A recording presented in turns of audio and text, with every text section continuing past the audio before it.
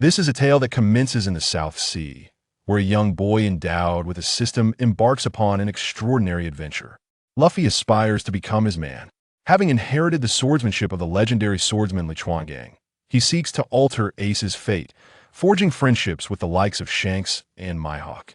Portgas D. Ryan, a descendant of the celestial dragons, willingly submits to be his servant. This man, through sheer will, reshapes the world's very landscape, igniting a crimson revolution within the realm of pirates. Chapter 1. At the outset, becoming Ace's cousin. In the year 1504 of the Sea Circle, in a quaint town on the island of Berdura in the South Sea, a slender youth with black hair, clad in tattered garments, rummages through a dilapidated garbage heap in search of something. Though still youthful, the boy's cherubic visage possesses a hint of charm. Were it not marred by the presence of acne, he would undoubtedly blossom into a handsome figure in the future. Ouch! It hurts so much to think my first objective in this pirate world is merely to survive, Ryan bellowed amidst the refuse. This marked the 7th day since Ryan's arrival in the pirate world. His full name is Portgas D. Ryan, and he is the cousin of Ace. He is the son of Portgas D. Luke, making Ryan the offspring of Portgas D. Foz, as an ardent fan of pirates, Ryan comprehends that he has traversed into the realm as Ace's cousin. The great pirate era has only recently commenced, and the world of pirates is in a tumultuous state. It is simultaneously the best of times and the worst of times. As a member of the Transmigration Legion, Ryan finds himself in a state of distress. While others possess the power to transcend the heavens and challenge deities, his primary goal has been reduced to mere survival. Indeed, his foremost objective is to remain alive. Contemplating the accident that brought him to the pirate world, an overwhelming sorrow envelopes Ryan. While watching the One Piece anime at home, his computer suddenly froze. In a frenzy, he pressed the shutdown button, only for a black hole to materialize on the screen, its formidable pull consuming Ryan's very soul. Thus, Ryan transitioned from Earth in the 21st century to this new world, proudly joining the ranks of the Transmigration Legion. And he did so with a system in tow. However, the system proved to be rather unhelpful for Ryan in his current state. He recalls the moment the system activated upon his arrival in this world. Ding! Detecting host parents have passed away, matching system template. The ultimate protagonist system is now activated. Congratulations, host has received a beginner's gift package. As the host of the ultimate protagonist system, you may acquire attribute points by defeating or eliminating opponents. Would you like to view the host's attribute panel? Open **** attribute panel ***. Current host attribute points 0. Host Portgas D. Ryan. Physique 4/1000 beginner. Martial arts 2 out of 1000 beginner. Swordsmanship 8 out of 1000 swordsman. Conqueror's Haki none. Armament Haki none. Observation Haki none. Devil Fruit ability none. Skills none. Remarks: attribute points can be acquired by defeating or eliminating others. Ding! Task issued. As the host is currently too weak. Task: survive in this world for 1 year. Upon surviving for a year, the task will be deemed successful, and the rewards will be viewable thereafter. Would you like to open the beginner's gift package? The system's mechanical voice inquired. Open the beginner's gift package, Ryan replied. The gift package contained the magnificent sword of the pirate King Joel D. Roger, named Ace, along with the accompanying sword technique, Chun. Does the system offer anything else? Perhaps the Conqueror's Haki? A Logia-type devil fruit? Nothing more, came the cold response. Ryan felt a chill in his heart. While the notion of limitless growth in attribute values sounded impressive, he currently possessed nothing, not even a semblance of strength. The beginner's gift package, while valuable, held little utility for Ryan at present. He dared not to wield it, fully aware of the adage that a man's guilt lies in possessing something precious. Thus, despite having a system, Ryan found it of little assistance in his diminished state. Acquiring attribute points necessitated the ability to defeat others. Who could an 8-year-old like Ryan possibly combat? Only the skill Chun held some promise, yet its application is limited. Only upon reaching the level of swordsman can it be utilized freely.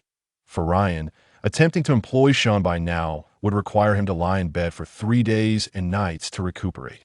Thus far, Ryan had bested 4 individuals at the orphanage, although he did not receive attribute point from one of them, as that individual was merely a 5-year-old child. This incident had led to Ryan being ridiculed multiple times by his peers at the orphanage. Ryan had managed to accumulate 30 attribute points, allocating 20 to his physique, raising it from 424. The remaining 10 points were dedicated to swordsmanship, enhancing it to 18. Ryan understood that a robust physique was fundamental. Only a powerful body could sustain superior martial and sword techniques. In the later stages, armament hockey would also necessitate physical support. Thus, he allocated 2/3 of his attribute points to his physique. Ryan, Uncle Carter has called us to gather. Hurry. A robust youth with green hair and clad in flip-flops shouted at him that I'm coming. The green-haired lad was named Bailey, a name that also serves as the currency in the pirate world. Those who inhabit the lower echelons of society, like Bailey's parents, hope for their son to amass vast wealth, thus naming him Bailey as a symbol of their aspirations for the future. Life at the bottom of society is fraught with challenges, yet it is also imbued with hope and dreams for a better world. Bailey is Ryan's closest friend in this realm, a truth Ryan discovered upon merging memories. Together, Ryan and Bailey arrived at a dilapidated house, small in size, yet currently brimming with people. The air within was thick with the stench of garbage and decay. However, none of those present felt even the slightest discomfort, for they had long since grown accustomed to it. All right, everyone is here now. I have good news to share. The Navy has come to our town, Marrowtown, to recruit. A man in his 50s, sporting a full beard, stood atop a table and announced to the crowd that that true, Uncle Carter. Does this mean we can finally have enough to eat? Joining the Navy means we'll have meat every day. Can we all go? A chorus of inquiries erupted from the crowd, directed at Carter. Enough with the noise. I have not yet finished speaking. What is with your impatience, you little rascals? It is as follows. Only individuals aged 12 and above are eligible to participate, and even then, selection is not guaranteed. Assess your own capabilities, for the Navy will send representatives to make their selections. Those chosen will attend a 7-day training camp with the Navy. Enduring this period will signify your acceptance. Do you all comprehend? Shall I reiterate? Concerned that some may not have understood, Carter stood atop the table, raising his voice to address the crowd. Ryan was aware that this was part of the Navy's expansion plan initiated to counter the burgeoning age of pirates, a period ushered in by the words of the pirate king, Joel D. Roger, why treasure? If you desire it, I can give it all to you. Go and seek it. Everything in this world is there. Currently, the Navy's existing forces were insufficient to contend with the ever-increasing number of pirates, prompting annual expansions. The time frame is set for 7 days from now. In the interim, everyone should prepare diligently. Meeting adjourned. Upon hearing this, the crowd dispersed, leaving Carter alone in the once crowded room. Ryan, wouldn't it be wonderful if we could join the Navy? Alas, we are too young. I am 9, and you are merely 8, but on their way home. The green-haired youth, Bailey, spoke to Ryan. Bailey, do you wish to enlist in the Navy? Indeed. I heard Uncle Carter mention that joining the Navy means having enough to eat and receiving salary. What a splendid arrangement. I have no desire to join the Navy, for my parents were slain by them. Ryan, having traversed into this world, retained all of the original Ryan's memories. Thus, he was acutely aware that his parents had met their demise at the hands of the Navy while they were pursuing Nico Robin. Following an investigation, the world government quickly learned that Roger had resided here for an extended period. Although they could not locate Robin, they ultimately discovered Ryan's family. They coerced Ryan's parents into revealing Robin's whereabouts. However, Ryan's parents steadfastly refused to disclose the location of their daughter, even under the threat of death. This led to their capture by the Navy, where they were tortured to death, leaving only Ryan to survive. Fortunately, at the tender age of 3, Ryan had been sent to the home of his father's close friend, Carter, thereby escaping a grim fate. Carter was a retired Navy officer who had been injured during battles with pirates and had since stepped down. After retiring, Carter took in numerous homeless orphans, which made Ryan feel secure under his care. What? Why do you never mention this before? Bailey exclaimed in shock. Because you never inquired, and frankly, it is not a pleasant subject, Ryan replied. What do you wish to do? Bailey asked. Ryan gazed up at the sky, murmuring, I aspire to become a pirate, journeying with the finest crew to experience the wonders of the world, savor all its culinary delights, drink the strongest spirits, woo the most enchanting maidens, and live as the freest person on earth. Bailey, will you join me? Ryan looked at Bailey earnestly. There was one thing Ryan had not revealed. Only by becoming a pirate could he seek vengeance for his parents.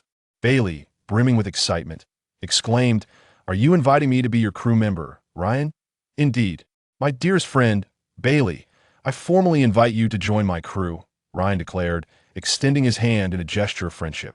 Bailey grasped Ryan's hand and proclaimed loudly, "I, Bailey, accept your invitation. Best friends, the finest crew members. How wonderful it is to know I hold such significance in your heart."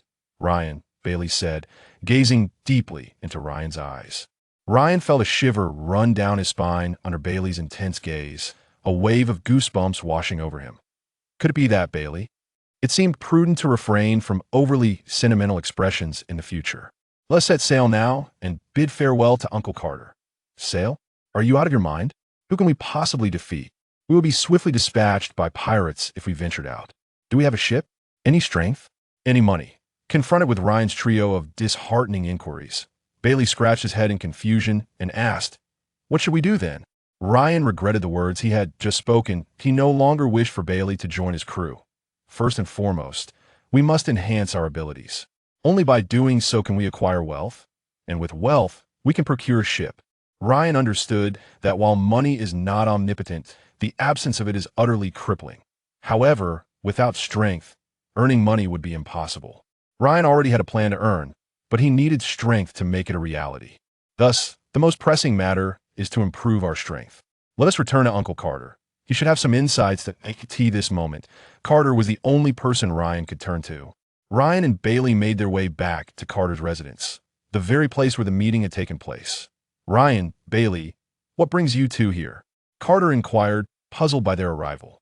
Fearing that Bailey might inadvertently divulge too much, as Carter was not particularly fond of pirates, Ryan quickly interjected, "I will explain, Uncle Carter. We wish to enhance our abilities. Do you have any recommendations for us?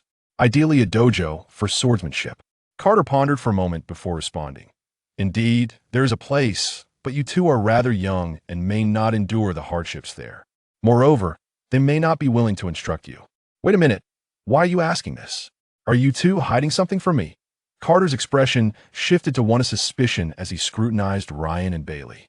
"We want to become pirates." Seeing that Bailey was about to let the cat out of the bag, Ryan swiftly smacked Bailey on the back to stop him, but "Ryan, why did you hit me?" "Oh, I noticed a mosquito on your back and was merely helping you." Ryan calmly brushed his hands together. Internally, he thought, "Thank goodness I reacted quickly. Otherwise, we would have been in trouble." Truly, nothing escapes Uncle Carter's attention. "The truth is, Uncle Carter, we will soon turn 12, and we've heard that the Navy selection process is quite rigorous. Therefore, we wish to spend these next few years honing our skills before attempting to join it." "I heard what you mentioned earlier, Uncle Carter." "I was listening intently," Ryan said playfully. Winking, Carter promptly delivered a light smack to Ryan's head. "You clever little rascal. I have an old friend who is truly remarkable. Instructing both of you would certainly pose no challenge for him, though he has been living in seclusion for many years. The real question lies in whether he would be willing to teach you." After a brief pause, Carter continued, "What the heck? I shall put my old face on the line. He should grant me some courtesy." "Uncle Carter, you must have quite the reputation. Who is this person you speak of? Is he truly formidable?" Ryan gazed at Carter with admiration. Carter burst into hearty laughter. "Of course. After all, he is a friend of your Uncle Carter. How could he be anything less?" Beside them, Bailey's expression was a tapestry of surprise, confusion, and sheer bewilderment. Why was Ryan suddenly lavishing praise on Uncle Carter? The Ryan of old would never have behaved in such a manner. Unbeknownst to Bailey, the present Ryan was a being transported from the 21st century Earth. Carter patted Ryan on the shoulder. "You needn't concern yourself with who he is. His identity must remain confidential. Just know that he is exceptionally skilled.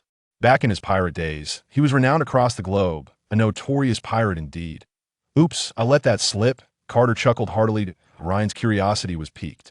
Who could this world-famous pirate have been? Wasn't Uncle Carter vehemently opposed to pirates? How could he possibly befriend one? Don't dwell on it too much. Come to my place tomorrow morning, and I'll take you both to see him.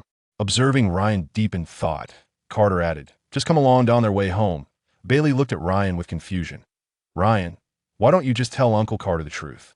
Ryan, with a serious demeanor, replied, "Bailey, You must understand that Uncle Carter was once a naval officer.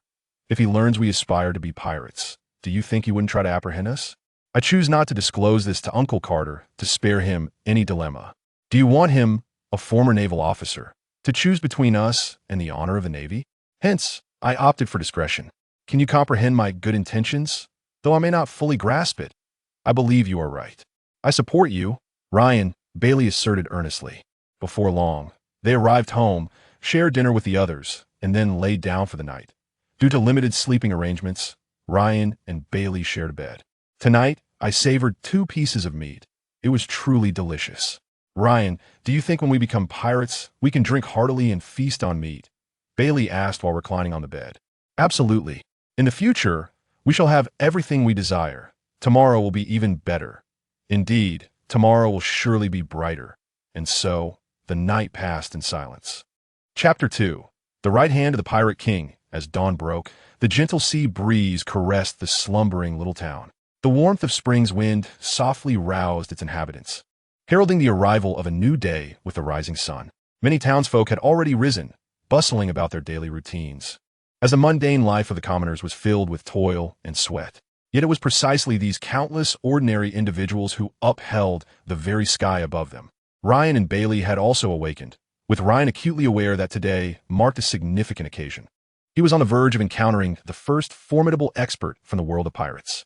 After finishing breakfast, Ryan and Bailey eagerly set off to Uncle Carter's residence. Today, Ryan had brought along the sword of the Pirate King, Roger Ace.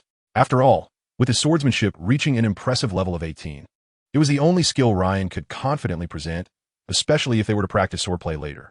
Wrapping Ace in cloth and securing it on his back, Ryan departed, believing that in this small corner of the South Blue, no one would recognize the sword, since the individual they were visiting was a friend of Uncle Carter. Ryan assumed there would be no ill intentions towards it. After all, this was Ryan's sole opportunity to engage in training. He had to seize it with all his might. Opportunities are reserved for those who are prepared. As they walked through the town streets, observing the busy figures of passers-by, Ryan found solace in this tranquil existence. People naturally thrive in a comfortable environment, and Ryan was no exception.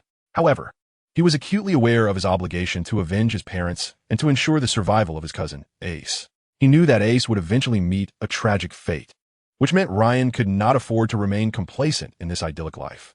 Ryan was fully cognizant of Ace's destiny in the pirate world. He would ultimately be captured by Blackbeard and taken to Impel Down, leading to a public execution at Marineford. The greatest war in the pirate world, the Paramount War, would erupt as a consequence, culminating in the deaths of Ace and Whitebeard, and the disbanding of the Whitebeard pirates. The Paramount War would commence in the year 1520 of the sea calendar, and presently, it was 1504. 16 years remained. As they continued, Bailey, brimming with curiosity, peppered Ryan with questions. Watching Bailey's exuberance, Ryan felt a spark of anticipation igniting within him. Children often compare those around them to others, and Ryan understood that true strength could effortlessly shatter mountains. Nevertheless, he found it hard to believe that such prowess could exist in a small town within the South Blue. Time seemed to fly by with Bailey's presence, a sentiment Ryan deeply resonated with. After approximately 2 hours of walking, the trio finally arrived in Cloud Town. Ryan and Bailey surveyed the unfamiliar surroundings. The streets were far less populated than those of Mellow Town, and the pedestrians seemed to be in a hurried rush. Ryan quizzically inquired of Carter, "Uncle Carter, why are there so few people here?" "That's because Cloud Town is near the sea," Carter explained. "Pirates frequently invade for plunder and supplies, prompting many residents to relocate towards our area. In this era of great pirates, it is always the common folk who suffer, as the interests of the nobility lead to their oppression. Ultimately, it is the ordinary citizens who bear the brunt of it all." Carter led the two down twisting alleys until they reached a house at the end of one of them. "Here we are, that's south the place. Bailey, go knock on the door." "Knock, knock, knock." After several firm raps, the door creaked open, revealing a robust middle-aged man wearing dark sunglasses. He appeared to be in his 50s, with long hair cascading down his shoulders, exuding a formidable aura rather than weakness. His attire and demeanor evoked the image of a notorious gang leader from Ryan's past life. Ryan felt an impulse to exclaim, "Boss, have you eaten?" Carter stepped forward to greet him. "Long time no see, Jabba." "Old Carter, you're quite the rarity. What brings you here? Speak plainly. What is the matter?" Jabba replied with an air of indifference. "Why the rush? Aren't you going to invite me in for a drink?" Jabba fixed his gaze on the trio for a moment before breaking into hearty laughter. Well then, let us go inside. It's been ages since I've had guests. We should enjoy a few drinks together. Bailey was bewildered, and Ryan was equally speechless. The name of this uncle was indeed intriguing, sharing the same name as the left hand of the Pirate King, Roger. As for whether this man was truly Jabba, Ryan had never entertained such a notion. For how could a legendary figure appear on a small island in the South Blue? Once in the living room, Jabba and Carter settled down with drinks, while Ryan and Bailey stood behind Carter. It's been far too long since I've shared a drink with someone. Drinking alone is simply no fun. One must indulge in merriment with companions, though I suppose you'll do for now. Carter, Jabba, chuckled heartily, clearly in high spirits. Now tell me, what brings you to seek my counsel? Do remember, I've retired. Let us avoid troublesome matters, Jabba urged. Carter hesitated momentarily before confessing. It's not anything grave. These two youngsters behind me wish to grow stronger. I'd like your assistance in finding them a teacher. You know my current situation. Teaching is out of the question, and I can't have active Navy personnel instruct them. That wouldn't comply with regulations. Thus I thought of you. Teach. Do you take me for some common man? You expect me to teach these two whelps? Besides, it's far too much trouble for my old bones to handle. Ryan glanced at Jabba's muscular build, thinking you could undoubtedly manage it. Bailey, however, was incensed. We're not mere children. We're strong. If you don't believe us, then face us in battle. We challenge you. Ryan internally groaned. You can challenge him, but don't drag me into this. I'd rather not risk my life against Jabba's muscles. Yet he voiced, Bailey has a point. If we're directly refused, it might seem inappropriate. Now that these two kids are challenging me, perhaps I can use this opportunity to tactfully decline. I, Spark Jabba, am truly a genius, he thought to himself. Very well, if you wish to challenge me, then come. I shall remain right here.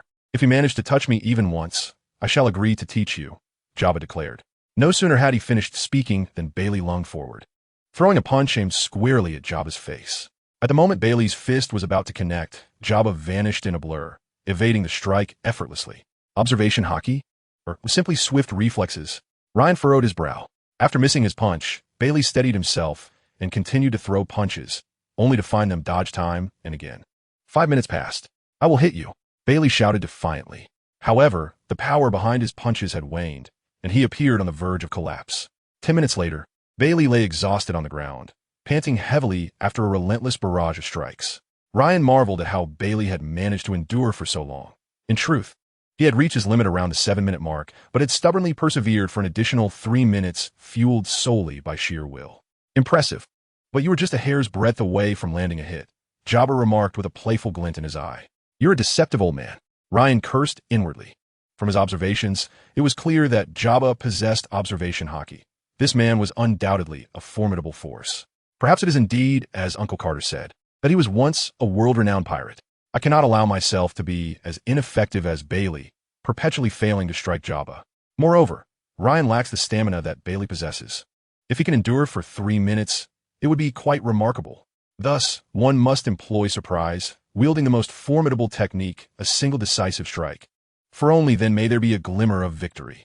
With this thought, Ryan slowly unsheathed Ace from behind him, positioning it before him. Oh, I didn't realize you were a swordsman, little one, Jabba teased. No, I am a swordsman, Ryan corrected, casting aside the tattered cloth that had enveloped Ace, revealing the true form of the unparalleled blade. Ace, divine escape. With a single strike, Ryan unleashed his attack. Ding! Host has defeated Sparky Jabba and gained attribute points. Echoed in Ryan's mind as he succumbed to unconsciousness after executing divine escape. A resounding clash reverberated through the air, akin to the sound of metal colliding, as Jabba's skin appeared to be shrouded in a layer of dark armor. Had Ryan remained conscious, he would have recognized it as hockey, an advanced technique. The blade had struck Jabba's chest, and due to Jabba's astonishment at Ryan's sword, Ace, and the technique known as divine escape, he was unable to evade in time, resulting in a tear in his clothing. However, Jabba, being who he is, instinctively utilized his hockey in the face of danger. Who is he? How does he possess the captain's sword and wield the captain's techniques? Jabba inquired urgently. Uncle Carter delivered a swift chop to Bailey's back, who was in a state of bewilderment, causing him to faint instantly. His name is Portgas D. Ryan, Lugio is his aunt, and Roger is his uncle. As for how he came to possess Roger's sword and techniques, I am at a loss. He was only 3 years old when his father brought him here. Well, since he is the captain's nephew and has just landed a hit on me, I shall not break my word. These two little ones will train by my side from now on. To wield the captain's sword at such a young age is quite remarkable. The other lad is not too shabby either. Accepting them will not be a loss for me. Sparky Jabba, a true genius indeed. How delightful. The captain's sword and techniques have found successors. Let us continue drinking. They should awaken soon. We shall discuss this matter upon their awakening, and we will drink until then. However, what Jabba was unaware of was that Ryan's use of Divine Escape would result in a 3-day unconsciousness. Chapter 3. Training with the Big Shots. 3 days after the duel, perhaps we should refrain from drinking any further. Jabba, Carter began to sway. Jabba lifted a large bowl, drinking heartily as he replied, "No way. I can still drink and fight on. I have promised to drink until that lad awakens, and I must uphold my word. Otherwise, where would my dignity lie? Uncle Carter, you must stop drinking. Quickly, help Ryan," Bailey exclaimed, his voice tinged with tears. "Stop your whining. The lad is merely exhausted. His current physical condition is too frail to withstand the will of Divine Escape. He should awaken soon. If he doesn't, I may not last much longer myself. Jabba, you keep drinking. I cannot continue." With a loud thud, Carter collapsed and immediately fell into a deep slumber, his flushed face betraying the revelry that had just occurred. 2 hours later, Ryan slowly opened his eyes, astonished at the severe consequences of forcibly exceeding his limits. He felt as though his body were in disarray, unable to muster even a trace of strength. "Water. I need to drink and eat. I am so hungry." For Ryan, who had not eaten for 3 days, his stomach felt ablaze. Upon hearing Ryan's voice, Bailey responded eagerly, "Ryan, you're awake. I was so worried about you. I will fetch you some food and drink right away." "Thank you, Bailey," Ryan replied with a faint smile.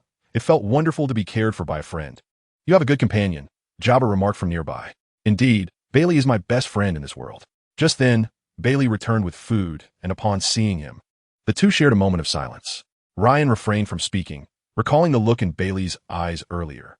Jabba, now assuming the role of their mentor, adopted a serious demeanor. Curiosity piqued, Bailey placed the food before Ryan and inquired, "What were you two discussing? Were you speaking ill of me? Old man, I know I lost to you, but next time I shall not be defeated." Ryan and Jabba burst into laughter.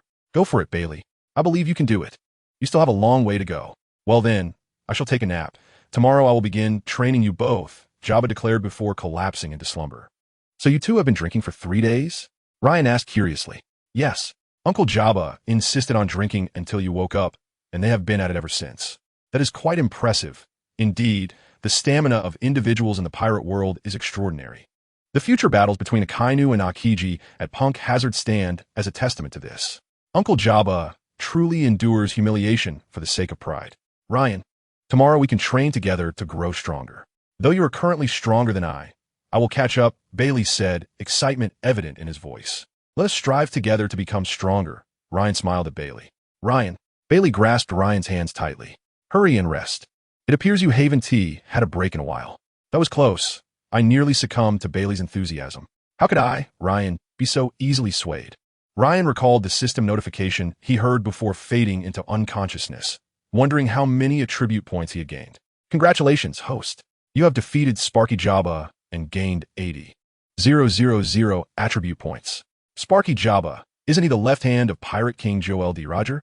No wonder he is so formidable. Had it not been for the system's confirmation, Ryan would scarcely believe that this man before him is indeed the legendary Jabba." Ryan swiftly opened the system panel. Attribute panel. Current host attribute points, 80,000. Host, Portgas D. Physical strength, 241,000. Beginner. Martial arts, 21,000. Beginner. Swordsmanship, 1,621,000. Swordsman. Using Divine Escape deepens understanding of swordsmanship and increases attribute points. Conqueror's Haki, none. Armament Haki, none. Observation Haki, none. Devil Fruit ability, none. Skills, Divine Escape. Weapon, Supreme Great Blade Ace. Unexpectedly, through a twist of fate, Ryan acquired 80,000 attribute points from Jabba. He felt an overwhelming sense of joy. This was truly a windfall. With such a substantial amount of attribute points, Ryan needed to carefully consider how to allocate them most effectively. First, he would enhance his physical strength. Second, he would invest in swordsmanship. Ryan realized that he was quite the swordsman himself, boasting an impressive starting attribute of 8 in swordsmanship, considerably higher than most, which served as his advantage. Having recognized the importance of amplifying one's strengths while avoiding weaknesses, Ryan understood the principle well.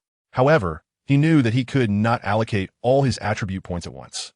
Firstly, such a sudden increase in power would appear unnatural and would be difficult to explain, particularly in front of Jabba. Secondly, a hasty enhancement would yield little benefit. He needed to consult someone like Jabba, who could provide invaluable advice. Thus, Ryan decided to reserve his attribute points until tomorrow for further guidance. Lost in thought, Ryan gradually drifted into slumber. The following afternoon, the sun shone brightly. Jabba, it settled in. You will train Ryan and Bailey for 3 years, and after that, I shall return to retrieve both of you, stated Carter. Leaning casually against the wall, Jabba replied, Rest assured, old Carter, I will take good care of them. I will take my leave now. Ryan, Bailey, make sure to study diligently under Jabba. Strive to become formidable individuals, Carter said while affectionately ruffling Bailey's hair. With a quivering voice, Bailey responded, Uncle Carter, I will miss you. Ryan patted his chest in assurance, declaring, Fear not, Uncle Carter, we will take good care of ourselves. You need not worry. As for Bailey, I shall keep a close watch to prevent any mischief. Well then, I shall take my leave, Carter stated, and with that, he strode out of the courtyard. At the corner of the alley, he paused, turning to wave and say, Give it your all. I believe you both will undoubtedly become exceptional members of the Navy. Hearing this, Bailey shouted, Uncle Carter, I will definitely work hard to become an outstanding Navy officer. Ryan interjected, But weren't we supposed to become pirates? Why are we now aiming to be in the Navy? Fortunately, Uncle Carter had already ventured far away. Otherwise, Ryan suspected that Carter would have returned to drag them both back for a stern lecture.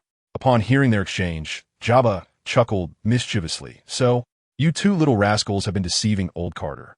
Care to share why you aspire to be pirates, Bailey? Having spent some time together, Jabba knew that extracting information from Ryan, the cunning little fox, would be quite a challenge. Bailey, on the other hand, was straightforward and would answer almost any question posed to him. As expected, when Jabba inquired, Bailey responded without hesitation.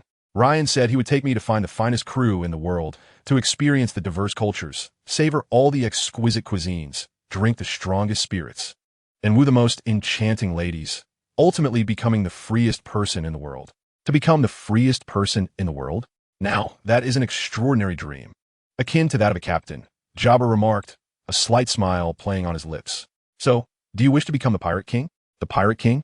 Ryan replied with a grin. I do not intend to become a pirate for the sake of attaining the title of Pirate King, but if, along the journey, I inadvertently become the Pirate King, that would be quite splendid. The essence of the journey lies not in the destination, but in the scenery along the way. The process is of utmost importance, not the outcome. Wouldn't you agree, Teacher Jabba? The journey's significance lies not in the destination, but in the scenery along the way. Jabba mused, savoring Ryan's words. Indeed, Ryan, you are correct. The process is what truly matters, not the result. I find myself reminiscing about the days spent adventuring with everyone. Jabba regarded Ryan with a thoughtful gaze. It was remarkable that such profound insights could come from an 8-year-old child. At that moment, Jabba realized that this mature 8-year-old would undoubtedly create tremendous waves across the seas in the future. With innate talent, Ryan filled Jabba with anticipation for the training that lay ahead. Come along to my room. I shall first explain the fundamentals to establish your training regimen, Jabba instructed, leading the way as Ryan and Bailey followed closely behind. Are you both aware of the different types of strong individuals at sea? Ryan responded, They're martial artists, swordsmen, hockey users, and devil fruit users, correct, Teacher Jabba?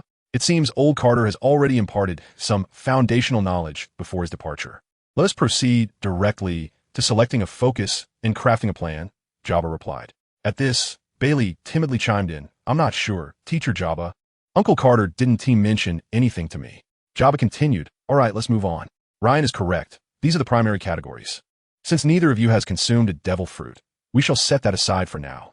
As for hockey training, you are both too young to focus on that presently. Foundational skills must take precedence. This leaves us with martial arts and swordsmanship. Each individual possesses unique talents. Some are better suited for martial arts, while others excel in swordsmanship. Given that human energy is finite, it is impossible to master everything simultaneously, so training requires a focus. Finding a training method that suits you will accelerate your progress significantly. For instance, I primarily focus on martial arts and hockey. Mastering each ability to its utmost can elevate you to the pinnacle of strength in the world. Ryan was aware of this, having observed that in the future, Luffy would primarily rely on his devil fruit powers, supplemented by martial arts and hockey. The three admirals of the Navy had all awakened their devil fruit powers, and Doflamingo had also reached a state of awakening. Had it not been for Luffy's overwhelming protagonist aura, he would not have prevailed.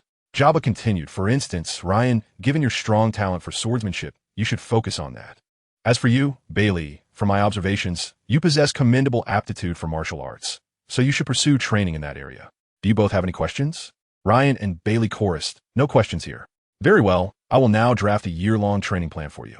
Ryan, you will train with me in martial arts every morning. In the mornings, you will run 10 laps around the town. As you grow accustomed, I will increase the laps and add weight. In the afternoons, you will work on conditioning your body, with a particular emphasis on arm strength, as a proficient swordsman must possess powerful arms to wield their sword effectively. In the evenings, you will practice basic sword techniques. While my knowledge of swordsmanship is limited, I do know that the fundamentals include thrusts, slashes, cuts, and sweeps. Once you solidify these basic skills, mastering advanced sword techniques will become significantly easier. Understood, Ryan affirmed. Ryan was already aware of this principle, having watched One Piece and noted that Mihawk's combat style was fundamentally based on basic attacks. However, at that time, Mihawk had reached a point of simplicity, while Ryan was still at the beginning of his journey. Jabba continued, Bailey, you will also train with me in martial arts every morning and run laps with Ryan in the morning. In the afternoons, you will also work on body conditioning, but you must ensure to exercise every part of your body comprehensively. In the evenings, I will provide one-on-one guidance for your martial arts training. Do you understand? Additionally, every 7 days, you will engage in sparring sessions so I can assess your progress. Based on your sparring results, I will adjust your training regimen accordingly. Whether you can persevere through this will depend on your own determination. Should you falter, you will simply return to Old Carter. Jabba's training plan was quite rigorous, leaving little room for rest apart from meals and sleep. Both Ryan and Bailey exchanged determined glances. Ryan, being 18 years old in reality, understood the truth that enduring hardship is essential for growth. Bailey, having grown accustomed to hardship from a young age, possessed strong willpower, as demonstrated by his previous breakthrough. Let us rest well today. Tomorrow marks the official commencement of your training. Tomorrow signifies hope in the future. The turning point in the destinies of Ryan and Bailey begins here. Chapter 4. The First Encounter with Shanks. From that moment on, Ryan, Bailey, and Jabba embarked on a life filled with joy and happiness, though this joy was solely experienced by Jabba. Each day was spent indulging in small libations while guiding the training of the two younger companions. The sheer delight of mentoring promising Prod GS was a simple pleasure that most could not fathom, especially when the apprentices were those deemed to possess monstrous potential. If they failed to perform adequately, the one who lost in their sparring matches would be obligated to fetch drinks for Jabba for the ensuing 7 days. Thus, Bailey had unwittingly become a VIP patron of the Leaf Tavern. Time, steeped in such fulfilling pursuits, always seemed to slip away swiftly. A year later, Ryan found himself in a rush, for his goals for the day remained unfulfilled. Maintain your stance, yes, just like that. You little rascal, you've faltered again, Jabba chided, his iron fist swiftly descending upon Ryan's head. Such moments were merely fleeting interludes amidst a year of rigorous training. It was a form of affection from the mentor, albeit one that felt rather burdensome. Why can't I ever evade it? Jabba-sensei's punches are simply too elusive, just when I think I've avoided one. I find myself struck the next instant, Ryan grumbled in frustration. Jabba erupted in hearty laughter, proclaiming, "This is the love of a teacher. How could you possibly evade it?"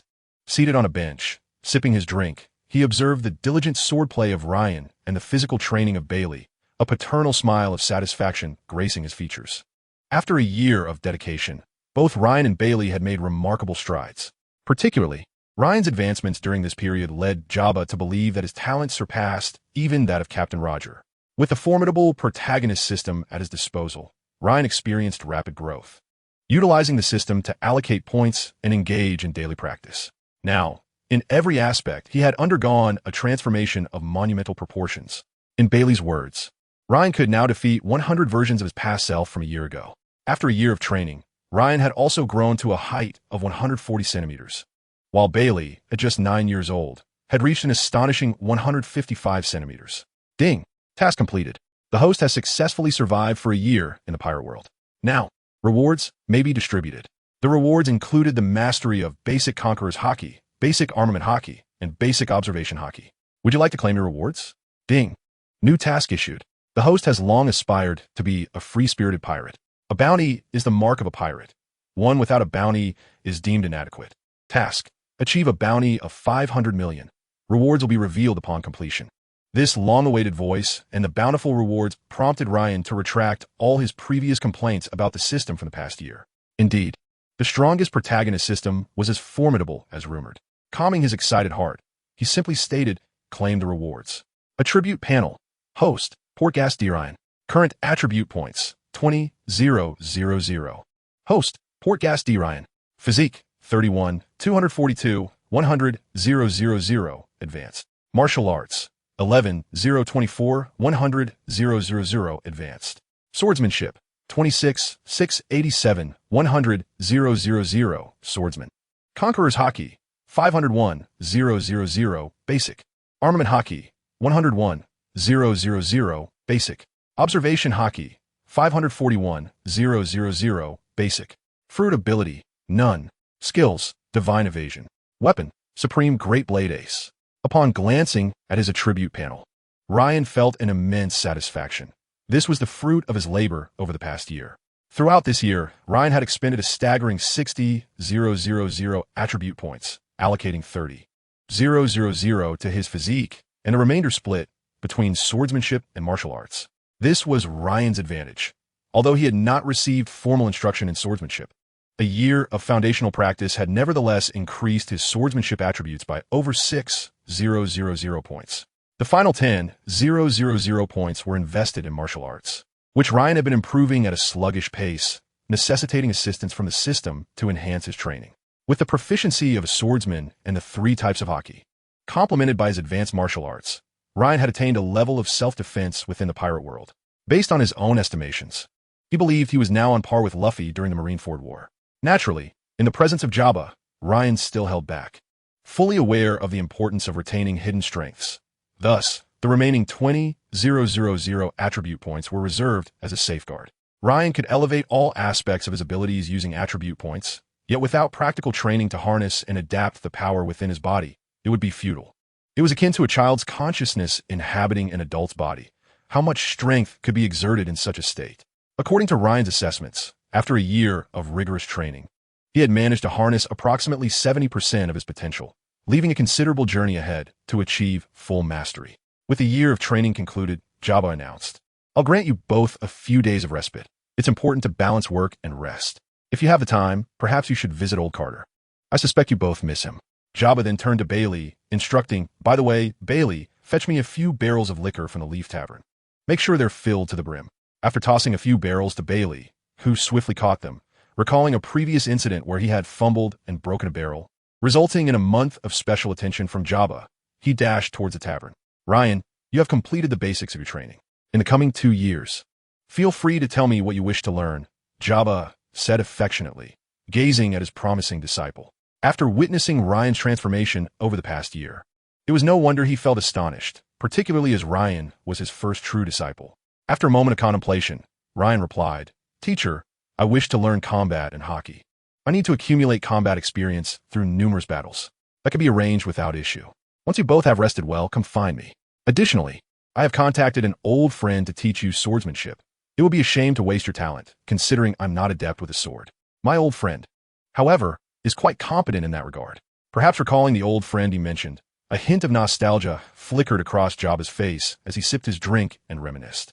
Hearing this piqued Ryan's curiosity about Jabba's old acquaintance. He had previously learned through conversation that Jabba was the right-hand man of Pirate King Roger. Few could be deemed exceptional enough to earn such a title from him. Rayleigh, the Dark King? Unlikely. Since retiring, Rayleigh had become reclusive, spending his days gambling and selling himself on Sabedi Archipelago. Shanks? It doesn't seem likely either. While Shanks possessed formidable swordsmanship, he would not refer to him as an old friend, considering the generational gap. Noticing Ryan deep in thought, Jabba remarked with mild annoyance, "Stop pondering. You'll find out soon enough. Come, join me for a drink." He placed a bowl before Ryan and filled it generously with liquor. "Well, every time you speak, teacher, you tend to leave things half-finished, which is rather unhelpful," Ryan remarked gravely, taking a hearty swig from the bowl before him. Over the course of the past year spent training with Jabba, both Ryan and Bailey had developed a taste for alcohol. Jabba believed that drinking alone lacked charm. Thus, he often insisted on having them join him. As a result, Ryan found himself falling in love with the drink, subtly veering towards the path of an alcoholic. As Ryan sipped his drink, he listened to Jabba regale tales of his past adventures with the Raja pirates. More specifically, he was treated to Jabba's boastful accounts of how he wielded 2 axes, cleaving his way from Southgate to East Punlai Road. After a while, noticing that Bailey had yet to return with the drinks, Jabba furrowed his brow slightly. Bailey hasn't returned yet. He must have been delayed by something. Ryan, could you go check at the Laifu Tavern? All right, I shall return shortly. With that, Ryan dashed off towards the Laifu Tavern, a bar owned by a retired pirate who had returned from the Grand Line. In the world of pirates, not everyone could run a tavern. Without a certain level of strength, trouble often brewed within, as inebriated patrons could easily spark chaos. Ryan learned this through Jabba's stories, with the most memorable being about the shady bar run by Shirley in the Sabedi archipelago. Upon arriving at the tavern, Ryan was greeted by the sight of Bailey, surrounded by a group of armed individuals, their attire suggesting they were pirates replenishing supplies from Yunlai town. The leader was brandishing a sword, poised to strike Bailey, who could do little more than raise his hands defensively. If left unchecked, the ensuing scene would undoubtedly result in Bailey losing his hands, and with them, his chance to grow stronger. Bailey, Ryan shouted. In that moment of crisis, Ryan unleashed his conqueror's haki, sending it towards the group of pirates. Simultaneously, a sword materialized before Bailey's hands, intercepting the descending blade with unwavering resolve. Instantly, most of the pirates, along with patrons in the tavern, succumbed to the overwhelming pressure and collapsed to the ground. Seeing that Bailey was unharmed, Ryan appeared right in front of him, steadying the bewildered youth. Are you all right, Bailey? Upon recognizing Ryan, Bailey's expression shifted to one of relief. I'm fine. Quite all right, he replied, raising his hands in reassurance. Witnessing Bailey's carefree demeanor eased Ryan's anxious heart. After all, Bailey was the closest person to him in this world. They were of similar age and both orphans, having grown up together. Essentially, they were inseparable. Such a young man, awakening Conqueror's haki, is truly impressive, came a voice from nearby, belonging to the very individual who had just saved Bailey. The newcomer appeared to be in his 20s, adorned with a yellow straw hat, a beige long-sleeve shirt, and a black cloak paired with colorful shorts. His height and build were unremarkable, but his striking red hair stood out distinctly. His eyes scrutinized Ryan intently. Ryan expressed his gratitude. Thank you for your timely intervention. I extend my thanks on behalf of Bailey. The newcomer seemed vaguely familiar, prompting Ryan to inquire. May I ask who you are? At this, the crowd erupted in jeers. The captain is so unknown. He's being looked down upon, exclaimed a rotund fellow, clutching a chicken leg. Indeed, he is being disdained, echoed another. Upon turning to face the source of the ridicule, Ryan's eyes widened in realization. The white-haired figure nonchalantly observing the scene, while smoking, was none other than Ben Beckman. The chubby man with the chicken leg was none other than Lucky Roo. The one drinking and glancing over was Usopp's father, a sniper of the red-haired pirates. Scanning the area, Ryan noted that most of the high-ranking members of the future red-haired pirates were present, including the bald monkey-like figure, Ben Beckman, and others. Being scrutinized by all the senior officers of what would one day become one of the 4 emperors was intimidating, despite the absence of malice in their gazes. The red-haired youth before him was none other than Shanks, who at this time bore no scars across his eyes. Observing their laughter, Shanks chuckled. Come now, I am your captain. Could you not afford me a bit of dignity in front of outsiders? Ryan sheepishly replied, I apologize. I have had little exposure to the outside world and was unaware of your esteemed reputation. Ah, the captain is quite impressive, another voice chimed in. Even a young man who has awakened Conqueror's haki must show respect to the captain. Shanks declared jovially, then it's settled. In honor of this young man and his friend, we shall host a feast today. Shanks threw an arm around Ryan's shoulder, radiating joy. Ryan, feeling somewhat tongue-tied, thought, clearly, you are the one eager for a feast. You've seen through me, haven't you? Ha! Bartender, bring forth the drinks. We are having a feast. With Shanks's proclamation, a variety of fine foods and drinks began to fill the tables. Before we commence the feast, I have some matters to attend to. What matters? Ryan asked, just as he approached the fallen pirates, picking up a sword and swiftly stabbing it into their hearts with precise, unwavering hands. Each blow was consistent, striking the heart with identical wounds. Once finished, he casually discarded the sword and turned to the tavern owner, Laifu, saying, Uncle Laifu, please take care of these individuals. Before returning to the table. Congratulations, host has slain Bellis, earning 2,000 attribute points. Witnessing this scene, the entire red-haired pirate's crew fell into stunned silence. This child was astonishingly decisive. Yet, none dared to question Ryan's actions, as these pirates had nearly harmed his friend Bailey. Their demise was merely a consequence of their inadequacy and strength, a fate shared by countless pirates lost to the sea. Curious, Shanks inquired, "Why did you feel the need to eliminate them all?" Ryan answered calmly, "Once they become enemies, they must be dealt with. While I am not afraid of retaliation, my friends and family lack the strength to protect themselves. It is prudent to eradicate danger before it takes root." At this, Shanks and Ben Beckman exchanged a grave glance, recognizing the weight of Ryan's words. A young man so resolute, with exceptional strength and abundant talent, promised a future beyond imagination. Shanks resumed, "Now that matters are settled, let's drink." The group began to indulge in hearty laughter, drinking deeply and feasting, as Shanks learned that Ryan was merely 9 years old, prompting him to express astonishment. Ryan, in turn, discovered that Shanks had come to the South Blue to visit an elder, and it dawned on him that Shanks was indeed seeking Jabba, explaining his presence here.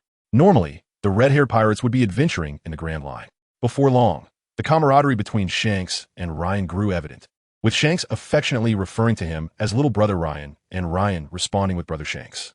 As the two individuals sipped their drinks, they leaned against each other as shoulders, sharing a camaraderie that felt as if they had known each other for ages. Their conversation meandered through dreams and aspirations, with faint whispers of freedom, adventure, and a legendary title of Pirate King punctuating their dialogue. Lain held a deep respect for Shanks, whose formidable prowess was matched only by his humility and charismatic presence. Shanks' dream was to revel in joyous feasts with friends, embodying the happiest of pirates as he inherited Roger's will and endeavored to become the Pirate King. At this moment, Shanks had yet to transform into the future Yonko, who would tirelessly navigate the turbulent seas, sacrificing an arm for the balance of the new era. Watching the carefree Shanks indulge in his drink, Lain pondered what tribulations the future would hold for him, leading him to relinquish his own ambitions of becoming Pirate King in favor of placing his hopes on Luffy. Noticing Lain's gaze, Shanks burst into laughter. "Why are you staring at me? Drink up. Look, I've downed 78 bottles while you've barely finished 4. You're too slow. You owe me a penalty drink." Before them sat a boy not yet 10, brimming with potential and ambition, reminiscent of a newborn sun radiating hope. "Lain, Bailey, Jabba, what brings you here?" Lain and Bailey exclaimed in unison. As familiar voices echoed, the trio turned towards the entrance of the tavern. Jabba, donned in dark sunglasses, stormed in, visibly agitated. "You two have been out for ages without a word. Did you not consider that your mentor was worried? And to drink without inviting me is simply unacceptable." The tormentor was one Jabba had learned from Lain. With a couple of light thuds, both Lain and Bailey found themselves with bumps on their heads. Shanks observed Jabba with a soft smile. "Long time no see, Jabba." Jabba looked at Shanks and the straw hat perched upon his head. "Have you grown up, you little rascal?" With a swift motion, he snatched the straw hat from Shanks and placed it on his own head before playfully punching Shanks on the head. "Drinking with my 2 disciples without me? What a shame." Shanks sighed in resignation. "You're still as spirited as ever, Jabba."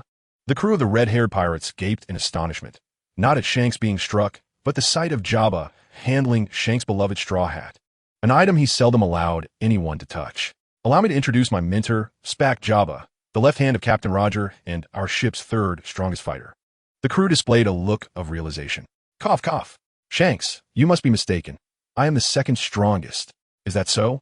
"Indeed. Regardless, Jabba, let us celebrate together," Shanks exclaimed, reclaiming his straw hat and pulling Jabba down to sit with him. Thus unfolded a unique feast at the Leaf Tavern, filled with laughter and merriment, oblivious to the recent demise of several pirates. The following day, at the Leaf Tavern, a group gathered to drink and converse. "Did you hear? A significant event occurred here yesterday afternoon," a rotund man whispered conspiratorially, covering his mouth. "What event? Don't keep me in suspense," inquired a nearby, thin man. "Have you heard of the Berries pirate crew? Yesterday, their captain, Berries, along with several crew members, was slain by 2 boys around 10 years old." "You mean the Berries we know?" "Indeed, the very same Berries, with a bounty of 5 million berries. This is exclusive information from a friend of mine at the tavern, so keep it under wraps. I've heard the Navy has been trying to capture him for some time. Who would have thought he'd fall here? Who are those 2 boys? Rest assured, I won't speak of this to anyone." Once the stout man departed, the thin man approached another group, whispering, "Did you hear? A significant event occurred here yesterday afternoon." Within days, news spread throughout Yunlai town. the captain of the Burry's pirate crew, whose bounty was set at 5 million, had perished alongside several key crew members at a tavern named Leaf. Sources revealed that the assailants were mere children. For Lain, these tales held little significance. As he lay breathless on the ground, "Are we still going?" Shanks, adorned with a straw hat, chuckled at Lain. Lain gazed helplessly at the sky. Since challenging the red-haired pirates days ago, he had been on the receiving end of relentless beatings. Shanks, in particular, had bested him time and again, leaving him without a semblance of counterattack. Shanks' mastery in swordsmanship, hockey, physical prowess, and combat experience far surpassed Lain's, rendering him a significantly stronger version of Lain. To put it succinctly, if Lain were at level 1, Shanks was likely around level 3. Lain had initially believed that Shanks, not yet a Yonko, would not possess such strength. However, his first-hand experience in battle unveiled the folly of his assumptions. Though Shanks had not yet reached his peak, he was undoubtedly near it, particularly with both arms intact. Those who assert that losing an arm has little impact on a warrior are gravely mistaken. One need only look to the notorious Captain Shiki, whose severed legs diminished his legendary swordsmanship. Once celebrated alongside Roger and Whitebeard, Shiki was ultimately defeated by Luffy, who had yet to master hockey. While Luffy's protagonist aura played a part, it is undeniable that Shiki's incapacitation greatly weakened him. In later years, Shanks would lose his left arm, a critical loss for a left-handed swordsman, yet he still managed to maintain his position among the Yonko, underscoring his unparalleled strength. The influence of an arm on a swordsman is profound. The power wielded with both hands far exceeds that of a single hand. Lain believed that had Shanks not lost his arm, he would have undoubtedly been the strongest among the Yonko. A swordsman of Shanks' caliber, combined with his innate conqueror's hockey, would yield tremendous offensive capabilities, especially considering he had not consumed a devil fruit, leaving him with no discernible weaknesses. Lain waved his hand dismissively. "No more fighting for now. Let our next duel await the future. When I feel prepared, I shall challenge you again." Lain had originally hoped to accrue attribute points from the red-haired pirates, but was left sorely disappointed. Despite exerting his utmost efforts, he found himself unable to best Beckman, who was only slightly weaker than Shanks. Others in the crew could engage in back-and-forth exchanges, yet they remained elusive to defeat. To conquer them, Lain needed to attain complete mastery over his own powers. After several days of training, Lain's control had improved from 70% to 75%, marking a modest increase. Nonetheless, he had not returned empty-handed. He had triumphed over one individual, Jesus Burgess, who had bestowed upon him 20,000 attribute points. Their battle had proven to be quite engaging, as Jesus Burgess, being a sniper, lacked prowess in close combat. Thus, at the outset, a distance was established between Ryan and Jesusburg. Ryan found it quite straightforward to deal with Jesusburg, employing swordsmanship of a masterful caliber to execute swift aerial strikes. Rapidly advancing to Jesusburg's vicinity and concluding the skirmish with a single, deft maneuver. Of course, Ryan did not perceive Jesusburg as weak. After all, how could a senior officer of the red-haired pirates be anything but formidable? However, direct confrontation was decidedly unkind to a sniper, whose battlefield thrives not in close-quarters combat, but in the realm of long-range strikes and lethal precision. After all, Jesusburg was not a close-combat marksman like Ben Beckman. Indeed, Ben Beckman was a rarity in the pirate world, a close-range sharpshooter whose exceptional physical prowess, coupled with mastery of the 3 types of hockey and his firearm, solidified his position as the most formidable vice-captain among the 4 emperors. Observing this scene, Jabba erupted in hearty laughter. "Ryan, you are still young, with my guidance. In a few years, you shall be able to defeat that little brat Shanks." Beside him, Bailey, upon hearing this, excitedly chimed in, "Master Jabba, what about me? Do you think I will be able to triumph over Ryan and Brother Shanks in a few years?" Witnessing Bailey's enthusiasm, Jabba doused the excitement with cold reality. "If all goes as expected, perhaps in 100 years, you might have a chance to surpass both of them. But what?" Jabba stroked his chin thoughtfully. "If you encounter certain fortuitous opportunities, perhaps within your lifetime, you might stand a chance at victory. For instance, discovering a devil fruit that suits you perfectly or experiencing some other extraordinary adventure." Shanks, also present, concurred. "Indeed, the world is vast. There are bound to be treasures and methods that can enhance one's strength." Raki and Jesusburg began to cheer. "Go for it, Bailey. I have faith in you, Bailey. Defeat that arrogant little Ryan." Ryan, exasperated, thought to himself, "It was you who instigated me first." It seemed that after being bested by them during their sparring sessions, he often faced their ridicule. Consequently, every time Ryan encountered them, he would assert, "I am already 9 years old. Why am I so weak?" If I cannot even defeat you, I must strive harder to conquer you before I turn 10. Thus, amidst the playful rivalry between Ryan and the officers of the red-haired pirates over the past few days, a bond had swiftly blossomed. Though unspoken, the members of the red-haired pirates harbored a fondness for this somewhat arrogant young lad. Suddenly, Shanks approached Jabba and expressed, "Jabba, I am grateful for your hospitality these past few days. We must now take our leave. With Captain Roger's sword entrusted to Ryan, I am at ease. It is no dishonor to this blade." With a grand gesture, Shanks declared, "Let us set forth, young ones, to the new world, where we shall stir up a tempest. Follow your captain and challenge Whitebeard." The red-haired pirates are on the move. The group marched towards the harbor with great fanfare, while Shanks' crew remained behind. As they walked, Shanks suddenly halted, contemplating the still somewhat youthful Ryan before saying, "Ryan, what do you think of my straw hat?" Upon hearing this, Ryan was taken aback, pondering Shanks' intentions. Did he perceive him as the future Monkey D. Luffy? Had he known, he would not have boasted so freely before Shanks. After a moment of reflection, Ryan looked at Shanks with a serious demeanor and declared, "What I desire, I shall obtain for myself." Hearing this, Shanks momentarily faltered before bursting into laughter. "I underestimated you, and you must not lose to anyone else before I defeat you. Otherwise, I would lose face. Wait for me to conquer you in the new world," Ryan proclaimed loudly to the red-haired pirates before Shanks adjusted his straw hat. "Is this a challenge?" Shanks queried, intrigued. "No, this is our pact. I shall not be defeated by others before I encounter you," Ryan stated earnestly, extending his pinky towards Shanks. Though puzzled, Shanks reciprocated, intertwining their pinkies in a firm grip.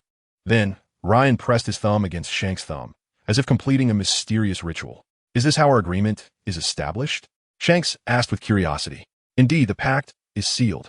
Shanks turned to his crew, exclaiming, "Listen well, my young ones. Do not let Ryan look down upon you, for as your captain, I would lose face." "Captain, you already have no face," came a jovial response. "Ha ha ha, onward we sail." Thus, a new pirate crew emerged in a new world, with Captain Shanks desiring respect from all. And it was said that those who dared to disrespect him would meet a grim fate. Moments later, Ryan and his two companions bid farewell to the red-haired pirates, watching as Shanks and his crew departed. Gazing out at the boundless sea, Ryan felt an overwhelming urge to venture forth. Jabba, observing Ryan's expression, seemed to understand his thoughts, and with a gentle smile remarked, "At your current age and strength, it is too early for you to set sail. You must first complete your training under my tutelage before braving the seas. Otherwise, you may easily lose your life." "Understand," Ryan replied, grasping Bailey's hand. "Let us visit Uncle Carter. We shall commence the second phase of our training tomorrow." "Very well, go ahead." Ryan and Bailey pushed open the familiar, dilapidated door and called out, "Uncle Carter, we have returned to visit you." Carter, resting in his room, emerged upon hearing their voices and instantly enveloped them in a warm embrace. "You two have grown taller." Seeing Ryan and Bailey after a year apart filled Carter with joy, for he had raised them both. However, suddenly realizing something, Carter exclaimed, "Wait, are you two not training with Jabba? Why have you returned? Did you find it too arduous and get sent back?" Bailey quickly explained, "Actually, we have completed the first phase of our training, and now we are preparing to begin the second phase, so Master Jabba granted us a break." "Ah, now I see. I misjudged you both." Carter gestured for them to sit down. "Now, tell me about what you learned from Jabba. I can sense that both of you have grown stronger, especially you, Ryan." The three conversed late into the evening, their reunion igniting a spark of camaraderie. Perhaps it was due to their long separation. But Carter and Bailey seemed to have endless topics to discuss. As darkness fell, Carter suggested, "It is late. You two should stay here for dinner. You can return to Jabba in the morning. You won't mind. Your old beds and rooms are still available." Ryan pondered for a moment before responding, "Sure. It has been a while since I savored Uncle Carter's cooking. I miss it." After their meal, Ryan and Bailey lay in bed, reflecting on the whirlwind of events that had transpired. From inexplicably traversing into the pirate world to befriending significant figures like Jabba and Shanks, Ryan realized that since he had arrived in this world, he must leave his mark and create his own legend. After all, he aspired to be the strongest protagonist. The following morning, Ryan and Bailey returned to Jabba's residence in Yunlai Town, only to be met with a scene that left them utterly astonished. Jabba was engaged in a fierce melee with a bespectacled gentleman in the courtyard. Ryan stared incredulously at the man sparring with Jabba, exclaiming, "Silver's Rayleigh?" Upon hearing Ryan's voice, both Jabba and Rayleigh paused and turned to look. Especially, Rayleigh's gaze was fixed intently on Ryan, as if he were attempting to peer into his very soul. Sensing the awkward atmosphere, Jabba interjected, "Ahem, Ryan, Allow me to introduce you to the swordsmanship instructor I found for you. It seems you're already acquainted. Rai responded. Shanks previously spoke of Rayleigh Senpai's reputation. Upon witnessing his prowess, I could surmise the connection. Oh, is that so? I had presumed you two were already familiar. Rayleigh remarked with a demeanor of elegance. We are indeed acquainted. He even held you as a child. I recall you trailing behind Roger and Rouge as a mere little one. Rayleigh stated casually. Is that true? Ryan exclaimed. Indeed, Rayleigh confirmed. Upon hearing this, Ryan joyfully clung to Rayleigh's leg, exclaiming, with such a connection, Rayleigh Senpai, you must teach me the art of swordsmanship. My innate talent for the sword is exceptional. Ryan recognized that Rayleigh was not only a formidable swordsman, but also an exceptional mentor. The rapid growth of Luffy in later years was closely tied to the 2 years of guidance he received from Rayleigh. Some strong individuals, while formidable themselves, do not possess the ability to teach others. The pirate world offers 2 vivid examples. One is the Navy's Zephyr, who, despite his own strength, cultivated even greater talents in his students. The other is the notorious Whitebeard, who, despite being the strongest in the world, lacked the ability to instruct others effectively. The captains of the Whitebeard pirates, though talented in their own right, nature types, mythical zoans, were unable to produce anyone capable of commanding respect. This may also be attributed to Whitebeard's protective nature towards his sons. Therefore, with a commendable teacher at his disposal, Ryan would not let this opportunity slip by. Observing Ryan's enthusiasm, Rayleigh couldn't help but feel exasperated and turned to Jabba, the third in command aboard the ship, and chastised. Look what you've done, Jabba. Such a fine talent. And you've molded him into this. Ryan regarded Jabba with a skeptical expression, as if prolonged exposure to him had thickened his skin.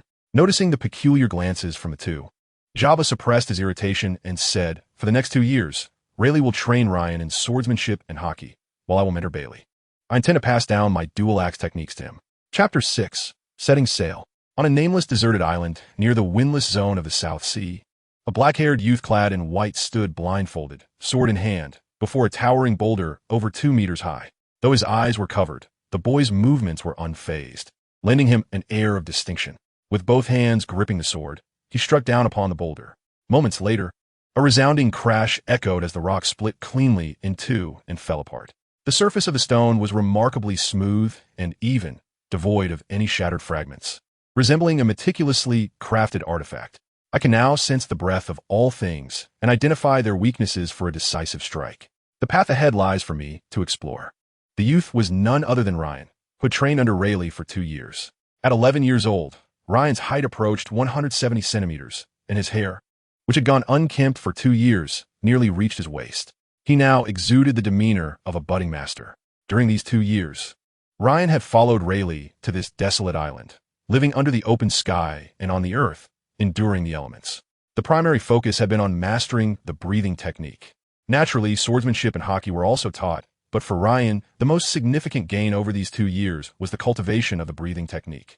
Rooted in the observation of all things through Kinbunchika hockey, this technique allowed one to perceive the breath of the world, and with advanced practice, even to listen to the voices of all things. Currently, within the realm of One Piece, only a handful could achieve this. One was the aloof, red-haired Shanks, who could hear the deepest thoughts of others. Another was the mermaid Princess Shirahoshi, and a little girl from Skypiea, born with Kinbunchika hockey. Lastly, there was the Pirate King, Gold, Roger, who could hear the voices of all existence. The former two possessed innate gifts, while the latter achieved such prowess through diligent practice of the breathing technique. When Rayleigh imparted this technique to Ryan, he treasured it immensely. After 2 years of training, he had finally succeeded, able to simply sense the breath of all things and identify openings through this breathing method. This greatly enhanced his swordsmanship, allowing him to pinpoint weaknesses in his opponents for a lethal strike. Seeing Ryan's progress, Rayleigh felt a sense of satisfaction, proud of his prodigy. Ryan, you have mastered what I taught you. There is little more I can impart. You may return now. Upon hearing he could return, even the normally composed Ryan couldn't help but be overwhelmed with emotion. 2 years. Do you know how I have endured these 2 years? As a well-rounded young man of the 21st century, Ryan had not encountered another living soul during this time, spending his days training and battling the ferocious beasts of the island. Glancing at the smiling Rayleigh, Ryan inquired, how do I get back? Rayleigh pointed towards the sea. 3 days from now, at the port of the Lafitte Tavern in Cloudtown on Battle Island, a boy seeking refuge stepped through the doors of the Lafitte Tavern, and upon witnessing this scene, Someone laughed heartily. What? Is everyone now welcome to drink? Without uttering a word, the boy exuded an inexplicable aura. The very person who had just mocked him suddenly felt as if a beast had fixed its gaze upon him, an imminent sense of dread washing over him, causing him to break into a cold sweat and fall silent. Many others nearby also erupted into laughter. The boy found an empty seat within the tavern, and those around him promptly vacated, likely unwilling to associate with a beggar.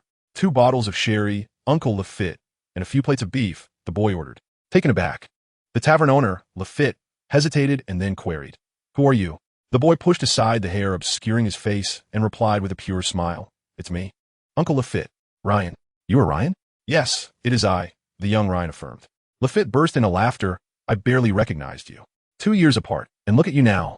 Words failed to encapsulate the experience. The group that had mocked Ryan earlier held their breath upon hearing his exchange with the tavern owner. They recognized the name Ryan, recalling how, 2 years prior, a boy named Ryan had single-handedly annihilated the Berries pirates. The atmosphere in the tavern turned oddly tense, the only sounds being Ryan's consumption of food and drink. After finishing, Ryan exited the tavern.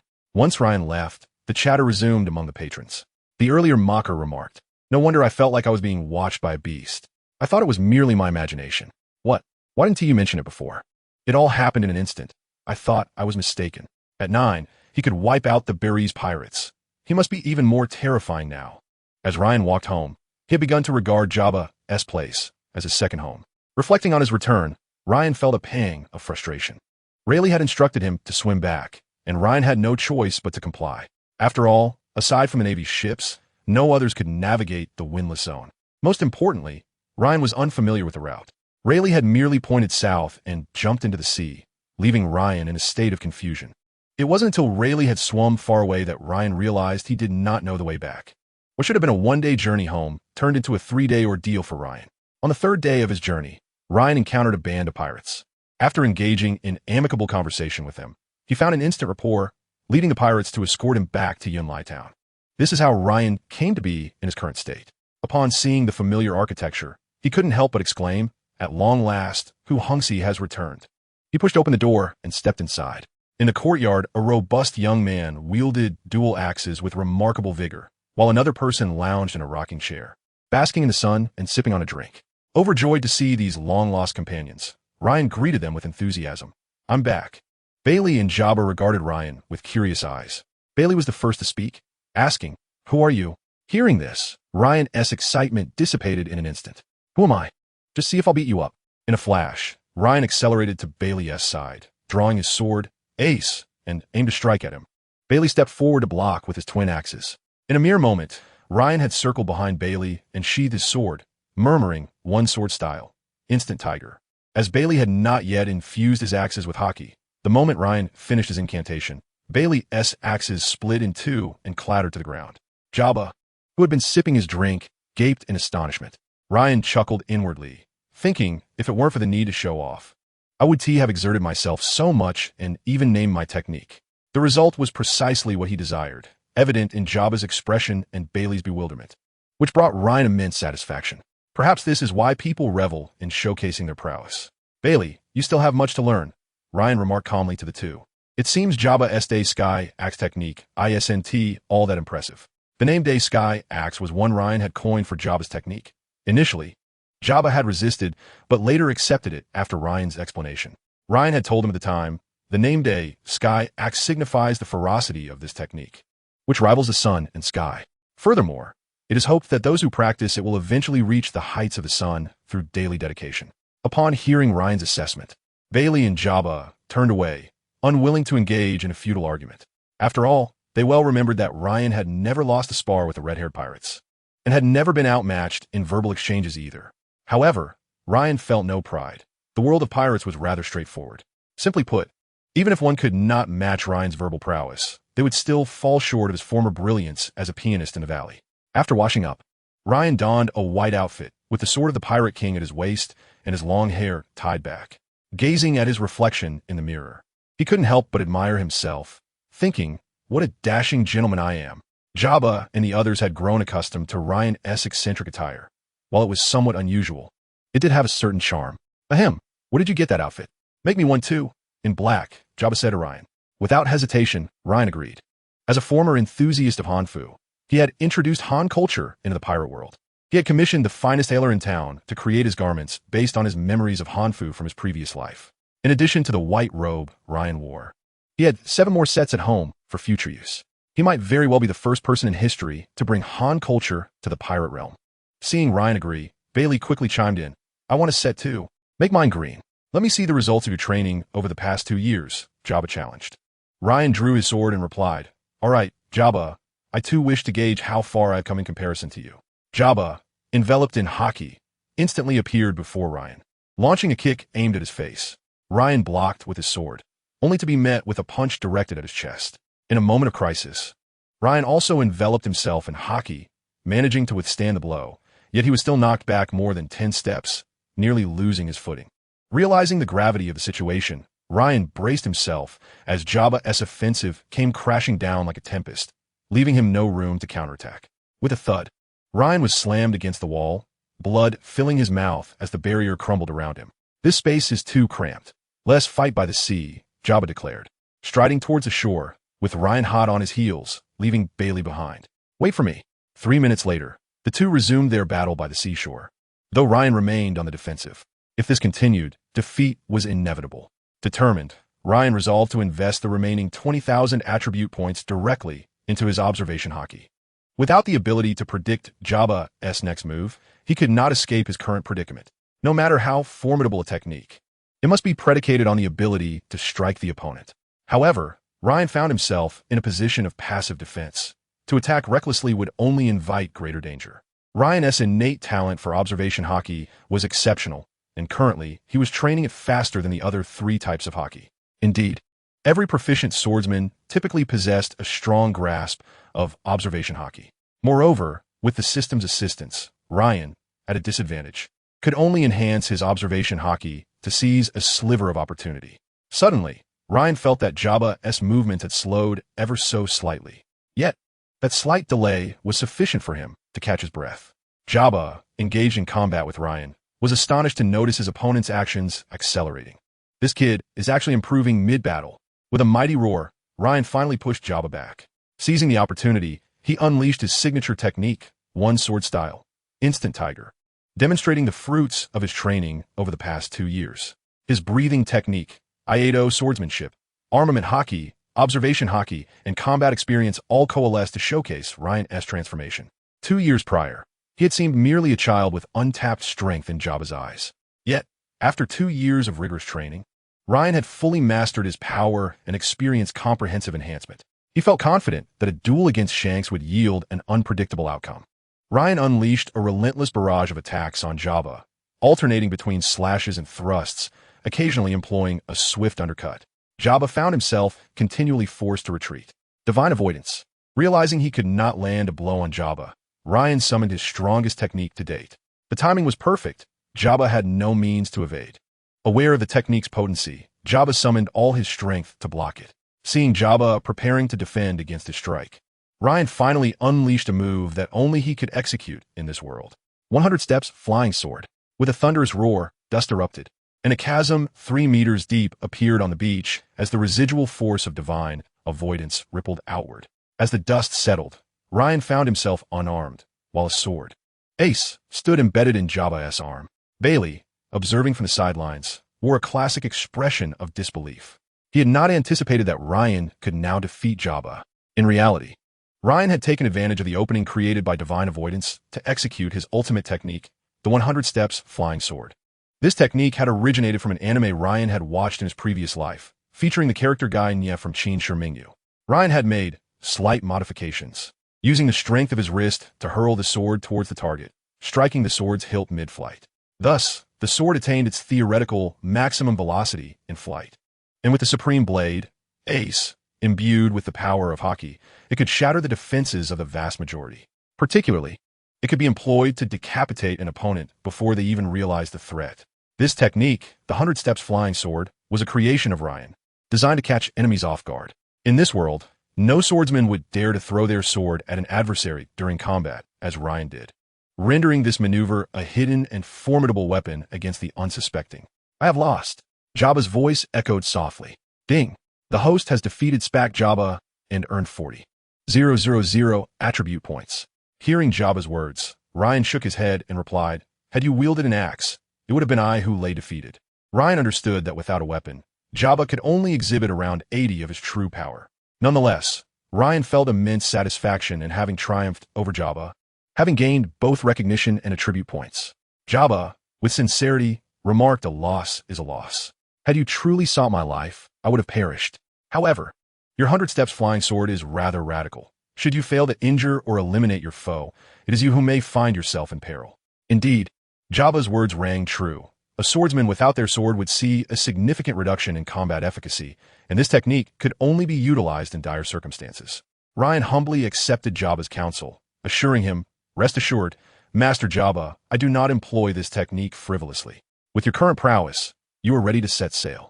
Previously, having noticed Ryan's eager desire to venture into the sea, Jabba had made a pact with him.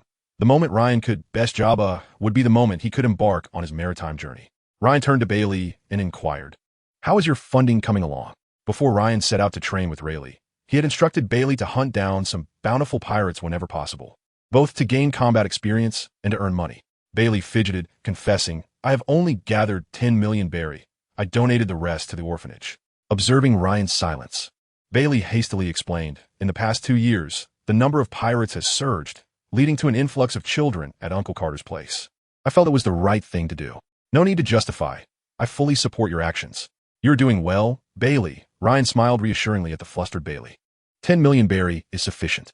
Over the next few days, we shall prepare the necessary supplies for our voyage and then procure a ship, and we will be ready to set sail." With Ryan's encouragement, Bailey beamed, exclaiming, "At last, I will be able to sail alongside you, Ryan." Ryan gazed out at the boundless ocean, reflecting on the 3 years spent in the pirate world and the long-awaited opportunity to explore this realm. Although he had gleaned some insights from the anime One Piece, primarily through Luffy's experiences, Ryan yearned to witness the wonders of the sea and the thrill of adventure firsthand. With youthful exuberance, he shouted at the tranquil waters, "Ocean, Portgas D, Ryan is coming. Prepare to welcome my arrival." Suddenly, the previously calm sea roiled with waves, as if responding to Ryan's proclamation. Chapter 7, The Slave Ship. Ryan was in his chamber, examining his attribute panel. Attribute panel. Host, Portgas D. Ryan. Current attribute points, 40,000. Host, Portgas D. Ryan. Physical strength, 512, 421, 000. Advanced. Martial arts, 310, 241, 000. Advanced. Swordsmanship, 766, 871, 000. Swordsman. Conqueror's Haki, 205, 001, 000. Advanced. Armament Haki, 251, 001, 000. Advanced. Observation Haki, 532, 901, 000. Advanced. Devil Fruit ability, none. Skills, God Evade, One Sword Style Iato. Weapon, Supreme Blade Ace. Mission, attain a bounty of 500 million berry. Upon reviewing his attribute panel, Ryan nodded in satisfaction. His 2 years of training in the comm belt had yielded remarkable progress. Several hidden aspects of his combat prowess had yet to be reflected in the system, such as his mastery of the breathing technique, which he had now begun to grasp, significantly enhancing his combat capabilities. Therefore, Ryan's strength exceeded what was merely displayed on the system. Through 2 years of continuous battles against fierce beasts and sea kings, Ryan had amassed nearly 150,000 attribute points. Had it not been for Rayleigh's warning that excessive slaughter could hinder the proper training of the breathing technique, Ryan could have accrued even more attribute points. Mastering the breathing technique necessitated a state of ethereal tranquility. Excessive killing made it challenging for Ryan to achieve this mental state. Moreover, he had no desire to become a mindless killer. While occasional hunts were acceptable, daily slaughter would surely drive him to madness, transforming him into a mere machine of death. Now, with 40,000 attribute points in hand, Ryan intended to allocate 20,000 of them to swordsmanship. With the current total of over 70,000 attribute points, he would be nearing 90,000, just a hair's breadth away from transcending into the realm of the great swordsman. Ryan wished to navigate this final stretch of the journey on his own, rather than relying on the system to accomplish it. Rayleigh had mentioned that during the breakthrough to the level of a great swordsman, one would enter a mysterious state, wherein one's comprehension would increase 100-fold for half an hour. In such a state, he could consolidate and fuse his practiced sword techniques, forging a unique path in swordsmanship. During this time, he could even devote some moments to refining his breathing technique. After all, Ryan was uncertain whether utilizing the system to complete this final segment of his training would grant him access to that elusive state. He was unwilling to take such a gamble, as he saw no necessity in doing so. Ryan had unwavering confidence in his swordsmanship talent, even without the system's enhancement. He had already become a swordsman through his own efforts. Achieving the status of a swordsman within 3 years was a testament to his remarkable talent in the art of the sword. In fact, upon hearing Rayleigh's words, Ryan finally unraveled a mystery from One Piece. He understood why the future world's greatest swordsman, Mihawk, constantly sought out duels with swordsmen of lesser skill. Previously perplexed, Ryan now comprehended that Mihawk was observing their techniques, absorbing their essence to refine his own path in swordsmanship. Every great swordsman would embark on their own unique journey after attaining that status. Ryan had harbored doubts, but Rayleigh provided clarity.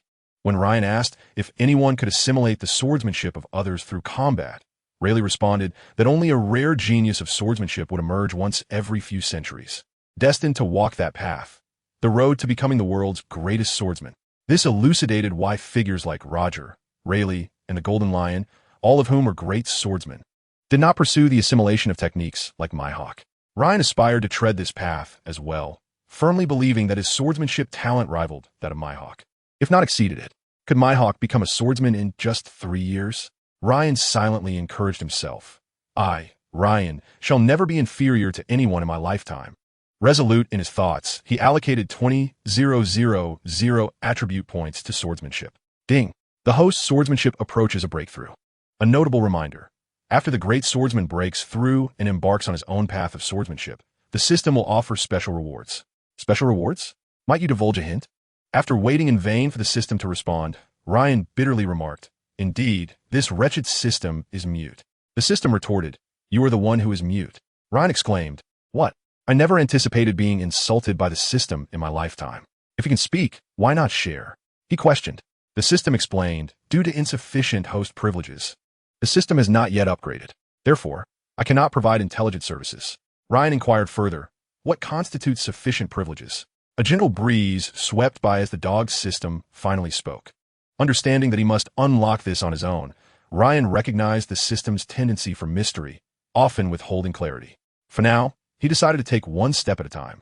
Even without the system's guidance, Ryan was confident in his ability to unlock privileges and subsequently upgrade the system, and he felt a flicker of anticipation for what the upgraded system might entail. "Ryan, all preparations are complete. When shall we embark?" Bailey's voice interrupted Ryan's thoughts. After a moment's contemplation, Ryan replied, "Let us set sail tomorrow." Jabba, overhearing their exchange, could not contain himself.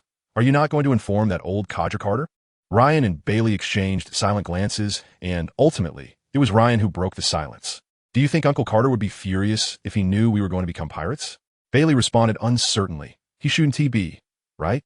They exchanged another silent look, and Jabba felt a surge of frustration. Is this truly the disciples he had nurtured? Such timidity is unbecoming of a man. They should confront challenges head-on. It seems an ideological education is in order for these 2 young apprentices, he thought inwardly. Half an hour later, Ryan and Bailey trudged out the door, their spirits seemingly burdened by invisible weights as they made their way toward Mellow Town. A journey that should have taken an hour stretched to over 3. And by the time they arrived, the sun had already dipped below the horizon. Skillfully opening the door, Ryan and Bailey stepped inside. At that moment, Carter was preparing dinner, and, upon seeing the two after 2 long years, he hurriedly gestured for them to take a seat and join him for the meal. As dinner was soon ready, an odd atmosphere enveloped the table. Ryan and Bailey ate in silence, responding only to Carter's inquiries. Noticing the peculiar tension, Carter encouraged, "If you two have something to say, just say it. No need for hesitation." After a brief pause, Ryan finally spoke. "Uncle Carter, Bailey and I plan to set sail." "Set sail?" Carter echoed. "Yes, to become pirates and seek adventure." With those words, Ryan felt a weight lift from his chest. "Bailey and I have made our plans. We now possess both wealth and strength, and we wish to explore the outside world." As he spoke, Ryan scrutinized Carter's facial expressions. Sure enough, Carter's countenance shifted from a flush of red to a deepening shade of black, his calm demeanor betraying the storm brewing beneath the surface. Why must you choose the path of piracy? There are many ways to venture forth. Why must it be as pirates? Carter's fury surged forth, revealing that avoidance would not quell the issue at hand. The best way to conquer difficulties is to confront them head-on.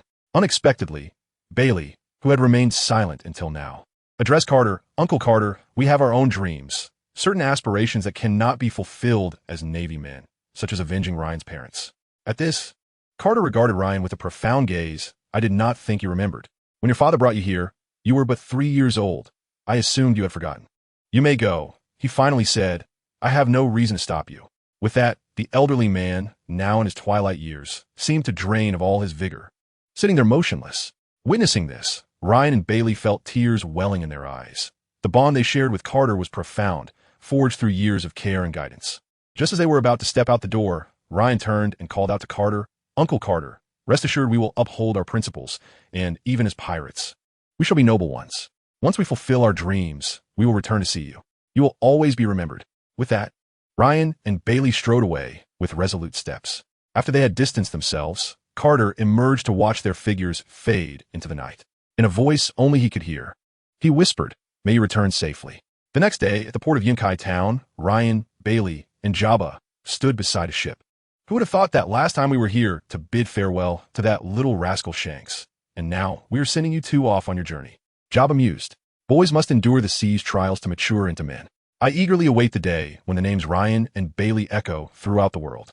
I have faith in this, for you two are my pupils. We are off, Teacher Jabba, they declared. Go forth without looking back. The new era awaits you. With those words, Ryan and Bailey leaped aboard the deck and set sail. The two young boys, brimming with excitement, embarked on their inaugural voyage. Bailey, do you feel it? The new era is calling us. Ryan laughed heartily.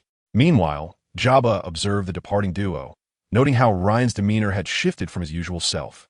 It was as if he had awakened a long-slumbering husky within him. Although Ryan had diligently trained and behaved responsibly since arriving in the world of pirates, he had never acted out of line, save for the occasional sharp tongue. He had always exhibited maturity and composure in his endeavors. Yet, as a product of 9 years of compulsory education, it was only natural for him to harbor curiosity about the pirate world. After all, Ryan was just 18 before his journey began. The essence of youth still resided within him, albeit suppressed. Amidst the formidable figures surrounding him, he often sought their favor, hoping they would impart their wisdom. However, Jabba failed to realize that someone who could align with Shanks could hardly be considered ordinary. As Ryan set sail, he could no longer suppress his curiosity and youthful exuberance for this world. As the saying goes, it is not in silence that one erupts, but in silence that one perishes. Clearly, Ryan belonged to the former. At that moment, Bailey was diligently performing his duties as helmsman, while Ryan reveled in the sea, swimming freely. He alternated between backstrokes and breaststrokes, occasionally diving beneath the waves to catch fish, thoroughly enjoying himself. While watching One Piece in his previous life, Ryan had often wondered if anyone would notice him swimming naked in the ocean. Today, he had proven that in the vastness of the sea, it was quite common not to encounter another soul for an extended period, and no one would pay heed to who was swimming below the surface. On deck, Bailey observed Ryan's uninhibited antics and began to reconsider his decision to join him on this adventure. He suspected there would be many more moments like this in the future. While scanning the horizon for any signs of movement, Bailey's gaze fell upon a distant ship. Its flag appeared to be that of a pirate crew. Ryan, spotting the vessel ahead, suspected it to be a pirate crew as well. As Bailey's words echoed, Ryan swiftly leapt from the ocean's surface, racing into the cabin of the ship to don his signature headband, white attire, and white boots. Where is it? Let me see. Indeed, Ryan spotted a pirate ship, seemingly substantial, at least several times larger than Ryan's vessel. Steer us closer, he commanded. Bailey maneuvered the ship towards the distant pirate craft. On the opposing pirate ship, a lackey reported, Captain, there's a pirate ship approaching us. Let us move closer as well. There are few pirates in the South Sea bold enough to provoke our Pinot pirate crew. How intriguing. This man was Captain Dale Pinot of the Pinot pirate crew, with a bounty of 8 million berries, a figure of notoriety in the South Sea. As the two vessels drew nearer, Ryan could hardly contain himself and jumped directly onto the deck of the enemy's ship. Clad in white, he stood at the bow with his hands clasped behind his back, quietly observing Pinot and his crew. The Pinot pirate crew was momentarily taken aback. Ultimately, It was Pino who regained his composure first, drawing his sword and pointing it at Ryan, commanding, "Boys, take him down." Upon witnessing the impending attack, Ryan felt a thrill.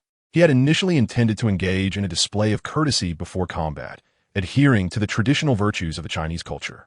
With a swift strike from his sword technique, the deck was left with only Captain Pino standing.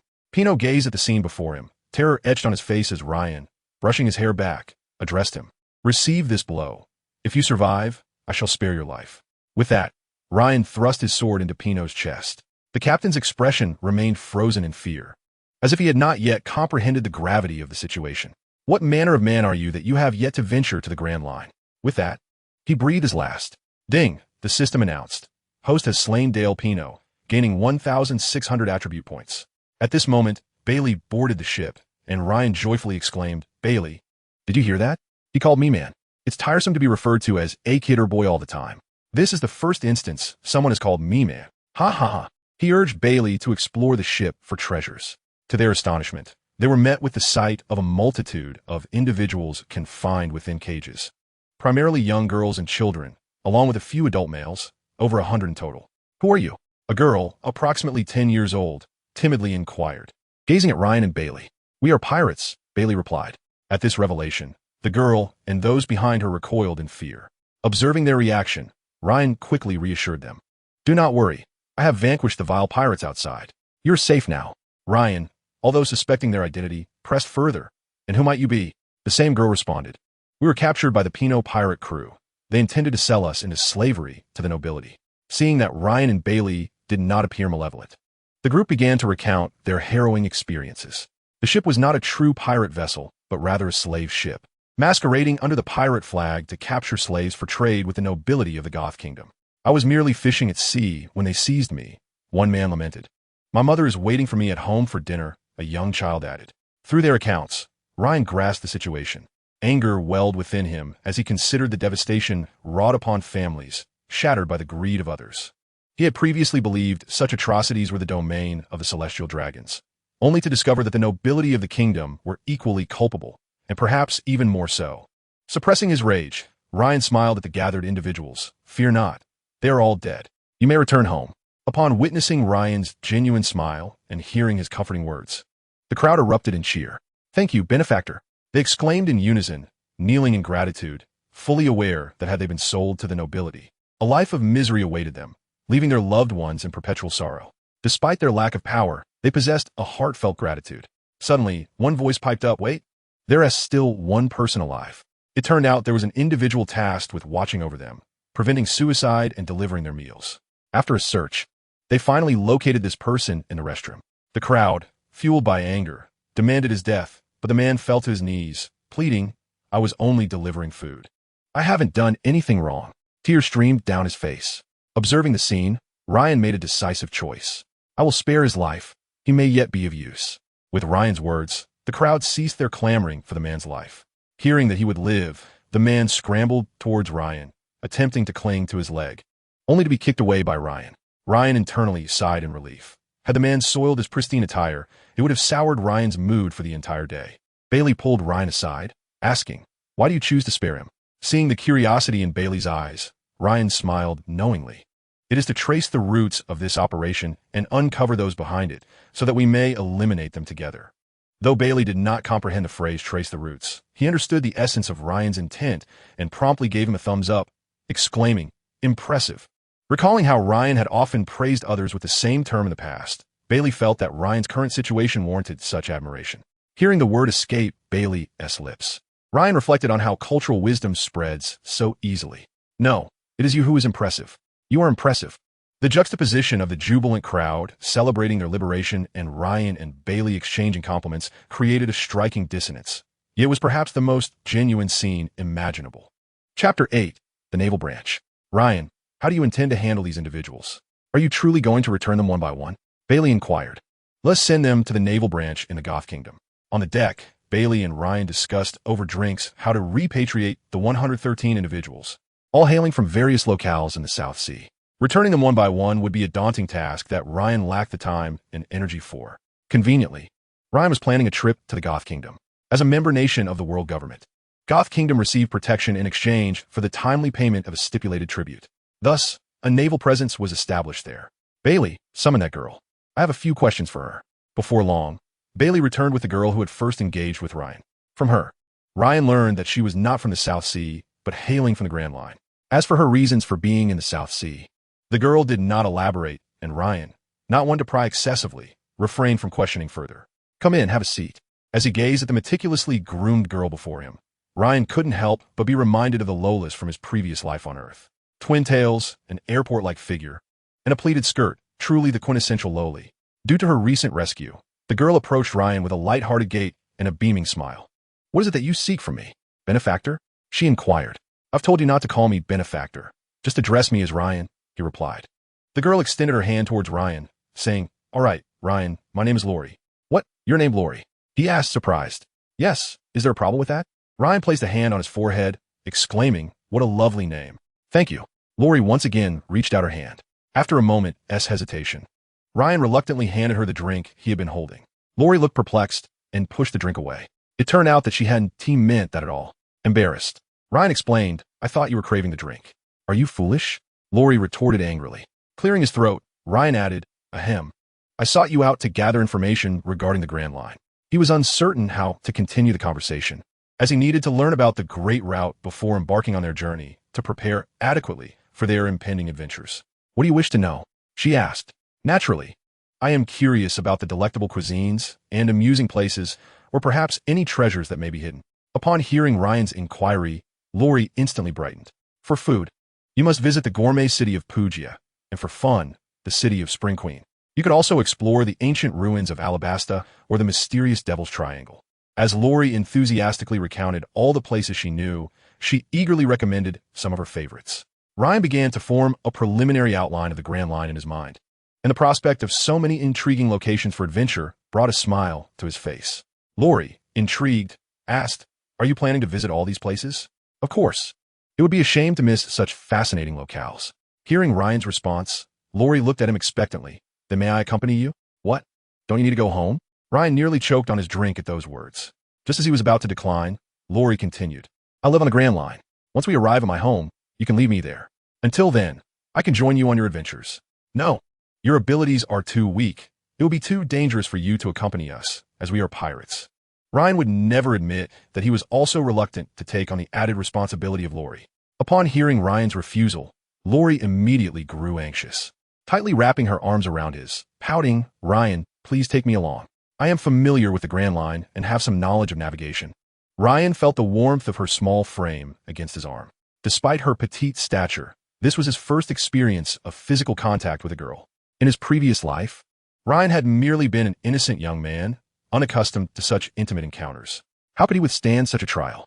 Fine, given your knowledge of navigation, I will allow you to accompany us, he relented. Upon hearing Ryan's consent, Lori quickly withdrew her hand. Seemingly caught up in a moment of spontaneity, Ryan murmured, Continue. Don't stop. Caught off guard, Lori's face flushed crimson as she suddenly dashed back to her room, disregarding Bailey's astonished gaze. Once Lori had left, Bailey curiously asked Ryan, What just happened to her? I noticed her face was quite red. Is she unwell? You're still young. Some things are better left unasked. Ryan replied. As he walked towards his room, he couldn't help but reflect, even in the world of pirates, girls develop early. A young girl in her teens already is quite the figure. What Ryan was unaware of was that Lori was actually 15 years old this year. After Ryan had walked away, Bailey seemed to come to a realization, muttering to himself, But I'm a year older than Ryan, am I not? Only Bailey remained on the deck, bewildered by the winds of confusion. After 7 days of sailing across the sea, the two ships finally reached their destination, the Kingdom of Goth. The Kingdom of Goth consists of a large island and 6 irregularly shaped smaller islands. From above, one would notice that the kingdom resembles a human hand, albeit with an extra finger. The large island serves as the palm, while the 6 smaller islands represent the fingers beside it. Ryan and his crew steered their ship directly towards the bustling port in the central area of the kingdom.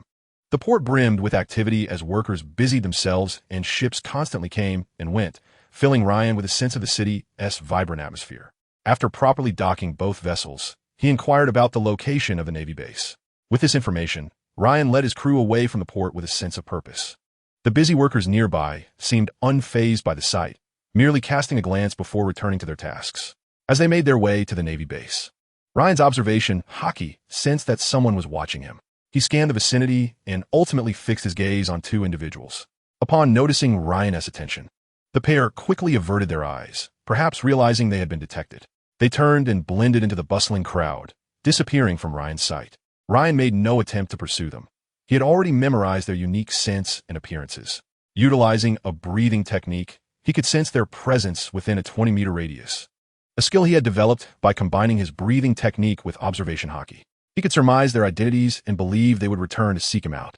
Before long, Ryan and his crew arrived at the entrance of the Navy base.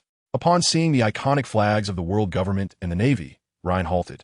He turned to the leading man and said, "I shall not enter, as I am a pirate. You may proceed inside and explain the situation to the officer in charge. They will ensure your safe return home." The others, understanding his words, said their farewells and entered the base. Turning to the two remaining companions beside him, Ryan smiled. "Next, we shall entertain ourselves with those who traffic in human lives." Bailey also displayed a hearty grin. Chapter 9. Ryan's Pirate Crew versus South Sea Navy. After the three finished their meal, they found a nearby inn to settle down. Shortly after, Ryan discovered the two individuals who had been tailing him earlier. Following the trail of his sensing ability, he focused intently on their presence and located them in a room across the hall. So, they were hiding here to observe us, he thought. Confirming their location, Ryan called for Bailey and boldly pushed open the door. Inside, the two individuals were engaged in hushed conversation. Upon seeing Ryan and Bailey enter unannounced, the initial shock wore off, and they exchanged glances before swiftly attempting to flee. However, before they could even reach the door, Ryan and Bailey swiftly subdued them, knocking them unconscious. Bind them, Ryan instructed. Bailey found 2 lengths of rope and secured the unconscious figures. Observing the scene, Ryan felt that something was amiss, as if they were missing an essential element. Then, he found 2 ragged pieces of cloth and stuffed them into the mouths of the 2 captives. Satisfied with his handiwork, Ryan nodded approvingly. After a while, the 2 regained consciousness and, upon discovering their bindings, attempted to scream for help, only to realize that their cries were muffled by the rags. Observing their futile struggles, Ryan felt a surge of satisfaction at his cleverness. Had they been able to shout, the situation would have escalated, jeopardizing his subsequent plans. Drawing his sword and placing it threateningly against their necks, Ryan leisurely proclaimed, "I will pose a few questions to you, and you must answer truthfully. If your answers please me, I shall set you free. Should you dare to deceive me, I will sever your heads and deliver them to your families." He gestured for them to nod in compliance, and upon finishing, he mimicked a throat-cutting motion. The 2, realizing the gravity of their predicament, quickly nodded in agreement. Pleased, Ryan removed the rags from their mouths, signaling to Bailey with a glance that he should be prepared to act if either of them attempted to resist. It remained uncertain whether Bailey fully understood Ryan's implication, but upon locking eyes, he nodded in silent accord. With Bailey's understanding established, Ryan commenced his interrogation. "What were you 2 tracking us for?" "We came to the port to meet Captain Pino. Upon seeing you disembark from his ship, we sensed trouble and were dispatched to follow and monitor you," they replied. Ryan pressed on. "Who is the mastermind behind your actions?" After a moment of hesitation, fearing for their lives, they divulged it is Boss Ron. He is the head of the Slave Hunter Association in the South Sea. "I have only heard of the Hunter Association. What is this Slave Hunter Association?" Ryan inquired. "You may not be aware, but the Slave Hunter Association has been operating discreetly for over 200 years, aiding nobles in capturing and trafficking slaves. All slaves captured in the South Sea are sent here and subsequently sold across the region." Taken aback, Ryan felt a wave of shock. This organization had never appeared in his previous life while watching One Piece. The notion that the Slave Hunter Association had persisted for over 2 centuries implied that the trade in human lives had continued unabated for that long. After a moment of contemplation, Ryan continued, "Tell me the location of the Slave Hunter Association's base in the Gothic Kingdom, and where I might find this boss Ron." The 2 fell silent, grappling with the dire consequences of betraying Ron, aware that doing so could lead to a horrific demise and potentially endanger their families. They inferred that seeking out Boss Ron could not bode well, especially given their previous suspicions that Pino was likely dead. Noting their reticence, Ryan perceived their trepidation and smiled reassuringly. "Fear not. Should you reveal the information, I shall release you. No one will know it was you who betrayed him, will they?" But Ryan's smile vanished. "If you choose not to speak, I will end your lives right here. Will you truly let us go?" One of them stammered. "Of course. You 2 are insignificant to me. Your deaths would hardly affect my plans," Ryan replied disdainfully. "Very well, I shall tell you. Boss Ron is indeed at the base. The location is within the naval headquarters." "What do you mean?" Boss Ron is the highest-ranking officer at the naval headquarters, making the base the safest possible location. Ryan's astonishment grew. He had not anticipated that the largest slave trafficker in the South Sea was the very commander of the naval base. As he understood it, the Gothic Kingdom's naval base oversaw the entire South Sea fleet, with its highest officer being a rear admiral from the naval headquarters. To have the Slave Hunter Association operating from within the naval base meant that the entire naval facility was complicit, as it would be impossible to conceal the daily influx and outflow of slaves. Who would have imagined that the most profound darkness stemmed from the very flag that represented justice? Suddenly, Ryan recalled the group he had sent to the naval base earlier that day. Had they not merely escaped a tiger's den only to walk into a wolf's lair? Now, can we be released? Certainly. With a smile, Ryan cleanly severed their heads with his sword and exited the premises. Bailey, perplexed, asked, "Did you not promise to set them free?" "I did release them. Do you think that allowing them to walk away would prevent them from continuing their heinous deeds?" Ryan replied seriously, "What worth does my promise hold? If my assurance leads to further suffering, I would rather be deemed untrustworthy." Bailey was momentarily taken aback by Ryan's words. Ryan was no saint. He simply acted in accordance with his own sense of morality. If one had lived on Earth in the 21st century, they would surely abhor the notion of human trafficking and the enslavement of individuals. Ryan's fundamental moral compass dictated that, even if he could not stand idly by, he must intervene when he witnessed such injustices. One should act according to their capabilities, Ryan thought, confident in his own strength.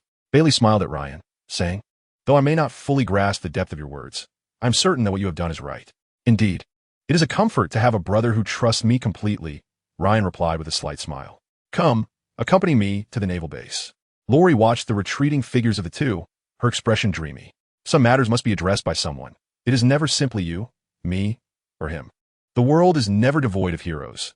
Everyone has the potential to be a hero in their own right, though it may vary by degree.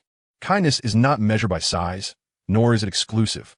Is a child aiding an elderly woman across the street not as noble as those who donate to the Red Cross? Performing a good deed does not inherently make one a good person. Such concepts are relative. Ryan set forth to do what he deemed necessary, regardless of the outcome. Perhaps he would become a hero in the eyes of some, or a villain in the eyes of others. Yet, what did it matter? How the world perceived him was of little consequence. He would simply strive to be true to himself. With this thought, Ryan's resolve strengthened. That night, the typically quiet entrance of the naval base welcomed two visitors, though these were unwelcome guests. One wielded a sword, clad in snow-white attire, while the other brandished dual axes, adorned in green hair and robes. "Stop. No unauthorized personnel may enter the naval base. Halt, or I shall open fire." Before the words left their lips, both heads rolled from their bodies. "Should we not inquire about the whereabouts of Ron?" Ryan said, "Were you too busy showing off to remember?" Such a demeaning comment would never escape Ryan's lips towards Bailey. "No need. A few more deaths will surely draw him out." A new group emerged, likely having heard the commotion. Among them was a naval commander, a significant figure at this base. Ryan spoke calmly, "Bring Ron to me." The commander, incensed by Ryan's audacious words, retorted, "Kill them. How dare they provoke the Navy?" In an instant, dozens of guns were trained on Ryan and Bailey. "This is your domain now, Bailey." With dual axes in hand, Bailey charged into the crowd. Observing Ryan's stillness, the commander felt belittled. Drawing his sword, one man lunged directly at Ryan. "Are you truly so foolish as to seek your own demise?" In a single swift motion, Ryan dispatched the commander. A keen-eyed sailor witnessed this and promptly sounded the alarm. "The commander is dead. Notify Rear Admiral Ron. Enemy attack. Enemy attack." The alarm echoed through the naval base, summoning an increasing number of sailors to the scene. Before long, Ryan's target, Major Ron, finally arrived. Upon his arrival, the gathered Marines parted to create a path. The newcomer bore a square face, accentuated by several scars that lent him a fearsome appearance. Observing Bailey fiercely engaged in combat with the Navy and Ryan, who stood with his arms crossed, Ron's gaze shifted toward Ryan. Although the green-haired warrior displayed remarkable valor, Ron discerned that the young man in white was the true leader. "Who are you?" Ron inquired. "The Ryan Pirates," Ryan replied. The moment the word pirates escaped his lips, the nearby Marines erupted into laughter, their mirth bright and unrestrained. How dare these pirates intrude upon a naval base? They must be seeking their demise. They jeered. Just two inexperienced lads. With Major Ron's intervention, they'll be subdued in moments. Enough of the chatter, Ron's deep voice commanded. Instantly, the sailors fell silent, revealing Ron's authoritative grip over his men. "What brings you two to the naval base?" Ryan chuckled lightly. "We are here to find you, Major Ron," the the South Sea representative of the Slave Hunter Association. Ron's pupils constricted. It seemed someone had betrayed him. He scanned the Marines with a piercing gaze. Enough of this nonsense. Today you shall meet your end. With that, Ryan lunged forward, sword drawn, aiming for Ron. Yet, Ron was no fool. He swiftly unsheathed his own blade to parry Ryan's strike. Although he successfully blocked the attack, his hands trembled uncontrollably, blood trickling from his palms. Quickly, everyone, attack him, Ron ordered, realizing after just one exchange that he was no match for Ryan. Retreating to the back, he commanded the remaining Marines to converge upon Ryan. Despite the relentless onslaught, Ryan inexorably advanced towards Ron. 10 meters, 9 meters, the distance dwindled, and the ground became littered with corpses. Still, more Marines surged forward to confront Ryan. 2 minutes later, Ron stood amidst a sea of dismembered bodies, the once white attire of Ryan now drenched in crimson. Panic began to set in among the remaining soldiers. A demon. He is no man, but a devil from hell. The surviving Marines were paralyzed with fear, their resolve shattered by the sight of the blood-soaked carnage. Ron, too, was gripped by terror, fleeing toward the base's entrance. Can you escape? Ryan's eyes glinted a fierce crimson. One sword style, instant tiger. In an instant, Ryan transformed into a streak of light, appearing before Ron. With a swift slash, Ron fell to the ground, blood gushing from his wound. Approaching him, Ryan prepared to deliver the final blow. With his life ebbing away, Ron gasped, "Why must you kill me?" For those who cannot return. Upon hearing this, Ron's mind flooded with memories, each moment flickering like a movie reel, culminating in a singular scene. The day the world government approached him, offering a promotion to major. For Ron, who had languished at the rank of colonel for years, such words were akin to celestial music. From that moment, the idealistic Ron vanished, replaced by a sycophant serving the world government. As he became embroiled in their machinations, Ron found himself sinking deeper into the mire, unable to extricate himself. "Just kill me," he uttered with a pained smile. Gazing into Ron's clear eyes and the remnants of his smile, Ryan drove his sword into Ron's heart. In his final moments, Ron beheld the shadow of his youthful self running beneath the setting sun. Thus, Major Ron, the highest-ranking officer of the South Sea Navy, met his demise. "Perhaps in your next life, be a good person," Ryan whispered. Reflecting on Ron's last expression and smile, he mused, "Maybe you finally realized your errors. But what does it matter? One must take responsibility for their actions." Turning to the remaining Marines, Ryan's expression hardened. He called out to Bailey, still engaged in combat. "Leave no one alive." 5 minutes later, aside from a handful of trembling new recruits, only Ryan and Bailey remained standing in the vast naval base.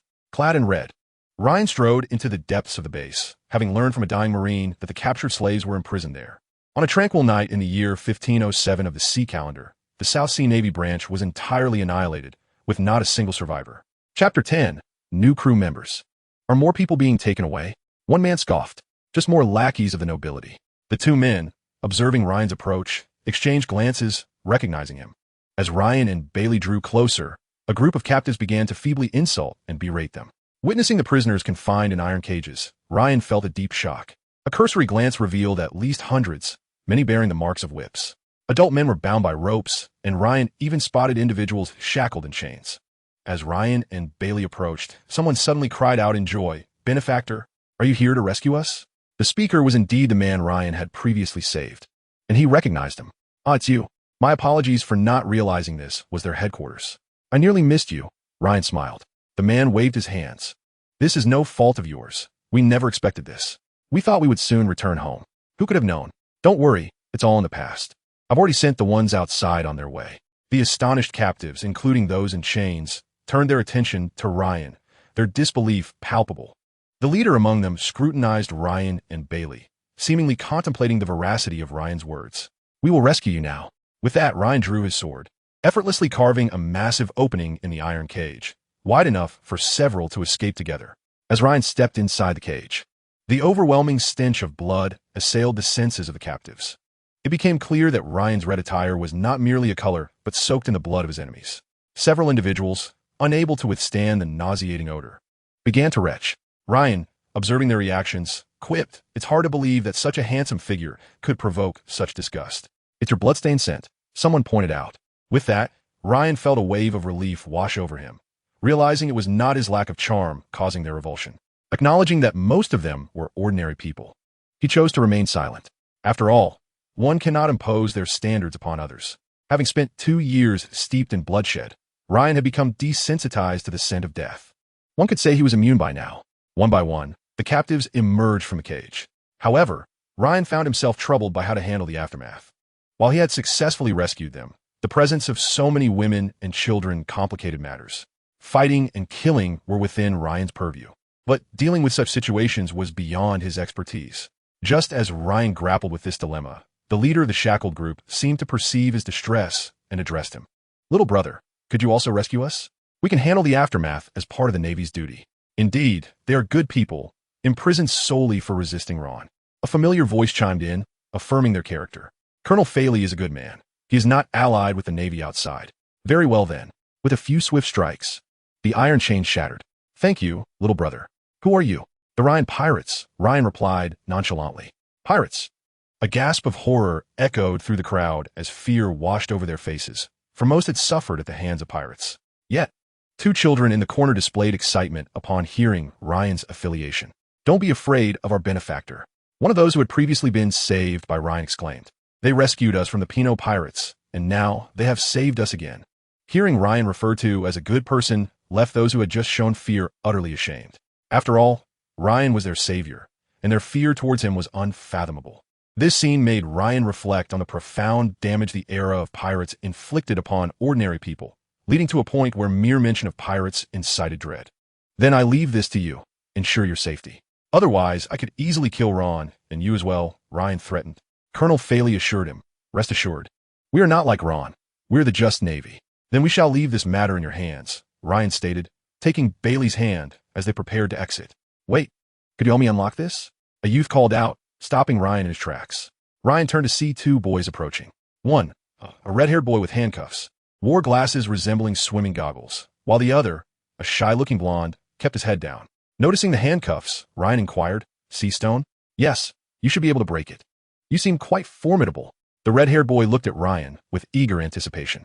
"Not just formidable, but exceptionally so," Bailey interjected, chastising the red-haired boy for questioning Ryan's strength. Offended by Bailey's reprimand, the boy retorted, "Who are you to lecture me? I came to ask him for help, not you. How dare you talk back?" Bailey exclaimed, raising his hand to strike the impudent boy. However, Ryan intervened, preventing Bailey's fist from landing. "It's all right, Bailey. By the way, how did you come to wear sea stone handcuffs? Are you a devil fruit user?" "Indeed, I have consumed a devil fruit," the red-haired boy replied proudly. Seeing his arrogance, Bailey raised his hand again, causing the boy to step back in fear. Amused, Ryan noted how the boy seemed to provoke Bailey's temper, which was unusual for his typically calm demeanor. "All right, I'll help you remove the handcuffs. But how did you become a devil fruit user? You hardly seem the type who could afford one." "I stole it." Ryan and Bailey were taken aback. Ryan's arm and sword were enveloped in hockey as he effortlessly severed the handcuffs binding the boy's wrists. Colonel Faley was astounded, recognizing the hockey that adorned Ryan's sword. The precision with which Ryan severed the cuffs without harming the boy was a feat few in the Navy could achieve.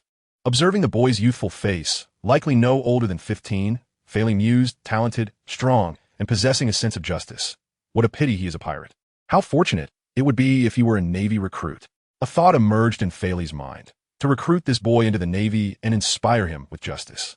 Otherwise, with Ryan's talents, the seas would soon witness the rise of another formidable pirate. "Ryan," Faley called out, "have you considered joining the Navy? With your actions tonight, you'll surely be a wanted man." Ryan and Bailey chuckled at this suggestion. "No, I have no interest in the Navy. I refuse to serve the world government." Faley, seeing his proposal rejected, stepped forward urgently. "But think it over. One step closer, and I'll slice you down," Ryan warned, causing Faley to halt in his tracks, realizing that he could not sway him.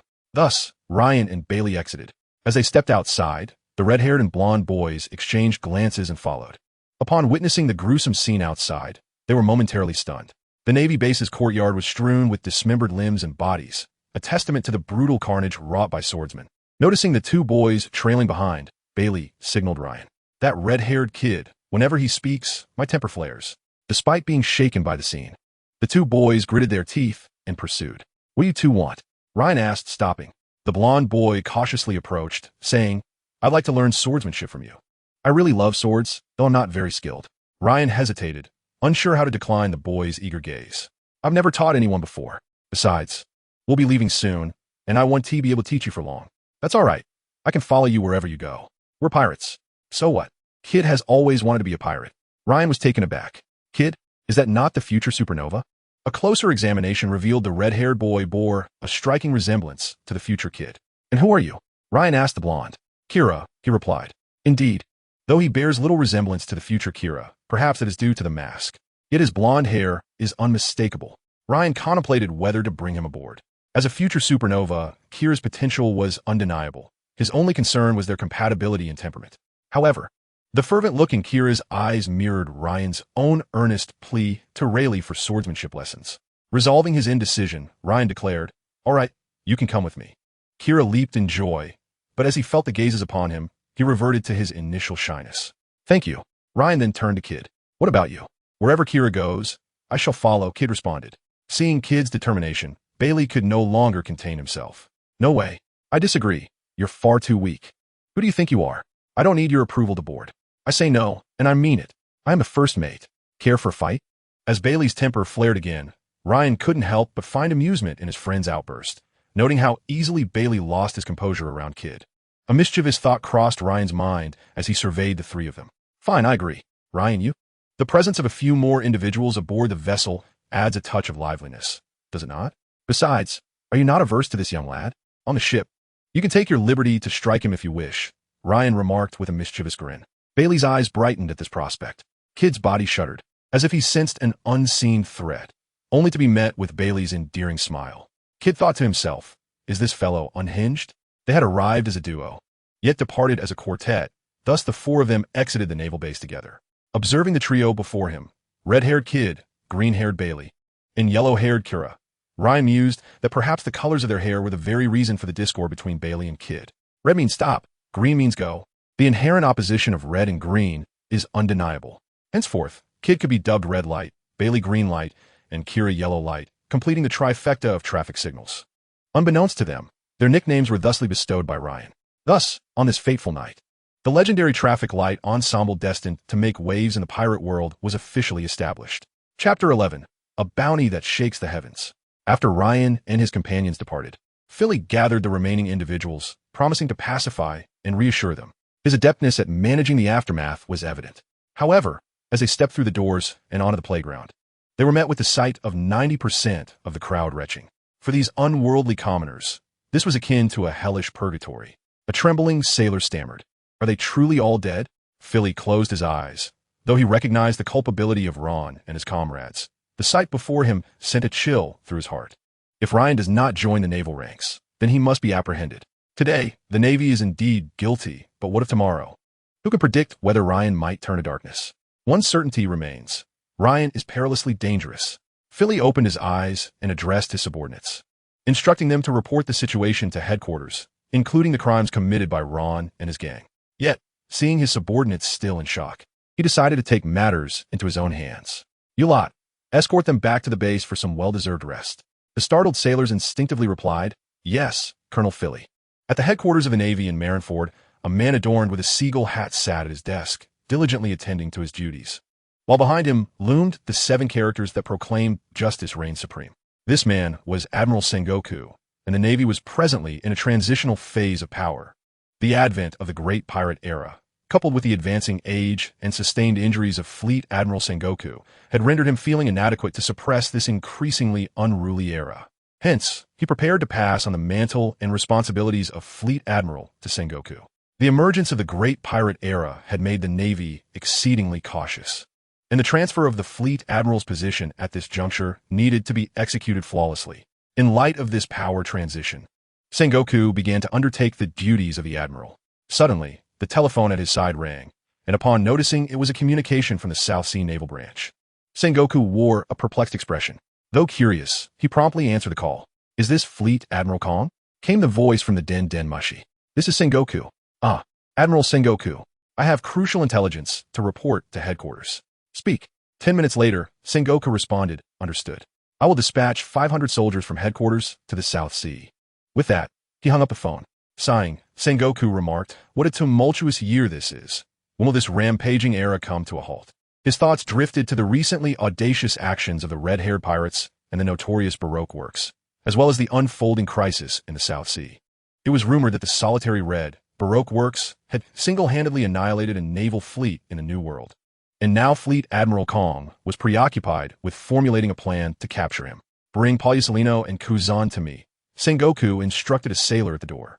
Shortly thereafter, a man clad in a yellow-striped uniform with a somewhat disheveled appearance entered the room. This individual was none other than Rear Admiral Kizaru. Ah, Admiral Sengoku. What brings you to summon me at such a late hour? I am quite busy, you know. His nonchalant tone echoed through the room. Kizaru, did you not just return from leave yesterday? Is that so? The doctor informed me that my memory is starting to fade.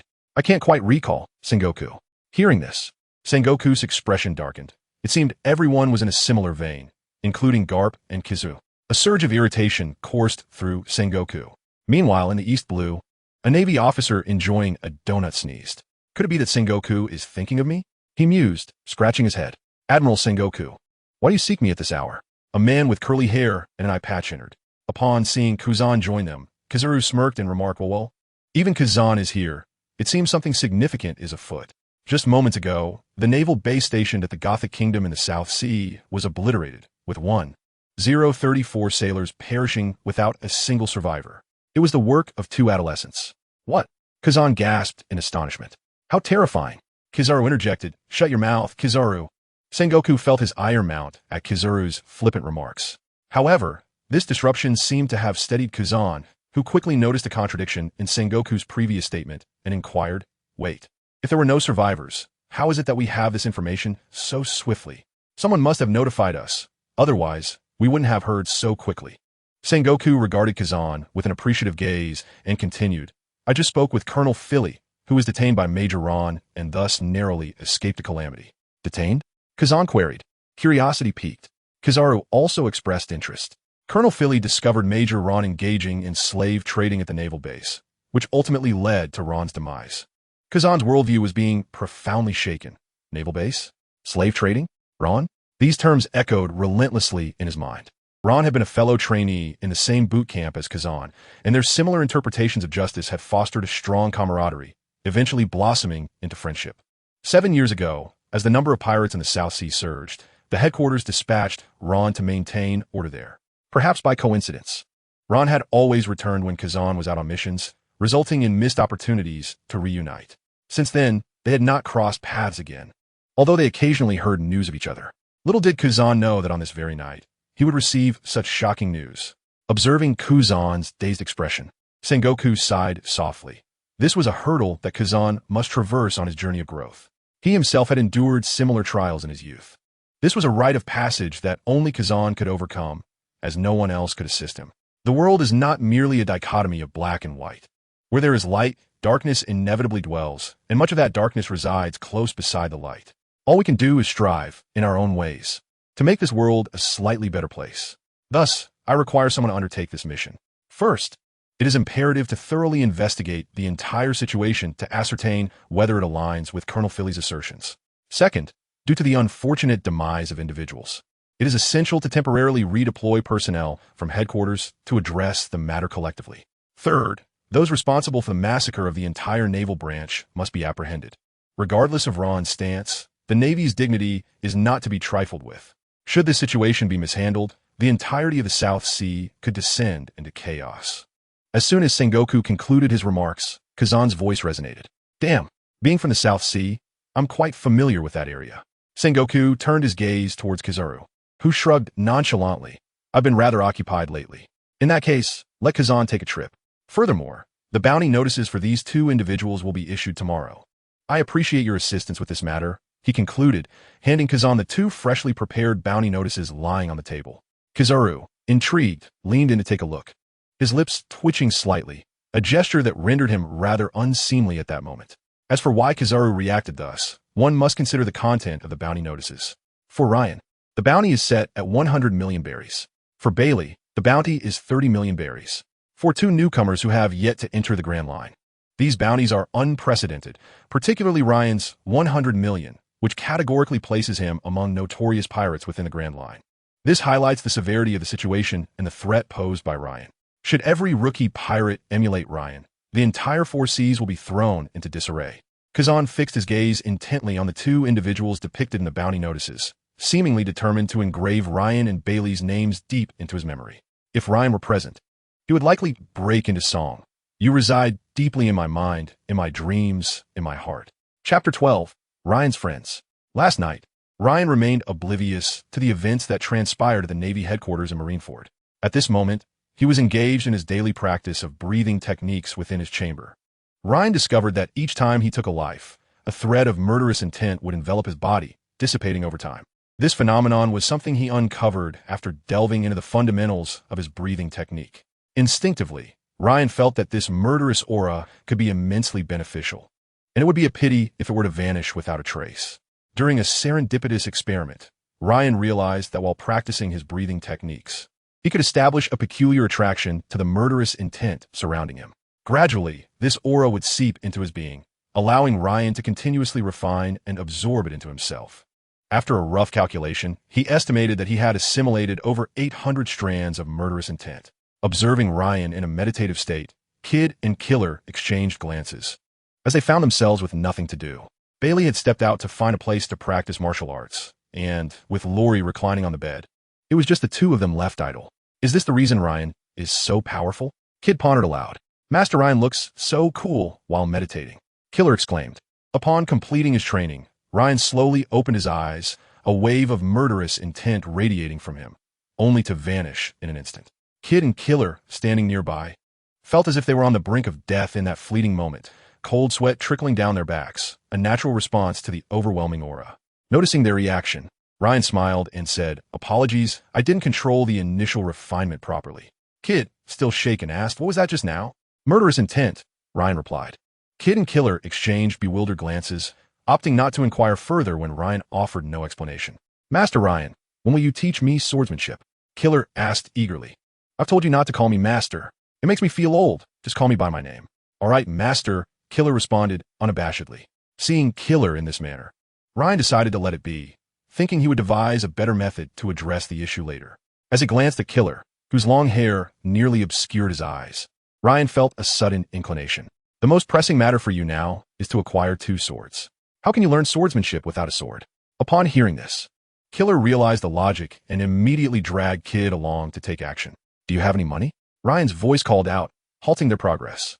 Kid, puzzled, replied, "Aren't we pirates? We could just rob someone." Ryan, gazing at Kid, who stood just slightly shorter than himself, felt a wave of exasperation. It seemed that the future Kid would belong to that brutish category of pirates, indicating he had held such dangerous thoughts since childhood. Ryan resolved to find a way to enlighten him, and promptly tossed a stack of money to Kid. "What is there to rob?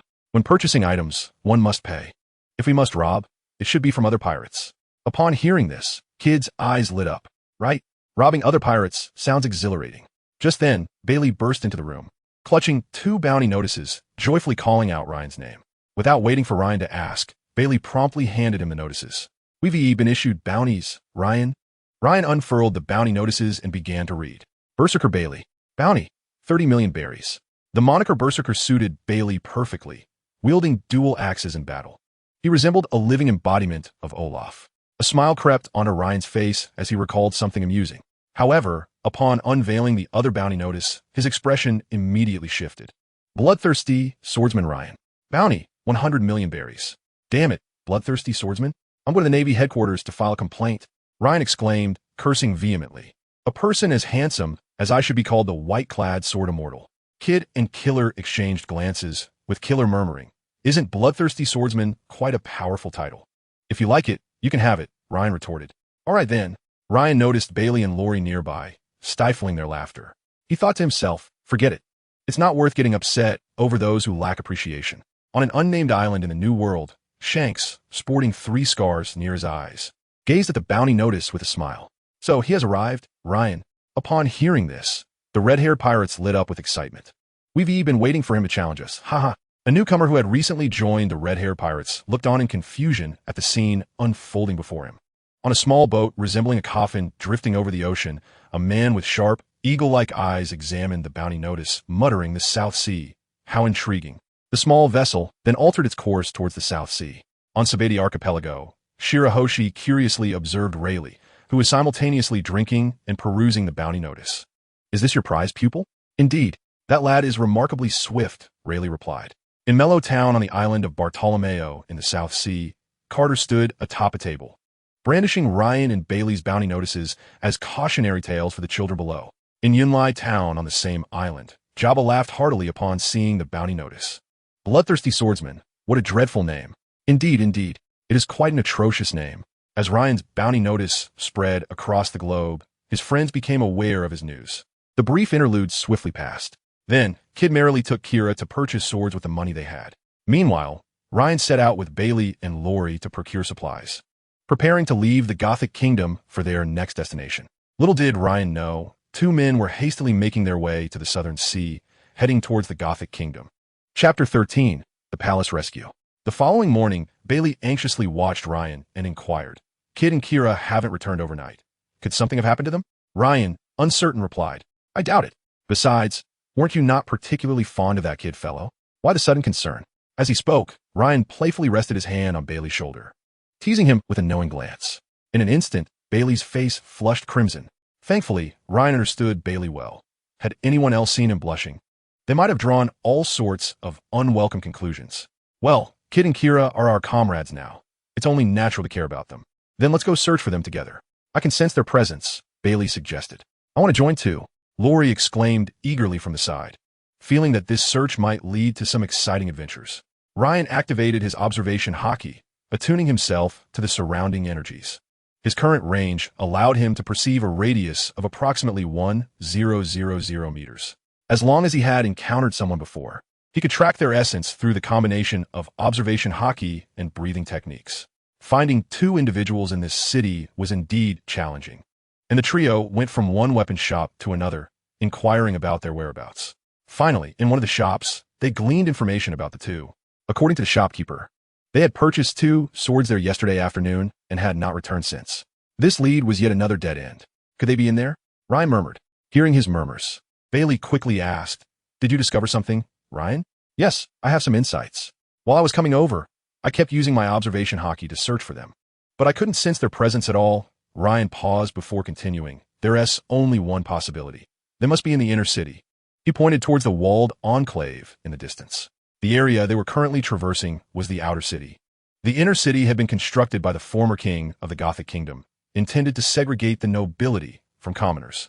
The last king had been an admirer of the celestial dragons, dreaming of joining their ranks, a dream that was forever unattainable. Although he was a king in the eyes of the common folk, he was merely a servant with some power in the eyes of the celestial dragons. Ultimately, he died without fulfilling his aspiration, leaving behind a city that starkly separated the commoners from the aristocracy. It was said that the current king was striving towards this same goal. Then let us go in and search for them, Bailey said. Ryan and Bailey headed towards the inner city. Meanwhile, Lori hesitated, unsure whether to voice her concerns. Commoners were forbidden from entering the inner city. To this day, none who had attempted to breach its walls had returned alive. However, Lori knew that even if she voiced her fears, it wouldn't change their resolve. In the time spent with Ryan and Bailey, she had come to understand their personalities and tempers. Despite their differing natures, they shared one trait. Once they made a decision, they would see it through. They were fearless. Watching the two stride ahead, Lori hurriedly followed. Stop. Take another step, and you'll die. The soldier guarding the inner gate barked at Ryan and Bailey. Ryan, adhering to his principle of diplomacy before conflict, halted and smiled at the soldier. We need to enter to find someone. We'll be out shortly. You cannot enter. Those who do will die, came the soldier's icy reply. And there's no choice, Ryan declared, disregarding the soldier's warning and pressing forward. The soldier had been stationed at the gate for 6 years, witnessing countless challengers flout the rules, all of whom had perished at his hands. To him, Ryan and Bailey appeared no different. He sighed, another one seeking death. I'll have to summon someone to collect the bodies later. What a hassle. The soldier's body began to swell, his limbs transforming into claws, and a tail sprouted from behind him, leaving his head unchanged. Observing this metamorphosis, Ryan exclaimed, A devil fruit user. You're too late to realize. I'm a man who has consumed the Inu no Mi. The soldier bellowed. You will die here today. With that, he lunged towards Ryan and the others, his clawed limbs striking the ground as he charged. Ryan sighed, wondering why the soldier felt the need to divulge his powers without being asked. Just as Bailey prepared to draw his dual axes to confront the foe, Ryan interjected. Stay back. Let me handle this. After all, even the smallest mosquito is still flesh. The last time he had decimated an entire naval headquarters had netted him nearly 40,000 attribute points, with Luffy contributing a hefty 20,000 on his own. Ryan adjusted his headband and slowly unsheathed his sword, recognizing Ryan's intent. Bailey understood that Ryan was about to showcase his prowess and quickly pulled Lori aside. Sure enough, Ryan held his sword in one hand, positioning it behind his left hip, leaning slightly forward. One sword style, beheading the hound. The two figures crossed paths, and the soldier was left with a grievous wound in his chest, revealing the shattered remnants of his heart. Without glancing back, Ryan continued onward. What kind of sword technique was that? A voice emerged from behind, beheading the hound. The soldier could no longer endure. He coughed up blood and collapsed backward. Bailey eyed Ryan suspiciously, pondering whether the soldier had died from his wounds or from sheer shock. In truth, Ryan had not intended to distress the soldier. He had developed this technique to combat a pack of mutant canines on a deserted island. Seeing the soldier transform instinctively triggered its use. Could Ryan be blamed for that? It was merely the soldier's lack of mental fortitude that led to his demise. With the soldier dispatched, the trio began to explore the inner city. The contrast between the inner and outer cities was stark. The inner streets were nearly deserted, with only a few individuals wandering about. The cleanliness of the inner city was evident, likely a result of its sparse population, although the number of houses was limited. Their grandeur was apparent. Setting aside personal biases, it was clear that the inner city was vastly superior to the outer. Suddenly, Ryan halted. Noticing his sudden stillness, Bailey inquired, "Did you find something?" "I have," Ryan replied, pointing ahead toward the palace. The palace. Lori swallowed hard, a sense of foreboding creeping into her heart. Bailey, undeterred, exclaimed, "If we found them, let us go." Lori quickly interjected, "Let us not cause too much commotion. After all, we're only here to look for someone." Upon hearing Lori's reasoning, Ryan contemplated and agreed. They were merely here to search for their friends and had no desire to stir trouble. He addressed Lori. "Then we'll be as such. Bailey and I will infiltrate to find them. You stay here and don't wander off. Just be quick. Being alone here frightens me." Lori replied. Without further ado, Ryan and Bailey scaled the wall, evading several patrols of the palace as they followed their instincts. At long last, within a secluded chamber, Ryan stumbled upon Kid and Kira.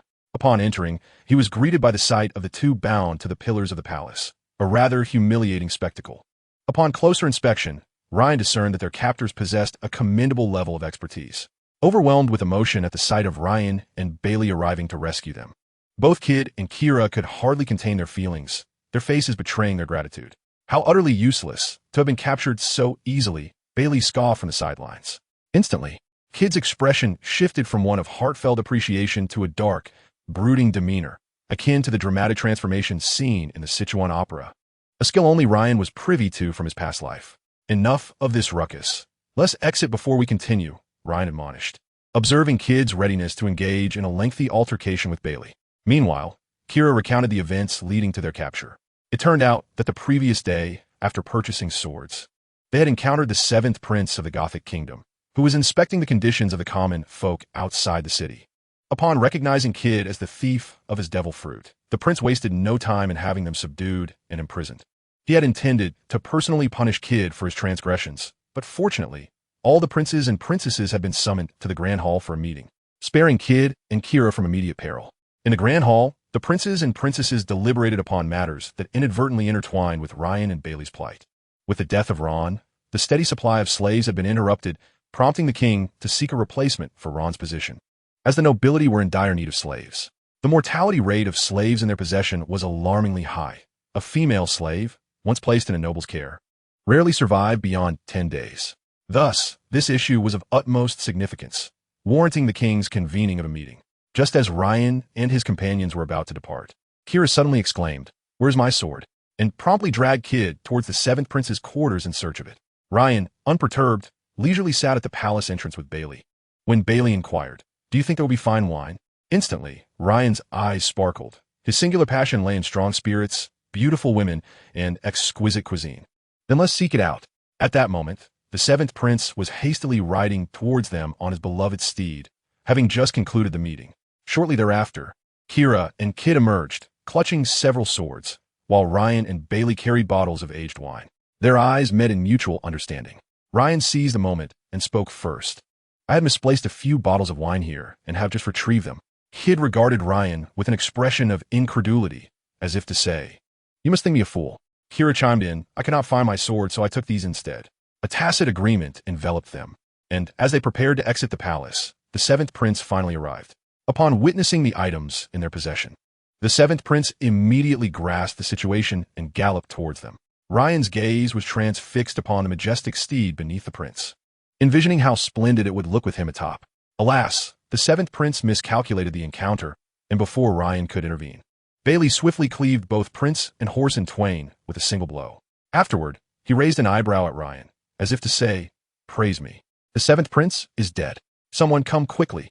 A panicked shout interrupted Ryan, who was about to impart wisdom to Bailey. This is troublesome, Ryan sighed softly. It was a servant who had accompanied the seventh prince to the meeting, arriving slightly later due to his hasty pace. The cry echoed like thunder, drawing all nearby guards to their location. I told you not to seek the sword, yet you did anyway. Now look at the mess you've caused. Ryan scolded Kira and Kid. Kira cast an innocent gaze at the wine in Ryan's hands, as if to imply, but you did something too. As the palace soldiers began to converge on their position, Ryan's demeanor sharpened. Let us go. I shall lead you in battle. His calm words ignited a sense of excitement in both Kid and Kira, as they felt the palpable thrill of impending adventure. Bailey remarked, leave it to Ryan. Even now, he remains composed. The death of the seventh prince had shattered the long-standing tranquility of the palace. Chapter 14. Capture the thief before the king. Seize them. They are responsible for the seventh prince's demise. The prince's subordinates commanded the palace guards to advance upon Ryan and his companions. Observing Bailey already at the forefront, Ryan urgently declared, allow me to handle this, and activated his conqueror's haki, meticulously avoiding Bailey and the others. In an instant, the advancing soldiers appeared dazed, collapsing one by one. Had the system still been capable of issuing notifications, it would have been ringing incessantly. Alas, since Ryan had scolded the system previously, no sounds accompanied his triumph over the lowly soldiers. It was a tale steeped in sorrow. Bailey was somewhat reassured, as he was aware of Ryan's conqueror's haki.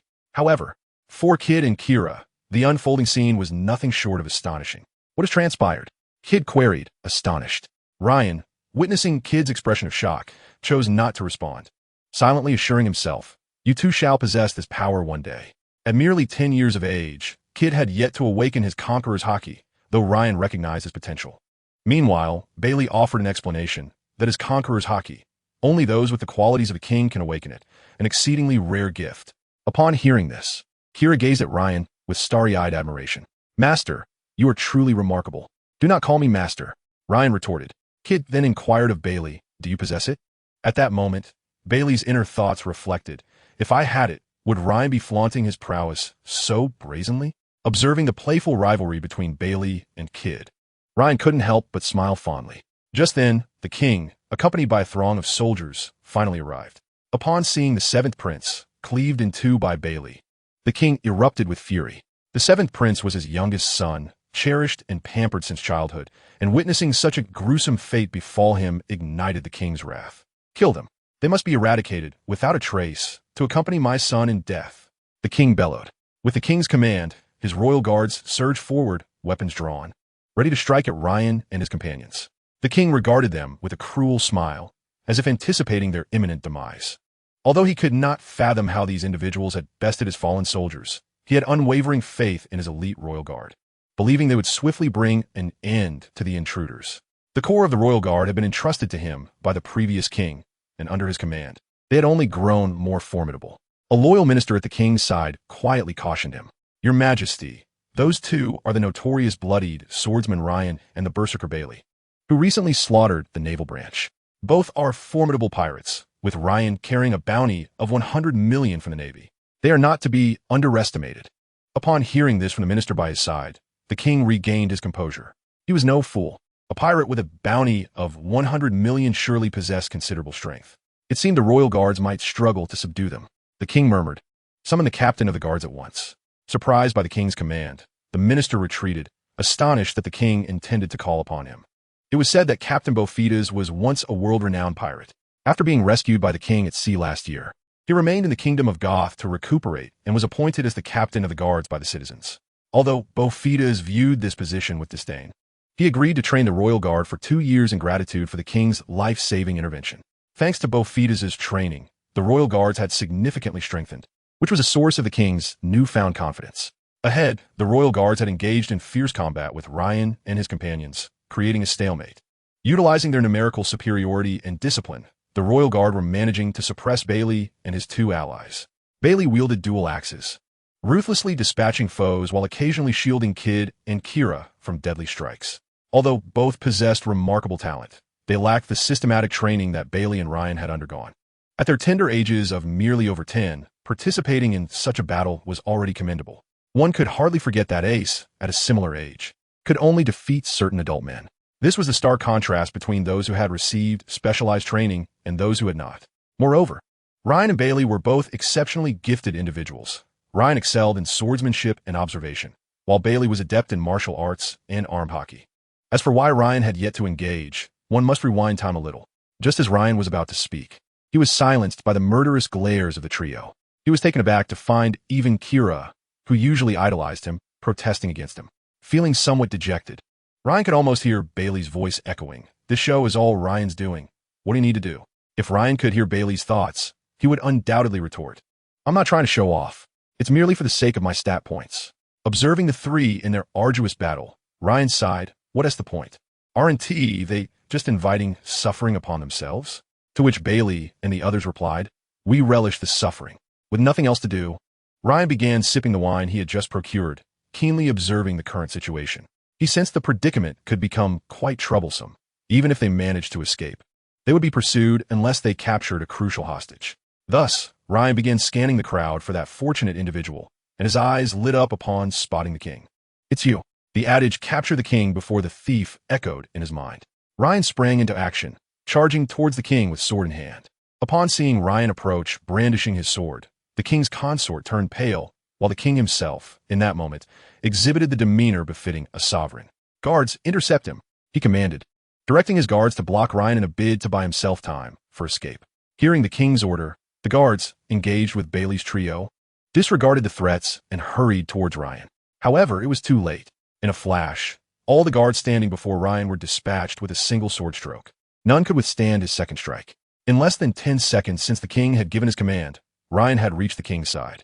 Ryan's body transformed into a blur, and the next moment, he had his sword poised against the king's neck. The earlier illusion was merely a result of Ryan's incredible speed, which had distorted the perceptions of those around him. Grant me a favor and cooperate, or face death, Ryan coldly articulated as he pressed the blade forward, drawing a trickle of blood from the king's neck. As long as you spare my life, I will comply with your demands. The king hastily replied, first, command them to cease hostilities. Everyone stand down. As the king's voice reverberated across the battlefield, the remaining members of the royal guard and soldiers halted their attacks. Bailey, come here. Ryan called to the trio. Now, can I be freed? The king cautiously inquired. Not yet. It is still not safe. Besides, didn't you say you would comply with my wishes? Why the sudden change of heart? Ryan retorted. No, I would agree to any terms as long as you spare my life. Upon hearing this, Bailey's trio brightened. I demand all the finest wines in the palace. I want all the best swords in the palace. I require all the treasures in the palace. They proclaimed one after another. Have you heard? Hurry and fetch them. The king barked, casting a glance at Ryan, clearly signaling, what do you desire? Ryan pondered, but realized he had nothing specific in mind. The wine he sought had already been requested by Bailey, and to Ryan, what Bailey desired felt like his own. I have no particular desires, he replied. At this, the king panicked. If Ryan didn't seek treasure, it implied he desired his life instead. The king contemplated escaping, yet he knew that once Captain Bofides arrived, Ryan and his companions would meet their demise, and all the treasures promised would eventually return. Thus, the king felt no heartache over relinquishing these items, as he believed they would ultimately be reclaimed. His confidence in Captain Bofides was unwavering, for the king had witnessed Bofides' true prowess and did not believe Ryan and his companions could withstand Captain. Little did he know that Ryan was no ordinary adversary, defying conventional logic. Chapter 15. The Unfortunate King. Ryan set sail again. You truly desire nothing? The king pressed once more. Irritated, Ryan shook his head. You speak too much. The king promptly fell silent. Now, take what we demand to the port. Ryan glanced at the king and continued. You will accompany us. Only when we set sail will you be released. All right, the king hurriedly acquiesced. Did you hear that? Why are you still dawdling? Did you not hear the bloodied swordsman's command? The king scolded angrily. The other courtiers, well aware of the king's notorious cruelty throughout history, sprang into action at once. Thus, Ryan departed the palace with the king in tow, followed by the royal guards and the prepared provisions. However, Ryan was unconcerned, as the king's life was still firmly in his grasp. Upon exiting the palace gates, Loli rushed forward. Observing that only Kid and Kira bore minor injuries while Ryan and Bailey were unscathed, she breathed a sigh of relief. "It's good to be safe," she exclaimed, patting her chest. Watching Loli's gesture, Ryan worried she might inadvertently flatten herself. Upon noticing the king, Loli curiously asked, "Ryan, who is he?" "The king of the kingdom of Goth," Ryan replied nonchalantly. "The king? So we rescued someone and simultaneously kidnapped the monarch? Let us go. I'll explain on the way." At that moment, Lori finally noticed the royal guard trailing behind Ryan and his companions. Indeed, following Ryan was exhilarating. The thought of kidnapping the king was something she had never dared to imagine before. She resolutely decided to continue this adventure alongside Ryan and the others. Upon reaching their lodgings, Bailey and the others packed the supplies they had procured the day before, and the group set off in a grand procession toward the port. Upon arriving at the harbor, Ryan was recognized by several workers toiling there. A few of them were discussing ISNT that the young lad who arrived with over 1,000 people just a few days ago. They marveled at the impressive display as Ryan departed, sparking curiosity about the identities of Ryan and his companions. Perhaps they are noblemen, one speculated. No, I wager they must be princes. Just look at the imposing soldiers following in their wake. Meanwhile, the king, held at sore point by Ryan, exhibited a twisted expression of rage upon overhearing the remarks of the commoners, a murderous intent radiating from him. Ryan, acutely attuned to such malice, distinctly perceived the king's sinister visage. The commoners could not recognize the king, for those dwelling at the lowest echelons of society had no chance to encounter royalty in a city divided between the inner and outer realms. As for Ryan, they could hardly conceive that he would expend his hard-earned money on a worthless bounty notice.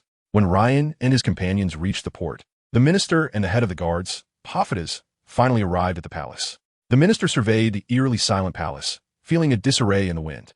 The quarters of the seventh prince were devoid of life, save for the bodies still sprawled on the ground and the blood that attested to the recent tumult. Portgas regarded the fallen with a glimmer of intrigue, interesting the aura of a conqueror. The minister, witnessing Portgas' smile, felt a shiver run down his spine. Though he had not encountered Portgas frequently, he remembered him as perpetually stern. Now, his smile resembled a forced grimace. "The king has been taken, and it seems you mentioned heading toward the port," a small voice piped up from behind. Javon? Turning around, they saw a boy of about 7 or 8 years standing there. "It is I," the boy replied weakly. As a bastard son, his status within the palace was only marginally superior to that of a servant, often bullied by princes and princesses due to his illegitimate lineage. Javon had little opportunity to interact with ministers, let alone speak to them. The boy appeared exceedingly uncomfortable. Javon was the product of the king and a maid, and throughout his life, he had never laid eyes on the king due to his impure bloodline. The king, a staunch supporter of blood purity, could not bring himself to harm his own flesh and blood, yet Javon could never stand in the sun as a prince, for his mother was a mere servant. Thus, Javon had lived in the palace under a unique identity, enduring bullying that had fostered a somewhat timid demeanor in the eyes of outsiders. "What did you just say? Tell me everything you know," the minister interrupted Javon's reverie. The boy recounted all he had witnessed, having observed the events unfold from a distance. None of the adults had noticed the presence of the 8-year-old. After listening intently, the minister hurriedly departed for the dock with Portgas. At the harbor, the fine wine, swords, and riches taken from the palace were loaded onto the ships. Due to the sheer volume of goods, Ryan was compelled to abandon the vessel that had transported them from Bartalara Island to the Kingdom of Goth. The previous ship was far too small to accommodate such an abundance of supplies. Gazing at the numerous crates of fine wine, dozens of swords, and a mountain of gold, Bailey and his companions beamed with excitement. "These wines will keep Ryan and me in high spirits for an entire month," Bailey exclaimed. "Kira, Mother will no longer need to worry about me lacking a sword for practice." "Kid, Ryan was right. Robbing the common folk yields little, but raiding the palace is immensely rewarding. Now you may release me." An ill-timed voice echoed among them. "Bailey, you and the others should board the ship and set sail." "I will join you shortly," Ryan instructed. "Very well. Take care," Bailey replied, leading Kid and the others aboard without hesitation, seemingly aware of Ryan's next intention. As their ship began to drift away, the king, now on his knees, pleaded, "Might you allow me my freedom now?" "Certainly," Ryan replied, and in the blink of an eye, the king realized his head had been severed from his body. His final expression was one of disbelief. as if questioning the reason for his demise. Observing the king's last moments, Ryan murmured, "Who told you to exhibit such murderous intent toward those commoners?" "Stop!"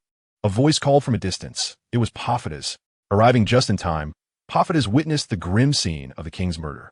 Ryan, sensing Portgas's aura, recognized him as a formidable opponent.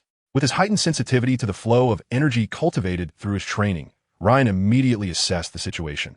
This was a skilled individual, not to be underestimated. As Portgas charged toward him, Ryan refrained from engaging in unnecessary conflict.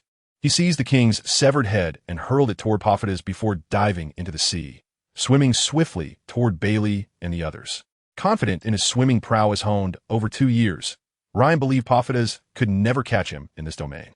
Portgas, catching the king's head, was consumed by rage and sorrow. Although he had little fondness for the king, the monarch had once saved him from certain death at sea.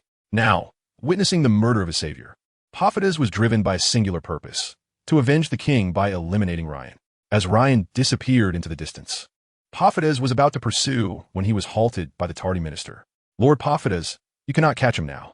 Let us first attend to the king's final rites before we depart."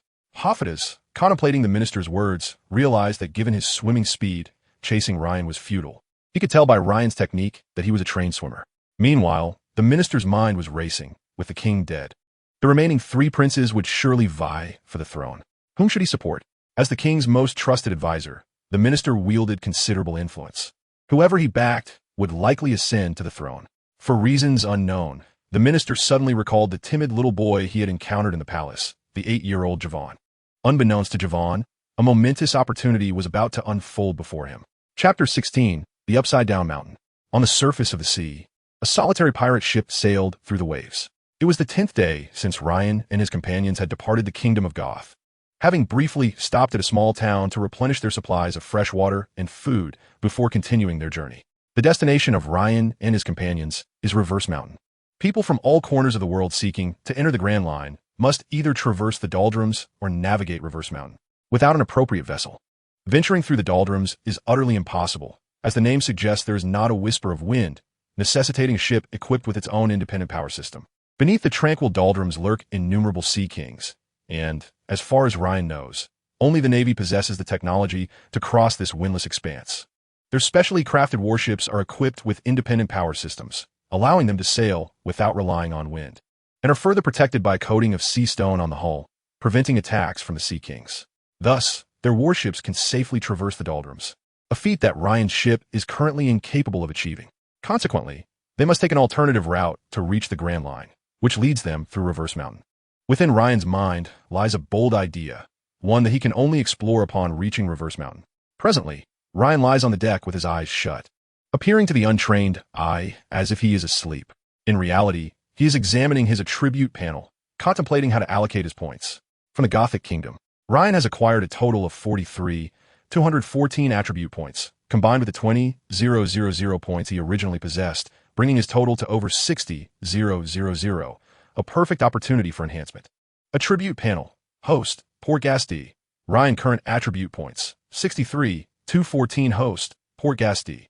Ryan physique, 51, 500 100, 000, advanced martial arts, 31, 214 100, 000, advanced swordsmanship, 99, 999 100, 000, sword master, conqueror's hockey, 20, 600 100, 000, advanced armament hockey, 25, 700 100, 000, advanced observation hockey, 54 0, 60 100, 000, advanced devil fruit ability, none skills, godly dodge, one sword style Iato weapon, supreme great blade ace mission, bounty to reach 500 million berries. This encapsulates Ryan's current prowess. With his swordsmanship having attained the pinnacle of sword mastery, he remains uncertain about how to break through this bottleneck. Perhaps a life and death battle is required, or enlightenment may strike him suddenly. However, Ryan is not particularly anxious, as he still has 3 months until he turns 12. He typically reserves 20,000 attribute points for emergencies. At present, his greatest strengths lie in swordsmanship and indeed in observation hockey and physique. The forthcoming focus for enhancement will be these 2 aspects. After much deliberation, Ryan ultimately decides to prioritize enhancing his physique, as this upgrade will maximize his existing combat effectiveness. Once the system adds the 214 attribute points to his physique, Ryan immediately senses a transformation within his body. A warm current enters him, continuously fortifying his physique. This significant enhancement is somewhat overwhelming for Ryan, and as he attunes to the changes in his body, he realizes it will take a while to fully adapt. Should anyone observe Ryan's physical transformation, they would undoubtedly be astonished, for within him, every cell, muscle, and bone is undergoing a metamorphosis at an astonishing rate. Suddenly, Ryan feels a pang of hunger, an indication that he must replenish energy to facilitate this evolution. Belly, could you fetch some food from the storeroom and bring me 2 bottles of wine? Ryan opens his eyes and addresses Belly, who is currently sparring with Kid. He then calls for Loli to prepare some hot food. After a moment's hesitation, Ryan continues and makes sure it's something warm. Upon hearing this, both Belly and Kid gaze at Ryan in disbelief. Even Kira, who is diligently practicing basic sword techniques nearby, halts his movements. Over the past 10 days at sea, Loli has been responsible for the ship's meals, and the culinary results have been, to put it mildly, lackluster. During the journey, Ryan attempted to cook himself, yet his efforts paled in comparison to Loli's. Consequently, he abandoned that endeavor, and as for Belly and the others, their sentiments were similar. Thus, Loli has taken on the role of the crew's chef, but unless they are absolutely desperate, they would not touch her cooking. Now, however, Ryan audaciously requests Loli's meal. Are you feeling all right, Ryan? Belly inquires with concern. Noticing their expressions, Ryan retorts, what are you all thinking? I just broke through during my training, and I'm ravenous. Hurry up. Did Captain Ryan really train? I thought he was just sleeping with his eyes closed, Kid whispers to Kira. Perhaps this is a unique training method from Ryan's master. I might have to try it myself next time, Kira speculates. Ryan hears their whispered speculations, but at that moment, his hunger overshadows any desire to engage with their chatter. Before long, Belly returns with the food, and upon seeing it, Ryan's eyes light up as he eagerly begins to devour the meal. Witnessing Ryan's voracious appetite, Loli is overwhelmed with emotion. So you really enjoy my cooking, Ryan? From now on, I'll make it for you every day. At that moment, Loli feels that Ryan is the best person in the world. Hearing her words, Ryan hastily attempts to respond, no, that's not it.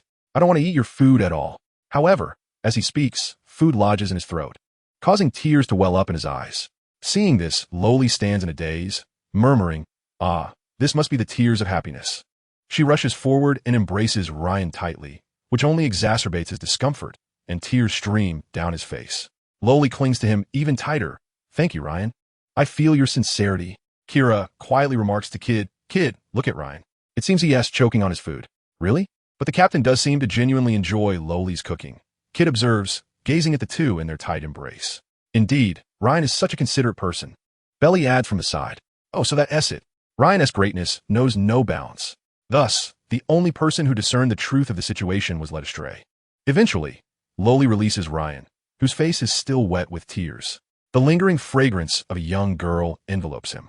Observing Loli still caught up in her emotions, Ryan ultimately refrains from revealing the truth. After finishing the food, he pats his belly in satisfaction, realizing for the first time that Loli's cooking isn't entirely unpalatable. Once his hunger is satiated, Ryan turns to Loli and inquires, how much longer until we reach Reverse Mountain? Loli consults the map, pointing to a specific location. We are approximately here, and it should take us another 2 days to arrive. I'm really looking forward to Reverse Mountain, Ryan muses. Unlike in his previous life when he watched One Piece, he is now poised to witness Reverse Mountain firsthand.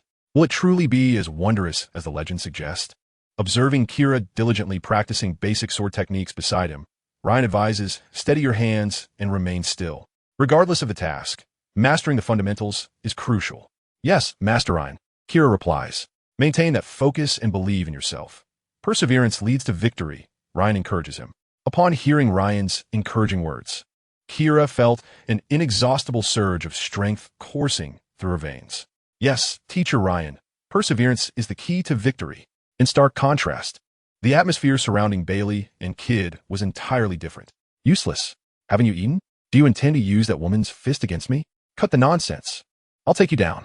You're leagues away from becoming a formidable warrior, you fool. With that, Kid was sent sprawling onto the deck by a single punch from Bailey. It must be acknowledged that both Kid and Kira possess remarkable innate talents.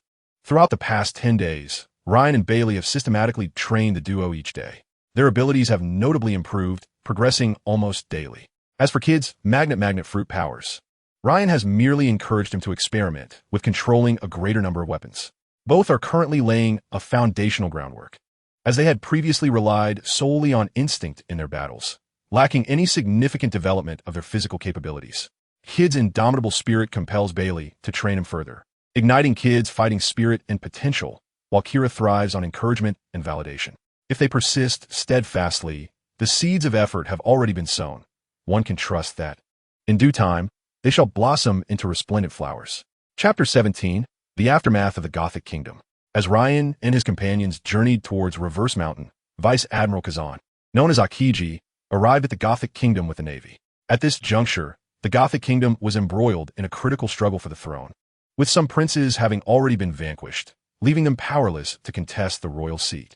The kingdom has now divided primarily into two factions, one supporting the legitimate heir, the Crown Prince, while the other rapidly ascends, backed by the Minister of Internal Affairs and several powerful nobles, rallying around the figure of the puppet prince, Javan. Following the demise of the king, the minister has allied with formidable aristocrats, for should Javan ascend, the Gothic kingdom would fall under their control. This 8-year-old child is merely a marionette in their hands. Consequently, the vast majority of the nobility has united under Javan's banner. Thus far, 2 princes have been dealt with, leaving only the Crown Prince remaining, who, judging by the current circumstances, cannot endure much longer. Little did the deceased king anticipate that, after his passing, the throne might be inherited by the very Javan whom he had always regarded with disdain for his impure lineage. While the king reigned, the nobles dared not harbor any treasonous thoughts, for his rule was deeply entrenched in the hearts of the people, and none would defy him while he still drew breath. However, his sudden death left a vacuum. The royal guard, historically loyal to the king, has remained neutral in this power struggle, as they too are of royal blood, entitled to contest for the throne. At the time of the king's death, no successor had been designated. Without the formidable royal guard, the princes are certainly no match for Javan, who enjoys the backing of the majority of nobles. As for Pafidas, he has already set sail in pursuit of Ryan after attending to the king's affairs. The news of the king's demise was tightly sealed by the Minister of Internal Affairs, resulting in Kazan receiving no information during his journey. By the time he arrived, Ryan had already departed. Upon reaching the port, Kazan made no unnecessary delays and headed straight to the Navy's headquarters, his arrival inevitably drawing the attention of those with ulterior motives. Within the palace, a young man in his 20s wielded a whip, striking a kneeling servant while hurling curses. Damn it, I am the rightful heir to the throne. How dare those nobles support that illegitimate child? At this moment, a middle-aged man entered the room, perhaps fatigued from his exertions. The crown prince waved dismissively for the servant to leave. The prostrate servant hastily crawled away. Uncle Wong, you've come. What brings you here? The crown prince inquired first. After taking a seat, the middle-aged man replied coolly, Crown Prince, have you already conceded? Fuming at the middle-aged man's words, the crown prince retorted, how could I possibly concede? I will never allow that illegitimate child to ascend as king. It's just that the coalition of those nobles is overwhelmingly powerful. As he spoke, the crown prince felt an immediate drain of his strength. There is still hope. The middle-aged man replied mysteriously with a smile. What do you mean by hope? Upon hearing the word hope, the crown prince leaped to his feet, eagerly pressing for details. The middle-aged man then relayed the news of Kazan and his entourage to the crown prince. Are you suggesting we seek the Navy's assistance? The crown prince pondered. Indeed, with our current strength, we cannot hope to compete against them, but with the Navy's support, the situation would be transformed. After all, Akiji is known as a monster.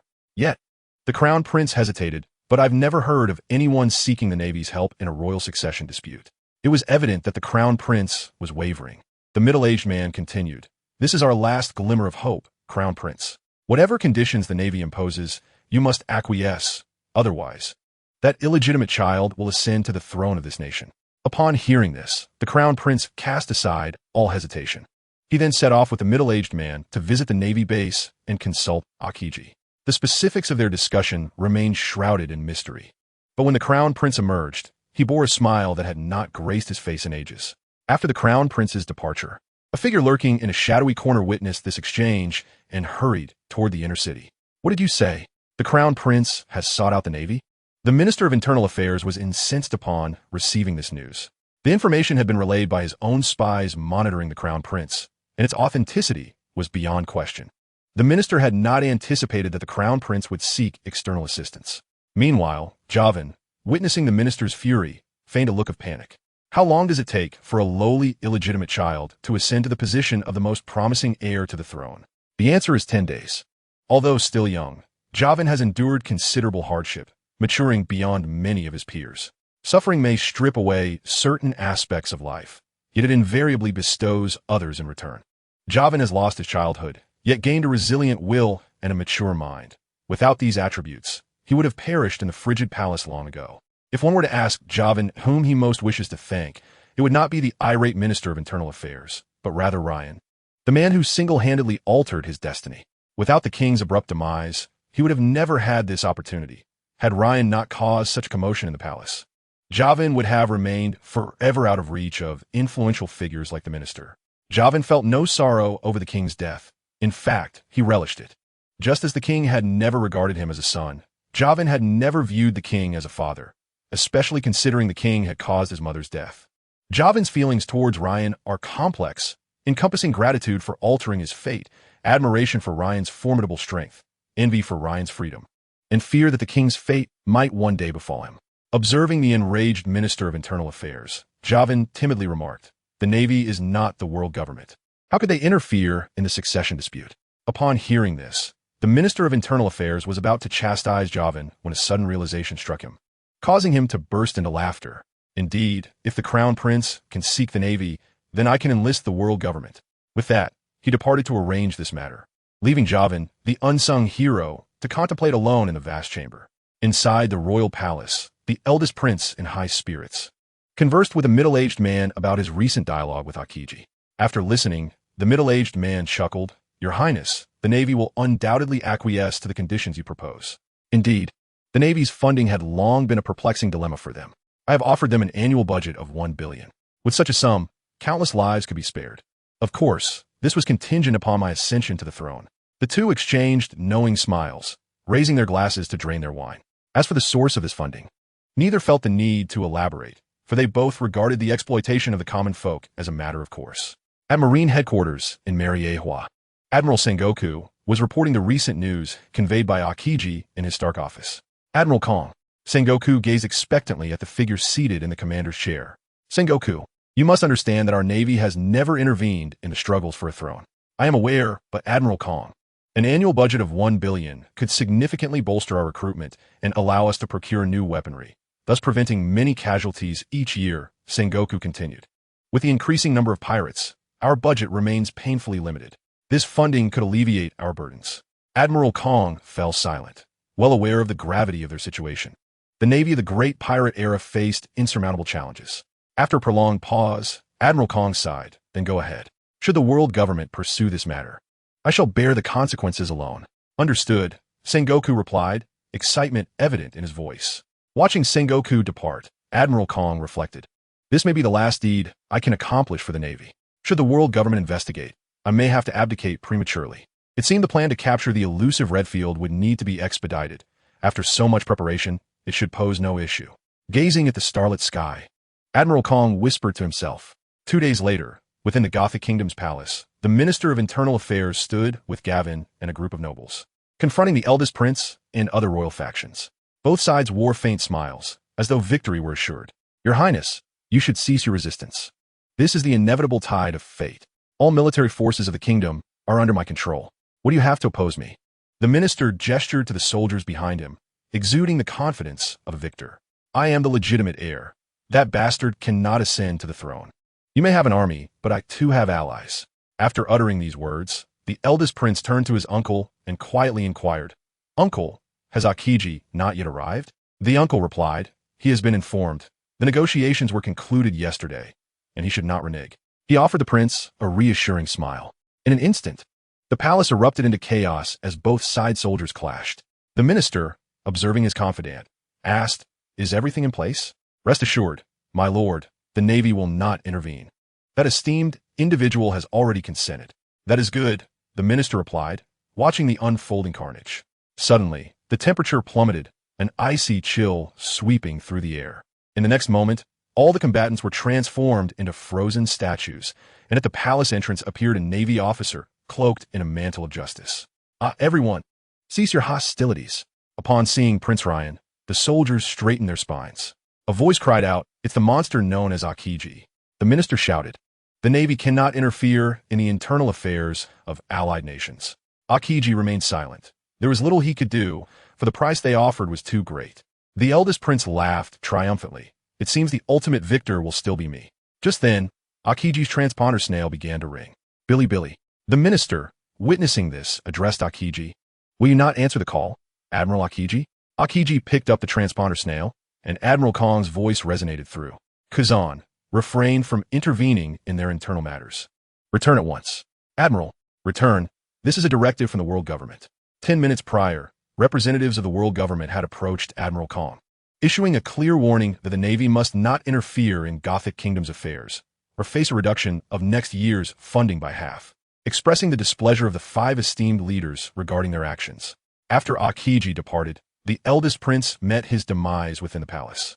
Observing the fallen prince, the minister laughed. "This kingdom now belongs to us." He remained blissfully unaware of the murderous intent emanating from Gavin beside him. Lost in his self-satisfaction, the minister failed to recognize that the pawn he had supported was not a mere puppet, but a long-repressed beast. After nearly 2 days of sailing, Ryan and his companions finally reached their destination, Reverse Mountain. Unbeknownst to Ryan, a man seated upon a coffin ship awaited him at the entrance to the Grand Line. Chapter 18. A Curious Notion, the long-awaited Mihawk. Good heavens! How can the sea flow upwards? Ryan and his companions marveled. In the distance, they could see the waters flowing against gravity towards the heavens. At this juncture, Ryan felt compelled to share his thoughts with the group. Pointing at the map, he exclaimed, "Look, this is Reverse Mountain, where the waters from the 4 seas converge, and the outlet leads to the Grand Line. By navigating the Grand Line, one can circumnavigate the world and become the Pirate King." Ryan paused momentarily before continuing. "What if we were to descend directly from here? Wouldn't that take us straight to our destination?" He pointed in the opposite direction of the Grand Line's entrance. "Is that feasible?" Bailey queried, perplexed. "This idea has been proposed before, but ultimately proven unviable, as it requires descending from the rear of Reverse Mountain, which is said to soar between 10 to 20,000 meters high and is devoid of any footholds. The only route down leads to certain death." Lorelei dampened Ryan's enthusiasm. "It appears there are other geniuses in this world, akin to myself," Ryan mused, feeling a kinship. "Do you not grasp what I am conveying? Descending from here would lead to demise." "I understand, but I never claimed I wished to die. I merely wished to observe," Ryan replied with a smile, shrugging. Ryan was fully aware that descending from this route would not lead to Laugh Tale. Aside from the geographical challenges, even if he managed to navigate through, he had no idea where Laugh Tale was located. As the final stretch of the New World, that sea's weather was notoriously unpredictable. Surely, there were others who ventured into that domain, but only GOLD, Roger Return Alive, successfully locating Laugh Tale, thereby earning the title of Pirate King. Yet Ryan's curiosity burned fiercely. He genuinely wished to know if it were possible to reach the New World's final sea from this route. Just as most would halt to observe when faced with a dead end, some would even risk their lives to try. Ryan did not wish for death, but his curiosity was insatiable. The quest for knowledge and exploration is humanity's most authentic nature. Progressing toward the unknown, perhaps that is the essence of adventure. "Onward to the unknown," Ryan declared, standing at the bow, pointing towards Reverse Mountain. The crew shared knowing smiles. This is their captain. As Ryan's ship drew ever closer to Reverse Mountain, a current began to pull the vessel, redirecting it towards the waterway that ascended toward the sky. The ship truly sails upwards. The crew, like curious children, pointed excitedly at their surroundings. Even Lorelei, who typically spoke little, joined in the exuberance. The ship, propelled by the ocean's currents, soared skyward, gradually revealing the clouds drifting past. In his heart, Ryan marveled at the exquisite craftsmanship of nature. Such terrain was truly befitting of the pirate world. Soon enough, the ascending current reached its zenith, and the vessel shot straight into the sky, causing Ryan and his companions to be flung upward due to inertia. Hastily, Ryan glanced to his lower right, only to see the clouds above and the towering mountains surrounding him. Nothing else. He sighed inwardly, thinking, "I'll come back to see this again next time." Afterward, the crew returned to the ship, which smoothly entered the waterway leading to the Grand Line, drifting downstream. The descent was swifter and more exhilarating. Ryan contemplated whether the whale Laboon would be waiting for him below. The ship successfully broke free from the island's grasp. Thus, Ryan's pirate crew officially embarked on the Grand Line, their names destined to echo throughout the world. Suddenly, Bailey shouted, "The Grand Line, here comes the Ryan pirate crew." Ryan shot a silent glance at Bailey, speechless. Kid chimed in, Is it because Bailey stole Ryan's line that he's upset? Kira responded, that seems likely. Observing these two little rascals whispering behind his back, Ryan resolved to show them more affection in the future. Just then, a flying slash hurtled toward Ryan. With a cute observation, Ryan sensed it immediately, unsheathing his sword to launch a countering flying slash. In an instant, the two strikes met in midair, clashing and holding their ground, creating a brief vacuum in the previously calm sea. Who goes there? Bloody swordsman Ryan, I have awaited you for a long time. A voice echoed from afar. On the horizon, a small vessel resembling a coffin bore a man with eagle-like piercing eyes, adorned with a black top hat trimmed with white fur, and donned in a burgundy-patterned shirt, a cross-shaped knife hanging from his chest, fixated on Ryan and his sword. Upon recognizing the man's features, Ryan realized in an instant that this was Shanks and Mihawk, the man destined to be known as the world's greatest swordsman. With those keen, eagle-like eyes, even the strongest warriors could not help but feel a shiver of trepidation, earning him the moniker Hawkeye. Ryan's excitement surged. He never expected to encounter Hawkeye here. Engaging in battle with the future world's greatest swordsman would undoubtedly enhance his swordsmanship, provided he survived this encounter. Observing his swordsmanship had reached an astounding 999 points. He thought, today is the day I break through. I have awaited you for a long time, Hawkeye Mihawk. The two locked eyes, their fierce fighting spirit palpable. Let me gauge your worth. With his armament hockey enveloping his body and sword, Ryan made the first move, launching himself toward Hawkeye like an arrow released from its bow. Come at me. The two began their clash midair, moving at such speed that Kid and the other struggled to discern their movements. With only Bailey managing to catch glimpses of their duel, Kira anxiously asked, Bailey, how is Master Ryan faring? It's evenly matched, Bailey replied. After hundreds of exchanges in the air, both retreated to their respective ships. Ryan's sword arm trembled slightly as blood flowed from his wounds, his white robe gradually stained crimson. It was only then that the others noticed the numerous intersecting wounds adorning Ryan's body, with a deep gash on his back that exposed bone. This was the first time Ryan had sustained such severe injuries since arriving in this world. Hawkeye, too, bore even graver wounds, his body marred with injuries, particularly on his hand and chest, where a wound was perilously close to his heart. What was the name of that last move? Hawkeye asked in a low voice. 100 Steps Flying Sword. It turned out that during their confrontation, Ryan had executed the 100 Steps Flying Sword. Hawkeye, encountering such a technique for the first time, had been caught off guard. However, due to his exceptional battle instinct, he managed to touch the flying sword just as it was about to pierce his heart, causing it to deviate by a mere 2 centimeters. Reflecting on that moment, Hawkeye couldn't help but feel a tremor of fear. He had nearly met his end. The wound on Ryan's back was also inflicted by Hawkeye, as the 100 Steps Flying Sword had a fatal flaw. Once the sword was released, it could not return. Realizing the sword had missed Hawkeye's heart, Ryan knew he had to endure Hawkeye's strike to retrieve it, resulting in his back injury. Fortunately, due to Hawkeye's weakened state, that blow lacked its full force. Otherwise, during his prime, that strike would have cleaved Ryan in two. The duel between swordsmen was thus perilously simple and dangerous. Particularly in close combat, one lapse in concentration could cost them a vital part. Ryan also recognized that the flaw of the 100 Steps Flying Sword was far greater than he had imagined, especially when facing a master. The opponent's reflexes could easily evade it. If Hawkeye possessed the foresight to predict the future, Ryan would likely already be a lifeless corpse. Resolving not to use this technique again until it was perfected, Ryan sighed inwardly. After all, it was a creation born from his own imagination, imbued with special sentiment. Alas, while the concept was splendid, reality was harsh. Yet, now was not the time for such musings. Ryan smiled at Hawkeye across the way. The next move will decide our fates. Indeed, both Ryan and Hawkeye's fighting spirits reached their zenith. This next move would determine victory or death. They both prepared, accumulating their momentum to make this forthcoming strike even more potent. Ryan felt a mix of exhilaration and trepidation throughout their recent battle. He had realized they were both on the threshold of greatness, just a step away from a breakthrough. Don't forget to save me, Ryan quickly instructed. His aura peaked, and Hawkeye mirrored this intensity. God's avoidance. Sky slash. The two figures collided midair. Ryan unleashed his conqueror's hockey and murderous intent, while Hawkeye countered with a different force. Clashing against Ryan's formidable aura, the sky appeared to rip apart. Ryan and Hawkeye had both surpassed their limits. This strike was the strongest they had ever wielded. Observers from afar noticed a massive wave surging forth, a result of the residual energy generated by Ryan and Hawkeye's battle, which churned the sea into tumult. Quick, turn! Lowly cried out. There's no time. Bailey shouted as he drew his twin axes, declaring, "Earth Splitter." The sea was cleaved in two, allowing them to pass through it. Just as they narrowly escaped disaster, the four of them witnessed Ryan and Hawkeye plummeting into the ocean. "This is bad." Bailey, Kid, and Kira hurriedly leaped into the water to rescue Ryan. At that moment, an ill-timed voice rang out. "Kira, save me." It was Kid, who had seemingly forgotten he was a devil fruit user. Kira quickly swam to Kid and pulled him up. Moments later, Bailey returned to the ship with someone tucked under his arm, both Ryan and Hawkeye, who had fallen unconscious after their plunge into the sea. Kid, fuming, exclaimed, "Why did you save him? He's the captain's enemy."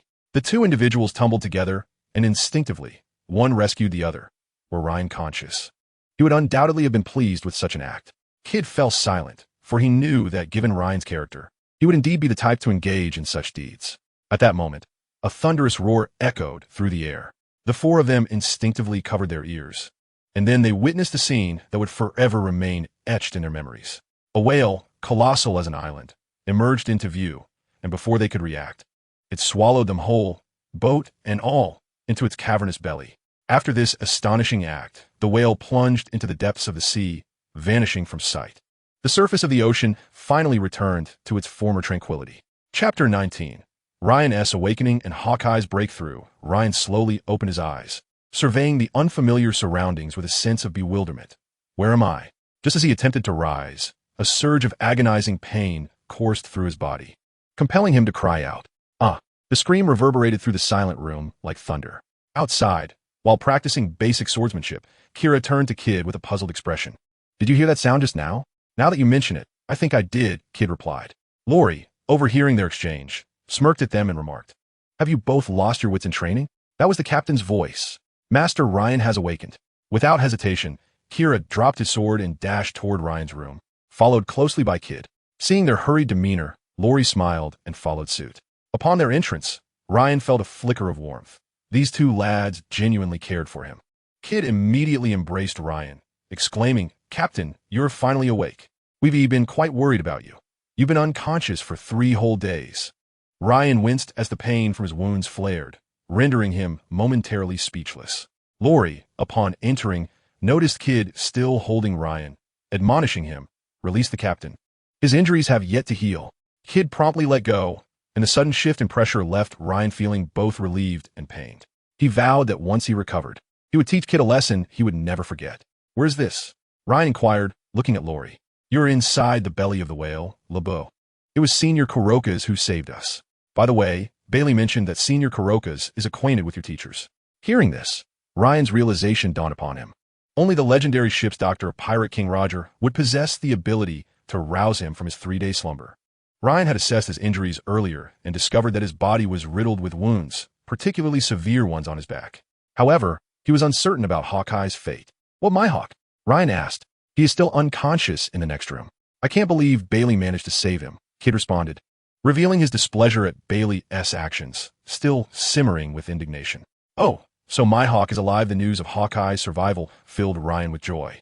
Having such a worthy adversary was a stroke of fortune. It was not merely the desire for Hawkeye's attributes that motivated Ryan. He was not that kind of person.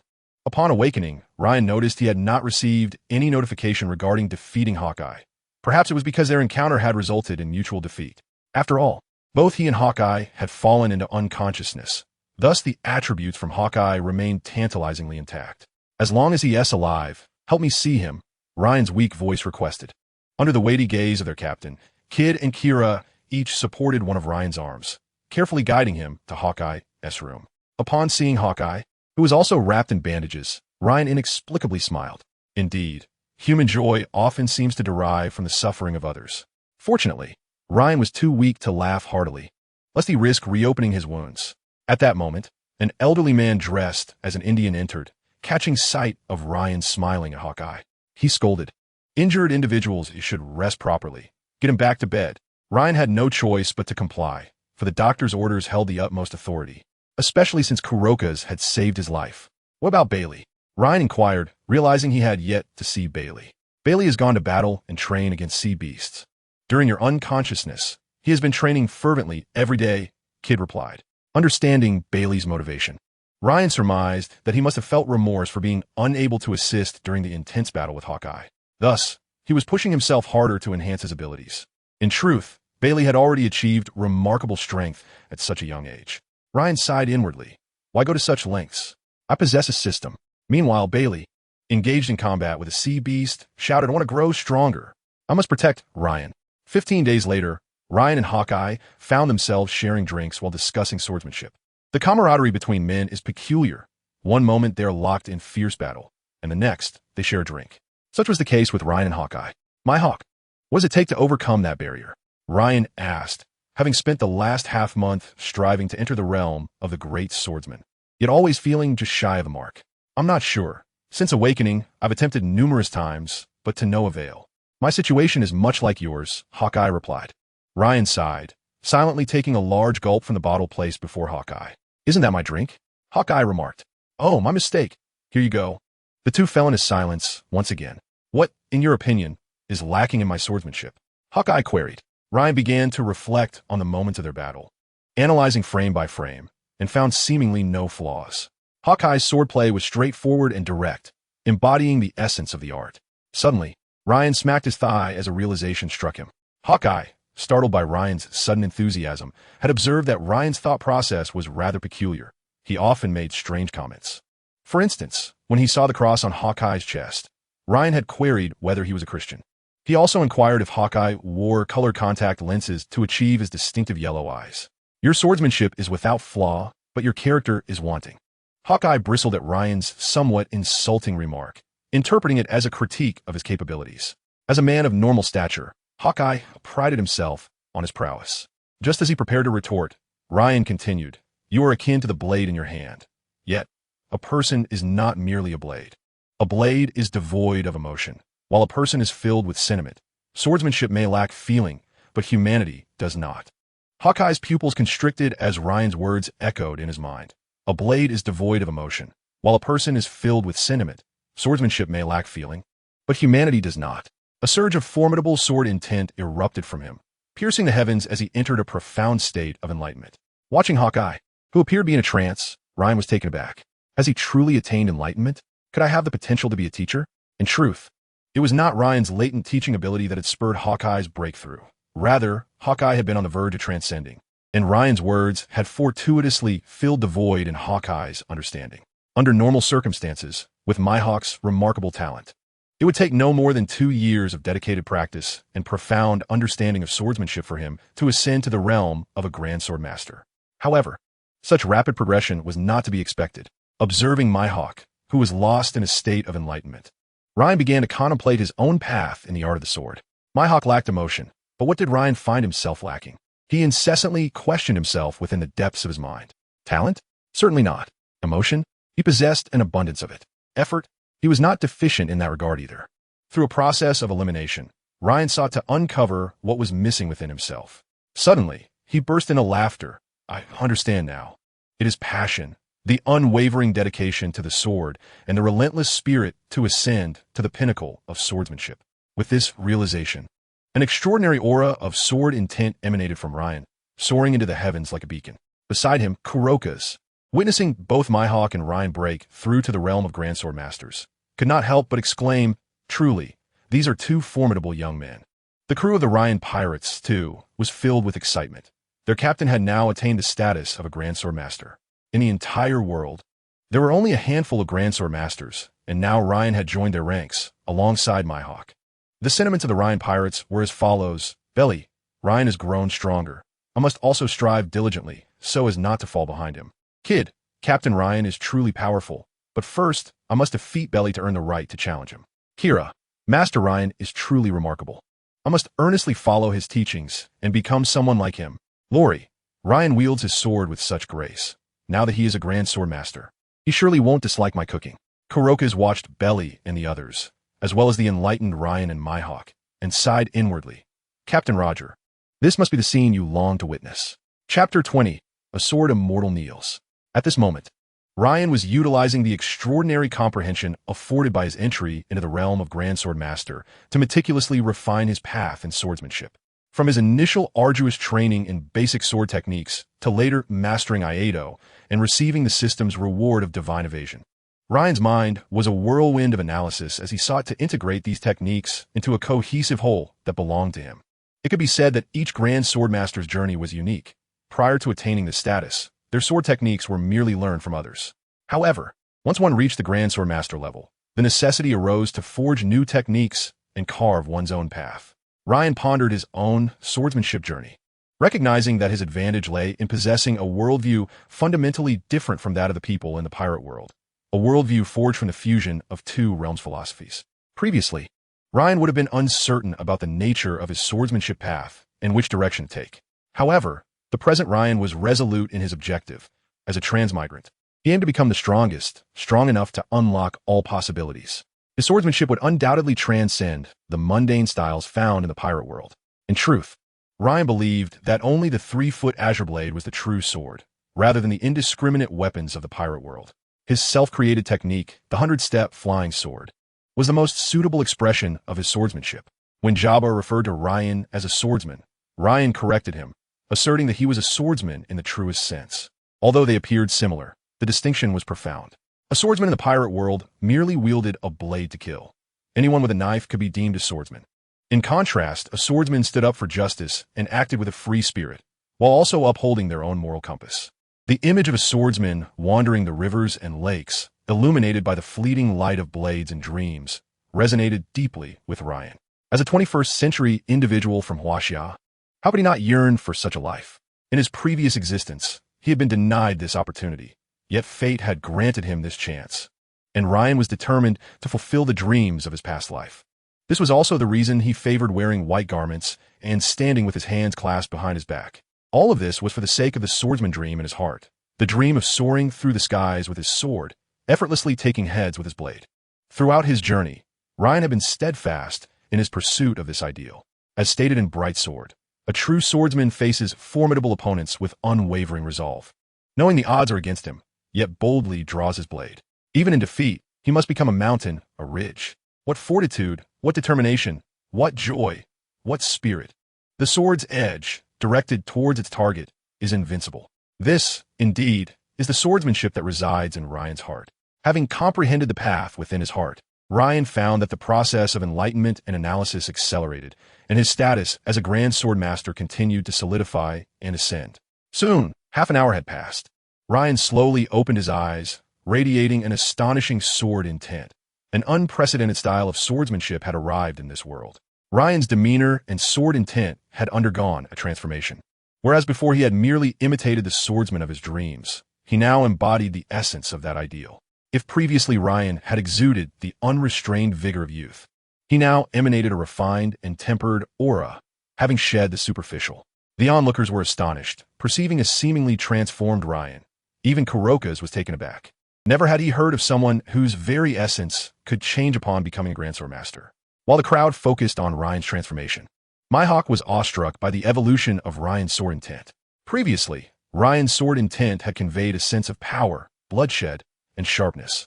Now, it could only be described with 2 words, incomparably sharp, as if nothing in this world could withstand its edge. Mihawk had never encountered such sword intent before. Ryan observed Mihawk, noting that he too had undergone a change. Previously, Mihawk had been as cold and sharp as the blade he wielded, but now there was a hint of softness. Eager to test the extent of his newfound strength, Ryan released a surge of sword intent that enveloped the area, causing everyone to feel as if their bodies were being sliced. No, it was not merely a sensation. Visible gashes appeared on their bodies, as if cut by a blade.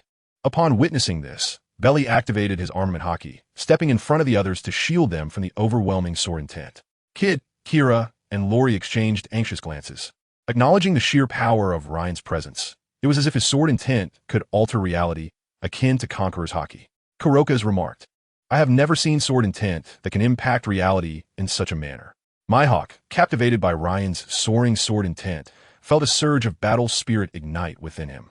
Just as he prepared to draw his blade, Ryan interjected, "Mihawk, let's postpone our duel for a few days. I must first stabilize my realm." With that, Ryan vanished without a trace. The others exchanged glances. Indeed, this is the captain we know. The previous display must have been an illusion. Mihawk paused momentarily before responding. Very well. He then returned to his quarters. Meanwhile, Ryan was reviewing the system notification that had just appeared. Ding. Congratulations, host. for breaking through to the Grand Swordmaster realm through your own strength. Rewards: the Sword of the Sword God Li Chuanxiang, and an insight into the swordsmanship of the Sword God Li Chuanxiang. Gazing at the bountiful rewards, Ryan could no longer contain his overwhelming joy. This is exhilarating. Outside, the crew was left in a state of bewilderment. Stabilizing one's realm could be this thrilling? Ryan retrieved the wooden horse from the system space, admiring it with growing delight. In the snowy world, the Sword of the Sword God Li Chuanxiang, known as Muminyo, ranks among the finest blades. Regrettably, it was subsequently shattered by Wang Xianji, the second strongest in the realm, splitting it into two. However, what now rests in Ryan's hand is the complete Muminyo, a 3-foot azure blade, ancient yet remarkably sharp. This is the sword Ryan cherishes above all. Reluctantly, Ryan stored Muminyo within his system space and turned his attention to the profound insights of the sword god Li Chuanxiang. Among the many characters Ryan admires in the snowy world, Li Chuanxiang stands preeminent. He entered the realm of the indomitable at the tender age of 16, ascended to the realm of the arcane at 19, and reached the celestial level by 24. Afterward, he sealed his sword sheath for 6 long years, abstaining from drawing his blade, ultimately cultivating the profound sword intent that would open the gates of heaven. Upon re-emerging into the world, he traversed the great river with his sword in Guangling, defeated the Plum Blossom Sword Sect S Wu Wei at the Eastern Yu Sword Pool, triumphed over the Wu family sword champion in the Wu family S Sword Tomb, claiming the famed blade Muminyo, and forced back a sword saint-like woman from the South Sea with a mere finger, among other illustrious feats. He bested the spear sage Wang Xiao, imparting knowledge to him, and vanquished Xinyuan Japan. He boldly proclaimed that no swordsman could rival him in Shishu and ventured alone into the region, slaying 16 master swordsmen who dared obstruct him. Ascending Mount Lan Ta, he questioned the Buddha with his sword, dispatching 23 arhats. He fought Wang Xianji 7 times, emerging victorious 6 times, but in their final encounter, out of respect for talent, he refrained from utilizing his ultimate technique, the sword opening of Heaven's Gate, allowing Wang Xianji to break Muminyo and gracefully retreat from the mountain. In a tragic twist of fate, he accidentally killed the beautiful Fengdu in a green robe while trying to seek a life-extending elixir from Qi Xianzheng at Longhu Mountain. During their philosophical discourse at the demon-slaying platform, his mind became tumultuous, and after failing to achieve his sword path, he fell silent. Following his descent from the platform, he exchanged an arm with Sui Xiegu, plummeting in realm to the arcane level, disappearing from sight thereafter. In truth, he retreated to the ruins of Fengdu, spending 20 years beneath the listening tide pavilion of the Bailiang royal mansion, drawing a circle as his prison. By a twist of fate, he returned to the celestial realm after a cycle of 60 years. Emerging from the listening tide pavilion, he ranked 8th in martial assessments. Riding alongside Su Fengyan on horseback, he shattered the 5 elements water armor at the border of Yongzhou. He cleaved 200 zhang through the Ghost Gate, overturned the Yellow Dragon ship at Spring God Lake, and forced the Wu family's sword crown, Wu Lu Ding, to retreat outside Xiangfan City. Observing Su Fengyan from the snowy plains of Huishan, he wielded the Xianyuan Qingfeng as an umbrella, reclaiming his status as a terrestrial sword immortal. In the imperial city of the East Sea, he borrowed a sword, engaging in the fiercest battle of the age. Together with Su Fengyan, he invaded Danziki, shattering over 2,000 armors with a single strike and covering 1,000 li in one breath. In his final moments, he borrowed the sword from Deng Teia, aiding him in breaking through to the terrestrial divine level, contending with Tuo Ba Bodhisattva, and ultimately passing away after encountering the reincarnated green-robed figure, Green Fish. Thus unfolded the magnificent life of sword god Li Chuanxiang, and Ryan, having steadied his mind, began to internalize these realizations.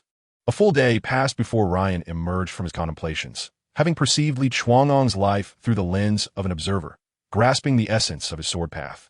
Upon awakening, he sensed a peculiar shift.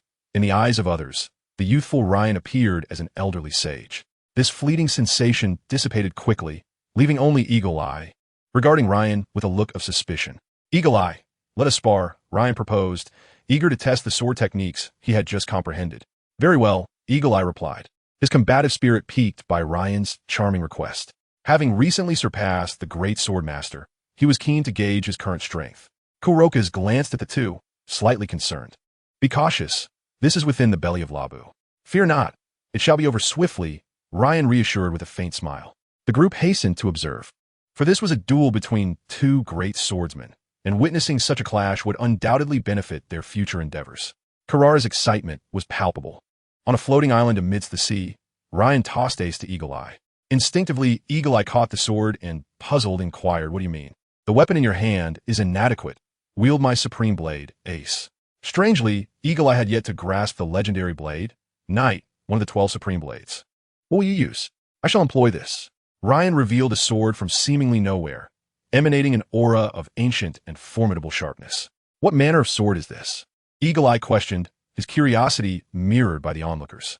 In the pirate world, swords typically refer to knives and Western swords. Roger's Ace and Shanks' Griffin are both Western swords, predominantly single-edged, whereas Ryan's weapon was a rare double-edged sword. "Muminyo," Ryan replied nonchalantly. Upon witnessing the exquisite blade in Ryan's possession, which rivaled even the supreme blade, Eagle Eye, though not one to feign, acknowledged that a good sword significantly enhances a swordsman's prowess. The two began with tentative exchanges, with Ryan initially gaining the upper hand over Eagle Eye. Aware of his extensive combat experience, Eagle Eye recognized the need to unleash his full strength. As he charged forward, sword raised, Ryan called out, "A splendid attack." With that, he propelled himself into the sky, descending with his blade aimed at Eagle Eye. Immortal sword master kneels. The surrounding waters erupted as Eagle Eye struggled to fend off the onslaught with his sword. With a resounding crack, the ground beneath Eagle Eye fractured, the fissures rapidly spreading outward. Those observing from afar were left in utter astonishment. They beheld Ryan soaring through the air, sword and body harmonized, delivering a devastating strike downward. In an instant, the entire floating island shattered into countless pieces. Witnesses could not help but exclaim, "The might of a single sword is truly terrifying." Chapter 21. The First Encounter with Seagull. Ryan turned to the still morose Eagle Eye and remarked, "Mihawk, victories and defeats are the norm in battle. Besides, losing to me is no shame. Wouldn't you agree?" He cast a knowing glance at Eagle Eye. Eagle Eye remained silent, lifting a cup of wine from the table to drink. "Hey, don't drink it all. There's hardly any left." Ryan snatched the cup from Eagle Eye's hand, pouring himself a drink. "It seems it's time to depart. The food is running low, and if this continues, we might starve on this vast ocean." "Can't we eat fish?" Eagle Eye replied with indifference. "Eating fish every day is unbearable, and more importantly, there's no wine left." Ryan lamented. "Originally, we could have drunk for nearly a month, but then you showed up." He shot a sidelong glance at Eagle Eye. Seeing no reaction from him, Ryan inwardly cursed, indeed. Those who practice swordsmanship have thick skins. "Kira." Ryan gathered everyone to announce their impending departure, and they all expressed unanimous agreement. After all, few could endure prolonged stays in such a place, aside from Kuroka's. "Senior Kuroka's, we're preparing to leave," Ryan said to Kuroka's, who was engrossed in reading a newspaper. "Leaving, are you?" "Allow me to see you out," Kuroka's replied, genuinely pleased with their departure, as Ryan and Eagle Eye's frequent sword clashes had interrupted his tranquil life. Kuroka's had always cherished a peaceful existence, had it not been for the allure of Roger's charisma and dreams. He would never have boarded Roger's ship to aid in prolonging his life, knowing full well that Roger had been near death when he found him. After leading the group through the internal passage, Kuroka's was about to return when Ryan called out to him. "Senior, let me offer you a gift." "Thank you, but I don't need it. I am aware of the news regarding the Rumbar pirates." Ryan smiled. "What?" Disregarding Kuroka's astonishment, Ryan addressed the whale Lab. "Brooke from the Rumbar pirates is still alive, and I will assist you in bringing him back. However, you must cease your headbutting of the Red Earth continent." Lab responded with a series of howls, prompting everyone to cover their ears. "No need for thanks. This is merely a way to repay your life-saving grace, my esteemed predecessor," Ryan remarked to Kuroka's, who was preparing to express his gratitude. Observing Kuroka's reaching into his pocket, Ryan swiftly pressed down on his hand and elegantly waved goodbye, saying farewell, "Esteemed predecessor." As he watched the Ryan pirates depart, Kuroka's pondered, stroking the eternal pointer he had just intended to present. Do they not require the eternal pointer? On the sea, Kid inquired of Ryan, "Captain, where are we headed?" "Alabasta," Ryan replied, intending to visit Alabasta in hopes of encountering Robin, who had been his favorite female character during his previous life watching One Piece. He wondered if Robin was still in Alabasta. "Ryan, what about the eternal pointer for Alabasta?" Lori extended her hand toward Ryan. Ryan responded with a gentle smile. "Do you believe I would forget about the eternal pointer?" The next moment, Ryan found himself pinned to the ground by Lori, engaged in indescribable antics. "Ah, you didn't remind me either. You're the captain. Do I really need to remind you of such matters?" Ryan lamented, casting a resentful glance at Mihawk, who was currently instructing Kira in swordsmanship, looking thoroughly perplexed. An untimely voice chimed in. Master Ryan, your head is uninjured. While being chastised by Lori, Ryan silently cursed Kira. How dare you still call me master? Is this how you repay me? The naive Kira inadvertently disrupted Ryan's plan to divert attention. No worries. We can seize the eternal pointers from other pirates. There are plenty of pirates on the Grand Line, Ryan proposed, and with that, Lori relinquished her grip on him. Thus, Ryan and his crew meandered aimlessly across the sea for 3 days, during which Ryan truly experienced the capricious nature of the weather. In the already chaotic magnetic field of the Grand Line, one moment it was clear skies, and the next, torrential rain poured down. Ryan was even fortunate enough to witness hail. Throughout these 3 days, they encountered no pirates, nor did they even catch sight of a single island. I want wine, Ryan bellowed. Just 2 days prior, the ship's supply of alcohol had been depleted by the 3 of them, meaning they had gone without for 2 days, a torturous plight for 3 alcoholics. Mihawk, maintaining his persona, managed to endure, while Bailey, preoccupied with his duties, remained silent. Only Ryan, in his idleness, could no longer bear it. At that moment, a fleet of pirate ships appeared on the horizon. Bailey's excited voice rang out. Bailey's current responsibilities on the ship included steering and lookout duties, monitoring the movements on the sea. Ships. We have ships. The crew could no longer contain their restless spirits. Even Mihawk's typically stoic expression bore a hint of a smile. Rushing to the bow of the ship, they beheld a multitude of pirate crews approaching, numbering around 20 vessels. Ryan, Mihawk, and Bailey's eyes sparkled with anticipation, akin to famished wolves. With so many ships, there must be ample wine. Ryan rubbed his hands together. Indeed, there will certainly be plenty, Mihawk concurred. Bailey remained silent, casting a deep glance at Mihawk. Lori observed the 3 sharpening their blades and inexplicably felt a pang of concern for the distant pirates. Meanwhile, on one of the flagship vessels, a man dressed in a suit and top hat was delivering a pre-battle speech. This man was Seagull, the captain of the Black Hand Pirates, formerly the leader of the Black Hand Gang, the largest mafia in the West Sea. With the dawn of the Great Pirate Era, he disbanded the gang and established the Black Hand Pirates to seek adventure on the Grand Line. Listen up, crew. This is our first battle on the Grand Line. Do you see those pirate ships over there?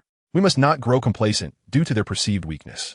This battle will establish the reputation of the Black Hand Pirates. Signal the flags and crush them. Crush them. Crush them. The exuberant Black Hand Pirates roared in unison. The Ryan Pirates accelerated toward the Black Hand Pirates, with both fleets drawing closer. Observing this, Seagull chuckled at his crew. How delightful. They are approaching us willingly. Remember, do not damage the ships. Our belongings are still aboard. After saying this, Ryan cast a pointed look at Mihawk, clearly indicating that this admonition was directed at him. Mihawk felt somewhat vexed. He could not fathom why Ryan perpetually accused him of intending to damage his ship. He contemplated asking Ryan, "Do I appear to be that kind of person?" As they drew nearer, Ryan, Mihawk, and Bailey could hardly contain their eagerness to leap onto the enemy's ship. "Could we kindly have all your food and wine?" Ryan cheerfully asked the Black Hand Pirates. "Oh no, little one," Seagull replied with a smile at Ryan's naivety. Mihawk, having fought countless battles over the past 2 decades, found it unusual to witness such cordiality before confrontation. Has Ryan always been like this? Mihawk inquired curiously. Yes, this is one of Ryan's peculiar preferences. He has many such idiosyncrasies, but only I am privy to them, Bailey declared, asserting his ownership. Meanwhile, Mihawk pondered. Is this the reason Ryan is so young, yet so formidable? Then I suppose we have no choice. Ryan declared, taking action. When one moved, all followed suit. Armed with a wooden sword, Ryan charged at anyone in sight, occasionally darting to the battlefields of Mihawk and Bailey to claim their kills. Just moments ago, Seagull had been smiling calmly, but now he was thrown into disarray, preparing to engage Ryan and his crew when one of his subordinates pulled him back. Boss, that seems to be the notorious swordsman Ryan, with a bounty of 200 million berries. The subordinate pointed out. Seagull scrutinized Ryan and soon came to a realization. Boss, should we continue fighting? No, we can't. We wouldn't stand a chance against a notorious pirate with a bounty of 200 million berries. Seagull exclaimed, patting his subordinate's head. Everyone, cease fighting. Stand down. Seagull commanded to the engaged pirates, whose compliance was swift. This left Ryan and his crew in an awkward predicament. Should they fight or not? Seagull, noticing their discomfort, approached Ryan and quietly asked, Lord Ryan, may we speak privately? Ryan, intrigued by Seagull's intentions, followed him to the cabin. Upon entering, Seagull immediately knelt at Ryan's feet, grasping his leg. My Lord Ryan, please forgive my earlier rudeness. Ryan replied, please rise. After standing, Seagull said, may I propose a matter to you? What matter? Ryan inquired, puzzled. I can provide you with food and wine, but could you spare us? Upon hearing this, Ryan found it amusing. It appeared they were attempting to buy their lives with provisions. Though previously polite, Ryan did not directly refuse, instead silently watching him perform. Seeing Ryan's silence, Seagull inwardly panicked. This is a shortfall. We will provide you with every last coin. Ryan remained reticent. From now on, I shall comply with all your orders, Seagull insisted. Ryan continued to gaze at Seagull in silence. There's truly nothing left. I've journeyed from the West Sea to the Grand Line and possess nothing more. Seagull began to weep, tears streaming down his face. Just as he was about to lose his composure, Ryan finally spoke. Let it be as you say. By the way, do you have an eternal pointer to Alabasta? Upon hearing Ryan concede to his request, Seagull sighed in relief and responded, yes, we have it. We possess almost all the islands on the Grand Line, but it cost me a staggering 100 million berries. Very well, bring it all to me. Transfer everything I just requested onto my ship. Lord Ryan, could you spare us some food? We may starve out here on the ocean. That's acceptable, but all the alcohol must be transferred as well. After finalizing the terms, Seagull returned to his ship. What did he say? Are we going to take them on? One excited subordinate inquired, viewing Seagull as invincible. Seagull disregarded him, clearing his throat to address the crew. The one opposite us is the notorious bounty hunter, the bloody swordsman Ryan, and I have just struck a deal with him. From now on, he will protect us on the Grand Line. However, Lord Ryan is currently facing a slight difficulty and requires our assistance. So, will you lend your aid? Yes, yes, yes. Then let us move the food and alcohol from our ship to Lord Ryan S. Let us get to it, but reserve some food for ourselves. After issuing his commands, Seagull headed toward the cabin. Meanwhile, Ryan, utilizing his observation hockey, couldn't help but exclaim, what a remarkable talent. Curious, Mihawk inquired, what did you discuss in there? Ryan smiled, a secret. Mihawk responded with a knowing expression. Soon, the Black Hand pirates were seen tirelessly transferring food and alcohol onto Ryan's ship, leaving Mihawk and the others in astonishment. Once most of the items were loaded, Seagull approached Ryan, gently stating, Lord Ryan, all the money and the eternal pointer are here. If there is nothing else, I shall take my leave. Thus, Seagull departed with the Black Hand pirates to continue their dreams. As they left, Ryan waved goodbye to them, and apart from Seagull, the crew departed with radiant smiles. Chapter 22. At last, I have found you. Finally, they arrived. Observing the bustling port filled with an abundance of pirate ships, Ryan couldn't help but marvel. Due to the matter of the eternal pointer, the duration of their voyage exceeded Ryan's expectations. Had they not encountered kind-hearted individuals, Seagull might still be adrift at sea. Well, this is where we part ways, Ryan, Mihawk stated, tossing Ace into Ryan's possession. I'll see you later. I have my sword. He emphasized, adjusting the wooden horse strapped to his waist. No, I shall seek my own supreme blade, Ryan sighed while holding Ace. Prior to this, Ryan had attempted to invite Mihawk aboard, but was met with refusal. Mihawk's rationale was simple and irrefutable. Being with you, I could never become the world's greatest swordsman, so I require my own adventure. Ever since that conversation, Ryan had refrained from bringing it up again, and now the moment of farewell had finally come. As Mihawk descended the ship, Ryan called out, Mihawk, are we friends? Mihawk glanced back, responding, I suppose so, before turning away and disappearing into the surging crowd. Ryan failed to notice the faint smile that graced Mihawk's lips upon hearing his words, which vanished as he resumed his usual aloof demeanor. What did sunder a fellow? Ryan mused. Let us embark on our own adventure. He boldly stepped off the ship, followed closely by the others. Arriving at their first destination on the Grand Line, the kingdom of Alabasta. Alabasta, one of the nations allied with the world government, was home to the Nefertari family, victors from 800 years ago, who chose not to remain in Mariewa as celestial dragons, but returned to their homeland to serve the people of Alabasta. Yet, Alabasta's history is far richer. One can even find traces of humanity's existence from thousands of years ago. Ancient civilization ruins are scattered throughout Alabasta, making it a requisite destination for archaeologists. Captain, when shall we create our new pirate flag? Kid inquired. Ryan was intrigued by Kid's enthusiasm for the pirate flag, considering that his previous design featured his sword, Ace. Now, with the wooden horse, he had no further use for Ace. Thus, Kid suggested a redesign, as Ryan's crew was no ordinary band of pirates. Glancing at the sky and noting that it was still early, Ryan declared, let us do it now. The time is ripe. Upon entering a shop specializing in pirate flags, they were greeted by a bustling atmosphere. Although the onset of the Great Pirate Era had plunged many nations on the Grand Line into chaos, often resulting in war and untimely deaths, one undeniable truth remained. The Great Pirate Era had inadvertently stimulated the economy of the Grand Line. Pirates from all corners brought people and wealth to the region. Particularly in coastal cities, despite the disorder, the living conditions of the populace had improved significantly as the influx of pirates necessitated food and commerce. If no one spent money, no one would engage in piracy. Some economically disadvantaged cities even welcomed pirates, though this came at the cost of the common folk's suffering.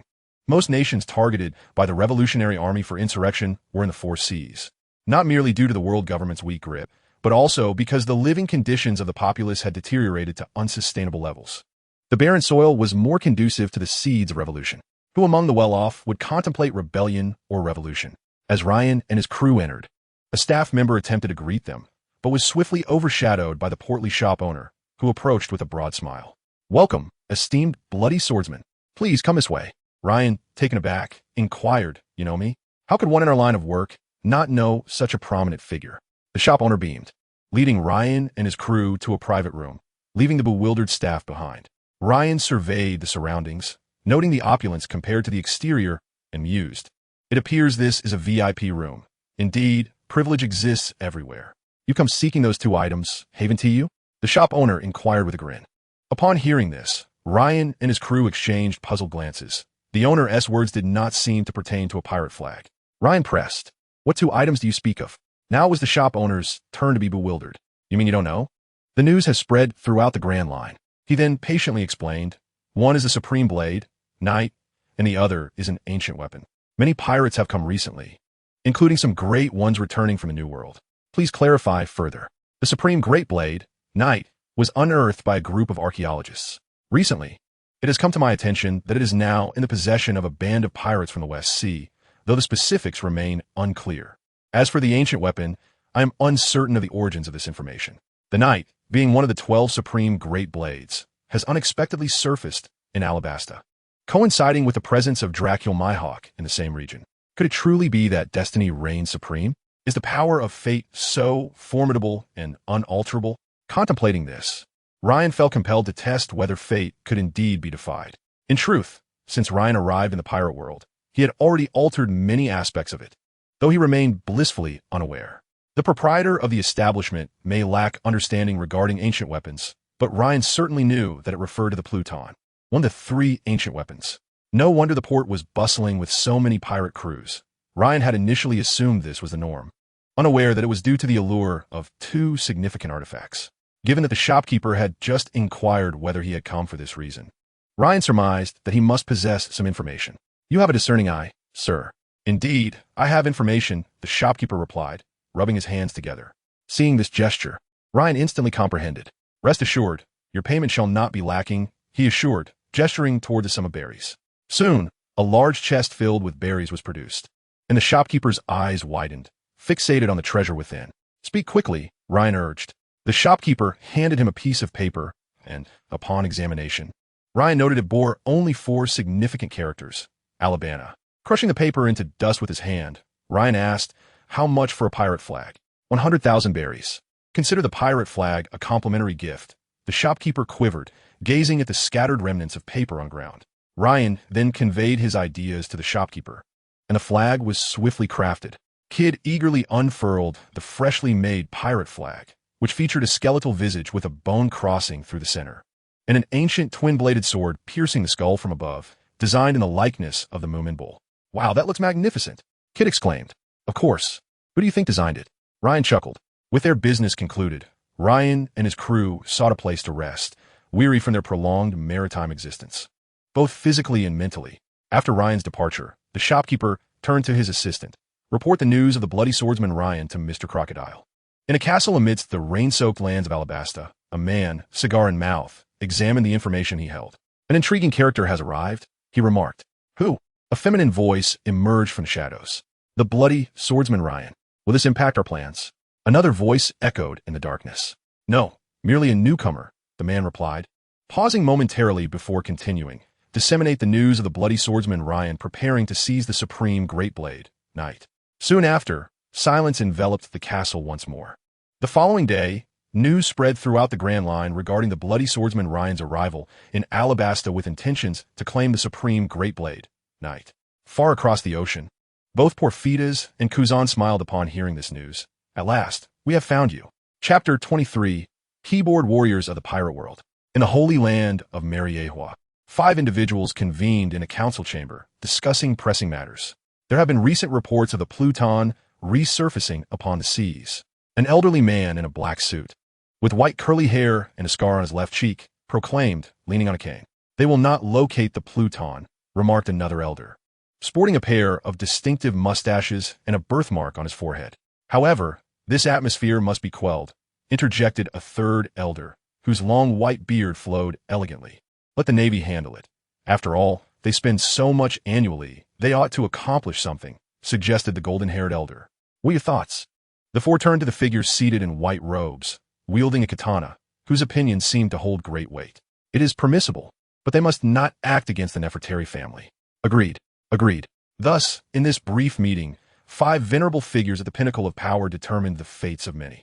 At Marine Headquarters, Marineford, what new troubles have arisen, Admiral? Sengoku inquired of Admiral Akiji, who was seated in the Admiral's chair, observing the relaxed demeanor of his companions. Sengoku could not contain his ire. Kapu, act serious in the presence of Admiral. Meanwhile, Kapu responded, I am quite serious, turning away to nonchalantly pick his nose. Enough of this, Kapu. I am accustomed to your antics. Sengoku, do not burden yourself too heavily, Akiji consoled. I just spoke with the Gorosei.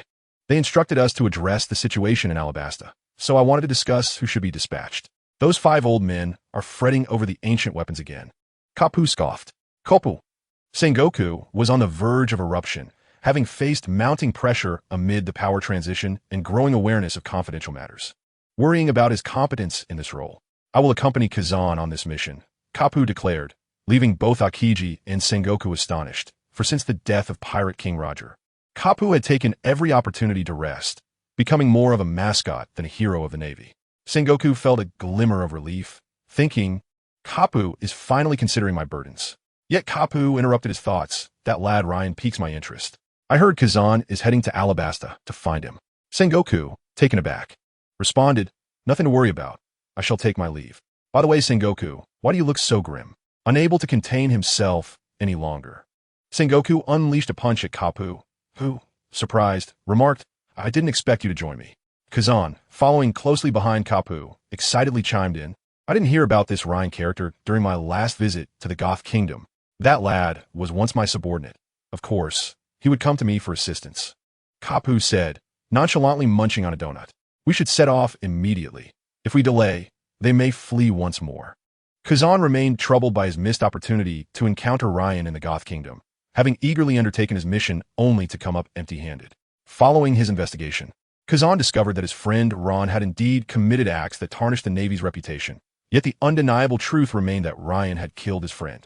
Given the influence of VF and Kapu, Kazan did not believe that someone with such a heavy hand could embody justice, especially considering that countless lives, including that of a king from a world government-allied nation, had perished at Ryan's hands. Thus, Kazan felt compelled to witness firsthand the true nature of Ryan, the individual who had captured Kapu's interest. And so, the 2 departed Marineford, accompanied by a contingent of Marines, en route to Alabasta. Meanwhile, Ryan had just awoken, and after washing up and donning his attire, he was preparing to stretch when Kid burst into the room, startling him. Captain, you're in the news. Ryan, bewildered, responded. How could we possibly make the news while adrift at sea? It's news from Alabasta, Kid replied, catching his breath. Ryan picked up the newspaper from Kid's hands, and his expression darkened instantly. The glaring headline read, shocking. The bloodthirsty swordsman Ryan claims the supreme Great Blade is within his grasp. Enraged, Ryan cursed into the air. This is slander. They are defaming me. Captain, shall we not compete for it? With such bold words, it would be quite embarrassing if we fail to acquire it. Kid fanned the flames beside him. Compete? We must seize it. Yet Ryan's motivation extended beyond mere pride. A far more significant reason lay behind his fervor. If he were to obtain the supreme Great Blade, which rightfully belonged to Mihawk, it would mean that Ryan could alter the course of history with his own strength. This endeavor represented an attempt to reshape the fates of Ace and Shanks, a unique challenge against destiny itself. We needn't rush to Alabasta. It's a journey of less than a day if we hurry.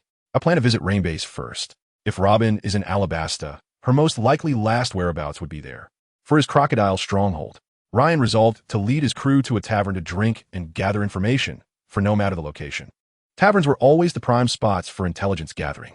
The patrons were a mix of various backgrounds, making them fertile ground for gossip. As Ryan's group arrived at the tavern, they overheard discussions about him. Have you heard? The bloodthirsty swordsman Ryan claims the supreme great blade is his for the taking. Such a title is merely inflated. He is just a newcomer with little to show for himself, remarked a young man with a delicate appearance. Indeed, he has only killed a few Navy officers. 200 million in bounty. Many in this room have done the same, another agreed. Just then, Ryan and his crew entered, and a sharp-eyed individual silently awaited the impending confrontation. The young man's companions noticed Ryan's group as well and hurriedly attempted to intervene. Suddenly, a chilling aura enveloped the tavern, freezing the blood of those present. A man with a pair of striking mustaches narrowed his eyes in awe. What an astonishing, killing intent. Can you feel it? I don't sense anything. A large man scratched his head in confusion. Of course, you wouldn't, being no swordsman. Prepare for an entertaining scene. The young man, seeing his companion's cold sweat, laughed heartily. Are you frightened? Frightened of the bloodthirsty swordsman with a pockmarked face? What of it? Came a cold voice from behind. The youth retorted without hesitation. A pockmarked face is ugly. As Ryan's anger began to boil, Bailey shouted, All you bystanders, leave now. Quickly, or you won't know how you perished. Before Bailey could finish, an intensely sharp sword intent radiated from Ryan, causing every patron to feel as though they were ensnared in an endless wave of slicing blades. Repeat what you just said. Ryan's icy voice commanded once more. Unable to endure the torment of being metaphorically sliced by invisible blades, one patron screamed and dashed for the exit, triggering a mass exodus as others followed suit. Soon, the tavern was nearly deserted, with only a handful remaining, all feeling that staying even a second longer was sheer agony. Ryan's sword intent, though not lethal, was excruciatingly terrifying. At that moment, the young man finally grasped the gravity of the situation and turned around. Blood. Upon seeing Ryan's face, he was instantly paralyzed with fear, and an acrid scent filled the tavern. Ryan understood that when someone is caught speaking ill of another and suddenly confronted, those with weak composure often react with fright. However, the youth's reaction was excessive. Losing interest, Ryan turned to Bailey and said, You may take care of this. Bailey kid, it's your turn. Kira unsheathed his blade and without hesitation struck down the still-dazed youth. Thus fell the representative of keyboard warriors in the pirate world. As Ryan's group reached the entrance, they found themselves surrounded by a crowd of onlookers, blocking their way out.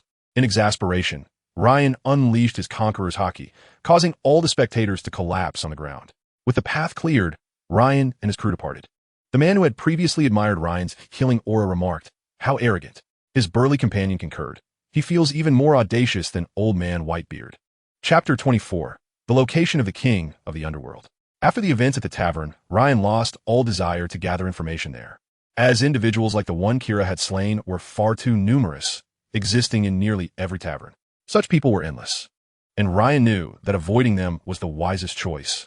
Otherwise, he would be compelled to eliminate them. Unlike Luffy and Shanks, who could endure insults and humiliation with indifference, Ryan could not accept such treatment, as he was not cut from the same cloth. Since he could not glean any news about Robin here, Ryan resolved to confront Crocodile directly in Rainbase. In Alabasta, Ryan discovered an intriguing development. Crocodile had become a hero, and the citizens expressed genuine gratitude for his contributions to the nation, despite his pirate status. Since his arrival in Alabasta years ago, Crocodile had been obsessed with uncovering the ancient weapon, Pluton. Upon realizing that the secret of this legendary weapon was likely held by the Nefertari royal family, Crocodile initiated a scheme for power. Ryan was curious about Crocodile's prolonged presence in Alabasta. If it were solely for the elusive Pluton, it would be a foolish endeavor unless he had uncovered some other hidden secret. After all, Crocodile's strength had stagnated during his years in Alabasta. The man who once matched Barrett in combat had let his talents languish. Yet, even with this lack of progress, Crocodile's performance during the Marineford War was remarkable. With determination, Ryan and his crew set off to explore the ruins of ancient civilizations, arriving in Rainbase the following day, with passers-by mistaking them for mere tourists. Rainbase differed from other cities in Alabasta, boasting a unique ecosystem. It was the only oasis blessed with ample rainfall, earning it the title Land of Heaven from the people of Alabasta. Captain, what are we searching for here? Kid asked with a hint of complaint, as he believed they should be heading directly to the royal capital, Alyabarna. A woman. What? With me here, you still wish to seek out another woman? Lori said, feigning hurt. Ryan, taken aback, replied, what is this nonsense? Their banter piqued the curiosity of the others, but Ryan chose to remain silent and continued forward. Bailey, what do you think the captain wants with this woman? Kid inquired, his curiosity piqued. Some questions are better left unasked by children. You are merely 2 years my senior. What gives you the audacity to label me a child? I am superior to you. With a single strike, Bailey has utterly incapacitated all but Kid, who now seethes in impotent rage. Sir, do you happen to know the whereabouts of Crocodile? Ryan inquired of a middle-aged man. The man regarded him with evident suspicion. What business do you have with Lord Crocodile? I possess information I wish to sell to him. Ah, I see, the man replied, then gestured in the direction of a castle situated at the very heart of the Rain Base, which serves as Crocodile's residence. Upon receiving this clear indication, Ryan and his companions hastened to the location. Indeed, at the center of the Rain Base stood an ancient castle, guarded by 2 sentinels at its entrance. I come seeking Crocodile, Ryan stated in a calm voice as he approached. The guards, incensed by Ryan's nonchalance, bristled with anger. How dare you show such disrespect to our lord? They cried, weapons poised for confrontation. Then, from within the castle emerged a robust young man who addressed Ryan and his entourage. Lord Crocodile requests your presence. Ryan immediately recognized him as Mr. One from the Baroque works, his countenance still retaining the youthful, naïve, and lifeless gaze reminiscent of a fish. Lead the way, Ryan commanded with indifference. Mr. One, unfazed, acted like an emotionless automaton, guiding Ryan's party into a grand hall where the infamous Shichibukai, Crocodile, sat regally upon his throne, observing them with keen interest. I have heard that the bloody swordsman seeks to sell me information, Crocodile declared. It appears you have fully mastered this Rain Base. Indeed, I am the hero of Alabasta. Crocodile boasted with a hearty laugh. Where is Nico Robin? Ryan inquired, his expression stoic. Crocodile's pupils contracted slightly before he replied with a smile. Ah? So you are here for the Pluton? No, I'm here for Nico Robin. Are you mocking me? Crocodile rose in fury. It seems that Robin truly resides with you. Ryan remarked with a smirk. And what of it? Hand her over to me, Crocodile retorted. Robin, do you wish to accompany him? Crocodile called into the shadows. At that moment, a young girl emerged from the darkness, addressing Crocodile. Of course not, boss. Robin, Ryan exclaimed, exhilarated at the sight of her youthful visage. Meanwhile, the members of Ryan's pirate crew observed his fervent reaction, curious as to what made Nico Robin so significant to their captain. Unbeknownst to them, Ryan had known Robin in his previous life. As a fervent fan of the Pirate King anime, she was his favorite female character.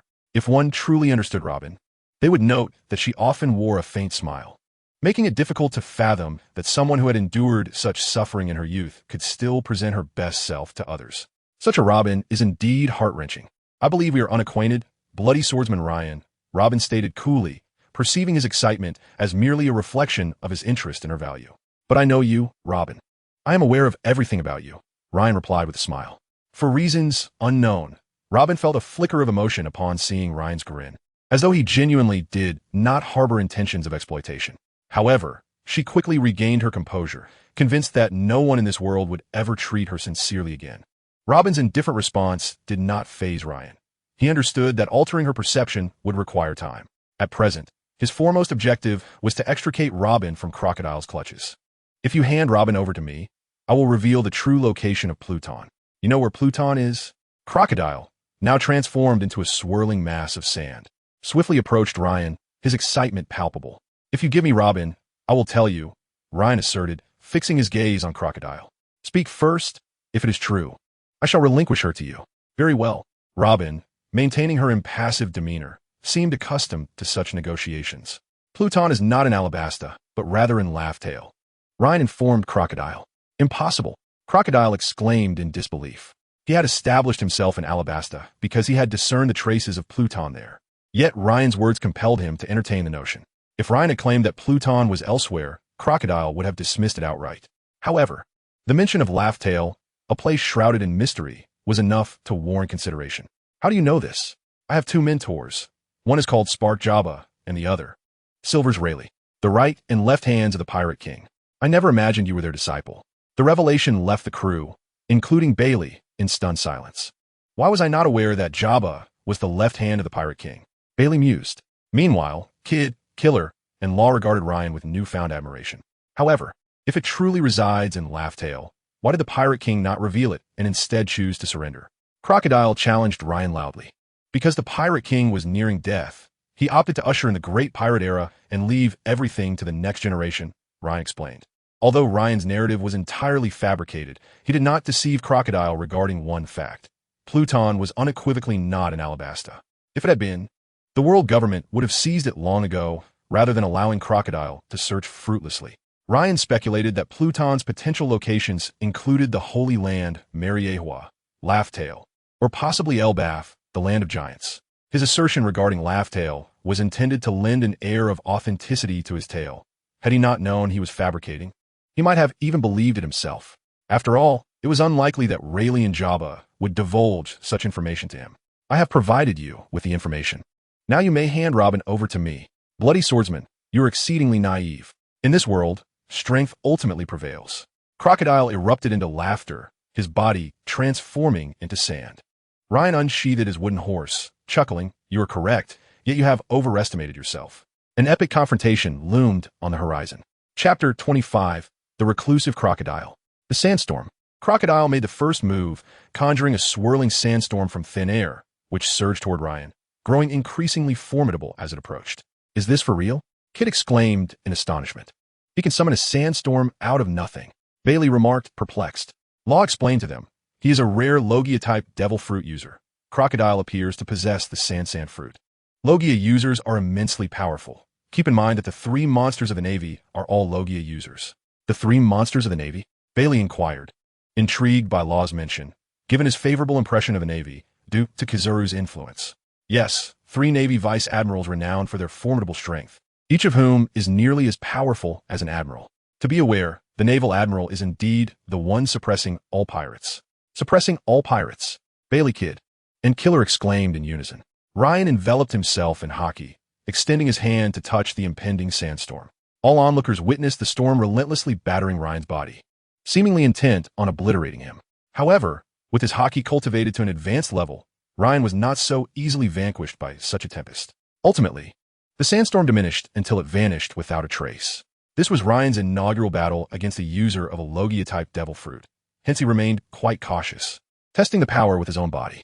It is crucial to understand that the might of a Logia-type devil fruit stems not solely from its ability to elementalize, but also because all users of such fruits, when developed to a certain extent, wield the power to devastate the world.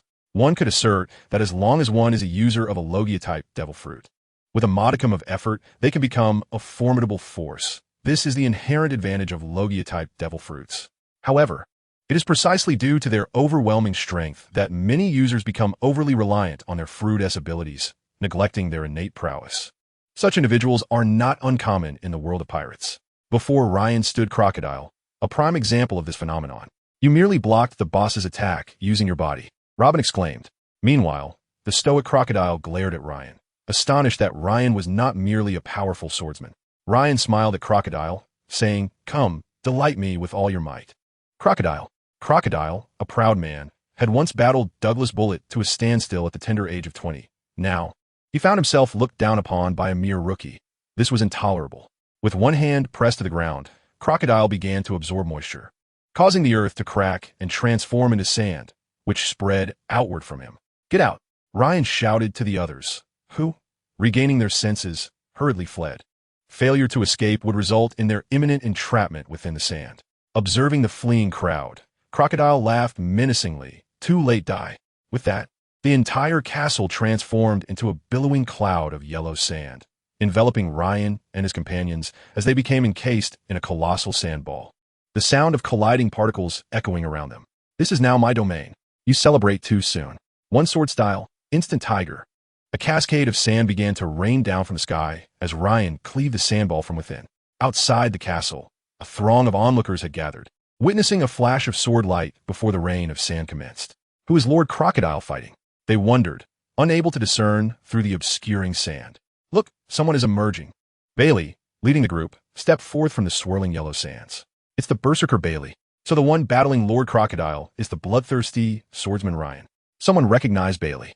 Inside the castle, Crocodile and Ryan had engaged in combat. Crocodile swung his right hand, equipped with a golden hook, towards Ryan's chest. Too slow. Ryan effortlessly evaded the incoming hook and retaliated with a sword strike. Crocodile quickly elementalized his body in an attempt to dodge Ryan's attack, but soon realized his grave error. A figure flew out of the castle, landing amidst the crowd and inadvertently knocking several individuals aside.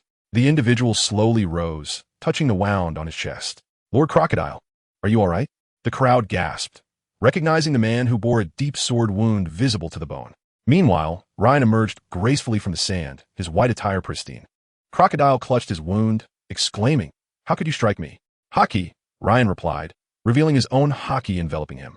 "I have always thought this ability to be useless," Crocodile coughed. Spitting blood. Desert sword. A blade formed from sand appeared where Ryan had just stood. "Young man, you lack martial ethics, resorting to ambush," Ryan remarked from another direction. An enraged Crocodile unleashed a flurry of desert swords towards Ryan, panting heavily as he collapsed to the ground, gazing at Ryan, who had reappeared yet again. "Why can I not hit you?" Ryan answered nonchalantly, "Observation haki." "Crocodile, still fighting? If you don't, I'll take Robin away." Ryan smiled at Crocodile. The onlookers, witnessing Crocodile's complete subjugation, felt a sense of despair. "It's over. Even Lord Crocodile cannot defeat this enemy." "Hang in there, Lord Crocodile," a child whispered. Observing this scene, Bailey turned to the crowd, questioning how we become the villains. Encouraging words of support reached Crocodile's ears, igniting a fire within him. "Am I to be defeated here? No, I will prevail." Crocodile rose once more, madness gleaming in his eyes as he glared at Ryan. "If I cannot hit you, then I shall annihilate this place and see where you can hide." Erosion rebirth. Instantly, all surrounding structures crumbled into yellow sand, forming a vortex that spread outward, ensnaring many. Ryan watched in horror as those engulfed by the sand morphed into lifeless husks. Just as Ryan prepared to act, an unexpected figure stepped forward and addressed Crocodile, saying, "Your Excellency, cease this madness. Such actions are excessively cruel." Crocodile, eyeing the blind man before him, chuckled. "Now even a blind man dares to be insolent before me?" A desert sword shot towards the blind man. Witnessing Crocodile's outburst, Ryan couldn't help but lament that even a casual blind person could be someone formidable. Ryan felt reluctant to witness the ensuing events, knowing Crocodile would soon be left questioning his very existence. The blind man was none other than the future Admiral of the Navy. "Fujitora, I am merely here to convince you to cease." Fujitora, having narrowly avoided the previous desert sword, spoke with a hint of irritation. Another flurry of desert swords hurtled toward Fujitora. "In that case, I must take offense." Crocodile watched as Fujitora, with haki enveloping his blade, lay upon the ground without resistance. Once more, haki and observation haki surged forth, and Crocodile found himself with a fresh wound across his chest, mirroring the previous sword injury, forming an X. "Indeed, I am destined to become the king of pirates," Crocodile declared. Ryan approached the despondent Crocodile, smiling, "I shall take Robin with me." Crocodile remained silent on the ground. Ryan turned to Fujitora and asked, "Mr. Fujitora, would you care to join me for a drink?" Fujitora paused, then inquired, "How do you know my name?" This time, it was Ryan who was taken aback. Realizing he had forgotten that Fujitora was not yet renowned, Ryan winked at Fujitora, saying, "Take a guess." Fujitora fell silent. "How am I to guess?" Upon witnessing a silent smile, Ryan stealthily led his companions away, with Robin trailing behind. After a prolonged silence, the enigmatic figure, Yixiao, inquired, "Is anyone there?" Chapter 26. The Heart of a Woman. Following the discreet departure of Ryan and his crew, Fujitora, upon receiving no response, chuckled softly and took his leave, leaving behind the despondent Crocodile, who lay sprawled on the ground.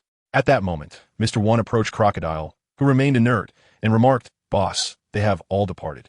What shall we do next?" Crocodile, still gazing vacantly at the heavens, mumbled, "Do you think I am weak? Defeated by a newcomer, and now I cannot even best a blind man. No, it is they who are too formidable. You've been cooped up in Alabasta for years. How long has it been since you glimpsed the outside world? I've heard that 3 sea emperors now reign over the new world in the latter half of the Grand Line." Mr. One, with a stoic expression, replied, "Indeed, the new world." Crocodile, slowly rising, continued, "Would you care to join me in the new world for some amusement?" "Of course, I shall always follow the boss." "But what of the king of the underworld?" Mr. One queried, casting a glance at Crocodile. This must have been the most uplifting news Crocodile had received today. The weight of his earlier defeat seemed to lift as a glimmer of hope flickered in his eyes, dispelling the earlier gloom. No longer, Crocodile sighed, looking at the now vanished castle. With Nico Robin taken away, We have lost our lead. The notorious swordsman spoke a truth. I have overestimated my own strength. Mister. One observed the transformed crocodile and thought, this defeat appears to be a blessing in disguise for the boss. Shall we proceed to the new world now? Certainly not. Since I initiated this grand spectacle, it is only fitting that I conclude it. With that proclamation, Crocodile led Mr. One away from the rain-soaked ground, disappearing into the swirling sands. Meanwhile, Ryan was engrossed in examining his attribute panel. Host, Portgas D, Ryan. Current attribute points, 113 for 150. Host, Portgas D, Ryan. Physique, 51.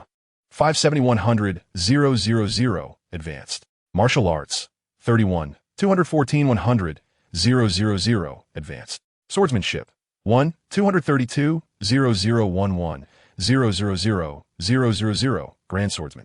Conqueror's Hockey, 20. 600 100, 000, advanced. Armament Hockey, 25. 700 100, 000, advanced. Observation Hockey, 54. 060 100, 000, advanced. Fruit ability, none. Skills, Divine Avoidance, 1 sword style II, 1 sword immortal kneels. Weapon, Supreme Great Blade Ace. Renowned Sormuminyo. Quest, bounty reaches 500 million berries. Having recently encountered Fujitora, Ryan realized the gravity of the situation. The simultaneous appearance of the Supreme Great Blade Knight and the ancient weapon, King of the Underworld, in Alabasta had rendered the region exceedingly perilous. Fortunately, Fujitora had shown no hostility. Had he allied with Crocodile, Ryan might have escaped unscathed, though the others would likely meet their demise here. Who could predict what formidable adversaries might appear next? If one's strength was insufficient, the consequences could be dire. It was prudent to seize control of one's fate. For should an enemy of equal strength to Fujitora arise, it would spell trouble. Ryan lamented. Initially, Ryan intended to refrain from hastily enhancing his strength through the system, primarily because he had recently transcended into the realm of the Grand Swordsman and needed time to acclimate to his newfound power. Additionally, he discovered that a sudden surge in strength via the system could diminish his control over that power. However, necessity dictated that he must elevate his abilities. Ryan resolved to pursue a specialization route, as it remained the most expedient means of augmenting his combat prowess. System, allocate 50,000 attribute points to physique. A mechanical voice resonated in Ryan's mind. Warning, physique can only increase to a maximum of 99,999 points. Do you wish to continue? By heavens. If it can only be increased to 99,999, does that mean I must rely on my own efforts to surpass the advanced physique level? Ryan exclaimed incredulously. Correct. What are the others? Are they similarly constrained? Indeed, the host is quite astute. Ryan felt a wave of despondency wash over him, realizing that all significant breakthroughs would necessitate his own effort. Can I still allocate attribute points to the Grand Swordsman? He inquired further. Affirmative. Now, Ryan comprehended that any critical bottlenecks would require his diligence to overcome, yet post-breakthrough, he could still utilize attribute points for enhancement. This offered him a modicum of solace. Suddenly, a thought struck him, prompting a hasty query. Previously, there were rewards for swordsmanship breakthroughs. Do other breakthroughs also yield rewards? Indeed, each breakthrough will be accompanied by a reward. This revelation invigorated Ryan, for he had yet to fully assimilate the rewards from his swordsmanship breakthrough. Having absorbed the swordsmanship of the sword god, Chun, Ryan had grasped 4 techniques. 1 sword immortal kneels, 2 sleeves green serpents, sword chi rolling dragon wall, and 1 sword opens heaven's gate. However, he could currently only execute 1 sword immortal kneels, as the others were not yet fully mastered. 1 sword immortal kneels was the technique most suited to Ryan at present, embodying the essence of overwhelming might and the unyielding spirit that demands even deities to bow before him. This technique resonated harmoniously with Ryan's youthful fervor, enabling him to learn it with remarkable speed. Though limited to an increase of 99,999, Ryan steeled himself to enhance his strength. After maxing out his physique and observation hockey, he allocated the remaining attribute points solely to armament hockey. This marked the first occasion when Ryan fully expended his attribute points. His attribute panel now read, Host, Portgas D, Ryan. Current attribute points, 0. Host, Portgas D, Ryan. Physique, 99,999 100, 000, advanced. Martial arts, 31. 214 100, 000, advanced. Swordsmanship, 1. 232, 0011, 000, 000, Grand Swordsman. Conqueror's Haki, 20, 600, 100, 000, Advanced. Armament Haki, 44, 782, 100, 000, Advanced. Observation Haki, 99, 999, 100, 000, Advanced. Fruit Ability, None. Skills, Divine Avoidance, One Sword Style II, One Sword Immortal Kneels. Weapon, Supreme Great Blade Ace, Renowned Sword Muminyo. Quest, Bounty reaches 500 million berries. Observing his enhanced attributes and current state, Ryan felt an overwhelming surge of strength alongside a burgeoning hunger. He promptly summoned Bailey to procure some sustenance. Following this, Ryan meticulously contemplated the changes in his observation haki. It is well known that observation haki can develop in two directions, breadth and depth. Each of these directions is exemplified by notable figures. For instance, Katakuri represents the depth aspect, possessing the ability to glimpse fragments of the future, while Fujitora exemplifies breadth, capable of sensing meteorites floating in outer space and manipulating them as projectiles through his gravity fruit. However, there exists a unique form of observation haki, typically an essential asset for elite snipers. This variant is a manifestation of profound development, yet, due to its rarity among individuals, is seldom pursued as a mainstream practice. The most distinguished characteristic of this observation haki is its ability to obscure the enemy's perception. Subsequently, Ryan discovered that his own observation haki was evolving towards a broader spectrum. When he employed it to sense his surroundings, he was astounded to find that his range had significantly expanded. Previously, he could perceive within a radius of approximately 1,000 meters, but now it extended to 5,000 meters. Ryan couldn't help but feel a twinge of regret. He yearned for a deeper enhancement. Yet such progression was beyond his control, dependent instead on one's inherent talent. After consuming the meal provided by Bailey, Ryan made his way to Robin's room, intending to engage in a meaningful conversation with her. Upon entering, Ryan found Robin seated by the window, engrossed in a book. The golden hues of the setting sun cascaded through the window, enveloping Robin in a shimmering veil of light. In that moment, the intelligent and beautiful Robin appeared extraordinarily radiant, leaving Ryan momentarily entranced. Lord Ryan, Robin's voice broke the spell, awakening him from his reverie. "Oh, what is it?" he replied. "Weren't you the one who came looking for me?" Robin closed her book and inquired. Realizing he had to clarify his intentions, Ryan scratched his head and said, "I came to discuss something with you." "Please, go ahead," Robin responded with a smile. "I would like to invite you to join my pirate crew, and I assure you, I will not compel you to do anything against your will. By the way, please refrain from using formalities when addressing me. It feels rather awkward." Ryan hastily delivered his proposal in one breath. Robin paused, her expression shifting to one of quiet contemplation as she replied, "Do I have a choice?" "Of course. As I stated, I will not force you into anything you do not wish to do. If you truly do not want to join, I can provide you with a sum of money, enough for you to find a place where you can live without being recognized. I mean it, you could trust me," Ryan added earnestly, sensing her skepticism. "Very well, I choose to leave," Robin declared, fixing her gaze upon Ryan as if seeking to uncover some truth in his countenance. Although he had braced himself for the worst, Ryan felt a profound sadness, unsure whether it stemmed from Robin's lack of faith in him or from his inability to alter her predetermined fate. "All right, please wait a moment," he said, stepping outside. As Ryan departed, Robin gazed at his retreating figure, feeling an unfamiliar sense of guilt, as if she had committed a transgression for the first time since the events of O'Hara. Moments later, Ryan returned, dragging two large chests behind him. "Here. Within these chests is 400 million berries. It should alleviate your financial concern for the foreseeable future," Ryan said, smiling as he presented the boxes to Robin. As she beheld the chests and the beaming Ryan, memories of 7 years prior flooded her mind. It was during the O'Hara incident that Portgas D. Saul had last spoken to her. "Robin, you will undoubtedly find a group of companions and embark on your own adventures. Remember, no one is born into this world to be eternally alone." Moments later, Saul had collapsed before her, never to rise again. The figures of Ryan and Portgas D. Saul seemed to intertwine in her mind. "Is this what you meant by companionship, Saul?" Pushing aside the proffered chests, Robin smiled at Ryan and declared, "I will join your pirate crew." "What? Did I mishear you? Didn't you just say?" Ryan stuttered, astonished by her sudden change of heart. Robin chuckled at his incredulous expression, her smile radiant. Ryan couldn't help but muse, truly, the heart of a woman is as elusive as a needle in the ocean. Chapter 27. The Heavens Have Forsaken Me. Ryan and his companion strolled through the vibrant shops of Rainbase. "Hurry up, Ryan," Loli urged. tugging at his hand and shooting a challenging glance over her shoulder. Just behind them was Robin, who had recently joined Ryan's crew. Noting Loli's provocative gesture, Robin responded with a serene smile. Bailey, standing nearby, displayed no reaction, seemingly accustomed to the unfolding dynamics. The most uncomfortable of all was Ryan. Originally, he had chosen to remain in Rain Base due to its proximity to Alabasta, knowing they could reach it in under 2 hours, and with no urgent news emerging.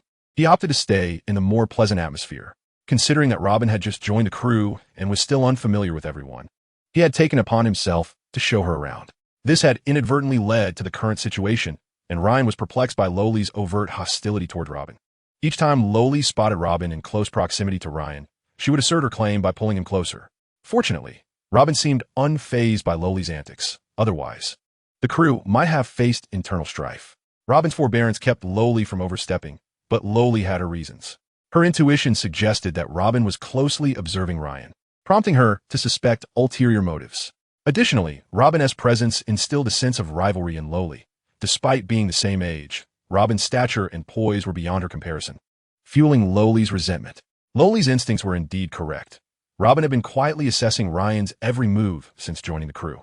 However, her 7 years of evasion had taught her to approach every situation with utmost caution. She sought to discern whether Ryan was the companion she had long awaited. Just as Loli was insisting on buying a dress, Ryan suddenly grasped her arm, swiftly retreating.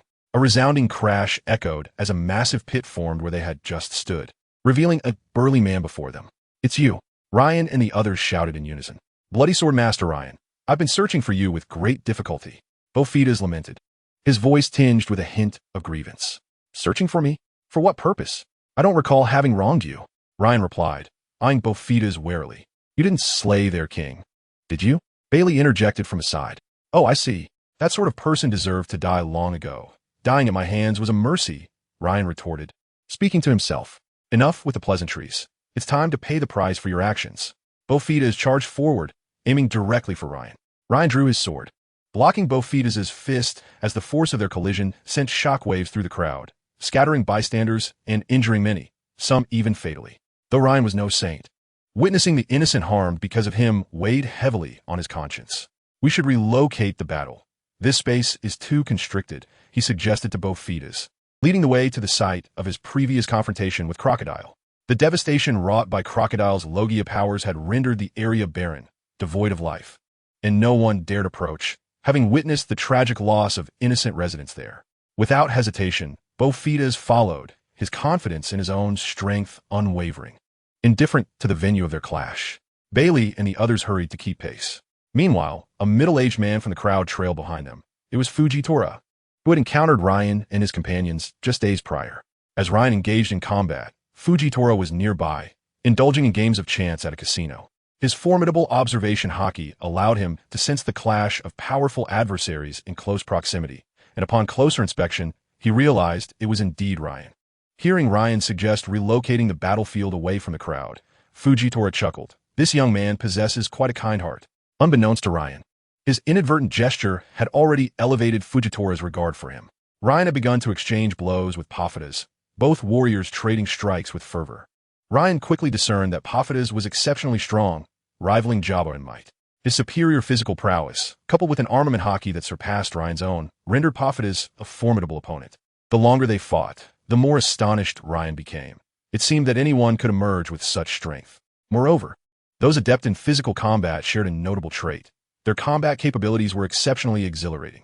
This was evident in renowned fighters like Garp and Zephyr, the epitome of physical prowess, with Garp being an undisputed titan in the pirate world. Ryan's astonishment mirrored that of Pofides, who couldn't fathom how someone so young could possess such capabilities. Pofides found no vulnerabilities in Ryan. To him, Ryan appeared flawless, excelling in haki and martial arts alike, complemented by an extraordinary mastery of swordsmanship, leaving Pofides in a state of distress.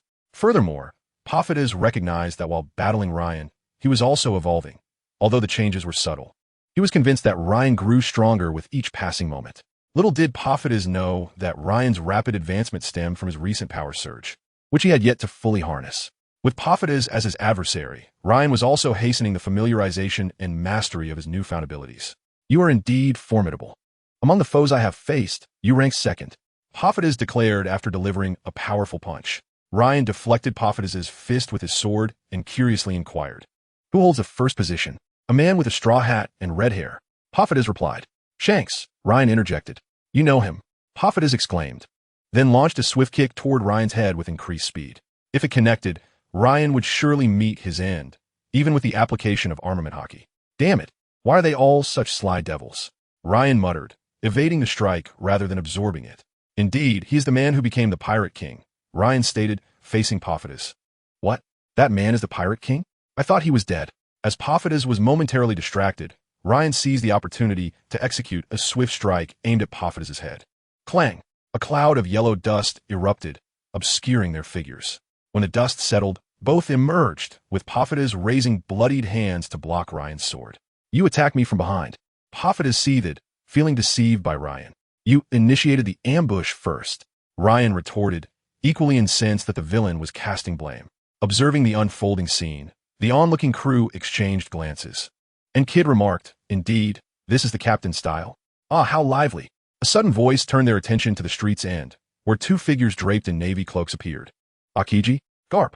Ryan exclaimed in astonishment, never expecting their presence here.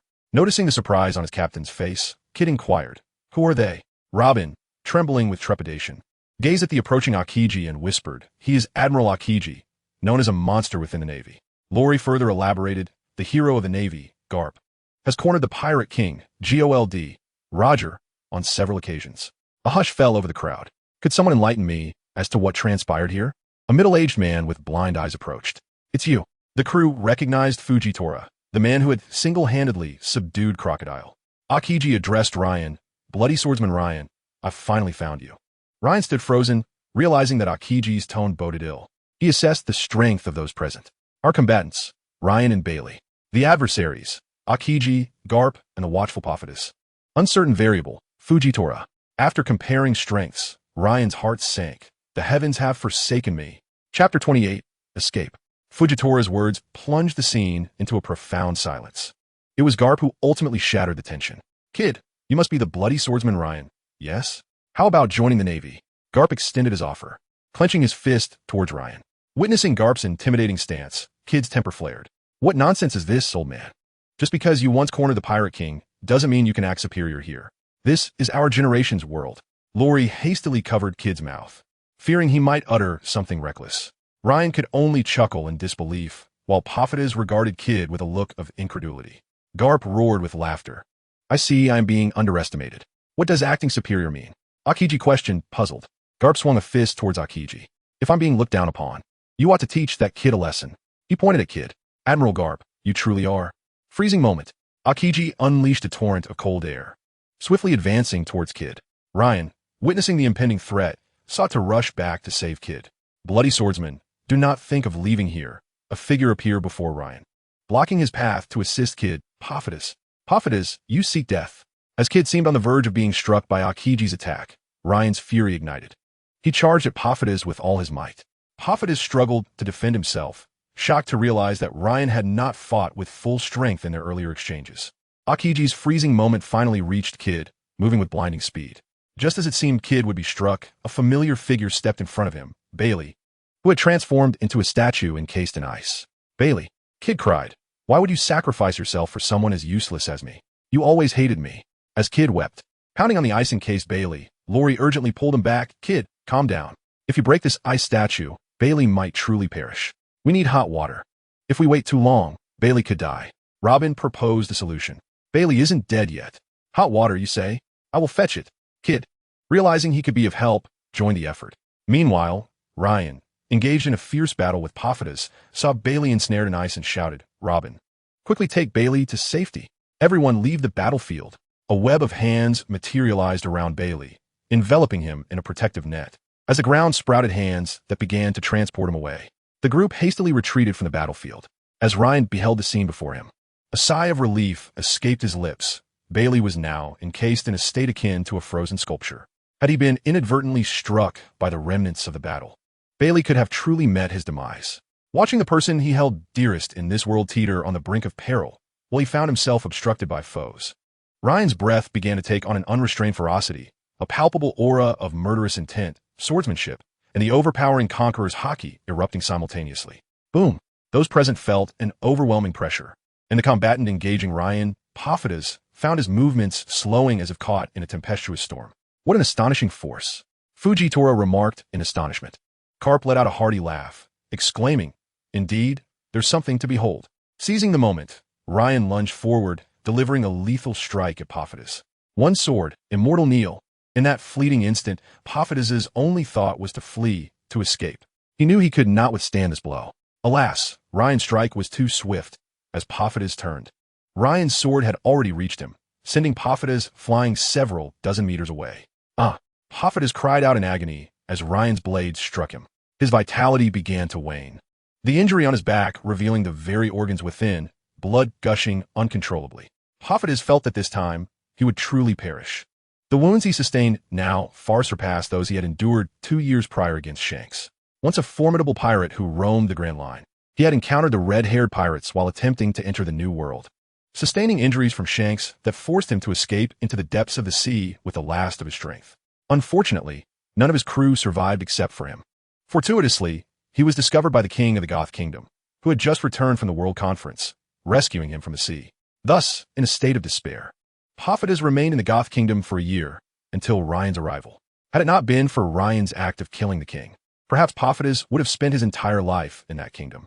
Now utterly incapacitated, Portgas lay on the ground, quietly watching Ryan approach. He slowly closed his eyes, no longer wishing to resist. Perhaps his ambitions had perished a year prior. "Do you have any last words?" Ryan inquired, gazing at the now silent Portgas. Portgas remained mute, awaiting death. Ryan sighed softly. In truth, he bore no direct animosity toward Portgas and discerned that this man was not entirely malevolent.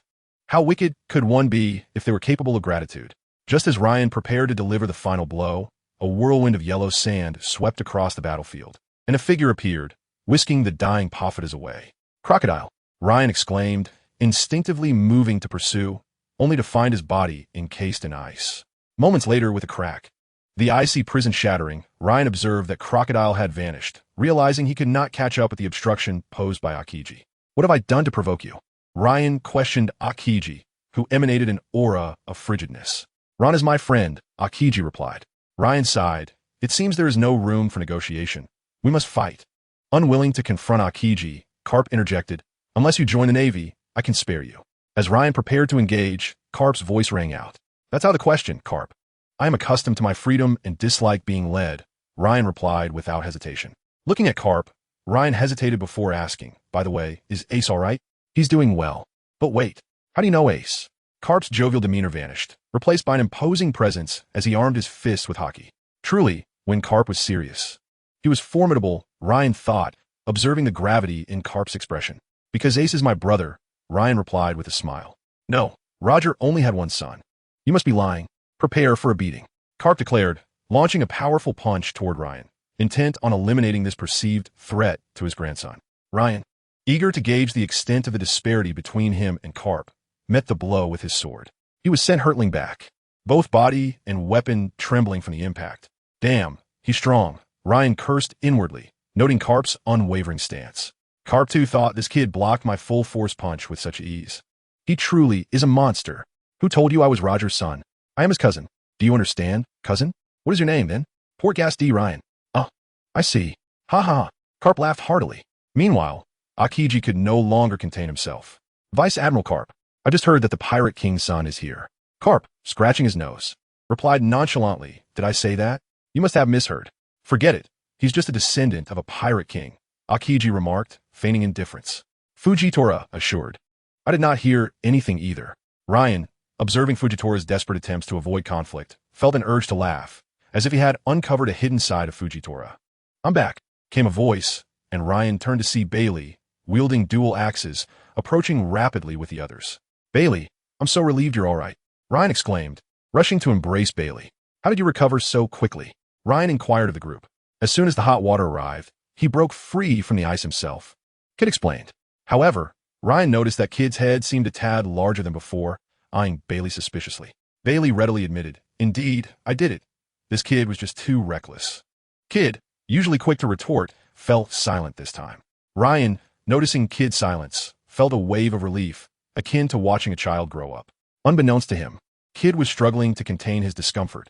The return of Bailey and the others reinstated a standoff between the two parties. Then should I take my leave? Fujitora suggested. Chapter 29. The Art of Verbal Duel. Ryan turned to the only individual present without a clear stance, Fujitora, with a smile. Mr. Smile, which side do you stand on? I am merely drawn by the fight. I have no desire to partake in matters, Fujitora replied with a grin. Very well. I hope you do not intervene, or it will be a fight to the death, Ryan warned, as Bailey and the others readied themselves at a moment's notice. Kid, since you are Ace's brother, joining the Navy would be advantageous. Carp sighed as he observed Ryan preparing to act. Ryan looked at Carp incredulously, asking, Vice Admiral Carp, why are you so determined for me to join the Navy? Philly says you possess a heart of justice, and I see your strength now. If you do not join the Navy, I will have no choice but to have you imprisoned and impelled down, Carp lamented. I possess no sense of justice. You are mistaken, Carp, Ryan retorted. Akiji concurred. Indeed, he does not. How can that be? Philly would never deceive me. He has told me of your deeds in the Goth Kingdom, saving slaves. Does that not embody a heart of justice? Join the Navy. Only the Navy can realize your justice, Carp proclaimed loudly. Observing Carp still so naive at his advanced age, Ryan couldn't help but chuckle. In this world, absolute justice is but a myth, Carp. You are exceedingly naive. We, the Navy, embody justice, Carp declared with righteous fervor. Ryan burst into laughter. Is the Navy truly justice? What the countless Navy personnel I have slain. If the Navy represents justice, then what shall we say of the innocent victims of O'Hara? Upon hearing these words, both Carp and Akiji fell silent. Robin, overwhelmed with emotion, wept bitterly. After so many years, someone finally spoke out for the scholars who had perished unjustly. Ryan continued, Thus I assert that I am not justice. I merely do what I believe I ought to do. At this, Fujitora was struck as if by lightning. To do what one ought to do. Does that not encapsulate the very essence of the justice I have upheld? His gaze towards Ryan was imbued with newfound brilliance, as Ryan's words instilled in Fujitora a sense of solidarity. Then, Mr. Ryan, what you believe should or should not be done? Fujitora inquired, and Ryan did not mind responding. What I deem futile, Mr. Ishao, is that everyone harbors their own moral compass. Moral compass? Fujitora looked at Ryan, puzzled. A moral compass is an individual's perspective on people, objects, and events. In simpler terms, it is the unwritten rule of societal groups. Upon uttering this, the crowd was left bewildered. While they grasped the earlier portions, the latter was lost on them. Observing their reactions, Ryan felt as though he had seized the intellectual high ground. Only Robin appeared to be contemplating something, her understanding lingering just out of reach. Mr. Ishao, I understand your desire for change, but this world is already afflicted. Afflicted? How so? Akiji asked Ryan. Meanwhile, the rest of the crew stood in a daze, questioning why a simple skirmish had devolved into this discourse, led by their captain. Ryan deflected the inquiry, instead posing a question to Akiji. Why do you think the Navy eradicates pirates, yet the number of pirates continues to swell? Is it because of GOLD? Roger? Akiji responded uncertainly. Haha. Roger merely expedited this process. The core issue lies elsewhere. And where does the problem reside? Carp, now intrigued, joined Ryan's impromptu lesson. The fault lies in the very structure from top to bottom, predominantly within the upper echelons. You mean the world government? Fujitora questioned. Indeed, is the world government. ISN team Mr. Carp, as own son, engaged in this very endeavor, overthrowing the world government. All eyes turned toward Carp, who appeared rather impressive. This old man is somewhat formidable, Kid remarked quietly, but the assembled elite heard him clearly. Akiji struggled to contain his laughter, his face reddening. Ryan regarded the group with disdain. They were unaware that Carp also had a grandson aspiring to be the Pirate King, which would have astonished them even further. Carp's face flushed with embarrassment. But without the world government, wouldn't the world descend into greater chaos? Fujitora queried. The current world government resembles a tree that has rotted from within. With the passage of time, it is destined to collapse. Only through dismantling and rebuilding can the world be reborn. Otherwise, do you believe the surge of pirates is truly driven by treasure? In truth, most become pirates out of desperation. Why the desperation? It stems from the corruption of the world government and the oppression by the nobility. As long as there is oppression, the era of great pirates will never cease. After hearing Ryan's words, Akiji's sense of justice was undergoing an unprecedented trial. He recognized the truth in Ryan's assertions, yet these thoughts had never crossed anyone's mind before, nor had anyone so candidly articulated them. As he looked at Robin among the crowd, Akiji was reminded of the events in O'Hara years ago. leaving him in a state of confusion. Kazan awakened. Do not let that fellow sway you. Carp shouted at Akiji. It's futile, Carp. You must understand that what I speak of is a bloody reality. Fujitora, gazing intently at Ryan, asked, Mr. Ryan, do you intend to overthrow the world government? I do not possess such lofty ideals. I am merely expressing my perspective. Others will rise to challenge the world government. Do not regard me as some noble figure. Indeed, Ryan was a selfish and trouble-averse individual. Upon arriving in this world, his foremost goal was mere survival. Later, as he gained strength, he sought to explore the world and pursue vengeance. Now, he had added yet another ambition, to reach the pinnacle of swordsmanship. Ryan's response plunged Fujitora into deep contemplation. Akiji, still bewildered, asked Ryan, then what do you consider justice? Carp interjected, Kuzan, but Akiji paid no heed to Carp's admonition, his gaze fixed solely on Ryan. As I perceive it, justice lies in each individual fulfilling their respective duties. Akiji was astonished. Is it truly that simple? Even Carp and Fujitora were taken aback by Ryan's answer. It is indeed simple. Your duty as the Navy is to combat the criminal pirates and protect the lives and property of ordinary people. The world government's role is to manage this world and ensure the well-being of its citizens. Workers must perform their tasks diligently. If every stratum fulfills its role, what do you think the world would become? Akiji murmured, what would a world of each fulfilling their role look like? He could not envision such a world, but it surely must be beautiful. His words reminded Ryan of the Earth from his previous life. Ryan's expression grew wistful. Indeed, it would be splendid. People living in peace and security, the elderly cared for, and the young nurtured. It was a world of relative freedom and equality. Fujitora inquired, why do you say relative freedom and equality? Because absolute freedom and equality have never existed in this world. Absolute freedom is a fallacy. If one could do as they please, the world would be in chaos. In equality, wherever there are humans, there will always be hierarchies. Hence, everything must be viewed relatively, not absolutely. Living in peace and security, the elderly cared for, and the young nurtured, freedom and equality, Akiji repeated, almost in a trance. Observing Akiji's rapt state, Carp realized that if Akiji remained here any longer, he might very well return with intentions to overthrow the world government.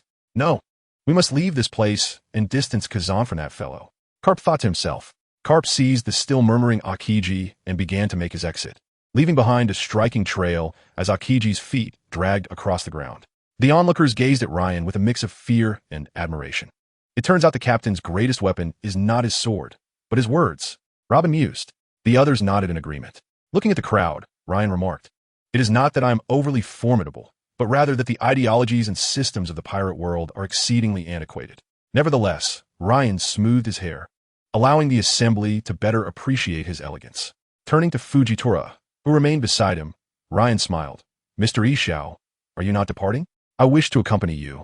Fujitora replied earnestly. Ryan exclaimed in astonishment. You wish to join my pirate crew? Not quite. I feel that being by your side will allow me to gain clearer insights into this world. That will not do, Ryan retorted.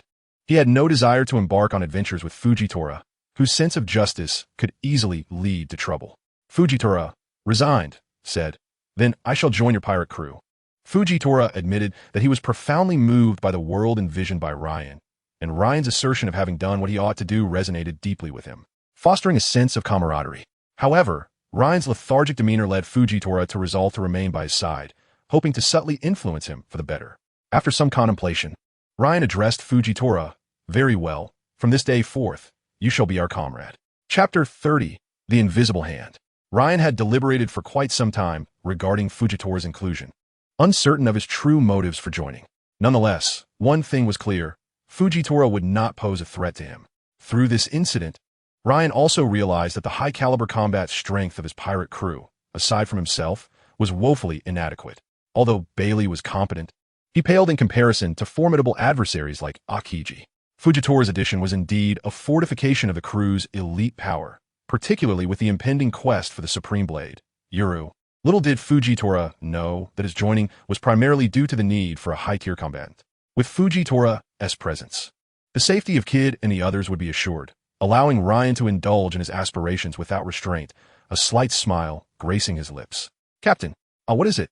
The call of Captain roused Ryan from his reverie, and upon turning, he discovered it was Robin addressing him. I need to speak with you alone. Without further explanation, Robin grasped Ryan's hand and led him outside, leaving Law, who was observing, feeling a twinge of curiosity. Ryan found himself involuntarily following Robin, his heart racing at the sight of her blossoming into a young woman. What could Robin possibly want? Was this a declaration of affection meant solely for him? Should he acquiesce to her wishes? Ryan pondered anxiously. Once they reached a secluded hut, Robin began, "Captain, but Ryan interjected with a serious tone, "I understand your feelings, but I am not that kind of person." Robin, puzzled, inquired, "Wait, Captain, do you know what I intend to say? I know you wish to offer yourself to me, but I'm not so easily swayed, Robin." Ryan shook his head. Seeing Ryan's grave expression, Robin was initially taken aback, but soon her lips twitched before she burst into laughter. Observing her exaggerated attempts to suppress her amusement, Ryan, too, found himself laughing heartily. "What are you laughing about, Robin?" Indeed, Robin, displaying her adept training, instantly regained her composure, reverting to her usual poised demeanor. "I believe, Captain, you may have misunderstood. What I wish to discuss is Crocodile's plan." Instantly, Ryan felt a shiver run down his spine.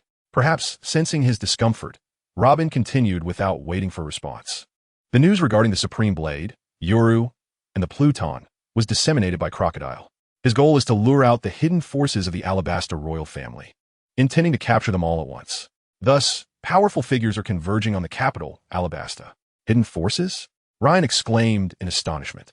His recollection of Alabasta did not conjure any particularly formidable power. Indeed, Alabasta has existed for millennia, yet the throne has been firmly held by the Nefertari family all this time. Essentially, this family has endured for thousands of years. According to Crocodile's investigations, every time the Nefertari family faced annihilation, an entity would emerge to rescue both the nation and the royal lineage, Robin elaborated. Ryan pondered Robin's words. With Crocodile's power, orchestrating the untimely demise of the Nefertari family would not pose a challenge. Why, then, would he expend so much effort over the years to destabilize their reign? No, ultimately, the nation was still saved by Luffy, and the throne remained with the Nefertari family. The implications were chilling, as if an unseen hand were orchestrating these events. "Robin, please gather all available information on the Nefertari family and present it to me," Ryan instructed gravely. Crocodile believes that there exists a hidden force behind the Nefertari family. Yet Ryan held a different conviction. He was aware that, even when the Nefertari family appeared on the brink of downfall, no hidden power had come forth to rescue them. Seeing Ryan's serious demeanor, Robin did not dare to neglect her task. "All right, the information is all in my mind. I'll compile it and deliver it to you, though it may take some time." Truly, she was worthy of being called a scholar at the age of 8. Ryan felt a twinge of jealousy toward her remarkable intellect. "Let's be off. Everyone is likely waiting eagerly." Upon reuniting with the crew, Ryan and his companions made their way to the inn, while the townsfolk observed them from a distance, retreating in fear. The crew paid them no mind and proceeded directly to their lodgings. Once back in their room, Bailey approached Ryan. "Ryan, I've noticed you seem preoccupied throughout our journey. If something is troubling you, feel free to share. We are the best of friends." Ryan chuckled softly. "You noticed, did you?" Bailey shot him a sidelong glance and responded, "Of course. I am the person who understands you best in this world. Currently, I am uncertain, but if there is indeed something amiss, I will confide in you," Ryan reassured him. After hearing this, Bailey said nothing further, patting Ryan on the shoulder before departing, leaving Ryan alone to contemplate. The following morning, while lost in dreams, Ryan was awakened by a series of knocks on the door. He hastily donned his clothing and opened the door, only to find a slightly fatigued Robin standing there, holding a book. "You didn't sleep at all last night?" he asked in surprise. She replied, handing him the book before turning to leave without another word. "Thank you, rest well." Ryan managed to express his gratitude, unsure of what else to say. A smile graced Robin's face as she departed. Once the door was closed, Ryan eagerly began to peruse the contents of the book. Over 4,000 years ago, the Nefertari family emerged in Alabasta and established the royal palace in present-day Alyabarna, marking the kingdom's entry into recorded history. Fragmented records continued for 800 years before abruptly ceasing, and Ryan recognized this as the legendary blank century. Continuing to read, the subsequent entries were far more detailed, particularly regarding the crises faced by the Nefertari family. 650 years ago, the Alabasta kingdom clashed with an enemy nation at sea, resulting in a disastrous defeat for King Nefertari Daka and his forces. However, the enemy, having mustered all its might for the expedition against Alabasta, encountered a once-in-a-century hurricane at sea, leading to their total annihilation. Thus, Alabasta inexplicably emerged victorious in this war. 445 years ago, civil strife erupted in Alabasta, with even the capital, Alyabarna, being besieged. The king fled with his wife and children, but due to the overwhelming death toll in the capital, a plague ensued, afflicting nearly all the rebels, which ultimately quelled the uprising. The accounts grew increasingly absurd. 222 years ago, the reigning king of Alabasta offended a notorious pirate. Just as this pirate was seeking revenge, he became lost and stumbled into the Navy headquarters, resulting in his untimely demise. As Ryan absorbed each detail, his heart raced, and beads of sweat began to form on his brow. He slowly closed the book, murmuring, "There truly is an invisible hand manipulating all of this. Am I merely an accident, or is there someone orchestrating my existence?" Chapter 31. The Swordsman's Revelry. After finishing his reading, Ryan prepared to journey to the royal capital of Alabasta. Although no news had yet emerged regarding the supreme Great Blade Knight, the pursuit of this legendary weapon had become secondary in his mind. However, considering that Robin had just fallen asleep, Ryan had to suppress his eager anticipation. By noon, Ryan gathered everyone to announce their imminent departure to the royal capital of Alabasta, and the crew expressed no dissent. For them, what the captain directed, they would follow. After a brief period of preparation, they set off, their previous leisurely demeanor replaced by a sense of urgency. It was evident to everyone that Ryan was somewhat anxious. Meanwhile, a shadowy figure, obscured by a wide-brimmed hat, reported this development. It was Crocodile, who had recently been humiliated by Ryan and Fujitora. "Boss, it seems that Nico Robin may have informed the bloody swordsman of our plans. Should we proceed as initially intended?" Mr. One asked, removing his hat with an impassive expression. "Huh, of course. The tides of fate cannot be altered. Can he vanquish us all? Remember, greed is humanity's greatest weakness." Crocodile replied, "Once this man awakens, we shall also head to the royal capital." The man Crocodile referred to was the recently defeated Porphytus, whom he had saved during his escape from the rain-soaked land after learning of Carp and Akiji's investigation into Ryan's whereabouts. As fate would have it, Crocodile had initially intended to profit from the chaos while remaining hidden. However, Porphytus had been launched towards their concealed position by Ryan's blow. Unable to maintain his concealment, Crocodile had seized the opportunity to rescue Porphytus. Having witnessed the battle firsthand, he recognized Porphytus' strength, which only intensified his fear of Ryan. The kind of enemy that breathes despair is not merely one who is stronger than you, but one who possesses greater talent as well. As long as such an adversary does not meet an untimely end, you will forever live in their shadow. Clenching his fists while observing the still unconscious Porphytus, Crocodile resolved to seek knowledge of Haki from him. Meanwhile, Carp, who had previously fled in disarray alongside Akiji, found himself being reprimanded loudly by Sengoku. "Carp, how long have you been gone with no word? The royal capital of Alabasta is in turmoil. We must address the pirate threat and safeguard the interests of the allied nations." "Understood," Carp replied, glancing at Akiji, who was peacefully napping beside him. "Kazan, let us go. It is our duty as the Navy to combat pirates and protect the populace." Akiji lazily removed his blindfold and replied, "I understand, Vice Admiral." If Ryan were to witness Akiji's current demeanor, he would undoubtedly find it familiar. In the original timeline, Akiji began to actively implement his brand of lazy justice only after becoming an admiral. Ryan's words had caused Akiji to become disoriented years ahead of schedule. In truth, there was no such thing as lazy justice. It was merely Akiji's self-imposed escape from his faltering beliefs. His laziness also reflected his evasion of reality and inner confusion. Such a predicament would never arise with Akainu, yet it was Akiji's inherent kindness that prevented him from becoming a mere tool of the world government. Ryan and his companions swiftly arrived at the royal capital of Alabasta. Gazing upon the well-preserved architecture, the weight of history washed over him, evoking memories of his homeland, where rapid economic development had obliterated many historical edifices. In his home, the traces of old houses had vanished, replaced by towering skyscrapers that symbolized economic growth at the cost of unique cultural identity. As Ryan caressed the imposing city walls, he felt compelled to compose poetry to express his emotions, only to be interrupted by a cacophony that shattered his reverie. "Come, let us investigate what is happening ahead." At the city gates, two factions were at a standoff. One group was unmistakably composed of pirates.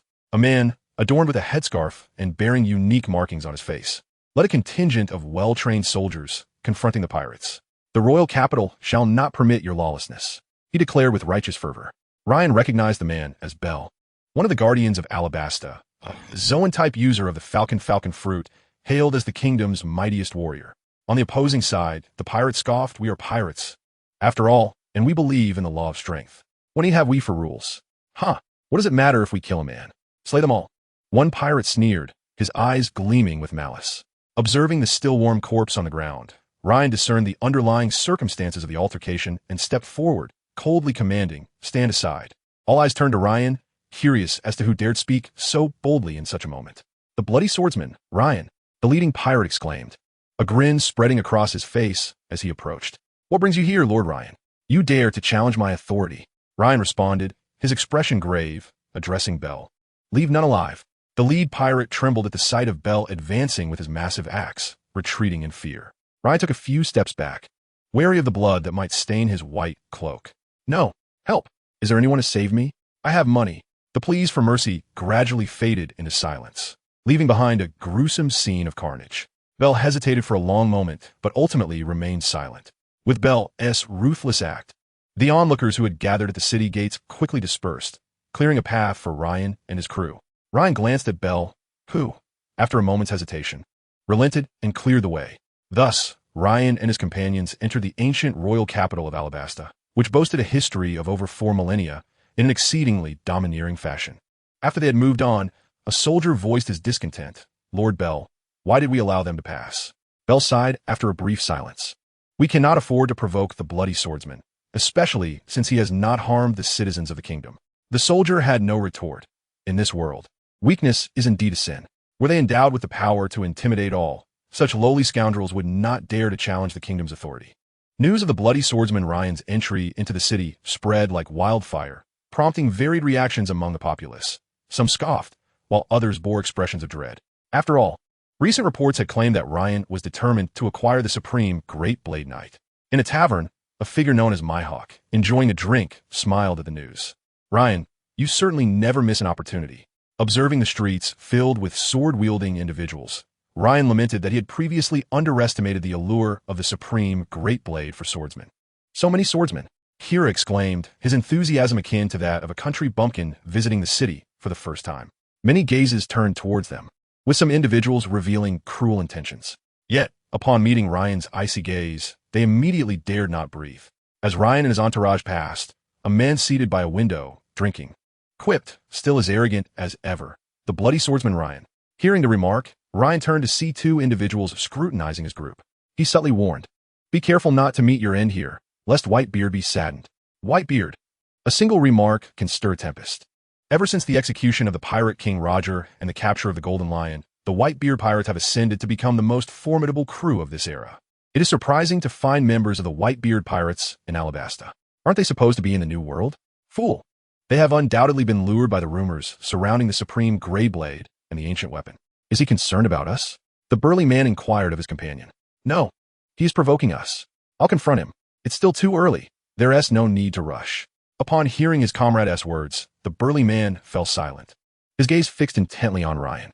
Ryan remained unfazed, yet someone could no longer contain themselves. Kid, infuriated, exclaimed, "What are you 2 so arrogant about?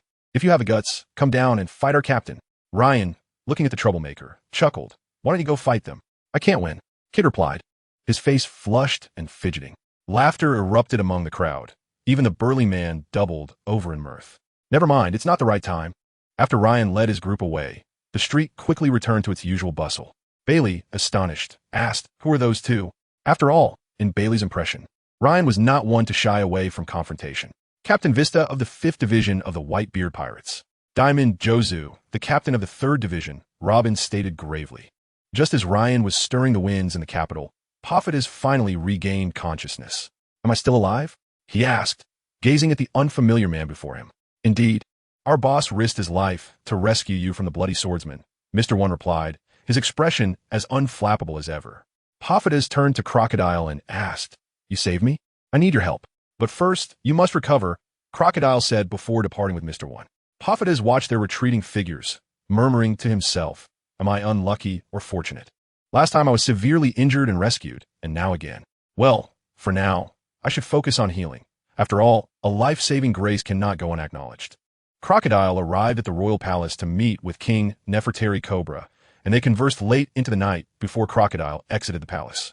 Observing the moonlit capital, Crocodile whispered, "Here, I shall bury my past. How many shall accompany me to the grave?" The next day, Alabastus newspaper bore the sensational headline, "A Celebration for Swordsmen." Below, it elaborated that in 3 days, a grand challenge would take place in the capital, Alyabarna, exclusively for swordsmen. The winner would receive news of the supreme Grey Blade and the ancient weapon, with the king's signature guaranteeing its authenticity. Upon the news's release, it sent shockwaves through the land. Countless swordsmen eagerly anticipated their chance to become the fortunate victor. Chapter 32. The main characters make their grand entrance. Early in the morning, Ryan was jolted awake by the surrounding commotion. Just as he prepared to investigate the source of the noise, Bailey and the others burst in, including Fujitora. "Captain, something big has happened," Kid shouted excitedly, brandishing a newspaper. Typically, Ryan would have slept until noon, and being awakened so early left him irritable. He ruffled Kid's hair. Perplexed. "Have I been slandered again?" Kid hesitated before continuing. "It's about the supreme Grey Blade and the ancient weapon. Just take a look." Swiftly, he removed Ryan's hand and presented the newspaper to him. As Ryan read the contents, confusion grew, for he caught a whiff of conspiracy within the article. He glanced at Robin, his eyes questioning, and she nodded in affirmation. Meanwhile, the others watched the silent exchange between the two, their heads filled with large question marks. Loli quickly approached, linking her arm with Ryan's, speaking softly. "Ryan, you must be hungry. Let me prepare breakfast for you." Ryan scanned the group, shaking his head at everyone except Robin.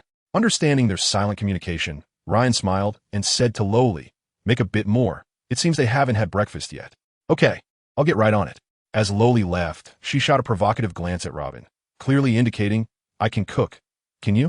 Once Loli had departed, Bailey and the others could no longer contain themselves, casting resentful glances at Ryan, especially Fujitora, whose white eyes and sorrowful expression were particularly striking. Unable to hold back, Ryan burst into laughter. The group, already irked, found it impossible to restrain themselves any longer, turning their attention to Ryan. "Ouch! Don't hit me, Bailey. We're best friends. Kira, I'm your master. Who the hell just hit me there?" They all ceased their actions, staring at Fujitora with admiration, as if sensing something odd in the air. Fujitora awkwardly replied, "I can't see." Robin could no longer hold back and burst into laughter. "Ryan," he cried in rage. "I can't see," Fujitora retorted gruffly. Robin quickly intervened. "Captain, let us discuss our next course of action." With someone mediating, the others stepped forward to admit their faults, claiming it was merely a momentary impulse. Ryan glanced at Robin, who winked at him, and he found himself no longer angry. After a moment of contemplation, Ryan stated, "We can now confirm that this is Crocodile's scheme, but I remain unclear about his motives. If he sought to draw out the hidden power of the Nefertari family to seize Pluton, what could his intentions be now?" Robin nodded in agreement. "Indeed, it appears this situation offers no advantage to Crocodile." Bailey, unable to restrain himself any longer, interjected, "What are you two talking about? What conspiracy of Crocodile? Isn't this news released by King Cobra?" Ryan gestured for Robin to explain to them, and after several minutes, Robin clarified the reasons behind their assertion of Crocodile's conspiracy. Upon hearing Robin's explanation, Bailey realized, "Oh, so the Supreme Grey Blade has already been in Crocodile's hands. No wonder there hasn't been any news about it." Fujitora nodded to indicate his understanding.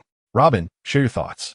Ryan passed the ball to Robin, as her intellect was among the finest in the pirate world, making her suggestions and opinions invaluable. After a moment of contemplation, Robin slowly replied, "Regardless of Crocodile's intentions, we must focus on our goal, acquiring the Supreme Grey Blade." As for the news of Pluton, she glanced inquisitively at Ryan. Ryan nonchalantly replied, "Only children make choices. We shall have them all. Then it's settled. Captain, you can participate in the grand challenge, while Mr. Fujitora and I will remain in the shadows, preparing for contingencies. If you win, we won't need a backup plan. If..." Robin's words were cut off by Ryan. "I will not lose. Moreover, once the Supreme Grey Blade appears, we will seize it regardless of who stands in our way. No mercy will be shown," Ryan declared solemnly. Robin probed, "What about those two from the Whitebeard Pirates?" "I've said, anyone who obstructs my acquisition of the Supreme Grey Blade shall meet their end. Understood?" Ryan emphasized once more. "Bailey, take Kid and Kira to investigate the situation regarding the grand challenge and the location." Lain paused momentarily before continuing. "Fujitora, you should also go and ensure the safety of the three of them." With that, he departed. Fujitora and the group, led by Bailey, set off to investigate the situation, leaving only Lain and Robin in the room. Lain inquired earnestly, "Robin, do you think my actions are excessive for the sake of a mere blade?" Robin smiled gently. "Captain, You should simply do what you believe is right. Did you not say that yourself? Leighton felt as if he had awoken from a dream, responding with sincerity. Thank you. Robin, Captain, could you let go of my hand? Robin's cheeks flushed slightly. It was the first time he had experienced such intimate contact with a boy. Leighton's gaze faltered as he stammered. I got a bit carried away. Robin's inner monologue echoed. Then why not let go? Just then, the sound of a bowl crashing to the floor interrupted them. Loli stood frozen at the door, tears welling in her eyes as she gazed at the two holding hands. Instinctively, Robin withdrew his hand from Leighton, the blush on his face deepening. Loli, feeling out of place, lamented, It seems I arrived at the wrong time. No, your timing is impeccable. Loli stood at the doorway, her expression one of disbelief at Leighton's words. We are both starving. Hurry and bring us something to eat. For some reason, Loli felt a sense of relief, mixed with a hint of disappointment upon hearing Leighton's request. As the three of them finished breakfast in awkward silence, Leighton sighed with relief after Robin and Loli departed. He was unsure why he had felt a twinge of nervousness, particularly when Loli entered, as if he had been caught in a moment of vulnerability. Leighton then settled his mind to immerse himself in the understanding of the two-handed green serpent technique, which he was on the brink of comprehending. If he could grasp it before the upcoming peak challenge, it would significantly enhance his combat prowess. After all, this was the renowned technique of the sword god, Chun gang, and one could glean its formidable power simply from the tales of the sword immortal kneeling before it. It wasn't until noon that Leighton ceased his training, as Fujitora and the others returned with news. Before Leighton could inquire, Kid eagerly divulged their findings. The venue for the peak challenge was a clearing 5 miles outside the royal capital, where the arena would reportedly be constructed on the day of the event, along with the unveiling of the supreme great blade, knight, and ancient weaponry to verify their authenticity. After taking a sip of water, Kid continued. The rules of the peak challenge stipulate that 7 swordsmen will be selected from all participants, and the victor among them will claim the information regarding the supreme great blade, knight, and the ancient weapons. Listening to Kid's account, Leighton understood that the process would undoubtedly be brutal, with many likely to lose their lives. However, Leighton had no intention of showing mercy. This was his first confrontation with fate. The simultaneous emergence of Hawkeye and the supreme great blade, knight, in Alabasta had made Leighton acutely aware of destiny's influence. Captain, the peak challenge begins 3 days from now at 10 in the morning. When shall we depart? Kid inquired. Leighton responded with a mysterious smile. Naturally, we shall arrive precisely at 10. The main characters always make their grand entrance. Chapter 33. A first glimpse of brilliance. Time spent in training always passes swiftly. 3 days later, Leighton slowly opened his eyes, finding the surrounding individuals gazing at him with eager anticipation regarding the results of his training. Seeing their expectant faces, Leighton smiled faintly. Bailey, looking at Leighton's smile, felt a stirring in his heart and tentatively asked, Did you succeed? Indeed, Leighton replied. Upon hearing this, Kid and Killer leaped in joy. The captain had previously informed them that he needed to comprehend a powerful sword technique, and once achieved, it would greatly augment their combat abilities. Especially Killer, who could hardly contain his excitement, eager to witness an enhancement of Leighton's caliber, knowing such a transformation was rare. Leighton glanced outside and asked, What time is it now? There is still an hour until the peak challenge begins, Bailey responded. Then let us prepare. We shall depart in half an hour. Suddenly, Leighton recalled something and asked, By the way, has the outfit I asked you to customize been completed? Bailey, with a peculiar expression, replied, Yours too? Are we wearing this? Yes. Hurry and get Kid and Killer changed. Both Kid and Killer were thrilled at the prospect of donning their specially tailored outfits for the occasion. In no time, Kid emerged in a vibrant red attire, which appeared quite festive, prompting Leighton to reminisce about his lost youth.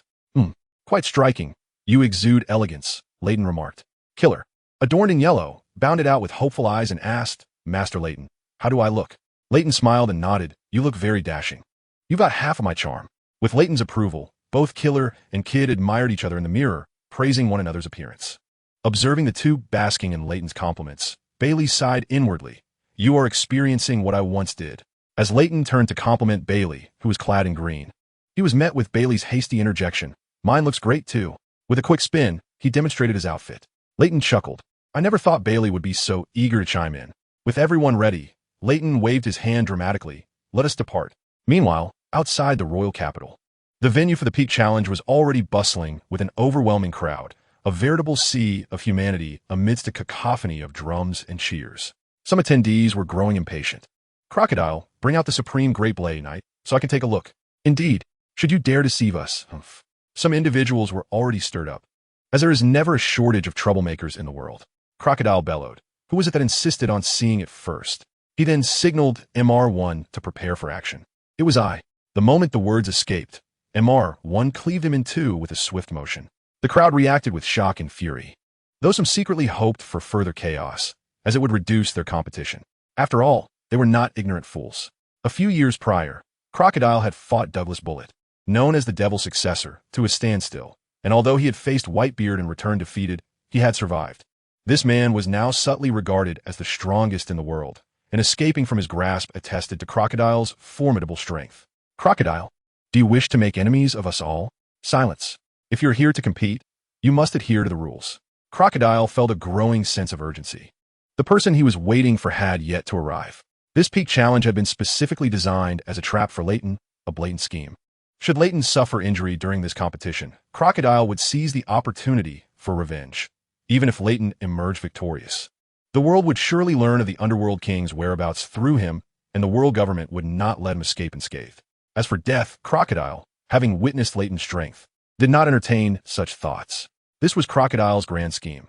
Once you had a desire, you had no choice but to step into the fray. As the peak challenge was about to commence, yet the figures of Lain and his companions were still absent from sight, Crocodile's agitation mounted. Never before had he felt such a longing to see Lain. Perhaps the heavens sensed Crocodile's fervent wish. For just as he prepared to announce the start of the peak challenge, Lain and his entourage emerged from the swirling sands. Crocodile's excitement was palpable. At last, he has arrived. Dracula Mihawk scoffed. Still so unpredictable. Vista, the flower sword, remarked, "What an arrogant fellow, making us all wait." Suddenly, someone in the crowd spotted the figure of Ryan, prompting a chorus of gasps. It's the bloody swordsman. A man, adorned with 3 swords at his waist, exclaimed, "Is he the one who claims the supreme great blade is within his grasp?" Indeed, he is the most talked-about supernova of late, a young man beside him, leaning on his sword, added. Ryan whispered to his crew, "Are we ready? Do we really have to do this?" Kira appeared reluctant. "Well, have you memorized your lines?" "Yes." "Captain, no worries." Kid was exhilarated at the thought of making an impression before such a crowd. This was a spontaneous idea Ryan had on the road. He could not let such a golden opportunity to make a name for himself slip away. "Belly, trust me in my endeavors." Ryan suddenly unleashed a wave of Conqueror's hockey. Aimed at the crowd ahead, he intentionally moderated its strength, merely to instill fear. Nevertheless, a few weak souls fainted, including those who had just been taunting Crocodile. Ryan's display, while low in damage, was highly humiliating, instantly drawing everyone's attention to him and his crew. Belly, understanding the urgency of seizing the moment, leaped forward and declared loudly, "Since you have asked us earnestly," Kid interjected, "then we shall graciously enlighten you." Kira chimed in, "We are the traffic light crew, maintaining world order." The crowd responded with bewilderment. Ignoring their expressions, Kid continued, "Red light, Kid. Green light, Belly. Yellow light, Kira." The trio harmonized. "We are the enforcers of the world." They struck a pose together. This marked the traffic light crew's debut before the world, and thus their story began. Little did anyone know that what started as a jest would become reality in the future. The onlookers stared in astonishment at Belly and his companions, some scoffing, some dismissive, while others felt regretful, wondering why they hadn't thought of such a clever way to gain fame. A red-nosed man, mingling among the swordsmen, grumbled in frustration. Regardless, everyone present would remember the traffic light crew from the Rhine Pirates. Crocodile, with a dark expression, announced, "The time has come. The peak challenge begins." As he spoke, 7 identical, sand-constructed arenas emerged from beneath their feet, each capable of accommodating around 1,000 spectators. "Please, everyone, wait. I need to verify the authenticity of the Supreme Great Blade, Knight." Without further ado, Crocodile produced a box and revealed the sword within. "It is indeed the Supreme Great Blade, Knight," Vista confirmed.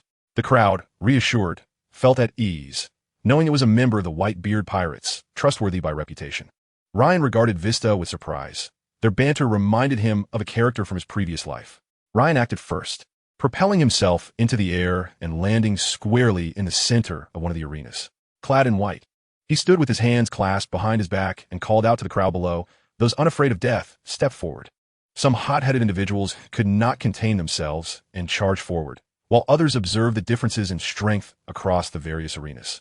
In no time, Ryan's arena was filled to capacity, and without wasting words, he snapped his fingers, unleashing his conqueror's haki to clear the space. Moments later, only a few dozen stood on the platform. Those who had intended to enter were halted in their tracks, hesitant to move forward.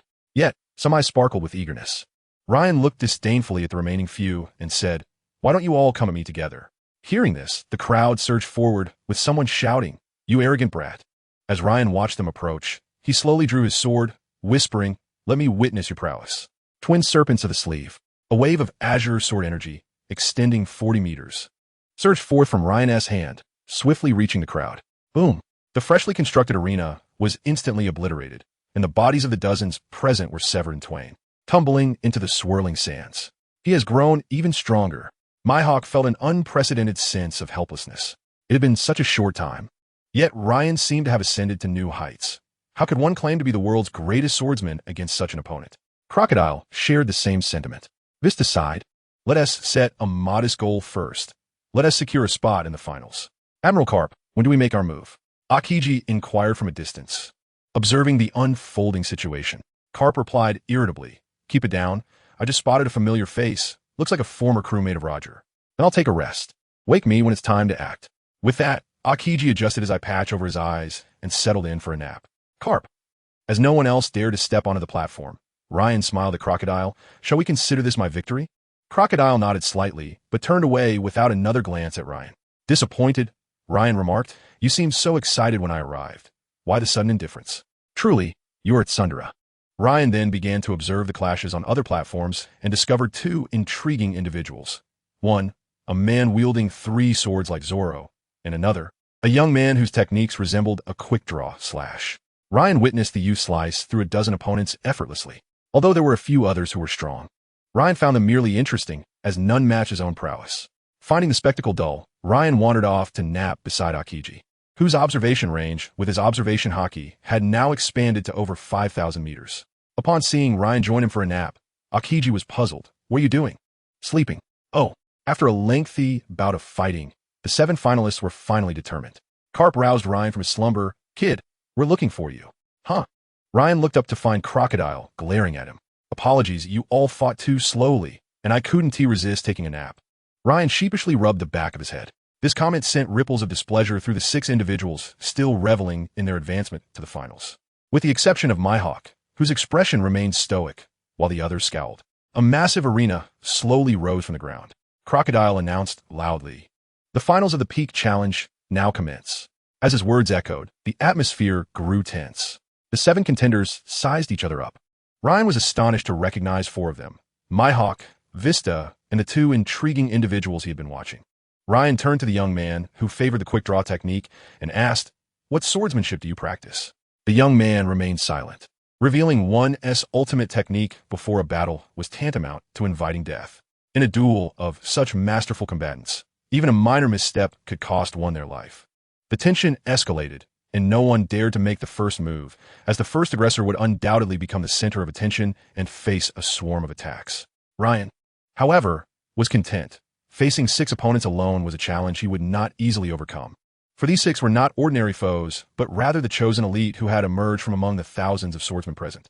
The presence of Hawkeye and Vista needs no introduction. Even in the New World, their prowess is formidable.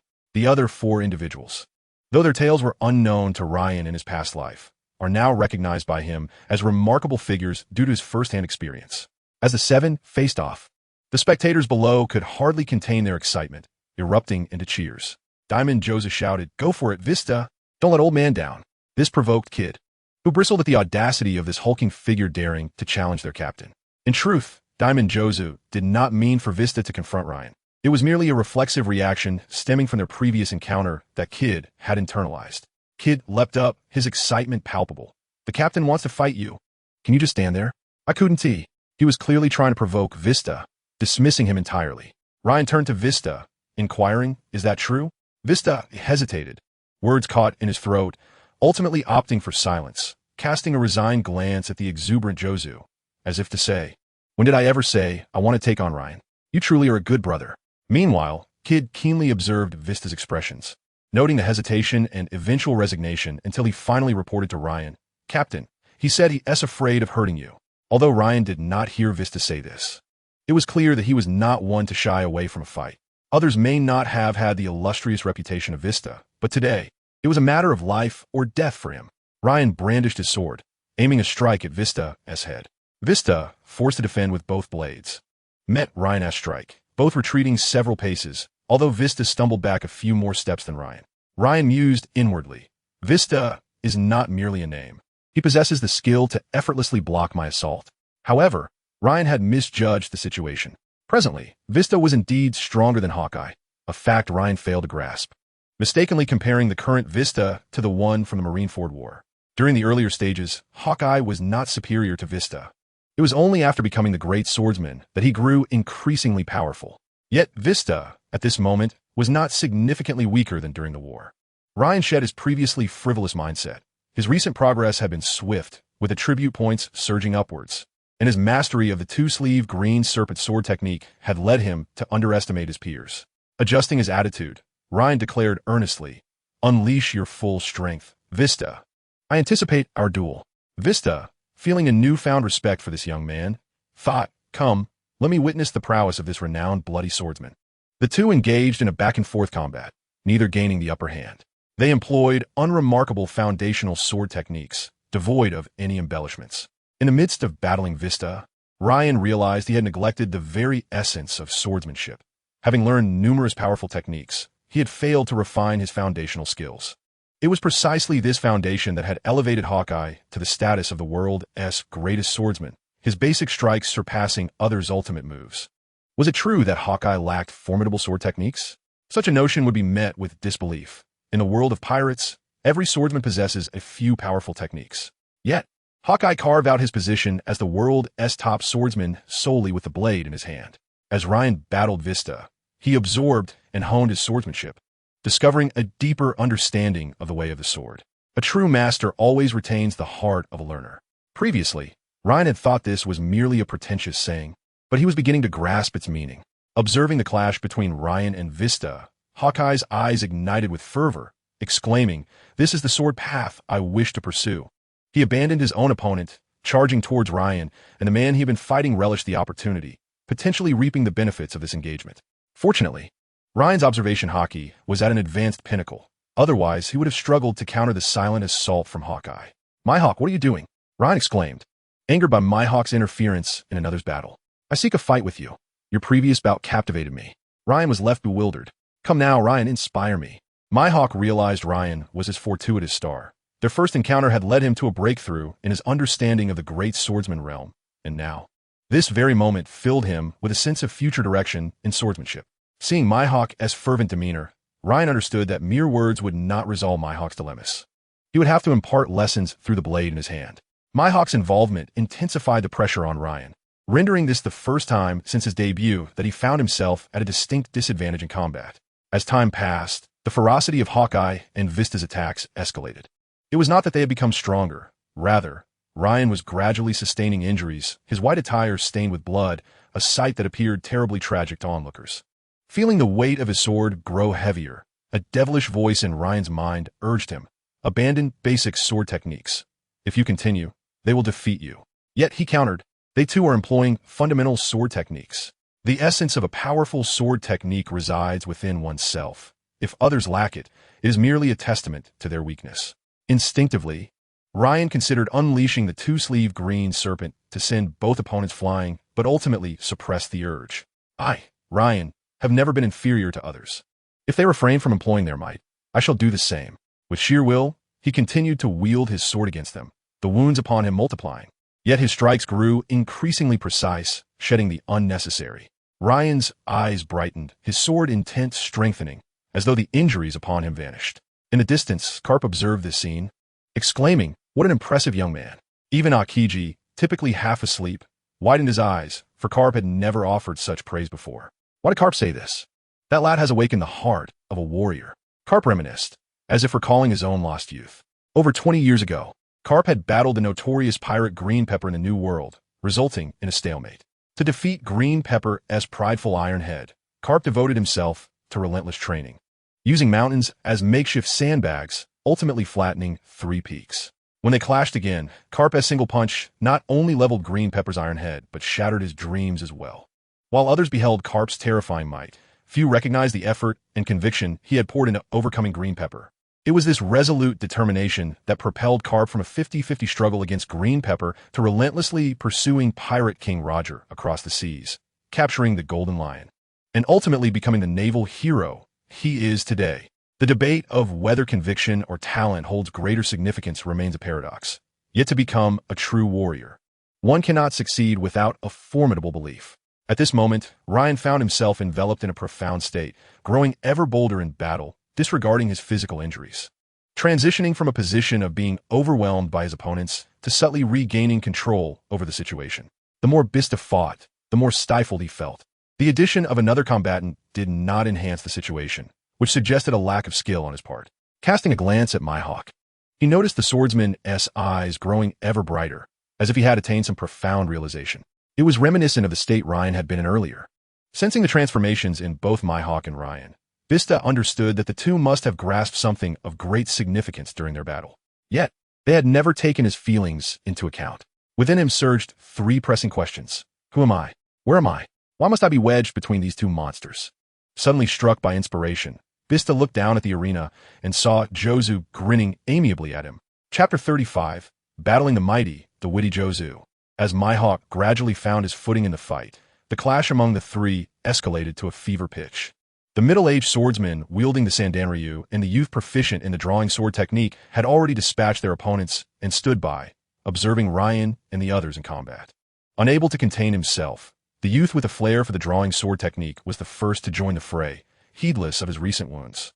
With a hearty laugh, he exclaimed, "Now this is what a duel among swordsmen looks like." Seizing a moment of vulnerability from Ryan, he swung his blade down toward Ryan's head. Already struggling against two foes, Ryan was now faced with a third. Barely evading the strike, he wiped away the blood trickling from his face. The youth was brimming with youthful fervor. "I shall join in as well." The moment the middle-aged man made a move, the dynamics shifted dramatically, as the four of them assumed a coordinated stance that encircled Ryan. The spectators erupted with excitement, shouting, "Take down this arrogant brat." Kid, observing the crowd's fervor, couldn't help but wonder aloud, is the captain really that popular? Ryan has always been well-liked, Bailey sighed after a brief silence. Kid's eyes sparkled with admiration as he gazed at Ryan in the arena. Meanwhile, Fujitora pondered, have I misunderstood the meaning of popularity? In the arena, Ryan, feeling exasperated, remarked, "Why are all of you fixated on my battle alone? Am I truly that handsome?" The four remained silent, but their grip on their weapons tightened. After exchanging several blows, Ryan was sent hurtling away, sustaining even more injuries. He glared fiercely at the youth who wielded the drawing sword technique, while others used horizontal or vertical slashes. This fellow seemed to favor an upward thrust, continuously distracting Ryan's focus. Though Ryan had a basic understanding of the drawing sword technique, he recognized that this youth had elevated it into a formidable swordsmanship of its own. "You force my hand," Ryan proclaimed, rising to his feet with determination. Assessing the four adversaries, he realized that confronting them simultaneously was futile and that he must break through their ranks one by one. Suddenly, inspiration struck him. "You, Mihawk," Ryan shouted, flying sword of 100 paces. Hearing this, Mihawk hastily regarded Ryan's sword with caution, recalling how close he had come to losing his life to this very move, and the lingering pain from his chest wound reminded him of that moment. In a flash, Ryan unleashed a 40-meter-long azure sword aura, reminiscent of twin azure serpents. "You shameless fiend," Mihawk cried as the sword aura struck him, sending him careening off the stage and into the crowd. "We must rescue Mihawk," Killer urged Bailey, concern etched on his face. Mihawk had been training Killer's swordsmanship daily aboard the ship, and seeing him now in dire straits stirred a sense of urgency. "Go." With that, Killer forcibly dragged Kid into the crowd to retrieve the injured Mihawk. The onlookers recognized the heroic act and refrained from intervening, as the main event was still unfolding above. Mihawk, ever stubborn, protested, "Let me go. I still wish to fight." "Give it up. In your current state, you be courting death," Kid mocked, gesturing toward Mihawk's injuries. "Shameless," Mihawk uttered with a final, defiant breath, then fell silent, watching the battle unfold in the arena. Without Mihawk, Ryan found himself considerably more at ease. Though Mihawk was not the strongest among the four, his familiarity with Ryan posed a significant challenge. Ryan knew he could not handle all four simultaneously and needed to employ cunning to eliminate Mihawk first. The youth suddenly surged forward. The sword within its sheath vibrated with intensity, reaching a crescendo as he drew it. drawing sword slash. In an instant, he appeared before Ryan, unleashing 6 rapid strikes. The clashing of blades echoed relentlessly. Taken by surprise, Ryan felt the grip on his sword shatter under the force. Fortuitously, Ryan's physique had reached an advanced pinnacle. Otherwise, he would have succumbed to the injury sustained. Seizing the use moment of post-attack rigidity, Ryan braced himself against Bista's subsequent assault and retaliated with a counterstrike. Sword of the Immortal Kneeling. The used sword was cleaved in 2, and he was sent flying, struck at the waist by Ryan's blade. Did he just lose a kidney? Kid murmured, watching the youth tumble away. Meanwhile, Ryan stood firmly, blood oozing from his mouth, but the crowd below marveled at his ability to vanquish yet another foe. Although he appeared battered, no one dared to question Ryan's strength any longer. Previously, many had doubted the legitimacy of Ryan's 200 million bounty. But those who had witnessed his prowess in battle now deemed that amount far too modest. Currently, the remaining contenders in the arena were Ryan, Bista, and the middle-aged swordsman wielding 3 blades. Exchanging a knowing glance, Bista and the middle-aged man resolved to adopt a coordinated approach. Realizing that they could no longer fight as individuals without risking elimination one by one. This thought resonated in both their minds. Although they had previously fought as a quartet against Ryan, their lack of cooperation stemmed from their pride as seasoned warriors. However, the circumstances dictated a change. Ryan, leaning on his sword, looked at the two and smirked, with both of them down. Aren't you going to join them? Youths are always brimming with passion. The middle-aged man retorted as he attacked Ryan. If not passionate, how can one be called youthful? Ryan replied, deflecting their strikes with renewed vigor, a stronger aura of sword intent radiating from him. Prepare to witness the true essence of the twin azure serpents. With a sweeping motion, Ryan unleashed a horizontal slash. Before them, 2 40-meter-long azure sword auras soared forth, resembling 2 serpents dancing through the air. In the blink of an eye, they were upon the 2 men. Rose petals in chaos. Instantly, the air was filled with a flurry of sword energy that formed petals of roses. Faced with Ryan's formidable technique, the middle-aged man drew his last sword from his waist and clamped it between his teeth.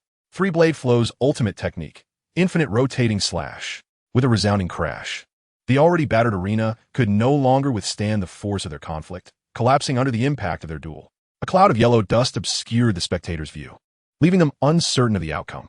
Who won? Someone inquired. I believe it to be Bista. After all, he is the captain of the White-Beard Pirates. I think that 3-blade swordsman is quite formidable as well, came a rebuttal. At that moment, Kid stepped forward with a scoff, declaring, of course, it's our captain. You fools. Kid's assertion garnered some agreement from the crowd, as Ryan's recent display of strength had left a lasting impression. Look, it seems someone is still standing. The crowd was instantly captivated, fixated on a hazy figure standing resolutely, sword in hand, amidst the swirling sands. As the dust settled, the onlookers finally discerned the visage of the individual, prompting a startled cry from one among them. It was the captain, the infamous bloodthirsty swordsman, Ryan. Though his form wavered slightly, Ryan remained steadfast, his once pristine white attire now stained a deep crimson for battle. A voice in the crowd could not help but exclaim, there are only erroneous names, but never a misapplied nickname. Ryan turned his cold gaze towards Crocodile and commanded, hand it over. After a brief moment of mutual scrutiny, Crocodile tossed the box containing the supreme greatsword, Yuru, towards Ryan, proclaiming loudly the information regarding the ancient weapon. Pluton is also within the box. Having accomplished this, Crocodile departed with MR1. Some spectators, upon witnessing that the supreme greatsword now had an owner, chose to disperse. Yet the majority remained, their eyes glinting with avarice as they fixated on the box in Ryan's possession. He was gravely injured. Surely an opportunity lay before them. Indeed, with so many of us, how could we fear one man? Charge! Someone bellowed, leading the charge. Bailey and his group swiftly encircled the injured Ryan, shielding him from harm. Where's Vista? A furious shout rang out, and there came Jaws, his entire form encased in impenetrable diamond, rushing towards Ryan. Those who dared stand in Jaws' way were mercilessly torn asunder, creating a gruesome tableau. Ryan's eyes flickered, and a plan formed as he smiled gently, saying, Vista is unharmed. I held back. You handle this crowd for me. He gestured towards the advancing throng. True to his benevolent appearance, Jaws, upon hearing Ryan's words, did not hesitate. Like a great wall, he positioned himself in front of Ryan, blocking the oncoming assailants. Observing Jaws' imposing silhouette, Ryan could not help but reflect. This sense of security is truly remarkable. Bailey quietly inquired, did you truly hold back? Without uttering a word, Ryan merely winked at Bailey, who understood and silently moved to the forefront. Kapu and Akiji, Witnessing the chaotic melee below, led a newly arrived contingent of 1,000 Marines to encircle the pirates present. Ice Age. Akiji initiated a massive area of effect attack, gathering cold energy in his right arm before unleashing an icy bird that froze all in its path. Akiji and Kapu. A pirate exclaimed in terror. Run! Panic ensued as individuals scattered in every direction. Clearly, the presence of Kapu and Akiji instilled considerable fear in the hearts of the pirates. Ryan could not help but muse at how the mere appearance of Akiji and Kapu had quelled so many. We should depart. Let's first recuperate. Yush. Witnessing Ryan's intent to leave, urgently inquired, "Where is Vista?" After pondering the situation, Ryan pointed toward the direction, saying, "Dig over there." Jaws, swift as ever, dashed to the indicated spot and soon unearthed Vista, buried beneath the sands. As Ryan retreated, he noticed someone trailing behind, Jaws, who was carrying Vista as he ran towards them. "Why are you following us, you big oaf?" Kid remarked with disdain. "Because Kapu and Akiji are over there," Jaws replied earnestly. Ryan and the others exchanged glances, wordlessly acknowledging Jaws' sincerity. Inwardly, Jaws reveled in his own cleverness. "I am truly wise." Thus, Ryan's party of 7, upon their departure, had burgeoned to 10. Akiji observed Ryan and his entourage retreating without making any attempt to obstruct them, not due to leniency, but because he deemed it a futile gamble. Even if he tried to intervene, he questioned whether he could successfully halt them. Should he manage to do so, victory was not guaranteed. Akiji had just witnessed Fujitora effortlessly dispatch dozens of foes, combined with the formidable diamond-clad Jaws and the still-capable Ryan. He concluded that it was more prudent to capture the remaining pirates present first. Watching Ryan's receding figure, Akiji sighed. If Akainu were here, he would undoubtedly pursue him without hesitation. Chapter 36. Setting Sail. As Ryan vanished from view, Akiji regained his composure and redirected his focus to the remaining pirates. Kapu and the Navy had gained the upper hand, suppressing the pirates effectively. Seeing that the primary battlefield was under control, Akiji turned his attention to those attempting to flee, employing his powers to freeze any escapees on sight. Unbeknownst to all, a figure observed these events unfold, perceiving Kapu as a villain leading his minions to subdue the helpless pirates. This figure cautiously floated along the ground at the edge of the battlefield when suddenly, a hand emerged from the earth and seized the floating head. "Who dares to ambush me?" A blood-soaked middle-aged man emerged from the ground, surveying his surroundings in confusion. "Where is the bloodthirsty swordsman, Ryan?" he inquired. "He has departed." "Who are you?" The middle-aged man pressed further. "You don't even recognize the great Buggy?" "Umph," the head disdainfully retorted. At that moment, the middle-aged man scrutinized Buggy more closely, noting the 2 pirate flag-like tattoos adorning his face, but most striking was his large red nose. Buggy approached the middle-aged man, asking, "And who might you be? I saw you on stage battling the bloodthirsty swordsman." "Ah, I was defeated." The middle-aged man sighed dramatically. "I demand to know who you are." Buggy exclaimed with fervor.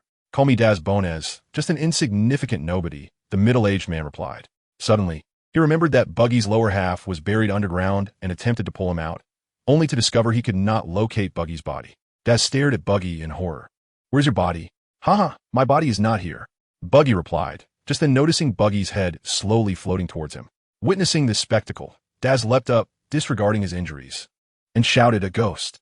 His scream drew Akiji's attention, who furrowed his brow, gazing towards a distant sand dune. There's no one there. Did I just imagine that? While still pondering, Akiji's focus was swiftly captured by a group of fleeing pirates. After a moment, realizing no one was paying attention to the scene, Buggy and Daz emerged from beneath the dune. "Thank goodness I reacted quickly," Buggy remarked, somewhat shaken. Observing Buggy's disembodied head, Daz inquired, "Can you assist me in escaping?" Aware of Akiji and Kapu's presence, Daz recognized his dire situation. Severely injured, he could not flee from the hastily closing marine net and thus sought Buggy's help. Gazing at the wounded Daz, Buggy began to contemplate. "This Daz seems capable. Perhaps he could serve my crew." With this thought, Buggy's interest was piqued, and he tentatively proposed, "If I help you escape, will you join my pirate crew?" After a brief silence, Daz reluctantly replied, "If you can withstand 3 of my strikes, I will join your crew." Daz had no desire to be a subordinate to someone perceived as weak. Were it not for his current predicament, he would have never consented to Buggy's terms. "It's a deal, then," Buggy exclaimed with delight. Shortly thereafter, 2 hands appeared from the distance, carefully lifting Daz and enabling Buggy to stealthily exit the battlefield. Meanwhile, back in the royal capital, the atmosphere among Ryan, Mihawk, and Vista was somewhat peculiar. Since Ryan, Mihawk, and Vista were all grievously injured. They found themselves sharing a single room for the sake of convenience and medical care. The flower sword Vista watched as Ryan and Mihawk silently drank together, feeling a profound sense of awkwardness envelop him. After all, just moments ago, he had been engaged in a fierce battle with Lain. Although he too desired a drink, he believed it unseemly to voice such a wish, as it would bring shame to the Whitebeard pirates. For Vista, the honor of the Whitebeard pirates was more precious than his own life. After finishing the bottle, Lain curiously inquired of Mihawk, "Does Vista not drink? He must not enjoy it." Upon hearing this, Lain glanced at the last remaining bottle on the table and immediately reached for it, only to find his hand collide with Mihawk's in midair, resulting in an impasse. Lain looked at Mihawk, emphasizing each word, "Mihawk, I have just saved your life once again." He pushed Mihawk's hand aside and lunged for the solitary bottle of liquor. Not so fast. Mihawk swiftly intercepted Lain's grasp once more. At that moment, Vista stealthily snatched the bottle away, disregarding the astonished gazes of both men, and began to drink voraciously. As he sipped, he inwardly lamented, "Father, I have brought you shame." With the drink now in Vista's possession, Lain turned his attention to conversation with Mihawk. The doctor had advised that the injured should abstain from alcohol, yet Lain had discreetly asked Kid to procure 3 bottles of liquor. "Mihawk, what are your plans next?" "To seek out a fine sword." After these recent battles, and having ascended to the rank of a master swordsman, Mihawk realized that his current blade could no longer accommodate his increasingly formidable swordsmanship. While it sufficed against ordinary foes, the disparity of weaponry became glaringly apparent in combat against masters like Lain and Vista. "I shall offer you the supreme great blade, Yuru," Lain declared, retrieving a box containing the sword from behind him. Vista, caught mid-drink, spewed his beverage, inadvertently showering Mihawk, who sat directly across from him. Witnessing this, Lain mused, "Does Vista have a grievance with Mihawk?" After casting a disapproving glare at Vista, Mihawk replied to Lain, "That is out of the question. I am a man of principles. Who said I would give it to you for free? You must agree to assist me with 3 tasks, and then I shall grant you the sword." Lain regarded Mihawk with a knowing smile. "Very well." Upon hearing this, Mihawk eagerly seized the box from Lain's hands and opened it to reveal a slender black blade. Gently caressing the blade, Mihawk flicked it lightly with his finger, causing the sword to sway gracefully, as if it were dancing. "What a magnificent weapon! I feel this blade is perfectly suited for me," Vista exclaimed. Lain chuckled at Mihawk's exuberance. Having triumphed over fate for the first time, Lain felt an immense joy, knowing that his successful acquisition of the supreme great blade, Yuru, was a source of reassurance. At the very least, Lain understood that he could alter the course of history through his own strength and will. Although the sword now belonged to Mihawk, it was Lain who had bestowed it upon him, thus retaining control over his own destiny. This was a significant affirmation. Lain had the power to shape his own fate. Initially, he had contemplated a visit to the royal palace, but now, freed from the burdens of the Nefertali family's secrets, he felt no inclination towards it.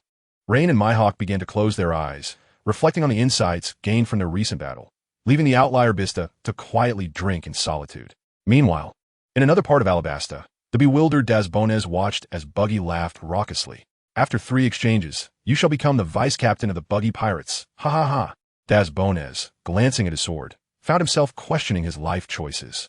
Based on his observations over the past few days, he believed Buggy to be a weakling.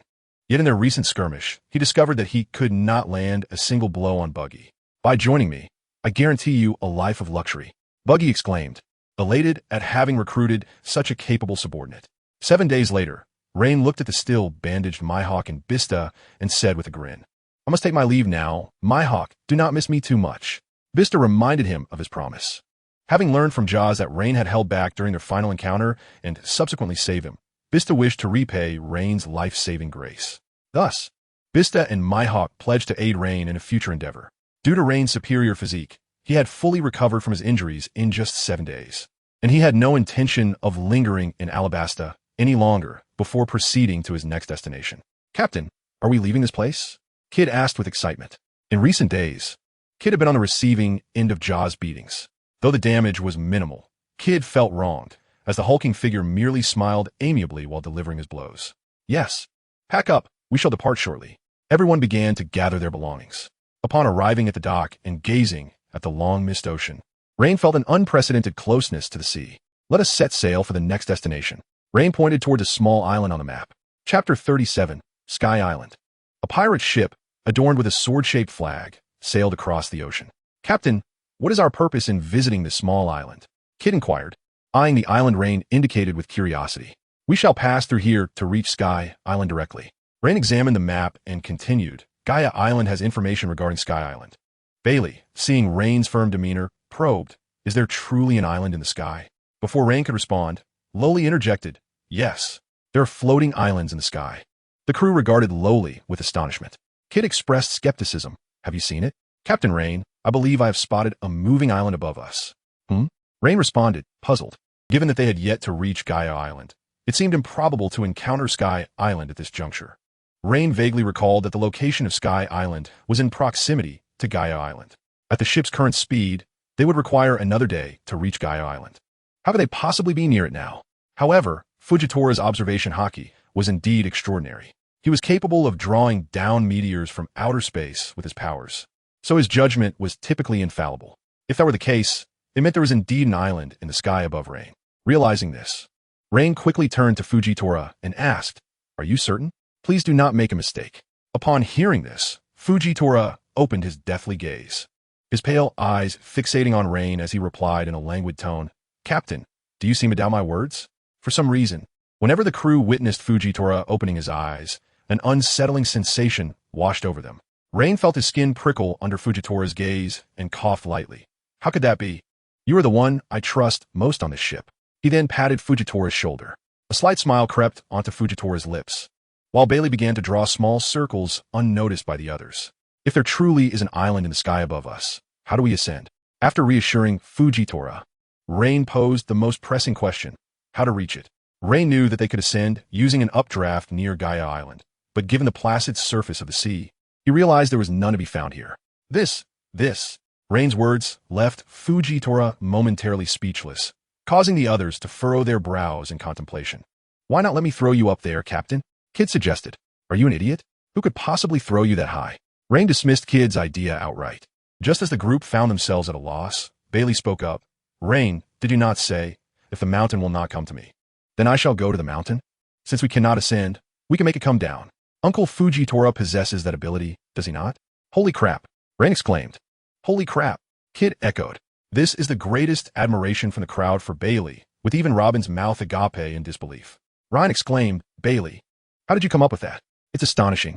Bailey, wearing an odd expression, replied, Isn't this something any normal person could conceive? Instantly, the expressions of everyone around were akin to having consumed a meal prepared by Lowly, while Ryan silently mused, What have we done to provoke Bailey? He isn't usually like this. Fujitora, give it a try and see if you can bring it down. Everyone looked at Fujitora with hopeful eyes, for it was the legendary Sky Island. I will do my utmost, Fujitora responded, closing his eyes to sense the position of the Sky Island, emanating a wave of energy from his being. On a small island above, an elderly man with a long white beard was recording something in his room when the entire island suddenly shook and began to descend. The old man rushed outside, alarmed to find the island slowly sinking. At that moment, all the inhabitants of the island emerged, realizing that the clouds were rising, indicating the island's descent. Quick, check the power room. There might be a malfunction, the elderly man shouted anxiously. Immediately, someone rushed toward the power room. Herodar, what on earth is happening? An elderly woman with white hair inquired. The elderly man, furrowing his brow, replied, I have no idea. This is the first time such a situation has occurred. Meanwhile below, keep it up. You can do it. Kid and Killer were cheering on Fujitora. As Fujitora struggled to control the force, he managed a faint smile, saying, Don't worry. This is quite simple for me. Ryan watched in astonishment as beads of sweat as large as peas formed on Fujitora's forehead, thinking, What has happened to Fujitora? In truth, while bringing down the Sky Island was not particularly difficult for Fujitora, maintaining control was paramount. A miscalculation could lead to catastrophic consequences. Under Fujitora's careful guidance, after half an hour, the island finally came into view. Beneath the island was a massive bubble supporting it, surrounded by clouds that obscured the interior of the island from view. Suddenly, Lowly exclaimed, Visalia. Do you know it? Ryan asked, noticing her excitement. That's my home, Uncle Fujitora. Please stop pulling it down. If the air pressure gets too low, the bubble beneath Visalia will burst. Fujitora ceased his efforts. Ryan, take me up there, Lowly urged. All right. Ryan swiftly grabbed Lowly's feet and hurled her towards the small island hundreds of meters above, akin to a discus throw. Herodar was discussing with a nearby woman what to do if the Sky Island fell into the sea when suddenly Loli landed directly on Heridar's head. With a loud thud, both were sent flying several meters away. "Ouch, my old back!" Loli exclaimed. Seeing the pair, Loli joyfully shouted, "Heridar Grandpa, Leah Grandma." She rushed into Leah's embrace, thrilled to see the long-absent elders. "Loli, you were gone for so long. What happened? How'd you get up here?" Heridar asked. Loli hurriedly recounted her adventures, leaving the two elders in awe. Heridar, stroking Loli's head, remarked, "I never imagined you would encounter so much during your journey. Your friends are still below, right? Go fetch them." Meanwhile, Ryan and the others anxiously awaited below. "Loli has been gone for so long. I hope she's all right. She should be fine. Didn't you hear her? That's her home." Kids shouted at the sky. "Look, it's Loli." Loli was flying back on a miniature sky island, stopping midair to call out to Ryan and the others. "Hurry up." Ryan, lifting Kid and Killer, leaped onto the island, followed by the rest. In no time, they arrived at the sky island. "Welcome, Loli's friends." Heridar greeted them with a smile. Ryan surveyed the architecture of the island, astonished to realize that this was not a sky island at all. "Where is this?" "It is the weather island, Visalia." Finally, Ryan understood. This was the place Nami had arrived at after being sent flying by Bartholomew Kuma, the weather island, also known as the Little Sky Island. Chapter 37, The Forgotten Ship. The inhabitants of Visalia were exceedingly welcoming. Sharing that it had been over a decade since outsiders had visited, Ryan engaged in delightful conversation with them, inquiring about various matters. For each person on Visalia was a meteorological scientist possessing vast knowledge. From their discussions, Ryan gathered insight into the island's ability to float. Visalia was propelled by wind power, with windmills visible almost everywhere, while the bubble below was crucial to the island's buoyancy. According to Heridar, the bubble contained a mysterious gas that enabled the entire island to stay aloft. Ryan harbored serious doubts about this so-called mysterious gas, suspecting he knew its nature, but refrained from probing further, respecting their confidentiality. In these 2 days, Ryan truly witnessed the terrifying power of nature. The weather variations on Visalia were utterly absurd. One could experience the changing of all 4 seasons in a single day here, and it was no wonder that meteorological scientists congregated in such a place. Besides exploring Visalia, Ryan also contemplated his future direction. Currently, he possessed an astounding 430,000 attribute points, with contributions from various individuals. 40,000 from Mihawk, 90,000 from Vista, 80,000 from the 3-sword-style master, 70,000 from the swordsman, 60,000 from Crocodile, and over 90,000 from others combined. Host, Portgas D. Ryan. Current attribute points, 438. 888. Host, Portgas D. Ryan. Physique, 999, 991, 000 advanced. Body technique, 322, 141, 000 advanced. Swordsmanship, 1, 252, 001, 000 Grand Swordsman. Conqueror's Hockey, 209, 001, 000 advanced. Armament Hockey, 448, 821, 000 advanced. Observation Hockey, 999, 991, 000 advanced. Fruit ability, none. Skills, God Avoidance, 1 sword style Iato, 1 sword Immortal Kneeling. 2 sleeves Green Serpent. Weapon, Supreme Great Blade Ace, Legendary Sword Muminyo. Task, reach a bounty of 500 million berries. Seeing the sections for Body Technique, Conqueror's Hockey, and Armament Hockey, Ryan could no longer contain himself and allocated points to max them out. Afterward, looking at the remaining 200,000 attribute points, he resolutely decided to invest all of them into swordsmanship. Consequently, Ryan's attribute panel transformed.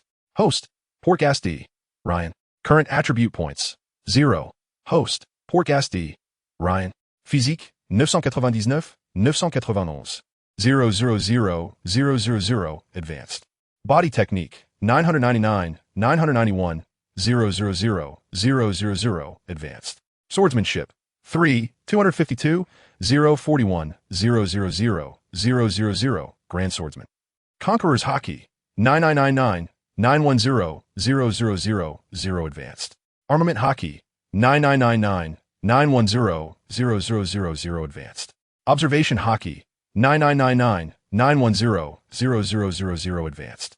Devil Fruit ability, none. Skills, Divine Evasion, 1 sword style Iajutsu. Sword Immortal Kneeling, 2 sleeves of green serpents.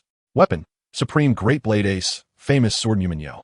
Mission, bounty reaches 500 million berries. Upon viewing his new attribute panel, Ryan felt invincible. However, this illusion was fleeting. He soon realized that his mastery over his newfound power had diminished. If previously, Ryan's control was barely at 70% during his time in Alabasta, now it hovered around 50%. Were others to learn that Ryan struggled to manage his rapidly escalating strength, they would surely be inclined to extinguish him. Ryan eagerly anticipated the next meeting with Mihawk, imagining his astonishment at Ryan's prowess. He had come to regard Mihawk as his lucky star. Their first encounter had led to Ryan's breakthrough into the Grand Swordsman realm, and the second had yielded a bountiful increase in attribute points. What then would the third meeting bring? Lost in thought, Ryan couldn't help but chuckle. Nearby, Bailey, engaged in his training, noticed Ryan's amusement and inquired curiously, "What has got you smiling?" "Thinking of Mihawk," Ryan replied. Upon hearing this, Bailey silently retreated to another area to continue his daily regimen. Unfazed by Bailey's departure, Ryan resumed contemplating his path to strength. The two most pressing matters at hand were, firstly, the urgent need to master his own power, which required time for refinement or the enhancement that comes through relentless combat. Secondly, he pondered how to achieve further breakthroughs. His swordsmanship had already ascended to that of a grand swordsman. While he had some direction regarding observation haki, he found himself utterly at a loss in other aspects. The pivotal point for advancing observation haki lay in the technique of breathing. Ryan had discovered that haki and breathing techniques could be harmoniously integrated, allowing him to tap into the auras of others through this developed skill. Ryan was confident that with continued fusion of observation haki and breathing techniques, reaching an advanced level of observation haki would not pose a significant challenge. However, in regard to other matters, despite hours of contemplation, he found himself devoid of solutions and chose to abandon the thoughts altogether. As he gazed vacantly at the clouds on the horizon, a crucial realization struck him. The island of meteorological phenomena beneath his feet was perpetually adrift in the sky, moving aimlessly with the winds when unmoored by any guiding hand. Ryan hurried to seek out Loli, despite the fact that she had been deliberately avoiding him for reasons unknown over the past few days. Ryan understood her internal conflict and respected her need for space, refraining from disturbing her, especially since Loli had yet to formally join his crew. She had only accompanied him due to her navigation skills and Ryan's unfamiliarity with the Grand Line. Now that Loli had returned home, it was time for their paths to diverge. Without voicing the unspoken farewell, both shared a tacit understanding. Ryan had come to regard Loli as a companion. Utilizing observation haki, Ryan quickly located Loli, lost in thought atop an observation tower. Loli, upon seeing Ryan rush towards her, Loli anticipated that he bore important news. "By any chance, can we still find our ship?" Ryan asked. Ship? Caught off guard, Loli finally remembered that their vessel lingered below in a vast ocean. Over the past few days, her thoughts had been scattered due to her return home, causing her to forget about the ship entirely. "I'll ask Grandpa Harita. I'm uncertain of our current location," Loli stated, darting off to find Harita. Ryan simultaneously gathered all crew members to discuss the matter. The crew's reactions varied widely upon hearing the news. Observing their responses ignited a spark of ire within Ryan, who fixed a murderous gaze upon the assembly. Kira, unable to withstand the pressure, was the first to speak. "I forgot, Master Ryan." Kid hastily nodded in agreement. "So did I." Ryan said nothing. He, too, had overlooked the issue. Before he could even call out Bailey, the latter interjected, "Me too. I taught you to use it like this." Ryan scolded, exasperated. Bailey nonchalantly turned his head away. "What about you, Robin? Surely you haven't forgotten?" "No, I merely thought that you, Captain, weren't concerned," Robin replied coolly. Ryan felt a pang of anguish. So many treasures, alcohol, and navigational tools had vanished. He longed to express his concern to Robin, but ultimately held his tongue, simply responding with a nonchalant "oh." Just as Ryan's frustration peaked, he noticed Fujitora about to speak and barked, "Silence." Ryan was all too aware of what Fujitora was about to say. While Ryan and his crew lamented the loss of their ship, Buggy and Daz found themselves unexpectedly encountering Ryan's pirate crew upon the sea. Quickly, "That S. Ryan, the bloody swordsman's ship," Buggy exclaimed, spotting the pirate flag. "Captain, with your strength, what S there to fear?" Daz declared, leaping onto the ship, compelling Buggy to follow suit. "Doesn't T seem like anyone S here?" Buggy observed the deserted deck. Cautiously, he approached, floating over to explore each room, only to be astonished. "It truly appears that no one is here." "Captain Buggy, shall we take these treasures?" After considerable hesitation, Buggy was ultimately persuaded by the sight of countless berries. And soon the ship was stripped bare, leaving not a single strand behind for Ryan. Let us hurry, Buggy urged, eyeing the mountainous pile of riches. And thus, Ryan fell victim to Buggy's theft. Meanwhile, Lowly returned with news that they were hovering above Long Ring Long Land. This revelation was akin to a death sentence. We cannot allow it to collide, Lowly cried out in distress. Visalia, the island composed predominantly of clouds and a smattering of land, meant that even their beds were crafted from clouds. Should they collide with the distant isle?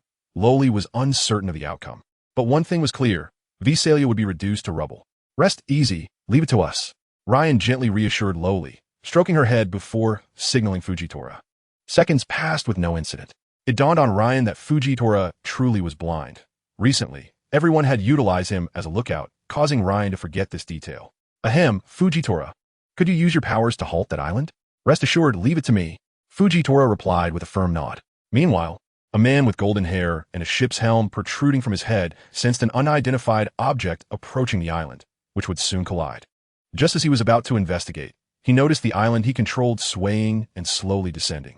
The golden-haired man hastily employed his abilities to lift the island back into the air. Ryan and the others beheld a peculiar sight. The island oscillated up and down, as if engaged in some unknown dance. For reasons unknown, a certain tune echoed in Ryan's mind. What is your father's name?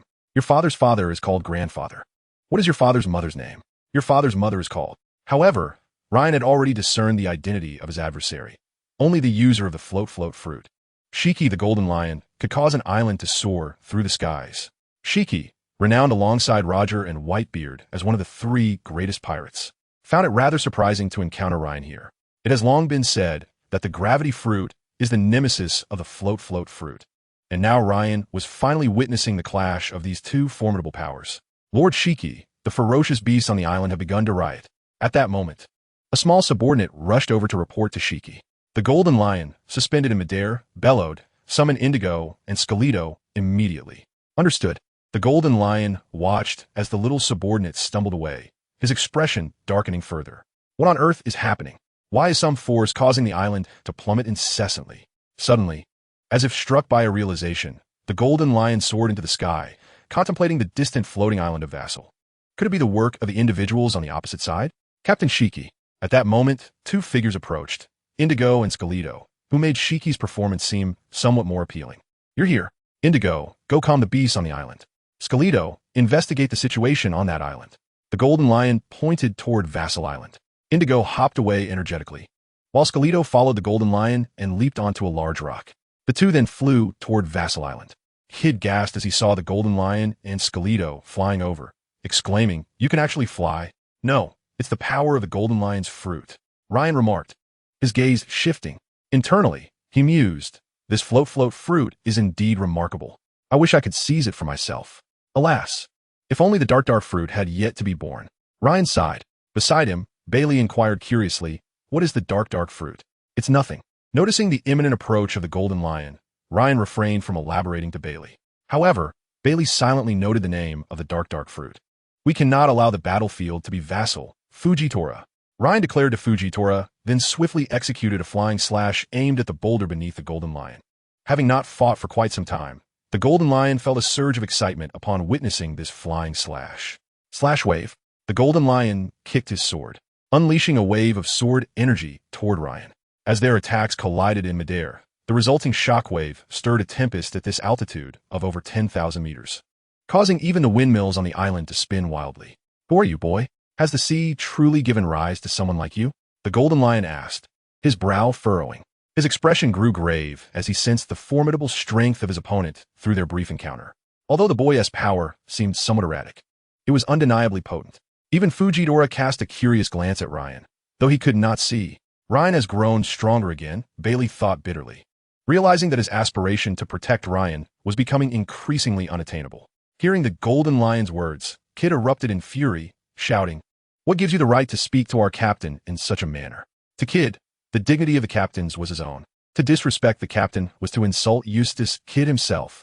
The Golden Lion didn't even spare Kid a glance, fixating instead on Ryan and Fujitora. Ryan smiled at the floating Golden Lion, saying, "Shiki the Golden Lion, you've been away for far too long. This sea has undergone tremendous changes. The IQ you're studying is now a mere joke." The golden lion's pupils constricted as he emitted a dangerous aura, laughing uproariously. Ha ha ha, arrogant little brat. Did he not come here for the IQ as well? Ryan sighed. I never imagined the illustrious Shiki the golden lion would fall to such depths. It is truly a pity. He finished with a look of feigned regret. In truth, Ryan was not lying. He was aware that the so-called IQ had become utterly futile, and the golden lion was intent on using it to wreak havoc upon the world. Ryan's words, coupled with his perfectly timed expression, struck at the most vulnerable part of the golden lion's heart. The golden lion was thoroughly enraged and laughed maniacally. Since you know my name, you dare to speak so boldly. Lion's thousand cuts. In an instant, he unleashed several waves of sword energy even more powerful than the previous wave, which swiftly approached Ryan. Ryan deftly countered with the wooden horse he held, slicing through the waves of sword energy, which then cleaved the clouds into fragments. Kid and the others watched in stunned silence. Looks like you're not too old yet, Golden Lion, Ryan remarked, observing the sword energy just unleashed by the golden lion. He then jumped onto the boulder where the golden lion stood. At this moment, the golden lion was significantly stronger than the one Luffy had encountered. Time is the greatest enemy of all strong beings. Even the strongest man in the world, Whitebeard, could not escape its grasp. Well, except for Garp. The golden lion stared blankly at Ryan, leading to a rather peculiar scene where the golden lion, with a ship's helm atop his head, and Ryan exchanged intense gazes. What are you staring at? Ryan broke the silence first, gazing at the golden lion with an expectant expression. What do you want? The golden lion huffed. Bailey, watching their exchange, felt an overwhelming urge to speak on behalf of the golden lion. Though he did not receive the answer he sought, Ryan still smiled and said, I'm here to visit your island. Are you not welcoming? After a prolonged stare, the golden lion suddenly burst into laughter. Ha ha, you got guts, then come. With that, he commanded the boulder beneath him to soar toward the small island. Everyone watched as the two departed. Kid, perplexed by Ryan's actions, questioned Captain. Why are we heading to the enemy's headquarters? Because the captain does not wish to make the battlefield here. You all witnessed their recent battle. If they fought with all their might, Vassal would be obliterated. Robin's explanation dispelled the doubts in everyone's minds. Lowly stared blankly at Ryan as he receded into the distance, quietly making a decision in her heart. Chapter 39. The Resolute Shiki. Thus, Ryan followed Shiki the golden lion to the small island, accompanied by a large red-haired gorilla that made Ryan feel quite uneasy. The golden lion led Ryan to the reception hall, where, observing the golden lion seated in the main position, Ryan curiously inquired, Doesn't it feel uncomfortable to have a ship's helm on your head? Having finally calmed down, the golden lion's temper flared once more. It must be noted that the helm atop his head was a sore spot for the golden lion. Over 20 years ago, in his quest to dominate the world, he sought to ally with Roger. When Roger declined, the two pirate crews erupted into a fierce battle, known as the Battle of Ightwall. The Roger pirates, who were on the brink of defeat, were saved by a sudden storm that sent most of the flying pirate crew's fleet to the depths of the sea. In a twist of fate, the helm inadvertently became lodged in the golden lion's head. Since forcibly removing it posed a life-threatening risk, the helm has remained embedded ever since. Are you looking for death, boy? The golden lion roared in fury.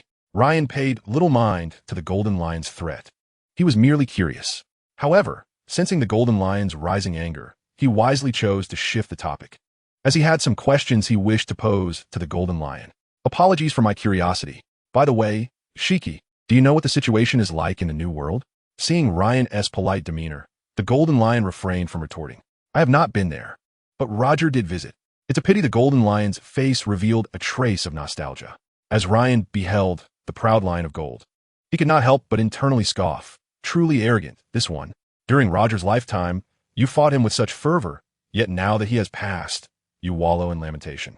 In truth, the golden lion is a pitiable figure. In the earlier part of his life, he basked in glory, with his greatest ambition being to rule the world like Captain Rox. Yet, his ultimate fate was even more tragic than Rox. At least Rox met his end swiftly, devoid of significant suffering, whereas the golden lion, he was defeated by Roger in the Battle of Ightwall due to an unexpected turn of events, subsequently captured by both Garp and Sengoku, and imprisoned and impelled down. In a desperate bid for freedom, he severed his own legs and, after escaping, lay dormant for 2 decades, plotting to obliterate the East Blue. However, he was thwarted by Monkey D, Luffy, and captured once more. This encapsulates the dismal latter half of Shiki's life, with the Battle of Ightwall marking the inception of his misfortunes. It was as if Roger had siphoned away his luck, leaving him in perpetual adversity. With this thought, Ryan cast a sympathetic glance towards the golden lion. At that moment, Shiki, having just reminisced about the past, turned his gaze upon Ryan, and the hall was enveloped in an eerie silence. Shiki repeatedly questioned himself. Was that truly a look of sympathy? Throughout his life, he had encountered fear, admiration, and mostly trepidation from others. Thus, he had never witnessed a gaze filled with compassion. Yet, his intuition suggested that Ryan indeed pitied him. Realizing he had been spotted by the golden lion, Ryan hastily shifted the topic. Shiki, I have a question for you. Why do you feel compelled to annihilate the East Blue? The golden lion was utterly bewildered. The notion of destroying the East Blue had been proposed by him merely 10 days prior. How could this young man possibly know? Could there be a traitor among them? However, Shiki quickly dismissed this line of thought, as none of the island's inhabitants had ever ventured beyond its shores. At this altitude of 10,000 meters, he was the only one capable of leaving. Their supply runs occurred semi-annually, and the last expedition had been 2 months prior. With this realization, Shiki's thoughts crystallized. There was but one truth. This young man was peculiar. How do you know of my plans to obliterate the East Blue? Shiki bellowed at Ryan. In that moment, Ryan recalled that he had inadvertently let slip his knowledge and could only force a nervous chuckle in response. Guess. Without hesitation, Shiki launched an attack. Feeling mocked by the young man, Lion's cut, a flurry of sword energy, surged towards Ryan. Fortunately, Ryan reacted swiftly, narrowly evading the lethal onslaught. Otherwise, anyone else would have surely lost their life to such a stealthy ambush from a master like Shiki. However, Ryan's hair suffered a casualty, as a strand was severed by the blade's edge. Incensed, Ryan bristled at the sudden betrayal. They had been conversing amicably, and now, this unexpected aggression? Are you a dog or something, Shiki? He shouted in frustration. You dare to insult me? Shiki roared, his pride wounded. Do you have any idea how long it's been since someone dared to speak to me thus? Do you know what happened to those who insulted me before? Enraged, Shiki unleashed a formidable aura of Conqueror's Haki directed at Ryan. In response, Ryan summoned his own Conqueror's Haki. Their two auras clashed in the air, enveloping the entire island in an overwhelming presence, causing the ferocious beasts to howl in despair, many collapsing to the ground. The hall they occupied was also devastated by the sheer force of their confrontation. Ryan stood in awe, having never before experienced such a clash of Haki. He had always encountered individuals devoid of this ability or those who refrained from using it against him. While he had known that Conqueror's Haki was a unique force among the three types, he had never truly felt its potency. This encounter with Shiki's Conqueror's Haki unveiled its true might, far beyond his previous assumptions. I never imagined you possessed the qualities of a king, Shiki laughed heartily. Having resided on this island for 7 years without engaging in combat, Shiki felt the simmering blood within him reignite at the sight of Ryan's strength. Lion's might. Utilizing the powers of the float fruit, Shiki uprooted the ground, transforming it into 2 lion heads that lunged toward Ryan. Reacting swiftly, Ryan retreated, but the lion heads pursued relentlessly. In a flash of swordlight, the massive lion heads were cleaved in 2. One sword style, Lion's execution. Only when the heads struck the ground did Ryan's calm voice resonate through the air. His Aido techniques had been honed through battling ferocious beasts, and this particular move had been developed to combat a 3-headed lion. Yet, Shiki's fury intensified upon witnessing the execution of this technique. Lion's execution?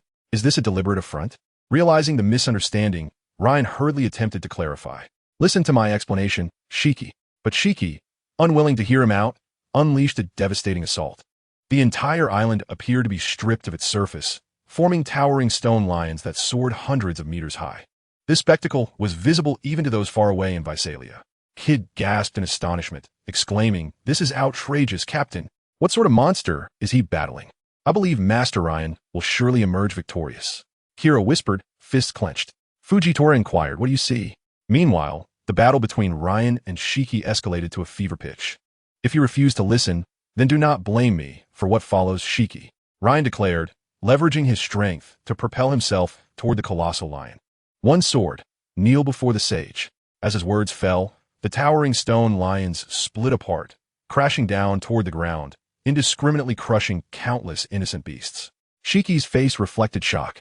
He had anticipated Ryan's strength, but had not foreseen it being this formidable. Ryan observed Shiki's expression, thinking, this is a strike that could bring even a sage to his knees, let alone this stone lion.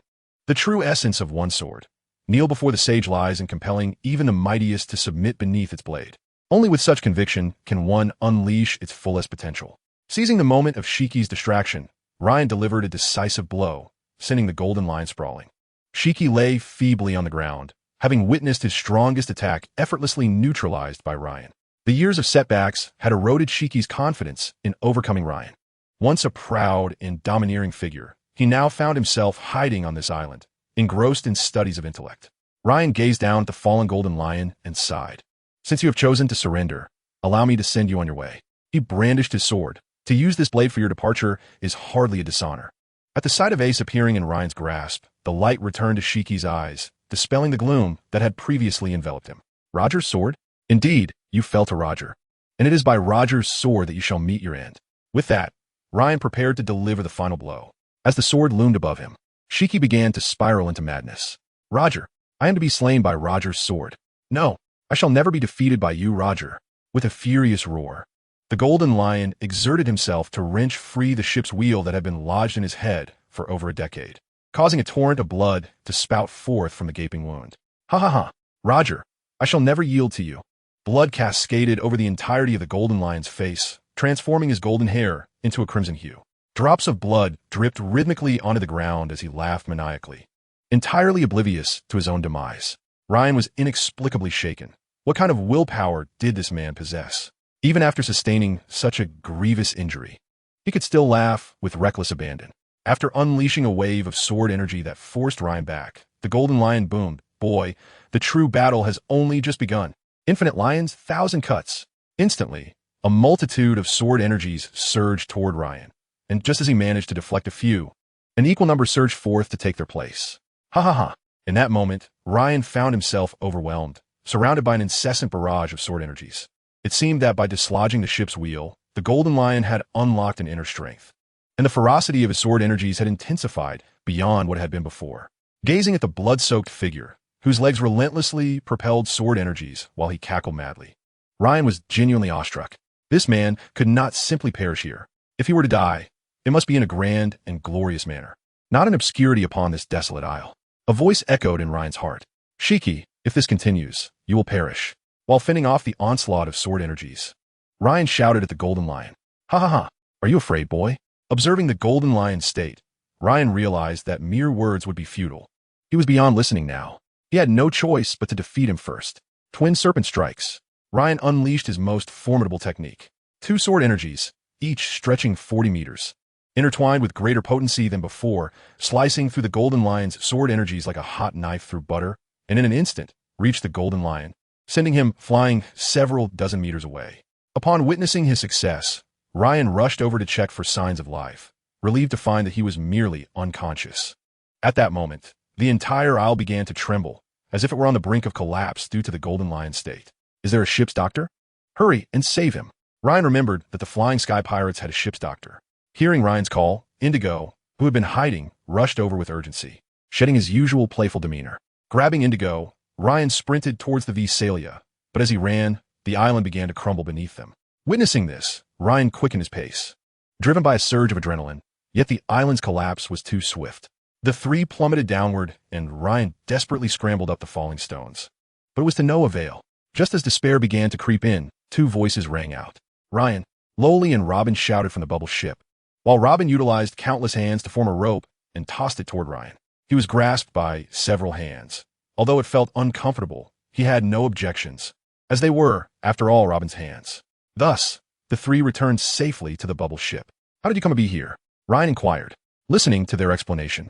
He understood that Robin had recalled that if a user of a devil fruit were to die or fall unconscious, their powers would become unstable. If the golden lion were to die, the entire island would plummet from a height of 10,000 meters. Consequently, Robin and Lowly had stayed aboard the bubble ship, leading to the earlier events. It's wonderful to have you both here. Ryan smiled at Robin and Lowly. Upon hearing this, Robin quickly turned her head away, while Lowly insisted, I'm not that great. On the journey back, Ryan gazed at the entirety of the island as it fell, reflecting, had it not been for Robin and Lowly, I would have truly faced dire consequences. After all, I am not like Kaido, that monster who can survive a fall from such heights. With that, the 5 returned to Visalia. Chapter 40, The Empty Fruit. When Ryan arrived at Visalia holding the golden lion, everyone was left in a state of shock. Captain, is that really the golden lion from just now? Kid exclaimed in disbelief. The golden lion now appeared utterly transformed. Aside from being drenched in blood, the iconic ship's wheel was gone. Were it not for the wooden legs of the cherry blossom tree still in place, it was likely that no one would recognize him. Indeed, I will explain more later. Ryan turned to Indigo. Quickly, administer treatment to him. We must preserve his life. He then carried the golden lion toward his quarters, with Indigo eagerly trailing behind. The rest of the crew was left bewildered in the wind. Observing Ryan's departing figure, Kid mused, the captain seems quite fond of saving his adversaries. Now that you mention it, it seems so. First Mihawk, now the golden lion, Killer chimed in. Kid expressed his skepticism. Do you think the captain has some peculiar hobby? Like injuring others severely only to befriend them later? Bailey scoffed. Are you looking for a beating? How dare you speak ill of Ryan behind his back? With that, he cracked his knuckles menacingly. Upon seeing Bailey's demeanor, Kid and Killer immediately fell silent. Bailey had no intention of actually striking them. Seeing them quiet, he disregarded them and took his equipment to continue his daily training. Ever since their time in Alabasta, Bailey had recognized a troubling pattern. As Ryan's strength grew, so too did the power of his adversaries. However, strength does not simply accumulate in a single burst.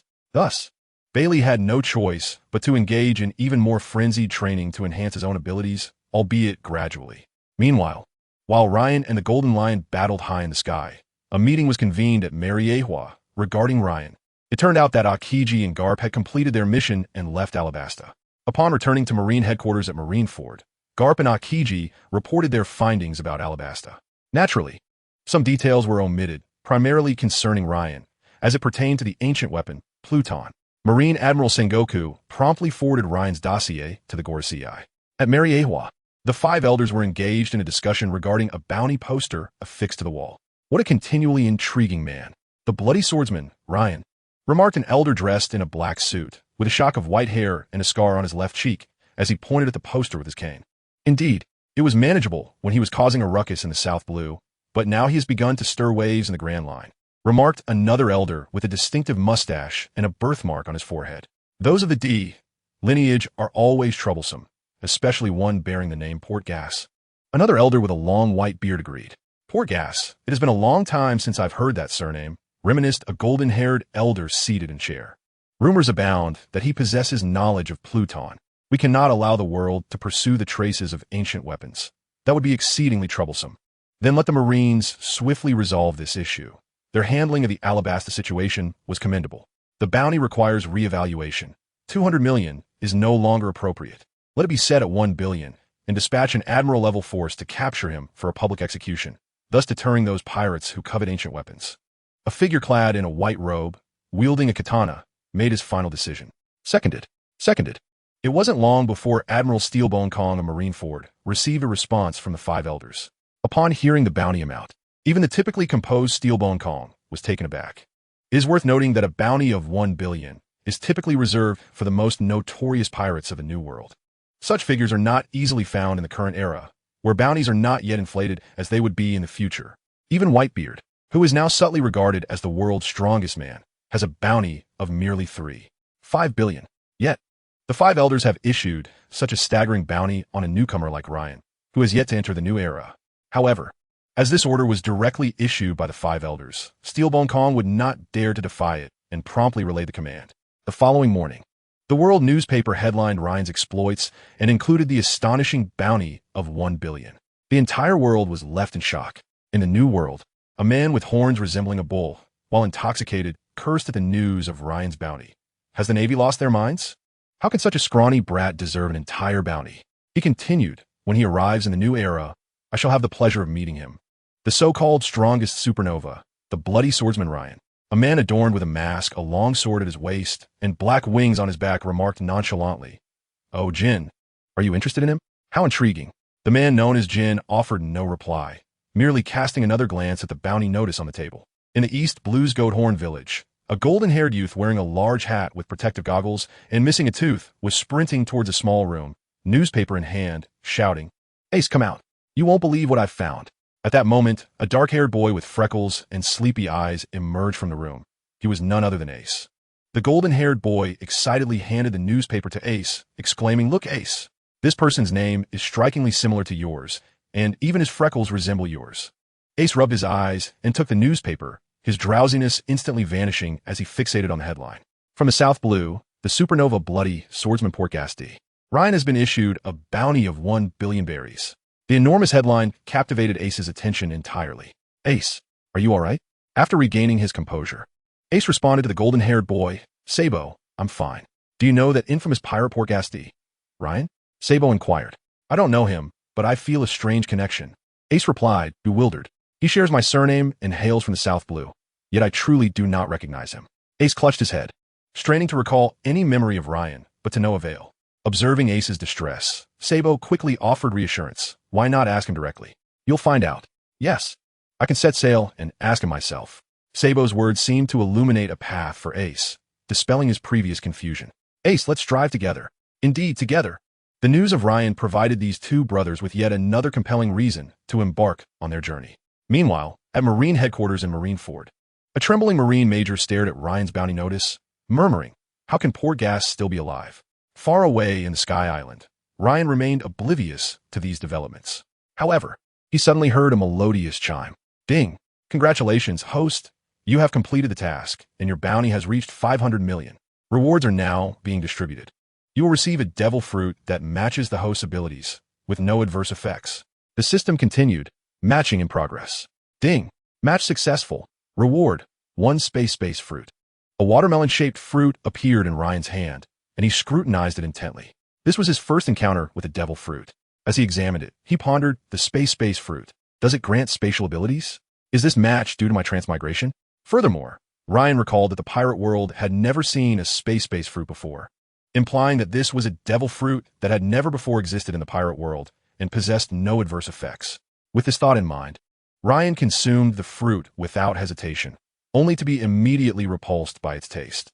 How utterly distasteful, he complained as he began to sense changes within his body.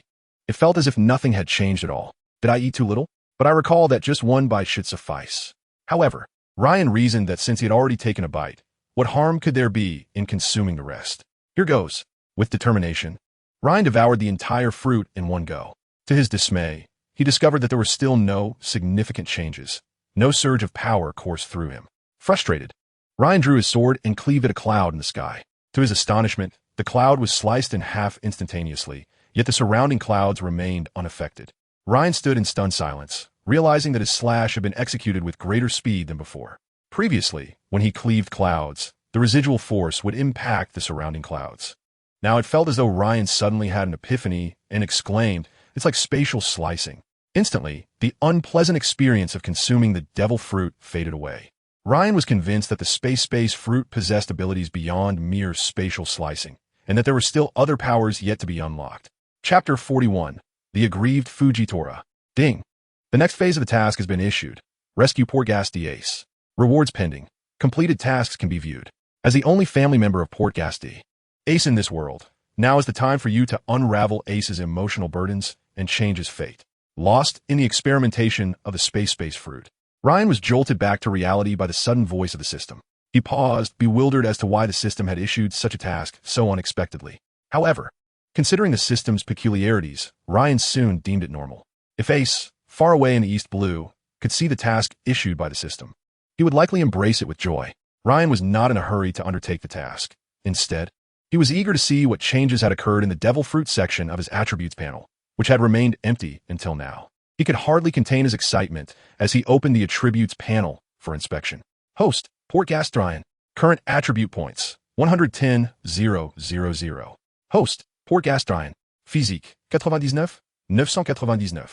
100,000. Advanced. Martial arts, 99, 999, 100,000. Advanced. Swordsmanship, 3, 257, 041, 000, 000. Great Swordsman. Conqueror's Hockey, 99, 999, 100, 000. Advanced. Armament Hockey, 99, 999, 100, 000. Advanced. Observation Hockey, 99, 999, 100, 000. Advanced. Fruit Ability, Space Fruit, 100, 000. Attribute points grant one opportunity for insight and development. Each insight will double the benefits. Skills, Divine Evasion, 1 Sword Style II, 1 Sword of the Immortal, 2 Sleeves of the Green Serpent. Weapons, Supreme Great Blade Ace, Legendary Sword Muminyo. Task, Rescue Portgas D. Ace. Task incomplete. As Ryan gazed at the devil fruit section, he felt deceived. Why does it require 100,000 attribute points for a single insight into the devil fruit? System, could you please explain this to me? Ryan said, a hint of indignation in his voice, feeling a wave of awkwardness wash over him as the system remained unresponsive. He decided to rephrase his inquiry. Oh, dear system, why must it cost 100,000 attribute points to comprehend a devil fruit?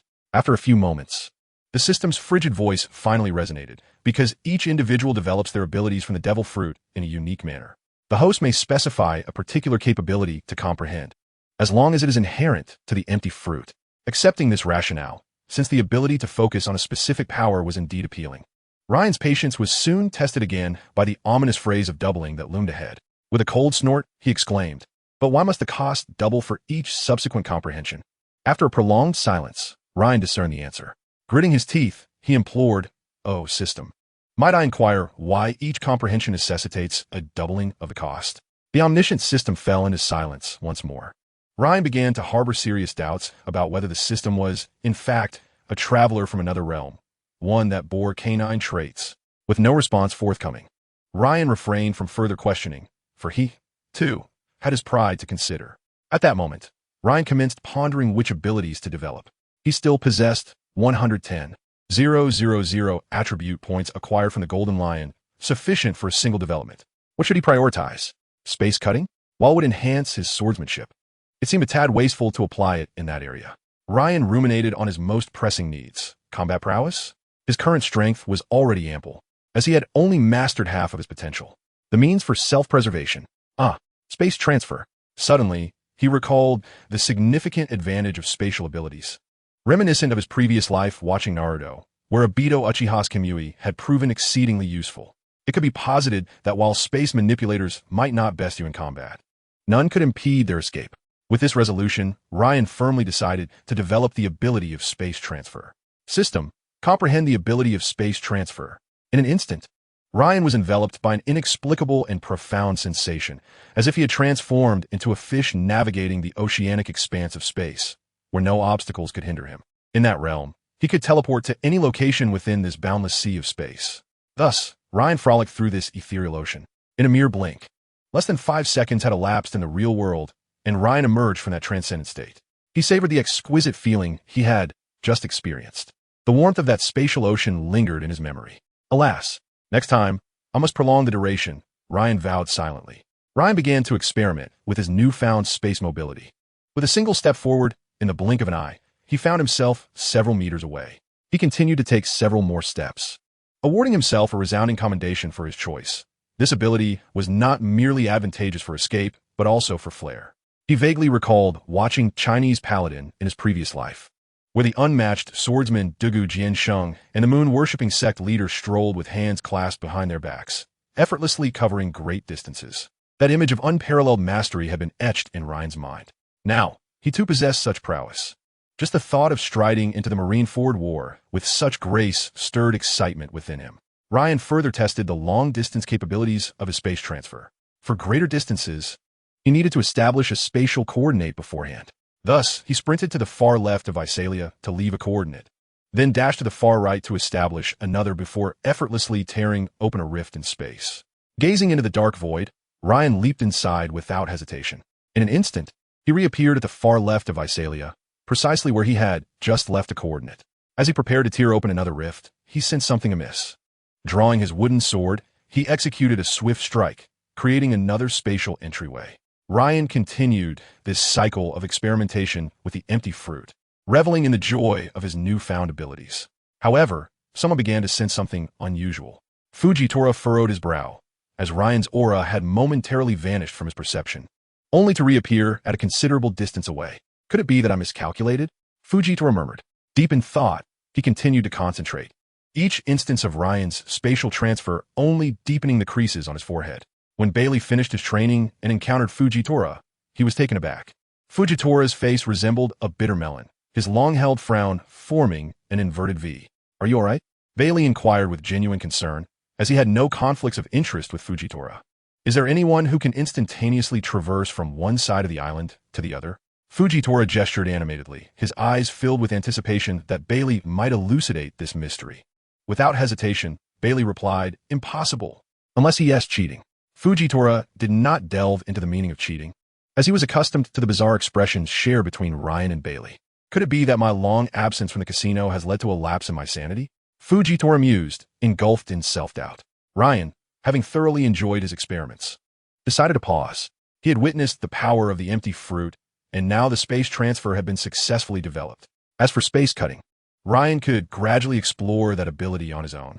Nevertheless, he had no intention of revealing his newfound powers to anyone, as this ability could serve as a crucial trump card in times of peril. It was best that such knowledge remained undisclosed, especially with the presence of a loquacious kid aboard. Finally, Fujitora's furrowed brow began to relax, as he no longer sensed any anomalies. He could now ascertain that it was merely his gambling addiction manifesting. Since joining Ryan's crew, he had taken on the roles of bodyguard and lookout, leaving him no time for the casino. There were even moments when Ryan had curtailed his speech. In solitude, he could roam freely, indulging in life's pleasures. Reflecting on this, Fujitora felt a twinge of grievance, yet he remained silent. Chapter 42, Journey to Water City. Captain, when shall we depart? Just a little longer. Such dialogues unfolded daily. The small island of Visalia was inhabited entirely by scholars, whose daily labor consisted of observing, recording, and researching the fluctuations and patterns of the weather. This monotonous existence left the restless kid exceedingly uncomfortable, prompting him to frequently inquire with Ryan about their departure. Ryan settled into a rocking chair, intending to enjoy the pleasant weather. Suddenly, a head peeked around the corner. Captain, must we really wait for that person to awaken before leaving? Kid sulked. Indeed. 7 days had passed since the battle with the Golden Lion, and he remained in a state of unconsciousness. Ryan had already determined their next destination, but required the assistance of the Golden Lion's floating fruit. Otherwise, he would be a loss for how to reach that location, as he was uncertain of their current position. Furthermore, Ryan was curious to witness the Golden Lion's reaction upon realizing he was saved by him. Unlike Kid, Ryan was in no hurry to leave. He relished the tranquil and serene environment of Visalia, which had soothed his previously restless spirit, facilitating his recent practice of breathing techniques with remarkable ease. Kid, how has your training been of late? Ryan inquired, observing the listless Kid. At the mention of this topic, Kid perked up, enthusiastically responding, I feel stronger every day. I am determined to become as formidable as the captain. I have some time to spare now. Come, let me witness the fruits of your recent training. Ryan replied with a gentle smile. Captain, please take it easy, Kid cautioned nervously, as this marked Ryan's first suggestion to guide him. Rest assured, I am not like Bailey, Ryan assured him, alleviating Kid's apprehensions, prompting him to rush forward with an eager yet dazed expression. 10 minutes later, a considerably heavier Kid quietly rose from the ground, staggering away from that disheartening place. Vowing never to trust Ryan's words again, he had been promised that it wouldn't be like with Bailey, yet the reality was far different. In comparison, Bailey seemed preferable. A voice within Kid's mind whispered this sentiment. Observing Kid's forlorn figure, Ryan chuckled softly. Let us see if you dare to tarnish my reputation again. Ryan's decision to mentor Kid was not a mere whim. Just days prior, Bailey had recounted events that transpired in his absence, with particular emphasis on Kid. After Kid's departure, Ryan had unknowingly dozed off in a rocking chair, only to be roused by Indigo's arrival. Noticing the joy on Indigo's face, Ryan sensed something amiss and cautiously asked, Has Shiki awakened? Yes, the captain wishes to meet you. Please follow me, Indigo replied. Without hesitation, Ryan rose to accompany Indigo in search of the Golden Lion. Indigo led Ryan to a staircase that ascended to the highest tier of Visalia before departing. Climbing the stairs, Ryan soon spotted the silhouette of the Golden Lion. Why did you save me? The Golden Lion's flat words echoed. Is a reason necessary for salvation? If I must articulate one, it would be that a person of your caliber deserves a death that is both grand and noteworthy, rather than an unnoticed demise. Ha ha ha, you are quite amusing, the Golden Lion replied, tossing a jug of wine toward Ryan. Seizing it, Ryan took a hearty gulp, observing the Golden Lion before him, feeling an inexplicable sense that he had changed. Why do I sense that you are different from before? Ryan inquired. A person who has died once is bound to change. In truth, I perished 12 years ago. Would you like to hear my tale? The Golden Lion gazed calmly into the distant sky. Certainly. Who would wish to hear the story of the illustrious Golden Lion? Even the current Golden Lion couldn't help but chuckle at Ryan's words.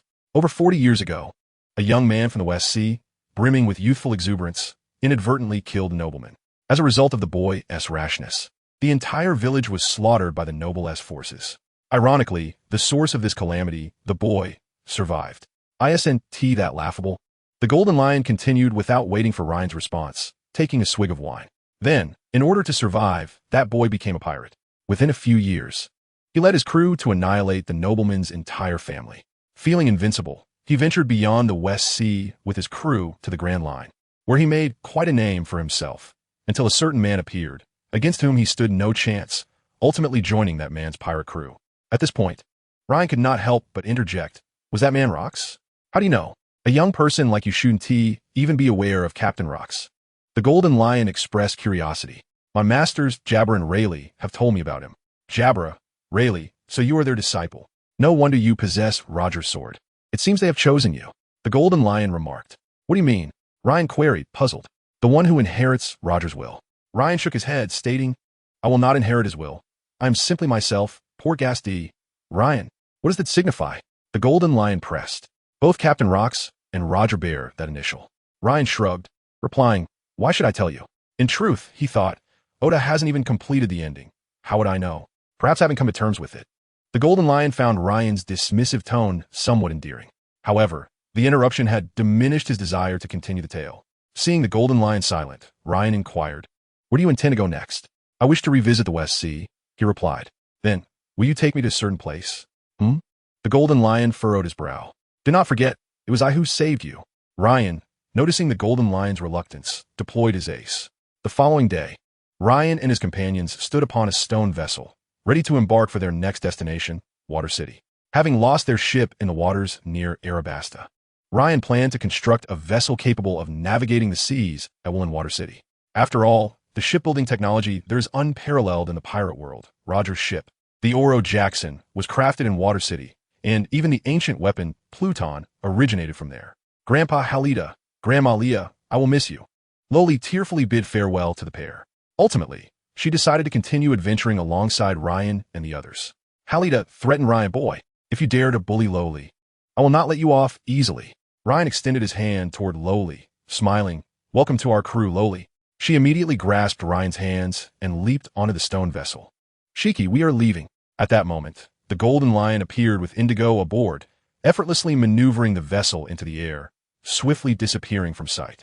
If Loli's origins are discovered by those with ill intentions, it could lead to trouble. Leah expressed concern. Halida wrapped an arm around Leah, reassuring her, "No worries. Loli's companions are quite reliable." Chapter 43, Restoration of Belongings. Ryan discovered that the Golden Lion's float fruit was remarkably effective. Within a day, they arrived at Water City. Of course, Loli's guidance was indispensable, as without her, they would have been lost. The Water City stood before them like a military stronghold, with 7 waterways traversing the city. Hence its name, the City of 7 Waters. The Golden Lion directed the stone vessel straight toward the dock, while Kid excitedly shouted from the side, "Run. How can there be a flying ship?" The arrival of Ryan and his companions instantly turned the dock into chaos. Just as they were about to collide with another vessel, the stone vessel halted, gently landing on the deck of that ship, as Ryan and his group prepared to disembark.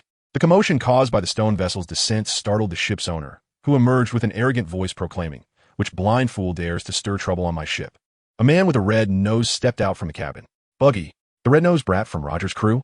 The Golden Lion seemed to recognize him as well. Buggy was met with a terrifying sight as he noticed both Ryan and the Golden Lion scrutinizing him. Golden Lion, the bloodthirsty swordsman. Buggy promptly turned to flee, fearing that Ryan had come to confront him. "Stop." The words of the Golden Lion proved to be remarkably effective, causing Buggy to immediately hesitate in his advance. "Golden Lion, what do you intend to do?" "I am not afraid of you." It was evident that he was indeed one of the youngsters from Roger's crew. Upon confirming this, the Golden Lion ceased speaking, leaving Buggy standing there in a daze, completely motionless. Ryan, however, found Buggy quite intriguing, for he was reputed to be the most elusive man in the world of pirates, endowed with extraordinary fortune. As Ryan stepped forward, intending to engage Buggy in conversation, a somewhat familiar figure burst out from the cabin, brandishing a knife and eyeing Ryan warily. Noticing Ryan's lack of aggression, the anxious Dajin quickly urged Buggy, "Captain, you must leave at once. It seems our plan to rob their ship has been uncovered." "What ship?" Ryan asked, perplexed, as this was ostensibly his first encounter with Buggy. Just as Buggy was about to intervene, Dajin exclaimed with righteous indignation, "Stop playing coy. You sought us out precisely because we raided your ship. It was over. Completely over. Buggy's expression shattered. This unexpected revelation startled Kid and his crew as they witnessed Buggy's head and limbs detach from his body. Wow, was Bailey's astonished exclamation towards Buggy. The great deity. Observing Buggy's reaction, Ryan began to piece together the situation. So, you saw our ship and took everything? Ryan inquired with a gentle smile. Indeed. Do you wish to reclaim it? Dajin retorted, eyeing Ryan with his knife drawn. Receiving the desired answer, Ryan, in a surge of excitement, embraced Buggy and expressed his gratitude. Thank you for safeguarding my belongings. Buggy, now catching on, nodded vigorously. Yes, I was indeed keeping it safe for you. Now that you are here, it is time to return it. Bailey and the others, upon hearing Buggy's words, were filled with gratitude and rushed forward to express their thanks. Despite his heart bleeding, Buggy, witnessing the politeness of the others, began to let loose, regaling Kid and Killer with tales of his past exploits in the Roger Pirates. Kid and Killer cast admiring glances at Buggy. Ryan suddenly recalled something and asked, Buggy, how did you come to know him? Pointing at Dajin. Oh, Dajin. We met in Alabasta, and he was utterly captivated by my charm. Ha. The unrestrained Buggy spoke boldly with Ryan. Ryan's heart skipped a beat. Dajin? When combined with Buggy's name, it became Dajin Buggy. If reversed, wouldn't that imply? With this thought, Ryan cast a skeptical gaze at Buggy, suspecting him of intentional mischief. I am leaving. The Golden Lion commanded as he took control of the stone vessel to set sail once more. Ryan shouted up to the airborne Golden Lion, do not forget your promise. The Golden Lion merely smiled and accelerated away, heading westward. Buggy, witnessing this scene, was filled with curiosity. He recognized the Golden Lion, recalling him as a proud and domineering figure. Yet this encounter seemed markedly different. How did you come to know the Golden Lion? Buggy quietly asked Kid. Kid, lowering his voice, replied, You've asked the right person. He had a run-in with our captain, who then rescued him, and now it seems they've become friends. Our captain appears to have a penchant for injuring first and befriending later. Buggy felt fortunate that he wasn't the one who had wounded the Golden Lion. Such a person was beyond his reach. However, Kid's last remark sparked a bold idea in Buggy's mind. Since Ryan had yet to construct his own ship, he needed a place to store his belongings temporarily. Thus Buggy and Dajin accompanied Ryan and his crew as they disembarked. Not long after they had set foot on land, they were recognized. Quick hide, that's the bloody swordsman. What is he doing here? In mere seconds, the path ahead of Ryan cleared dramatically. Am I truly that terrifying? Ryan mused, scratching his chin in confusion. Although people had been wary before, they had never reacted in this manner. Are you unaware? You are currently under a bounty of 1 billion. Moreover, your exploits have been reported. Buggy reminded him from the side. Captain, you are incredible. Kid and Killer immediately cast looks of admiration at him. The crowd was equally astonished by the enormity of the bounty. Ryan surmised that this 1 billion bounty was related to his acquisition of an ancient weapon, as the world government was relentless in its suppression of such matters. After inquiring about Tom's whereabouts, Ryan led everyone to seek out Tom. Tom was the target of Ryan's journey. He was the craftsman behind Roger S. Oro Jackson and was recognized as the world's greatest shipwright in the pirate realm. Before long, Ryan arrived at Tom's residence, but it seemed empty. Kid called out several times without receiving a response. He must be busy with work, Ryan suddenly realized, recalling that Tom was likely engrossed in his research on the sea train. Uncertain of Tom's workplace, Ryan decided to wait for his return, finding a place to sit, and the others followed suit. After a while, someone finally appeared, a fisherman. Ryan quickly approached, grasping his hand and saying, Master Tom, I have finally found you. The newcomer seemed quite put off by Ryan's familiarity, shaking off his hand coldly. I am not Tom. Then who are you? Ryan instinctively asked. Fisher Tiger. Chapter 44, Testing Mary Geos. Fisher Tiger? The man rumored to have scaled the Red Line unarmed, infiltrating the holy land of the celestial dragons to rescue slaves. Ryan scrutinized the man before him. He had red skin, a tall stature, thick curly hair tied with a headscarf, and a broad mouth. One thing was certain. The incident at Mary Geos had yet to occur, but it seemed it would happen this year. As Ryan assessed Tiger, he pondered further. Ryan smiled at Tiger. Are you also here to find Master Tom? Tiger did not respond, instead walking to an unoccupied corner and sitting down in silence. In the past, Tiger might have exchanged a few words with Ryan, but now he clearly lacked the inclination. The group waited until sunset when Tom finally arrived, accompanied by 2 others. The bloody swordsman, Ryan, exclaimed the blue-haired youth behind Tom, evidently recognizing Ryan and his companions. Is that the notorious pirate with a bounty of 1 billion? Although Tom was absorbed in his research, he had kept abreast of recent news. "If you are here to ask me to build a ship for you, then please leave," Tom stated, likely surmising Ryan's purpose, as countless pirates had sought him out for shipbuilding since Roger became the Pirate King. Upon hearing this, Ryan remained calm, while Kid, infuriated, was about to charge at Tom to voice his grievances when Ryan restrained him with a hand. This prompted Buggy, who was keen on befriending Ryan, to step forward and address Tom. "You old man, why are you still like this?" The red-nosed brat from Roger's ship?" Tom remarked.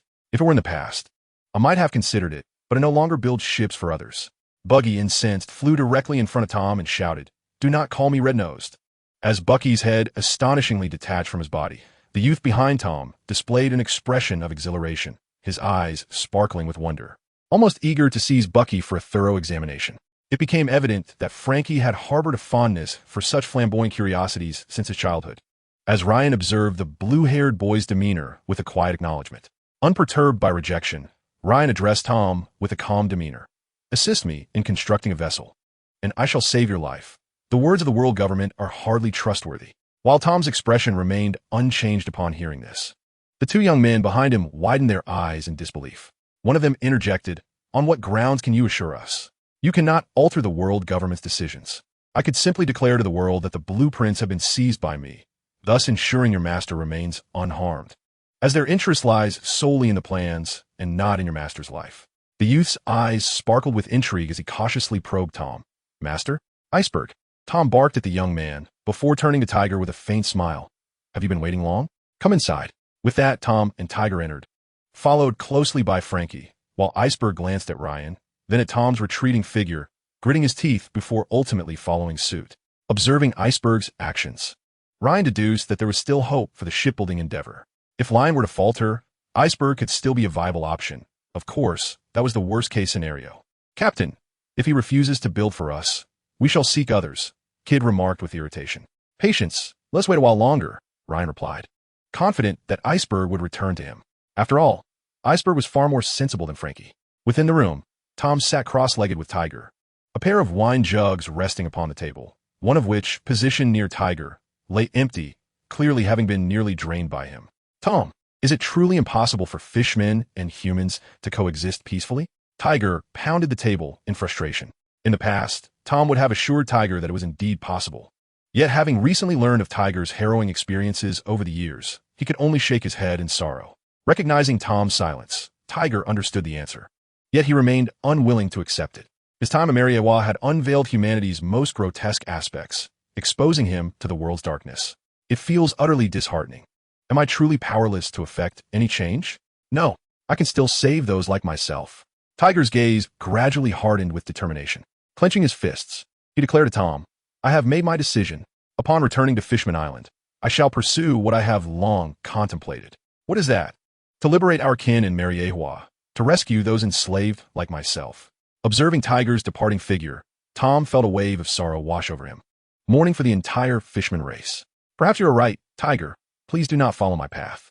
Ryan, having awaited Iceberg in vain, instead encountered a drunken Tiger, who turned and asked as they brushed past each other, "Can fishmen and humans coexist peacefully?" In the next moment, Tiger realized he had misspoken. Questioning a pirate was rather foolish. It was evident he had indeed drunk too much. Although Ryan was uncertain why Tiger posed such a question, he recalled Tiger's anguished declaration before his demise, "I can no longer love humanity." Thus, Ryan called out to Tiger, "Is possible. Tiger, humans and fishmen can indeed coexist peacefully." Tiger halted in his tracks, turning to fix a penetrating gaze upon Ryan, as if attempting to see through him. "Do you genuinely believe that?" "Of course. Observe, am I not coexisting peacefully with you now?" Tiger hesitated, then replied, "But you alone cannot represent all of humanity. Then strive to change that." Tiger regarded Ryan, as if he perceived the essence of Princess Odoheim within him. "Care for a drink?" Ryan extended the invitation. After a brief moment of hesitation, Tiger nodded in agreement. Upon witnessing Tiger's bewildered expression, Ryan recalled the tragic fate that befell those who, disgusted by humanity's cruelty, refused to donate blood, ultimately leading to their demise. Tiger's tears, filled with the yearning to love yet unable to do so, profoundly impacted Ryan. He resolved to alter Tiger's destiny. The man had suffered grievously at the hands of humanity, having never initiated harm against them. Yet he ultimately met his end at the hands of those he trusted. "You all may return. I shall join you later," Ryan instructed the group. I wish to accompany you, Fujitora remarked, sensing that Ryan was about to impart knowledge once more. Ryan, Tiger, and Fujitora found tavern, indulging in a light drink before Ryan tentatively inquired, "Are you preparing to liberate slaves in Mariewa?" Tiger, startled, stood up to fix his gaze on Ryan. "How did you know?" "I can hear the voice of your heart." Ryan fabricated a casual excuse. Upon hearing this, Tiger felt a sense of relief, slowly resuming his seat while regarding Ryan with a peculiar expression. "Not only do your thoughts align with Princess Odoheim's, but you also possess abilities akin to hers." Ryan pondered. "You believe so readily? Do you not inquire how I acquired such abilities?" Due to a delightful misunderstanding, Tiger's fondness for Ryan surged. Meanwhile, Fujitora was left bemused, wondering why he was unaware of the captain's capabilities. "When you plan to act?" Ryan continued. Tiger, now viewing Ryan as a human version of Princess Odoheim, candidly replied, "After returning to Fishman Island, we shall commence. Count me in." Tiger nodded slowly. "Very well, but it is perilous." The unspoken words hung in the air, as Tiger considered Ryan's formidable reputation as a billion-bellied bounty pirate. "May I join as well?" Fujitora cautiously suggested, feeling a moral obligation to partake in the liberation of slaves. Without awaiting Tiger's response, Ryan nodded in agreement. Ryan had his own motives. If there were places he was most curious about, they were undoubtedly Raftel and Mariewa. He intended to explore the depths of Mariewa while aiding Tiger in his quest to liberate slaves. After all, Mariewa housed not only the celestial dragons, but also the enigmatic emu. Ryan's decision to venture into the unknown was bolstered by two factors. First, Tiger had not encountered any dangers in the original timeline, implying a certain destiny. Second, the confidence bestowed upon him by the Mera Mera no Mi, granting him the ability to flee if necessary. Additionally, Ryan planned to gather reinforcements, for he still held a few favors to call in. Such a significant endeavor warranted ample manpower. Safety was paramount in such a treacherous place. Thus, a plan that would astonish the world was solidified within the confines of a small tavern. Chapter 45, Departure. Under the cover of night, Ryan took his sword to the Water City branch of the World Economic Journal, engaging in a brief remote conversation with Deputy Director Morgans. The following day, the World Economic Journal published a piece announcing that the infamous bloodthirsty swordsman Ryan vowed to construct the world's finest treasure ship in Water City, preparing to set sail for Raftel. The news sent ripples through the world, eliciting shock, concern, and a contemptuous scoff from many. At that moment, a man bearing the supreme grade great sword caught sight of the article, a smirk curling at the corners of his mouth. "Have you summoned me so soon, Ryan?" With that, he swiftly unsheathed his sword and began making his way toward Water City. Not long after the Golden Lion had departed, he fortuitously came across some news just as he was nearing the West Sea, prompting him to erupt in expletives. "This insolent brat dares to mock me." However, after venting his frustration, he promptly altered his course towards the Water City. Meanwhile, aboard the Moby Dick, the world's mightiest man, Edward Newgate, commonly known as Whitebeard, was perusing the day's news when he stumbled upon a rather intriguing article. With a hearty laugh directed at the recently returned Bista, he exclaimed, "Gururara, Bista, that little rascal you mentioned, is audaciously claiming he'll march on Laugh-Tail." Bista was not mistaken. Indeed, the young scoundrel was exceedingly bold. As remarked by the First Division captain, Marco, "Yes, even our Whitebeard pirates would not dare to be so brazen. It seems we ought to find an opportunity to teach this lad a lesson." The crew jested, their tones playful rather than derisive, fully aware that it was Ryan who had saved Bista's life. Currently, the Whitebeard pirates' perception of Ryan was largely shaped by Bista and Jose's accounts, with Bista frequently describing Ryan as audacious. Consequently, the crew had come to view the infamous sanguine swordsman as an exceedingly arrogant individual, and seeing such news only amplified this sentiment. However, upon hearing this, Bista grimaced and addressed Whitebeard, "Father, I must make a trip to the Water City. I promised to assist him with a matter, and this is his notification." Whitebeard chuckled in response. "Marco, accompany Bista. After all, he saved my son. Remember to uphold the dignity of the Whitebeard pirates." Thus, Marco and Bista set off toward the Water City.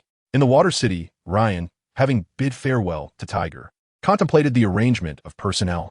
His message had already been dispatched, and given their personalities, it was certain they would return upon seeing the news.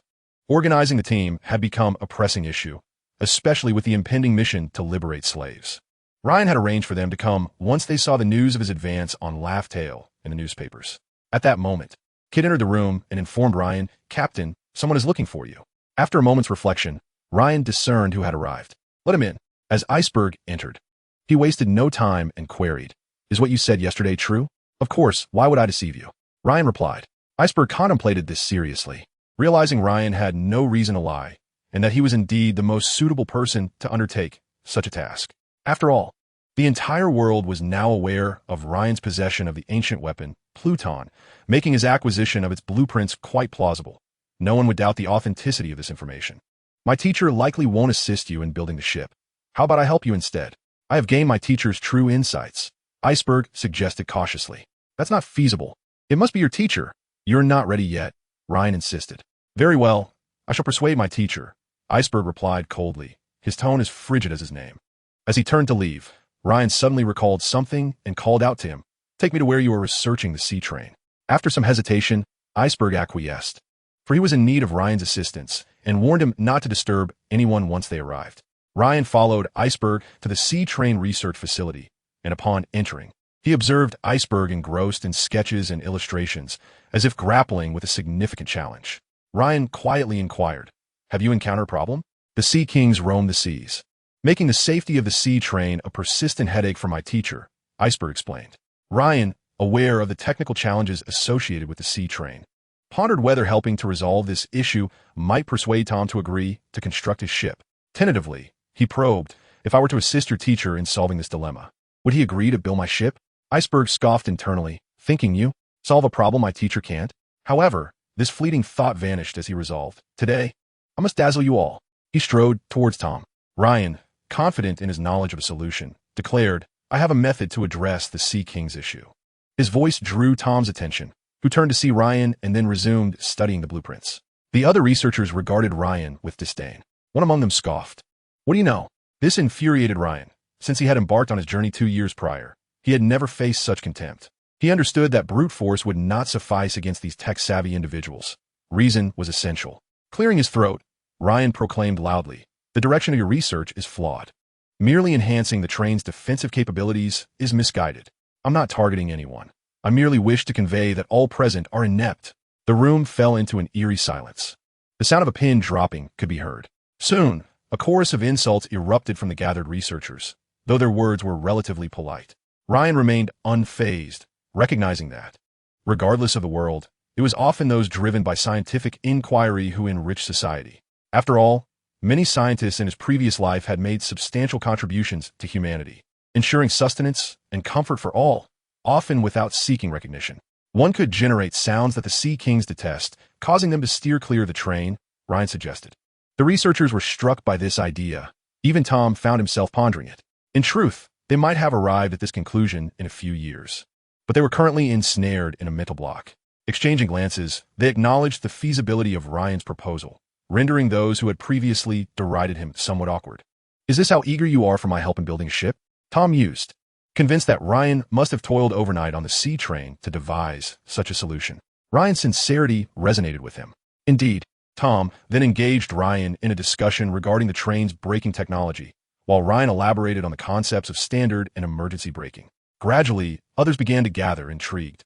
Ryan's insights into braking methods proved immensely beneficial to Tom, who ultimately consented to assist Ryan in constructing the ship. Thus, Ryan exited the research facility, striding forth with the confidence of one unencumbered by familial ties, amid the admiring gazes of those around him. With the ship's construction secured, Ryan now awaited the arrival of Tiger and the others in quiet anticipation. To maintain the plan's secrecy, Ryan confided only in Bailey about his intentions. However, Bailey was adamant about joining, and despite Ryan's attempts to dissuade him, they ended up with an additional member, Bailey. On the 4th day, the Golden Lion arrived, and upon seeing Ryan, unleashed a torrent of scolding. To placate him, Ryan had preemptively divulged portions of the plan, which reignited the Golden Lion's once calm demeanor. By the 7th day, Tiger returned from Fishman Island, and upon learning that the group had swelled, he felt increasingly confident in the plan. To further ensure its success, Ryan had also recruited Buggy, renowned as the luckiest man in the pirate world. On the 9th day, Mihawk arrived, paddling his small boat with a leisurely grace. The assembly of individuals was finally complete, and Ryan convened a meeting to disclose his plan to all present. As his gaze fell upon Tiger, the Golden Lion, Bailey, Fujitora, Marco, Bista, Hawkeye, and Buggy below, Ryan felt an overwhelming desire to venture to Mariewa. He addressed the gathering. Our objective is to storm Mariehua and liberate all slaves. Marco and Bista gasped in astonishment, exclaiming, "That's utterly insane."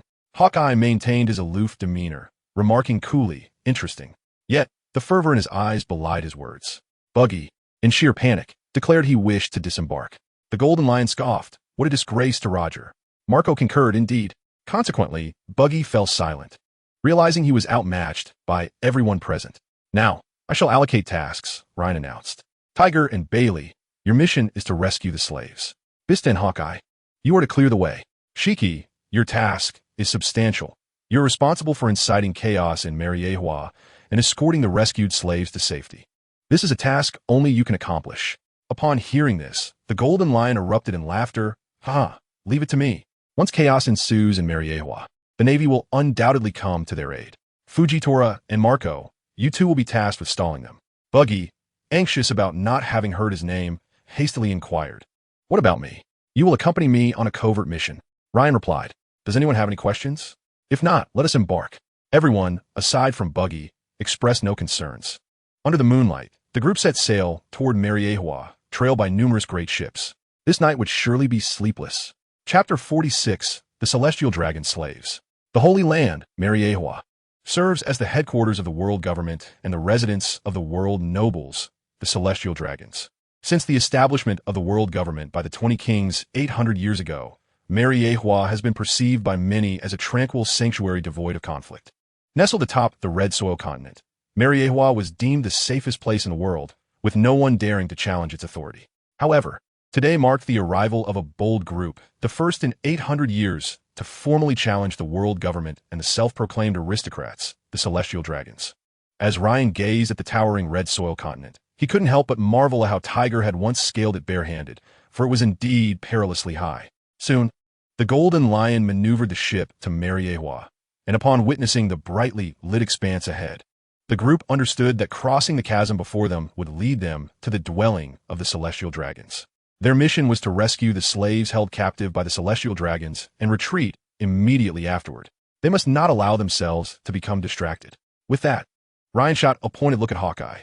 After all, Hawkeye was a notorious battle enthusiast. Should he encounter a worthy opponent, he might disregard their escape. Onward, Ryan urged, taking the lead with Buggy in tow, while the others followed closely. A squad of patrolling soldiers, spotting Ryan and his companions rapidly approaching the castle, shouted in alarm. "Who goes there?" However, before they could discern Ryan's visage, he dispatched them with a flurry of swift strikes, their demise arriving before they could even register pain. One unfortunate soldier catching a fleeting glimpse of his own face in his final moments. The soldiers' cries failed to raise any alarm within, for they had long grown complacent. Unaware of the lurking danger, guided by Tiger, Ryan and his comrades arrived at the estate where Tiger had once been imprisoned as a slave. Upon entering, they chanced upon a celestial dragon brandishing a whip atop a slave as he strolled towards the exit, seemingly preparing for a leisurely outing. Upon noticing Ryan and his group, the celestial dragon initially paused in surprise before hurling insults. "Whose slaves are you? How dare you trespass in my abode?" When Tiger beheld this celestial dragon, he bowed his head, trembling as if an innate fear rooted in his past kept him from meeting the dragon's gaze. Observing Tiger's reaction, Ryan surmised that this celestial dragon had once been Tiger's master.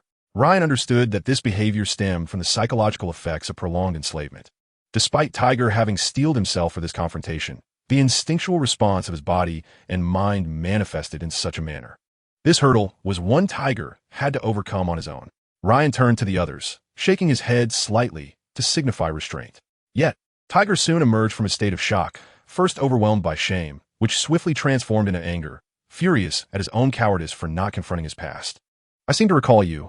You are the slave who escaped." The celestial dragon sneered at Tiger, raising the whip to strike.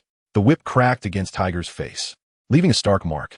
Tiger's reaction evidently displeased the celestial dragon. "Why do you not kneel?" The dragon barked, delivering another lash. With one hand catching the incoming whip, Tiger bellowed defiantly, "Why should I kneel? By what right do you command me to do so?" His eyes, reddened with fury, locked onto the celestial dragon as he advanced step by step. Witnessing a slave's rebellion for the first time, the celestial dragon fumed. "You, a lowly fishman, dare defy me." Before he could finish, Tiger's fist collided with his face, sending the celestial dragon sprawling. Exhausted, Tiger collapsed onto the ground. Yet it was evident to all that he had triumphed over his own inner demons. "Congratulations, Tiger," Ryan exclaimed, extending a hand to him with a smile. "Thank you, Ryan." Tiger grasped Ryan's hand and slowly rose. Ryan's gaze fell upon the shivering, celestial dragon cowering in the corner, and a whimsical idea struck him. What if this once mighty celestial dragon were made a slave? "Do not kill this one. I have use for him," Ryan declared to Tiger, knowing this required Tiger's consent. "If you find him useful, then I shall defer to your judgment," Tiger replied. In the past, he would have insisted on the dragon's death. But now, witnessing the trembling figure, he felt no interest, especially since it was Ryan's request. Ryan approached the celestial dragon, who was shielded by a male slave. "Do you truly wish to impede me?" Ultimately, the slave stepped aside, his instinctive reaction to protect the celestial dragon fading. Deep down, he yearned for the dragon's demise. "You insolent wretch!" The celestial dragon began, but before he could finish, Ryan's foot pressed down upon his head, rendering him speechless, only able to emit muffled sounds. "Remove your chains and collar, then place them on him," Ryan instructed the former slave. Upon hearing this, the man trembled with excitement, hastily stripping off his iron chains and collar to adorn the celestial dragon. Ryan then addressed the man. "Upon my return, I expect to see you train this celestial dragon into a competent slave. Rest assured, my lord, I am well equipped for this task." The man chuckled eagerly. Soon, the estate echoed with the cries of distress. Ryan and his companions ventured inside to rescue the remaining slaves, and after roughly 10 minutes spent within the expansive estate, they successfully liberated a total of 134 individuals. Among them were predominantly robust men and exquisite women, encompassing even more than one species. "Brother Tiger, where shall we venture next?" an exuberant merman exclaimed, "just recently liberated. Of course, we shall rescue more people. There are many of our brethren still within." When Ryan emerged with the crowd, he spotted a figure swiftly climbing to his feet, exclaiming, "Master!" Ryan, taken aback, questioned, "So soon?" The newly freed slaves gaped in astonishment at the individual kneeling before Ryan, their jaws nearly dropping to the ground. They were all acutely aware of the identity of the person now prostrate at Ryan's feet. It was none other than the celestial noble, a celestial dragon. Impossible! One could not help but cry out. The reality of a celestial dragon being enslaved shattered their preconceived notions. How long would it take to subdue a weak-willed celestial dragon into servitude? Ryan's personal experience attested that it required merely 10 minutes. Chapter 47. Shattering the Holy Land, the Five Elders Strike. "My lord, I have successfully tamed him into a slave."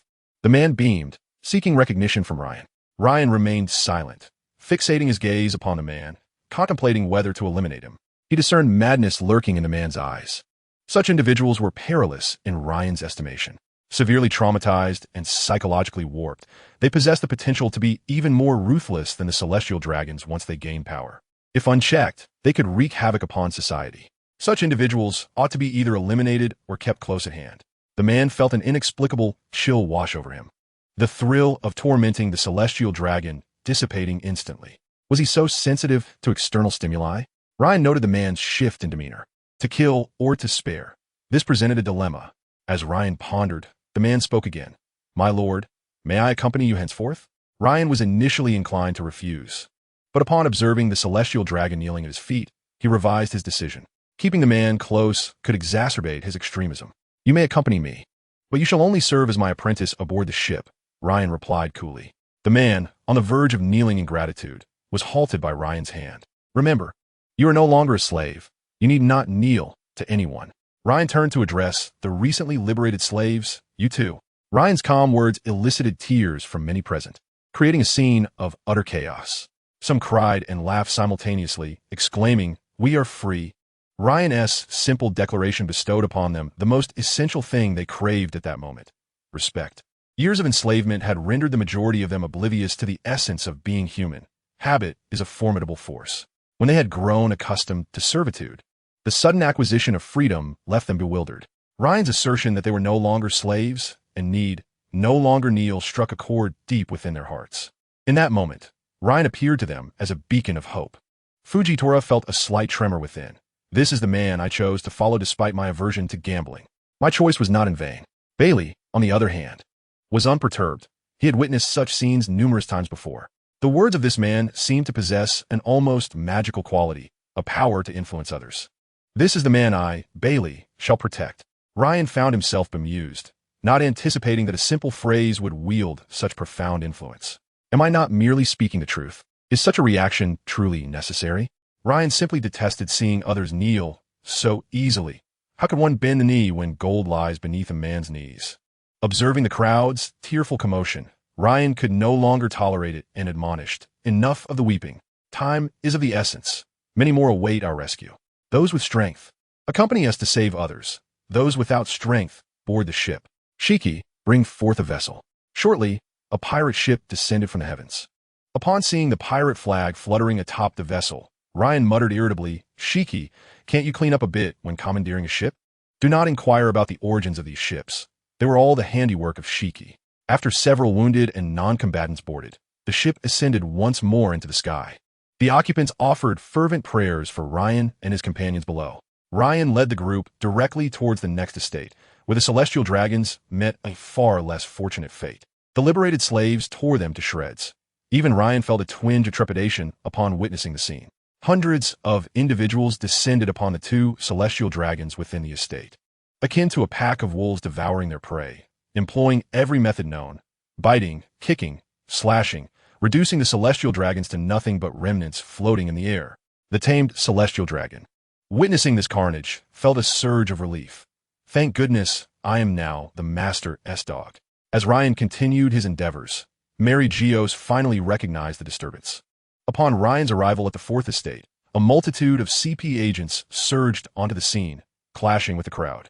Bidas and Hawkeye forged ahead, overcoming obstacles with ease, while many formidable individuals among the liberated slaves further pushed the CP agents into retreat, unable to withstand the overwhelming tide. In a conference hall, an elder clad in a black suit, with white curls and a scar on his left cheek, inquired with his cane, "Shall we take action?" The invaders appeared to possess considerable strength. "Let CP0 engage and notify the Navy," commanded another elder in white robes. "Lord M has yet to awaken. If we act prematurely and someone disrupts Lord M's slumber, we cannot bear the consequences." At Marine headquarters, Marine Admiral Steelbone Kong's drowsiness vanished upon hearing the voice of a telephone snail.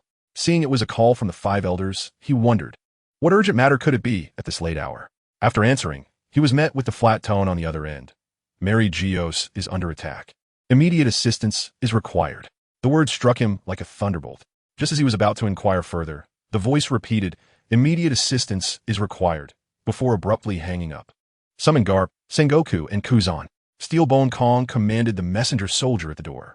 Moments later, Garp's grumbling voice echoed from afar. "What is it at such an hour? Disturbing my sleep." Indeed, I was soaking my feet when I was summoned. A rather disheveled figure entered. Shortly thereafter, Sengoku arrived as well. "Apologies. I have been quite busy." Steelbone Kong cut to the chase. "Mary Geos is under attack. You must depart for assistance immediately." "Is that true? How can that be?" Steelbone Kong noted the serious demeanor of Garp and Sengoku as they seemed to be engaging in a discussion and quickly ushered the three out. "There is no time for explanations. Hurry aboard." Meanwhile, chaos reigned in Mary Geos. Even as the world government deployed CP0, they still struggled to organize the crowd's advance. It was not that CP0 lacked strength. Rather, there were too many powerful individuals among the slaves. The throng behind Ryan had swelled to nearly 800 combatants. "My lord, can you save my sister?" A 15 or 16-year-old girl gazed at Ryan with hopeful eyes. "All slaves will be rescued tonight. There is no need to fret." Ryan replied calmly. The girl ceased her pleas, believing in the man who had liberated her from the celestial dragons. Although Ryan had already recognized that the girl before him was the future Empress Boa Hancock, he was evidently preoccupied with more pressing concerns. Despite the considerable commotion, the Gorosei had yet to make an appearance, thwarting Ryan's plans to infiltrate Mary Ahua and glean information about him amidst the chaos. It appeared that the disturbance needed to escalate further.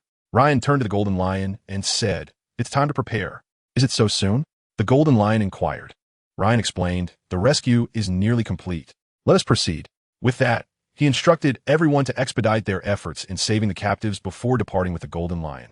While waiting in Water City, Ryan and the Golden Lion had accomplished a monumental task together, felling 3 towering mountains, each nearly a kilometer high, located not far from Mary Ahua. Within a single day of labor, the Golden Lion's abilities from the float fruit had limitations, as it had yet to awaken, allowing him to control only 3 mountains at a time. However, that sufficed, for the weight of a single mountain surpassed that of several small islands. Each mountain soared over 1,000 meters in height and extended dozens of kilometers in width. Ryan was confident that as long as the Gorosei remained inactive, no one could counter this formidable act. After all, 3 mountains of such height could only be thwarted by the utmost peak of combat prowess. Upon their arrival with the 3 colossal mountains, the slaves had mostly been rescued, though many bore injuries. At that moment, Marco and Fujitora had engaged in battle with Sengoku and his companions. Fujitora was perched upon Marco's back, employing his devil fruit powers to continuously impede the trio's advance. Is the Whitebeard pirates planning to declare war on the world government? Sengoku expressed his frustration at being harassed by the two. The advantages of aerial combat were glaringly evident. Every time Sengoku and Carp attempted to use their moonwalk to attack Marco and Fujitora, they were thwarted by Fujitora's gravity powers, rendering them unable to close the distance. Kizaru could engage, but he was outmatched by the duo, and meteorites occasionally fell from the sky to obstruct their path. Fujitora and Marco initiated Ryan's bombing strategy. Retreat when the enemy advances, disrupt when the enemy halts, strike when the enemy tires, and pursue when the enemy retreats. The bombing tactic was aptly named by Ryan, as Fujitora's act of hurling meteorites while riding Marco bore a striking resemblance to the effects of bombers from his past life. Realizing that they could not escape Fujitora's relentless assault for the time being, Sengoku proposed, "Borsalino, you go ahead. Their aim is to delay us. And Mariewa must be in grave danger now." "Understood, Sengoku-san. I will take my leave," Kizaru replied, transforming into a beam of light and darting toward Mariewa.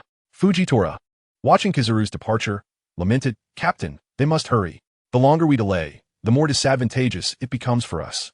Meanwhile, the rescued slaves had all boarded the ship. Ryan instructed Bailey and the others, "You should leave first. Buggy and I have some clandestine operations to attend to." Buggy responded with confusion. The Golden Lion then maneuvered the 3 towering mountains toward Mariewa. The surviving celestial dragons, initially in a state of chaos and terror, were now struck with sheer panic as they beheld the ominous approach of the 3 mountains. A fierce roar resonated from deep within the Holy Land. "Boldly intruding upon my sacred ground, you shall be punished." Chapter 48, Enjoy Boy. Before the sound reached them, 4 figures erupted from the depths of the Holy Land, confronting the 3 descending mountains. Bang, bang, bang. The 3 colossal mountains were shattered by the trio, the debris raining down like a meteor shower upon Mariewa. As the boulders threatened to obliterate the structures of Mariewa, an elderly man clad in a suit, wielding a katana, intervened, transforming his body into a towering tree and swaying his branches to intercept the falling masses. Alas, if only Fujitora were present, the impact could have been amplified several-fold. Ryan mused. Upon witnessing the Gorosei spring into action, Ryan urgently urged everyone, "Quickly, we must depart." The Golden Lion, sensing the formidable power of the 4, swiftly maneuvered the vessel away from Mariewa. After donning the prepared stealth attire, Ryan and Buggy teleported deep into the Holy Land, into the forbidden realm of Mariewa, where entry was prohibited for all except the Gorosei and celestial dragons. Traversing through the estate of the celestial dragons, they beheld the towering castle in the distance, devoid of any guards. It was not an exaggeration to claim that this castle was the most impregnable stronghold in the pirate world. What audacity to intrude here amidst the turmoil. An old man, clad in a white robe and brandishing a katana, detected Ryan and Buggy's presence, swiftly drawing his weapon and appearing before them in the blink of an eye. This is bad. There's no escaping. Ryan sensed the imminent danger to his life. Given that evasion was futile, he resolved to act. "Go, Buggy." Without hesitation, Ryan hurled Buggy toward the white-robed elder. "You scoundrel! How dare you!" Buggy's protest was abruptly cut short as he was cleaved in two. Yet in an instant, he reverted to his original form. Seizing the opportunity, Ryan teleported into the castle, making his way to the innermost chamber. Ryan's observation hockey detected another presence inside, though it seemed peculiar, with a weak yet overwhelmingly potent life force. "Oh no, it's Lordham." The white-robed elder also entered, visibly relieved to see him, seated upon the throne, still in slumber. "Who are you? Sit down, let us converse," the elder demanded, glancing at the masked Ryan. "You seem quite fearful of her awakening. What if I choose to do so?" "You know, you cannot stop me from this short distance," Ryan replied with a light chuckle. "If Lord M awakens in anger, we will all perish," the elder exclaimed, his eyes filled with dread. Ryan noted the fear in the elder's gaze, piquing his curiosity. However, he could not gamble with his life due to momentary intrigue. "Very well, but you must promise to assist me with one task." Ryan's collecting tendencies resurfaced at that moment. He subtly left behind a spatial coordinate. Who exactly are you? The elder did not acquiesce to Ryan's request, instead pressing for his identity. Seeing the elder's intense curiosity, Ryan decided to toy with him. Since you are so eager to know my identity, I shall oblige. I am Joy Boy. As the words left his lips, an overwhelming aura filled the room, emanating from the throne where Im sat. If one were to observe closely, they would notice that at that very moment, Im's eyelids flickered ever so slightly. Ryan hastily teleported out of the room, for in that fleeting instant, he genuinely felt the specter of death looming. The white-robed elder likewise hastened his departure from the chamber.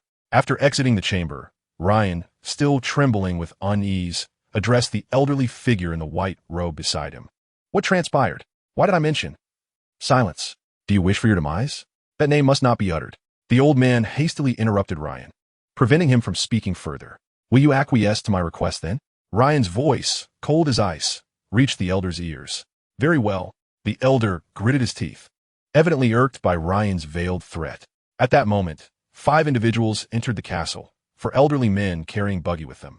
Save me, Buggy cried out, seeing Ryan as a beacon of hope. Hand him over. Ryan's nonchalant tone irked the 4 old men, who were about to protest but were silenced by the white-robed elder. Give him to me. Subsequently, the elder explained the recent events to the others, and without hesitation, the elder with the cane tossed Buggy over to Ryan.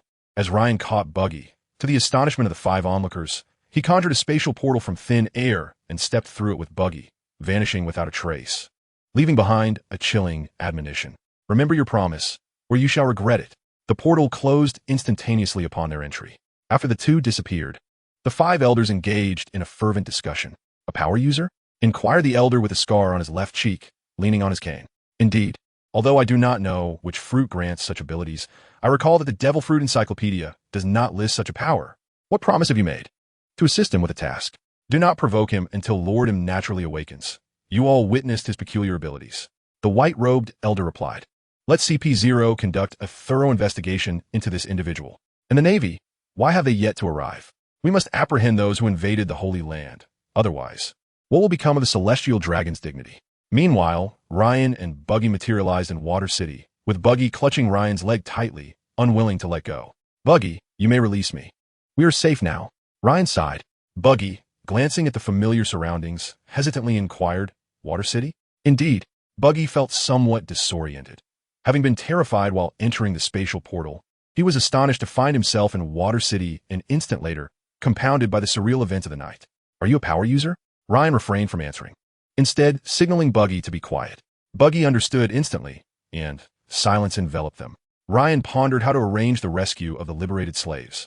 For he adhered to a principle. If he undertakes a task, it must be executed flawlessly, without any semblance of negligence. This has been his guiding philosophy. At that moment, Kizaru arrived at Mariewa, surveying the desolation before him. How terrifying, he lamented. Shortly thereafter, he was summoned privately by the 5 elders. No one knew what transpired within, only that he entered with a smile and emerged with a grimace. So that's why Sengoku summoned me here first, Kizaru muttered to himself, silently vowing never to be the first to arrive again. Chapter 49, The Alliance of Liberators. Ryan and Buggy awaited the return of the Golden Lion and his crew at the harbor, sketching designs as they passed the time. After a considerable wait, the Golden Lion finally arrived, maneuvering a fleet of ships. When the crew spotted Ryan and Buggy at the dock, they were momentarily taken aback. What are you doing here? The Golden Lion could not help but inquire.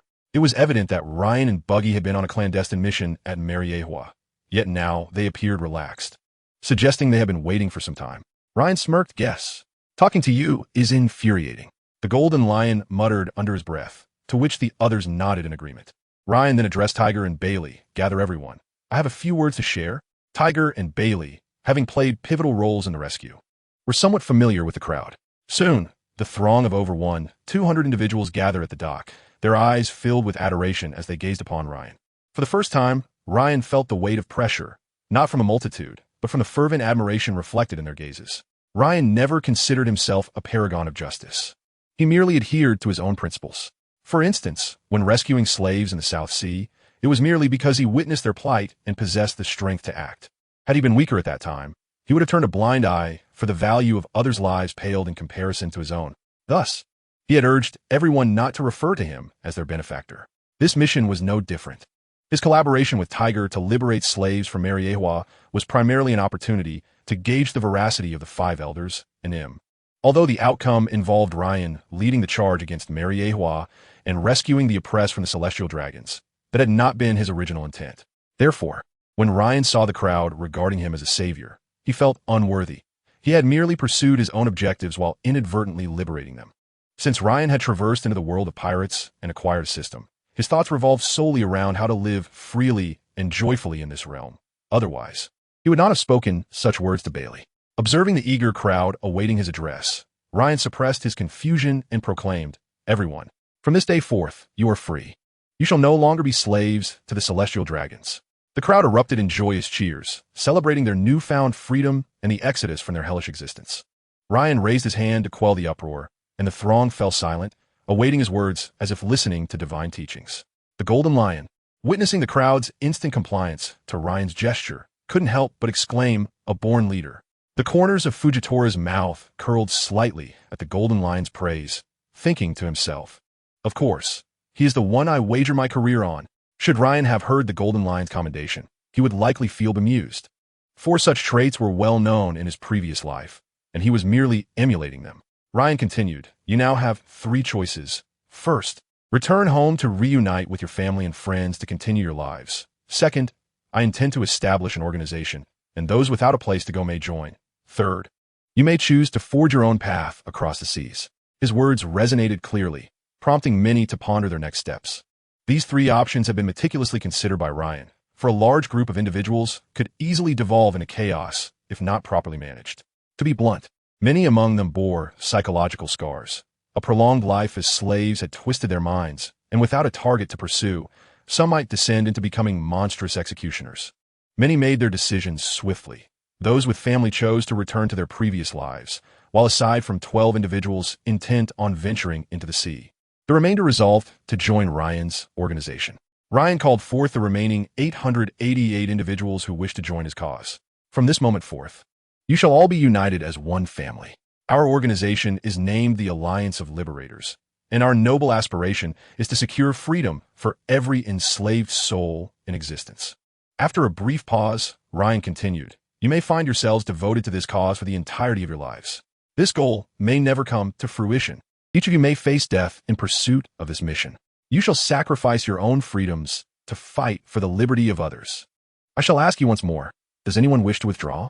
Silence reigned, punctuated only by the fervent glimmers in their eyes. Though words were unspoken, their resolve spoke volumes. "Welcome to the Alliance of Liberators. Remember, our rallying cry is to fight for freedom." What is our rallying cry? To fight for freedom. 888 voices resounded with fervor. What is our goal? To secure freedom for every enslaved soul. The synchronized chant echoed across the docks. Observing the escalating fervor ignited by Ryan's words, Jean and the others could not help but gasp in astonishment. Meanwhile, Tiger was swept away by the fervor, eager to join the Alliance of Liberators, for he understood all too well the longing for freedom, having once been a slave himself.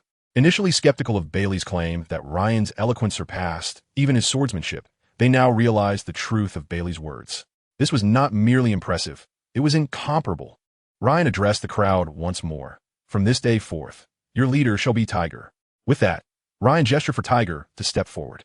Choosing Tiger was a decision Ryan had long contemplated, as none were more suitable than he, a fellow former slave. Moreover, Tiger possessed ample leadership experience, having commanded a gang in the backstreets of Fishman Island. Nervously, Tiger approached the forefront, utterly taken aback by Ryan's proclamation. "Ryan, I cannot," he stammered. Ryan replied earnestly, "Tiger, a man must never declare his inadequacy." With a firm pat on Tiger's shoulder, he encouraged him. "I understand, but the leader of the Alliance of Liberators must be you, and you alone," Tiger asserted with gravity. Ryan, unbothered by this, was content as long as he was not in charge himself. Serving as a symbolic leader would suffice. "Then you shall be my second in command," Ryan decisively affirmed. "Excellent." After Tiger made his brief introduction, he stepped back down, a move Ryan made for the sake of facilitating Tiger's future management. Ryan produced the emblem he had designed and addressed the crowd. "From now on, all members of the Alliance of Liberators shall bear this insignia. The dragon's claw that once symbolized shame shall henceforth represent honor." Tears glistened in the eyes of all present. Lord Ryan truly thinks of everything for us. He has even considered this. Someone declared, I would gladly lay down my life for Lord Ryan. Another added, though a few scoffed at the sentiment. At that moment, the bells of Water City rang out. Dong, dong, dong. It was as if they celebrated the establishment of the Alliance of Liberators. The midnight chimes heralded the dawn of a new day. Chapter 51. A turning point in history. On the night of the 1112th day of the 1507th year of the Sea Circle calendar, Ryan and his 9 companions wreaked havoc in the Holy Land of Mariewa, liberating the enslaved from the tyranny of the celestial dragons. For most ordinary people, this night was just another unremarkable evening. Yet it played a pivotal role in the annals of history, later deemed a turning point in history, heralding the dawn of a new era. The following day, all news outlets reported a singular event. The entire front page dominated by one headline, Shock. The Holy Land of Mariewa attacked.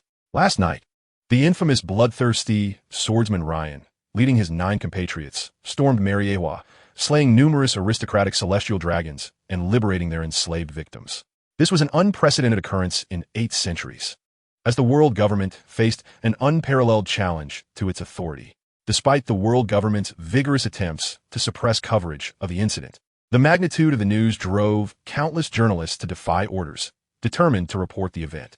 Capitalists, sensing the potential for profit, became emboldened.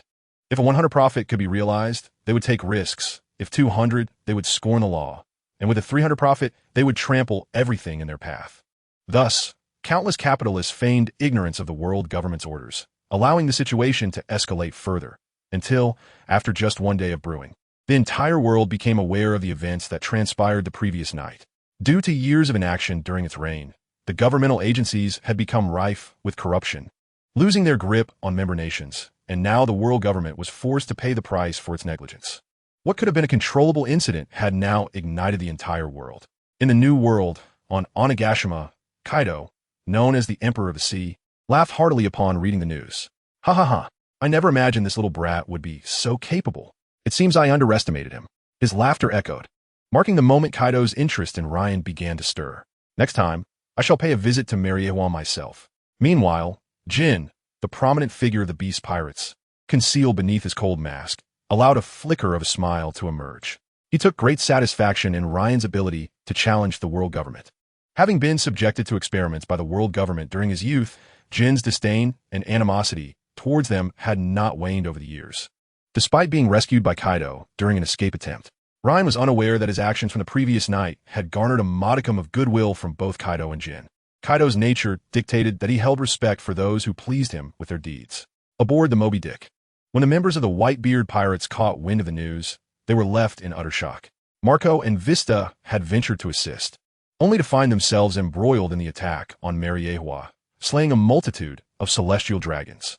This is outrageous. Diamond Jozu fumed. You should have let me accompany Vista. Whitebeard, upon hearing Jozu's complaints, erupted with laughter. Gururara, what are you saying? You are all my beloved sons. However, Marco and Vista would undoubtedly be pursued by the world government for their actions. Come, let's bring them home, Whitebeard declared, gripping his supreme blade, the Tontata, and gazing out at the vast ocean. At that moment, he had yet to be seen within 4 drip or surrounded by a cadre of lovely nurses. Let's go retrieve Marco and Vista. The Moby Dick set sail from the New World towards Water City. Meanwhile, the red-haired pirates, still roaming the New World, found Shanks smiling faintly upon reading the news. He hasn't been at sea long, and already his name resonates throughout the world. Reflecting on the 2 years prior when Ryan had been powerless under his command, Shanks now acknowledged the young man's ascent to renown across the seas. Boys, we must rally ourselves. Otherwise, should we encounter Ryan, can you imagine what you would say? Shanks sighed. Ben Beckman and Jesus Burgess immediately stiffened, evidently recalling unpleasant memories of being constantly taunted by Ryan, who had often bested them in their past encounters. The prospect of meeting Ryan now was too daunting to contemplate. Boss, I believe we have rested long enough. Let us seize Whitebeard's territory. Let us vanquish Whitebeard. The officers of the red-haired pirates were suddenly filled with fervor.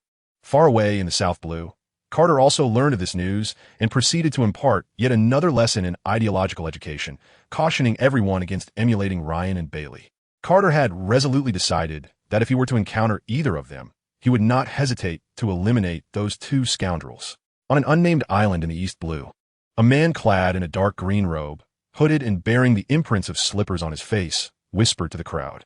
This marks the beginning of our rebellion against the world government. An era is about to erupt. Dragon, should we consider enticing them into our revolutionary army? Inquired a stout figure adorned in black stockings. We may indeed establish contact. Revolution necessitates the unity of all forces. The ramifications of this event extended far beyond the immediate, as the once unquestioned supremacy of the celestial dragons faced its first challenge. Should the world government fail to capture and execute Ryan and his companions, they would be utterly humiliated. Those oppressed by the world government, families persecuted by the aristocracy, and individuals who had once been enslaved or were still shackled, all felt a flicker of hope igniting within their hearts. For too long, they had silently endured suffering, oppression, and bondage, never daring to resist or seek justice. The notion that they could not oppose the world government, that the celestial dragons were supreme, had been deeply ingrained in their minds. Yet now, someone had demonstrated through action that they were mistaken.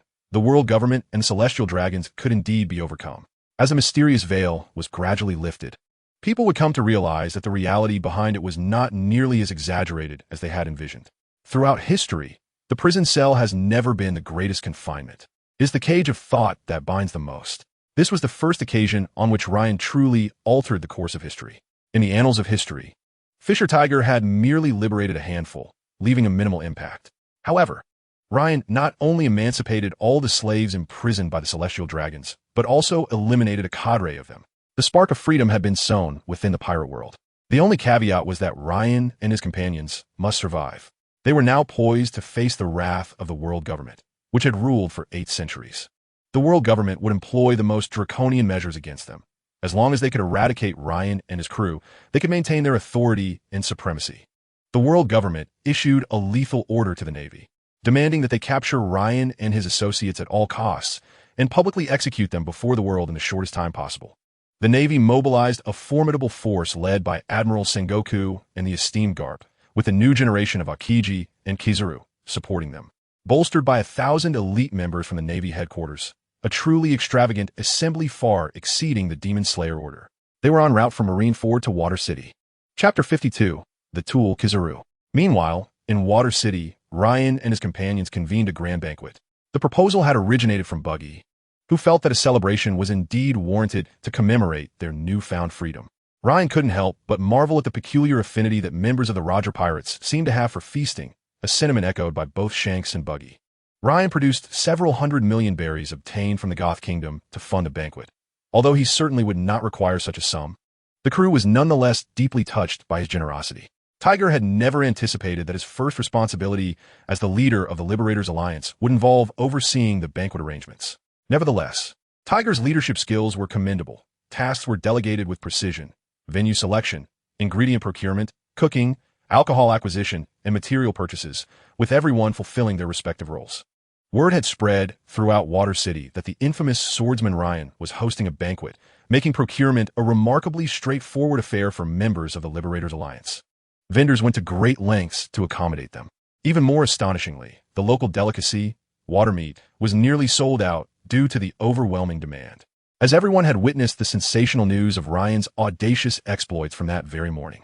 Thanks to Ryan's stellar reputation, what would typically take half a day to prepare was accomplished in under 2 hours. Let us celebrate our regained freedom. Ryan raised his cup, and the crowd echoed his sentiment, raising their glasses and downing their drinks in unison. Enjoy yourselves, everyone. The foremost aim today is to revel.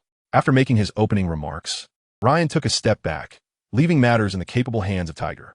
He still had a few things to discuss with Tiger. Although the Liberators Alliance could now operate independently of Ryan's oversight, it was imperative that he clarify the direction for their development. Tiger, you should consider recruiting some fishmen into the Liberators Alliance, Ryan suggested, sipping his drink. Fishmen? Is that feasible? Tiger replied, somewhat uncertain. As most people subconsciously regarded fishmen as monstrous beings, Ryan gestured towards the jubilant crowd. In our Liberators Alliance, we embrace all races. Among those drinking merrily were giants, fishmen, merfolk, long-armed, long-legged, and fur people, all were the result of the Celestial Dragon's penchant for collecting diverse slaves, leading to a burgeoning multicultural community within their ranks. Freedom knows no racial boundaries. Tiger. Upon hearing this, Tiger was moved to tears. His and Otoheim's greatest dream had always been to foster peaceful coexistence among all races. I understand. Enabling the fishmen to join is vital for the future development of the Liberators Alliance. After all, a cadre of fishmen will help us avert numerous dangers at sea. Have you considered where to expand next? Ryan's question caught Tiger off guard, as he had not thoroughly deliberated this matter. Tentatively, Tiger proposed on Fishman Island. Upon hearing this, Ryan recognized that Tiger possessed little experience in growing their organization's influence. Upon reflection, it made sense. Tiger's past endeavors on Fishman Island had been minor skirmishes. Historically, Tiger had merely formed the Sun Pirates and engaged in pillaging, albeit against unusual targets. You can extend your reach across the Four Seas. The Four Seas? Indeed. The Four Seas are less populated by formidable adversaries, and the world government's control there is not as stringent as in the Grand Line or Red Line, making it the most suitable environment for your survival. With your strength, you can easily conduct business in the Four Seas, collect protection fees to support your daily expenses. Remember, you are not pirates, so you cannot engage in outright robbery, understand? Kid, listening nearby, curiously inquired, then why can we steal? Because we are pirates. Bailey smacked Kid on the head. Ryan disregarded their banter and continued speaking to Tiger. You should also consider bringing in new members, but they must undergo internal evaluations before joining. The Free Spirits Alliance must also establish its own regulations. Those who violate these rules shall face penalties. I will meticulously draft these rules and the corresponding punishments for you later. As for the initial capital for the Alliance, I shall provide that as well. This is all I have contemplated for now. Do you perceive any issues? The crowd regarded Ryan with incredulous expressions, and the Golden Lion could not help but exclaim, "How do you possess such extensive knowledge?" It is worth noting that the Golden Lion had always been one to seize and plunder, and in the past, he would dare to rob anyone. However, this was not solely the Golden Lion's manner. It was a common trait among nearly all pirates. Would you have pirates engage in production, in fishing, in labor for earnings? Those with territories are better off, subsisting on protection fees, much like Whitebeard, who sheltered a vast domain and whose people willingly paid for protection. And then there are those like Doflamingo, who declare themselves kings, which speaks for itself. Yet, the number of those with territories is but a minority. The landless must rely on plunder to survive, for the daily expenses of a pirate can be considerable. Is this not something everyone understands? Despite having grown accustomed to Ryan's manner of speaking, the crowd still felt a sting of hurt. According to Ryan's words, everyone would. And did that not imply them as well? In silent accord, they chose to remain mute, drowning their thoughts in drink. Suddenly, Ryan recalled something and addressed Tiger. By the way, when you venture into the Four Seas, be mindful of an organization known as the Slave Hunter Association. They will likely be your primary adversary in those waters. The Slave Hunter Association? I have traversed the seas for decades, yet I have never heard of them. The Golden Lion remarked, perplexed. Ryan then recounted the events that transpired in the South Seas Gothic Kingdom. The Golden Lion sighed. I never imagined it. This world harbors far too many secrets. Tiger, having gleaned the terrifying nature of his impending foes from Ryan's words, nodded solemnly, understood. The banquet continued for a span of 2 hours before concluding. Afterward, Ryan bid farewell to those who had decided to return home. At the dock, the youthful Hancock waved farewell to Ryan with reluctance, saying, Lord Ryan, I shall return home briefly before joining the Free Spirits Alliance. Upon hearing Ryan mention he knew how to return to Amazon Lily, Hancock resolved to visit her homeland first. As for the means of return, Ryan's method was straightforward, seeking out Rayleigh and Shacky as Hancock's ship was heading to Sabaody Archipelago. Vessels continuously set sail towards various destinations at the dock. And observing the payments being made in berries, Ryan couldn't help but muse, what a lavish expenditure. Meanwhile at Justice Island, Sengoku's brow furrowed slightly upon receiving 2 pieces of news. The good news was that Ryan and his crew remained in Water City and had not fled. The bad news was that the Whitebeard pirates were advancing towards Fishman Island, with their target evidently Water City. As an old rival, Sengoku understood the significance of family to Whitebeard, but the mere thought of that man brought a frown to his face. They must not be allowed to unite. Calculating the time in his mind, Sengoku turned to the lazily grooming Kizaru and commanded, Borsellino, you are to delay Whitebeard. Ensure he does not reach here before the day after tomorrow. Kizaru, with a pout of grievance, transformed into a streak of light and departed. Chapter 53, Defeat. Kizaru embarked alone on the mission to intercept Whitebeard, while Sengoku led the Navy to set off immediately, intending to reach Water City before dawn. After sending everyone off, Ryan finally found a moment to relax. By the way, what is your name? Ryan inquired, casting his gaze upon the celestial dragon prostrate on the ground. My name is Charlos Saint. No, I'm simply Charlos, master, he stammered, seemingly realizing his mistake, as he slapped his own face in embarrassment. The newly appointed intern aboard Ryan's ship, witnessing this, promptly seized a whip in his hand and lashed it towards Charlos. No, master, I was wrong, Charlos pleaded, repeatedly bowing his head in supplication. Charlos, why does that name ring a bell? Wasn't he the celestial dragon that Luffy sent flying at Sabaody? It seemed rather coincidental. Lift your head. Why yes, master. Charlos immediately ceased his bowing and gazed up at Ryan. Ryan began to scrutinize Charlos closely and found himself recalling the celestial dragon's visage. A flicker of excitement dancing across Charlos' features, though it might have been a mere illusion. Take him away. The intern led Charlos out, and as Ryan observed their departing figures, a plan quietly began to take shape in his mind. Finally, peace had returned, and he could rest well. Subsequently, Ryan drifted into slumber, where he found himself back on Earth, reunited with familiar loved ones in a warm environment, a single tear slowly sliding down his cheek. Lord Ryan, 10 Navy warships have been spotted near Water City. An urgent, anxious voice roused Ryan from his dreams. What? Elaborate, Ryan replied, still somewhat dazed. 10 Navy ships are heading this way. We do not know the specifics as we dared not approach closely, but they are likely to arrive soon. Ryan instantly regained clarity. This was the world government's response. He promptly summoned his crew and gathered everyone at the dock, where the 10 Navy warships glimmered like distant stars in the night. Drawing ever closer, everyone aboard, prepare for battle. Shiki, the crew hurriedly boarded their vessel, and the Golden Lion maneuvered the ship into the air, swiftly advancing towards the Navy fleet. In the distance, Sengoku observed the unfolding events and sighed. What a pity. I had hoped for a night raid. Prepare for battle. They are coming. With Sengoku's command, the sailors steeled themselves, gripping their weapons, ready for the impending confrontation. You are the bloody swordsman Ryan, guilty of such heinous crimes. Only impelled down awaits you. Sengoku bellowed at Ryan, who hovered above. Admiral Sengoku, do you deem rescuing these individuals a crime? Sengoku, noticing the slight unrest among the crowd, intoned gravely, the Navy's pursuit of pirates is an embodiment of justice. Words are futile. Let us engage in battle. With that, Ryan unsheathed his sword, pointing it at Sengoku. A slashing strike soared towards the warships, but Sengoku effortlessly deflected Ryan's attack with a punch. Realizing that their airborne position made it difficult to retaliate, Sengoku called out to Aokiji Kazan. Ice Age. Aokiji understood instantly, and the entire sea was suddenly encased in ice. Sengoku transformed into his Buddha form, leaping into the air with a palm aimed at Ryan and his crew. Sky Sword Immortal kneels. Ryan faced Sengoku's assault with utmost seriousness, fully aware of Sengoku's prowess. Having witnessed him severely wound the Blackbeard pirates during the Marineford War, Ryan's sword clashed with Sengoku's colossal palm in midair, and Ryan was sent hurtling backward from the shockwave, while Sengoku staggered back slightly. Captain, how could this be? Ryan.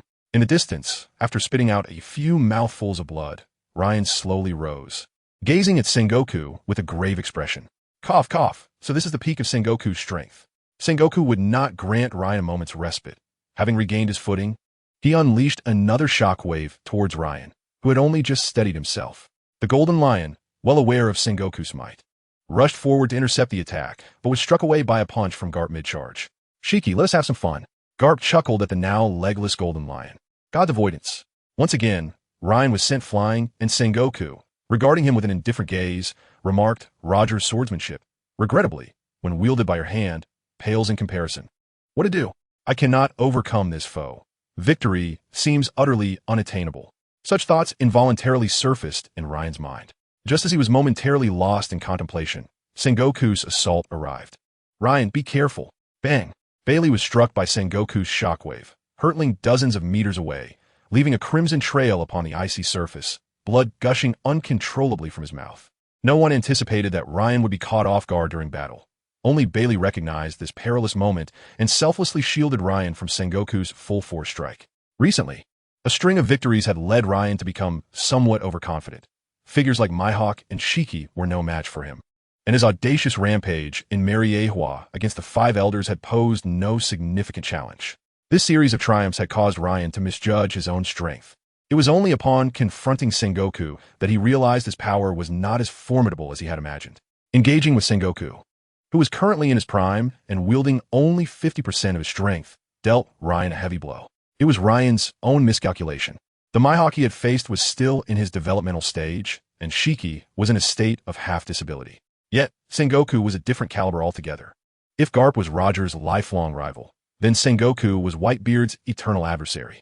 Their battles had commenced in their youth, continuing until the climax of the Marineford War, marked by Whitebeard's demise, which concluded their long-standing rivalry. Bailey. Ryan rushed to Bailey's side, cradling the severely wounded man, shaking him incessantly. Bailey, please wake up. Bailey, you promised we would explore the world together. You cannot die. Ryan cried, holding Bailey tightly. If you keep shaking me, I might really die, came Bailey's weak voice. Thank goodness, Bailey, you're alive. Ryan exclaimed, carrying him back to the ship, seeking the aid of a skilled healer. When Ryan emerged once more, the battlefield was already engulfed in chaos. Fujitora was clashing with Akiji, while Garp was locked in a fierce struggle against Shiki. Mihawk, Vista, and Marco were engaging Sengoku, yet they found themselves at a disadvantage. Meanwhile, Tiger and Jean were leading their comrades in combat against the remaining naval forces. After a brief moment of contemplation, Ryan set his sights on Sengoku. Sengoku. With Ryan's entrance, the tide of battle began to shift as the four of them combined their strength to suppress Sengoku. Frustrated and restrained, Sengoku bellowed toward the distant battlefield. Garp. Garp laughed heartily. Sengoku, how is it that you cannot even handle for little brats? Garp. As Sengoku appeared on the verge of eruption, Garp hastily evaded Shiki and made his way toward this side. The battlefield was swiftly divided into three sections, Sengoku and Garp facing off against Ryan, Mihawk, Marco, and Vista, while Fujitora continued his confrontation with Akiji. Tiger and Jean, along with their allies, were fiercely clashing with the elite naval forces led by Rear Admiral Squirrel. The battle raged on relentlessly for an entire day and night, but ultimately, Ryan and his companions were defeated. Although Shiki, having removed the ship's helm, was stronger than before, Sengoku and Garp proved to be overwhelmingly powerful, their synergy far surpassing that of Ryan and his comrades. What a challenge! Sengoku sighed as he gazed upon the fallen quintet. At that moment, a furious roar echoed. Sengoku, how dare you harm my son? A massive ship emerged on the horizon, the Moby Dick, adorned with the flag of the Whitebeard pirates. Sengoku muttered, Borsellino. Chapter 54, The Awakening of Conqueror's Haki. At this moment, a streak of light zipped past Sengoku, revealing the figure of Kizaru, who, with resigned demeanor, stated, Sengoku-san, that monster Whitebeard is too formidable. I did my best. Observing Kizaru's attire, seemingly untouched by battle, Sengoku ultimately said nothing, only letting out a silent sigh. Glancing at the approaching Whitebeard pirates, Sengoku gritted his teeth. Capture them. After such arduous efforts to vanquish the enemy, there was no way he would allow them to escape unscathed. This was Sengoku's final gambit, given his and Garp's current conditions. Confronting the entirety of the Whitebeard pirates would spell disaster. With a swift command, several soldiers approached Ryan and his companions with handcuffs. Just as Ryan intended to activate his fruit ability to facilitate their escape, an unexpected occurrence unfolded. Ryan, a startled voice rang out. Bailey, having fully recovered after a day of treatment, stepped outside to investigate the diminished commotion, only to witness Ryan and the others being apprehended. Instantly, a powerful aura radiated from Bailey, enveloping the surroundings.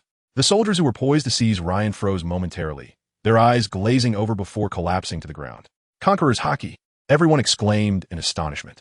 Ryan couldn't help but glance toward Bailey. At that moment, Bailey was equally stunned. He had heard of Conqueror's Haki, a rare talent possessed by only one in a million, and now he found himself among those few. The once clamorous scene fell into an eerie silence, where even a pin drop could be heard. Creak, creak. Suddenly, the previously frozen ocean began to crack, the sea surging into tumultuous waves, prompting all who had been battling on the icy surface to retreat to their ships. Sengoku and Garp wore grave expressions. They understood that Whitebeard had arrived. Gururara! Whitebeard bellowed. Sengoku, Garp, you two old fools dare to bully my sons. Descending from above, he swung his blade towards Sengoku. Sengoku transformed into a colossal Buddha, unwavering as he met Whitebeard's strike with an open palm. Bang! The resulting shockwave sent everyone reeling back. After exchanging a single blow, both combatants halted, well aware of each other's capabilities honed over decades of rivalry. Retreat, Sengoku ordered, leading his men away, leaving behind a parting threat. Next time we meet, I will ensure your capture.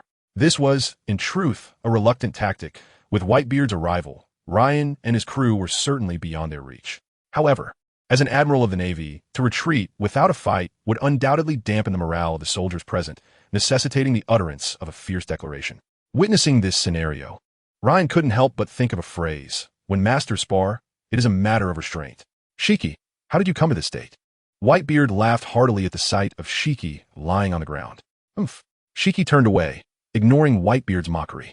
Gururara, relishing the misfortune of his old adversary, Whitebeard's spirits lifted. Old man, we have brought shame upon the Whitebeard pirates. Marco lowered his head, voice laden with regret. Whitebeard strode over to Marco, laughing heartily. Do you think Sengoku and Garp are just anyone?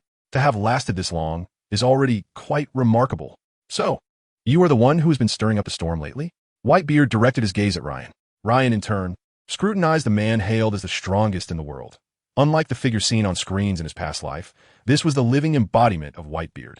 Towering over 6 meters, coupled with his formidable reputation, Whitebeard radiated an overwhelming presence. You're the one who enjoys collecting suns, Whitebeard? Ryan's inherent nature began to surface once more. Marco hastily interjected, Old man, Ryan Whitebeard proclaimed with great vigor. Indeed, family is of utmost importance to me. Ryan initially anticipated that Whitebeard might become irate or offer some evasive response. However, he candidly acknowledged it, which took Ryan by surprise. Such is the noble spirit of the world's mightiest man. Very well, let us send them for treatment. With a commanding voice, Whitebeard set the others into motion. The Whitebeard pirates boasted their own medical team, and in a daze, Ryan was assisted aboard the Moby Dick. Greetings, I am Teach. What you accomplished at Mariewa was truly heartening. Upon hearing this, Ryan trembled in fear. Teach? Marshal D, Teach. As he turned to look, he indeed beheld that simultaneously unfamiliar yet familiar countenance, the jagged remnants of his front teeth facing Ryan.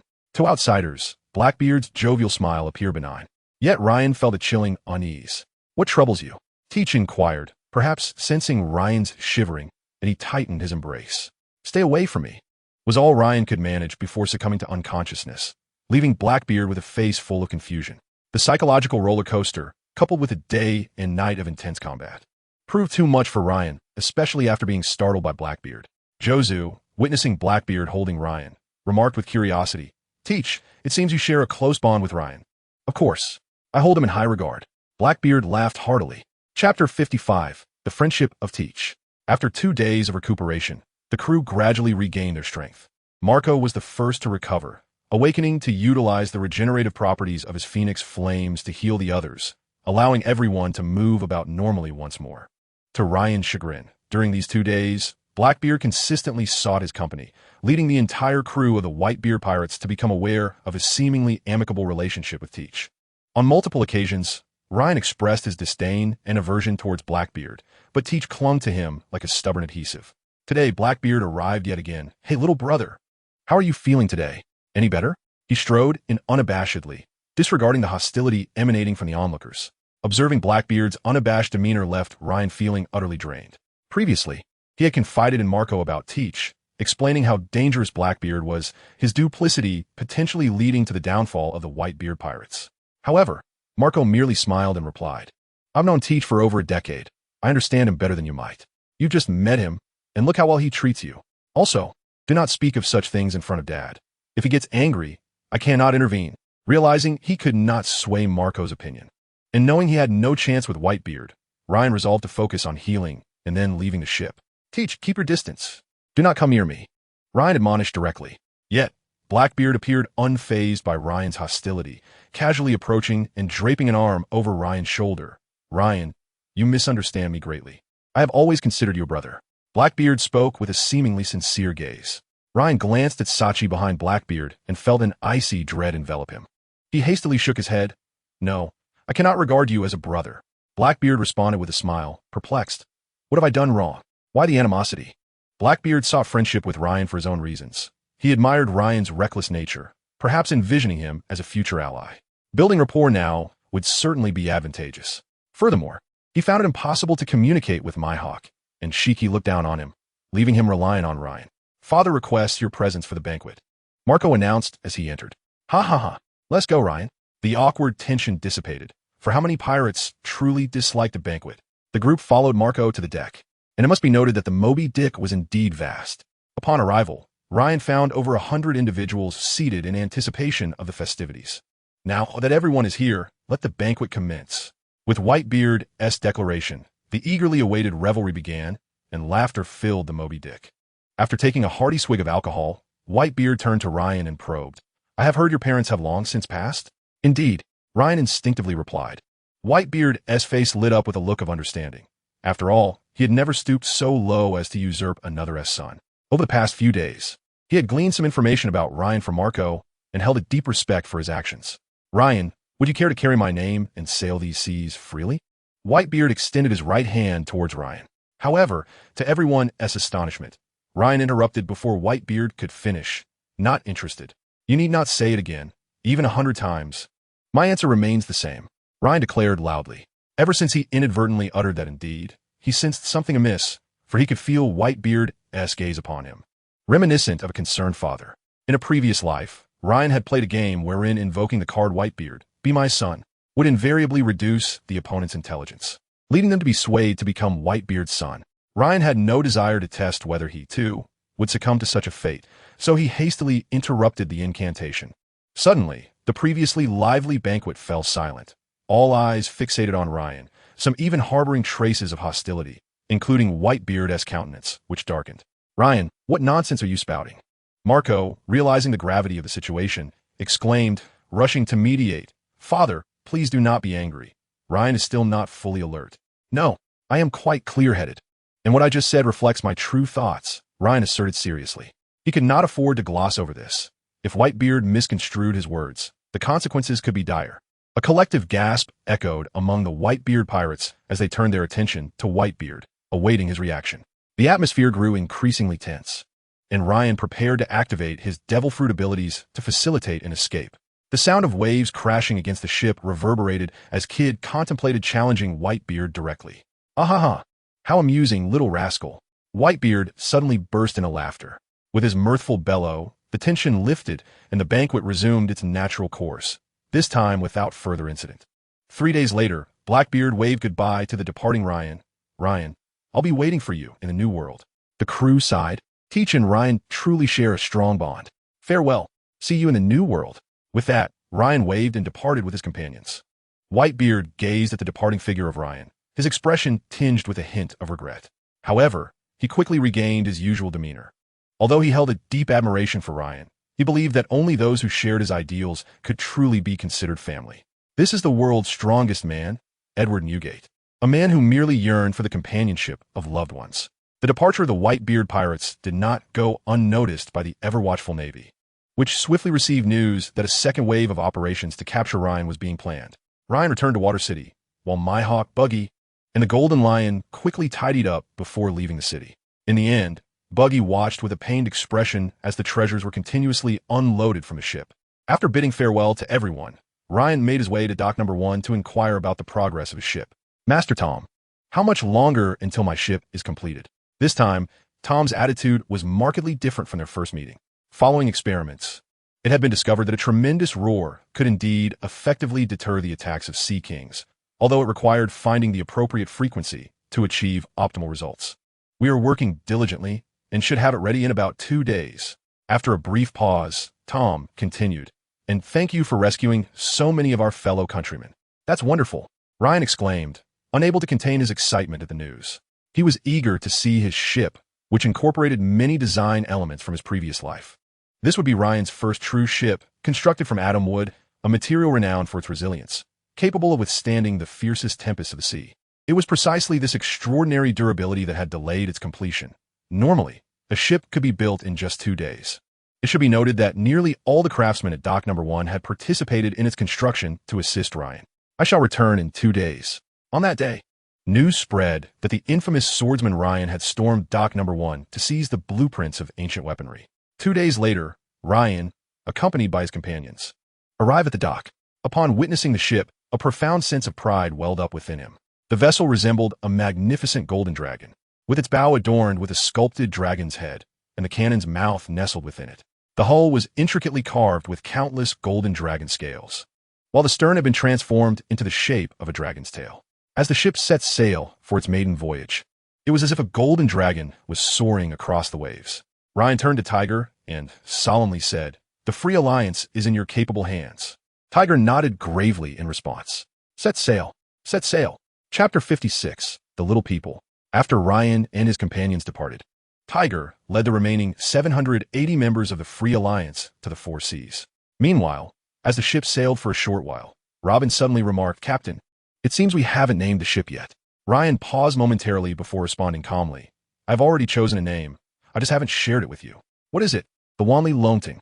Upon hearing this, everyone nodded in approval, finding it quite fitting.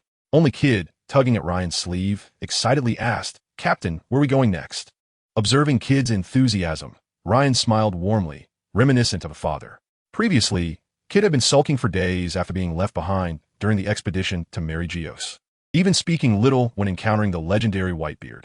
Indeed, children easily forget their grievances.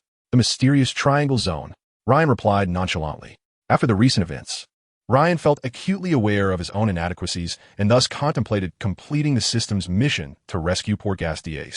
After all, the rewards for the first two missions had been immensely generous. Completing the first had granted him the ability to use all three types of hockey, while the second had bestowed upon him the Mera Mera no Mi. Consequently, Ryan eagerly anticipated the rewards of the third mission. He intended to return to the East Blue to find Ace, and his journey to the mysterious Triangle Zone was also motivated by a promise made to Laboon to bring Brook back to him. In Ryan's heart, promises were meant to be fulfilled.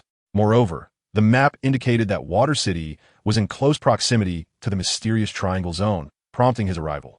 Ryan's plan was to accomplish this task before visiting the East Blue to see the foolish Odododo he had only seen on television in his past life. However, before that, there was still one matter to address. Belly summoned that in turn, Ryan instructed Belly, who was indulging in a drink. After Belly departed, it wasn't long before a new crew member, brought from Mary Geos, arrived at Ryan's quarters. "Captain, you summoned me," the man said, approaching Ryan with a respectful demeanor. "I've told you many times, you don't need to address me as sir when speaking to me. Why do you not heed my words?" Ryan shook his head in exasperation. "Understood. I will remember that," the man replied. "Is there any way to ensure that Charlos will continue to obey my commands even after returning to Mary Geos?" Ryan inquired, shifting his focus to the matter that concerned him the most. "It is possible, but it requires your cooperation," the man replied thoughtfully. "What do you mean by cooperation?" Ryan asked, intrigued. "I have heard from Kid that your sword intent is exceptionally powerful, capable of slicing through a person's skin." The man paused before continuing. "My idea is that each day, you could use your sword intent to torment him, and when he can no longer endure it, you would come to his rescue. Over time, he would become an unwavering servant to you." Impressive. Ryan couldn't help but praise. This tactic exploited human weakness, emerging as a savior in moments of despair, thereby instilling a deep-seated recognition of the savior in the victim's consciousness. Ryan had to admit, the man had an exceptional understanding of human nature. "By the way, what is your name?" Ryan suddenly remembered that the man was an intern on a ship, yet he had not asked for his name. "Captain, my name is Gil Tesoro." Tesoro appeared quite excited. To him, this felt like the first step towards Ryan's acknowledgement. The name Gil Tesoro sounded somewhat familiar to Ryan. He murmured to himself, suddenly realizing something, and looked at his intern in astonishment. "You are the Golden Emperor from the One Piece film, the user of the gold fruit. You are known as the richest man in the world, possessing 20% of the world's wealth, capable of manipulating the celestial dragons through the power of money, and even wielding the influence of the world government. In the underworld, you are the Golden Emperor who commands the dark world with your wealth." Ryan felt a surge of unease. He had inadvertently brought the Golden Emperor aboard his ship. No wonder he had such a strong grasp of human nature, being a man destined to control the largest entertainment empire in the world. However, Ryan recalled that the Golden Emperor, Gil Tesoro, had a tragic past. Feeling Ryan's intense gaze, Tesoro appeared somewhat uncomfortable and cautiously probed. "Captain, is something the matter? I would like to hear your story." A look of struggle crossed Tesoro's face, revealing a secret buried deep within his heart, known only to him. To be honest, if Ryan had asked him any other questions, Tesoro would have answered without hesitation. Yet, he truly did not wish to revisit that painful past, which was both his nightmare and his most tender memory.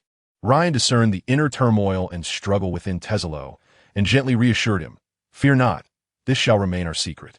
I merely wish to understand you better. After all, you are my partner now." "Partner?" Such a luxurious notion. Gazing into Ryan's clear eyes, perhaps moved by the term partner, or perhaps due to Ryan's life-saving grace, Tesla gradually began to recount his tale. Ryan listened attentively as Tesla unfolded his narrative. I was born into a destitute family. My father was a gambler, and I harbored a passion for singing from a young age. However, due to our impoverished circumstances, I was ostracized by my peers.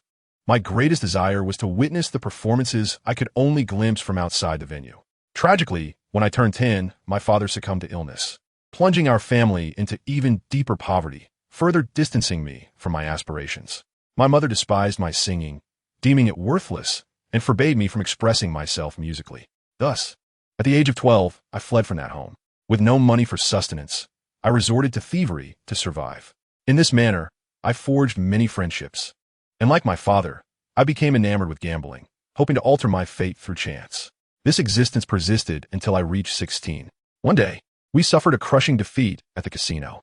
Unable to repay our debts, I was captured by human traffickers, betrayed by my so-called friends who had already fled when I was seized. As he recounted this, a scornful expression overtook Tesla's face.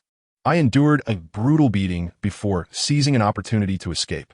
His features suddenly contorted, oscillating between ecstasy and anguish, as if recalling both delightful and painful memories. After my escape, I aimlessly wandered into a human trafficking market, where I encountered the most significant person in my life, my beloved Stella. Stella was the most beautiful woman in the world. She adored my singing, and I often serenaded her. We shared a profound connection. I vowed to help her regain her freedom, and we promised to sing to our future children.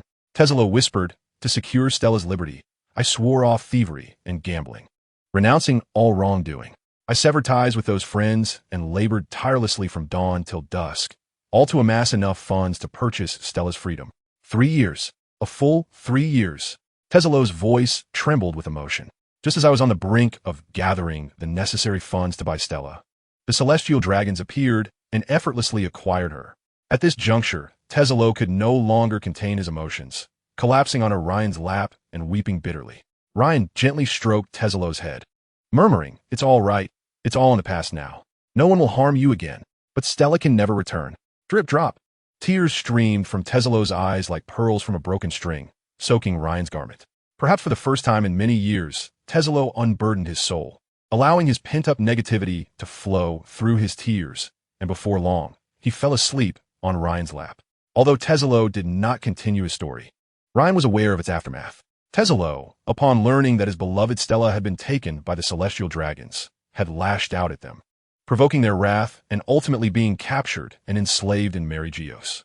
In the original history, Tesla was rescued by Tiger and later acquired the Goma no Mi at the Don Quixote family's auction, ultimately becoming what he once despised. Observing the slumbering Tesla, Ryan fell into contemplation. Are there many like Tesla? He pondered. Every great figure begins as a humble individual, and there exist countless souls like Tesla in this world, which is why the Age of Pirates remains unending. As long as the corrupt world government endures, individuals will continually transition from virtue to vice. Ryan began to grasp why Roger sacrificed his life to ignite the era of piracy. Roger merely served as a catalyst to spark this world, ignited by the oppressive reign of the celestial dragons that had stifled existence for far too long.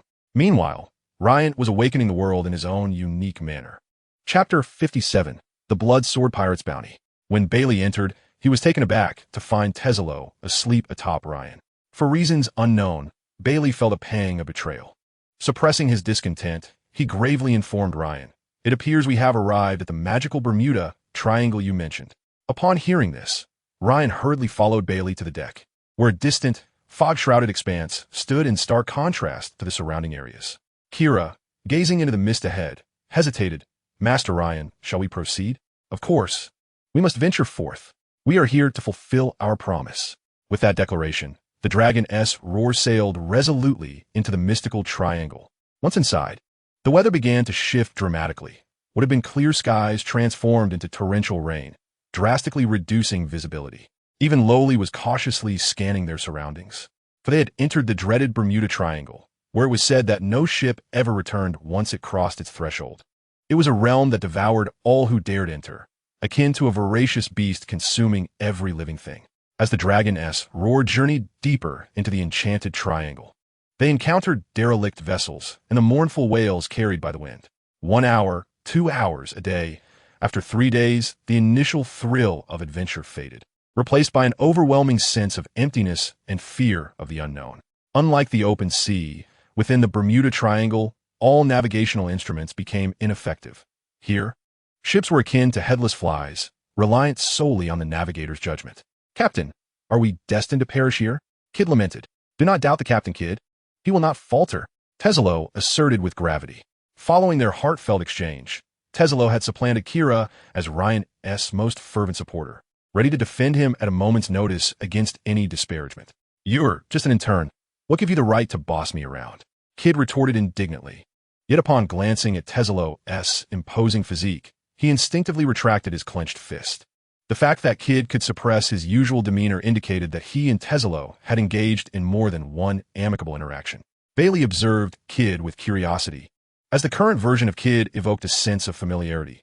2 years ago, Ryan and Shanks had shared a similar dynamic, never winning a fight, yet never losing an argument. "Enough of the bickering," Ryan interjected, silencing Tezzalo with a glance. Ryan was now grappling with uncertainty, for in his recollection, the terrifying Bermuda Triangle was merely a legendary facade.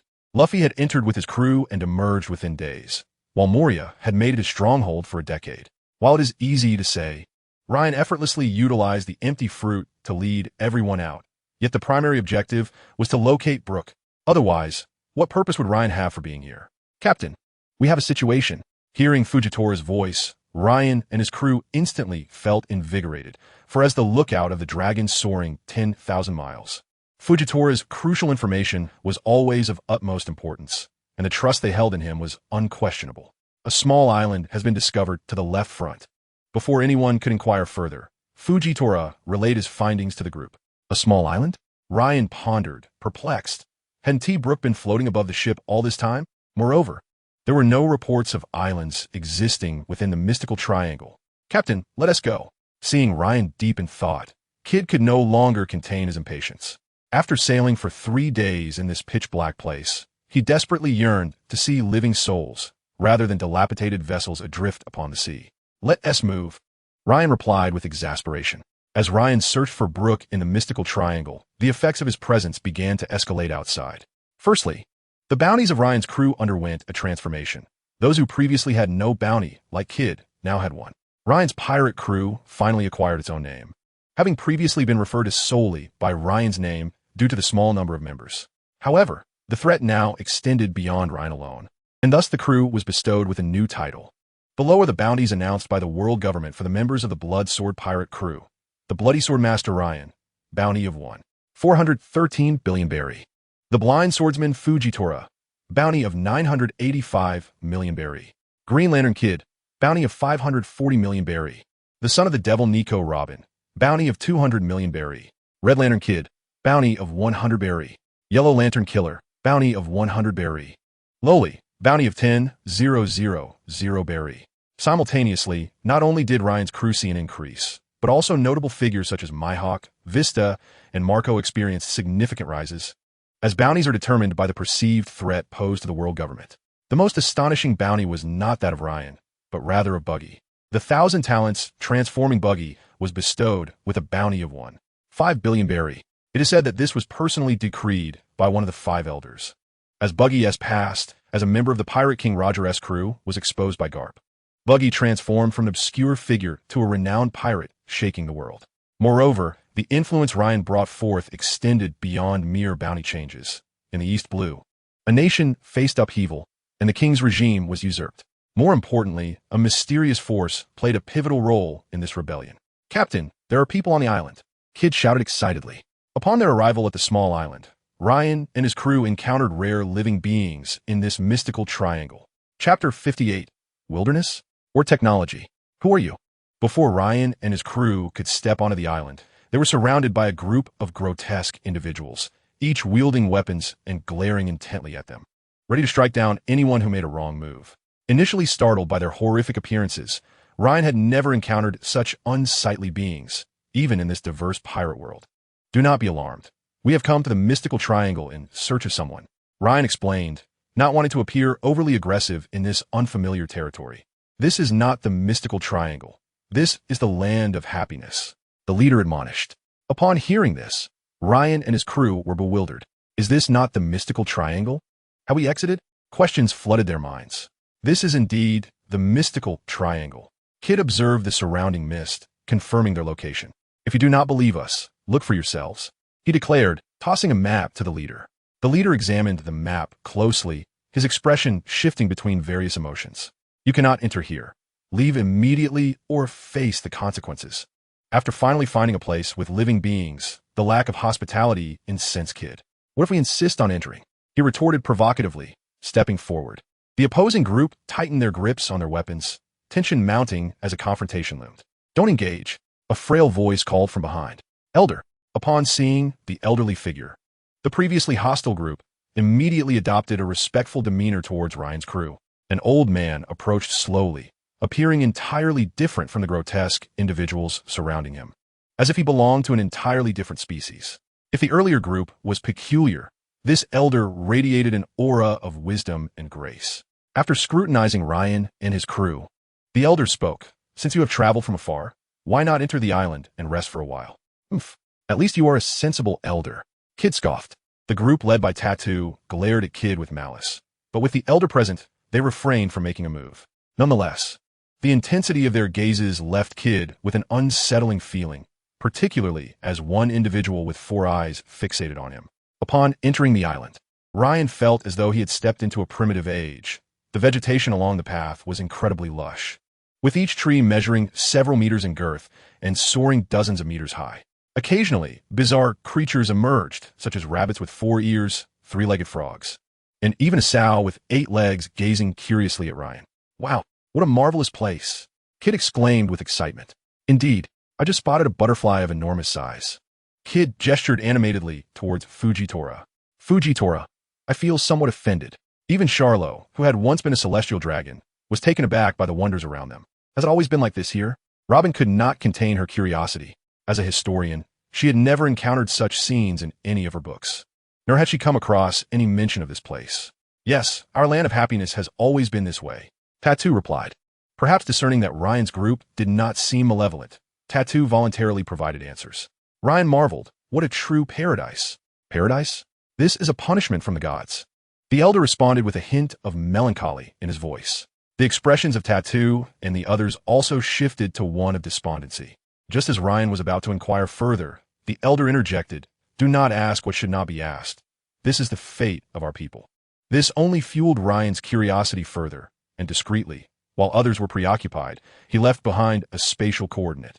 After traversing a forest, Ryan unexpectedly beheld towering city walls. Ahead lies our land of happiness. The elder pointed towards the city. However, at that moment, the ground beneath them began to tremble violently. Boom, boom, boom. The tremors intensified, and the group faintly heard the sound of footsteps approaching. It seems we can no longer host you. The ferocious beasts are attacking the city again. The Grand Elder spoke with a grave expression. Upon finishing his statement, he immediately led the people of Tattoo towards the city gate, with Ryan and his companions following closely behind. Ryan, utilizing his observation haki, began to keenly sense his surroundings. Within his perception, he detected several hundred colossal creatures, nearing 100 meters in height, rapidly approaching the city gates, just as Ryan and his group were a mere few hundred meters from the gates.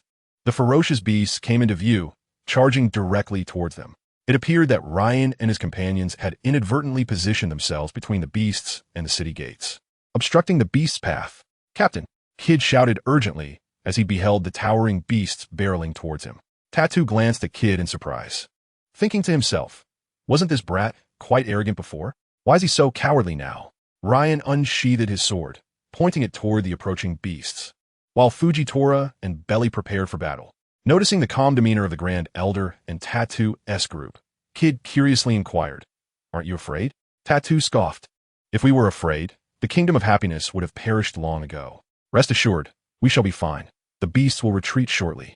Just as Ryan was about to engage, a laser cannon shot through the head of the foremost beast, leaving a gaping hole, and the creature collapsed to the ground.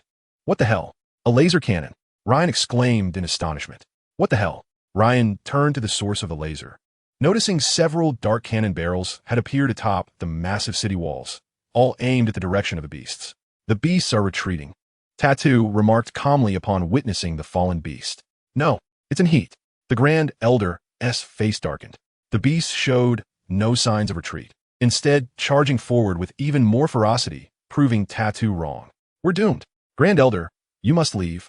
Tattoo shouted at the Grand Elder. In Tattoo's mind, even if the beasts were ultimately defeated, those standing in their path might be trampled into a bloody pulp. Kid couldn't help but chuckle at Tattoo's panicked demeanor, clearing his throat and nonchalantly stating, cough, cough, don't worry, everything will be fine. The beasts will retreat soon. You can handle the beasts? Tattoo asked, incredulous. Kid's face flushed red. Then he dismissively replied, of course we can. Chapter 59. The Guardian of the Underworld King. Seeing Kid's demeanor, Ryan thought that even if Thanos snapped his fingers and obliterated the world, Kid would still find a way to talk. Why does it feel like the captain's gaze is somewhat peculiar? Kid pondered. However, there was little time left for Kid to maintain his bravado, for the ferocious beasts were already upon them. A roar reverberated, seemingly capable of shattering the eardrums of those present. Ryan unleashed his conqueror's haki against the charging beasts, causing them to momentarily halt in their tracks. Although they did not fall immediately, the sudden stop of the leading beast resulted in those behind it crashing into it, trampling the foremost beast to its demise. Consequently, the advance of the beasts slowed significantly. Noticing Fujitora and Belly preparing to strike, Ryan quickly urged, let me handle this. Stepping forward, Ryan unleashed several slashing attacks, employing space-cutting techniques to neatly dismember several beasts into fragments. He plunged into the chaotic throng of beasts, relying solely on simple slashes and cuts to eliminate his foes. All the beasts obstructing Ryan's path were swiftly vanquished, and the remaining beasts gradually regained their senses, snapping out of their frenzied state. As the beasts hesitated over whether to continue their assault, a thunderous roar echoed from the rear, prompting the previously hesitant beasts to retreat like a receding tide towards the forest. In no time, they vanished from sight, leaving behind the carcasses of dozens of beasts as proof of the fierce battle that had just transpired. Just as Ryan prepared to give chase, he was halted by the Grand Elder. Young man, do not pursue them. They have returned to their lair, where thousands more beasts reside. Indeed, it is far too perilous. Tattoo and his companions concurred. Hearing the Grand Elder's words, Ryan was filled with elation. For the nearly 70 beasts he had slain had granted him over 20,000 attribute points, with each beast yielding approximately 300 points. Ryan's eyes gleamed with excitement. Where is their lair? Take me there now. Young lad, do you harbor a grudge against the beasts? The Grand Elder asked, intrigued by Ryan's enthusiasm. I cannot coexist with the ferocious beasts, Ryan declared, clenching his fists and raising his right hand with righteous fervor. Belly quietly remarked, aren't you saying that backward? Ryan's rise to power had indeed been built upon slaying ferocious beasts during his training in the Windless Zone. Thus it was more accurate to say that the beasts harbored a grudge against him. That's close enough. Let us not get caught up in the details. Belly began to mourn for the beasts of the island, allowing Ryan to realize that they had made a grave mistake in their existence. Let us enter the city and rest for a while. I shall clarify the situation regarding the beasts, the Grand Elder suggested. Ryan pondered for a moment and decided there was no rush, as the beasts would not escape this small island. Moreover, gathering information seemed prudent. Knowing oneself and one's adversary ensures victory in countless battles. Additionally, Ryan was immensely curious about the city before him, particularly the laser cannons that had been fired from the walls. In Ryan's recollection, such technology, akin to laser beams, was developed by the world government around the year 1520 in the Sea Circle era. The most renowned example was the Pacifista, created by Vegapunk, who integrated the powers of the warlord Bartholomew Kuma and Admiral Kazu, later becoming a formidable weapon for the Navy against pirates. The Grand Elder has returned. Look at the individuals following him. Yes, they seem different from us. Are they relatives of the Grand Elder? As Ryan and his companions entered the city gates, they were met with curious stares from a gathering crowd. Seeing the displeasure on Ryan and his companions' faces, the Grand Elder explained, no outsiders have ever visited this small island. Please do not take offense. Upon hearing the Grand Elder's explanation, the unease in the crowd dissipated, as they could understand the situation. Hello there. Kid even greeted some of the onlookers. Soon, the group followed the Grand Elder into a building. You shall reside here. It is well equipped with everything you need. The Grand Elder said with a smile. Was someone living here before? Ryan inquired, curious. The Grand Elder's eyes held a hint of sorrow as he refrained from explaining. settling the group in before preparing to depart. Ryan quickly grasped the Grand Elder's arm, saying, "Grand Elder, there are some matters I wish to discuss with you. Could we find a suitable place to converse?" "Certainly. I have some questions for you as well. Follow me." The Grand Elder led Ryan to the city walls, gazing out at the distant forest as he sighed. "You are pirates, aren't you? How did you know?" Ryan asked, perplexed. Considering the information he had previously gathered, this place was entirely isolated from the outside world. "In my youth, I once left this small island. I possess some knowledge of the outside world." The Grand Elder reminisced. "Is that so? Can I ask any question?" Ryan ventured cautiously. "Of course. Why do you look like that? And what was the laser cannon that struck the beasts? Why do you look different from them? And why do the plants and animals here differ from those in the outside world? Where's the lair of the ferocious beasts?" Ryan posed a barrage of questions, breathlessly seeking answers from the Grand Elder. The Grand Elder was momentarily taken aback, and after a considerable pause, he slowly replied, "You, my young friend, are remarkably earnest. Would you care to hear a story? Another one? The Golden Lion was like this, and now you are too. Is it a common trait among those from the pirate world to indulge in storytelling? I'm all ears. Once upon a time, a group of individuals united to craft a ship to aid a man in a battle, only to face defeat, to evade the pursuit of their enemies. They concealed the vessel in a hidden location, and the people aboard eventually settled in that very place." "Is it the king of the underworld?" Ryan exclaimed in astonishment. "What is the king of the underworld?" The Grand Elder inquired, perplexed. 8 centuries ago, a band of craftsmen from the City of Water forged the king of the underworld and joined Joy Boy in a war that engulfed the entire world. Alas, they were ultimately defeated. This tale closely resembles yours. The king of the underworld is indeed the name of that ship. Ryan shared his knowledge and speculations with the Grand Elder. So that vessel was named the king of the underworld. The Grand Elder sighed. Upon confirmation, Ryan grasped the implication, realizing, so it was the people from 8 centuries ago who resembled you. Not quite. Initially, we were just like normal humans, but for reasons unknown, nearly all of us underwent mutations. Even our island transformed. My ancestors, for some inexplicable reason, did not experience this mutation, which is why I appear different from the others here. Legend has it that the calamity of those times claimed many lives, and only a handful of the strongest survived, becoming monsters who established a nation here. Is that so? Is that really so? Ryan exclaimed repeatedly. It now became evident that the inhabitants of this island were guardians of the king of the underworld. As for the transformations that had occurred on the island, if they were indeed, as he speculated, it would fundamentally alter Ryan's understanding. Chapter 60. The Secret of Immortality? Could it be nuclear radiation? Ryan gazed at the Grand Elder in astonishment. The Grand Elder's head filled with large question marks, and he inquired, "What is nuclear radiation?" Ryan was momentarily at a loss. He understood nuclear radiation, but how could he explain it to the Grand Elder? Should he tell him that nuclear radiation consists of high-energy subatomic particles, primarily 3 types of rays? Ryan felt that such an explanation would likely be futile. After all, elucidating the concept of nuclear radiation to someone who had never encountered the term was akin to recounting the story of Pangu separating heaven and earth. After a brief silence, Ryan exhaled and explained to the Grand Elder, "You can think of nuclear radiation as something capable of altering the genetic makeup of living beings and plants." The Grand Elder pondered Ryan's words carefully, and after a while, he furrowed his brow and asked, "Are you suggesting that our transformation is due to nuclear radiation?" "Yes, indeed. You are quite astute, Grand Elder." Ryan couldn't help but tease, seeing that despite his clear explanation, the Grand Elder took so long to arrive at an answer. "Thank you for the compliment," the Grand Elder replied modestly. Ryan's image in the Grand Elder's eyes had completely transformed. Previously, he was perceived as powerful and mysterious, but now he was regarded as a knowledgeable sage, wise beyond measure. The enigma that had troubled the kingdom of happiness for generations was effortlessly articulated by Ryan. The Grand Elder felt an immense joy at being called smart by Ryan, especially with the added emphasis on great. He understood the significance of this.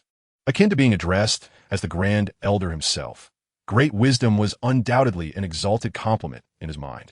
Is there any solution to this? The Grand Elder gazed at Ryan with hopeful anticipation. None. None. Then why have you shared all this with me? Ryan's blunt response left the Grand Elder bewildered. As he had assumed, such a knowledgeable individual would have a resolution.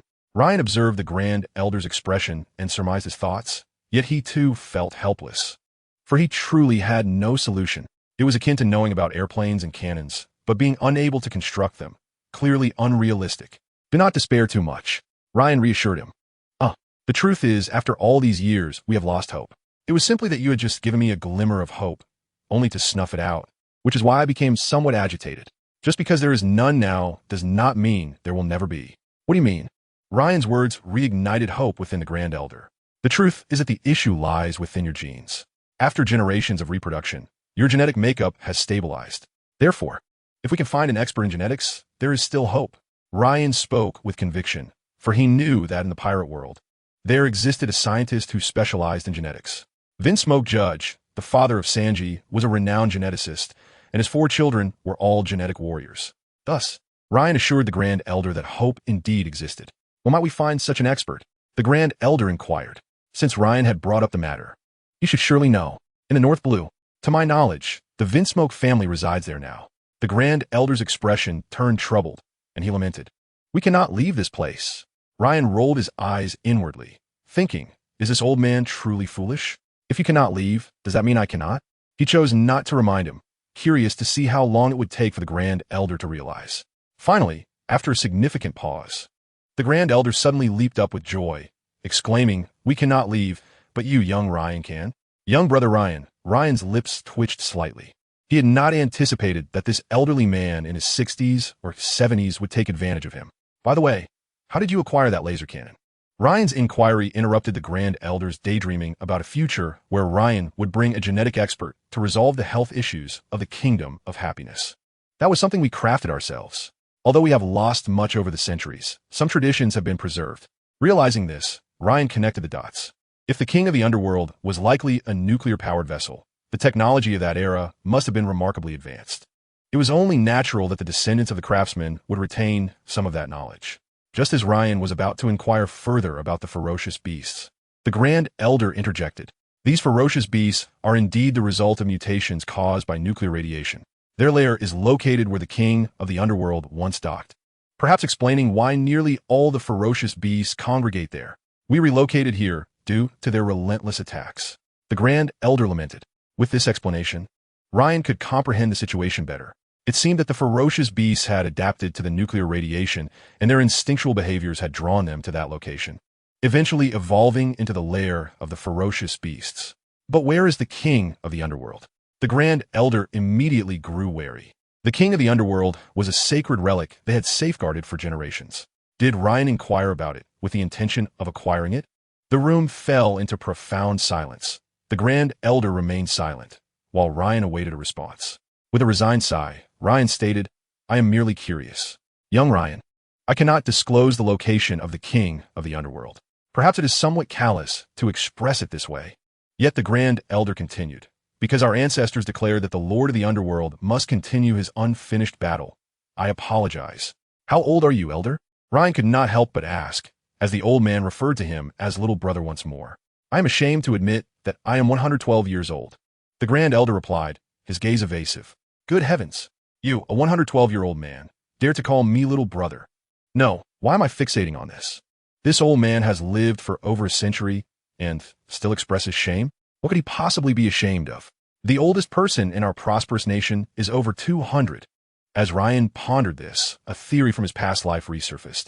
Cancer cells might force human evolution, and it was rumored that if controlled, they could grant immortality. Could there be truth to the rumors?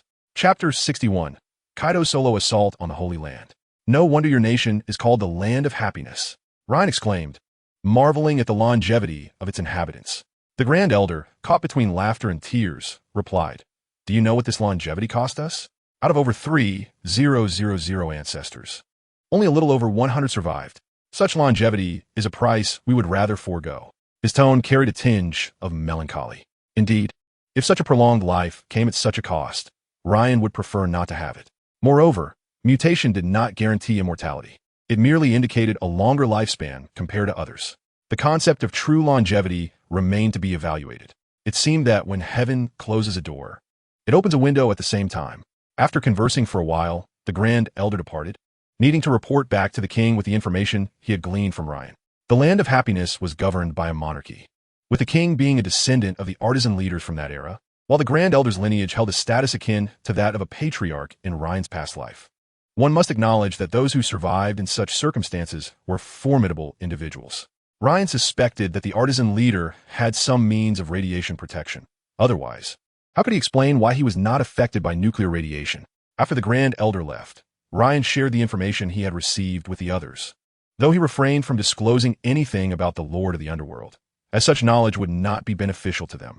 The more people who knew a secret, the less it remained a secret, so it was advantageous for as few as possible to be aware. Ryan did not share with everyone, but when Robin heard his account, she became animated. They must know the truth about the century of blankness. They probably do not, Ryan countered. During the attack by the ferocious beasts, many documents were lost during their relocation. Otherwise, they would not even be aware of the Lord of the Underworld. Ryan shattered Robin's illusion. Initially, her expression dimmed, but soon it brightened again. Regardless, the will of O'Hara shall not fade. The truth of history must not be buried. Ryan said nothing, merely patting Robin's shoulder before departing. Before long, the Grand Elder returned to the residence of Ryan and the others. Upon seeing Ryan, he hastily approached. Little brother Ryan, your arrival has resolved a problem that has plagued us for centuries and has brought us hope. To express our gratitude, the king is hosting a banquet for you at the palace tonight. You may present any requests to the king. The Grand Elder whispered in Ryan's ear. Ryan's eyes lit up. Any request? Indeed, the Grand Elder assured him earnestly. They exchanged a knowing smile, a silent camaraderie between good friends. Ryan had indeed contemplated acquiring some items from the Land of Happiness. For instance, if a laser cannon could be installed on the dragon soaring across the sky, it would be immensely beneficial for long-range naval battles. Previously, it had been discovered that the range of the laser cannon could easily reach several hundred meters. This meant that before the enemy's artillery could fire, they could strike first with a laser cannon. This, indeed, exemplified the advantage of a long reach over a short one. With such anticipation, Ryan and the others followed the Grand Elder to the royal banquet. One must admit that the technology of that era was quite advanced, as this place was entirely isolated from the outside world. Yet the technological level of the Land of Happiness was even a notch higher than the outside, supported solely by the remnants of their knowledge, a testament to the civilization of 800 years ago. In the outside world, aside from Vegapunk, the literary quality here could be considered somewhat antiquated. Upon arriving at the palace, Kid and the others were understandably exhilarated by its opulence, as the palace's environment rivaled that of Mariewa, the holy land of the celestial dragons. For those like Kid and Killer, who had not seen much of the world, it was a marvel. Furthermore, due to the absence of war for centuries, the residents of the Land of Happiness wore smiles, making it an ideal realm in the pirate world, save for their rather peculiar appearances. There were no conflicts. The people lived in peace and prosperity. The technological level was advanced and the happiness index was high. Ryan's journey to this fantastical triangle of land was akin to a pirate's version of the Peach Blossom Spring. Upon entering the Grand Hall, Ryan beheld the king seated upon the throne, appearing to be around 60 years of age, with a hooked nose and a long face, possessing neither excess nor deficiency in features. Indeed, he was a normal man. Grand Elder, do introduce. The king commanded with an air of authority from his throne. The Grand Elder promptly introduced both parties, and after some pleasantries, the group engaged in cheerful conversation. After exchanging niceties, Ryan directly addressed the matter. I would like a few laser cannons. The Grand Elder's expression shifted, inwardly cursing. Why must you be so blunt with your request? The king, taken aback by Ryan's abruptness, burst into laughter. Very well, I shall grant you 4. 4 sounds rather unappealing. Let's make it 6. 6 is auspicious. The mention of 4, Ryan felt, sounded ominous, as it phonetically resembled the word for death. The others were momentarily stunned. Negotiations were possible. The king, despite the initial surprise, quickly regained composure. Agreed. Thus, Ryan obtained 6 laser cannons, installation included. Meanwhile, while Ryan and the others feasted at the palace, a significant event transpired outside. In Mariewa, 4 of the 5 elders were besieging a dragon, causing the surrounding structures to crumble into ruins. Due to the combat between the 5, many buildings have been destroyed. Were it not for a tree shielding the onlookers, they would have been obliterated by the battle. Kaido, do you also wish to provoke the world government? One elder queried. I shall do as I please, but I did not expect you old men to be so strong. Kaido, in his dragon form, spat blood, cursing inwardly. Damn it. Was it not said that Mariewa was poorly defended? Why am I besieged by a group of old men as soon as I enter?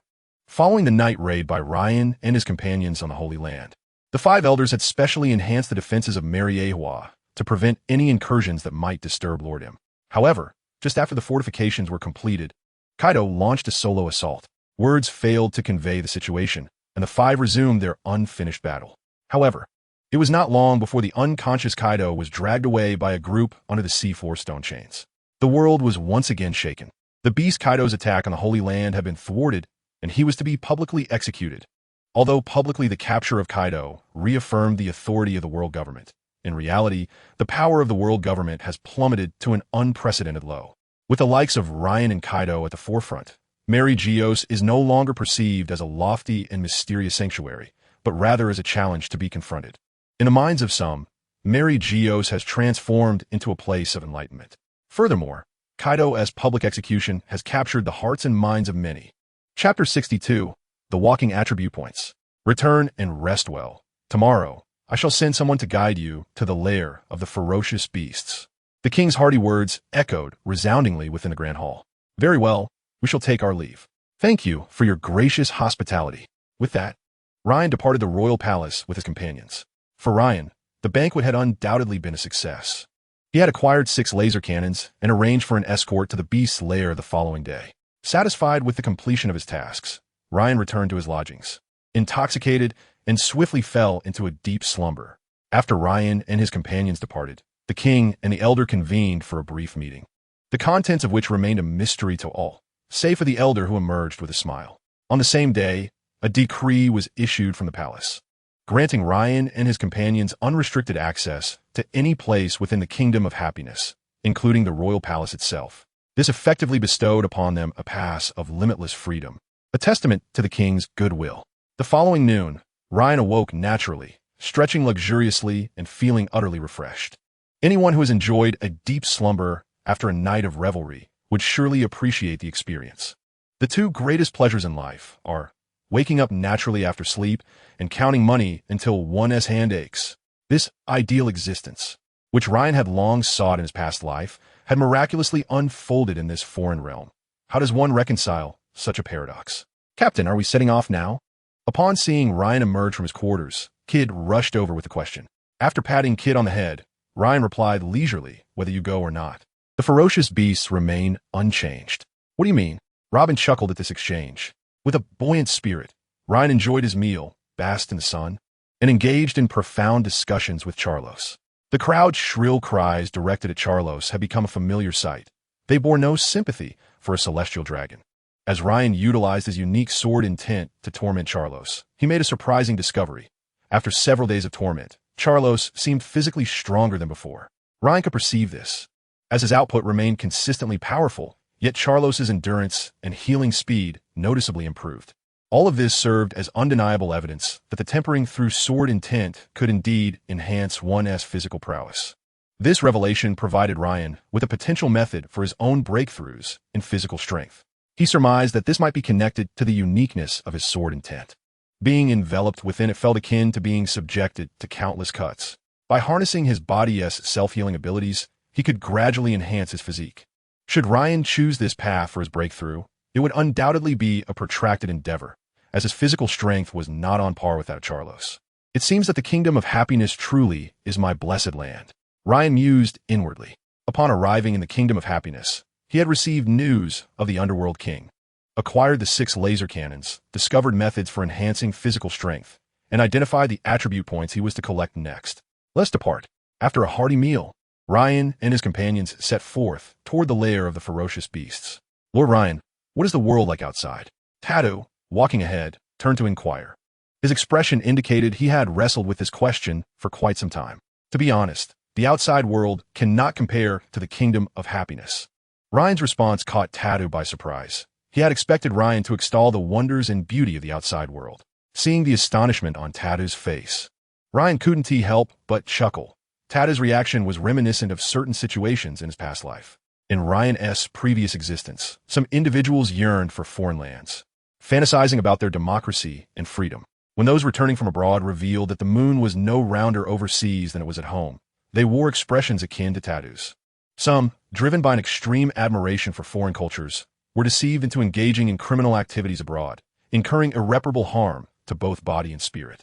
Noting Tatu's hesitance, Ryan smiled. I assure you, there is no need for deception. Your Kingdom of Happiness is the most splendid land I have encountered thus far. Upon hearing Ryan's words, Tata broke into a wide grin. Ryan understood that such sentiments stem from a lack of self-confidence, and as one's confidence grew, these feelings would inevitably fade away. I shall take you out one day, and you will see for yourself. Kid playfully slapped Tatu on the backside. This gesture was a nod to a well-known saying in the Kingdom of Happiness. How can one prove true brotherhood? By entrusting one's backside to a brother. Kid was merely adhering to local customs. We cannot leave until we complete the tasks set forth by our ancestors. Tatu's expression darkened. What tasks? Robin perceptively sensed a secret lurking beneath the surface. To finish the unfinished battles of our forebears. As he spoke, Tata's tone unconsciously rose in pitch. Kid immediately pressed. Battle against whom? Unknown. Kid responded incredulously. You have remained steadfast for 800 years against an unknown enemy? How absurd and yet admirable. Perhaps this is the essence of the pirate world. Ryan reflected. In jest, the group soon arrived at their destination, the lair of the ferocious beasts. Look, it's right there. Tatu pointed towards a small basin below, teeming with thousands of ferocious beasts, akin to a kingdom of their own. To others, these creatures posed danger, but to Ryan, they represented walking attribute points, each beast seemingly marked with a price tag. Chapter 63, The Fine Wine of Binks.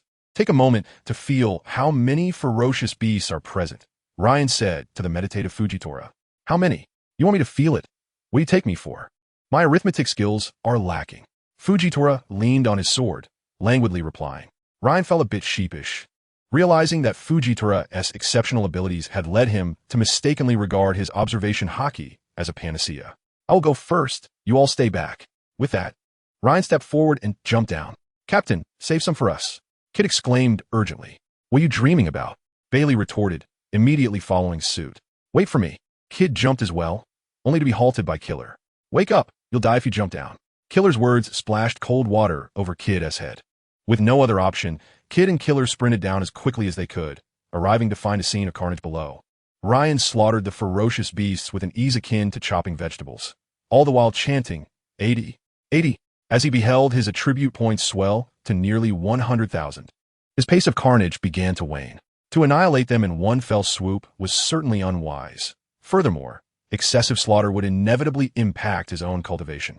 The ferocious beasts could reproduce, and their breeding rate far surpassed that of humans, especially for these mutated creatures. The scientific cultivation of these chives was the true path to success. Akin to the stock market, if one were to harvest all the chives at once, what would follow? Few would engage in such self-destructive behavior. For nurturing chives is no trivial task. Ryan's current approach was to treat these ferocious beasts as chives to be cultivated. After all, he had established a spatial coordinate here, allowing him to return to this fertile ground every few years for a harvest. Pursuing a pathway of sustainable development was indeed the wise choice. Sheathing his sword, Ryan regarded the hurriedly approaching Kid with indifference, saying, "Let us depart." Depart? Kid, feeling a surge of indignation, thought, how could Ryan leave without him? Just because he had just arrived, he was not going anywhere. Kid's temper flared. Ignoring Kid's tantrum, Ryan brushed past him, and the others, witnessing Ryan's departure, also refrained from lingering. Bailey, having honed his axe skills, followed in Ryan's footsteps. Come on, Kid. Kira tugged at Kid, urging him to retreat. For the ferocious beasts had gone berserk in the aftermath of Ryan and Bailey's slaughter, plunging the basin into chaos. Without the protection of Ryan and the others, Kid would surely be torn to shreds by the beasts. But who was Kid? How could he possibly yield to Kira's simple plea? Even if it meant facing death or being devoured by the beasts, he would not leave. In that moment, it felt as though he were possessed. Unable to sway Kid, Kira turned to Ryan for help, exclaiming, "Master Ryan." Ryan turned back, addressing the irate Kid. "Next time, I shall take you along." "Next time, indeed?" Kid cautiously probed. "Yes. Next time, I assure you." Securing the response he desired, Kid swiftly darted to Ryan's side, exclaiming, "Captain, you are truly wonderful." "What about me?" Kira intershiktel. Kid's childlike nature evoked laughter from the group. As they retraced their steps, Ryan and his companions swiftly returned to the land of happiness. The Grand Elder, upon seeing their rapid return, was perplexed, inquiring, "Did you not find anything?" "We found it." This statement only deepened the Grand Elder's confusion. Such speed seemed implausible. How could that be? Tatu, standing nearby, provided the explanation, recounting their experiences. The Grand Elder gasped in astonishment. realizing that Ryan's combat prowess was akin to that of a deity for their technologically reliant nation. The installation of the laser cannon required time, making the past few days a prime opportunity for Ryan and his companions. During this time, Ryan, accompanied by Robin and Lowly, explored this ideal realm within the world of pirates, while Fujitora remained engrossed in the casino. Kira and Bailey continued their usual training, leading a monotonous life, while Tetsolo diligently completed the tasks assigned by Ryan, training Charos. Kid, on the other hand, became enamored with a weapon known as the electromagnetic cannon, spending his days studying its principles, convinced that it represented a developmental direction for his fruit abilities. Initially, Ryan considered acquiring a few electromagnetic cannons for himself, but the cumbersome charging process dissuaded him from doing so. 2 days at sea passed. Let's give it a try. With these words from Ryan, a beam of laser shot forth toward a distant tree. The group watched in eager anticipation as the laser struck its target. With a resounding bang, the massive tree, several meters in diameter, was severed in two, crashing to the ground with a thunderous thud. Despite having witnessed the laser cannon's might before, seeing it again was truly astonishing. Such a weapon, deployed at sea, represented a cataclysmic shift in power dynamics. Robin exclaimed, "It shoots so far and so fast." To which Ryan replied, "I suspect you may be exaggerating, but alas, I possess no evidence." The king and the Grand Elder nodded in satisfaction, clearly pleased by the awe inspired by the laser cannon's power. "We are ready to depart." Ryan's abrupt announcement caught everyone off guard. The Grand Elder was momentarily speechless. Very well. The king seemed to have developed a method of communication with Ryan. Without further ado, Ryan boarded the vessel, followed closely by the others. Having spent nearly 10 days in the mystical triangle, they had yet to uncover any trace of Brook, and Ryan was beginning to feel anxious. With Moonlight Moria yet to arrive in the magical triangle, Ryan's search for Brook had become exceedingly difficult. "I entrust this matter to you." The Grand Elder bowed solemnly to Ryan. Ryan nodded in acknowledgement, accepting the Grand Elder's respect without hesitation. Set sail. At the sound of Ryan's command, the dragon soars across the seas resumed its journey. Watching Ryan and his companions gradually disappear over the horizon, the king sighed. Will he truly lead us to continue the unfinished war, as our ancestors foretold? He will, the Grand Elder affirmed, albeit with a hint of confusion. Why not convey this to Ryan? The Grand Elder's affirmation seemed more like self-encouragement than genuine certainty. He could hardly focus on such thoughts. Otherwise, he would have continued to inquire about the ancestral ship's whereabouts. It was difficult to fathom that someone could lack interest in the ancestral vessel. If he is indeed the one our ancestors spoke of, he will surely return to us. The king gazed at the tranquil sea, uncertain to whom his words were directed, perhaps to the Grand Elder, or perhaps to himself. The dragon soars across the seas, drifted aimlessly across the ocean. It has been 2 days. Kira Leminsit. Captain, you should not have promised to find Lebeau, Kid complained, having exited the land of happiness. Ryan and his companions had fallen back into their previous cycle, searching fruitlessly with no signs of life in sight. All they encountered were ships, and Kid felt an urge to fire a cannon at them. Growing increasingly agitated, Kid's frustration began to boil over. In the distance, a dilapidated vessel drifted toward Ryan. He too felt exasperated. Uncertain when this search would conclude, it was conceivable that they might not find anything for years. Ryan unsheathed his wooden sword, prepared to strike at the approaching ship. Yo-ho-ho, echoed from the tattered vessel as Ryan was about to act. Chapter 64, Untitled. What is happening? The sudden appearance of Song startled everyone. Is it the voice of a ghost? Kira trembled. The floating ship and its eerie melody reminded Kira of the legendary ghost ship. Meanwhile, Ryan burst into laughter, exclaiming, "Heaven rewards the diligent. I have finally found you, Brook." With a leap, Ryan boarded the ship. While Kira and the others feared it was a ghost ship, Ryan recognized the song as Brook's. After all, Brook was a musician, and the presence of Song in these waters gave Ryan a 999-point certainty that the voice belonged to Brook.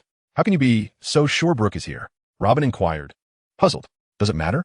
After Bailey cast the anchor towards the opposing ship, he followed Ryan aboard. Robin chuckled lightly, joining them with a remark, "Well, as long as we found it."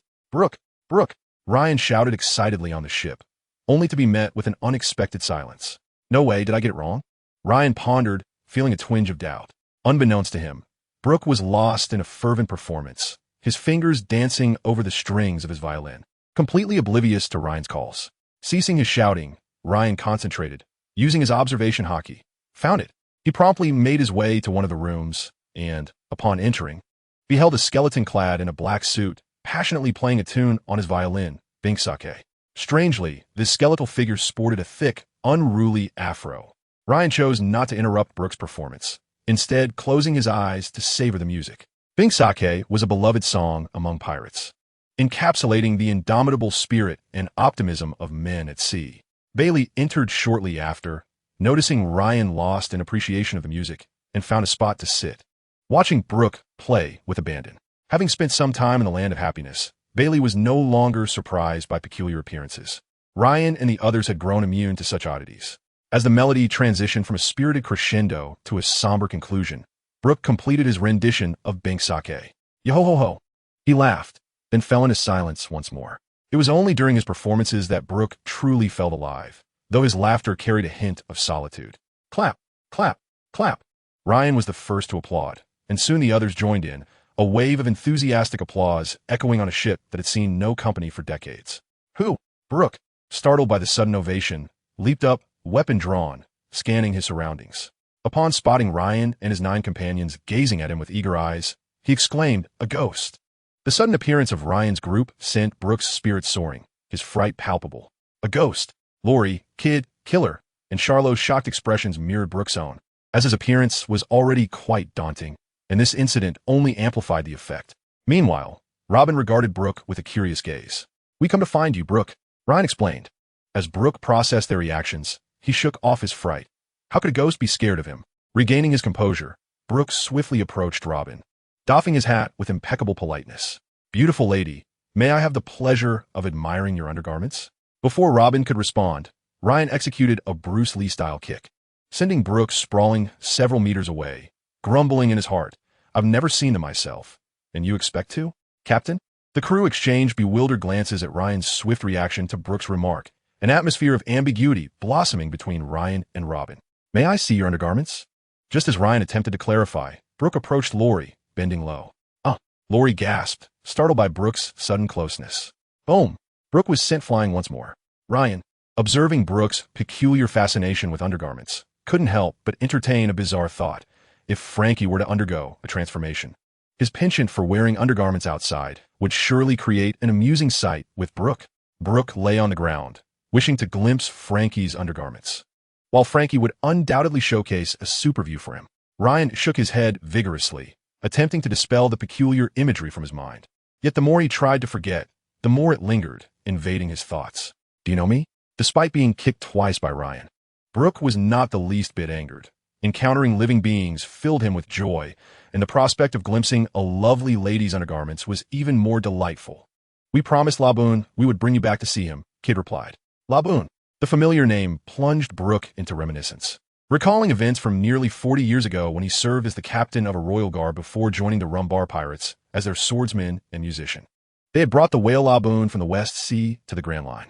Only in the West Sea could one find such colossal island whales, as the Grand Line was fraught with peril, teeming with sea kings. The Rumbar Pirates had resolved to leave the young Laboon at Twin Cape, promising to return after sailing around the world.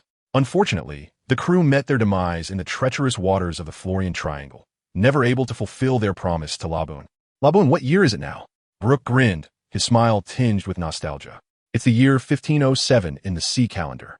"Ah, it's been 37 years. Is Laboon still waiting for us?" Brook's tone carried a hint of melancholy.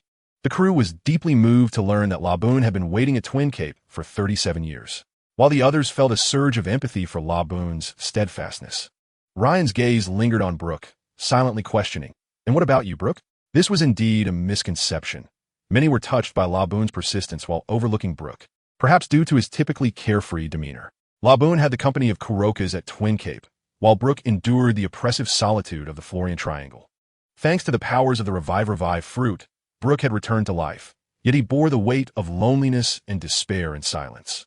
He had watched the members of the Rumbar Pirates perish before his eyes, each wielding their instruments, playing Binksake, transitioning from a harmonious ensemble to a solitary performance. One by one, the musicians disappeared from Brook's sight. Nothing could be more despairing than witnessing his former comrades die before him, leaving him as the sole survivor. Brook's heart endured a suffering deeper than death itself. If not for his commitment to fulfill the promise made to Laboon, he might have chosen to end his own life long ago. Bing Sake, a stirring anthem, was the rum bar pirate's favorite song, yet in Brook's hands, it resonated with profound sorrow. If Laboon's 37-year wait evoked compassion, Brook's 37 years of despair and darkness stirred a sense of sorrow within Ryan. To empathize, if Ryan had to endure Brook's experiences, he might have succumbed to madness. The crew had only sailed for a few days and already felt the strain, while Brook had persevered for 37 years. Come on, I'll take you back to see Laboon. Ryan extended his hand, helping Brook rise from the ground. But I promised Laboon that I would sail around the world before returning to him. Brook hesitated. Ryan laughed, a carefree sound. By the time you finish sailing the world, Laboon might already be gone. Which is more important, the promise or your comrades? Ryan's voice rose as he confronted Brook. To know, the only true person to have sailed around the world is the Pirate King, Joel D. Roger. If Brook insists on first traversing the globe before returning to meet Laboon, then Ryan must resort to force. Companionship is paramount. Scenes flashed through Brook's mind, and he finally exhaled this statement. Ryan and the others erupted into hearty laughter. Let the feast begin, Captain. Comos. Brook, you shall perform. Private Marcy, may I glimpse your undergarments? Ho ho ho. Chapter 65, A Visit to Marineford. Brook followed Ryan and the others aboard the Dragon's Roar. The melody of Bing Sake began to play, and thus the banquet commenced. Yo all, yo all. With the joyous song rising, abundant food and drink flowed. Despite Brook's skeletal form, he was still capable of indulging in both wine and meat. Among men, the bond deepens with each shared drink. A lively chatter ensued, and when the crew learned that Brook had once perished, they were utterly astonished. Resurrection was a concept foreign to them. Although Brook's return to life was not perfect, it represented a different kind of rebirth. Kid and Killer curiously examined Brook's somewhat fractured bones. When shall we set out to find Laboon? Once Brook made his resolution, his eagerness to meet Laboon surged. We can depart now, Ryan replied calmly. In truth, Ryan had long desired to leave. Over 10 days spent in this oppressive, sunless area of the Devil's Triangle had taken a toll on him. All right, just a moment, Brook said, promptly exiting. Let us step outside. With the feast nearing its conclusion, Bailey also became intrigued. Brook returned to the dilapidated pirate ship, retrieved a torch, and ignited the vessel. As he watched the flames engulf the ship, Brook murmured, I shall take you all home. He took out a sound snail from his skull and gently opened it, allowing the harmonious strains of Bing Sake to drift forth. Yo all, I long to weep, yet I have no tears. The blazing inferno illuminated Brook's tall silhouette. As the Rumbar pirates, a crew of modest renown for 50 years, vanished into ashes amidst the fiery glow, Ryan and the others stood in solemn silence. Unable to fully empathize with Brook's plight, yet they could deeply feel the bond of camaraderie he held for his friends.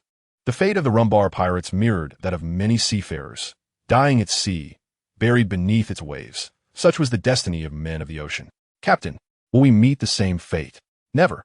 Not ever, Ryan declared resolutely. As the melody of the sound snail reached its final notes, the ship was consumed by ashes, scattered across the sea. After placing the sound snail back into his skull, Brook grinned at Ryan and the others, saying, let us go. 3 days later. What do we get out, Brook? Yo all. I have no idea. Ryan turned to the ship's navigator. Lori, is there a way out? Indeed, but will take half a month. It seemed they would have to resort to abilities, Ryan mused. I have a method to escape, but it requires your discretion. Do not disclose it to outsiders, especially you, kid. Ryan spoke earnestly to the group. There was no need for Ryan to divulge this information. After all, should it leak, it could lead to significant complications. For the Gorosei, the dangers associated with infiltrating Holy Land Mariewa and probing into Oim were undoubtedly far greater than the former, and possessing an additional identity would facilitate Ryan's endeavors. What method? Kid queried, excitement bubbling forth. My devil fruit ability. I have consumed the void fruit. Ryan's revelation left the others perplexed, but Bailey quickly pieced it together. So, it was with your devil fruit power that you returned to Water City from Mariewa? Indeed, you ate a devil fruit behind my back. Bailey regarded Ryan intently. Although Bailey did not overtly express resentment, the undertones of his words conveyed a deep-seated grievance. Ryan was momentarily at a loss for words. Was this really the crux of the matter? Did Bailey not wonder how he planned to take them out? Fujitora, observing from the side, suddenly understood. So, it was you on Vassal Island. You noticed? Ryan asked, intrigued. Yes, I sensed something amiss and kept a covert watch on you. Regrettably, you never revealed a flaw. Fujitora smiled slightly, as if everything were within his grasp. Then why did you ask me back then? An awkward silence enveloped the group as they curiously awaited Fujitori's response. I couldn't see, so I feared misjudging. Fujitora finally managed to articulate after a prolonged pause. So that was it. Uncle Fujitora speaks wisely. In a place where no one could see, Fujitora had already used his toes to carve out a 3-room apartment. Let's wait until nightfall. During the day, our objective is too conspicuous. Ryan made his final decision. Time swiftly passed, and as night descended, the dragon's roar glided through the devil's triangle like a vessel of prayer. Captain, Kid urged as darkness enveloped them. Amidst the curious gazes of the crew, Ryan drew his sword and, with a gentle stroke through the air, opened a spatial passage, adjusting its dimensions to match that of the dragon's roar before making further adjustments. It is done. This was Ryan's first attempt at creating such a large spatial rift, and he had taken a bit longer than expected. Let us proceed. Without allowing the others time to ponder, Ryan led the dragon's roar into the spatial passage. In the next instant, the ship materialized at Dock 1 of Water City. Holy moly! Incredible! Brooke exclaimed. What should I say? Ryan stood with hands clasped behind his back, relishing the adulation of his companions. Kid reached out toward the air, yet grasped nothing. Brooke gazed at Water City with palpable excitement. After all these years, Water City has changed. Let's hurry and rest. Ryan guided the group to the inn where they had previously stayed, preparing for a much-needed slumber. Upon entering the inn, the proprietor gasped upon seeing Ryan. The bloodthirsty swordsman Ryan? Are you planning to attack Holy Land, Mariewa again? What? Ryan replied, utterly bewildered. Clarify yourself. Seeing Ryan genuinely confused, the innkeeper's racing heart began to calm as he recounted the recent significant events. Yet, each individual's focus appeared disparate. What? I'm only worth 100 berries. Kid protested, holding up his bounty notice in indignation. Bailey scrutinized the bounty poster, exclaiming, Buggy has a bounty of 5 billion berries? Ryan, however, was fixated on the news of Kaido's public execution at Marine headquarters in 2 days. He knew the Navy currently lacked the means to eliminate Kaido. Once back in their room, Ryan addressed the still discussing group. I intend to pay a visit to Marine headquarters in Mariewa. What? Chapter 66, A Proposition. I said I intend to visit Marine headquarters in Mariewa. Ryan reiterated, assuming the others had not heard him clearly. Why? Robin looked at Ryan with concern and asked, What is Marineford? As of now, I haven't heard of any pirate who has ventured there and emerged unscathed. Marineford suppresses nearly all pirates in this era of great piracy under the guise of justice. Moreover, everyone still recalled the scene of Ryan being brutally defeated by Admiral Sengoku of the Navy. I have never been to Marineford, Ryan replied nonchalantly. Is that the reason? Robin couldn't help but ask again. Indeed, is that not acceptable? The group appeared somewhat bewildered. How could that be unacceptable? Ryan was not wrong. What harm could come from visiting a place one had never been to? This reasoning held considerable weight. Captain, you are so willful. Kid, with his big mouth, voiced the collective thoughts of the group. Belly patted Kid on the head. Is this your first time meeting Ryan? Kid felt a strange sensation ever since boarding the ship. It seemed his hair had thinned, no longer the lush mane it once was. Ryan merely smiled at their astonished reactions. If one could not be willful in this pirate world, then his journey would have been in vain. Fear not. Have you forgotten my devil fruit ability? Ryan reassured, noticing their worried expressions. Right? Kid exclaimed, slapping his thigh. Their past experiences had made them forget Ryan's powers. Having consumed the null fruit, theoretically, no one could restrain him. Belly, please have a suit tailored for me. I will need it the day after tomorrow. Ryan then described the appearance of the outfit, and Belly, having grown up alongside him, immediately understood his intentions. All right, I shall go at once. Thus, the plan was set, with Ryan's devil fruit abilities in mind. The group felt reassured. As they watched Belly walk away, Ryan began to strategize in his heart. Upon learning that Kaido would be publicly executed at Marineford in 2 days, Ryan resolved to pay a visit. Firstly, Kaido was certainly not going to die. As the future's strongest creature of land, sea, and air, his body harbored great secrets, rumored to be immortal. With a focus on Kaido, Ryan could stealthily infiltrate Marineford. He was also eager to witness Kaido's immortality firsthand. Should he glean any insights, it would be even better. However, the likelihood of discovering such secrets was exceedingly slim. Had Kaido's immortality been so easily discerned, he would have perished countless times by now. In truth, Ryan intended to leave a spatial coordinate at Marineford. Given the strategic significance of such a location, it would undoubtedly serve future purposes. This was Ryan's plan. Yet the crux of it all, as Kid remarked, stemmed from Ryan's capriciousness. If he desired to go, then he would. The following afternoon, Ryan donned the custom-made outfit, which Belly had procured early that morning. It was a stealth suit, draping him in black, with a hood obscuring his face. Accompanied by Loli, he boarded the ship, setting sail from Water City towards Navy headquarters. The Navy headquarters impelled down prison, and Judicial Island formed a triangular configuration. Ordinarily, the quickest route to Navy headquarters would be to first traverse Judicial Island. However, in order to conceal his whereabouts, Ryan had no choice but to cut directly through to Marineford. Although the risk of detection remained, it had been minimized. This was a last resort. The locations of these three places were ingeniously designed. This was also the reason the Navy was caught off guard by the Whitebeard pirates during the Marineford War. The Whitebeard pirates had cleverly coded their ship, enabling them to reach Marineford unexpectedly. Otherwise, had they approached through conventional means, the Whitebeard pirates would have suffered far greater losses. Ryan chose to depart in the afternoon, as by the time he entered the Navy's Iron Triangle, it would be evening. As for bringing Loli along, it was necessary. Ryan lacked navigational skills and would surely become lost in the vast sea. Phew, that was close, Loli exclaimed, patting her chest. This action drew Ryan's gaze, though only momentarily. Had it been Robin performing the same gesture, he would have certainly looked longer. However, Loli, whose name echoed her diminutive stature, was indeed quite small.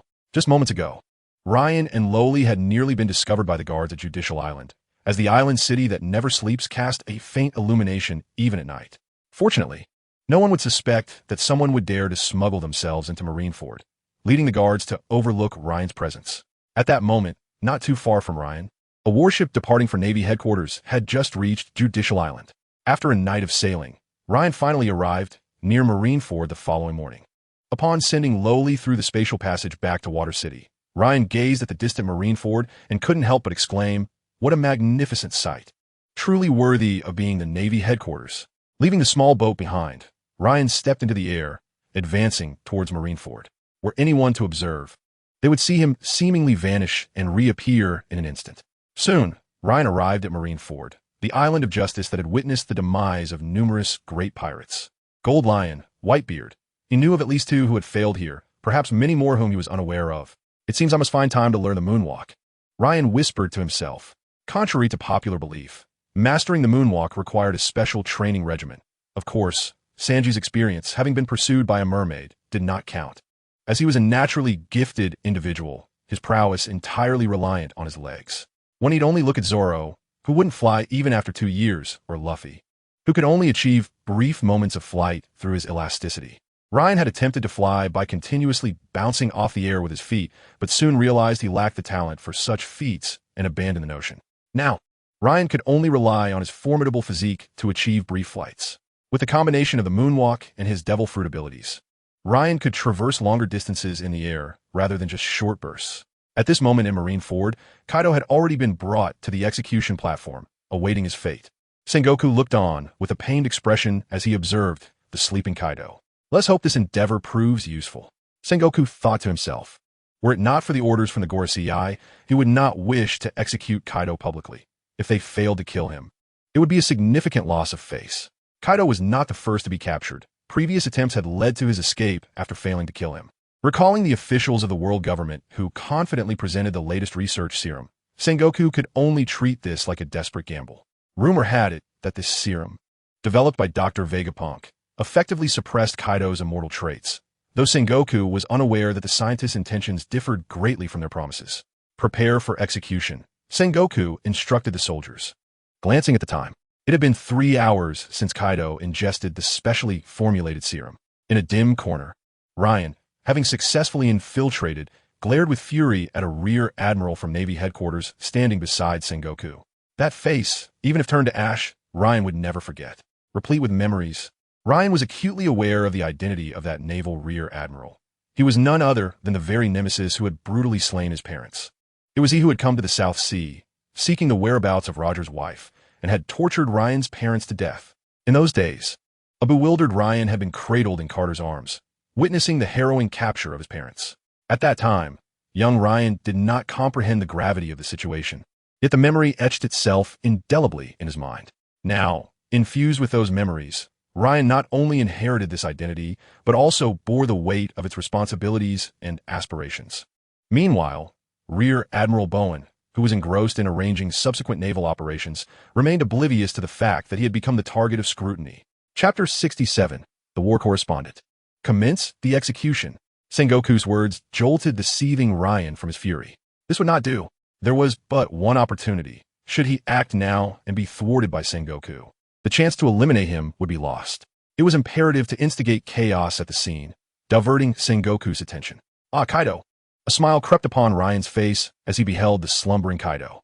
As Sengoku's command resounded, two executioners slowly raised their blades, their actions broadcasted worldwide via the image-transmitting snail. Countless individuals across the globe bore witness to the execution of the notorious pirate, Kaido. Today is your day. A towering figure, resembling a demon with two horns protruding from his temples, gazed on with excitement at the scene of Kaido's execution, his hair reminiscent of a fiery onion. In a new world, above the land of Wano, the plague-bearing queen and the flame-wielding Ashura also observed this grim execution. Is Mr. Kaido all right? Fear not. He shall be fine. Ashura chuckled in response to Queen S' concern. He then turned his gaze to the man on the image-transmitting snail, exclaiming, "That is a man I respect. He cannot perish here." Sizzle. As the blade descended toward Kaido's neck, an unusual sound echoed. Who dares disturb my slumber? Feeling a twinge of pain, Kaido awoke from his dreams, startling the two executioners beside him. Thunderbagwa. Breaking free from his shackles, Kaido intended to retaliate against the two who had interrupted his rest. However, in the next moment, he realized his club was nowhere to be found, and his call for Thunderbagwa fell on deaf ears. Where's my great club? The scene descended into silence, but it was short-lived as Sengoku, addressing the bewildered Marines, bellowed, "We are the Navy."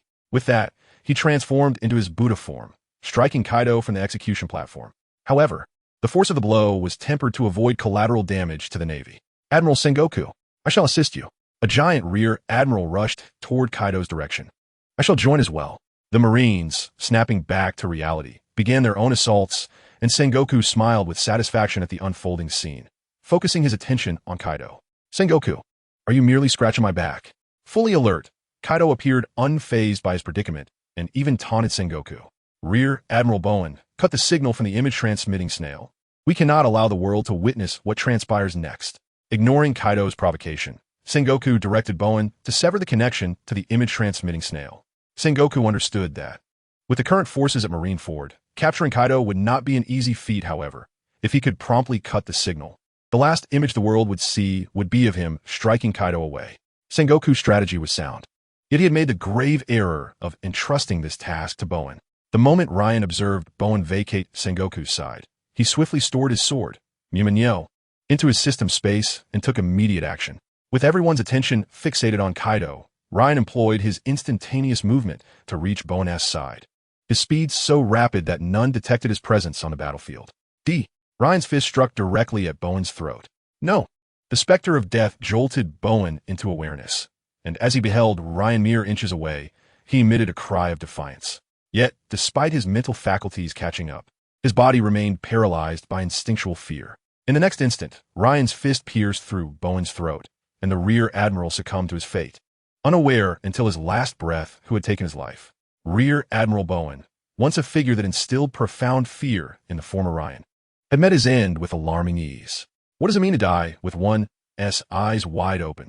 Bowen's demise epitomized this phrase perfectly, as his heart ceased to beat and his eyes bulged, as though imbued with the power of the Sharingan. "Thank you, I am departing now." A voice resonated within Ryan's mind.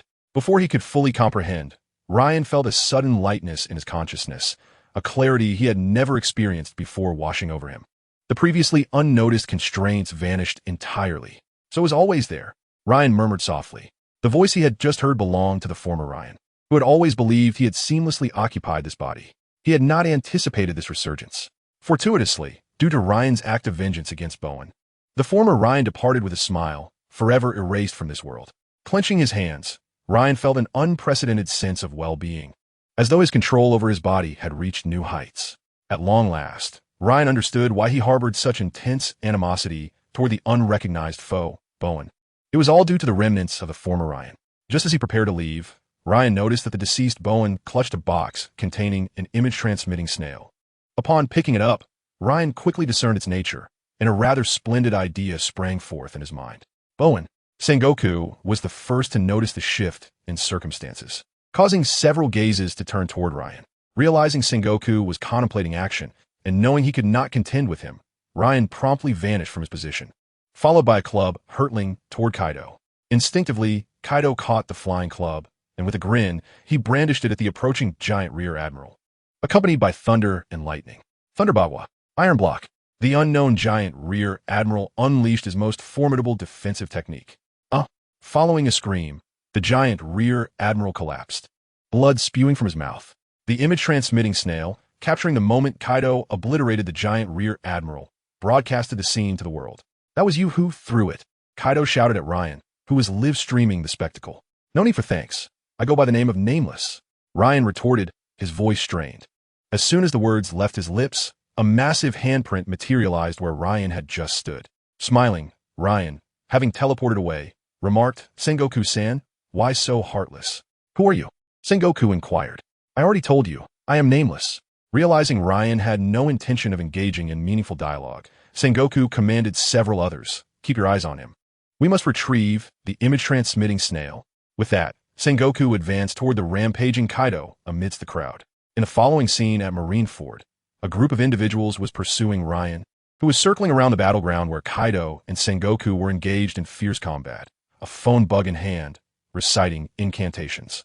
Suddenly, Kaido unleashed a thunderous blast aimed directly at Admiral Sengoku, and due to the disparity in height, the strike landed squarely between Sengoku's thighs, an agonizing sight indeed. Sengoku, ever the strategist, countered by firmly clamping his legs together to prevent Kaido's formidable weapon from advancing, and then retaliated with a powerful slap that sent Kaido sprawling. Ryan's enthusiastic commentary echoed across the globe through the phone bug, leaving a rather dubious impression on listeners. Far away in the New World, Shanks scratched his head in confusion upon hearing the broadcast from the phone bug. Chapter 68, Do Not Kill the Admiral. Before long, the 5 elders residing in Mariehua received reports from the world government regarding the tumult unfolding at Marineford. Just as Sengoku was embroiled in battle with Kaido, his phone bug began to ring incessantly. However, Sengoku merely cast a fleeting glance at it, making no effort to answer. Preoccupied with the fierce confrontation, he disregarded the persistent calls, focusing entirely on subduing Kaido. Minutes passed, and the phone bug continued its relentless ringing, prompting Sengoku to realize that something significant must be afoot, and he hastily picked up. What is the matter? Sengoku, do you possess such authority that you refuse to even answer our calls? The voice of the 5 elders, filled with gravitas, echoed through the line. What? I'm in the midst of battling Kaido. It's too loud to hear. Sensing the reproach in the elder's tone, Sengoku opted for a tactic akin to that of his comrade, Garp, playing the fool. I command you to abandon the pursuit of Kaido and focus entirely on the individual wielding the phone bug. Remember, the outcome is of no concern. The order came with the weight of the Marines' full might behind it, insisting that they must ensure his capture at Marineford. Perhaps recognizing that Sengoku was indeed engaged in combat, the tone of the 5 elders rose a notch. Nanny, Sengoku's heart raced with shock, realizing that an unknown individual had somehow ascended to a higher priority in the elder's eyes than Kaido himself. Yet, the question loomed, how could he deal with this mysterious figure while still contending with Kaido? In Sengoku's mind, Kaido was a notorious pirate deserving of punishment far more than this enigmatic figure. Children make choices. Sengoku resolved to pursue both objectives. Summoned Zifa from the rookie training camp. He commanded a Navy rear admiral. Understood. The rear admiral hastened deeper into Marineford, a fortified bastion and town serving as the Navy's headquarters. Admiral Zifa, currently instructing new recruits in the 6 forms of the Navy, was absent from the confrontation with Kaido, as the rookie phase did not necessitate combat. Unbeknownst to Ryan, who was reveling in the live broadcast of the battle, the exposure of his abilities had prompted the 5 elders to issue a kill order against him. Of course, Ryan was merely broadcasting, and the clash between Kaido and Sengoku was immensely beneficial for him. Both were among the pinnacle of combat prowess. Their battle was devoid of flourish, each strike landing with brutal force. Yet it appeared that Kaido, despite his might, was currently outmatched and being suppressed by Sengoku. The battlefield was continually shifting and expanding, rendering the surrounding Navy unable to intervene. Is this some kind of tickling game you're playing with me, Sengoku? Kaido taunted defiantly, refusing to succumb to the pressure, even as he endured several of Sengoku's shockwaves. Monsters, indeed. Ryan couldn't help but exclaim as he observed Kaido's resilient demeanor despite taking significant damage. At that moment, a robust, purple-haired Navy officer approached Sengoku, and Ryan felt a flicker of recognition. Where had he seen this individual before? Navy, purple hair. Seemingly on amicable terms with Sengoku, fragments of information raced through Ryan's mind. Admiral Zephyr. Although Zephyr had yet to don his mechanical arm, Ryan recognized him instantly. Zephyr, a tragic hero in the pirate world, devoted his life to the principles of justice, only to suffer the loss of loved ones and students due to his unwavering code. Ultimately, he fell victim to betrayal by the world government. Even in his final moments, Zephyr retained hope for the world. How tender-hearted was this man? In his youth, Zephyr was a valiant soldier on the battlefield, leading from the front, merciless to his foes, and even harsher on himself, rising through the ranks based solely on merit.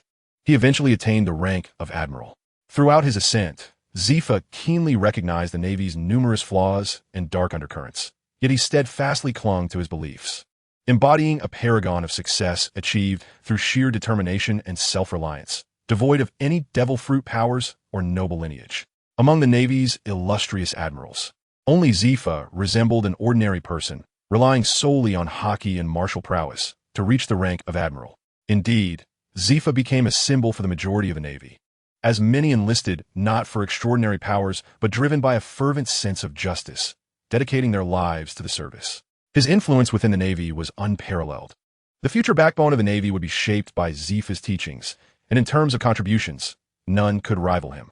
History teaches us the importance of education. The adage, no matter how poor, one should never neglect education, is well known. Relying solely on a handful of elite warriors to suppress the countless pirates is an insurmountable challenge.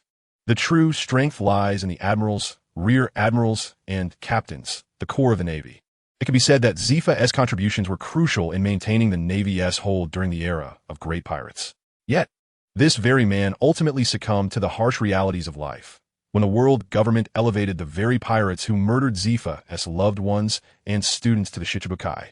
They showed no regard for his feelings, entirely disregarding his sacrifices, while the Navy did not take any measures to resist this injustice. Zephyr's death served as a stark reminder that the Navy was merely a tool wielded by the world government from the beginning. Sengoku, did you summon me to confront him together? Zephyr inquired, glancing at the retreating Kaido. Sengoku pointed towards Ryan, stating, "No, you take your men and apprehend that fellow." Being aware of Zephyr's principles, Sengoku intentionally refrained from using terms like kill. Understood.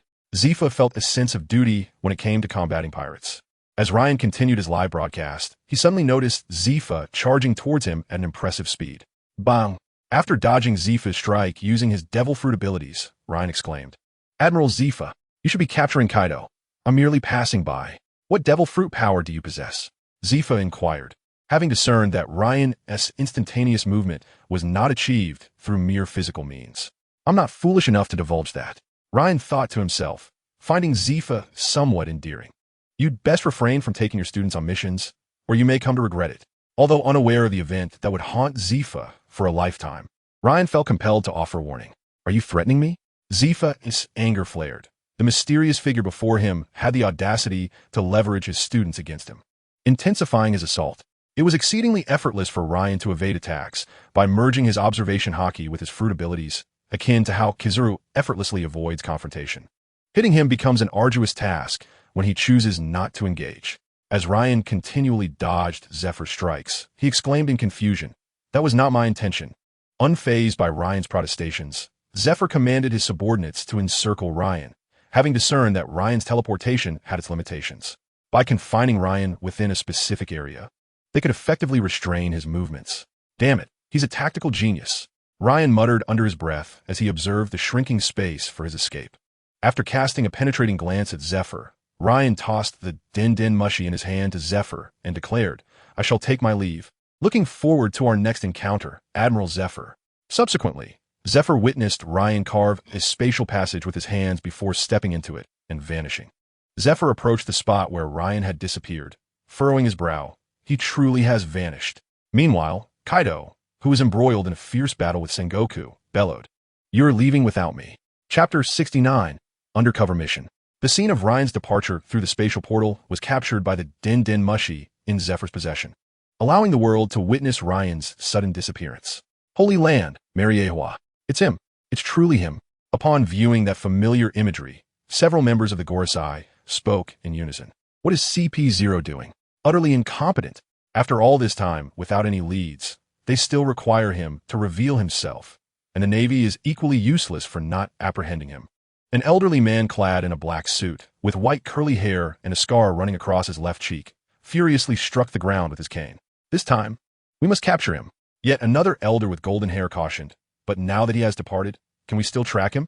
A heavy silence enveloped the room. Meanwhile, upon returning to Water City, Ryan observed Fujitora and others engaged in battle, accompanied by a presence he recognized, Admiral Akiji. Realizing the urgency, Ryan hurried towards the center of the fray. Upon his arrival, he found Fujitora in combat with Akiji, while Bailey lay wounded and bloodied. Captain, Kid, who had been captured, exclaimed in surprise at Ryan's appearance. Kizaru, Vice Admiral Tsuru, and who is that, Gion? Realization dawned on Ryan. No wonder only Sengoku and Zephyr had been present at Marineford earlier. But what of Garp and Fleet Admiral Akainu? Yet, this was not the time for such musings. What is happening? Ryan urgently inquired. How did things escalate so quickly upon my return? To recount events, they must rewind 5 minutes. A Navy warship had arrived at Water City, led by Vice Admiral Tsuru. Days prior, the Navy had laid an elaborate trap for Ryan and his crew, but during the 10 days Ryan and his companions had entered the mystical triangle. The Navy was astonished to discover that they had seemingly vanished from the seas. Only 2 days ago, the personnel in Water City had again caught wind of Ryan's whereabouts, prompting Vice Admiral Tsuru to lead Akiji, Kizaru, and Gion to apprehend Kid and the others. Unbeknownst to Ryan, he had narrowly missed this warship while near Eni's lobby. What now? Observing the captured Kid, Killer, and Law, Ryan struggled to devise a sound plan for their rescue. The strength of their adversaries posed a significant challenge, especially with hostages in their hands. While it was unlikely they would harm the captives, Ryan was not prepared to gamble with the lives of his comrades. After all, Kid and the others were his adventurous allies. The priority was to extricate them. Fujitora should be fine, and Bailey likely would be as well. Watching Bailey fiercely battling Kizaru, Ryan noted that despite his injuries, he was not in mortal danger. Kizaru, I shall remember this favor. Ryan cast a grateful glance at Kizaru, uncertain of the latter's motives for holding back. It seemed the only option was to attempt a surprise rescue, with Akiji preoccupied by Fujitora and Kizaru engaged with Bailey. Ryan calculated that if he could swiftly extricate them, they might escape using his abilities. Alas, I did not expect to reveal my powers so soon. Ryan lamented internally. Having just returned from Marineford under the guise of a shadowy figure, he now found himself compelled to expose his true nature. However, there was no alternative. Ryan understood that should his abilities come to light, the Gorosei would undoubtedly pursue him relentlessly. Yet, he could not forsake Kid and his companions in their time of peril. You are the bloody swordsman. The future candidate for Marine Admiral, Gion, eyed the sword in Ryan's hand, eager for a confrontation. Tsuru recognized Gion's excitement at encountering another swordsman and understood her inclination. Ryan remained silent, biding his time for an opportunity when the adversaries would lower their guard. Behold my blade, Gion declared, drawing her katana, Kinpyra, and striking towards Ryan. He did not retaliate, merely evading Gion's attack with a deft sidestep. As Ryan struggled to find a suitable moment to rescue his comrades, a hand unexpectedly appeared behind him, sketching symbols on his back as if conveying a message. Robin. Having been too preoccupied with the safety of his friends, Ryan had not noticed the absence of Robin and Tesoro. Attentively, he felt the sensation of fingers gliding across his back. Leave now.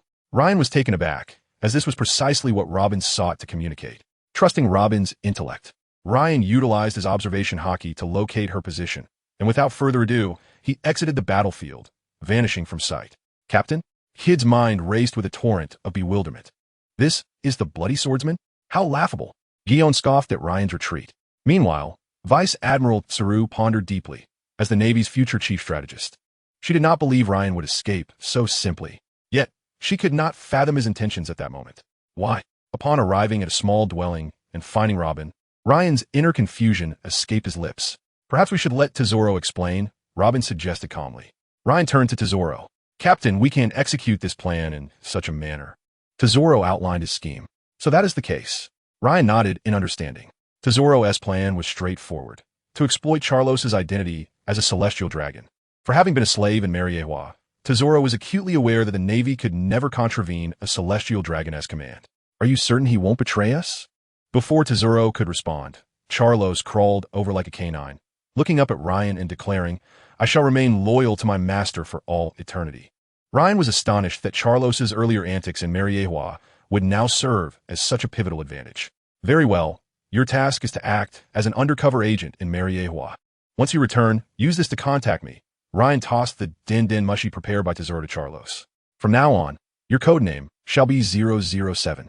Hearing this, Charlos was taken aback. Being designated as 007 implied that there were others numbered 001 to 006. So there are 6 other slaves like me. Charlos mused inwardly. Chapter 70. The matter resolved, departing for the EC. Due to the urgency of the situation, Ryan had no time to linger. After confirming the details, he promptly took Charles with him to the battlegrounds, followed closely by Robin, Tizolo, and Brooke. Captain, Kid exclaimed, overwhelmed with emotion upon seeing Ryan's return. Well, look who's back, the fleeing, bloodthirsty swordsman, accompanied by his associate. Guillaume mocked as he observed Ryan and Charles return. Meanwhile, Vice Admiral Tsuru's gaze sharpened upon recognizing Charles. If she was not mistaken, that individual was a celestial dragon. Through, having seen Charles frequently visiting the Sabiti archipelago, had a vague recollection of him. A celestial dragon? What nonsense! However, before Guillaume could finish his taunt, Charles raised his proud head and disdainfully addressed both Guillaume and Tsuru. Are you going to hurry up and rescue me? This demeanor, this appearance, there was no doubt. Tsuru, after scrutinizing Charles' expression and actions, felt no further uncertainty. Ryan, ignoring Gon, fixed his gaze on Tsuru and spoke slowly. Vice Admiral Tsuru, if you allow us to leave safely, I will present him to you unharmed. With that, Ryan lightly pinched Charles' neck. Having undergone extensive training under Tizolo, Charles had become significantly more astute. He immediately directed a fierce glare at the nearby naval officers, saying, You better do as the master commands. Charles thought to himself, that was close. Almost let something slip. If that jeopardized my master's plan, I would surely face torment again. The memory of being tormented by Ryan's sword intent brought a pained yet pleasurable expression to Charles' face. Sister, he lying. No celestial dragon has left the Holy Land recently. Guillaume quickly cast an inquiring glance at Tsuru.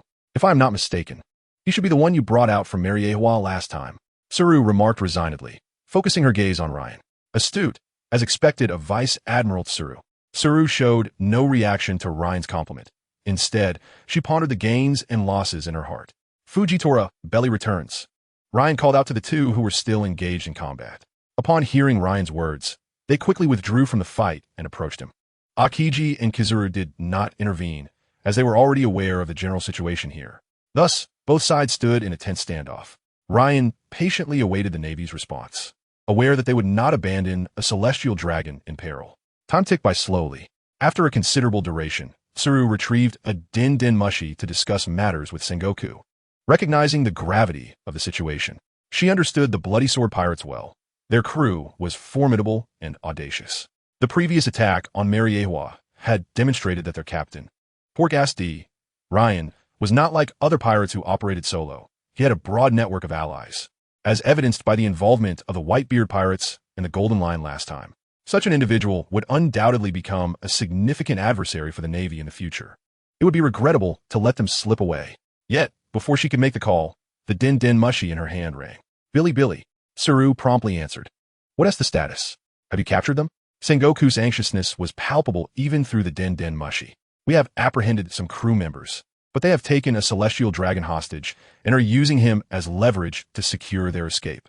A silence ensued on the other end. Navy, I am St. Charles. You must rescue me. You should know my ancestor is that esteemed individual. Charles boasted, seizing the moment of silence. Upon hearing this, Sengoku felt an overwhelming urge to curse. What kind of situation was this? Just moments ago, Kaido had fled from Marineford, severely injured, followed by a scolding from the Gorosei for allowing a mysterious figure to escape. Now another complication had arisen.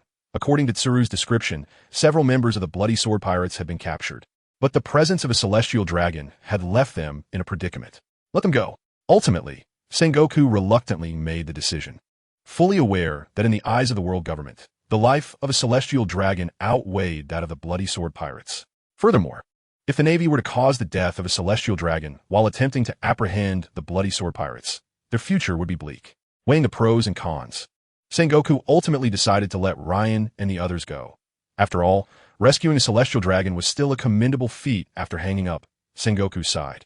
I hope Admiral Kong and Captain Garp succeed. With the Navy having made their decision, the next phase was the exchange of hostages. During the exchange, Ryan was exceedingly cautious, ensuring that everyone boarded the ship before proceeding with the swap.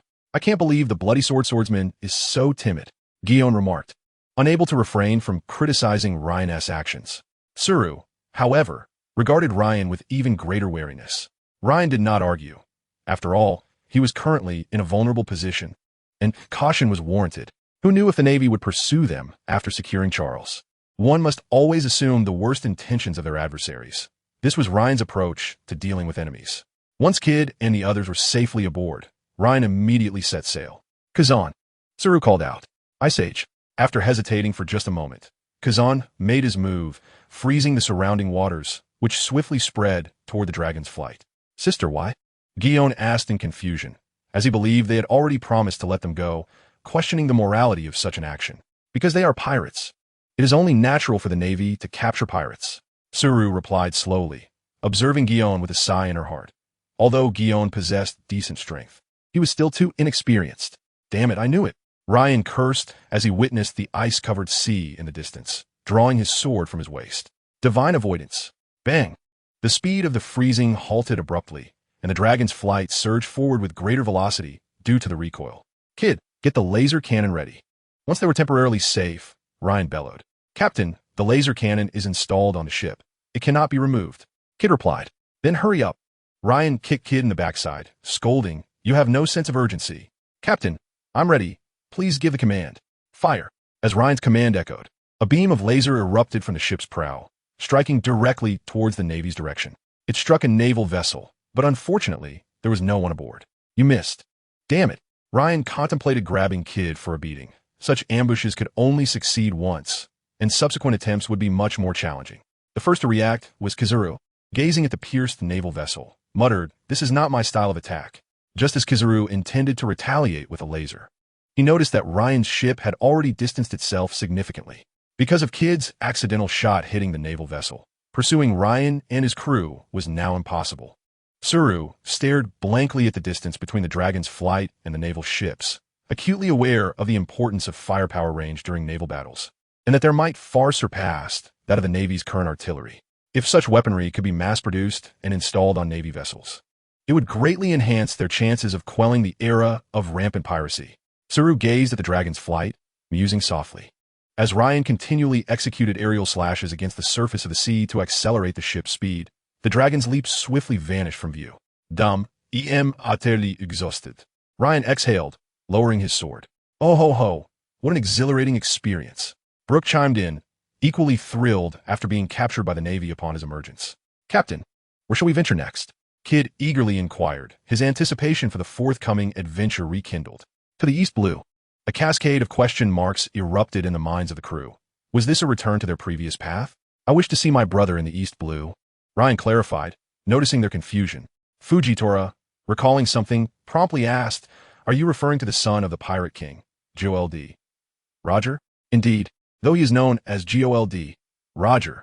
Ryan corrected. It seemed the name Gold. Roger had surfaced before. The crew stood frozen in shock. So it has come to this. Ryan marveled at the might of fate, reflecting on this iconic moment. However, the prospect of visiting the Pirate King's homeland and potentially meeting his son reignited Kid's waning enthusiasm. Let us set sail. The East Blue awaits me. Chapter 71. The Dawn of a New Era. Initially, Ryan intended to traverse the doldrums directly to the East Blue, but due to Brooke's circumstances, they first needed to visit Twin Cape to reunite him with Laboon. Thus, the dragon's leap surged forth towards the entrance of the Grand Line. Meanwhile, in Water City, Vice Admiral Tsuru and her team, having lost their warship and needing to escort Charlos, were compelled to return to Mariewa. Yet, Tsuru felt something was amiss with the celestial dragon they had rescued. His behavior seemed peculiar, devoid of any semblance of relief after being saved. In fact, there lingered a hint of reluctance in Charlos's expression. Nevertheless, these were matters of little concern to the Navy. Their sole duty was to ensure his safe return to Mariewa. 2 days later, despite some delays due to ship issues, Suru and her group arrived at the Sabaody archipelago. Borsellino escorts St. Charlos back to Mariewa. Suru commanded the recently unmotivated Kizaru. "Old man, I actually have urgent matters," Kizaru expressed, harboring a deep-seated aversion to the sorrowful land of Mariewa. However, upon uttering those words, Tsu, Akiji, and Gion regarded him with expressions that seemed to say, "Go on, we trust you. We must be fools." Thus, Kizaru could only respond feebly, "All right, I shall go." At the same time, a significant event was unfolding in the New World. On an unnamed island, Garp stood before Fleet Admiral Sengoku, dragging along a bloodied man clad in a crimson shirt, scarlet trousers, and a voluminous red cloak. "Haha, splendid," Garp exclaimed. Despite the severe injuries that left Sengoku coughing violently, blood trickling from the corners of his mouth, an utterly pitiful sight. "Are you all right, Admiral?" Garp inquired with genuine concern, even his typically carefree demeanor faltering at Sengoku's condition. "No worries. Capturing the notorious Redfield will deter the pirates of the New World for quite some time. I can now confidently pass the mantle of Fleet Admiral to Sengoku," Sengoku replied, gazing at the unconscious Redfield. Garp was taken aback, recalling Sengoku's earlier intention to have him learn for 2 more years before succeeding him as Fleet Admiral. "Admiral, why?" Garp questioned, unable to comprehend, as he perceived Sengoku to still possess the vigor of youth, fit to hold the position for several more years. "Garp, I am old," Sengoku asserted. "You're talking nonsense," Garp retorted without a moment's hesitation. "What a joke. At 80 years of age, you battled the formidable Redfield for 10 consecutive days, ultimately falling to him by a mere single move, and you claim you're old?" Garp could hardly believe it. After all, Redfield was a pirate of immense renown, standing shoulder to shoulder with the likes of Roger and Whitebeard. While Redfield may not have wielded the same world-altering influence as Roger, his individual prowess was undoubtedly on par with the greatest.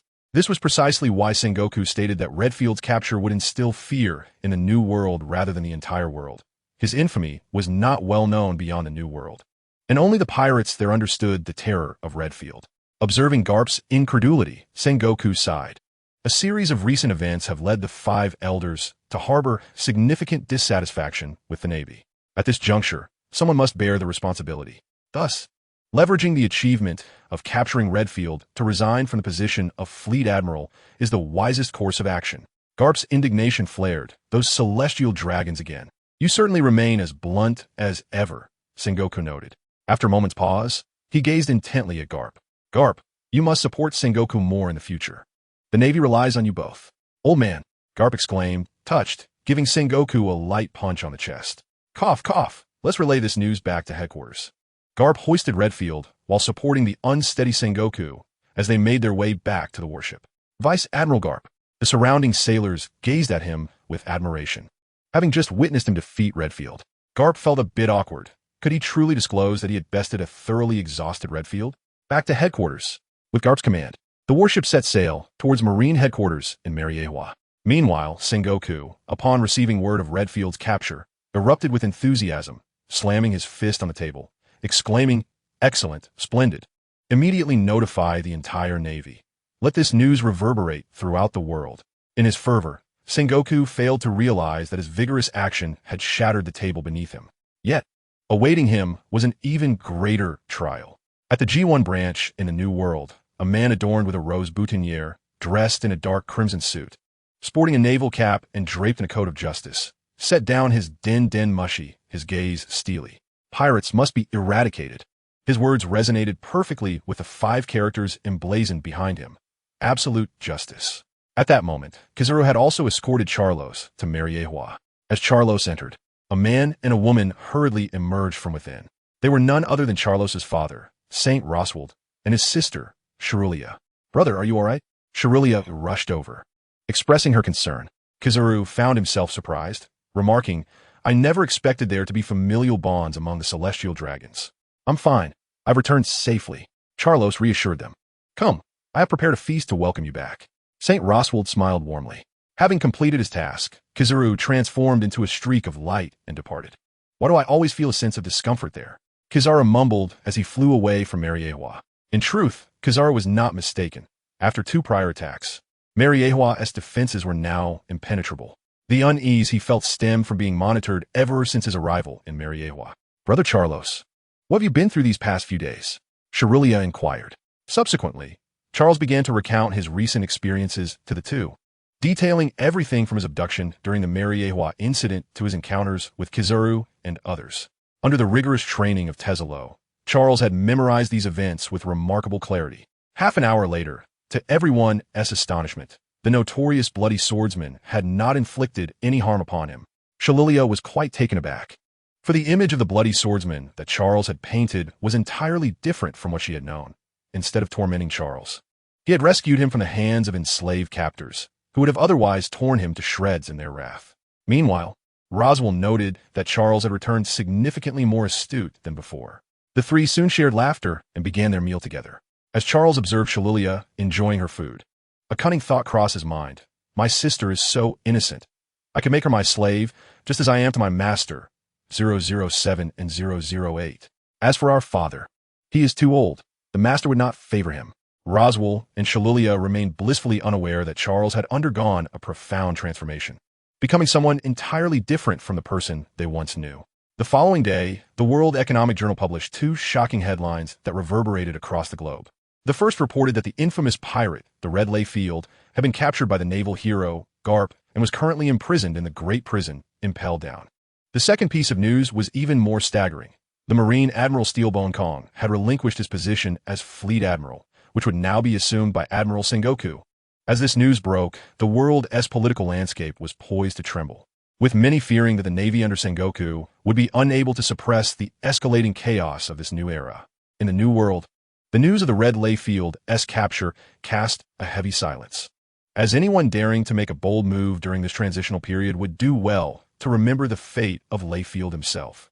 Meanwhile, the Dragon's Roar, sailing aimlessly across the Grand Line, left Ryan uncertain of their current location. After a while at sea, Ryan scoured the ship in vain for the Eternal Pointer and the Record Pointer, only to find that the pointer to Twin Cape was missing. It was not surprising, considering that as the gateway to the Grand Line, few would craft a pointer for Twin Cape. Most who ventured into the Grand Line were heading toward new horizons, not retracing their steps like Ryan and his crew. Lacking the pointer, Ryan and the others could only rely on Laurie's navigational skills to steer them toward the entrance, fearing that if they deliberately sought out an island, they might end up taking a longer route. Captain Newsbird, as the lookout for the Dragon's Roar, Fujitora was the first to notice the situation. Ryan tossed some money to the Newsbird, receiving several newspapers in return, exclaiming, "It seems there's more big news." Upon opening the paper, Ryan was immediately stunned. While the capture of Layfield was concerning, it seemed Sengoku's ascension to Fleet Admiral had come sooner than expected. Could it be attributed to his arrival? "A new era is upon us," Ryan murmured. He understood that with Sengoku's succession, the dynamics of a new world's pirate hierarchy would solidify, and the seven warlords would soon take center stage, heralding a world order unlike any seen before. As the crew witnessed Ryan's astonishment, they quickly snatched the newspaper from his hands. Brooke, gazing at Layfield's photograph, remarked, "This person looks familiar." "That's your fan," Ryan replied wistfully.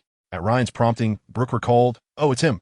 I never imagined that little kid would grow to this extent." The crew collectively gasped, pondering if Brooke was perhaps a hidden powerhouse. If Pirate King Roger was the newcomer he referred to, and the infamous pirate Red Layfield was his fan, how formidable must his strength be? Chapter 72. The Guiding Hand of Fate. Upon learning that Sengoku was poised to become Fleet Admiral, the crew couldn't help but gasp in disbelief. They vividly recalled Sengoku's formidable prowess from their last encounter. "Captain, that bespectacled gentleman is set to become Fleet Admiral." Kid clenched his fists. This revelation elicited a variety of expressions from Kira, Bailey, and the others, as the defeat they suffered at Water City lingered in their minds.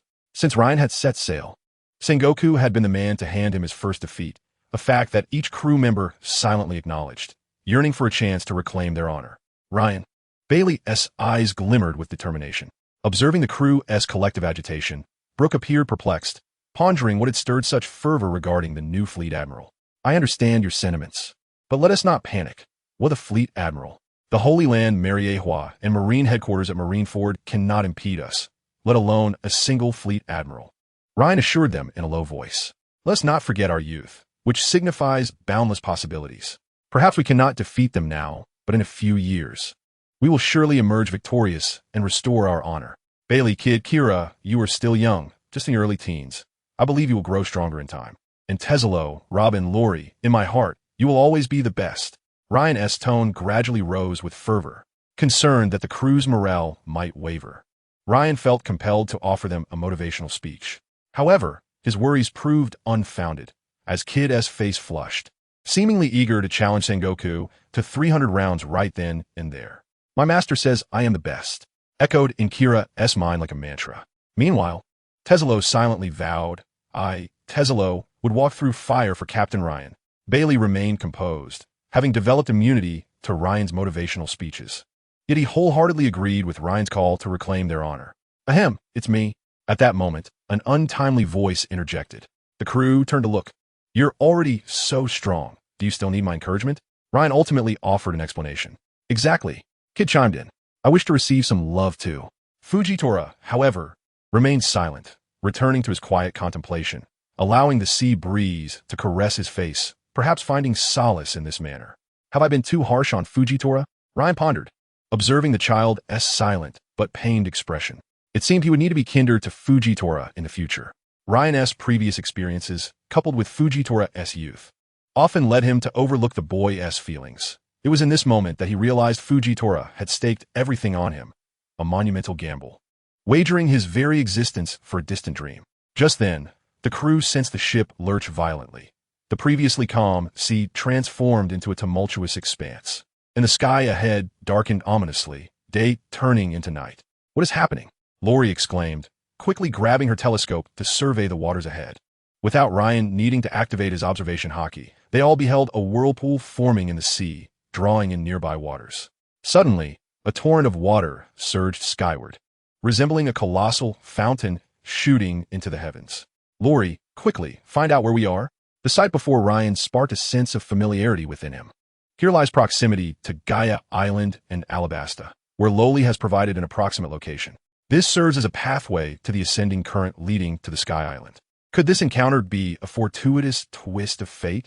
Previously, when I intended to visit the Sky Island, I inadvertently found myself at the minor Sky Island, Visalia. Should I embark on this journey now? Just as Ryan wavered on whether to ascend, the water current abruptly vanished. Is this it? Truly, it rivals the antics of the barbarian king. However, upon reaching this juncture, Ryan found himself confronted with a dilemma. Should he venture to the Sky Island, knowing it would undoubtedly delay his journey to the East Sea? Yet, recalling a few days prior when he harnessed the recoil from his slashes as propulsion for his vessel, Ryan's hesitation dissipated. If only he could integrate Enel's Arc Maxim's propulsion system into the long voyage, he would no longer have to rely on slashing to navigate. Ryan was well aware that Enel's Arc Maxim was a vessel capable of traversing from Earth to the Moon, its propulsion system undeniably superior. Furthermore, possessing such a system would facilitate a swifter passage through the doldrums towards the East Sea. Ryan, what are you pondering? Bailey inquired, observing Ryan lost in thought. Do you think we should visit the Sky Island for a bit? Ryan replied with a smile. Like Visalia? No, I mean the genuine Sky Island. Let us go. We must go. Within mere seconds, the proposal to journey to the Sky Island was unanimously approved. First, let us make our way to Gaia Island. The means to reach the Sky Island lies there. Long voyage, change course, Ryan commanded. Shortly thereafter, a small island emerged before them, precisely as depicted on the map, Gaia Island. Chapter 73. The Golden Country. At the dock of the small island, a dozen pirate ships were scattered about. Captain, there are people on the island, Ryan exclaimed, giving Kid a light smack on the head. Of course, do you think we were blind? Kid retorted. Ryan, sensing an eerie atmosphere surrounding him, noticed Fujitora murmuring to himself. Remembering his earlier resolution to treat Fujitora with more kindness, he promptly explained, I truly did not mean to target you. The moment Ryan spoke, Fujitora sensed something amiss, indeed. As soon as Ryan finished, everyone's gaze fixated on him. Fujitora, I thank you. Fortunately, he reacted quickly. Otherwise, he might have inadvertently harmed Fujitora. Ryan couldn't help but commend his own cleverness. Rest assured, I recognize that I have not shown you much concern in the past. I shall pay closer attention to you from now on, Ryan said, patting Fujitora's shoulder. Closer attention? If this is your idea of concern, I would prefer things as they were, Fujitora thought, yet he understood that Ryan was not acting with malice. After all, he was merely a boy in his teenage years, albeit one who comprehended much. Ultimately, Fujitora said nothing, reluctantly nodding in agreement. Haha, let us go. Ahead lies Magic Valley Town on Gaia Island, a haven for pirates, where many gather to replenish supplies and indulge before continuing their journey on the Grand Line. This is also the site of the first encounter between Blackbeard Teach and Straw Hat Luffy. Ryan led the group to a tavern to gather information. He could not recall who had informed him about the means to the Sky Island, only that it was a descendant of Rolando. "Barkeep, bring us a few bottles of your finest wine." Upon entering, Ryan boldly declared, "Is this lad foolish? He dares to flaunt his wealth here? It seems he is a novice at sea, lacking in prudence." Some patrons whispered, perceiving Ryan as a prime target. However, they failed to notice the shock that crossed the tavern owner's face. Terry, upon recognizing Ryan, though he quickly masked it. A bunch of oblivious fools, not even aware of the bloodsore pirates. As Terry observed the gazes directed at Ryan and his companions, he realized they were likely in for a rough night. "Kid, considering you have so much coin, perhaps you ought to show some respect to this esteemed gentleman." Sure enough, one brazen man, bare-chested and with a cruel expression, fixated on Ryan and his crew. Looks like a show is about to unfold. Those boys better not overestimate themselves. Ryan and his companions halted, for since their ruckus at Mariewa, such encounters had become scarce. A bunch of pathetic scoundrels daring to act insolently before our captain. Kid scoffed, pointing disdainfully at the man who had just spoken. "Aha, you've gone mad, haven't you? You must be scared silly." Yet before they could continue, an axe appeared before them, cleaving the man in half, wielded by Bailey. Bailey surveyed the surroundings and slowly intoned, "Does anyone else wish to test their luck?" The tavern patrons fell silent, their breaths held, as they stared at the fallen body and the pool of blood. It was noteworthy that they had not even perceived Bailey's movement before the two men lay dead. Ryan regarded Bailey, who now bore an air of regal authority, nodding with satisfaction. He had witnessed Bailey's growth since setting sail, and it filled him with a sense of pride akin to watching a child mature. "Mate, clean up the floor," the tavern owner commanded. "Right away." A man who nodded while speaking swiftly produced a mop and bag, commencing the cleanup. Once the tavern quieted, Ryan inquired, "Barkeep, do you know Rolando?" "Of course, the great bluster Rolando is well known around here." Terry chuckled. I seek passage to the Sky Island. Please provide me with the address of Rolando's descendant." After taking a sip of his drink, Ryan continued. The tavern owner was taken aback, quickly cautioning, "The Sky Island does not exist. The Golden Country is merely a legend." From Ryan's query, he deduced that Ryan's aim was the fabled Golden Country. "Shandora, just say what you need to say. Why all the preamble?" Kid interjected impatiently. "Do not be rude." Ryan smiled at the tavern owner. "The Golden Country is indeed real, located upon the Sky Island." Hearing Ryan's resolute declaration, those present fell into a state of confusion. Could the Golden Country truly exist? No, if it were real, it would have been discovered by now. The tavern owner, Terry, said little more, simply handing Ryan a note containing the address of Rolando's descendant, Kulik. With the answer he sought in hand, Ryan finished his drink and departed the tavern. Inside the tavern, Terry was approached by a keen observer. "Who was that just now? You seemed rather apprehensive." "That was Ryan, captain of the Bloodsword Pirates." A collective gasp echoed through the tavern. Though they had not seen Ryan's bounty notice, they had certainly heard of his exploits. The fearsome figure who had caused chaos at Mariewa and yet remained unscathed. "It's them. If so, the Golden Country may indeed be real." Someone quickly grasped the implications. "Spread the word. The Bloodsword Pirates have found the Golden Country." Chapter 74. The method to reach the Sky Island. Upon exiting the tavern, Ryan, after gathering information, discerned the location noted on the paper. It turned out that Kulik, Rolando's descendant, resided on the opposite side of Gaia Island. To facilitate their journey, Ryan and his companions opted to navigate around the island aboard the long voyage. The modest dwelling ahead of the captain is undoubtedly our destination.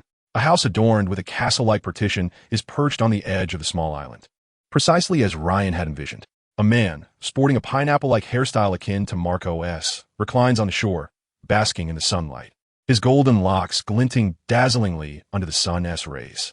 Once the anchor was dropped and the dragon's soaring miles was secured to the shore, Ryan and his companions approached the man, the rumored descendant of the boastful king, Kulik. He is also the sole individual here who knows the way to the Sky Island. As they ventured closer, they were surprised to find that behind the castle stood only a dilapidated shack.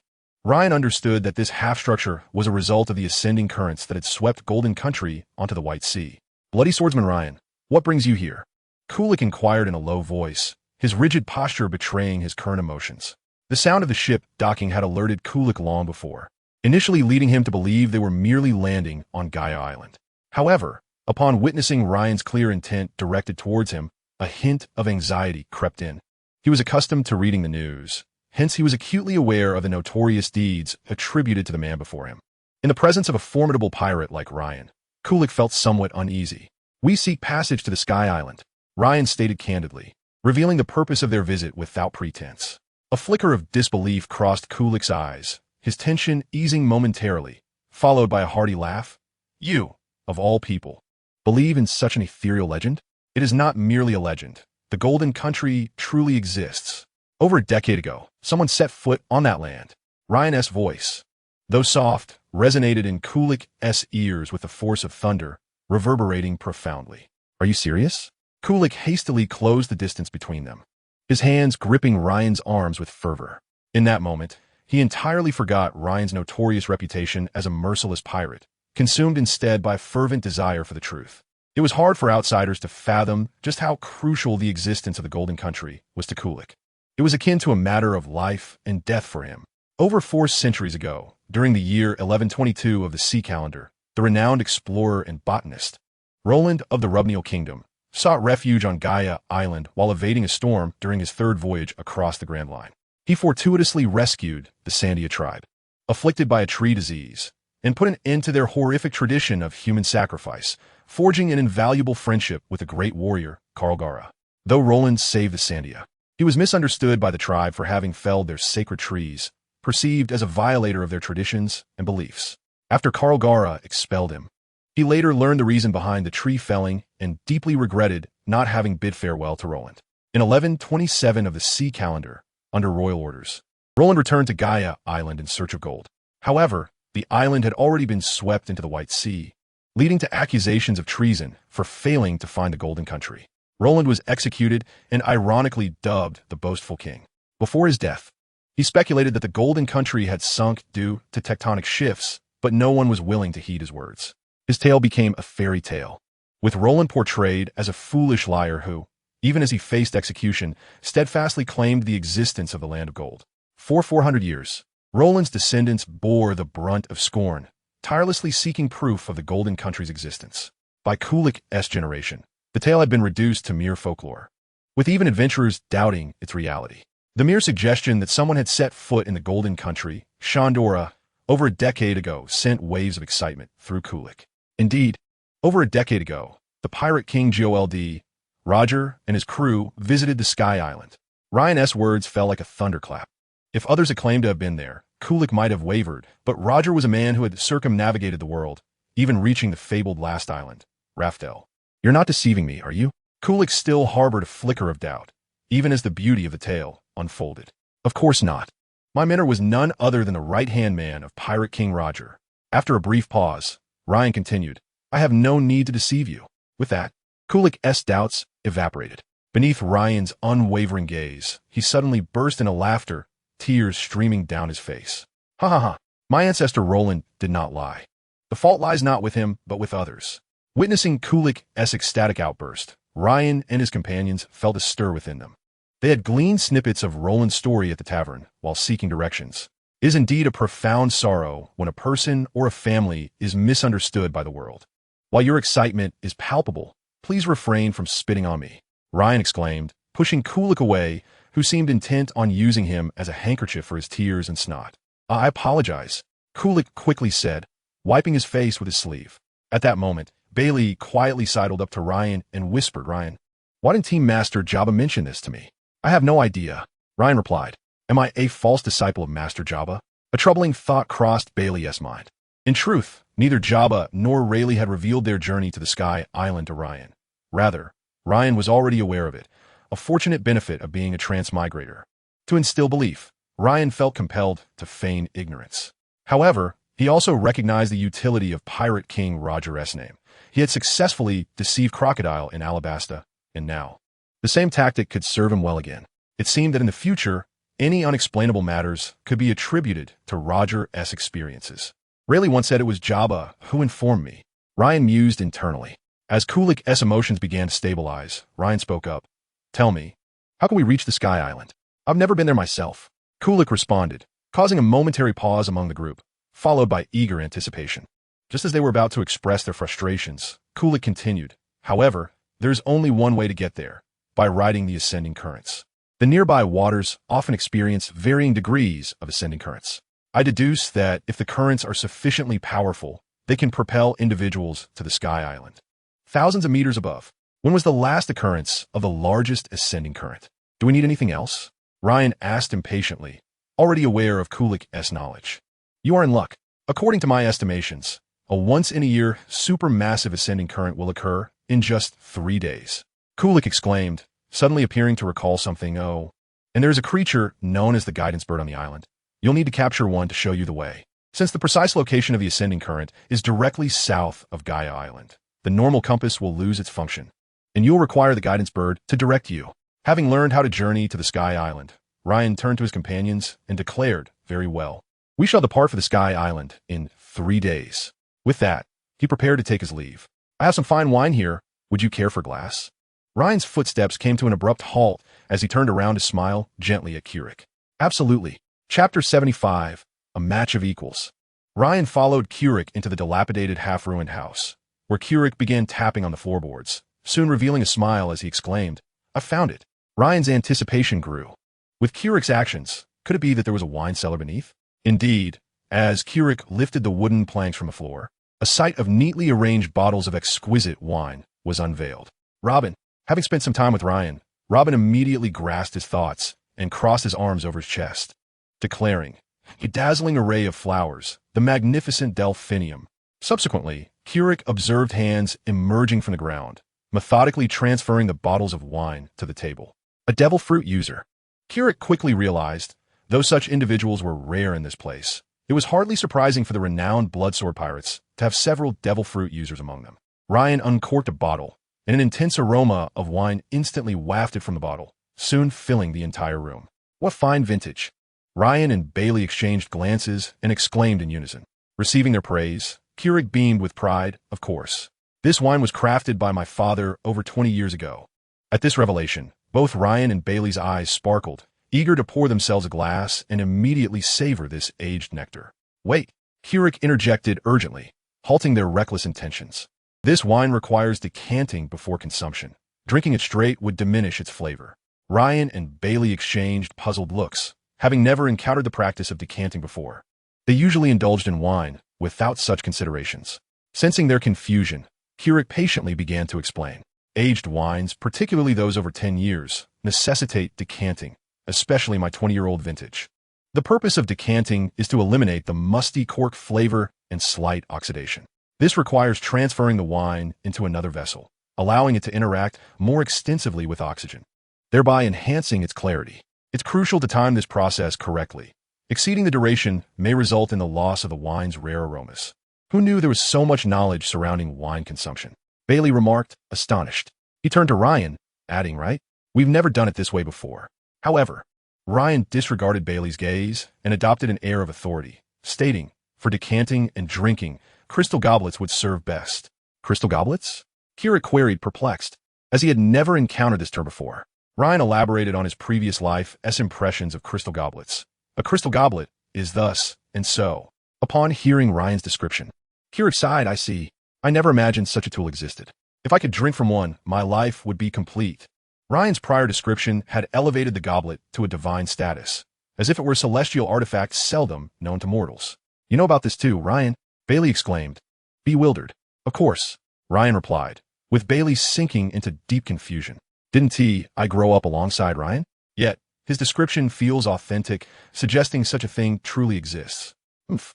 You little rascal, I am a traveler from another world. Have I not seen a pig run if I have not eaten one? Kulik then retrieved a decanting vessel from the cupboard. As decanting required about an hour, Kulik engaged in further discussions with Ryan and Bailey.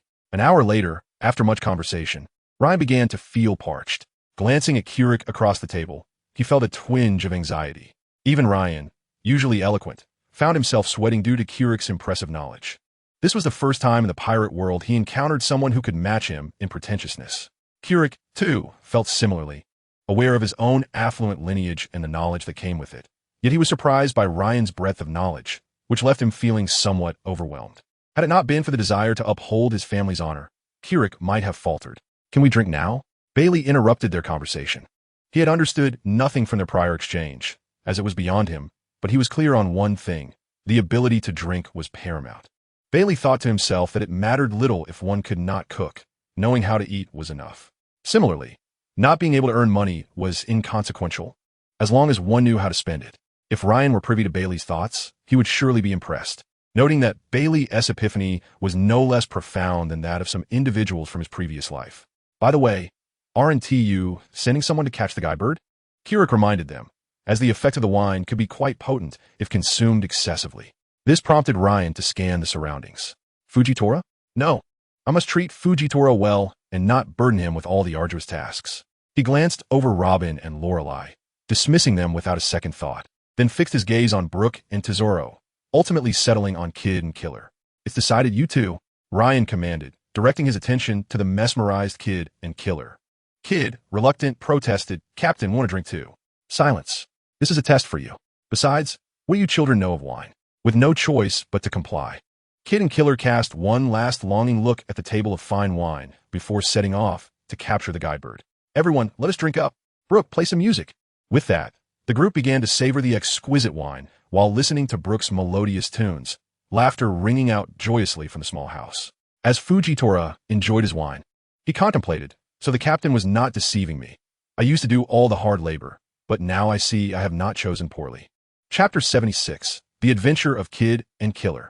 Just a short distance from a small house, Kid and Killer were greeted by the sounds of laughter from Ryan and the others. Damn it, Kid couldn't help but exclaim, having picked up the phrase from Ryan. Believing it to sound more impactful, Killer quickly covered Kid's mouth with his hand. Keep it down.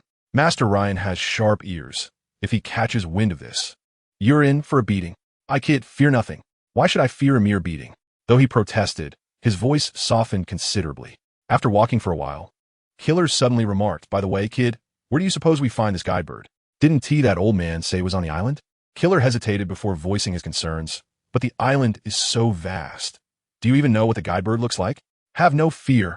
If you follow me, we will surely find it, Kid said, draping his arm around Killer's shoulder with a grin. Kira, held closely by Kid, harbored a different sentiment. Turning to glance at Kid, she observed him laughing heartily, seemingly oblivious to the gravity of their situation, which suddenly instilled in her an ominous premonition.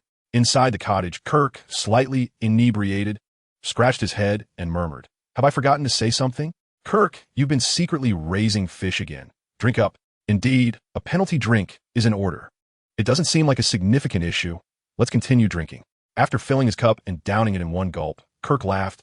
I've finished mine. It's your turn, Ryan. Haha.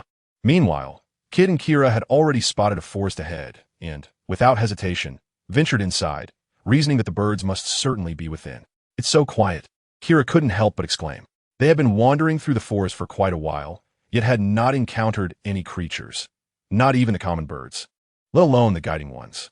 Something feels off. Suddenly, strange sounds reverberated through the woods. Kira swiftly drew her knife and shouted, Who's there? Show yourself. Kia, you're being a bit too tense. That's hardly a human sound, Kid chuckled. However, Kira's anxiety only heightened at Kid's words. Cautiously, she suggested, perhaps we should just head back? What? I, Kid, have no intention of returning empty-handed. Kid scoffed. Unable to sway Kid, Kira fell silent, her gaze fixed ahead, ears straining to catch the sound around them. Suddenly, a massive centipede plummeted from the trees before them. Is that a centipede? It rivals the creatures of the enchanted triangle. Be careful, Kira won't. Blocking the centipede's advance towards Kid with her sword. That centipede is quite powerful, Kid. Yet, before Kira could finish her warning, Kid brandished a hefty wrench and struck the creature's head with a mighty blow. Instantly, green blood sprayed forth, staining Kid's hair in a vivid hue. It's dealt with, Kid declared, stowing away the wrench. The pair continued deeper into the forest, where the wildlife gradually became more abundant. Wasps, venomous spiders, you name it. They encountered several more giant centipedes, all of which they dispatched, proving that their training had not been in vain. Both Kid and Kira found themselves in quite a disheveled state. The strange sounds echoed once more. This time, they recognized the noise, which was even louder than before, as if it threatened to shatter their eardrums. The sound appeared to emanate from above. Looking up, they beheld a colossal bird perched in the trees, its appearance distinctly peculiar, with an exceptionally large and sharp beak. If Kirk were present, he would undoubtedly identify it as the guiding bird, also known as the south-seeking bird. Could that be the guiding bird?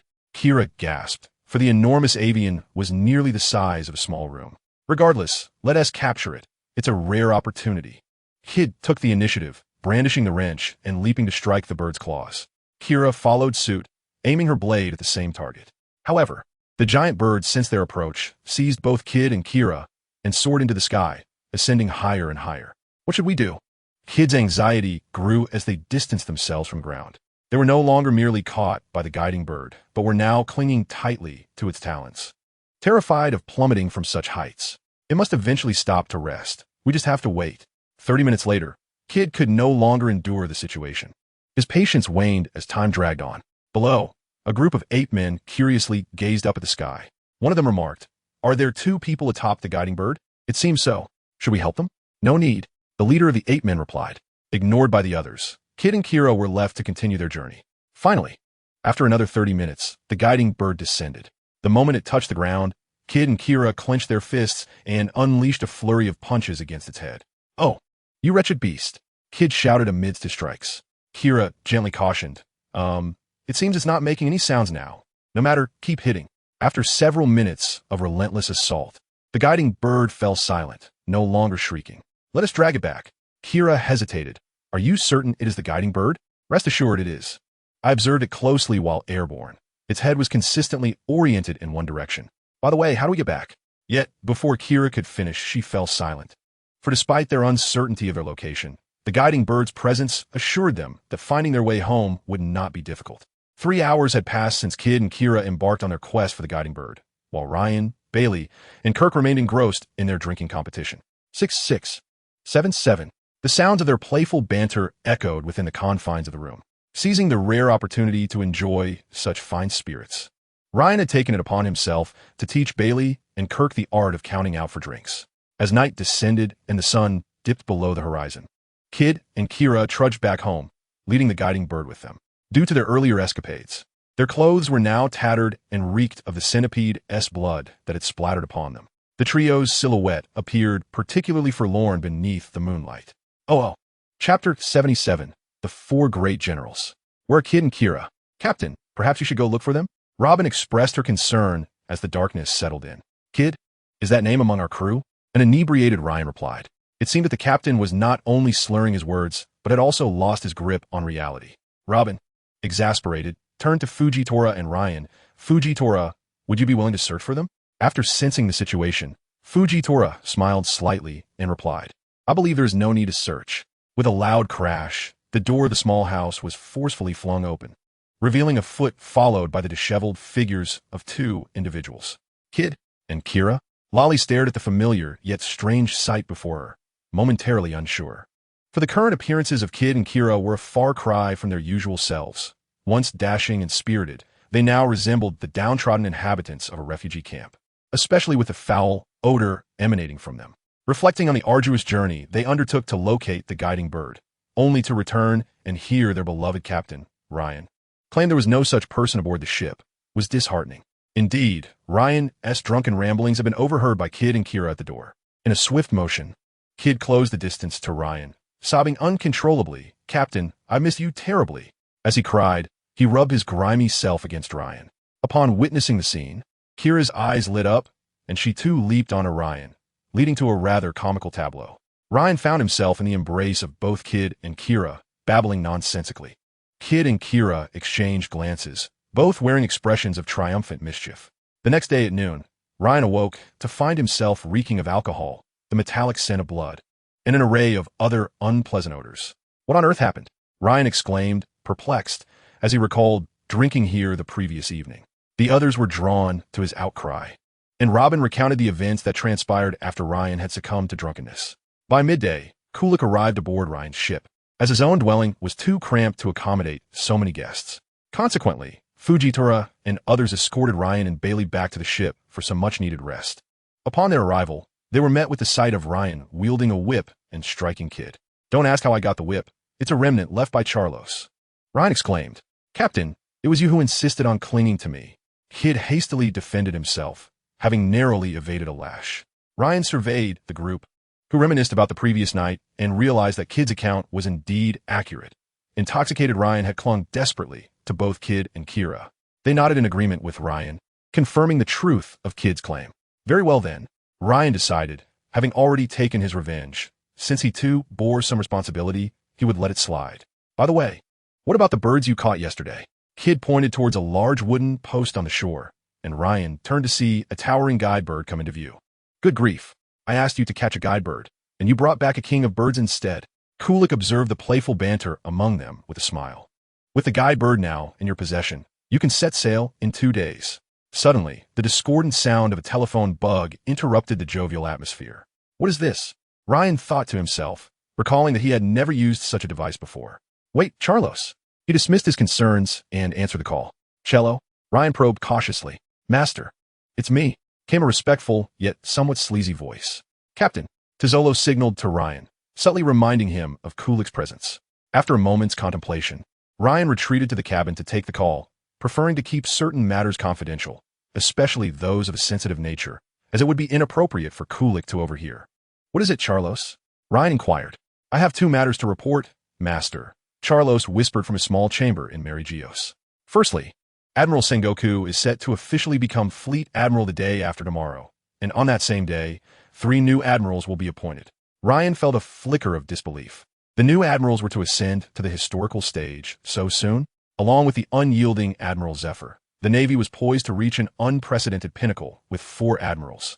This was a first in the history of the Navy's formation, and the political implications of 4 admirals were far more significant than mere combat prowess. Otherwise, Akainu and his peers would have been promoted long ago. These 4 admirals would embody 4 factions within the Navy, amplifying its power to an unparalleled magnitude. Ryan pondered whether the world government would acquiesce so readily. Surely, Sengoku did not wield that much influence. Ryan's thoughts drifted to one man, Admiral Kong, the future commander-in-chief of the 3 military branches. So, this is your determination, Sengoku. Ryan recalled the man adorned with a seagull hat. And the second matter? Ryan, momentarily lost in thought, was now keenly interested in the next piece of news. The second is that I mentioned you to my sister, Charlia, and she's quite curious about you. I request your permission to develop her as 008, to make her one of your subordinates. Is your sister beautiful? Ryan almost let slip his true thoughts, but quickly recovered, exclaiming, Nonsense. Am I that kind of person? Charlos, eagerly awaiting Ryan's reply, promptly stated, She is beautiful. So your ears are the only thing that works well? Huh? Ryan retorted. Upon hearing Ryan's latter comment, Charlos was perplexed. Master, what do you mean? You handle it as you see fit. With that, Ryan into the call. Meanwhile, in Mary Geos, Charlos murmured to himself, What does the master mean by handle it as you see fit? Asking if my sister is beautiful, and then claiming he is not that kind of person. Confounded by Ryan's intentions, Charlos found himself engulfed in a deep sense of bewilderment. Chapter 78. Advancing towards the sky with 2 days remaining until the immense upward current would arrive. Ryan intended to utilize this time to experiment with enhancing his physical prowess through sword intent. Previously, while training Charlos, Ryan had inadvertently discovered a theoretical method to bolster his body. To avoid causing any collateral damage, he ventured into the forest. He began by emanating sword intent, then carefully controlling it to remain within a 3-foot radius, allowing it to temper his physique as he envisioned. 2 minutes passed. This isn't working. The sword intent is too strong. It needs to be weakened. I must find a balance between the sword intent and my body. After multiple attempts, Ryan gradually identified that equilibrium where the destructive force of the sword intent matched his body's innate recovery abilities. 1 minute, 2 minutes, until eventually 10 minutes elapsed. Ryan could not suppress a painful cry. Initially, he felt nothing amiss, but as time wore on, he sensed his muscle fibers being sliced open by the sword intent, only to be mended by his body's healing capabilities in the next moment. Thus, the cycle continued, an unending loop. After an hour, Ryan ceased his training, his eyes gleaming with newfound vigor. This works, he exclaimed, exhilarated. If I continue this methodical practice, I shall undoubtedly break through my physical limits and reach the next realm. He sensed a slight increase in his body's recovery speed, which had surpassed the sword intent's destructive capacity, compelling him to halt his training. I must locate the next balance point. Drawing from his previous experiences, Ryan swiftly rediscovered the equilibrium and resumed his training. As he practiced, Ryan contemplated why he could enhance his physique through this method. Combining knowledge from his past life, he concluded that it might be related to cellular processes. The human body's automatic healing ability is a trait honed through prolonged evolution. Any organism lacking this capability would have long been eradicated by nature. Following an injury, damaged cells are expelled from the body, and during this phase, they continually divide to fill the void, thus achieving healing. Medicinal substances merely expedite this process. By using sword intent to hone his body, the intent inflicts harm while simultaneously stimulating bodily functions, effectively causing his cells to proliferate and renew, replacing the old with stronger ones. This exemplifies the body's inherent adaptability. My current situation is akin to wielding a colossal hammer, relentlessly tempering my physique, rendering my body increasingly robust. The damaged cells are expelled like impurities, while the newly formed ones emerge as even stronger entities. Consequently, my physical prowess continuously augments, and as my comprehension of swordsmanship deepens, my sword intent also intensifies. This burgeoning sword intent further refines my body, and the more I contemplate, the brighter my gaze becomes. It is indeed a path of sustainable development. As for why others cannot hone their bodies through sword intent, I believe it pertains to the uniqueness of my own sword intent, which appears to be unparalleled in its capacity to influence reality.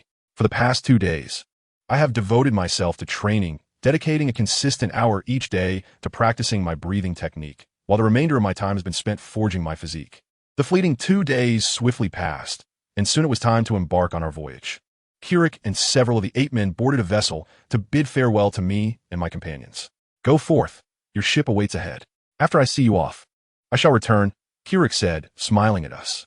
"Set sail," Robin remarked, observing me at the bow of the ship, perplexed. "Why do I feel as though the ship's exterior has become more refined over these past 2 days?"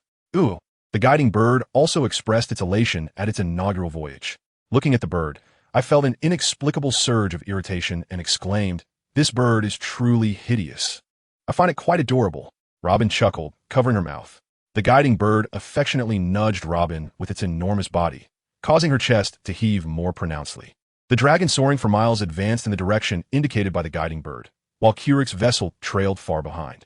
Shortly after we set forth, the sky abruptly darkened, enveloped by ominous clouds, and the sea currents began to shift direction, revealing a massive whirlpool ahead of the dragon soaring for miles.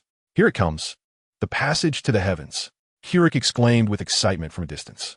Suddenly, a colossal column of water erupted from the depths, shooting skyward, and the dragon soaring for miles was swept upward by the tremendous force of the geyser. "Captain, the ship is capsizing," Kid cried, clutching the mast. At that moment, vessels were cascading from above, and the dragon soaring for miles began to wobble precariously, as if it would plunge downwards at any moment. I wrapped one arm around Robin and the other around Lori, shouting to Bailey, who was struggling to control the ship, "Let the starboard catch the wind. Steer to port, aligning the vessel with the sea currents." "Understood." Soon, the ship lifted off the water, swaying even more violently, prompting me to hold Robin and Lori even tighter. However, stability was soon regained, and the dragon soaring for miles glided through the air like a maglev train. As the ship steadied its flight, everyone gazed at the unreachable clouds. Exhilarated, let us advance toward the skies. Chapter 79, For Justice.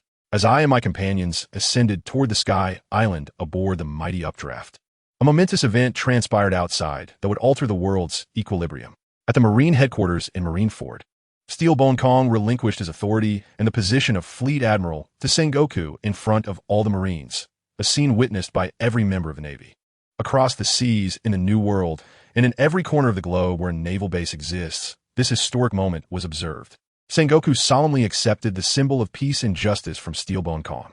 "Do your best, and I shall watch over you from above." Steelbone Kong gesture skyward. Sengoku felt a surge of astonishment. Had Kong's appointment been approved? Just days prior, Steelbone Kong had mentioned to Sengoku that the Gorosei intended for him to assume command as the supreme leader of the Navy, overseeing the Red Line, which is directly governed by the world government. "I will. The era of great pirates shall come to an end by my hand." Sengoku's gaze was resolute, as if nothing could impede his progress. In that moment, an almost imperceptible aura of conqueror's haki radiated from him, enhancing his presence. While enthusiasm is commendable, one must not be blindly optimistic, Steelbone Kong cautioned, aware that achieving what Sengoku envisioned would be immensely challenging. "When was your most glorious moment as Fleet Admiral?" "Perhaps it was during the public execution of Pirate King Roger." Steelbone Kong reminisced, recalling the time they captured Roger and prepared for the public execution, when he believed it would bring peace to the seas. But alas, there are no buts. Sengoku smiled, proudly surveying the neatly arranged Marines below. My most glorious moment is now. He then proceeded step by step toward the podium. Steelbone Kong offered no words, merely patting Sengoku on the shoulder, conveying his trust without speaking. Now, go forth and show me. As Sengoku stood at the podium, deafening cheers erupted from the crowd below. Fleet Admiral Sengoku. Admiral, Admiral. Sengoku had many fervent supporters, their eyes ablaze with enthusiasm, believing that under his leadership, the Navy would grow ever stronger. Of course, there were a few who harbored doubts about Sengoku's ability to fulfill the role of Fleet Admiral, most of whom were seasoned veterans aware of the current maritime situation. The Navy had been facing continual setbacks in the New World, with figures like Whitebeard, Big Mom, and Kaido reigning over the seas, dubbed the Emperors of the Sea, alongside a host of supernovas like Doflamingo and Shanks stirring the waters, rendering the situation far from optimistic. It was not that they doubted Sengoku, but rather that people tend to approach the unfamiliar with skepticism. Time would reveal the truth. Sengoku cleared his throat and began his inaugural address. Brave Marines, piracy on the high seas is becoming increasingly rampant, plunging the world into chaos. In the Four Seas, the Grand Line, and the New World, their presence is felt in every corner of this ocean. Many among us have sacrificed their lives to protect the property and safety of the people. Do you know how many Marines we lost last year? Sengoku's eyes reflected profound sorrow. 34,623. A palpable gasp resonated through the crowd, including those watching on screen. Although they were aware of numerous casualties, they had never been presented with a concrete figure. Now, Sengoku had revealed that the total was 34,623. Marines, these are not mere cold numbers. They represent vibrant lives, each figure corresponding to a person, a family. Among them are your friends, comrades, and even your relatives. Many Marines could not suppress their tears as they recognized the individuals Sengoku spoke of, those they interacted with daily. The one who wept most sorrowfully was a young man named D-Wei, whom Sengoku knew well. D-Wei was typically stern and aloof. He had been promoted to colonel last September and was originally part of the North Sea Navy. Due to his outstanding performance in combating pirates, he was specially reassigned to headquarters. Tragically, all of D-Wei's comrades and superiors in the North Sea perished in a fierce battle against pirates last year, during which D-Wei's commander had died alongside the pirate captain. Thanks to the care of his comrades, D-Wei emerged as the sole survivor of that brutal conflict. Even now, Dewey vividly recalls the harrowing scene of his comrade, Old Pal, falling before his very eyes. It was meant to be Dewey's demise, yet Old Pal bravely intercepted that fatal blow. At that moment, Old Pal imparted these words to him. I have grown old. It is you who must survive. Bearing the honor of eradicating pirates, Dewey was specially summoned back to naval headquarters, receiving both a promotion and a salary increase. However, few are aware that behind this glorious F.A.A.D.E. lies a graveyard of fallen heroes. In the unseen shadows, countless individuals sacrifice themselves for the betterment of this world. Their stories remain unknown, their deeds forever concealed, relegated to the annals of forgotten records, with only their loved ones and friends remembering them. It is precisely because of the existence of such individuals, who toil in silence, that ordinary people can lead relatively stable lives. Sengoku gazed down at the weeping crowd and solemnly declared, yet, they did not sacrifice in vain. Their sacrifices have afforded people the ability to live normally in this era of rampant piracy. They perish for the sake of justice. Perhaps one day, you too may find yourselves facing death in the battles against pirates. Will you, brave sailors, fear such a fate? No, we do not fear. The sailors roared in unison. Their fervent response satisfied Sengoku, who clenched his fist and slowly raised it above his head, declaring with solemnity, for justice. For justice. The resounding echoes reverberated throughout Marineford, with the sailors' resolve unwavering. The banner of the Navy's justice unfurled proudly over Marineford. Chapter 80, Sengoku's Strategy.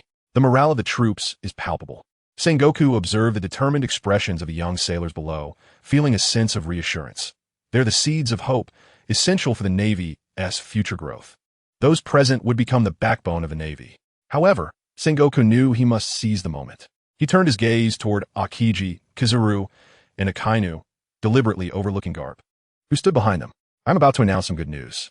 At this moment, Sengoku wore a joyful smile and addressed Akiji, saying, Kazan, Borisolino, Sakazuki.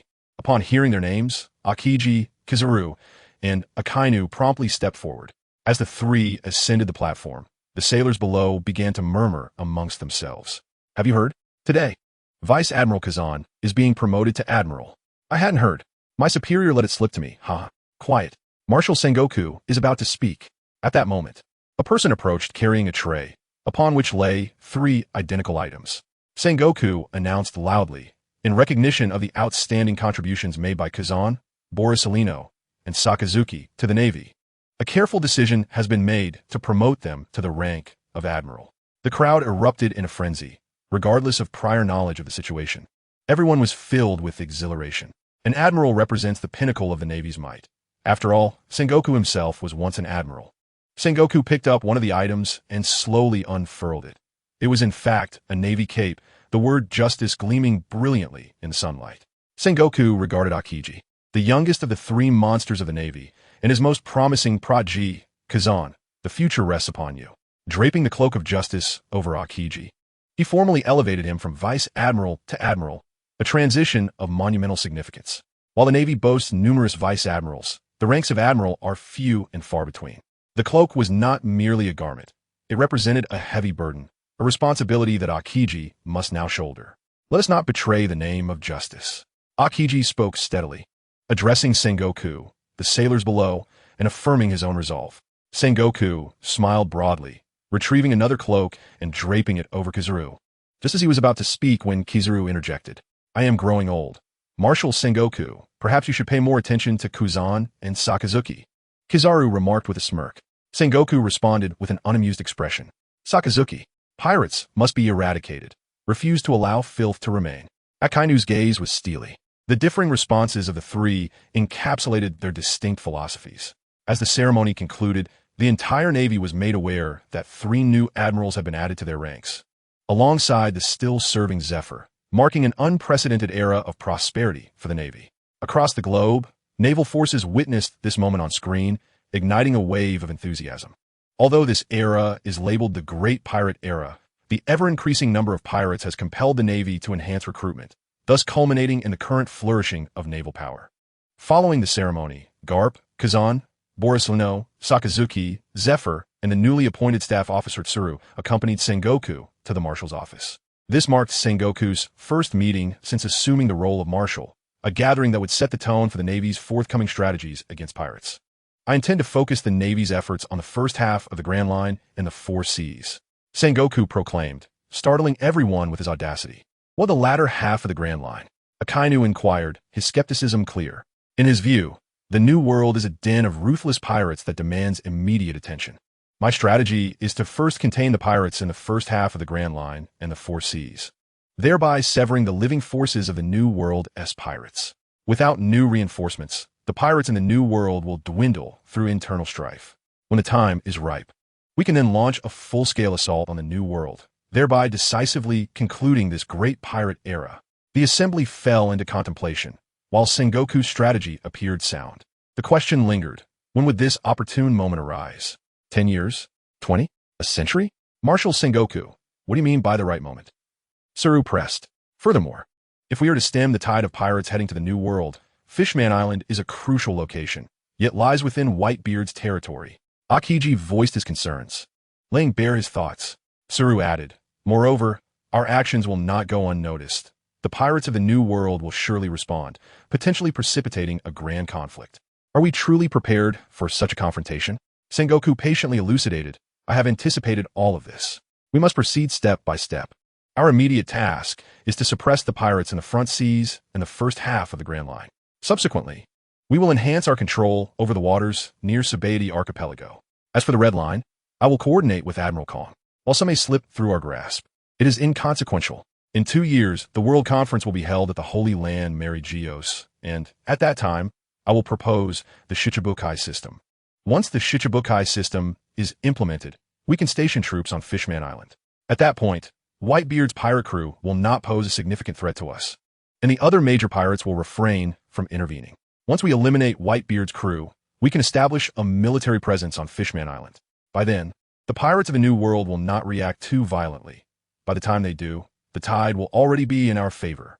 The room lit up with realization as Sengoku's plan illuminated a path towards the end of the Great Pirate Era.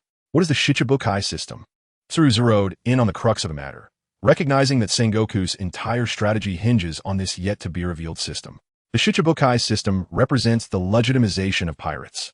It comprises 7 formidable pirates who are either closely aligned with the world government or antagonistic towards the pirates of a new world. We grant them a legitimate status, refraining from their capture. However, in critical moments, they are expected to align themselves with the world government and the Marine, a stipulation for their inclusion in the Shichibukai. No way. Akainu slammed the table, his voice laced with fury. A pirate is a pirate. How can we legitimize them? Indeed, isn't that akin to aiding and abetting evil? Akiji concurred, then turned to Carp and inquired, "What is your perspective, Vice Admiral Carp?" After slowly swallowing the donut in his mouth, Carp smiled and declared, "I stand with Sengoku." Commander Tsuru echoed this sentiment, stating, "It is justifiable to make sacrifices for the sake of quelling piracy." Sengoku then addressed Zephyr and Kizuru. "Zephyr, Borsalino, what are your thoughts?" "I find it unacceptable," Zephyr retorted. Though he refrains from executing admirals, he firmly believed that a pirate remains a pirate. What does it mean to have legalized pirates? This notion clashed with Zephyr's inherent sense of justice, and he harbored an inexplicable disdain for the Shichibukai system. With 3 against 3, the gazes of the assembly turned towards the sole member who had yet to express an opinion, Kizuru. "I concur with Admiral Sengoku," Kizuru stated, his tone casual. Akainu felt as though a traitor had emerged amongst them. Unexpectedly, Akiji, who usually opposed him, had aligned with him, but Kizuru's stance was shocking. "What are you looking at me for? Ending the era of great pirates would make things easier for me," Kizuru mused internally, disregarding the glares from Akainu and Akiji. Sengoku sighed in relief. Though Zephyr's opposition had tightened his chest, Kizuru's agreement was a welcome development. While the admiral could issue orders without regard for their opinions, the effectiveness of such commands would surely diminish without a unified will. Sengoku preferred to avoid dictatorship unless absolutely necessary. "Well, since there are more supporters, we shall proceed with this decision, and the details of the subsequent plans will be supplemented by the staff," Sengoku concluded with a smile. Though reluctant, Akainu eventually nodded in agreement, recognizing that this was the outcome of collective deliberation. Thus, the strategic direction of the Navy had been established. Chapter 81, The Gate of Heaven. On that day, following reports from news journalists, the world was informed of the Navy's addition of 3 new admirals. Upon learning of this news aboard the Moby Dick in the New World, Whitebeard burst into laughter, exclaiming, "That old rascal Sengoku must be scheming something again." "What's going on, Pops?" Marco inquired, bemused, as their father typically exhibited little interest in naval affairs. "Take a look." Whitebeard tossed the newspaper towards them. "What?" The crew gasped in astonishment. The Navy had indeed acquired 3 new admirals. They are those 3 monstrous admirals. At this moment, a different voice emerged among them. "What is there to fear? Remember, we are the Whitebeard pirates." Upon hearing this, a surge of pride welled up within the crew. Since the demise of the pirate King Joel D. Roger, Whitebeard had stood as the man closest to that title, though he harbored no desire for it. Nevertheless, even without such ambitions, Whitebeard remained a man at the pinnacle of power, and his crew was recognized as the strongest pirate crew in the world. Each member felt immense pride in being part of the Whitebeard pirates. Do not underestimate Sengoku. He has been my rival for decades. Moreover, he possesses the mythical Zoan-type devil fruit, the Buddha fruit. Whitebeard cautioned, observing that his crew seemed to dismiss the threat posed by the 3 admirals. "What does that mean?" "Pops, how does Sengoku's fruit relate to the 3 admirals?" Someone murmured in confusion. "Marco, explain it to them," Whitebeard commanded. Marco sighed in resignation. Yet recognizing it was their father's wish, he addressed the crew. "Those who consume a Zoan-type, mythical beast fruit gain unique abilities. For instance, my phoenix fruit allows me to heal others' wounds. Sengoku's fruit bestows upon him the calmness and wisdom of a Buddha. Therefore, the addition of 3 admirals to the Navy undoubtedly harbors some ulterior motive." "Now it makes sense," the crew exclaimed in realization. Blackbeard pondered, "That sounds rather appealing, but I have no need for wisdom. Gururara, you need not worry too much. After all, I am Whitebeard. Sengoku wouldn't dare to plot against me." After a brief pause, Whitebeard continued, "However, keep a watchful eye on the world's situation. Many similar scenes are unfolding across the globe. The Navy's sudden addition of 3 admirals will certainly intimidate pirates for some time to come." Of course, this did not include Luffy and his crew, as they were currently soaring above the clouds at an altitude of 7,000 meters. "Captain, what shall we do now?" Lily asked, scratching her head as she gazed at the sea of clouds before them, a sight entirely unlike the blue sea or sky island, clearly beyond his understanding. Now they all realized one truth. When in doubt, ask Luffy, for he was the one who understood everything. His reputation as the all-knowing figure had been firmly established throughout their lengthy adventures. "Let us head that way." Luffy pointed towards a colossal waterfall composed of clouds in the distance. At that moment, the crew noticed a magnificent waterfall cascading downwards. Knowing that they were situated in the White Sea, far above sea level at 7,000 meters, Belly maneuvered the ship towards the waterfall, and as they drew closer, they discovered a semi-star-shaped archway with the inscription Heaven's Gate. "The Gate of Heaven," Robin read aloud. "Let us go. I recall there being an old woman guarding this place," Luffy remarked. Sure enough, as the 1,000-mile dragon soared towards the Gate of Heaven, a winged old woman appeared before them. "I am Amazon, the guardian of the Gate of Heaven. To enter, a fee must be paid, 6 billion ix per person. Thank you," the old woman stated expressionlessly. Unexpectedly, Kid and Killer leaped in front of Amazon, touching her wings and murmuring, "They feel nice. They seem real." Instantly, Amazon's demeanor darkened. "How much is 6 billion ix in Belly?" Belly inquired. Pushing Kid and Killer aside, Amazon resumed her expression as if others owed her money, responding, 6 billion ix is equivalent to what you Blue Sea folks refer to as 60,000 Belly. Belly ventured into the cabin, returning with 540,000 Belly, which he tossed at Amazon without consulting Luffy. Although Belly had not received a particularly high-end education, he had learned some valuable lessons from Uncle Carter since childhood. If it had been Kid, he would certainly not have paid. "Let us go," Luffy called out, observing the two still bothering the old woman. After paying the fee, 2 swift shrimp appeared above the sea of clouds, pulling the 1,000-mile dragon along the waterfall. The speed of the swift shrimp was astonishing, and with a winding path, Luffy felt reminiscent of riding a roller coaster in his past life. Before long, the swift shrimp completed their task, transporting the crew to the White Sea at an elevation of 10,000 meters, before diving into the cloud sea and vanishing from sight.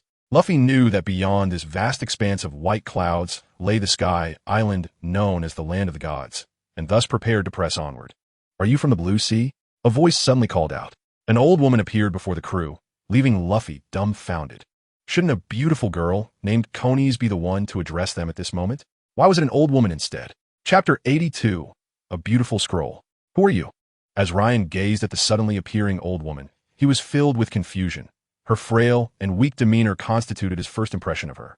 With no recollection of this woman, it was evident that she had never graced the pages of the One Piece saga. "A Sky Islander?" Robin inquired, echoing the sentiment of curiosity.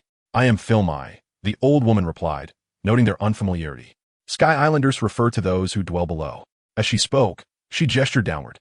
A moment of realization swept over the group. Sky Islanders was simply the term used for those living above. "Indeed, we are Sky Islanders. Is there something you require?" "Dear Elder," Robin smiled, "please vacate this place. The Land of the Gods does not welcome Sky Islanders." Philmai retorted coldly, "We are merely here for adventure." "Adventure? That is not necessary." A thought abruptly struck Philmai, yet she swiftly dismissed it, though it lingered in her mind like a mischievous imp, returning despite her attempts to expel it.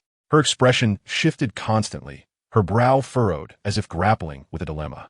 "Watch out," Ryan suddenly exclaimed, drawing his sword and striking behind Philmai. "What are you doing?" she exclaimed, assuming Ryan intended to attack. But in the next instant, Philmai found herself whisked away onto the ship by Robin's flower fruit ability. She then witnessed a grotesquely large, bizarre fish being cleaved in two by Ryan's sword, landing precisely where she had stood moments before. If Philmai had not comprehended the situation by now, she had wasted many years of her life. "Thank you," she managed to utter, the words escaping her lips with difficulty. "It was nothing, merely a trivial act." Ryan waved his hand dismissively before inquiring, "Do you know the way to the Land of the Gods?"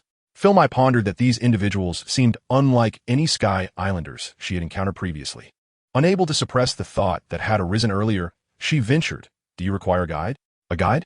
Ryan contemplated the necessity of having someone lead them, realizing how challenging it would be to locate Enel on their own. "Yes." Upon hearing Ryan's affirmation, a smile involuntarily spread across Philmai's face. For the notion that Sky Islanders were wealthy was deeply ingrained in her. "I can be your guide, but you must pay me 10 million berries," which amounts to your 10 0.000 berries. Philmy eagerly looked at Ryan and his companions. This price was relatively high among her peers, as guiding was a task anyone could undertake on Sky Island. Without hesitation, Bailey produced 10,000 berries and handed them to Philmy. Is it that simple? She thought, somewhat taken aback, recalling how previous Sky Islanders had been fearsome and difficult to communicate with, often engaging in violent altercations that had compelled their gods to intervene. Wherever you wish to explore, I can lead you, Philmy asserted after receiving the payment. I wish to meet your god, Ryan declared boldly. Philmy found herself in a quandary. While she had accepted their payment, the request to meet their god was exceedingly unreasonable. Noticing her hesitation, Ryan exchanged a glance with Bailey, who then disappeared into the ship's cabin.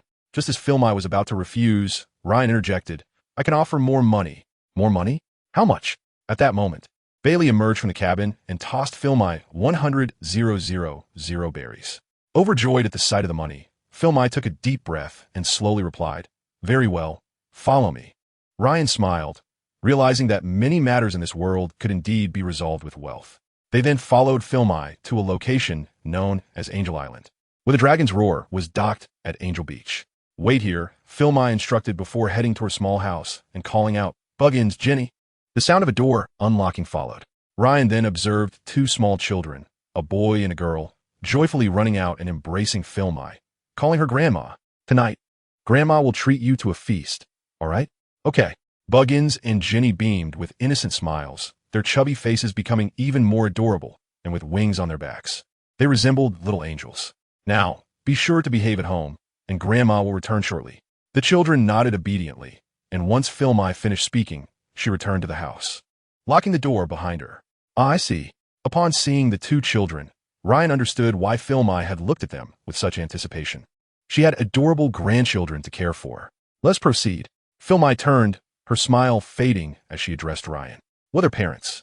Philmy's body quivered slightly, her countenance revealing sorrow. Her stooped figure seemed to age a decade. Realizing he had misspoken, Ryan offered an apology. I'm sorry.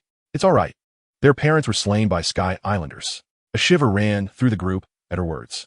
Slain by Sky Islanders? How could she still act as our guide? Surely, she must harbor a deep-seated resentment toward them. They recalled Philmy's initial attitude, asserting that Sky Islanders were unwelcome here. Ryan opened his mouth to say something, but ultimately fell silent. Let's go. With a sigh, Philmy led the way toward the island of the gods. Observing Philmy's gaunt frame, Ryan thought of the two small children he had just seen, their cherubic faces lingering in his mind. In retrospect, the image of those plump little ones juxtaposed with Philmy's emaciated figure formed a poignant tableau, indelibly etched in Ryan's heart. Onward. Chapter 83. Appiato. Ryan and his companions returned to the Dragon's Roar, while Philmy rode the common mode of transport for Sky Islanders, the Waiba, leading the way. Why can boats navigate through the clouds here, as if they were in the sea? Lori inquired curiously. As their guide, it was Philmy's duty to address some of their questions, and upon noticing Lori's inquiry, she reduced the speed of the Waiba to respond. There are 3 types of clouds here. The one beneath us is called sea cloud. It contains a substance known as electric thermal fluidic crystalline particles. These particles are propelled into the sky by volcanic eruptions, and when combined with moisture, they alter density, forming sea clouds, allowing vessels to navigate as smoothly as they would on water. The place where we meet is called island cloud. It floats above the sea clouds and is soft and elastic. Due to its greater density, one can walk upon it.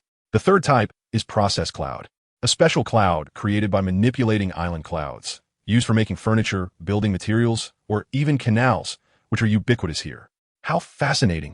The group marveled at the wonders of nature, which could produce such phenomena. What exactly are those electric thermal fluidic crystalline particles? Robin asked. Philmy found herself momentarily stumped. While she knew the name, she struggled to explain its nature. Those things have been known for ages. Everyone calls them that, but no one here has researched them. They are not scientists, after all. The thermoelectric fluid, a type of keratin particle, is something you may have encountered before. It is present in seafloor stone, which explains the stone's remarkable hardness due to its high density. Ryan elucidated. Thanks to Philmy's earlier introduction, Ryan recalled some memories associated with the Sky Islands, including the thermoelectric fluid. A collective realization dawned upon the group. Philmy, however, was taken aback. How did Ryan know this, given that it was not his first visit? Moreover, why was no one else curious about Ryan's knowledge? Aren't you curious? Filme eventually could not contain himself. Curious about what? Someone replied. He knows about the thermoelectric fluid. Filme pointed at Ryan. The group exchanged glances between Filme and Ryan, before in unison exclaiming, "Isn't that basic knowledge?" Soon, a small island came into view, starkly different from Angel Island, as the ground here was not composed of island clouds, but rather fresh soil. As they approached the island, Filme halted the ship, addressing the group. "This is the sacred domain where the gods reside. I can only bring you this far. Entry into the sacred domain is forbidden without the gods' command. Hence Filme's limitation. I don't know what you seek from the gods, but be sure to avoid any conflict with them. Remember that," Filme cautioned. "Do not worry," Ryan replied with a smile, though his assurance implied that even if conflict arose, he would be unscathed. The Wanli Longting continued its journey forward. "Captain, this house looks strangely familiar," Kid remarked, scratching his forehead, yet he could not place it. "It resembles Kulik's home," Robin mused from behind Kid. "Yes, exactly Kulik's home," Kid exclaimed with excitement. "This is Appiato, the other half of Gaia Island. This island was swept here by an upsurge current 400 years ago. And the fabled land of gold, Shandora, is located here. What kind of upsurge current could carry such a massive island to an altitude of 10,000 meters above the Sky Islands?" Loli pondered, gazing at the island. "Shandora, I can sense the thrill of adventure," Kid exclaimed, brimming with enthusiasm. "For 100 years ago, you say?" Robin's interest piqued. Bailey chuckled softly, gold, though their focal points varied. All four shared a profound curiosity about Appiato. "Let us proceed," Ryan declared. The group anchored the ship at the shore and stepped onto Appiato. Chapter 84. Would you believe me if I said I made a mistake? Not long after entering Appiato, Ryan and the others unexpectedly encountered a guide bird, which joyously screeched as if returning home. Ryan initially felt as though he were witnessing a documentary on wildlife. Spring had arrived, and nature was awakening, marking the season of animal mating.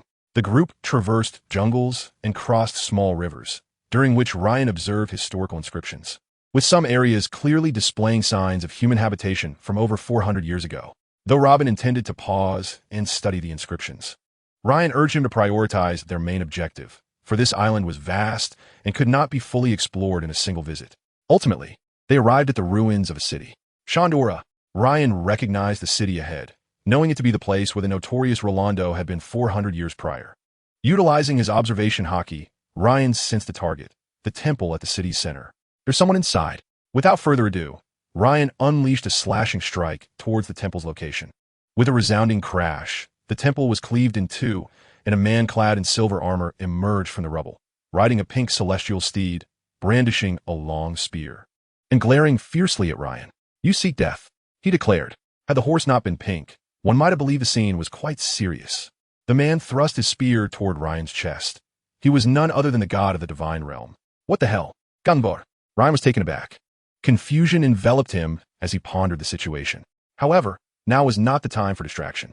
Swiftly deflecting Ganfer's spear with his sword, Ryan quickly interjected, "Hold on. We seem to have no enmity between us." "No enmity? Then why did you attack me while I was resting?" Ganfer retorted, his fury palpable, recalling how he had nearly been slain while resting in the temple, saved only by Pierre's intervention. "Would you believe me if I said I made a mistake?" Ryan lamented, exasperated. Who could have anticipated that Enel was absent, and Ganfer was present instead? "Do I look like a fool to you?" Ganfer scoffed, completely disbelieving Ryan's claims. The group observed Ganfer and his steed, initially nodding in agreement, then quickly shaking their heads. Seeking death. Ganfer's rage boiled over as he charged again, perceiving that the group was mocking him. First, they nearly killed him, then they claimed it was a mistake. Though Ganfer was usually good-natured and honest, he could only endure so much ridicule. "Today it is you or me," he declared, intensifying his assault. 5 minutes later, "I believe you just stop," Ganfer uttered weakly. Due to his indiscriminate attacks, Ryan and his companions had no choice but to retaliate, and the outcome was grim. They ruthlessly bested him, leaving him without a chance to fight back. Now lying on the ground, Ganfer gazed vacantly at the sky, murmuring to himself, "Am I really getting old, becoming so weak?" The stark contrast was difficult for him to accept. After all, he was a deity. The last time something like this happened was over a decade ago, when he had befriended a group of friends from the Blue Sea. Back then, he had just ascended to godhood and was brimming with youthful confidence. He had issued a challenge to a man named Gold Roger, only to be defeated in one move. Undeterred, he continued to challenge members of Roger's crew, such as Silver's Rayleigh and Spandam, but he could not prevail against any of them. Ultimately, only 2 children remained, and he was too embarrassed to leave, haunted by the painful memory of being thoroughly defeated by Roger's crew. Wait, they don't seem like locals. Could they be from the Blue Sea again? No, it's not that you are weak. Rather, we are too strong, Ryan reassured. Ryan felt a tinge of remorse for having reduced Gonfor to such a state, as he truly had mistook him for someone else. Though harsh, Ryan's words bore truth. Gonfor's strength was not insignificant on the Sky Islands. For only those with genuine prowess could attain godhood. He merely encountered Ryan at an unfortunate moment. Really? Gonfor's eyes regained some clarity, as if he had found a lifeline to cling to. If you wish to compete with us, at least bring a warship. Bailey scoffed. Curious, Gonfor inquired. Are you also great pirates of the Blue Sea like Roger? Are you referring to the Pirate King Roger? Kid responded skeptically, though the old man did not seem like a liar. The Pirate King. Roger has become the Pirate King. Gonfor's expression turned nostalgic, recalling the hat-wearing man who proclaimed his ambition to be the Pirate King. He never imagined that over a decade later, Roger had actually succeeded. A smile crept across Gonfor's face as he felt joy for his friend achieving his dream. Chapter 85. I have arrived at this place, guiding this narrative to its ultimate destination.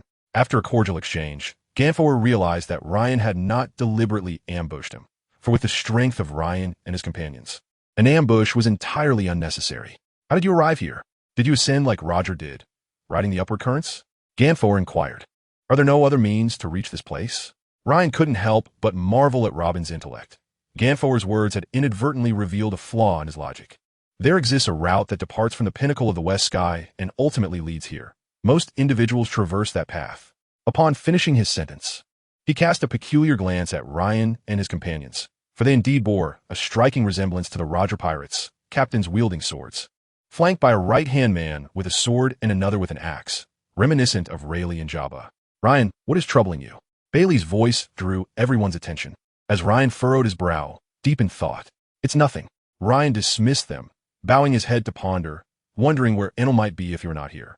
Gazing at the verdant foliage beneath him, a sudden thought flashed through Ryan's mind. Baika. Dispersed fragments of memory began to coalesce, leading him to conclude that Enel was likely still in his homeland, Baika. In the annals of normal history, Enel had obliterated his homeland in 1512 before arriving here. And 2 years later, he defeated Gonfor, becoming the new god of Skypiea. Do you know of Baika? Ryan asked, his excitement palpable as he looked at Gonfor. Gonfor frowned. Baika?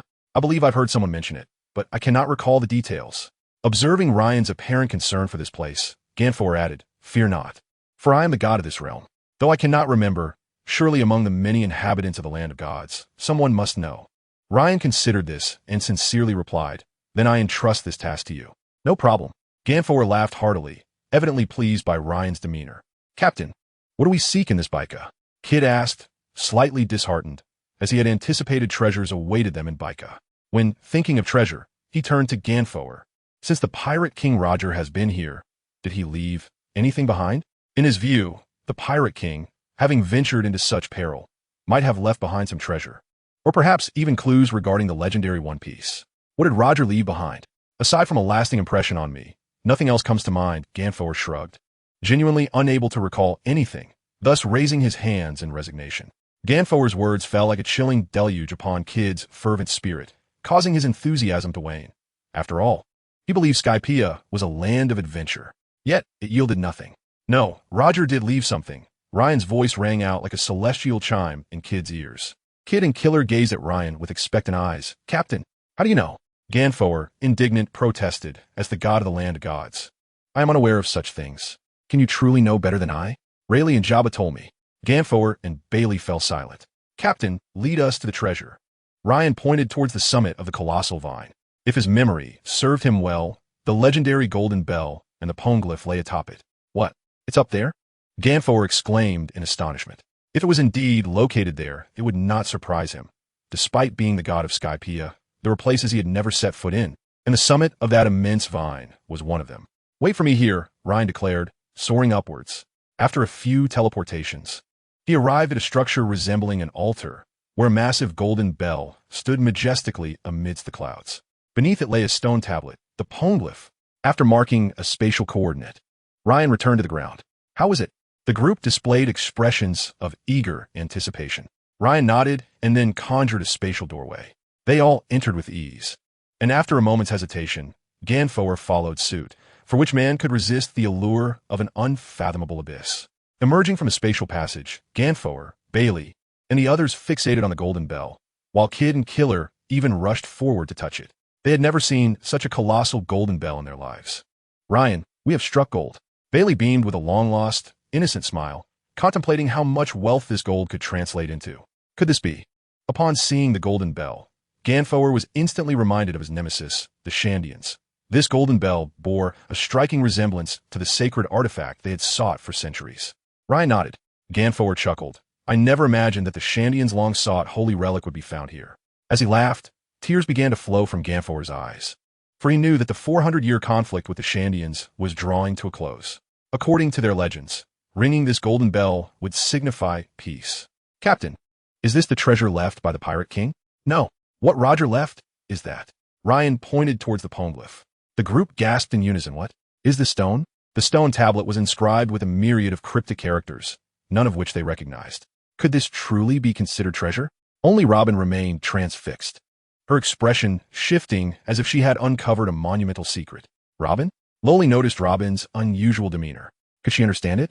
Kid muttered. Of course. Our Robin became a scholar at the tender age of 8. Ryan chuckled.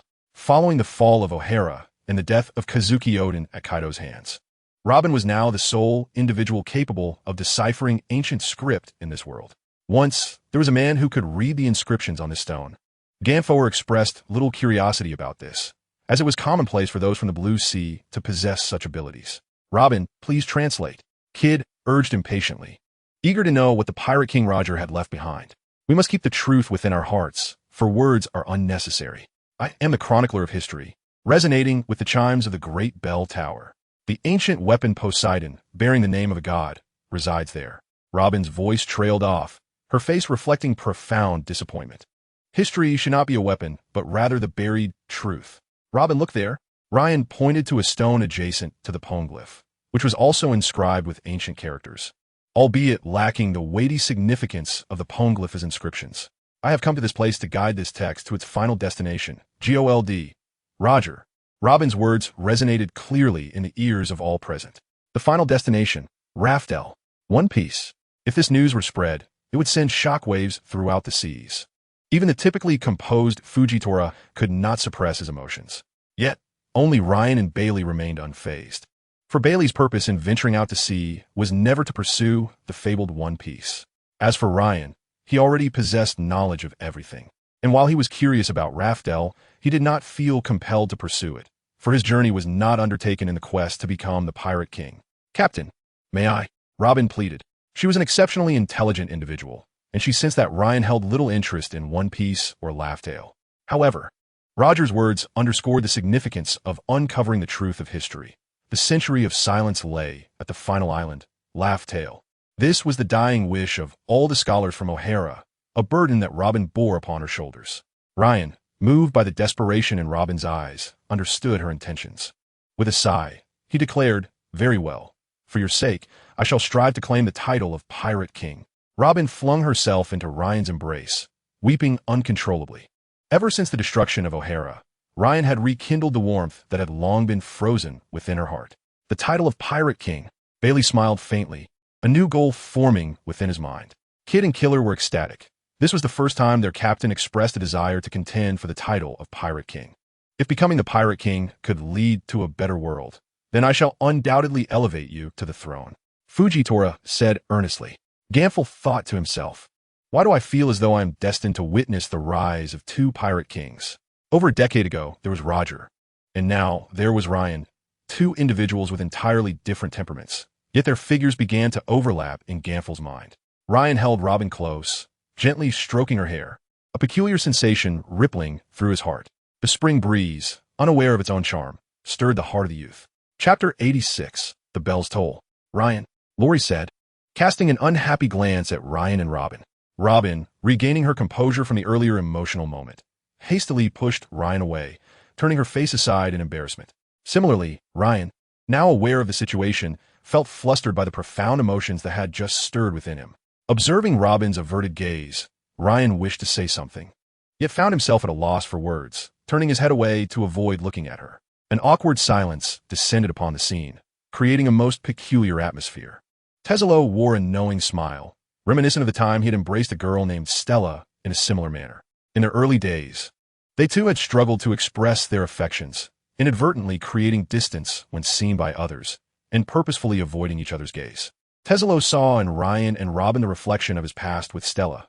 Back then, he sought to rescue her from slavery, whereas now, Ryan aimed to help Robin fulfill her wish. Though Teselo had said nothing, he had already resolved to assist Ryan in becoming the Pirate King as his life's goal. One story of love, like that of Teselo and Stella, was enough. You will surely find happiness. For Ryan, who had never experienced romance, the concept of love was foreign. He merely felt his heart racing intensely when holding Robin. Ganful stifled a laugh, wary of voicing his amusement for fear of incurring Ryan's wrath. Having experienced such moments himself, Ganful understood the innocence of the feelings shared between the youth and the maiden. Youth is truly wonderful. Ganful reminisced about the girl he once cherished.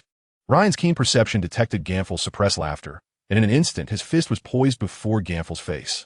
"I'm off to ring the golden bell." Ganful, already prepared, leaped to the altar, laughing. He then grasped a long spear and struck it against the golden bell. "Wait, let me. You're too weak."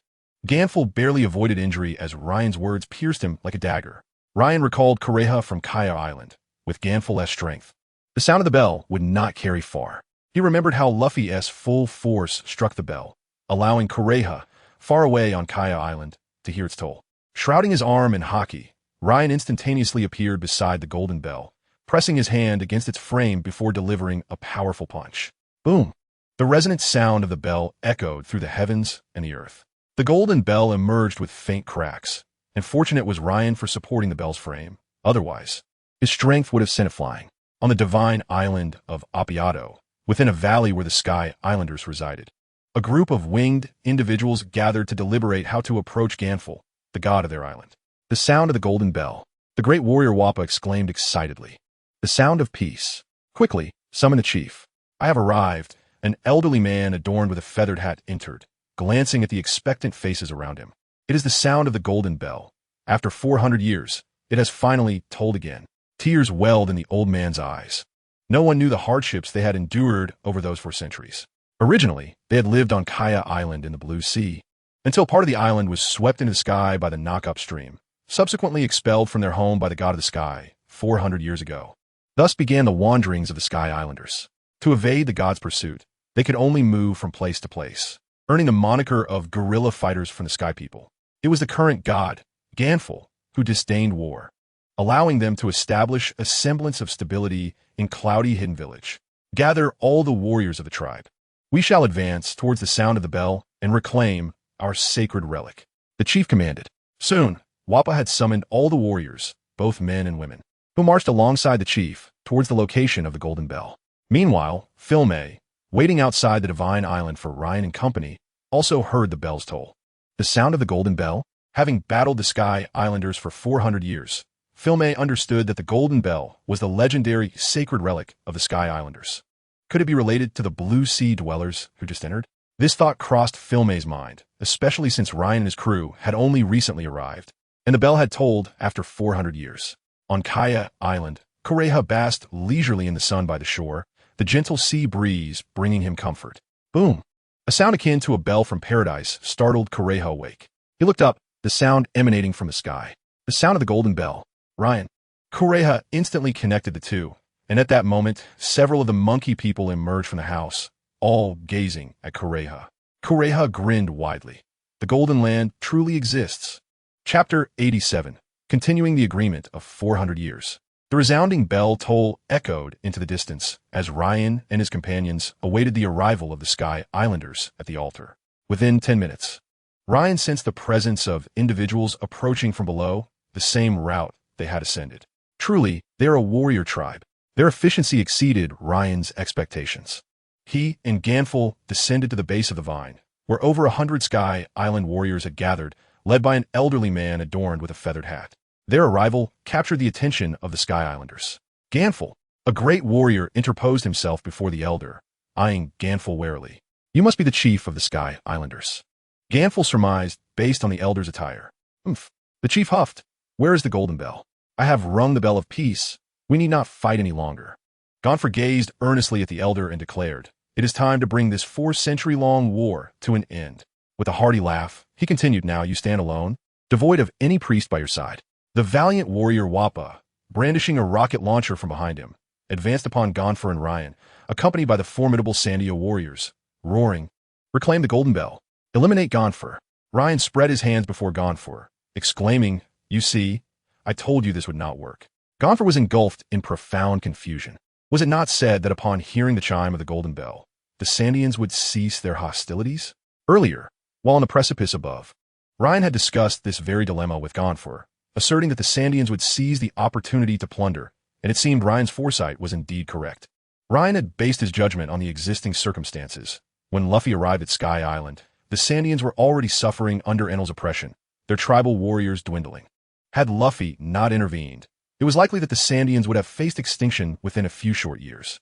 Thus, when the beleaguered Sandians, who had grown weary of war, heard the resonant chime of the Golden Bell, they would have chosen to halt the conflict and extend a hand in peace, as they were on the brink of annihilation. But what was the current situation? With scores of Sandian warriors numbering in the hundreds confronting Gonfor, how could they possibly consider a truce? The grievances that had festered for over 4 centuries could not simply be cast aside. It is only when one has endured greater suffering that they may choose to relinquish what they once deemed insurmountable obstacles. The greatest lesson in this world is the strength of the fist in one's hand, Ryan declared to Gonfor, before charging headlong into the fray against the advancing Sandians. "You coward!" Wappa seethed, witnessing Gonfor cower behind Ryan.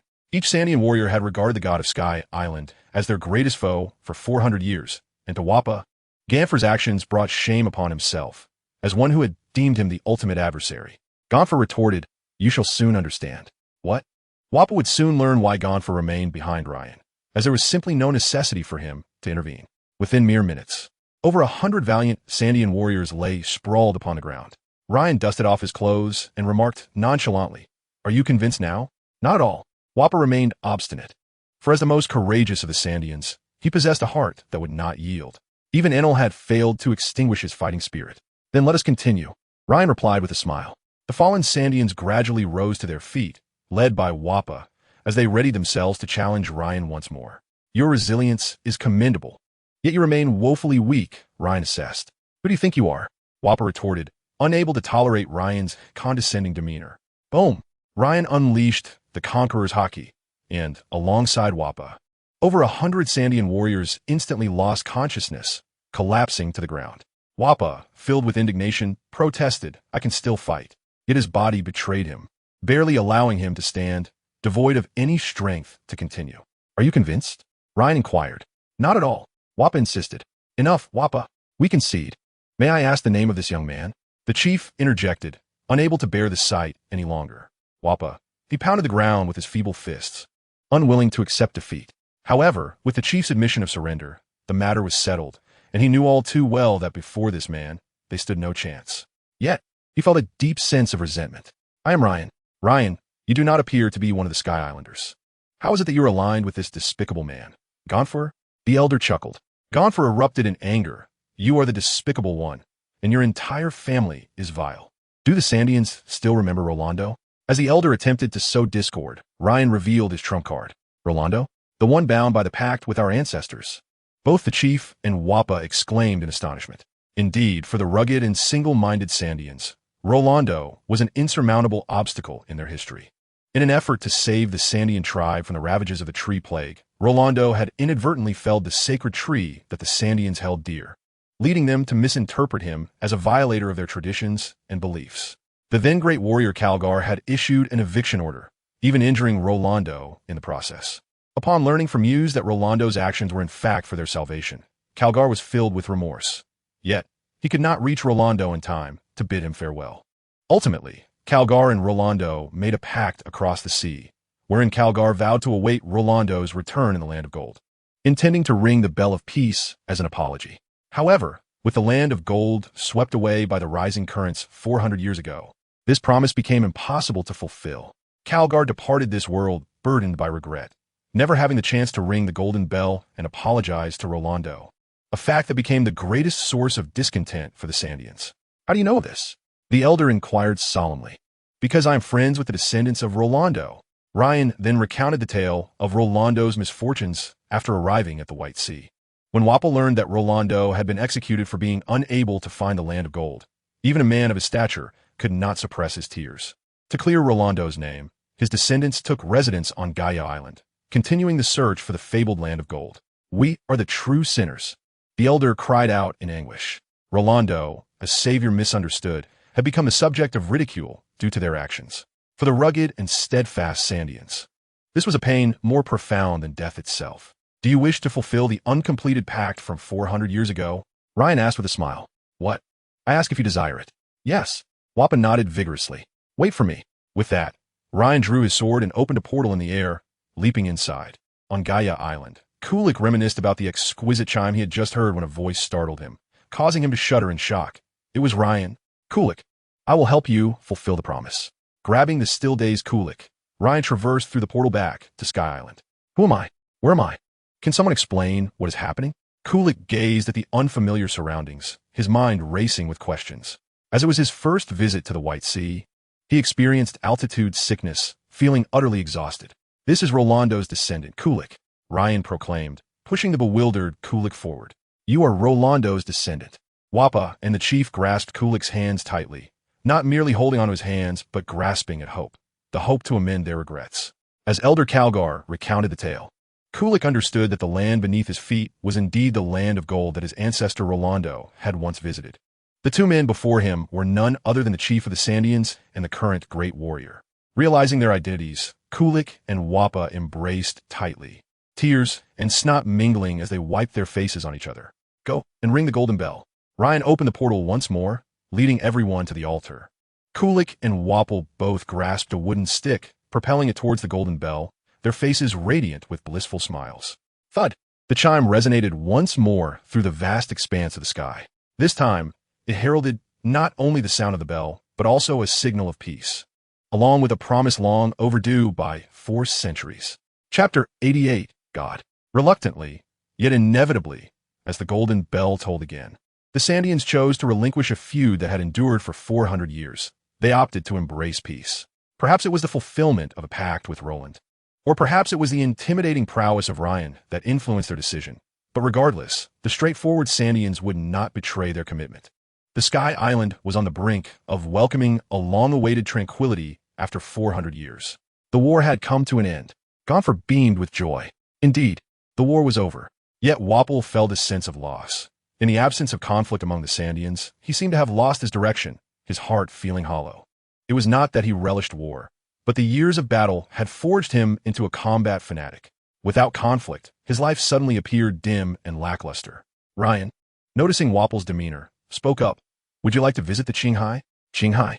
Wapol glanced at Ryan, then at the multitude of Sandian warriors, murmuring, "I don't know. Think it over. You seem suited for broader horizons." Ryan patted Wapol on the shoulder and departed. "Chief." Wapol looked at the elder with a questioning expression, torn between the choice of his kin and his own heart, making the decision exceedingly difficult. The elder, rarely gentle, affectionately ruffled Wapol's hair and said, "Follow your heart. My child, whatever choice you make, we will support you." Feeling the affirming gazes of those around him, Wapol was somewhat moved, following his heart. He began to contemplate the course of his future. With the departure of the Sandians, the ruins of Skypiea regained their former tranquility, while Kulik was invited to visit Cloud Hidden Village. "You all should take your time to explore here. I will notify you the moment I have news of Baika." Gonfer chuckled, draping his arm around Ryan's shoulder. Observing Ganfer's hand resting on him, Ryan remained silent, sensing that the elder, relieved of his burdens regarding the Sandians, was displaying signs of carefree abandon. "As a token of gratitude, you may take the gold here. It holds no value for us, but it seems quite beneficial for you Qinghai people." "All right."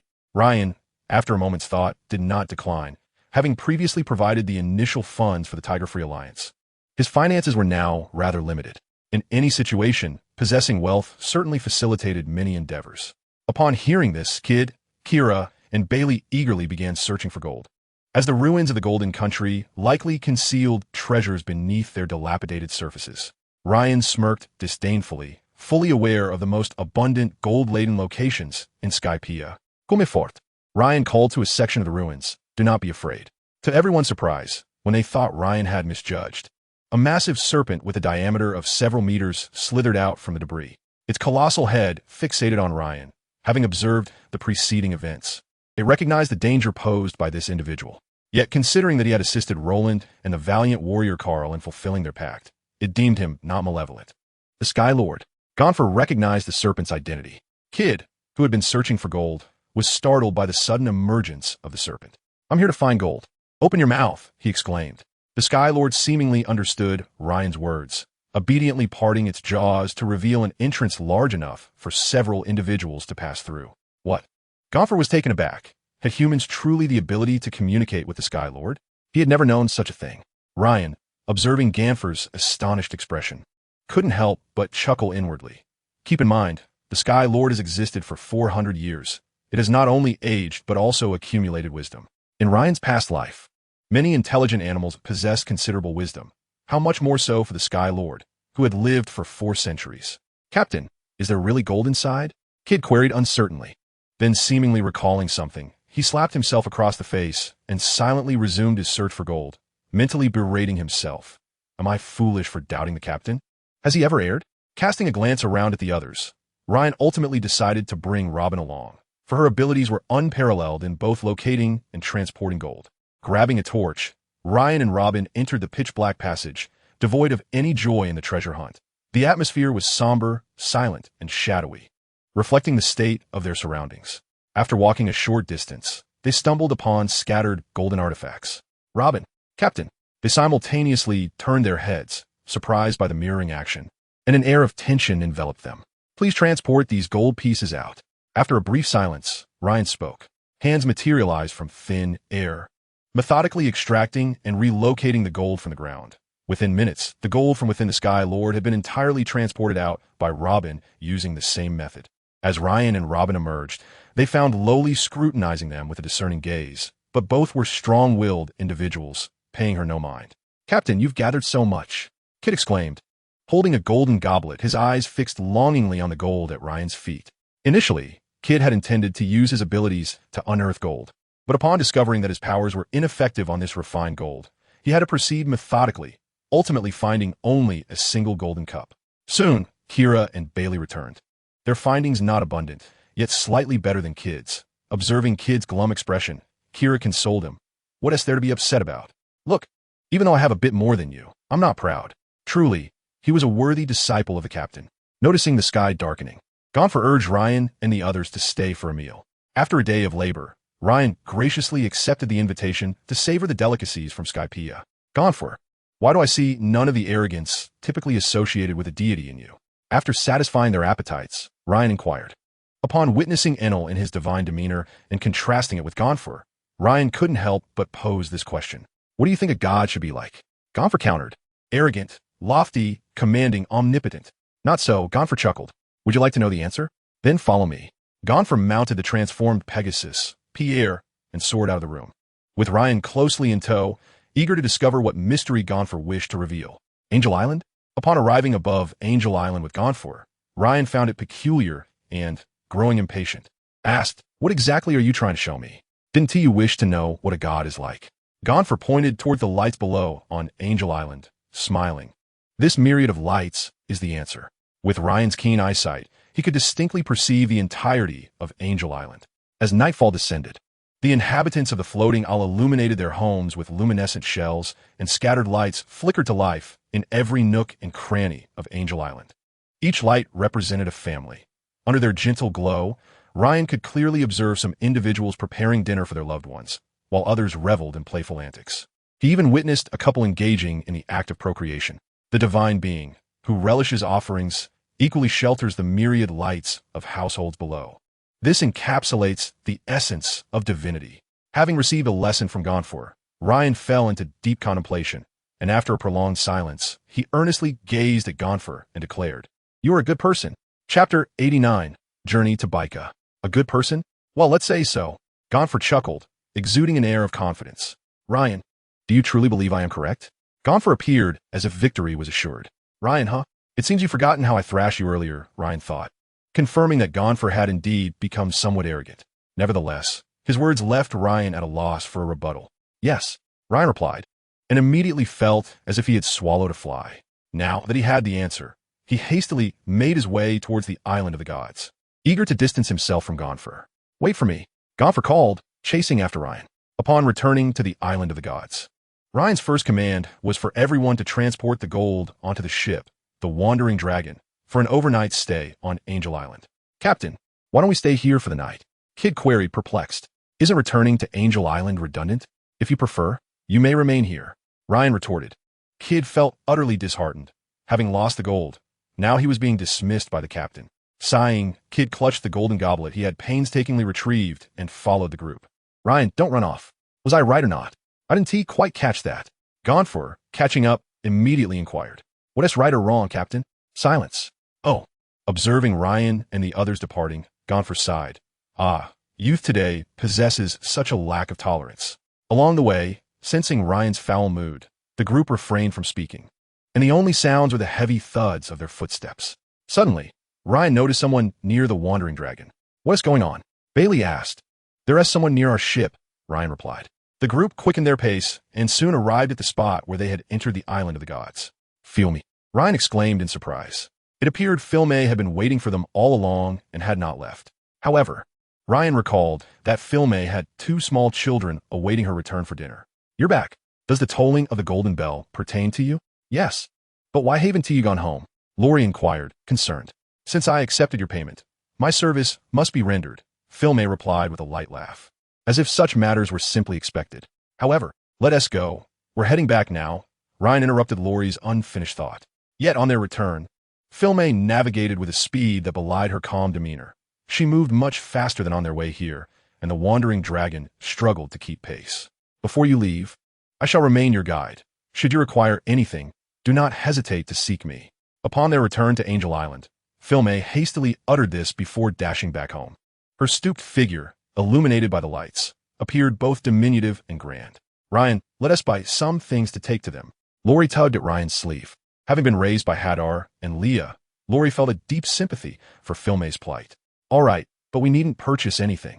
We have plenty on the ship that they will surely enjoy," Ryan replied with a smile. The group retrieved numerous delectable items and engaging toys from the ship, following their memories as they headed towards Phil May's home. "Haven Tea, they returned yet?" Ryan remarked, puzzled by the absence of light from the house. "They must have gone to buy food. Don't you remember Phil May said she would bring them something delicious?" Robin reminded him. "Then let us go inside," Ryan suggested, arriving at the small house and gently knocking on the door. "Who is it?" came the innocent voice of a boy from within. "We are friends of your grandmother. Here to visit you," Lori responded.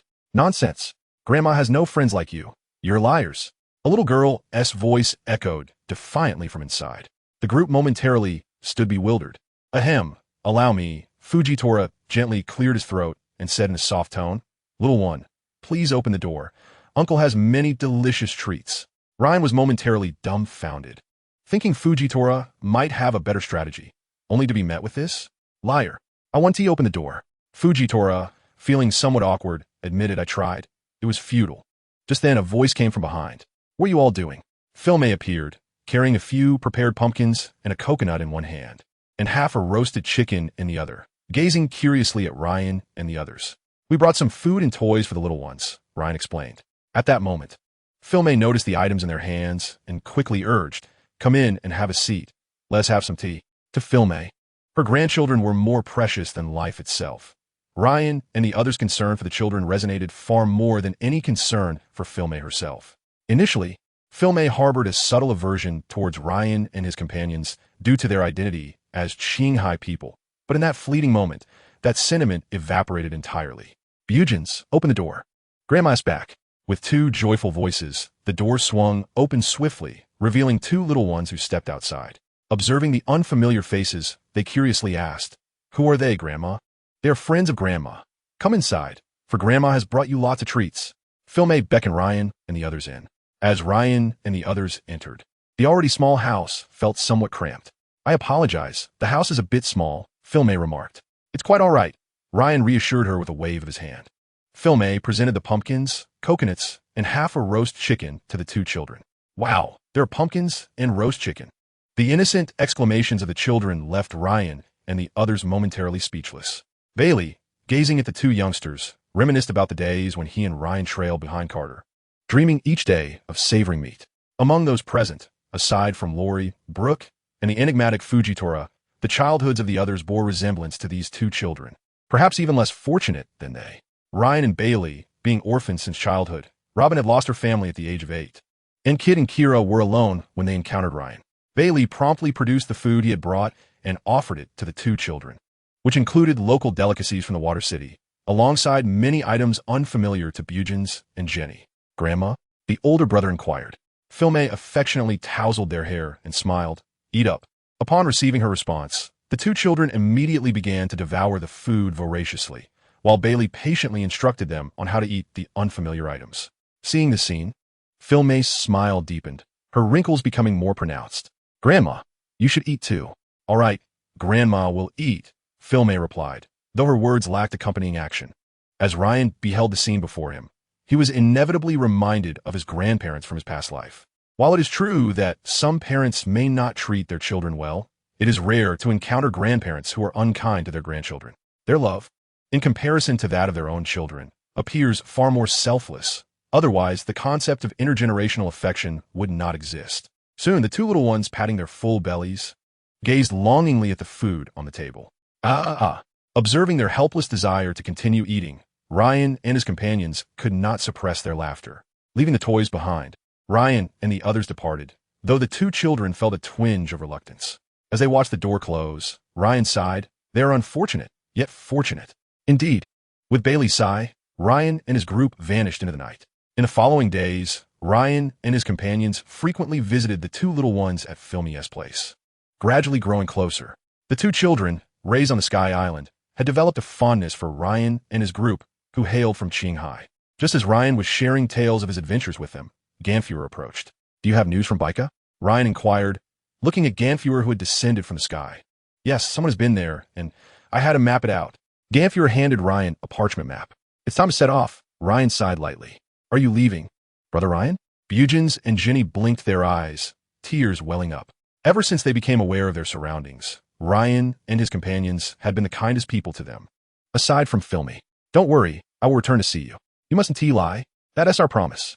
Ryan extended his pinky, sealing the pact with the two of them, marking his second time making such a vow in this world. His first had been with the red-haired Shanks when he was 9. Do you need me to guide you? Filme asked, having come to regard Ryan as her junior over the past few days. No need. Ryan waved his hand, indicating that he had the map. All right, mates. It's time to depart. Everyone looked up at Ryan, a shared, gentle smile gracing their faces. Chapter 90. The schemed Hancock. Ryan and his companions aboard the Wandering Dragon set sail once more, heading towards Baika. Grandma, will Brother Ryan and the others return? He hasn't finished telling me his adventure stories. Bugins asked, gazing at the receding ship. They will. Didn't you make a promise with him? Yes. The two children's faces erupted into joyful smiles. Before heading to Baika, Ryan needed to make a detour to the Island of Gods, where Kulik was still visiting Yunin village. In the village, Kulik and Wappa were enjoying food and drink, engaged in lively conversation, when Kulik had just shared an amusing tale, causing Wappa to erupt in laughter. It's time to go home, Kulik. A voice approached, interrupting their banter. Kulik glanced at Wappa with a resigned expression. It seems it's time to return. Although he was having a splendid time here, surrounded by the warm hospitality of the Sandians, Qinghai was still his home, where his family awaited him. What have you decided, Wappa? Ryan inquired, genuinely believing that Wappa's potential was being squandered on the Sky Island. I have made up my mind. I have heard from Kulik about the many strong individuals in Qinghai. That vast ocean is where I belong, Wappa declared resolutely.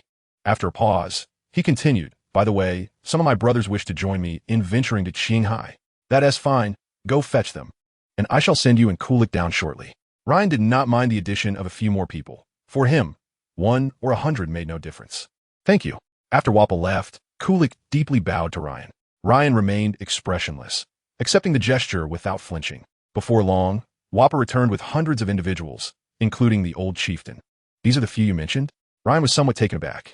Sensing Ryan's misunderstanding, Wappa quickly clarified, they are here to send us off. The ones descending with me are Kamachili and a few others. Wappa pointed to the young men standing behind him. Oh, I see. Then let us proceed. Ryan drew his sword, creating a space portal before everyone's eyes, an endless expanse visible within. Wappa, Make sure to make something of yourself. Take good care of yourself out there. The chieftain patted Wappa and the others on their shoulders. Unlike the others, the old man was not overly optimistic. He was aware of the dangers that lurked in the ocean. Wappa turned back, casting a deep gaze at the chieftain and the others, as if to engrave their images in his memory, before following Kulik into the portal. Meanwhile, the members of the Primate Mountain Coalition on Gaia Island were already in a frenzy, having not seen their leader, Kulik, for several days. They scoured the entire island for any trace of him. Just as they were deliberating whether to search the sea, Kulik, along with Wappa and 4 others, suddenly appeared before them. "Dad!" one of the gorillas exclaimed, his eyes wide with disbelief. "What are you doing here?" Kulik was taken aback to find the Primate Mountain Coalition gathered in one place. Had something significant occurred on the island during his absence? "Dad, you've been missing for several days," the gorilla replied, somewhat exasperated. "By the way, who are they?" The Coalition's members turned their attention to Wappa and the others, curiously observing the wings on their backs. "They are brave warriors from the Land of Gold. This is the great warrior Wappa." Kulik began recounting their recent adventures, leaving the Primate Mountain Coalition astonished at the existence of the Land of Gold in the sky and the many Sky Islanders living there. "Wappa, do you want to join us and carry forth the will of our ancestors as we navigate these vast seas?" Kulik extended the invitation. Ever since fulfilling his dream on the Sky Island, he had been contemplating his future path. Witnessing Wappa's unyielding pursuit of his dreams reignited Kulik's adventurous spirit. "All right," Wappa agreed after a moment of consideration, recognizing that Kulik was the only one he could trust in this unfamiliar place. "From now on, we shall be known as the Primate Mountain Pirate Crew," Kulik announced with joy. Everyone was pleased with the name. To Wappa, the mountain represented the Sandians, while the coalition members merely had their title changed from a coalition to a pirate crew. Kulik had truly put thought into it. Wappa mused. He is indeed a descendant of Rolando. 400 years later, the great warrior Karl Gra and the descendants of Rolando reunited once more, embarking together on an adventure that was uniquely theirs. On the windless zone of the Grand Line, on Amazon Lily Grandma, we are leaving. Hancock and her 2 sisters prepared to set sail in search of Ryan and his companions, bidding farewell to an elderly woman named Jalan Baiha. A warrior from the Kuja tribe accompanied them, ensuring their safety. If you can't find them, remember to return early. The diminutive elder, whom Hancock referred to as Grandma, smiled, though her smile harbored a hint of a scheming triumph. Jalan Lily, a former empress of the 9-Snake tribe, recently visited the Amazon Lily to see Shaki, where she fortuitously crossed paths with Boa Hancock, who was also seeking Shaki. After observing the young girl for some time, Jalan recognized Hancock's extraordinary talent and resolved to cultivate her into the next empress of Amazon Lily, hoping to atone for the mistakes she made during her reign and the debts owed to her people. However, Hancock incessantly clamored to venture to Water City in search of the bloodthirsty swordsman, Ryan, with aspirations of joining the Freedom Alliance, which caused Jalan considerable distress. Yet, having been an avid follower of the news, she recently read about the Bloodsword pirates being defeated and forced to flee by the Navy in Water City. Consequently, Hancock's determination to seek Ryan in Water City was set, oblivious to the fact that she was being manipulated. This journey, it seemed, would lead her nowhere near Ryan. Meanwhile, the warriors tasked with protecting them received instructions from Jalan to escort the 3 back to Amazon Lily should they fail to locate him. Chapter 91. The Tale of Enel. Captain, we have arrived at Baika, Lori announced to Ryan, comparing her map. After a half-day of sailing, Ryan finally reached Enel's homeland, Baika, just as night was beginning to fall. The location of Baika was not on any ordinary route, which explained why they required the assistance of the super-fast shrimp and why it took them so long to arrive. Baika, much like Angel Island, was composed of island clouds and appeared even smaller than Angel Island. Enel must be here, but I wonder if he has consumed the rumble fruit. If he hasn't tea, things will be much simpler. As Ryan gazed at Baika, his mind was abuzz with thoughts. Captain, what is our purpose here? Kid could no longer contain his curiosity upon reaching their destination. We are here to find a person, or perhaps a fruit. Glancing at the sky, Ryan spoke to the group before Kid could inquire further. Let us first find a place to rest. With that, the crew docked the dragon soaring ship at the island's edge and disembarked. However, as they traversed the streets of the island, they quickly discerned a troubling issue. The islanders did not seem welcoming to outsiders. Unlike the residents of Angel Island, the locals regarded Ryan and his companions with disdain and hostility, their gazes filled with contempt and animosity. Although they uttered no words, their stares conveyed volumes. Unable to endure the scornful looks any longer, Kid turned to Ryan and exclaimed, "Captain, I can't take it anymore." He brandished his wrench, ready for a confrontation. "Hold on. We need to ascertain the situation first." Ryan refrained from taking rash action, speculating that the locals might have suffered persecution at the hands of the Blue Sea people like Filme had in the past. Nonetheless, Ryan also found the scrutiny intolerable, emanating a palpable aura of menace that caused the onlookers to scatter in fear. "Captain, you were quite terrifying just now," Kid remarked, still shaken by the experience. In Kid's perception, Ryan had seemed to transform entirely. After internalizing his murderous intent, Ryan could now manipulate it at will. Initially, he needed to remain stationary to refine the aura after a kill, but as he honed his skills, he found that the aura would automatically be absorbed and refined within him upon the death of an adversary. Throughout his journey, Ryan had likely caused the demise of thousands, leading to the earlier incident. However, he had yet to discover any enhancement to his combat prowess from this aura. Its primary function seemed to be intimidating others. As demonstrated moments ago, after walking for a while, Ryan spotted it ahead and entered. "Do you have any rooms available?" he inquired.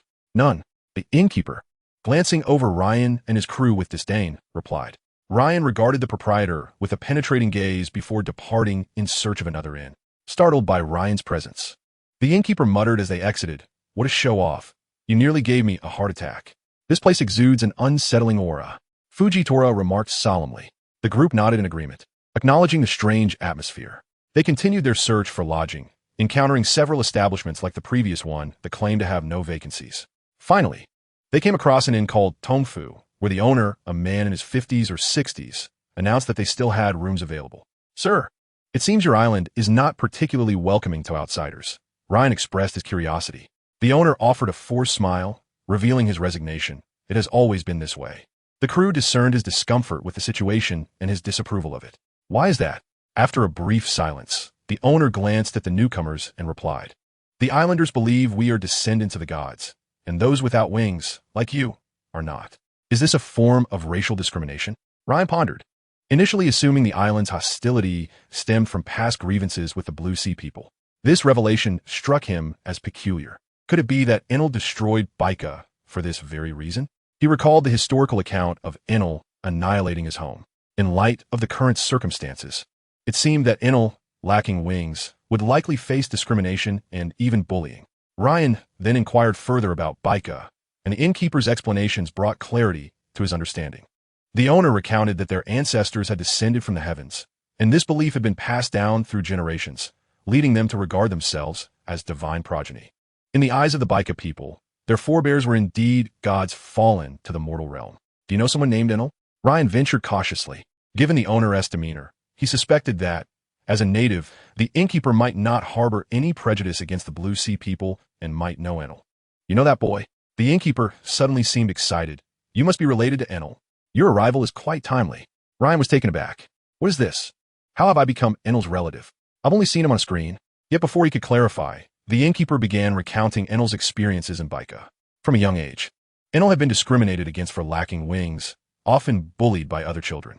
If not for his mother's gentleness, he might have succumbed to darkness long ago. Tragically, a year prior, Enel's mother passed away from exhaustion-related illness. Now, Enel had grown increasingly radicalized. The innkeeper lamented that Enel no longer listened to him as he once did.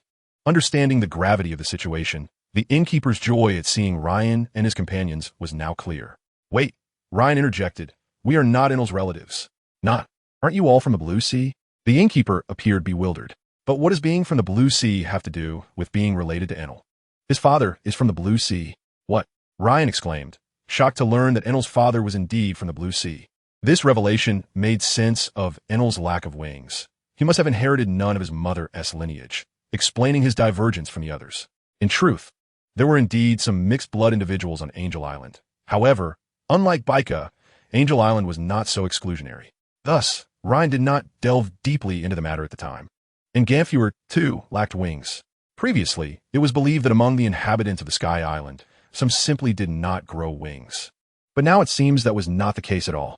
Upon reflection, it makes sense, as there exists a stable shipping route, with numerous individuals traveling from Qinghai to the Sky Island over the years. Consequently, some must have married and had children with the residents of the Sky Island. leading to the evolution of certain residents who do not possess wings. Thus, a narrative concerning Enel began to weave itself in Ryan's mind. Due to his lack of wings, Enel had been looked down upon by those around him since childhood. The death of his mother gradually unleashed the demons within him, ultimately driving him to take the drastic step of annihilating Baika. The more one lacks something, the more fervently they wish to manifest it. Thus, Ryan's impression of Enel, upon arriving at God's Island, was of such a nature. Chapter 92, Submission. By the way, do you know where Enel is? I have matters to discuss with him. Rest assured, we mean no harm. Ryan inquired directly. I don't know. I haven't seen that boy in quite some time. However, you might try looking in the Sky Street. The proprietor, who had a fair amount of faith in Ryan, relayed all he knew. Thank you. Concluding their conversation, Ryan and his companions returned to their lodgings to rest. The following morning, after a night of recuperation that banished their weariness, Ryan set off with his companions to the Sky Street, as directed by the proprietor, in search of Enel. Sky Street is the most bustling thoroughfare in Baika, teeming with a diverse array of people from all walks of life. Logically, Enel's distinctive characteristics should render him easy to locate. However, Ryan had already traversed the length of Sky Street twice without success. Just as the group found themselves at a loss, Fujitora suddenly suggested, "Why don't we check out the casino?" Though Ryan suspected Fujitora's suggestion stemmed from a desire to indulge in leisure, there was little else to pursue. So they agreed to investigate. Upon entering the casino, they beheld a man adorned with a white headscarf and elongated earlobes, engaged in a brawl with several locals from Baika. Enel. Fortune favored the persistent. After several trials, Ryan had finally found Enel. "Today, I shall end you." Enel was in a frenzy, relentlessly assaulting one of his adversaries while the others struggled to restrain him, resorting only to kicking and hitting him in vain. At that moment, a group of fully armed individuals entered the casino, clearly members of Baika's law enforcement. Without a word, they indiscriminately descended upon Enel, delivering a brutal beating. Enel curled up on the ground, battered. "Captain, should we not intervene?" Kid inquired from his side. "Stop." Ryan approached the fray with his companions. The onlookers turned their gazes toward Ryan. "Look, he's just like Enel. A mixed blood. It's possible he's from Qinghai." "Huh, you're obstructing our duties." The leader of the enforcement squad turned to face Ryan, sensing something unusual about him and speaking with a modicum of respect unlike the others. "Release him." The leader frowned, perceiving Ryan's challenge to his authority. Before he could utter another word, one of his subordinates charged at Ryan, prompting Kid and Killer to spring into action. Having been subjected to prejudice since their arrival in Baika, their pent-up rage was finally unleashed. In mere moments, several of the enforcers lay defeated at their feet.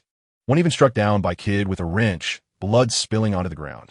Witnessing this, the leader had no choice but to intervene. Yet upon meeting Ryan's gaze, a wave of fear washed over him. "I cannot act. I would perish." This was the sole thought that occupied his mind. "We're leaving." With that, he abandoned his fallen comrades and fled in haste. The casino patrons looked on in bewilderment. It was a rare sight to witness law enforcement retreating in such a manner. However, after this encounter, they understood that Ryan and his companions were not to be trifled with, silencing their earlier banter. "Who are you?" Enel swore he had no acquaintance with these two, and had Ryan not intervened, he would have been compelled to unleash his long-suppressed powers. Surveying his surroundings, Ryan remarked, "Let us move to another location. This is not the place to converse." Enel nodded and followed Ryan, all the while speculating about Ryan and his companions' identities, arriving at a conclusion similar to that of the innkeeper.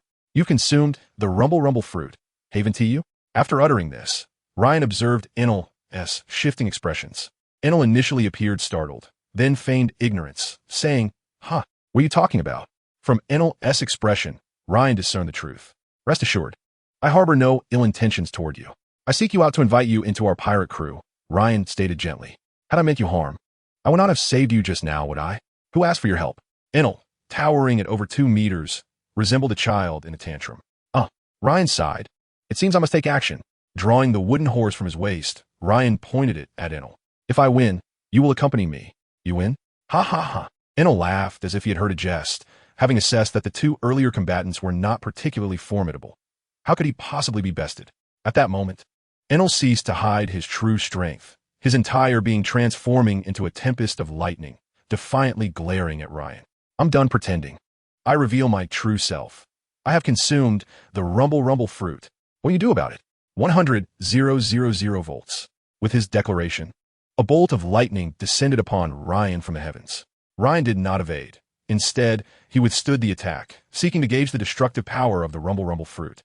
To his surprise, the sensation was merely tingling and rather pleasant. Continue, Ryan, with a smile gracing his lips, urged Enel. Since you seek death, do not blame me. Initially, Enel had not intended to kill Ryan, which is why he had not unleashed his full might. 20,000,000 volts. A lightning strike, significantly thicker than the previous, surged toward Ryan in an instant. Whoa, this is escalating. Crackling arcs of electricity enveloped Ryan, his previously sleek hair standing on end, his attire torn asunder. Stunned momentarily from the electric shock, Ryan shook his head to regain clarity, reflecting, I may have overestimated myself. After all, I am not Luffy.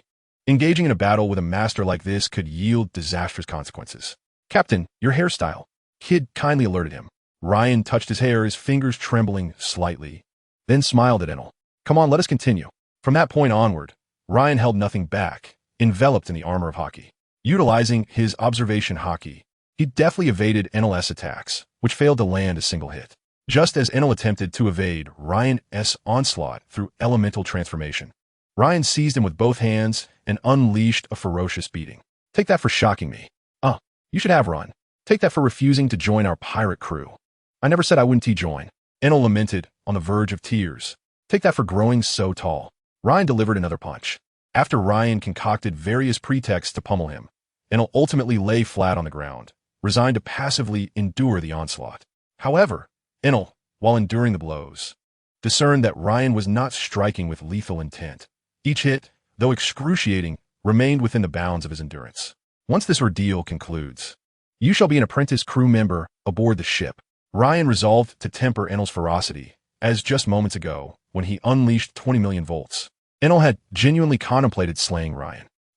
Enel, battered to the brink of existential doubt, weakly acquiesced. Ever since he fortuitously acquired the Rumble Rumble fruit a year prior, Enel had fancied himself the chosen one.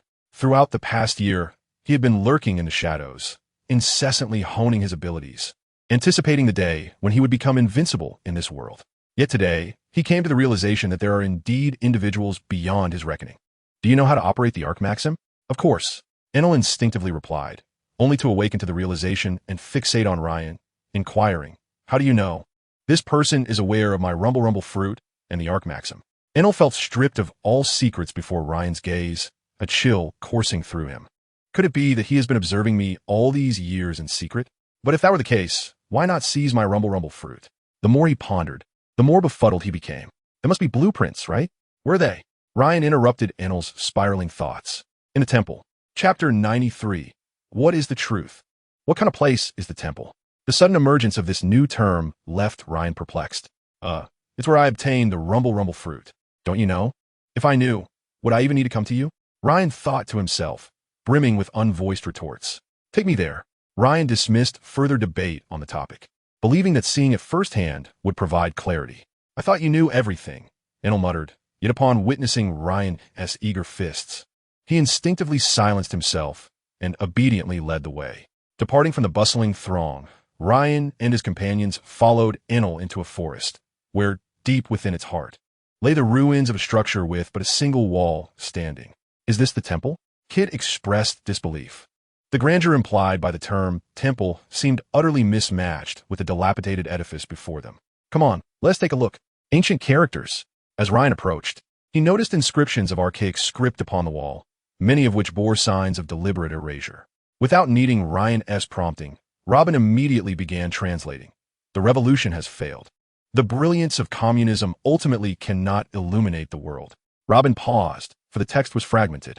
Although we are all failures, the spark of freedom shall never be extinguished. Robin's resonant voice echoed in the ears of the group, reaching into Ryan's heart. How do you recognize ancient script? Enel exclaimed in astonishment. Silence. Bailey rebuked Enel brusquely, having detected Ryan's unusual demeanor. Ryan stood there, drenched in cold sweat, his gaze bewildered. It was Bailey's first encounter witnessing Ryan in such a state. Just as Enel considered retorting, he too noticed Ryan's oddity and fell silent. Communism. Those four characters occupied Ryan's mind, rendering his thoughts a blank slate. Impossible. How could this term exist in this world? Ryan. Bailey shook Ryan's shoulders. Ah, what is it? Ryan responded instinctively. Captain, you just seemed entranced, did you know that? Ryan fell back into contemplation. Who might have inscribed these words? The ancestors of Baika, the failures of 8 centuries past. But why would communism appear? Captain, there are more words here. Kid S' remark abruptly jolted Ryan from his reverie. Ryan approached, discovering a parchment densely covered in text. Yet this script was not written in the ancient language. To the fortunate descendants across the boundless lands, go forth. Board the Ark Maxim and reach the vast expanse. A great nation may blossom there. The rumble fruit and the blueprints for the Ark Maxim have been left here. We shall participate in the final battle, and if we must perish, let it be on the path of revolution. Only blood can etch memories into existence. Our efforts shall not be in vain. Upon absorbing the contents of the parchment, Ryan's thoughts began to crystallize. 8 centuries ago, in pursuit of communism, a collective gathered. Among them Joy Boy and the one who left these messages, yet they ultimately met with failure, the reasons for which remained unspoken. Perhaps the deliberately erased portions contained the reasons for their failure. He may have feared that future generations would dread the truth, or for other reasons. The boundless land refers to the moon. 8 centuries ago, Baika's ancestors left behind a legacy, hoping to establish a communist realm upon the lunar surface while choosing to die for the cause of revolution. Perhaps by that time, they had already succumbed to pessimism and despair, prompting them to erase traces of their hopelessness, leaving a path of moderation, or perhaps evasion. They deemed success unattainable in this realm. Thus, Enel was aware of the boundless land and how to construct the Ark Maxim. However, regrettably, although history indicated that Enel did indeed venture to the boundless land, he failed to establish a communist nation there. This fated individual, Enel, fell short of their expectations. It must be so, Ryan murmured. Though many uncertainties linger, the greatest enigma remains the origin of communism. Yet, based on current clues, this is the extent of what can be inferred. Captain, what exactly have you discovered? Robin fixed her gaze intently on Ryan, eager to glean answers from him. Her intuition suggesting that the truth of history lay concealed within. Many aspects remain unclear, necessitating further clues for confirmation. Robin, let us unravel the truth of history together. Never before had Ryan felt such curiosity towards the truth. Very well. Robin smiled warmly. She discerned that Ryan's quest for truth was not merely for her sake, nor for ancient weaponry, but stemmed from a genuine desire to understand. From this moment forth, she and Ryan were not merely crew members, but kindred spirits united in purpose. Ryan took possession of the blueprints for the Ark Maxim and the parchment, choosing to leave the wall inscribed with ancient characters intact, allowing it to await the next fortunate soul. On the journey back, Ryan found himself pondering, what is the truth of history? What transpired 8 centuries ago? And who exactly is Joy Boy? Based on my current knowledge, Joy Boy must have been the leader of those 8 centuries past. Enough of this. As long as one possesses strength, all answers shall eventually reveal themselves. Bailey clapped Ryan on the shoulder. Indeed, Ryan buried everything deep within, awaiting the moment when the answers would unfold. Chapter 94, The Power Ship. Upon returning to the inn, Ryan did not rush to set off immediately. Instead, he made a trip to Water City. After all, once the Moby Dick was equipped with a power system and flight capability, the subsequent journey would be considerably expedited. Sharpening the axe does not hinder the cutting of wood. Tom, how long will this take to complete? 10 days. Tom, who was intently studying the design blueprints for the Ark Maxim, replied in a solemn tone. In 10 days, bring the ship back, and I'll install the finished power system for you. All right. Unquestionably, he is the world's foremost craftsman, managing to create it in a mere 10 days. While it took Enel several years to achieve the same feat, the Ark Maxim harnesses the wind energy from the wind shells and the electrical power from Enel's rumble fruit to achieve flight. During their time on Angel Island, Ryan collected a considerable amount of shells from the Sky Islands, including numerous wind shells, which facilitated the construction process. After handing the blueprints and the wind shells to Tom, Ryan bid farewell and departed. Unbeknownst to Ryan, Hancock was en route to Water City, set to arrive in just a couple of days, significantly earlier than the timeline established by Tom and Ryan, destined to return empty-handed. Upon returning to Baika, Ryan witnessed Enel being reprimanded by the boss, while Enel, disinterested, pondered other matters, allowing the words to flow in one ear and out the other. Nonetheless, it was evident that their relationship remained amicable. We are ready to set off, Ryan announced as he took his leave from the boss. Please take good care of Enel. he is still immature, impulsive, and prone to causing trouble. Observing the 24-year-old Enel being labeled immature by the boss, Ryan stifled a laugh and said, "Rest assured, Enel is still young, and I will look after him." "How old are you, you little brat?" Boom. Unfortunately, the word little barely escaped before Ryan delivered a punch that sent him flying. Thus, Enel reluctantly joined Ryan and the others on their journey. With over 10 days remaining for the power system's completion, Ryan took this time to embark on exhilarating adventures across the White Sea. He sought to discover if other islands held historical clues akin to the temple, but regrettably, he found no trace after exploring more than 20 islands during this period. Through their shared experiences, Ryan realized that despite Enel's fiery temperament and penchant for theatrics, he was quite agreeable. Now, whenever Enel dared to bare his teeth, Ryan would deliver a thrashing. However, Ryan did not anticipate that Enel and Kid would share numerous common interests, often engaging in discussions about the temples. Kid had become Enel's closest companion aboard the ship. During one of Ryan's routine training sessions, Enel and Kid found themselves seated together once more. "Kid, when do you think I can take down a captain?" Enel inquired. "I believe in a few years it will be possible. What do you think?" "You too." Kid produced a secretly hoarded bottle of alcohol, while Enel presented his favorite apple juice. They exchanged amused glances, clinking their drinks as they simultaneously declared, "Cheers." It turned out they were plotting how to usurp their captain. Not by chance, but rather under Ryan's pressure. Upon overhearing their conversation, Fujitora smiled faintly. It was delightful to see such vitality aboard, though their ambition seemed rather lofty. "Uncle Fujitora, your smile is quite sinister," Loli interjected from the side. Before long, Ryan completed his training and, gazing at the clouds surrounding him, knew it was time to leave the White Sea and return to the Blue Sea. 10 days had elapsed. Tom's power system should now be ready.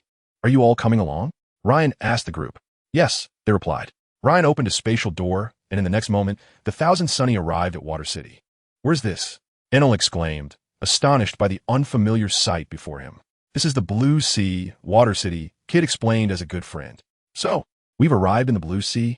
What's going on?" Enel, experiencing this for the first time, felt somewhat bewildered. "This is the captain's ability," Kid chuckled. The installation of the power system proceeded swiftly, and soon Tom, accompanied by a group of shipwrights, completed the task. "Can it really fly?" Ryan inquired tentatively. "Huh?" Tom gazed at Ryan with a bewildered expression, mirrored by the other shipwrights, leaving Ryan with a sense of déjà vu clearing his throat. He said, "All right, we are leaving. Thank you for your help." With that, Ryan led the group aboard the ship. Enel unleashed the lightning. Once they reached the power room, Ryan eagerly anticipated experiencing the new Thousand Sunny. As Enel discharged electricity, the entire vessel began to stir, gradually ascending, propelled by the wind shells. The ship shot forth like an arrow. It truly can fly. This must be the first ship to achieve flight through a power system.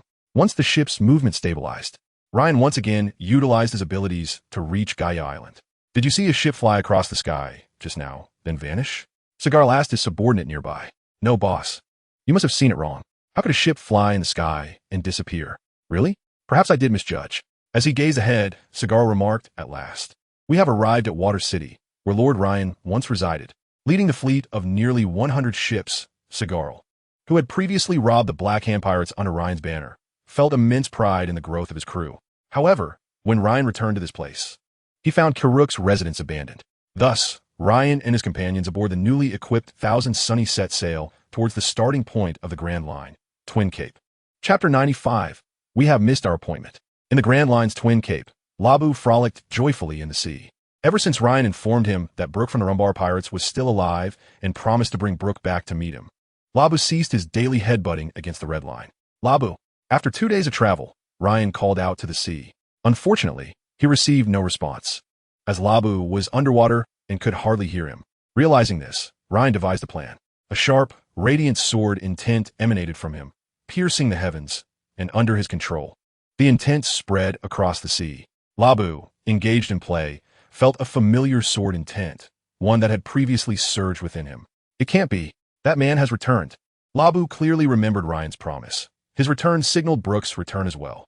Eagerly, Labu swam toward the source of the sword intent, his excitement echoing across the skies. Meanwhile, Kurokas, who was observing a newspaper inside Labu, sensed the unusual excitement radiating from him, joy and a hint of mania, a stark contrast to Labu's usual demeanor. "What is happening?" Labu has never been this animated in over a decade. Kuroka's rose, determined to investigate the commotion, realizing that even when Labu learned of Brook's survival, he had not reacted this exuberantly. Could it be? A remarkable thought crossed Kuroka's mind, prompting him to quicken his pace. Woo, woo, woo. The whale had yet to arrive, but its call was already heard. Labu. The familiar voice made Brook's own tremble. It had been too long. 37 years had passed. Brook could still hear the echoes of the Rumbar pirates in the depths of his skull, but Labu's voice had faded into dreams. The sound grew louder, and Labu drew nearer. Suddenly, a colossal whale leaped from the ocean. It was Labu.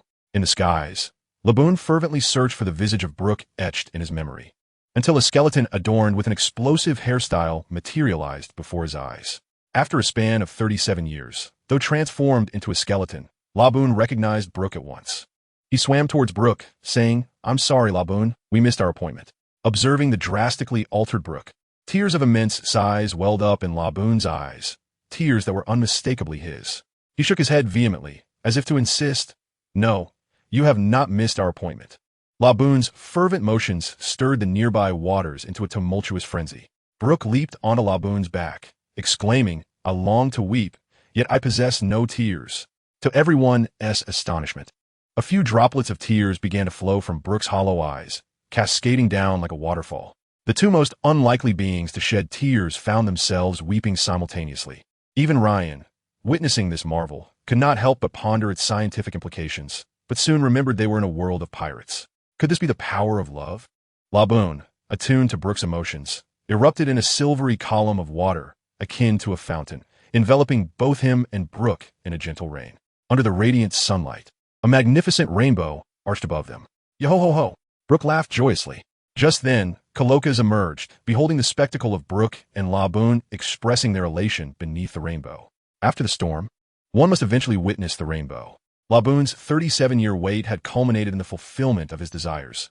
Perhaps the outcome was not entirely perfect, but what of it? Life is fraught with discontent, yet joy resides in the heart. Chapter 96. Rogue Town. Brook sat upon Laboon's back, tenderly caressing the scars left by the collision with the Red Line, while Laboon recounted his experiences over the decades. Upon hearing of the Rumbar pirate's demise due to a deadly poison, Laboon's demeanor plummeted. In that moment, it seemed even the heavens wished to preserve the rare tranquility.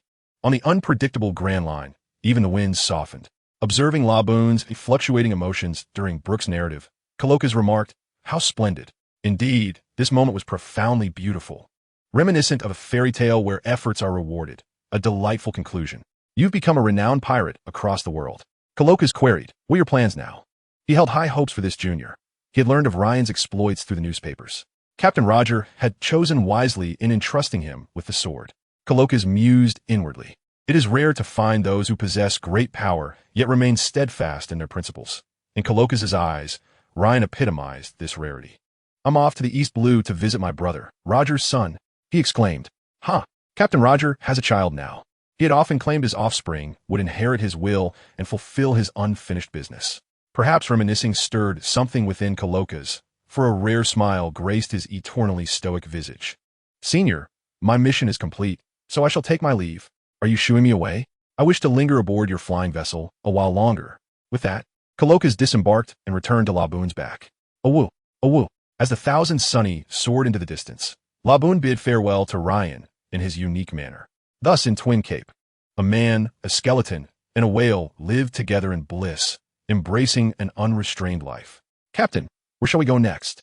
"Directly to your brother? First, let's visit Rogue Town." Rogue Town, the birthplace of the pirate king Joel D.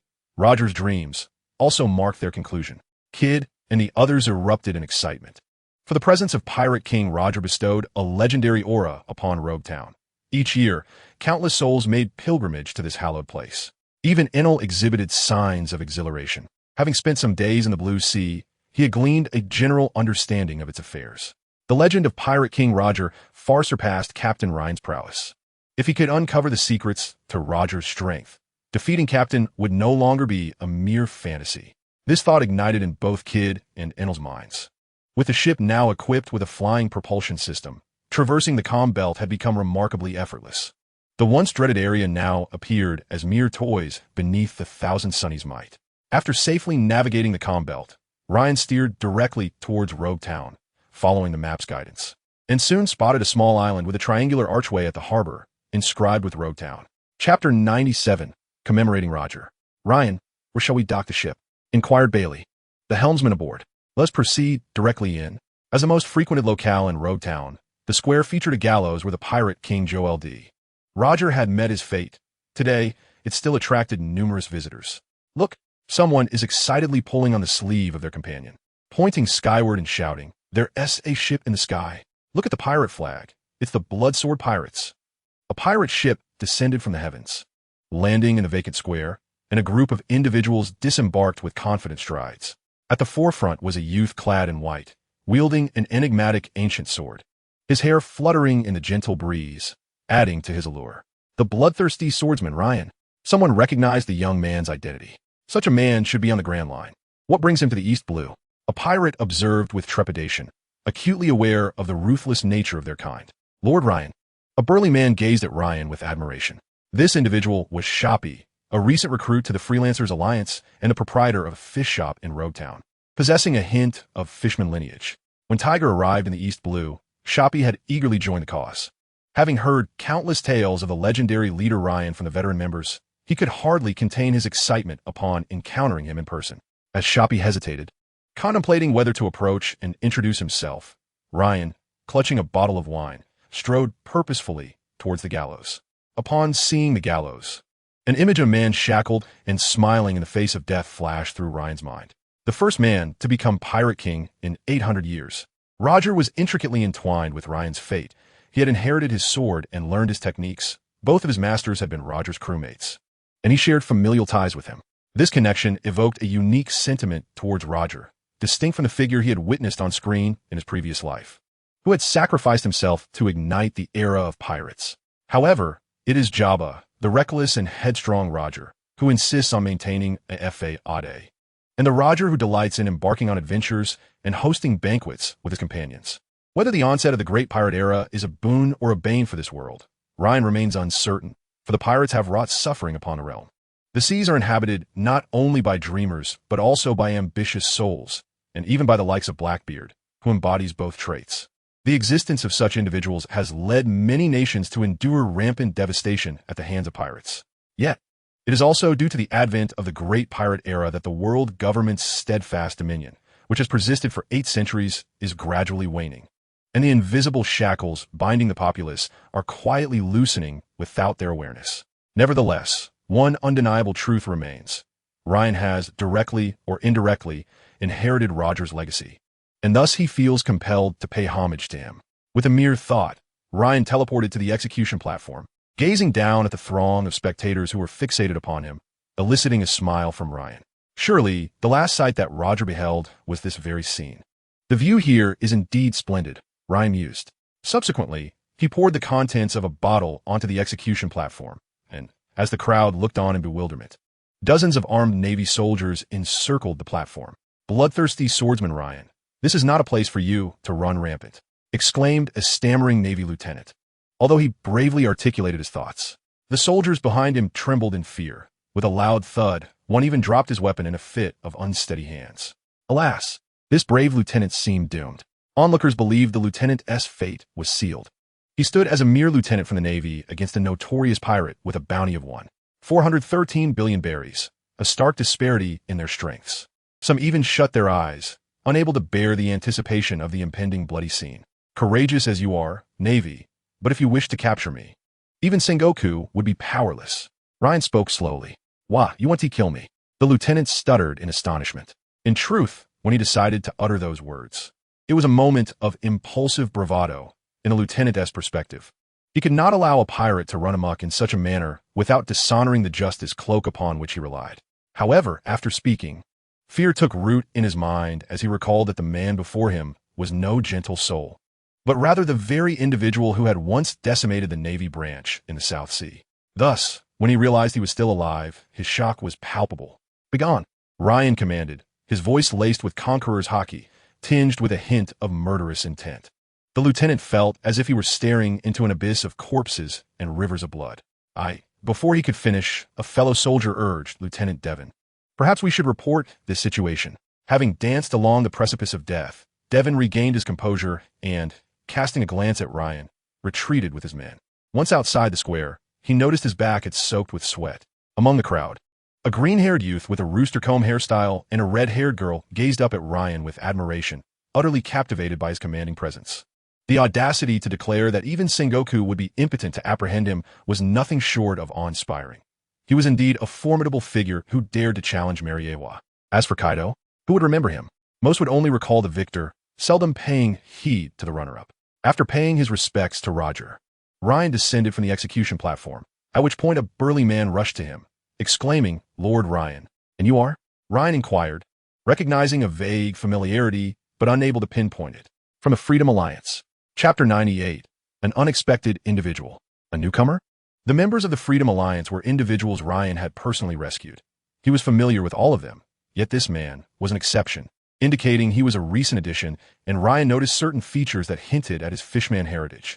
"Ah, you and Lord Tiger are my idols," Shoppy said, his excitement palpable, akin to a starstruck fan meeting their beloved celebrity.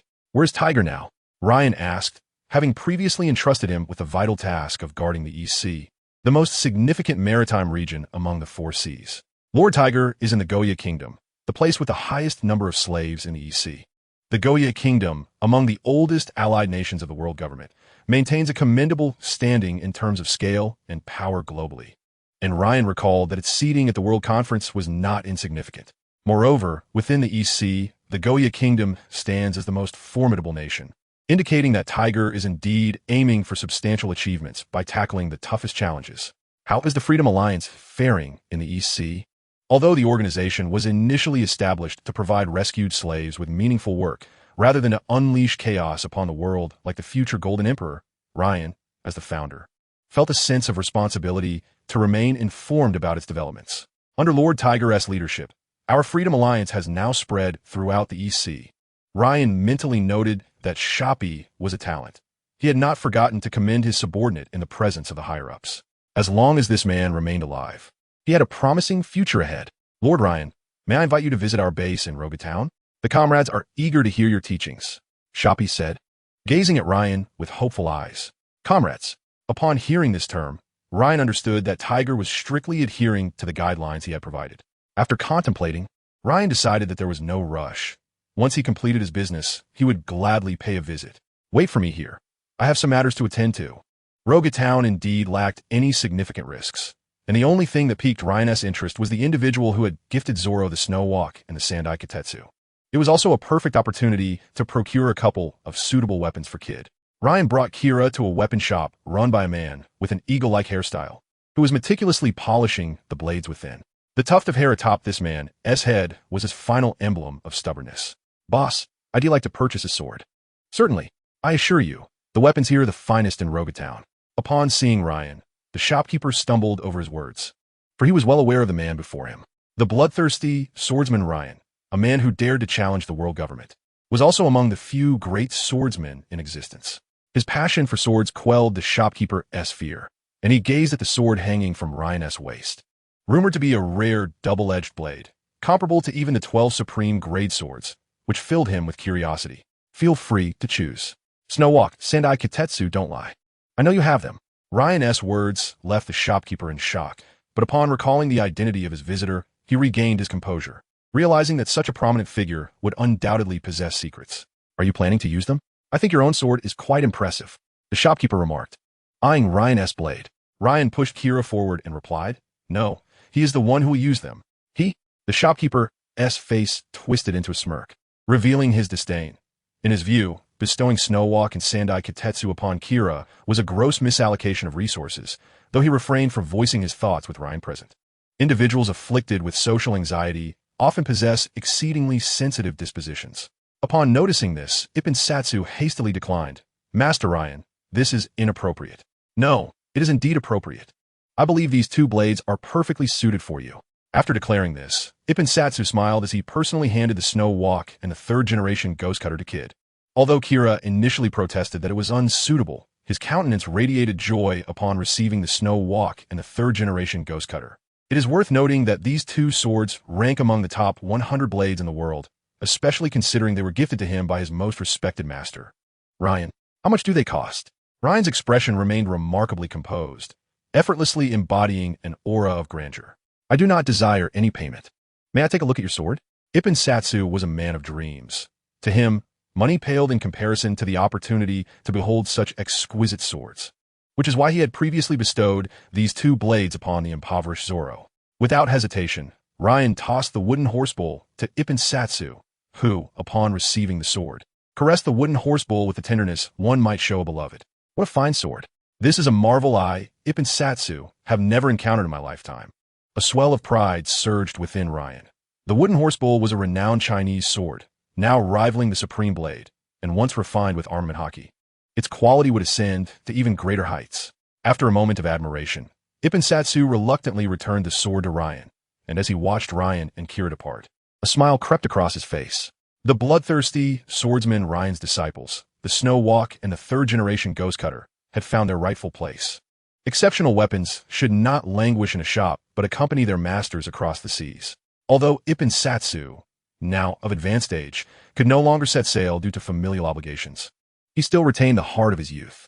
Observing Kira playfully handling his newly acquired blades, Ryan cautioned, the third-generation Ghost Cutter is a cursed sword. Do not wield it recklessly until you have mastered it. Understood. Though a twinge of guilt lingered regarding Zoro, Ryan believed Zoro would, perhaps, come to understand his good intentions. Upon returning to the square, Kira, now equipped with 2 additional swords, elicited a confession of envy from Kid, whose weapon was a large wrench. Shall I request a supreme wrench on board? He quickly dismissed the thought, as he wished to avoid a beating. Under the guidance of Shoppy, Ryan and his companions arrived at the headquarters of the Freemen's Alliance in Road Town. Comrade Shoppy, you have arrived. Lord Ryan, a voice exclaimed upon spotting Ryan behind Shoppy. This individual was known to Ryan as a veteran member of the Freemen's Alliance. What? Lord Ryan has come.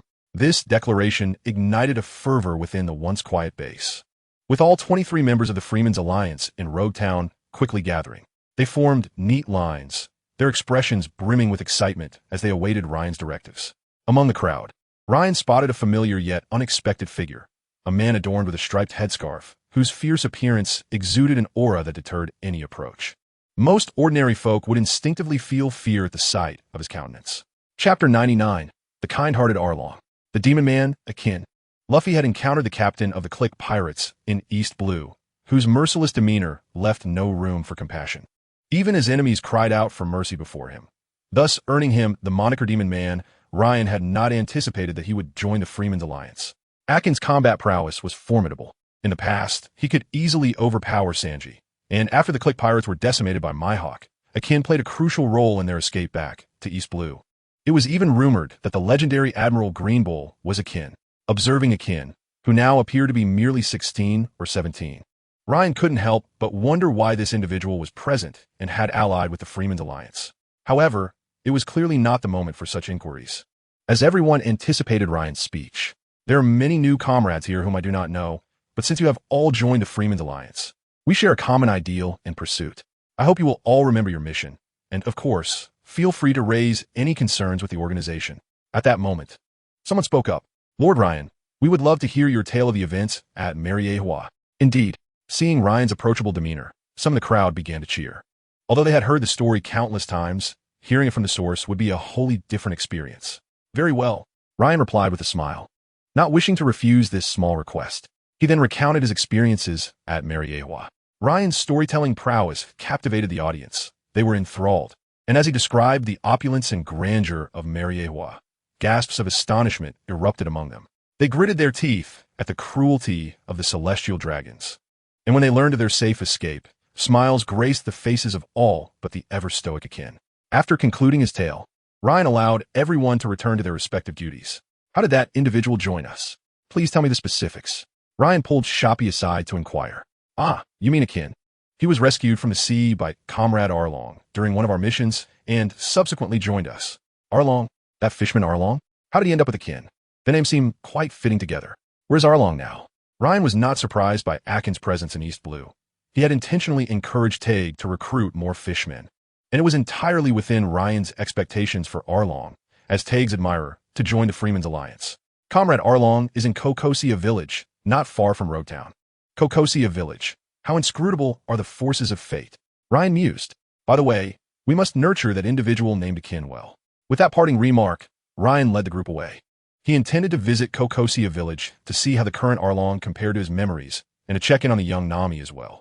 On the way to the square, Fujitora couldn't help but exclaim, "The Freeman's alliance is truly developing at an astonishing pace." Kid and the others nodded in agreement. Among the 23 individuals gathered earlier, only 2 were long-standing members. The rest were all new recruits. Remarkably, this had transpired in just over a month. In a mere small town like Rogue, within the East Blue, given such rapid growth, the Freeman's alliance was destined to become a formidable entity. While this swift development astonished them, it also filled them with pride, for it was their captain's creation. Ryan, however, was not taken aback. The expansion of the Freeman's alliance was entirely within his expectations. Few slaves could resist the ideals of the Freeman's alliance, as idealism has a unique power to resonate with the heart. Each time the alliance liberated a slave, they transformed them into a new source of strength. Furthermore, not only former slaves joined, individuals with a sense of justice or those who faced discrimination also sought membership, exemplified by Shoppy, a hybrid of fishman and human. After Ryan's departure, Shoppy approached Akin, patting him on the shoulder. "You've truly made a name for yourself, haven't you? Lord Ryan holds you in high regard." Akin was momentarily taken aback. Unlike others who held a fervent admiration for Ryan, he had merely joined to repay Aaron's life-saving grace. However, as he delved deeper into the workings of the Free Alliance, Akin began to realize that what he was engaged in was, indeed, a noble endeavor. "You rascal." Seeing Akin maintain his usual oblivious demeanor, Shoppy chuckled lightly, offering no further comment, merely reflecting on Akin's stroke of fortune. The bloodthirsty swordsman Ryan was rather intriguing. After Shoppy departed, Akin's lips curled slightly upward, revealing a faint smile. He found himself increasingly captivated by Ryan, who was distinctly different from the ordinary pirates. As Ryan made his way to Kokosia village, far across the East Blue, Monkey D. Dragon wore a troubled expression as he scrutinized the recent reports from the Revolutionary Army. Over the past month, an organization known as the Free Alliance had emerged across the seas, waging war against the nobility and liberating slaves, which had inadvertently stymied the Revolutionary Army's progress. Many who were originally aligned with the revolutionary cause had joined the Free Alliance, effectively siphoning away their recruits. Yet, Dragon refrained from voicing his concerns. The Revolutionary Army stood for justice, with the ultimate goal of toppling the world government.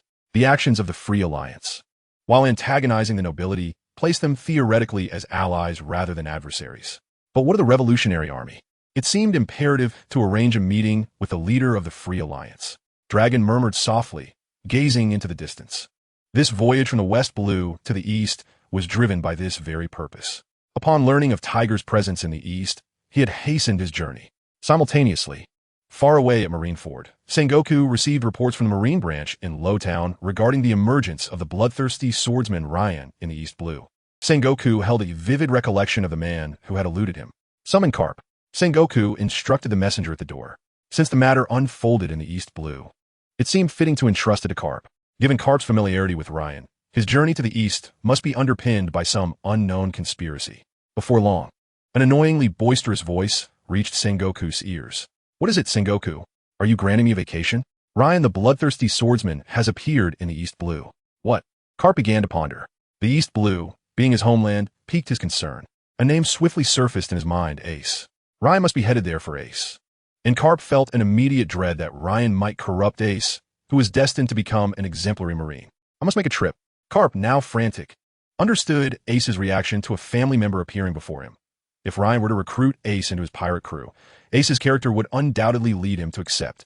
Carp hastily assembled his Marine unit and set off for the East Blue. Observing Carp's hurried demeanor, Sengoku couldn't help but chuckle bitterly. If this fellow could be so concerned about every matter, I wouldn't be so exhausted. "Captain, ahead lies Kokosia village." Within less than half an hour, thanks to the swift speed of the Flying Dragon, Ryan arrived at Kokosia village. Upon entering, the villagers were greeted by a chorus of song resonating through the air. "Arise, you suffering slaves. Arise, all those who endure hardship. With fervent blood boiling, we shall fight for truth. Let us vanquish the nobility, slaves, arise, arise. Freedom shall surely be realized." Ryan was momentarily stunned. This was the song he had entrusted to Tiger. From a distance, he spotted a man with a jagged nose, beaming as he led a group in song, the majority of whom were fishmen, with a few humans among them, though the man's smile evoked a sense of dread. "Aaron?" Upon recognizing the lead singer, Ryan couldn't help but exclaim. Chapter 100. The Kind-Hearted Eren. Hearing his name called, Eren turned to see the man he deeply revered. The one Tiger had mentioned countless times, standing there astonished. There was no mistaking it. It was the bloodthirsty swordsman Ryan. Lord Ryan. Eren rushed to Ryan's side, exclaiming, "What brings you here? I came specifically to see you." Eren was taken aback by this attention. "How is it going with the residents here?"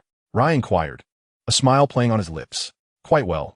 The people are very welcoming, and some have even joined us." Akin, Ryan called out to the crowd.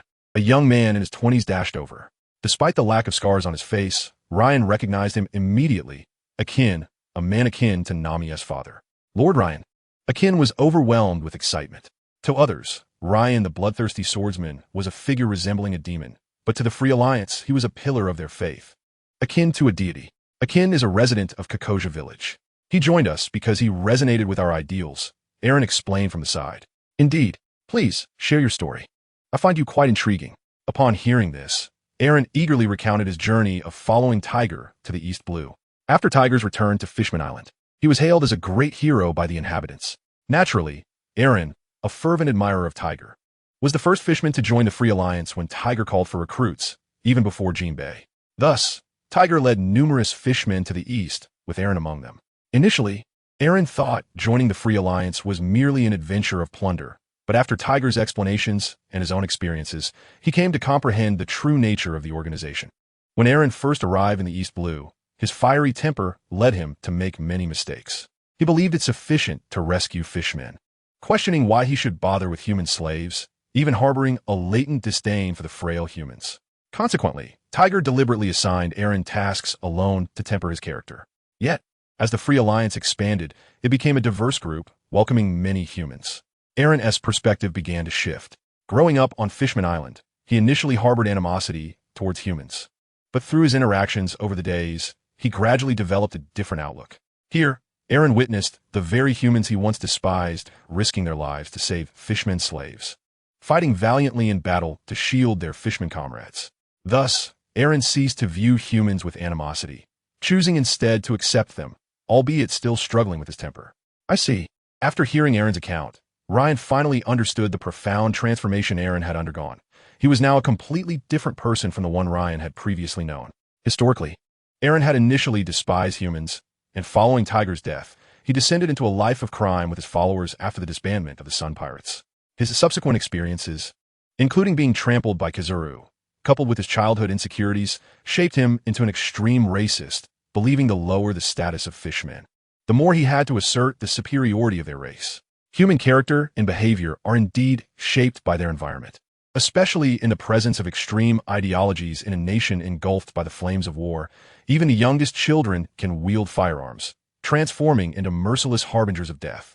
Whereas in a peaceful land devoid of strife, many individuals hesitate to even slaughter a chicken. Can one truly assert that these children are innately devoid of compassion? They are merely molded by their environment, much like how, in Ryan's previous life, people fervently aspired to place their children in esteemed educational institutions, believing that a nurturing academic atmosphere would facilitate learning. Conversely, a detrimental environment would yield the opposite effect. Of course, not everyone is susceptible to environmental influences, but such individuals remain a rarity. Amidst Ryan's contemplations, the voice of a young girl startled him. Uncle Arlong, Uncle Aiken. Two little girls dashed towards him, one of whom, a blonde-haired child, called out, while the other, with her serene blue locks, appeared far more composed and less wild than her companion. Following closely behind them was a woman. Upon spotting them, Arlong swiftly scooped up the little girl, affectionately exclaiming, "Nami, what a pleasant surprise to see you. No Kigo Belmir." Aiken, holding the girl, named No Kigo, cast furtive glances at Belmir. "Nami, no Kigo run." As Belmir approached, she caught sight of Ryan's countenance and promptly raised a warning. Having joined the Navy in her youth, Belmir remained vigilant about worldly affairs. Naturally, she recognized the man beside Arlong, the infamous bloodthirsty swordsman Ryan. "What is the matter?" Nami gazed at Belmir in confusion. Arlong, assessing the situation, quickly interjected, "Belmir, Lord Ryan means no harm to you." Lord Ryan? Belmir was taken aback. How could Arlong possibly be entangled with someone as notorious as Ryan, especially to the extent of addressing him as Lord? In that moment, Belmir surmised a dreadful possibility. "Arlong, have you been coerced? If so, just blink." To her, it was evident that Ryan had threatened Arlong with the lives of the entire village, for she had encountered many a pirate of Ryan's ilk in her youth. How absurd! Ryan inwardly cursed the situation, although he did not consider himself a paragon of virtue. He deemed himself a tad better than Arlong. However, it was clear that Arlong had undergone a profound transformation. Observing him cradle little Nami, Ryan found himself inclined to regard him as the benevolent Arlong. As Chapter 101 unfolds, "Your father has been defeated by me." Arlong observed Belmir's anxious demeanor with a mixture of amusement and exasperation. The notion that he was threatened by Lord Ryan was preposterous, yet he understood her concerns for their safety.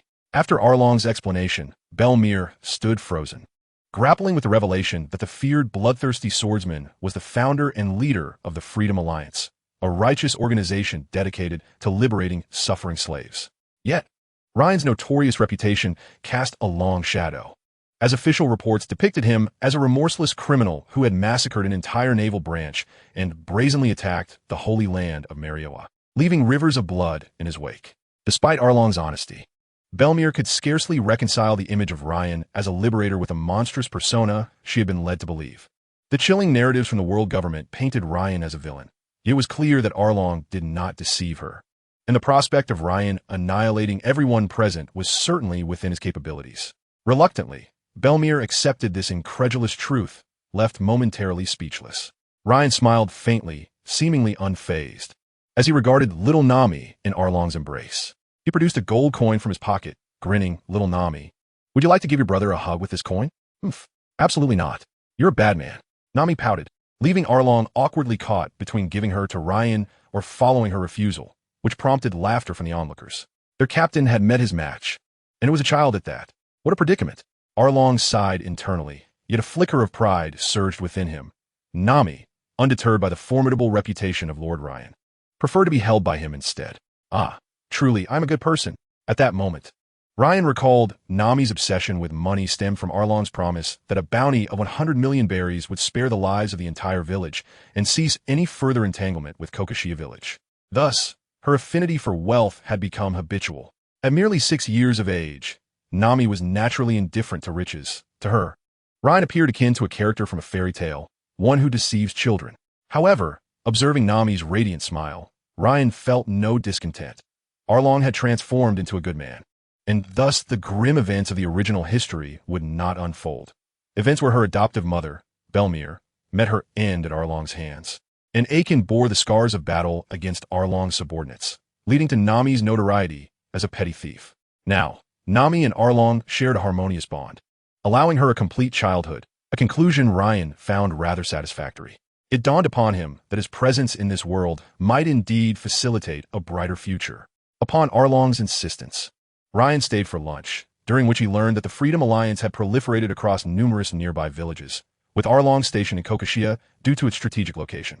The rapid expansion of the Freedom Alliance in the East Sea was attributable to the prowess of figures like Tiger and Arlong, who, while perhaps not formidable in the Grand Line, faced no rivals in their current domain. After the meal, Ryan set off for his next destination, Syrup Village, the birthplace of Usopp. As the saying goes, in favorable times, rely on Zoro. In adversity, depend on Luffy. In dire straits, trust Usopp. He was a man who had turned every boast into reality. Given Usopp's esteemed status as one of the few legendary figures known as the Pirate King, Ryan decided to pay him a visit, especially considering his amicable relationship with Usopp's father. He recalled that Usopp's mother had suffered from poor health and passed away prematurely. As a friend of Usopp, it would be no imposition to check in on the family, and he imagined how he would jest with Usopp upon their next encounter. Watching Ryan and his companions fade into the distance, Belmir found herself in a moral quandary. Should she report Ryan's identity as the leader of the Freedom Alliance? Should she disclose this information, the members of the Freedom Alliance would undoubtedly be branded as pirates by the Navy due to their association with Ryan, the notorious pirate. Arlong, along with the Na'vi Aiken, would surely be pursued by the Navy. Yet, failing to report it gnawed at her conscience.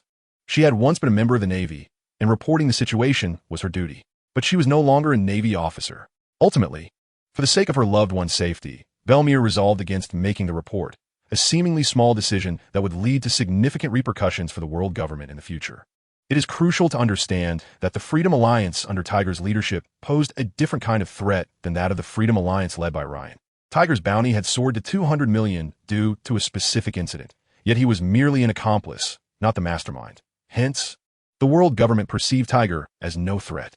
Before long, Ryan arrived at Syrup Village, and upon witnessing Enel tirelessly recharging the power systems, he felt compelled to declare, "With Enel by my side, there is no corner of the world I cannot traverse."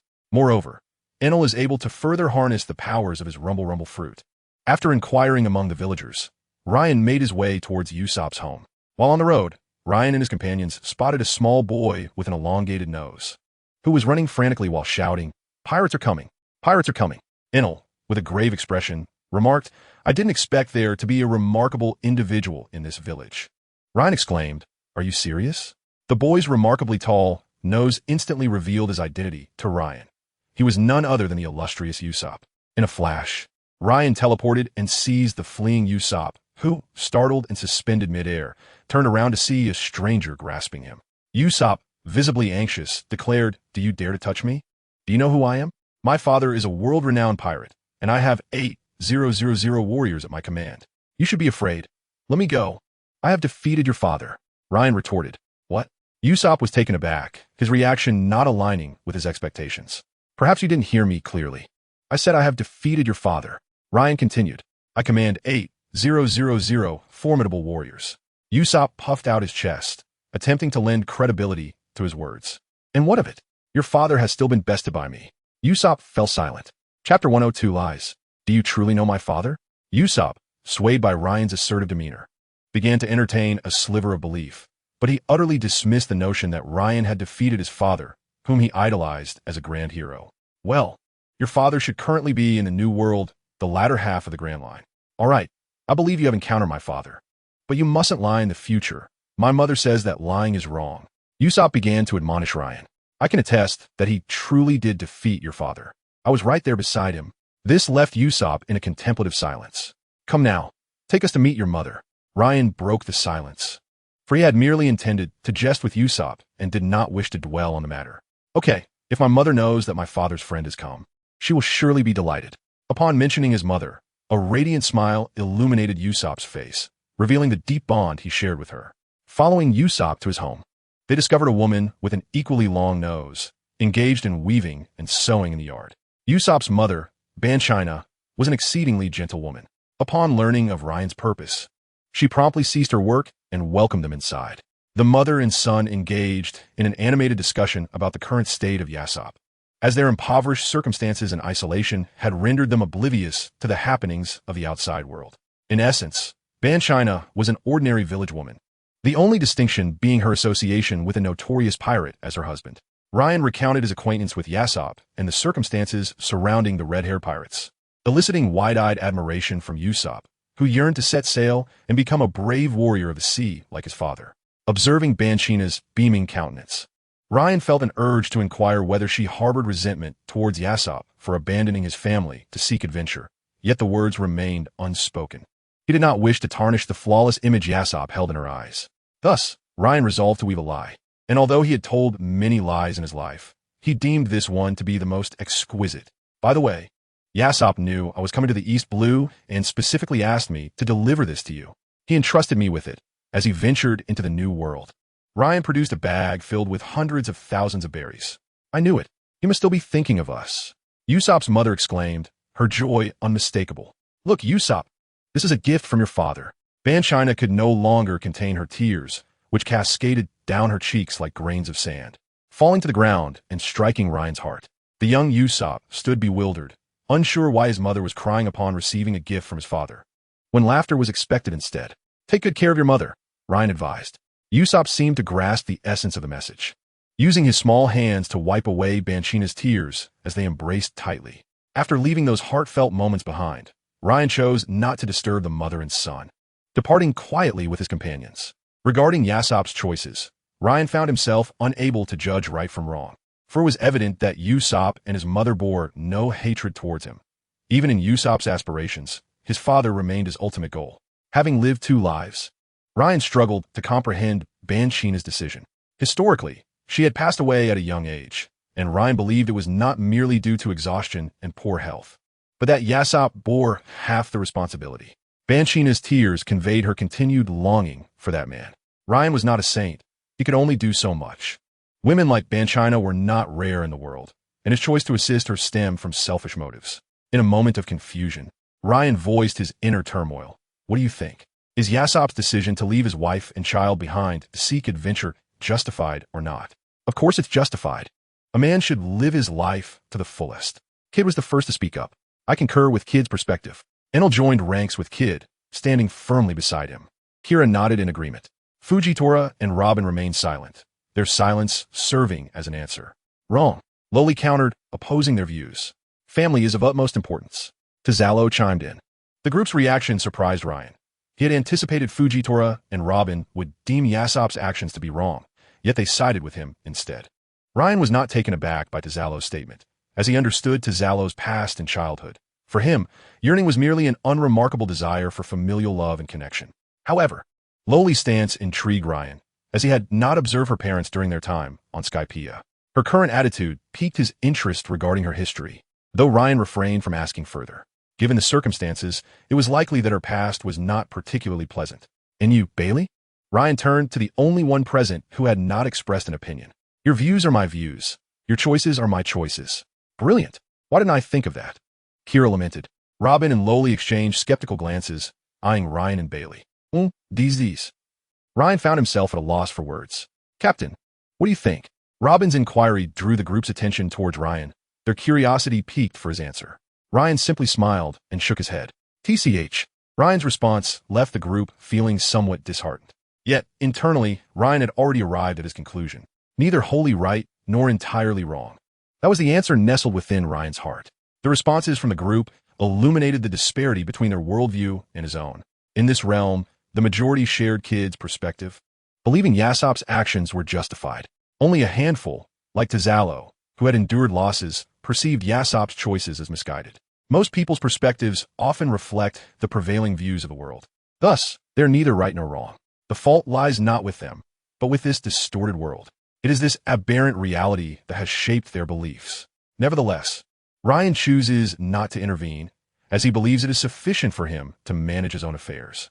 Soon, Ryan concealed his thoughts deep within, returning to his usual demeanor.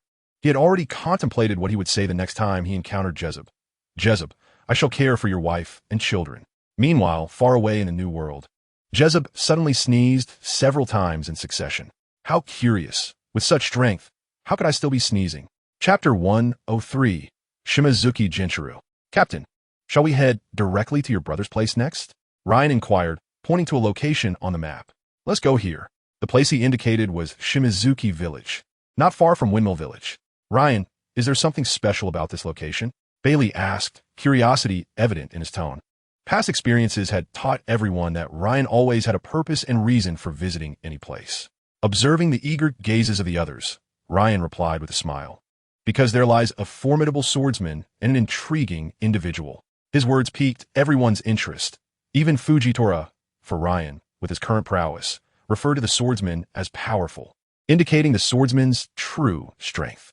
Thus, the group boarded the Wanli Longting ship, setting sail for Shimazuki Village. 2 hours later, the ship docked at the shore, and everyone disembarked into Shimazuki Village. The Ishin Dojo was quite renowned in the village, and a few inquiries would easily lead them there. Before they even reached the Ishin Dojo, Ryan could hear the sound of wooden swords clashing and the low exclamations of children from within. At that moment, Jinchuru, who was seated in the hall sipping tea, seemed to sense something and glanced towards the dojo's entrance, slightly furrowing his brow. With a loud bang, Kid violently kicked open the dojo's door, interpreting Ryan's earlier words as a declaration of their intent to challenge the dojo. Ryan sighed inwardly at the boy's antics, but proceeded inside nonetheless. Within the dojo, aside from a child with hair resembling green algae who was gnawing on a wooden sword, dozens of other children halted their activities, turning their attention to Ryan and his companions. At the forefront stood a girl with short blue hair. Clearly, the ruckus caused by Kid's forceful entrance had captured their attention. Ryan's gaze fell upon the boy struggling with a wooden sword, sweat glistening on his brow. Zoro, he recognized. Then his eyes shifted to the resolute girl, Kuna, a determined young woman aspiring to become the world's greatest swordsman despite her tragic fate of falling from aloft and passing away prematurely. This incident only strengthened Zoro's resolve to achieve the title of the world's greatest swordsman, as Kuina's legacy profoundly impacted his life. Consequently, when Zoro later encountered Tashigi, who bore an uncanny resemblance to Kuina, he found himself momentarily flustered, his movements slowed. To think the infamous bloody swordsman Ryan would visit my humble dojo, a bespectacled man, squinting as he spoke, emerged with a smile that set Ryan on edge. It is well known in anime lore that those with squinty eyes often harbor hidden motives. Ryan narrowed his own eyes in response, smiling as he remarked, "This is no mere dojo you have here, is it, Mr. Shimizuki Jinchuru? How did you?" While others might dismiss the name, it was evident that this man possessed knowledge that brought him here. In a world of One Piece, there exists a category of individuals who, while not famous, are remarkably powerful. Shimizuki Jinchuru is one such individual. Great talents often hide in plain sight. And it is a pity for a man of your caliber to be here in this modest dojo. What do you know? Jinchuru's eyes narrowed further, confirming his suspicion that Ryan had come to seek him for a specific reason. Ryan merely smiled in response. "Come in and have some tea," Jinchuru urged, adjusting his glasses with a smile, the sunlight glinting off the lenses and obscuring his eyes. His smile radiated a warmth and gentleness. However, perhaps due to psychological influence, when Ryan felt Jinchuru's gaze upon him, he sensed not warmth but an undercurrent of danger.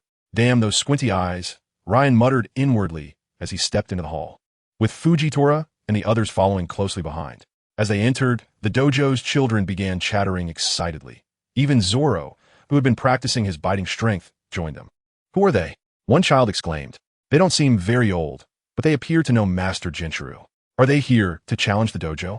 "Kuina, do you know who they are?" Zoro asked, patting Kuina on the shoulder. The bloody swordsman Ryan, a notorious pirate renowned across the world, and one of the few great swordsmen. Kuina's eyes sparkled as she watched Ryan's silhouette in her. Having frequently helped her father by newspapers, Kuina was not as oblivious to the outside world as other children. She had seen news about Ryan.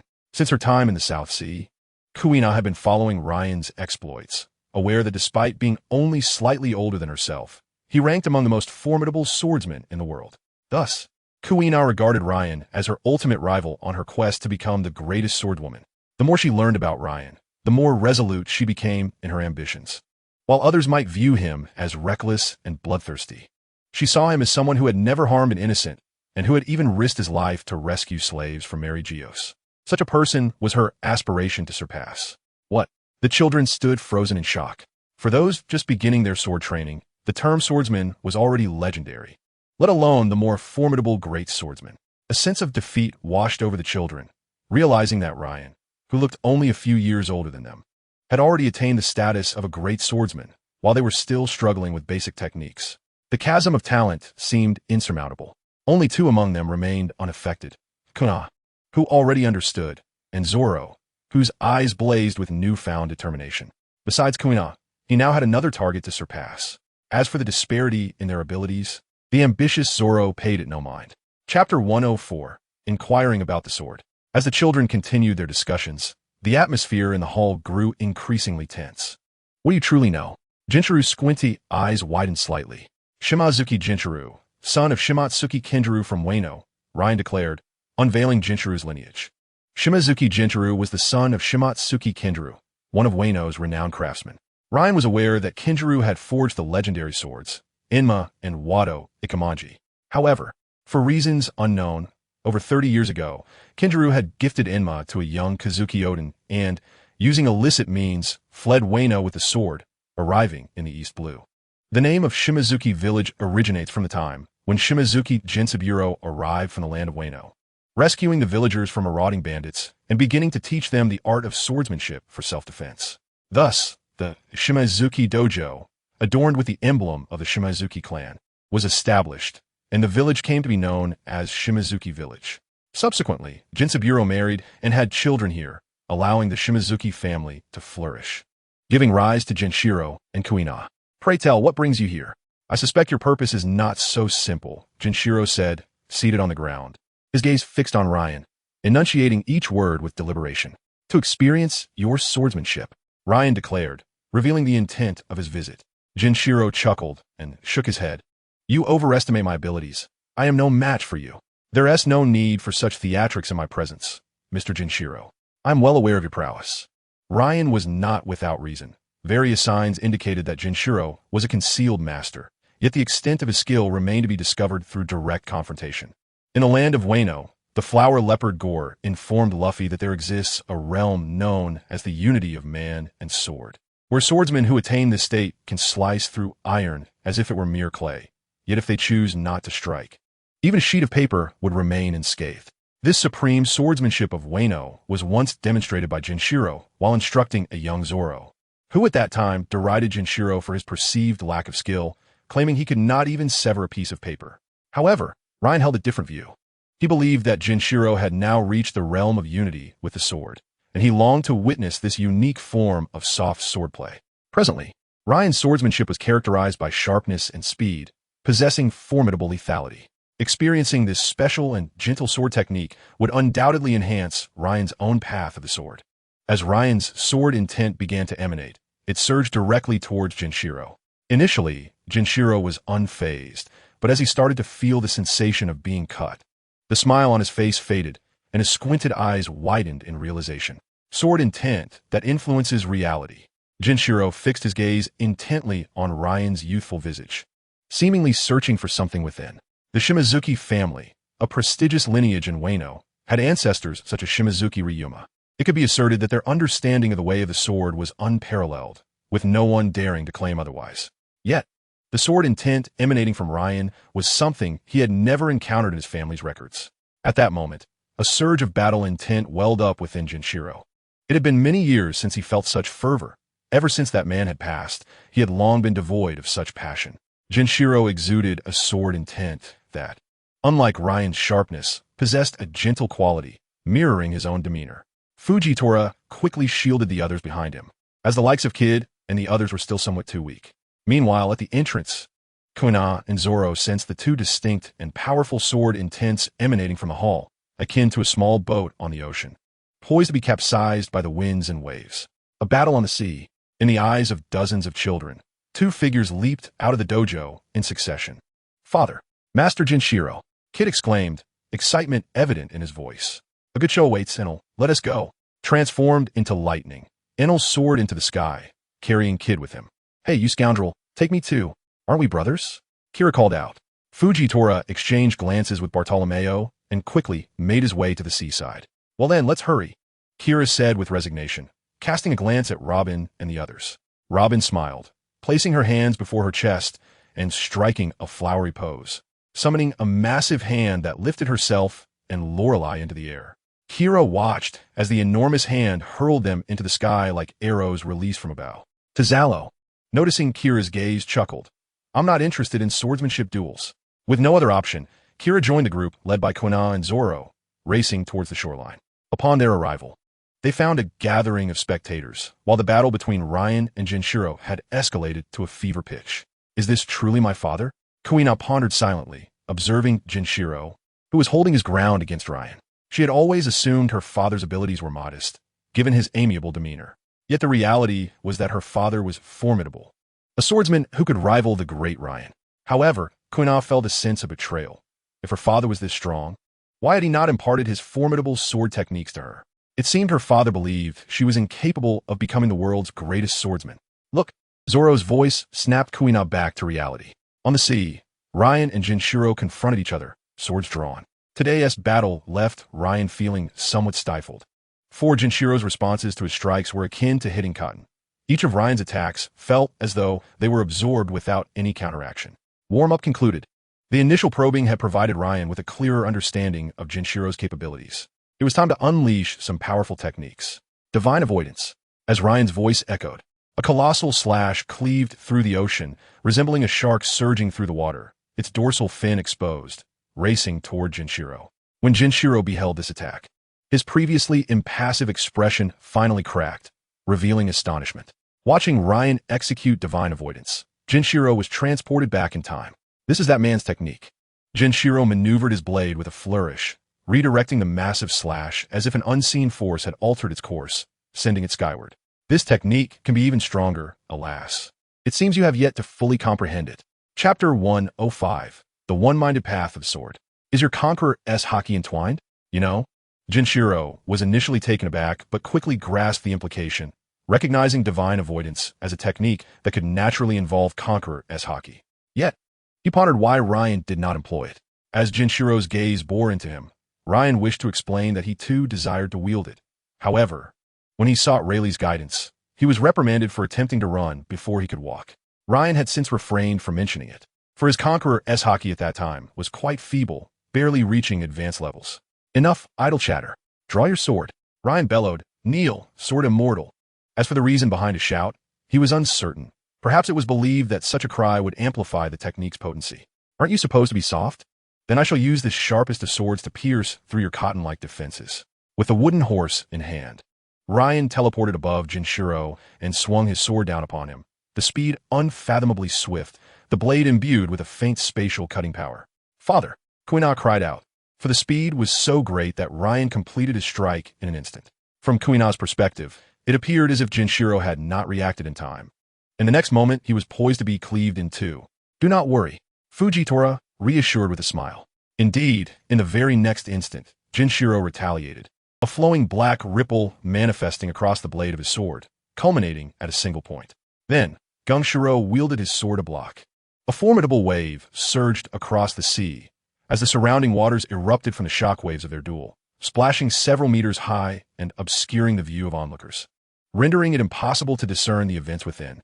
"Two sleeves of green serpents. I concede," Gungshiro hastily declared upon noticing Ryan's intention to continue the battle. "Congratulations, host, for defeating Frost Moon Gungshiro and earning 210,000 attribute points." Ryan paused his actions, standing upon the water's surface, his emotions a tumultuous blend of joy and melancholy. The victory felt somewhat hollow, yet the allure of the attribute points was undeniably enticing. "Why? We have no animosity, and there's no need for a death match. Besides, I'm no match for your youthful vigor, and I can't continue fighting like this," Ryan quipped. "If I couldn't TC your attribute points, I might have actually believed you." 210,000? That's the largest single sum of attribute points I've received thus far. Observing Gungshiro, who was still not yet 40, Ryan felt a surge of frustration. To claim fatigue was absurd. Nevertheless, the substantial attribute points quelled his discontent. A lingering question began to surface in Ryan's mind. Why had he only received 80,000 attribute points for Jabba?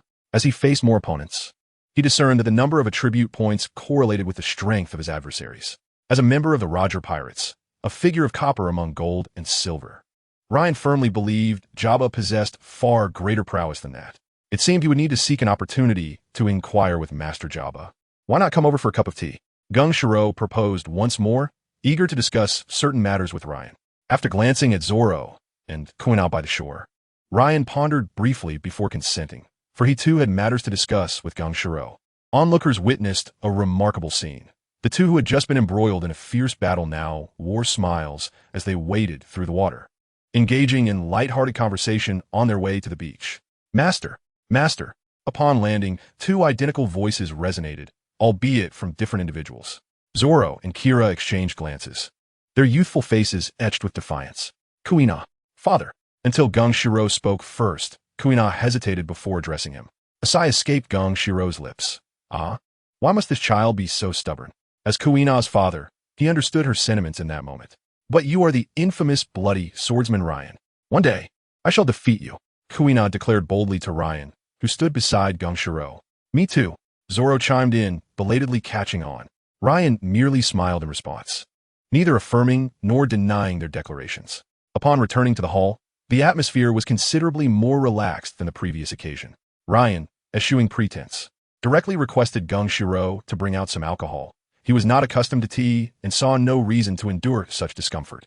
"Aren't you all supposed to be training? Have you completed today's assignments?" Gungshiro admonished the children clustered at the window and doorway. The authority of their master ultimately quelled their curiosity, and one by one, they dutifully resumed their sword training. "What is your relationship with Roger?" Ryan had anticipated this question from Gungshiro. During their recent battle, Gungshiro had discerned that Ryan's use of Conqueror's Haki was enhanced under certain circumstances. "Roger is my uncle," Ryan replied nonchalantly.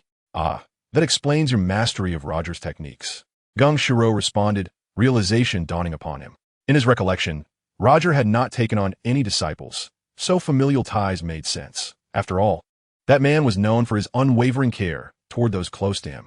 Gung Shiro vaguely recalled an incident where someone had harmed and insulted Roger's companion, prompting Roger to annihilate the army of that nation. Roger's fierce protectiveness was indeed formidable. Now it's my turn to inquire. What is your connection to Roger? Not only Ryan, but everyone present turned their attention to Gung Shiro, as it appeared this powerful figure had a history with the Pirate King. Just a defeated foe. Gung Shiro replied, a hint of nostalgia gracing his features, tinged with melancholy. Gung Shiro then recounted his tale of friendship with Roger. Over 20 years ago, under the mentorship of his father, Frost Moon Gung Sanlang, Gung Shiro set sail. At that time, the young swordsman had already exhibited remarkable strength, embarking on a journey to become the world's greatest swordsman. His ancestry boasted the legendary sword master Frost Moon Lama. Thus his aspirations could only point toward that singular goal. Gung Shiro set his sights on Roger, who had already garnered fame across the seas. Only such a worthy opponent could satisfy the ambitions of the impetuous young Gung Shiro. The outcome was inevitable. Gung Shiro was decisively defeated. Henceforth, he became resolute in challenging Roger whenever he deemed himself sufficiently powerful. Roger, of course, never declined such challenges.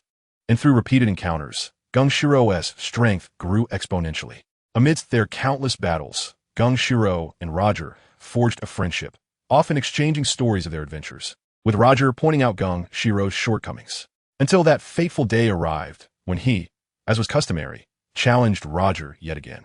After suffering yet another defeat during their conversation, he learned of Roger's impending demise. The revelation shattered Gung Shiro's heart. The target he had relentlessly pursued was destined to perish.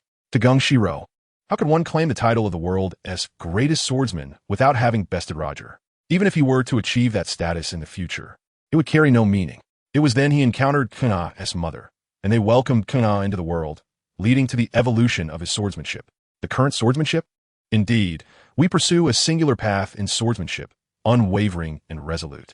However, after Roger's death, my heart broke, and my journey in swordsmanship came to a halt. It was only after meeting Kuina's mother and having Kuina that I rediscovered my passion for the sword, leading me to the path of protective swordsmanship. So your gentle swordsmanship embodies the path of protection. Ryan suddenly comprehended. No wonder he struggled to breach Gung Shiro's defenses. The mere mention of the path of protection signified a focus on defense. I never imagined you shared such a complex history with Roger. Ryan mused, now understanding the origins of Gung Shiro's remarkable 210,000 attribute points. A man capable of battling the Pirate King surely could not be lacking in strength. It was no wonder that Roger had expressed such delight upon meeting Kazuki Oden, evidently.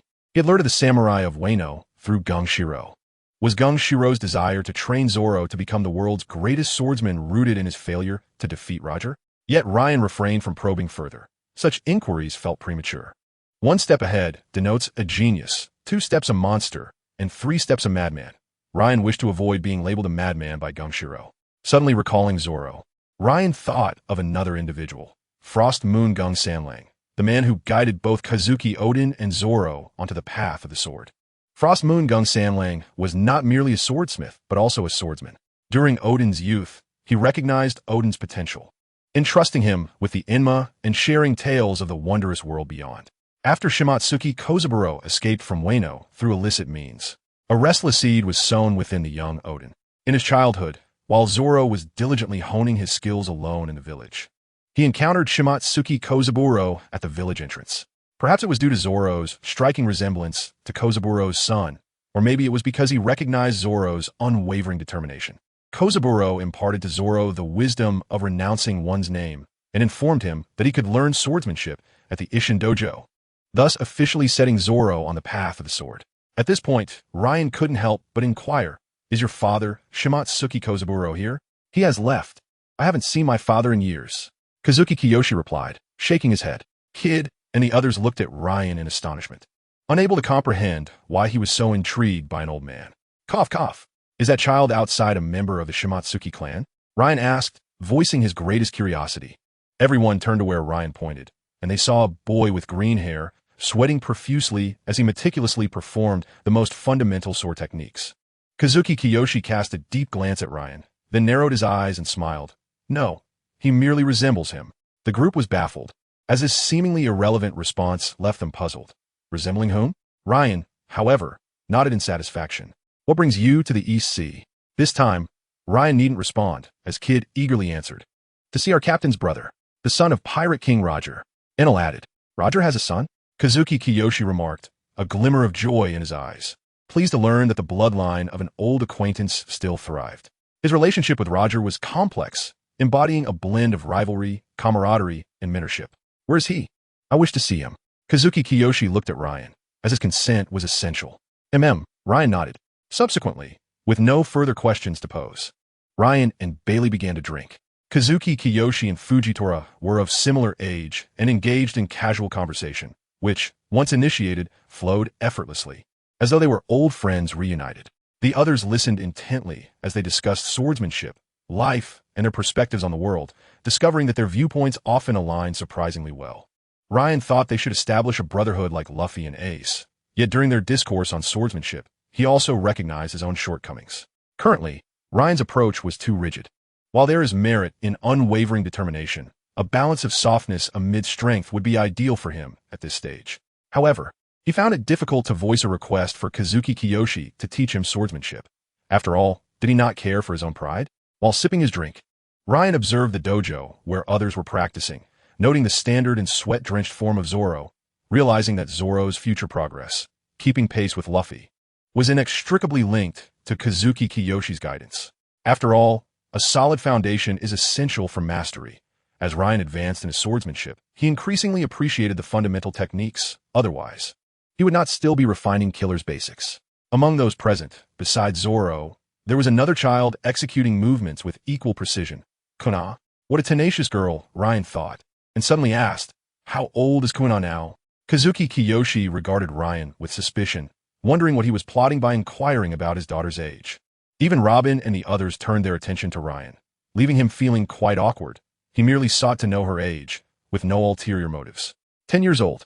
Eventually, Kazuki Kiyoshi, out of courtesy, responded. 10 years old. I remember Kuna died at 11, so that makes next year. As the new year approached, Ryan pondered, realizing she was not far from her fate. He looked at Kazuki Kiyoshi, then at Zoro and Killer, who held the Sandai Katetsu, and Yuki, finally resting his gaze on the blue-haired girl who was diligently practicing her swordsmanship with precision. I wish to take Kuina as my disciple. Chapter 107. Taking a disciple.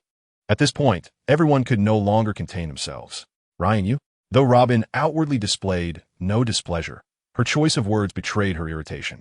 Kazuki Kiyoshi fixed his gaze on Ryan, saying, what are you trying to do? His previously narrowed eyes now wide open. For Kuina was the most significant person in his life. Ryan thought he imagined it, but for a brief moment, he saw a glimmer in Kazuki Kiyoshi's glasses. That girl aspires to become the world's greatest swordsman, right? How do you know? What swordsman doesn't wish to be the greatest? You seem to disapprove. Ryan replied with a light chuckle. Internally, Ryan cursed. I'm trying to save your daughter. You truly are a burdensome father. Of course, I can teach her. Have you considered Kuina's thoughts on this? After careful reflection, Kazuki Kiyoshi realized Ryan's reasoning was sound. After all, this was Kuina's future, and her opinions mattered most. Kuina. Hearing her name, Kuina paused her training and approached. Upon entering, she sensed an unusual atmosphere. Aside from the blind uncle, everyone was staring at her. While she had no issue with hard training, the scrutiny of so many esteemed individuals felt overwhelming for the 10-year-old girl. What's wrong, father? Kuina cautiously inquired. He wants to take you as his disciple. Kazuki Kiyoshi pointed towards Ryan. Kuina looked at Ryan, her expression shifting through various emotions. Everyone witnessed her joy transform into a look of difficulty. What troubles you? If there's an issue, please speak openly. Ryan endeavored to maintain a friendly demeanor. I don't want to leave the East Sea yet. Kuina's words were veiled, but everyone understood her meaning. She was reluctant to part from her father, her family, and the companions she had grown up with. Ryan laughed heartily, then clarified, rest assured, I will stay in the East Sea for a while. When I leave, you need not accompany us to the Grand Line. You can return here. I simply wish to take you as my disciple because of your remarkable talent. You think I have talent? Really? Being acknowledged by a great swordsman filled Kuina with joy, yet she found it hard to believe, prompting her to inquire. Indeed, but my father says girls cannot become the world's greatest swordsman. Everyone turned their gaze towards Kazuki Kiyoshi, who stood awkwardly to the side, wishing he could disappear into the ground. Who said that? Your limitations are not dictated by your gender, but by your heart. Ryan gently ruffled Kuina's hair. Surprisingly, Kuina did not resist this gesture, a faint blush blooming on her cheeks. Observing the attention of those around them, Ryan quickly withdrew his hand, recognizing that it was merely an instinctive reaction. Despite his mature mindset, he viewed Kuina as a little sister. Meanwhile, Kuina began to contemplate Ryan's words. After being dismissed by her father, she had immersed herself in relentless training, and though she had never explicitly stated it, perhaps deep down, she had already accepted her father's viewpoint. Guena gazed intently at Ryan, seeking any trace of deceit within his eyes. Yet alas, she found no signs of falsehood. Instead, she encountered only encouragement. In truth, Ryan had not misspoken. Gung Shiro believed that the reason girls could not ascend to the pinnacle of swordsmanship was merely due to their inferior physical strength and mental fortitude compared to that of boys. However, strength could be augmented through the consumption of devil fruits and relentless training. The true challenge lay in possessing an indomitable spirit. Thus, Ryan spoke as he did. Forgana's innate talent was undeniable. Her ability to consistently suppress Zoro indicated her extraordinary prowess in swordsmanship. "Father, is it permissible?" Guena turned to Gung Shiro. Though her inquiry was framed as a question, her eyes radiated unwavering determination, and Gung Shiro could not help but perceive his daughter's resolute heart. Gazing into Guena's steadfast eyes, he was reminded of the woman he once knew. "Indeed, our child resembles you in every way."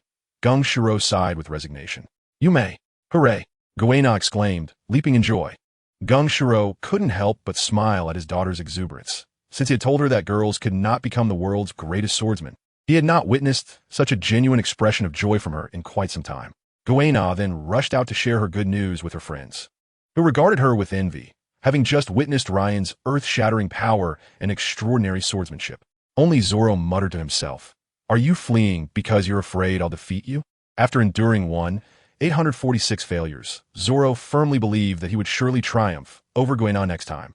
"Not at all. Master Ryan mentioned I'll be training in a nearby windmill village." Guena playfully winked at Zoro, her heart unburdened. "Fine, but is your eye bothering you?"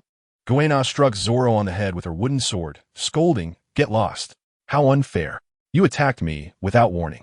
Let us have a rematch," Zoro protested, rubbing the bump on his head. In the hall, Gung Shiro turned to Ryan and inquired about the sword at his waist. "May I take a look at your sword?" Perhaps feeling a newfound camaraderie due to his daughter's apprenticeship under Ryan, Gung Shiro felt comfortable making such a request.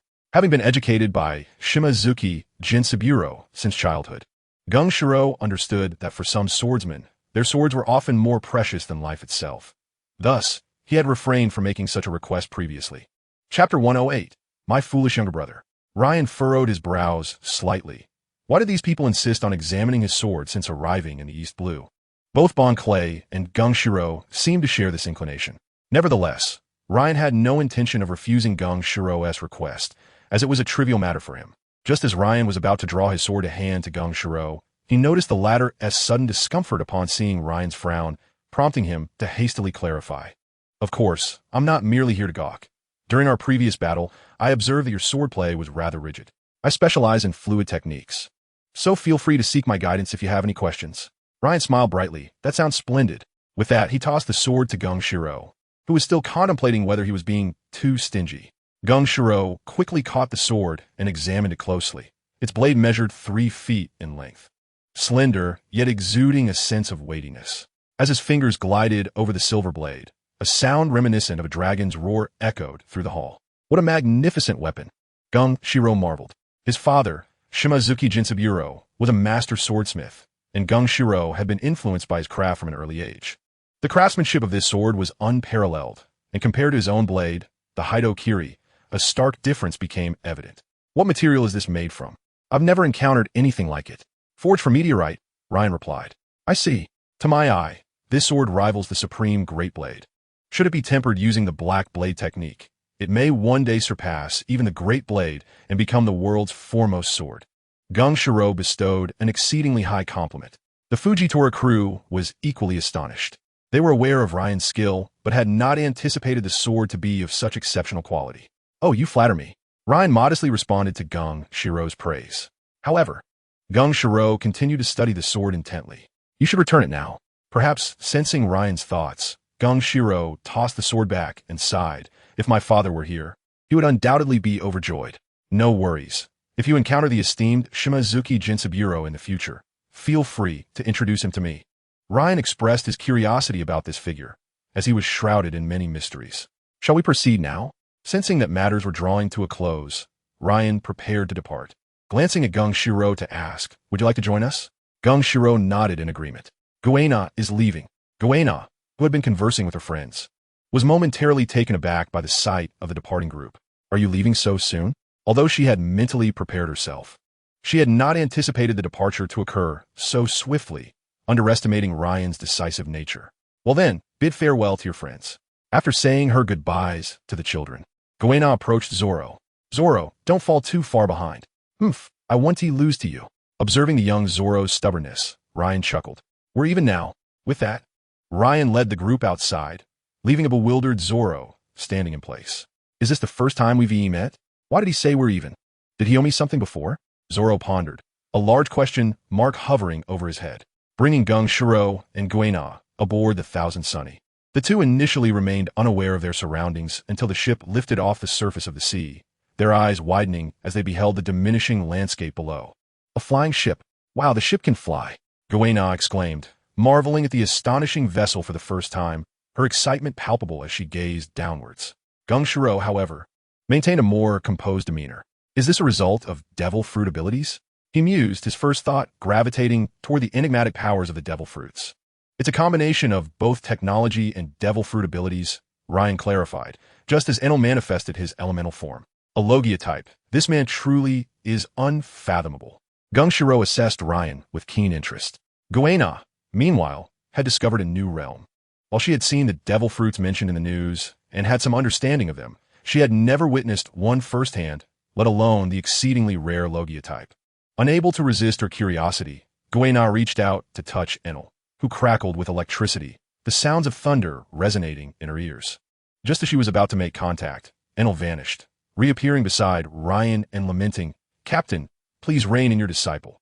She is trying to touch me. What is the harm in letting her have a little fun? Just control your strength, Ryan replied, casting a knowing glance at Enel. Reflecting on the previous battle between Ryan and Gung Shiro, Enel resolutely approached Goena, and in that moment, Ryan could succinctly describe Enel's demeanor. The wind whistles. The waters grow cold. The valiant man departs, never to return. Go ahead and play. Enel averted his gaze, striving to conceal his embarrassment from the onlookers. Under the control of Enel, the lightning began to exhibit a more docile demeanor, posing no threat to others. Goena, feeling apprehensive, extended her hand cautiously. As Goena engaged with Enel, the quaint village of Windmill came into view. Windmill Village, a remote hamlet within the Goa Kingdom, had nonetheless witnessed the presence of numerous illustrious figures. The Mountain Bandit King, Zig, Fire Fist Ace, Pirate King Luffy, Navy Hero Carp, Fist King Dayton, Revolutionary Army Leader Dragon, and Revolutionary Army Chief of Staff Sabo. Each of these individuals was renowned and possessed formidable strength. Today, however, it was Ryan who had arrived here. As twilight descended, the sky still flickered with scattered lights. Ryan, accompanied by his companions, disembarked to scout for Dayton's residence.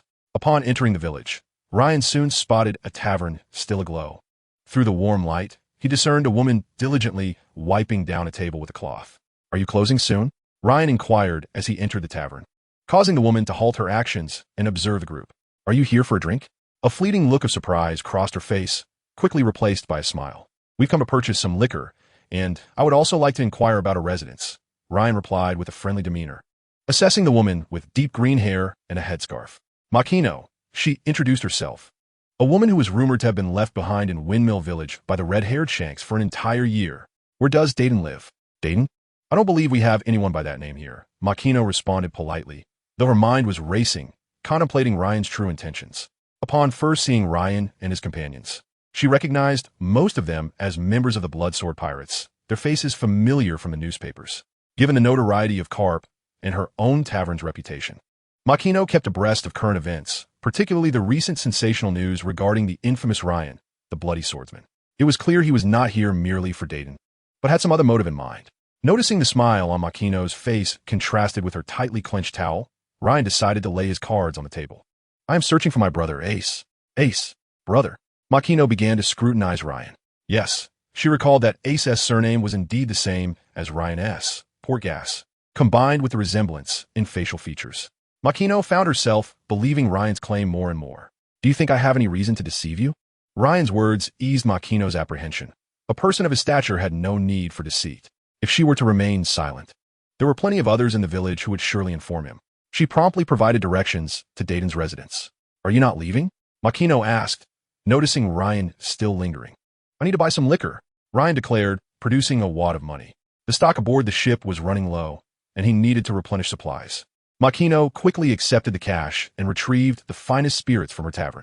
After utilizing Robin's fruit abilities to transport the liquor aboard, Ryan turned to leave. Watching Ryan and his companions depart, Makino couldn't help but smile. So Ace has an older brother. How wonderful. Her expression radiated warmth, as if her smile could penetrate the depths of one's heart. Following Makino's directions, Ryan and his crew sailed the Dragon S flight to Gorbo Mountain. Not far from Windmill Village, Dayton's home was situated there. At that moment, Dayton was enjoying a feast of roasted meat with her crew, alongside Ace, reveling in the day's bountiful spoils. There's a flying pirate ship outside, and a group of armed individuals. A mountain bandit burst into the room, panting heavily. Enemies. Dayton immediately deduced the situation from her subordinate's description, dismissing the mention of a flying ship. She rose, commanding her crew, arm yourselves and follow me. With that, she began arming herself. Seeing Ace, merely 7 years old, clutching a metal rod, Dayton admonished, stay here and do not move. She then rushed out with her crew. It truly is a flying ship. Dayton and her subordinates stood in stunned silence, their eyes fixed on the Dragon S flight as it gracefully descended. Ace, having stealthily slipped out, witnessed this extraordinary scene. Then, Ace saw Ryan and his entourage slowly emerging from the vessel. The bloody swordsman, Ryan. Ace was no stranger to Ryan. Ever since Sabo had shown in the news, Ace had kept a close eye on Ryan and the Bloodsword Pirates. Is he here for me? A flicker of anticipation sparked within Ace. What do you want? We are mountain bandits. Dayton bellowed angrily. Ignoring Dayton, Ryan teleported before Ace, smiling at his brother, whose expression was somewhat dazed. What is wrong, my foolish brother? Foolish. Ace had once returned to face death due to a provoking remark from a Kainu during the Marineford War. Perhaps Ryan did not fully grasp Whitebeard's significance in Ace's heart. Yet to Ryan, such behavior was merely impulsive folly. At that moment, Ace represented not just himself, but the hopes of the entire Whitebeard crew. Not only did he betray the members who sacrificed themselves to save him, but he squandered the life-giving path carved from Whitebeard's own life. Yet perhaps this was simply Ace, like his Mera abilities. He would unleash endless flames upon those who dared to harm or insult his family. It was a pity his strength was still lacking. Despite Ryan's accusation, Ace remained unfazed, his ears ringing only with the word brother. Though he had his suspicions and hopes regarding Ryan's identity, when dreams collided with reality, Ace's resolve crumbled. I have an older brother. I have family. Tears streamed down the young Ace's face as he cried towards the heavens, proclaiming to the world that Portgas D. Ace was no longer alone. Dayton, who had intended to rush to Ace's aid, halted in her tracks, watching as Ace liberated himself, rubbing his eyes and muttering, damn it, where did all this sand come from? Indeed, how peculiar that there is so much sand in this weather. Dayton's subordinates mirrored her actions, chiming in. One even handed her a tissue. Huh. Ace couldn't help but laugh at Dayton and her crew's comical antics. You little rascal, Dayton said, regaining her composure. Come, Ace. Let us invite your brother to dine with us. With newfound sincerity, Dayton ushered Ryan and his companions inside. Observing Dayton's earnest demeanor, Ryan nodded in agreement. Dayton, Ace's adoptive mother, had poured her heart into raising him. A careful examination of One Piece reveals that Ace lacked a father figure, yet was abundantly blessed with maternal love. A gift Dayton had given without reservation. Who would be most heartbroken if Ace were to perish? Luffy? Sabo? No, it would be Dayton, the woman who had nurtured Ace for 17 years, the one who spent the most time with him. In light of this, Dayton, who had previously cowered before Carp, broke through her limits and delivered a resounding punch to him. Thus, Dayton earned the title of the Fist King, having knocked the strongest hockey user, Carp, to the ground with a single blow. She is a woman with a cold exterior, yet a warm heart. In Dayton's eyes, she has come to regard Ace as her own child, which instills in her a profound respect for the likes of Luffy. In her youth, Dayton was a beauty, but now, she sports a mane of orange curls gathered at the back of her head, adorned with golden earrings. She wears a crisp white shirt paired with deep green plaid trousers, brown boots, and a striking red beaded necklace, an unmistakable depiction of a prosperous matron. As Luffy and his companions entered, the atmosphere in the Dayton household immediately became lively. "Shall we commence a feast, Captain?" Kid's suggestion to hold a banquet received unanimous approval, prompting Robin to utilize her devil fruit abilities to transport crates of exquisite wine and food from the ship. The sight of the mountainous pile of delicacies made Dayton and her crew's mouths water. As mountain bandits, they never stooped to robbing innocent civilians, which rendered their lives rather frugal. Their self-identification as mountain bandits was the last vestige of their stubborn pride. "Old lady, you're drooling," Ace teased, a playful smirk on his face. A swift smack from Luffy's subordinate landed on Ace's small head. "What's the matter?" Ace complained, cradling his head as he looked towards Luffy, feeling unjustly treated for being struck shortly after their reunion. "Speak properly. Who taught you to call her an old lady? Address her as sister or aunt." Luffy's words made Dayton's heart bloom with joy. Ace, the little rascal, had persistently referred to her as an old lady since childhood, ignoring her requests. Now, with Luffy stepping in as the elder brother to admonish him, Dayton couldn't help but feel elated, especially with Luffy's insistence on calling her sister, nearly leading her to believe her youthful beauty had returned. Seeing Luffy's unyielding demeanor, Ace reluctantly uttered, "Auntie." A wave of genuine laughter erupted from Dayton and her subordinates at Ace's reluctant compliance. Ace's face flushed with embarrassment, yet he ultimately remained silent. Despite the mockery, it was the first time Ace experienced the warmth of familial care and guidance, and he found it delightful. Let the feast begin. With Luffy's declaration, everyone sprang into action, and Kuina's youthful face sparkled with excitement. A banquet. She had only ever heard tales of such events, and now it was unfolding right before her eyes. After a flurry of activity, a sumptuous spread was laid out before them. With fine wine, delectable dishes, and cherished companions, what could be better than a banquet? Ace, brimming with joy, boasted about wanting to drink wine, only to be promptly corrected by Luffy. "Brother Luffy, what was it like to embark on adventures at sea?" Once they became more familiar, Ace posed the question that had long lingered in his heart. He had always dreamed of being a pirate, envisioning himself and Sabo sailing the seas on their own little ship, seeking adventure. The adventures at sea. Luffy's thoughts were stirred by Ace's inquiry, prompting a torrent of memories to wash over him. Places he had traversed, people he had encountered, and experiences he had endured. From the initial encounter with a slave ship on the ocean, liberating captives, it was here that Luffy first comprehended the darkness of the world. Then came the time he boarded the ship of the Goat Kingdom, where he learned of the existence of the Slave Trade Association through interrogation. This led to that fateful night of slaughter at the Navy base in the South Sea, revealing to Luffy that not all within the Navy were virtuous.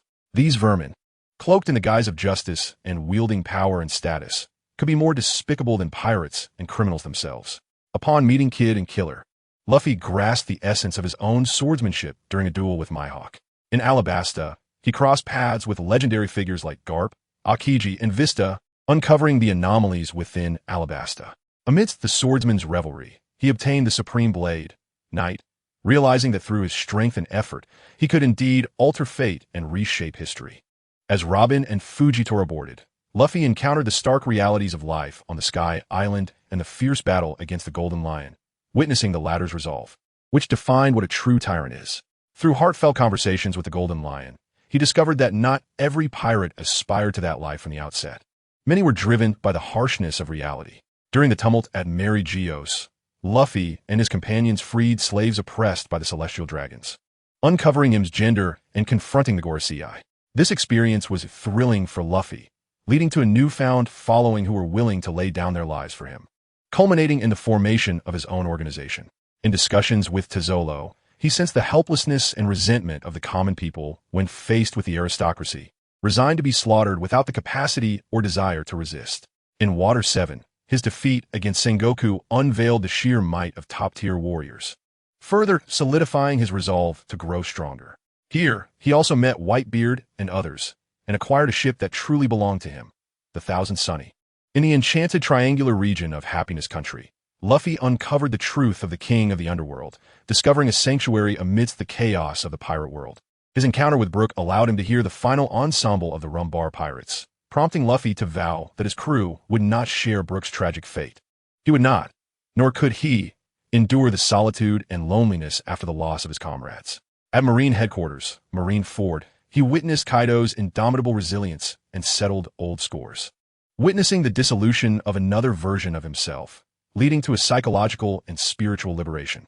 On Angel Island, Luffy met the 3 generations of the film family, gaining insight into the joy and sorrow of family life, the mundane realities of daily existence, and realizing that a person's strength is not solely determined by their power, but largely by their heart. To Luffy, film embodied strength, managing to care for the 2 little ones despite her aging body. At God's Island, Gonfall imparted the true significance of divinity, providing Luffy with a profound lesson. Here, he chose to strive for the title of Pirate King to spare Robin from tears. In Baika, he uncovered a fragment of historical truth that left him astounded, igniting within him an insatiable curiosity for further revelations. Upon reuniting with Brook at Twin Cape, Luffy witnessed the profound bonds of camaraderie among friends. In Lowtown, he observed the development of the Freedom Alliance in the East Blue, feeling a twinge of pride, while simultaneously questioning his own worthiness. In Kokushia Village, he encountered a wholly different Arlong, understanding that a person's goodness or badness is not fixed, but can be influenced by their environment.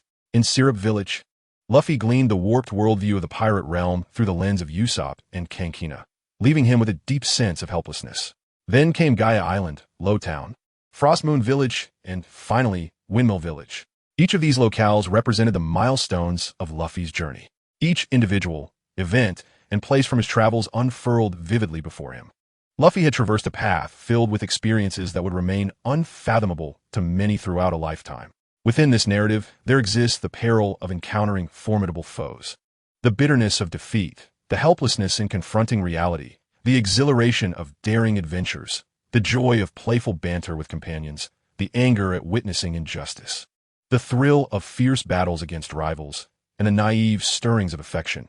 Yet predominantly, there lies a profound sense of confusion. Ace inquires about the nature of adventures upon the sea. How should I respond when I myself remain uncertain? Brother Ryan? Ace murmurs, gazing at Ryan, who appears lost in thought, his expression clouded with confusion. I don't know. I truly don't know. Ryan exclaims, clutching his head in agony, realizing that delving deeper into this question only amplifies his bewilderment. Captain, Ryan, Master, Brother Ryan, Ace's brother. Each of these appellations conveys a singular sentiment. Observing Ryan's distress, the others hasten to his side, their anxious gazes fixed upon him, eager to assist, yet unsure how to proceed. This was the first time Ryan had exhibited such a state.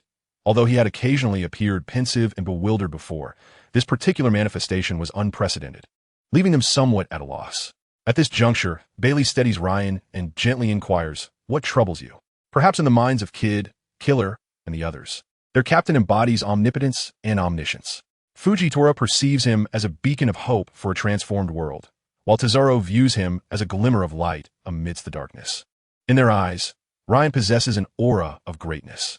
However, in Bailey's heart, Ryan is simply the childhood companion he grew up with, the comrade with whom he shared a bed, the brother he vowed to protect with his life. Yet, Bailey's call fails to penetrate Ryan's reverie, as he grapples with the reasons behind his confusion and the moment it began. The experiences of recent years flash through Ryan's mind like a film reel. He recalls that his most carefree and untroubled days were spent in the South Sea, on the small island known as Battleira, where he was surrounded only by Jabba, Carter, Rayleigh, and Bailey, with few others to interact with. In that time, he was the happiest, devoid of any sense of confusion, preoccupied solely with thoughts of how to grow stronger and embark on adventures. However, as he ventured into the world, he encountered an ever-growing number of people, amassing a circle of companions, experiencing myriad events, gaining wisdom, and deepening his ties to this world, which in turn brought forth responsibilities. This evolution led to a clash between his inherent beliefs and the realities of the pirate world, creating dissonance in his perceptions that only intensified with his expanding experiences. Thus, he began to understand the root of his confusion. The first time he fell into this state of perplexity was likely upon witnessing that group of enslaved individuals. The worldview from his previous life rendered him incapable of accepting such atrocities, prompting him to intervene. Yet at that moment, he chose to evade the deeper issues, saving only those immediately before him, rationalizing that his actions were justified. Later, when the Free Alliance was established, he found himself leading an organization whose members were willing to die for their cause. However, he recognized that his previous declarations were mere fabrications, intended to quell any potential dissent. He could not bear to confront the fervent gazes of those who believed in him. knowing deep down that he had no desire to change the world. All the talk about liberating every slave was a deceit. He merely longed for freedom and the joy of living his life. Yet, as he faced increasingly complex situations, his internal conflict deepened. He abhorred the grotesque and sickly world, but recoiled from the notion of being a hero, for such a path would be arduous and would strip him of his freedom. Humanity is inherently selfish, and he was no exception. Changing the world is fraught with danger. There are the Marines, the inscrutable Gorosei, and the enigmatic Emu upon the empty throne. Yet, he must confront himself and resolve this dilemma. He could either drift along with the current of this world or compel the world to adapt to him. Ideals and reality. One must be chosen. Should he relish his life in this distorted world or endeavor to mold it into his vision? Which path should he take? Ryan found himself ensnared in contemplation. The turmoil and contradiction within his heart were vividly reflected in his demeanor. What is the matter? Bailey's voice pierced through his reverie. And this time, Ryan emerged from his thoughts. He lifted his gaze and beheld the concern and urgency in the eyes of his companions. Throughout this journey, he realized he had garnered much. Not only had he enhanced his own strength, but he had also gained a clearer understanding of the world. Alongside a cadre of companions who cared for and loved him, I am wrestling with a significant decision. Ryan confided in them. There's no rush in making a choice. Take your time to observe. With greater exposure, clarity will surely follow.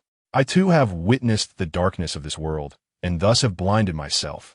Fujitora remarked in a calm tone, delivering a harsh truth. However, as the eldest and most worldly of the crew, his advice illuminated a path for Ryan. Indeed, he could delve deeper into understanding this world. He had only traversed a few locales thus far. No investigation, no right to speak, as the adage of great individuals goes. Perhaps, once he comprehended this world more thoroughly, a decision would naturally present itself. Didn't TU say only children make choices? Don't you want it all? Bailey's voice thundered like a bolt from the blue, dispelling Ryan's inner turmoil and contradictions. Exactly. As long as I possess strength, why can't ideals and reality coexist? After transforming this world, I can still live freely and joyfully. It became evident that brooding in silence was futile, for it breeds ignorance. The words of Fujitora and Bailey had brought clarity to his mind. It appeared that the principles he imparted to Bailey had not been in vain. With this realization, a smile graced Ryan's face. Seeing Ryan's spirits restored and his familiar smile re-emerge, the crew collectively exhaled in relief. Humanity is often ensnared by its own mental traps. Once caught, escape becomes arduous.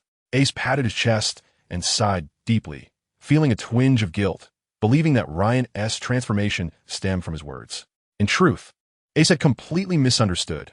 Ryan's current state was not solely a consequence of his remark, but merely a catalyst. He was a person who internalized his struggles. Due to his unique circumstances, he found it difficult to share many matters with others, often left to ponder and reflect in solitude. Ryan had consistently reassured himself that he was merely a transient presence. Why burden himself with such matters? Yet ultimately, he discovered he could not adhere to that belief. In a certain sense, he was solitary, as he constantly felt at odds with the world, like a piece of ice submerged in water. He yearned to retain his icy essence even as he melted away. This encapsulates the confusion and conflict within a steadfast youth striving to maintain his core.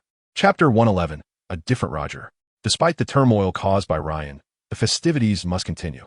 The restored Ryan regaled Ace with tales of their maritime adventures, igniting a fervor within Ace, who yearned to set sail immediately to seek thrills and challenges. Daden and his subordinates appeared as though they were deciphering an ancient text, observing that they were not significantly older than Ace, yet the tales were undeniably daunting. Is Ace's brother truly that formidable? Have you seen it in the newspaper? Daden inquired softly to her subordinate, as she seldom perused the papers or kept abreast of the news. She harbored a modicum of disbelief regarding the experiences recounted by Ace, thinking him to be boasting, for in these times, exaggeration is commonplace among those who traverse the world. I don't read newspapers either, boss. Her subordinate replied with a bitter expression. After all, they were mountain bandits. Who among them would be inclined to read the news? We should descend a mountain tomorrow to investigate. Daden mused, considering that Ace's brother was quite amiable. She believed it unwise to cultivate a habit of boasting, as such behavior could lead to dire consequences in the outside world. Nearby, Kid overheard the hushed murmurs of Daden and her entourage and indignantly declared, "We have battled against Marine Admiral Sengoku and the Navy hero, Garp, and Whitebeard, Added killer from the side. Old man. Vice Admiral Garp. Upon hearing the familiar name, both Ace and Dayton expressed surprise, particularly Dayton. She was no stranger to Garp's exploits. In Windmill Village, few were unaware of his deeds, pursuing the Pirate King, Roger, and confronting rocks. Furthermore, she had intricate ties with Garp. In her youth, while engaged in her life as a bandit, she had once been apprehended by Garp during a visit to Windmill Village. Yet, for reasons unknown, Garp had ultimately spared her, using her status as a bounty criminal as leverage. At that time, Dayton believed Garp had been enamored by her beauty, allowing her to go free as part of a game of cat and mouse. Fearful of being captured again, she had taken refuge in Galbo Mountain with her subordinates. It was only when Garp brought Ace to this place that her previously tranquil existence was shattered. This time, Garp was anything but gentle. He delivered a beating to Dayton until she agreed to raise Ace, after which he departed with a flourish. After Garp's exit, Dayton stood before a mirror, caressing her plump belly and gazing at her faded beauty, shedding tears of discontent. In her eyes, Garp had been merely captivated by her looks, rather than valuing her as a person. From that moment on, she had been cowed by Garp. Each visit he made to see Ace was accompanied by another thrashing for her. This was the essence of Dayton's inner monologue. Observing the astonished expressions of those around him, Kid proudly lifted his head, akin to a victorious rooster, relishing the acknowledgement of their adventurous exploits. By the way, this is your father's friend, Gung Shiro, Ace introduced. As Gung Shiro had been quietly smiling, his presence somewhat diminished, causing Ace to momentarily forget Gung Shiro's visit to see Ace. His friend? Ace initially expressed shock, but his expression quickly darkened as he replied indifferently, "Oh, I see." However, none present could rival Ace in terms of experience and life encounters. Such a clumsy performance could not deceive the assembled crowd. Now, Ace, before harboring disdain for someone, you must first seek to understand them, Lain suggested with a smile. Ask yourself, do you truly know your father? Isn't he the so-called demon that people speak of? Ace retorted instinctively. People? Do they truly know your father? You should know that I too am labeled as a demon by many. Do you think of me as one as well? In the face of Lain's probing inquiry, Ace found himself at a loss for a rebuttal. His impressions of his father, Roger, had always been shaped by the words of others. As Lain had pointed out, he himself was regarded as a demon. Yet Ace could not bring himself to label the brother who had traveled great distances to see him as such, creating a paradox. You could attempt to understand your father, Lain encouraged from the sidelines. Ace remained silent. Gung Shiro, would you share your stories of Roger with Ace? Lain suggested, casting a knowing glance at Gung Shiro, who immediately understood. He could see that Ace seemed to harbor some misunderstandings and resentment towards Roger. Gung Shiro's countenance softened with nostalgia as his rich, resonant voice began to recount tales of his encounters with Roger. In Gung Shiro's narrative, Roger was depicted as a remarkably magnanimous individual. After defeating Gung Shiro, he did not take his life, but rather encouraged him to strive for success in future endeavors. In his account, Roger was portrayed as someone who valued his comrades immensely, willing to stand against entire nations for their sake. To Gung Shiro, Roger was not a demon, but a grand hero of the seas. Ace listened intently, silently processing the stark contrast between Gung Shiro's depiction of Roger and the image he had formed himself. He needed time to absorb this new perspective. Dayton, having emerged from her astonishment, remained merely shocked. No other thoughts crossed her mind. Perhaps she had initially taken an interest in Ace's lineage, but after years of coexistence, her curiosity had waned. Ace's identity mattered little to her, for she had long since regarded him as her own child. Lain, not wishing to press further, recognized that 7 years of resentment could not be dissipated with mere words. For a stubborn child like Ace, a gentler approach was necessary. He needed to come to his own realizations. Thus, Lain remained patient, intending to linger longer, not solely to fulfill his mission, but also for Ace's upbringing. For if he continued down the path Lain remembered, he would inevitably meet his demise upon the seas. After the banquet concluded, the group prepared to retire for the night. Given the limited accommodations at Dayton's residence, Lain and the others took up lodging aboard the Wanli Longting. Ace, filled with joy, went to bed, eager to share the good news of his brother Lain's visit with his only friend, Sabo.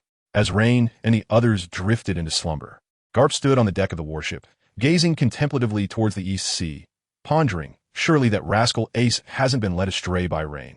Meanwhile, another man named Monkey D arrived at Frostmoon Village, only to discover that his friend Gung Shiro was not home. Upon inquiry, he learned that the notorious swordsman Lain had come to the village and, after a duel with Gung Shiro, had taken him and his daughter to Windmill Village. Upon learning that Lain was the victor, Drago expressed mild surprise. He was aware of Gung Shiro's formidable strength, despite his friend's lack of notoriety. Windmill Village. The sea breeze lifted Drago's hood as he recalled his boastful son, Monkey D. Luffy, who had grown up with little guidance. Chapter 112. The Terminus of the Worthless. Dragon. Shall we proceed now? Inquired a woman clad in black stockings who stood behind Drago. Drago lifted his gaze to the sky and replied, Not yet. We have more pressing matters at hand. We shall rest here tonight and head to the capital of Goa Kingdom tomorrow morning, where the leader of the Freedom Alliance awaits. Indeed, the two companions behind Drago fell silent thereafter. The following morning, Lain, still in a haze of sleep, seemed to hear someone calling his name. Lain, brother. Upon opening his eyes, Lain was met with the youthful visage of Ace, whose face bore a resemblance to his own, adorned with freckles. Ace. Lain asked, What is it? I want to take you to meet my best friend. Okay? Ace gazed at Lain with hopeful anticipation. The image of a boy donning a large hat and wind goggles materialized in Lain's mind. Sabo, during this period, the only one whom Ace could rightfully call a good friend was Sabo. Alas, the disappointment fleetingly crossed Ace's face, but he quickly smiled at Ryan and said, Very well. I shall go alone then. Just as he was about to leave, Ace discovered that his hand was firmly clasped by Ryan's large palm. What is it, brother Ryan? I was merely jesting. Please wait a moment. Once I finish washing up, I shall accompany you. Ryan affectionately ruffled Ace's hair. Instantly, Ace's face brightened with joy. All right, he exclaimed before dashing out. Ryan chuckled and shook his head. Ace, this child, exhibited a certain maturity beyond his years, his thoughts far too intricate, concealing every matter within his heart. Just moments ago, a typical 7-year-old would have displayed clear discontent upon hearing Ryan's refusal, yet Ace adeptly masked his emotions. Ryan felt this was not ideal.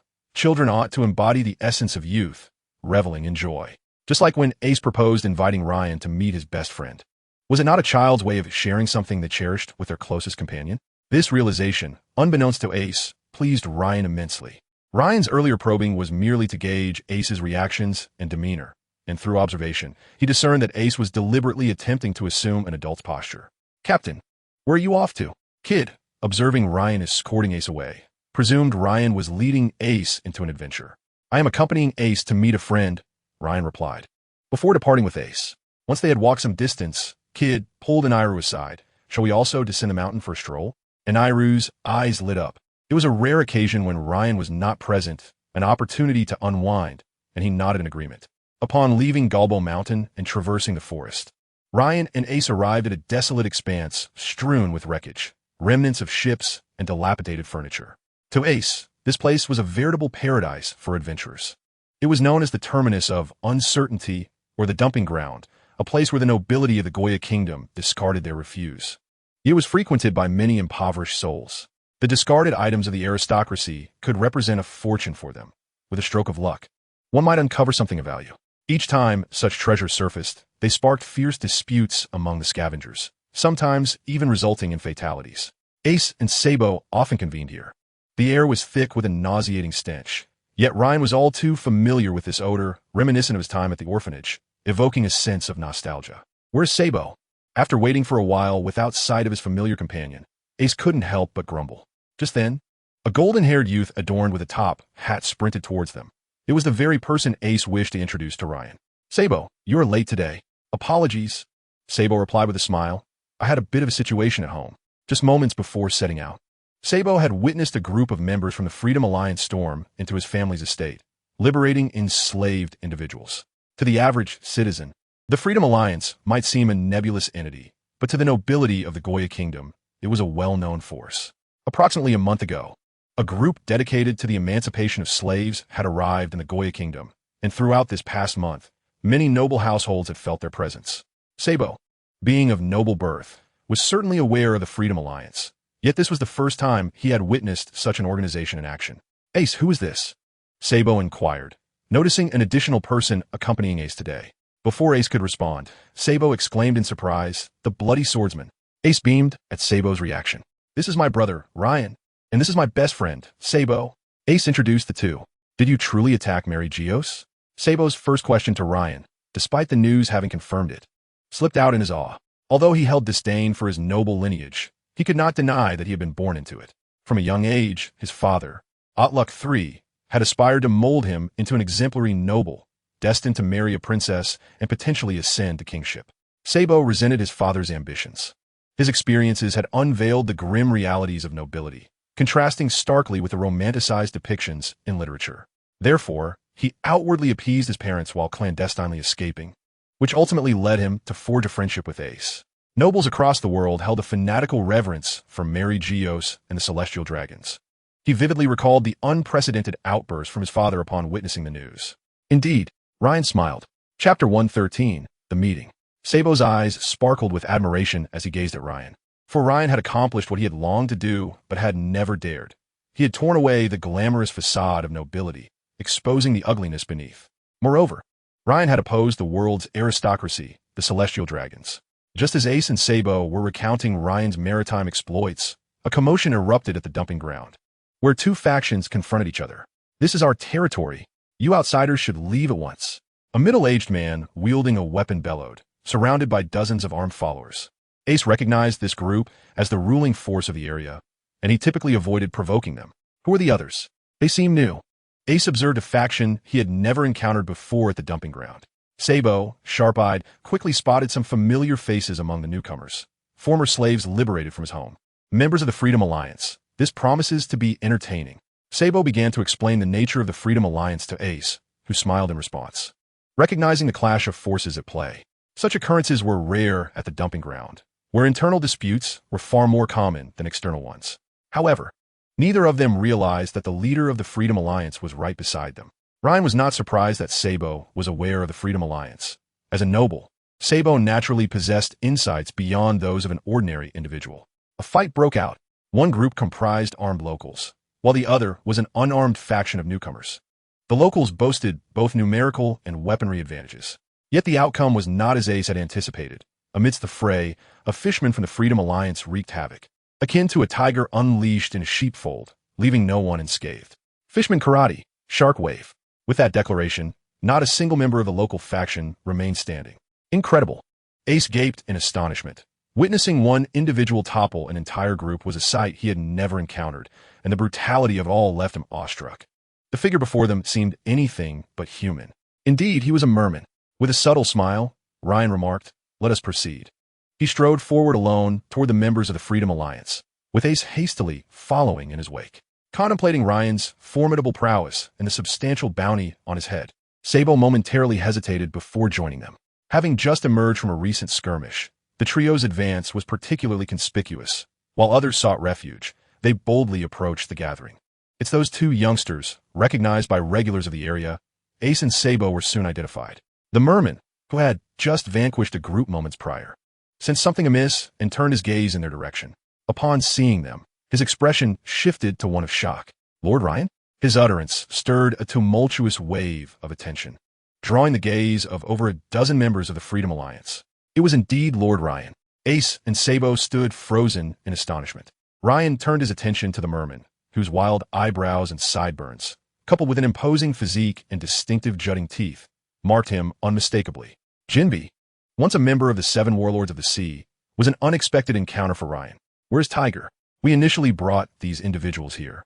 Captain Tiger is at the Central Street," Jinbe replied succinctly after a brief moment of distraction.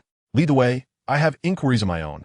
It was then that Sabo realized the connection between the Freedom Alliance and Tiger, which explained Ryan's familiarity with them. Under Jinbe's guidance, the group traversed the refuse dump. Arriving at the Central Street, the Kingdom of Goa was divided into 4 distinct regions. The outermost was the Central Street, where commoners resided. Surrounding this was the High Town, inhabited solely by nobles, including Sabo's family. Next was the Royal Palace, home to the royalty. Lastly, there existed a disavowed refuse dump, a collection point for all the filth and refuse of Goa's capital. This accumulation of waste was precisely why the Kingdom of Goa, renowned for its pristine beauty, was regarded as the most beautiful nation in the East Sea. Yet, this was a perverse nation, far more extreme than the Gothic kingdom Ryan had visited in the South Sea. The class disparities were starkly palpable. Throughout the journey, Jinbe educated Ryan on the current state of the Kingdom of Goa, which, in the eyes of the ruling elite, appeared to be a utopian realm.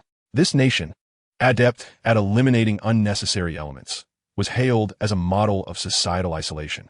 However, To Ryan, this nation had no tomorrow, no future, a realm of aristocratic rivalry, royal extravagance, and the numbness of the common folk. Beneath the glossy facade of the kingdom of Goa lurked the fetid stench that attracted vermin. Jinbe led Ryan to a spacious courtyard, a rarity in the central street. Upon entering, they beheld a crowd seated attentively on the ground, listening intently to a speaker on stage, none other than Tiger, who was passionately delivering a speech. Ryan chose not to interrupt, instead watching silently, observing how the organization he had once established had evolved. Lord Ryan once said that everyone has the opportunity to choose their own path in life, and you too have that choice. Now, you may declare your decision. Those who wished to join the Freedom Alliance stood up at once. In a sweeping motion, the hundreds seated rose, the rallying cry of the Freedom Alliance resonating in unison as they began their oath. Tiger, with his right fist raised to the level of his head, looked solemnly at the flag of the Freedom Alliance. I vow, I vow. The chorus of hundreds echoed. I voluntarily joined the Freedom Alliance. I voluntarily joined the Freedom Alliance. For the remainder of my life, I shall fight for freedom. For the remainder of my life, I shall fight for freedom. To ensure all slaves gain their freedom, I am willing to sacrifice my life. To ensure all slaves gain their freedom, I am willing to sacrifice my life. Until death, I shall have no regrets. Until death, I shall have no regrets. No regrets. No regrets. The fervent roars reverberated through the empty courtyard. Ace and Sabo gazed in astonishment at the spectacle before them, a power they could not yet comprehend. Even now, the echoes of the oath lingered in Sabo's ears. Freedom was what he had always yearned for, a desire to escape the confines of rules and class. Join him. A wildly impulsive thought surged within Sabo's mind. Ryan smiled ruefully, noting how Tiger had meticulously implemented the teachings he had instilled in him. Following the oath, individuals were led away to learn the rules.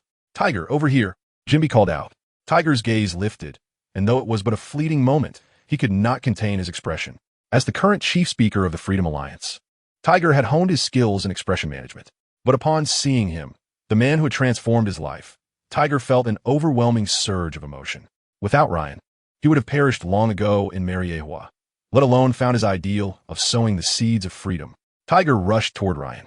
Leader, you have arrived. All the words he wished to say condensed into a single phrase. Tiger, I never uttered that statement. Ryan replied with a smile.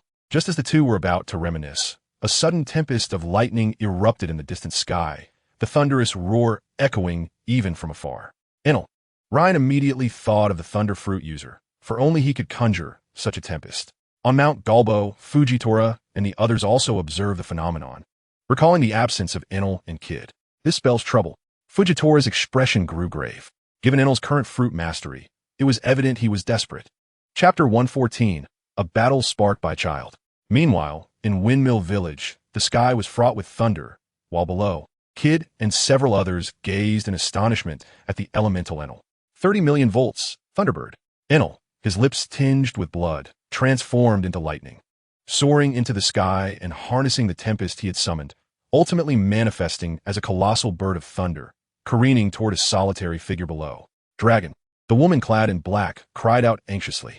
Although the Thunderbird was aimed at Dragon, her concern did not lie with him. She recognized both Kid and Enel.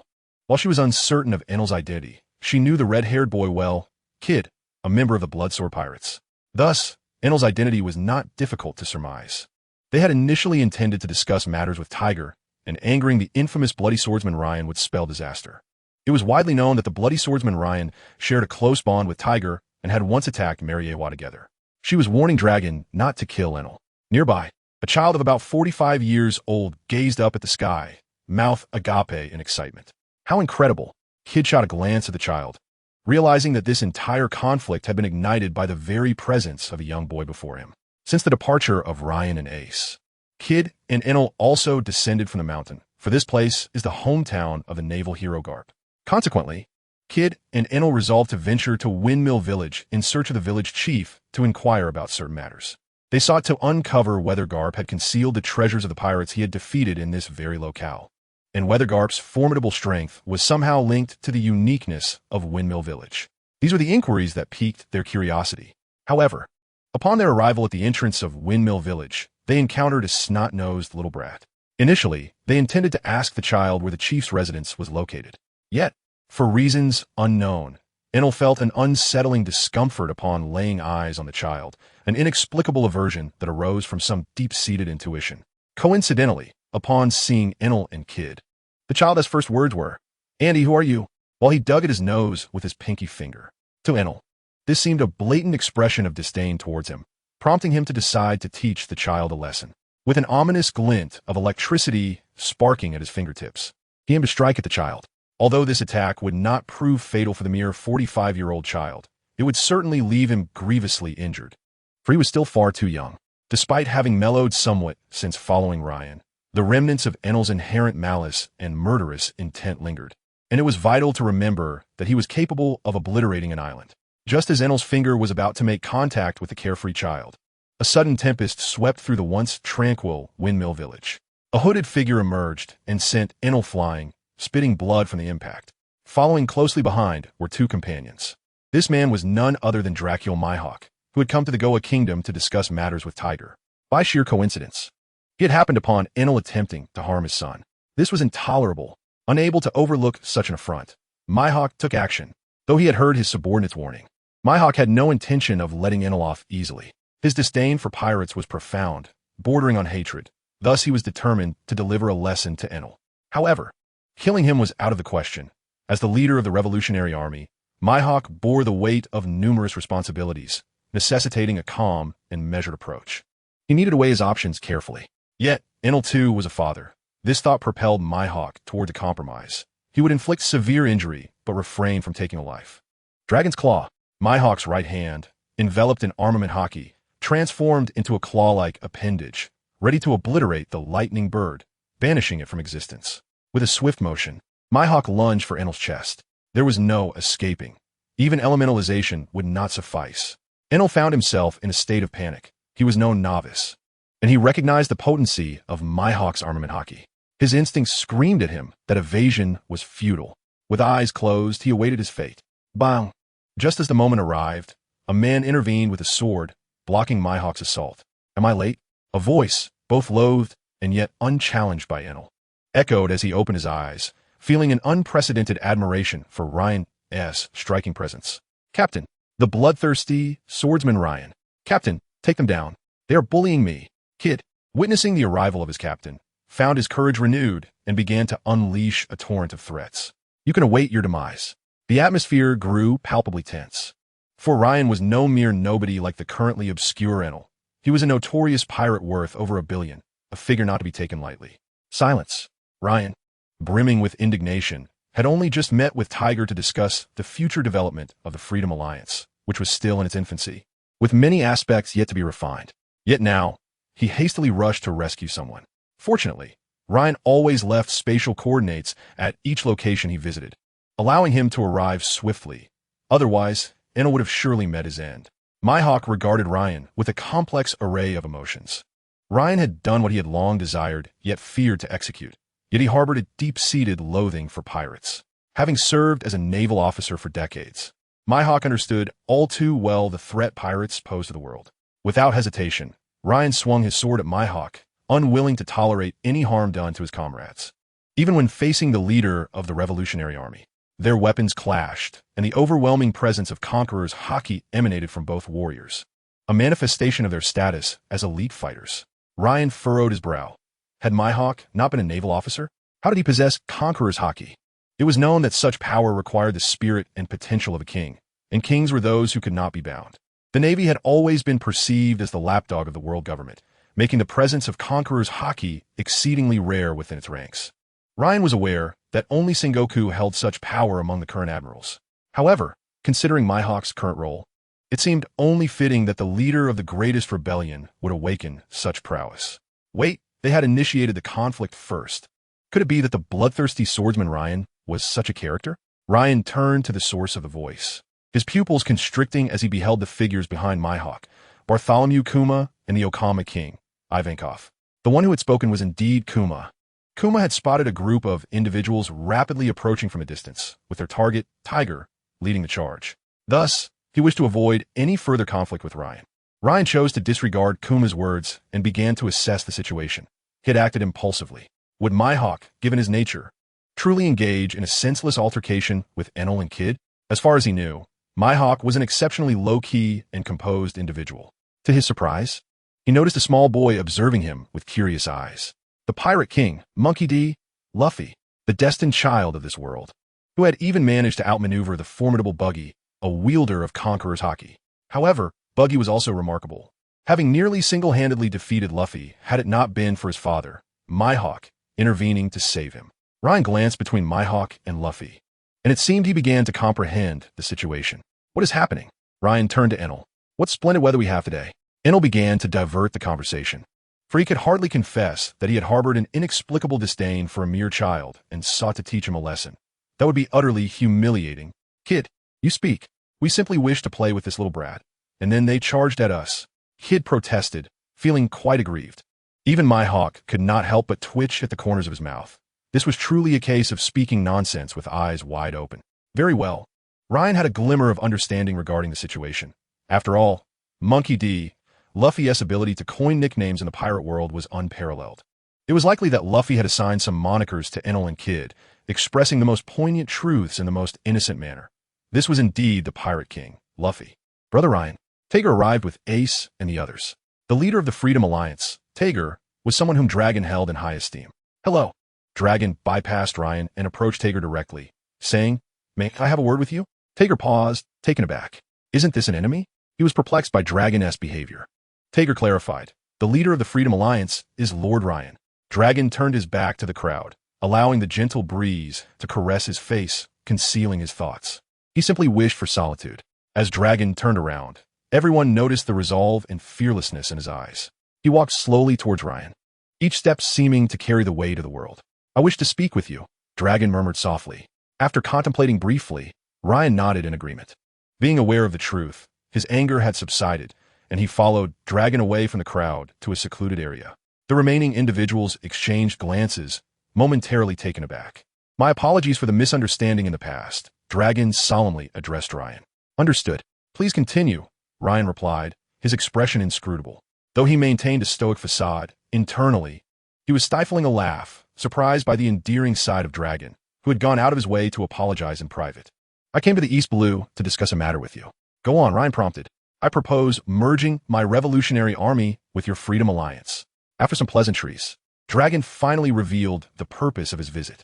I believe that together, we can undoubtedly overthrow the world government and liberate the suffering slaves and impoverished people across the globe. I've researched the Freedom Alliance, and its members are all individuals with ideals and aspirations, all of whom have suffered under the oppression of the world government and the nobility. Let us unite, bloody swordsmen, Dragon exclaimed with growing enthusiasm. He was like a dormant volcano, holding back his most fervent passions until the moment demanded an eruption, at which point he would unleash his energy without reservation. In Ryan's previous life, there were many such individuals, often introverted yet remarkably eloquent when discussing their ideals. I disagree. Ryan's simple statement felt like a bucket of cold water splashed on a dragon's heart. Although he had mentally prepared for this scenario, the actual occurrence still left him feeling disheartened. In Dragon's view, there was no conflict between the Revolutionary Army and the Freedom Alliance. Their common enemy was the world government and the nobility. By merging forces, the Revolutionary Army would rapidly grow in strength, and with their current momentum, overthrowing the world government would no longer be a mere dream. Why not? After merging, we can manage together, with equal standing. However, Dragon did not give up. He would persist as long as there was a glimmer of hope. He suspected that perhaps Ryan was reluctant to relinquish his power. No. Ryan waved his hand dismissively. You misunderstand. My disagreement stems from the fact that our objectives are not aligned.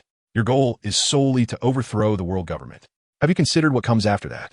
After overthrowing? Dragon began to ponder. His motivations had arisen from witnessing the corruption of the world government and the agony of the common people. Yet his revolutionary endeavor was still in its infancy. To be honest, he had not thought far ahead about what would follow the overthrow of the world government. After we topple the world government, the world will become a better place. We can establish a harmonious, free, equal, and dream-filled new world. After a moment of contemplation, Dragon provided his answer. You may leave. I do not share your perspective. Ryan offered no further explanation, adhering to the principle that differing paths should not cross. Yet, to Dragon, it seemed as though Ryan was merely brushing him off, an excuse to retain his power. If words cannot persuade you, then I shall use my fists. Resolute, Dragon decided to take a more forceful approach. He could not bear to see the idealistic individuals of the Freedom Alliance become mere tools in Ryan's hands. Ah, so this is the Revolutionary Army. Ryan mocked. If you wish to fight, then let us do so. There is no need for further dialogue.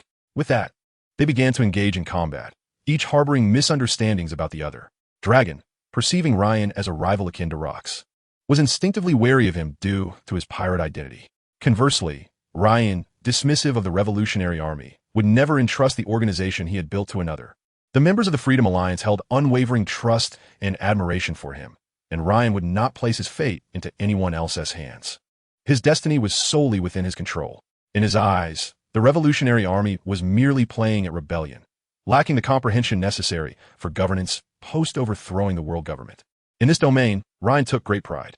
In his previous life, his country excelled in the art of rebellion, a legacy unmatched by others. This was especially true in the chaotic world of pirates, where order and law were far from established. Soon, the commotion from their battle attracted the attention of Tager, Kuma, and the others. What is happening? I thought everything was fine. Why are they fighting? The crowd looked utterly bewildered and hurried toward the two combatants. Suddenly, the skies darkened, and fierce winds began to howl, guiding Dragon and Ryan's confrontation toward the seaside. In Windmill Village, they could not fully unleash their powers. Even slightly stronger attacks could cause collateral damage. Thus, they tacitly moved out to sea. Meanwhile, Fujitora and Gung Shirlang were hastening toward Windmill Village, having sensed the disappearance of the thunder above, which was replaced by a more potent disturbance. Quickly, it's the captain. Fujitora had sensed that Ryan was engaged in battle. Dragon, Gung Shirlang and Fujitora exchanged glances, quickening their pace. At this moment, upon the ocean, Dragon and Ryan faced each other, the fierce winds causing Dragon's hood to flap wildly. After a brief period of probing, both wore serious expressions, clearly surprised by each other's formidable strength. As a mysterious expert in the pirate world, Dragon had rarely made appearances and never had he fought, leaving Ryan to gauge his capabilities solely based on speculation. Ryan had estimated that Dragon's strength was akin to Gung Shirlang's. However, after engaging in combat, he realized he had gravely misjudged, for Dragon was significantly stronger, especially in terms of offensive power. Dragon held a similar thought, for Ryan's current achievements had not seen him truly defeat any top-tier adversaries. His high bounty was merely a reflection of his audacity in taking on numerous formidable tasks.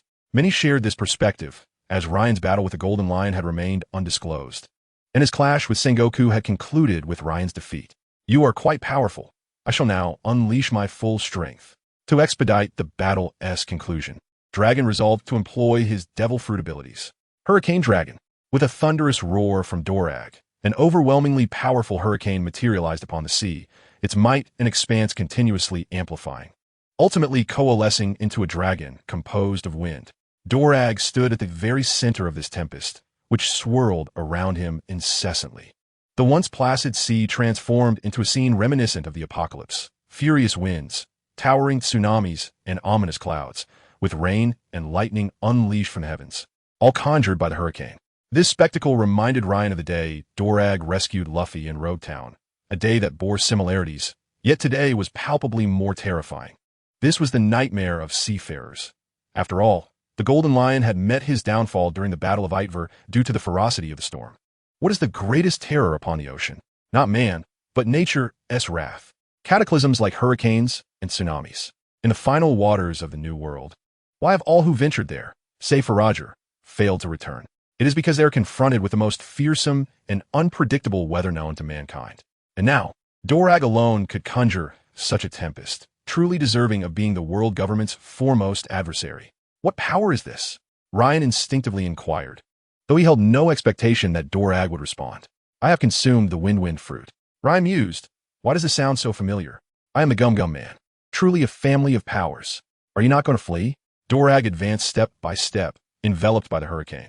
With each stride, Ryan felt the mounting pressure, as if the tempest were a ravenous beast intent on devouring him, ready to crush him. Dorag exuded confidence in this maneuver. The hurricane danced around him, shielding him from attacks while amplifying his own. It was a technique that ensured his invincibility, bolstering his strength while diminishing that of his adversaries. Observing Ryan struggle to maintain his balance, Dorag's smile radiated the triumph of a victor. You can hardly stand. What hope do you have of contending with me? However, much to Dorag's dismay, his victorious grin faltered, for in an instant, Ryan vanished right before his eyes. Not good. Dorag instinctively raised his guard. Clang! The sound of their hockey-clad clash echoed as Ryan's sword struck Dorag's hand. Despite Dorag's swift reflexes, he sustained an injury. Hockey was not invincible, especially against Ryan's unexpected strike. A trickle of blood dripped from Dorag's hand, swiftly dissipated by the swirling winds. How could this be? Dorag's face betrayed his astonishment. This was the first time anyone had so effortlessly breached his Hurricane Dragon. Are you a Devil Fruit user? Dorag's initial reaction was one of incredulity, for Ryan had appeared without a trace, defying the laws of speed, which left behind evidence of movement. Ryan remained silent. He had no intention of revealing his abilities during combat, thereby allowing Dorag the opportunity to find counter. After successfully landing a blow, Ryan teleported away, resembling a patient predator, poised to strike when his opponent revealed a weakness. Having missed his initial attack, Ryan deemed it prudent to maintain distance, for he understood that, based on sheer strength, he might not yet match Dorag. However, with both parties wielding their respective powers, the outcome was uncertain. Ryan's empty fruit was a bane to many. Force speed was the ultimate defense. As long as one's velocity surpassed that of the opponent, harm could not befall them. Much like Kizaru, who, with the light fruit, occupied the rank of Admiral, not the mightiest, nor the most destructive, but certainly the most elusive due to his unparalleled speed. Following a grand battle, it was conceivable that Kizaru would emerge unscathed, for as long as he remained cunning, he could evade injury. Ryan's fruit, in a strict sense, was even more formidable than Kizaru's, though he had only recently consumed it and had yet to fully unlock its potential. Yet, even in its nascent form, it posed a significant challenge for Dorag. Dorag sensed that Ryan's abilities countered his own, for regardless of whether it was a hurricane or tornado, the ferocity of the wind would inevitably create an eye, a region of calm amidst the storm. The seemingly vicious hurricane concealed a safe haven at its core. Thus, Ryan effectively nullified the potency of Dorag's fruit. No matter how powerful the technique, it was futile if it could not find its mark, rendering it a mere paper tiger, form without substance. However, this was merely Dorag's hypothesis. Only through trial could he ascertain the truth. Storm surge. A miniature tempest coalesced and surged towards Ryan with great speed. Yet Ryan was swifter. In an instant, he teleported to the opposite side. Endless storm surge, surrounding Dorag. Numerous, small whirlwinds erupted, enveloping Ryan from all directions. The swirling waters churned ominously, and Ryan had no desire to test fate. Dorag's eyes were fixed on Ryan, intrigued to see how he would respond to such an onslaught. Would he endure or evade? Soon, he would find out, as Ryan's form began to shimmer, revealing a portal that he leaped into, vanishing from sight. What? After observing Ryan's disappearance, Dorag approached the spot, extending his hand to touch the air where Ryan had been. He had genuinely vanished. Is it a spatial-type devil fruit? Those spatial fruits were rarer than Logia types. They did exist.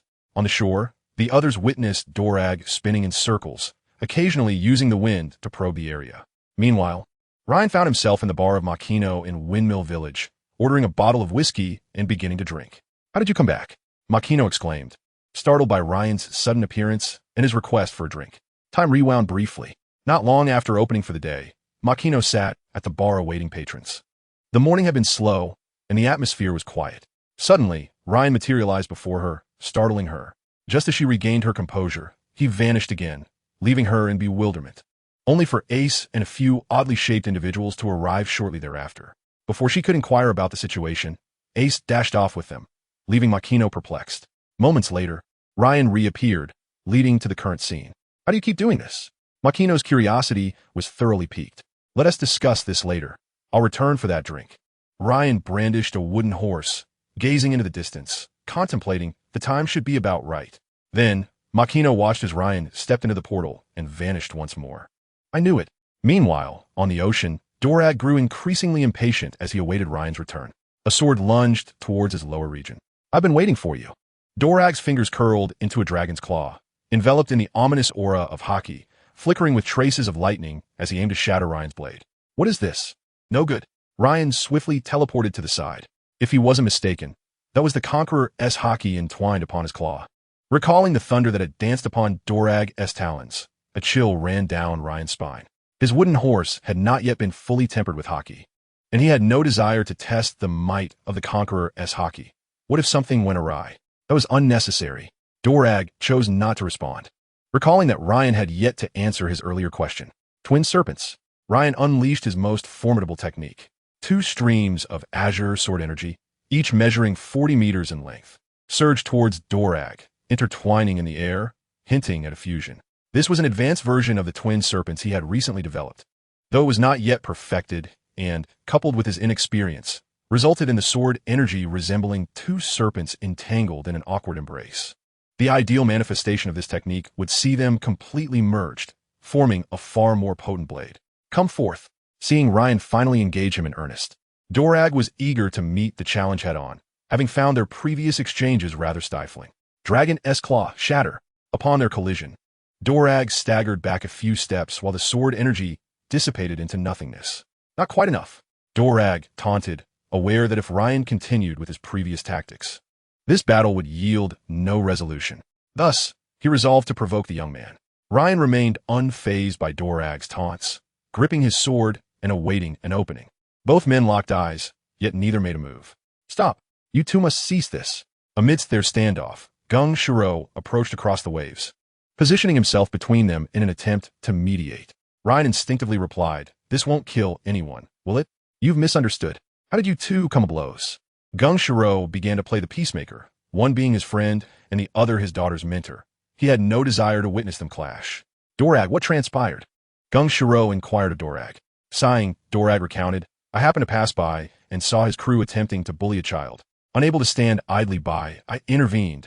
After all, Gung Shiro had always been quite supportive of Dorag's revolutionary endeavors. He could not let this favor go unacknowledged. Just a child, you say? Ryan scoffed at Dorag's disingenuousness. Did he think no one knew that Monkey D. Luffy was his son? What do you mean by that? Vice Admiral Carp. Ryan replied languidly. You. Dorag's first thought was that his unreliable father had betrayed him upon realizing his secret had been exposed. As the two began to bicker again, Gung Shiro, exasperated, interjected, "There's no need for violence. We could discuss matters over drinks. Everything can be negotiated. How about it?" Ryan remained silent, mentally calculating the power dynamics, and concluding that apart from Fujitora, no one on his side could contend with the likes of the dragon and Kuma. Thus he replied, "Sure. I'm quite thirsty." Good. Seeing Ryan acquiesce, Dorag also relented. The two then disregarded the curious gazes of the onlookers and followed Gung Shiro to the bar in Machino. The previously quiet establishment was suddenly bustling with life as the entire Bloodsword Pirates, Gung Shiro and his daughter, the Freedom Alliance, the Revolutionary Army, along with Ace, Sabo, and Luffy entered. Indeed, young Luffy, still somewhat bewildered, tagged along. To Dorag, it seemed Ryan had been the first to suggest coming here to chat. Thus, under the watchful eyes of many, their conversation commenced. Dorag, are you looking to discuss something with me? Ryan, what could we possibly talk about? Dorag, it appears you are disinterested in conversing. Ryan, I've long wished to speak with you. Dorag, then what is it that you wish to discuss? Ryan, do you truly not know what I want to talk about? Dorag, how could I possibly know your thoughts? Ryan, aren't you the one who sought me out to talk? Dorag, very well, let us talk. Ryan, indeed, let us. The crowd was left in a state of astonishment. Was this truly how the Great Ones communicated? It was so convoluted. Ace's mind was spinning with the word talk, nearly causing him to lose his composure. Ivankov and Kuma were equally bewildered. This was not the dragon they knew, who was typically quite composed. Today, however, they were unaware that the presence of young Luffy was influencing him. In front of his son, a father could not afford to lose face. This was instinctive. What are they talking about? Luffy approached Ace, for he found himself closest in age to him and also harbored a budding fondness for Ace. Ace glanced back and, upon recognizing Luffy, retorted coldly, "Get lost." He had learned of the events from Kid and believed this little rascal to be the root of the trouble. Hee. Luffy remained silent, simply picking his nose and grinning foolishly. Hey, Luffy's actions mirror yours, Ace. Sabo teased as he observed Luffy's antics. Ace ignored Sabo. The atmosphere did not lighten due to the children's interaction. Rather, it grew even more tense. Enough. Gung Shiro slammed his hand on the table, shouting angrily, "Speak properly." Two obstinate souls, neither willing to yield, were driving him to frustration. Now, tell me, why did you previously fail to acknowledge our revolutionary army? Finally, it was the elder dragon who broke the silence. Ryan scoffed, "Because your cause is misguided. Why should I acknowledge it? What makes it erroneous?" Without Dorag needing to interject, Ivankov stood up, exclaiming, "You mischievous Ryan boy, you all are currently on a trajectory to simply overthrow a few nations, ultimately toppling the world government, correct?" Indeed, they were not surprised by Ryan's assertion regarding their objectives, as the aims of the Revolutionary Army were well known. But have you considered what comes after the overthrow? Pausing, Ryan continued, "Can you guarantee that the nobles and new kings you elevate will not become just as corrupt as the current world government? Even if you could ensure that, how will you govern? Do you have any knowledge of governance? Even if you possess the know-how after some years of development, won't those individuals simply morph into the new world aristocracy? The dragon slayer inevitably becomes the dragon. Please, this is no fairy tale. It is reality. You cannot achieve everything solely through fervor. They remain oblivious to the essence of the world. Let me pose one final, straightforward question. After toppling the world government, how will you resolve the piracy issue? Teach this. Ivankov was momentarily rendered speechless. Ryan's words struck like daggers, piercing their hearts with each utterance.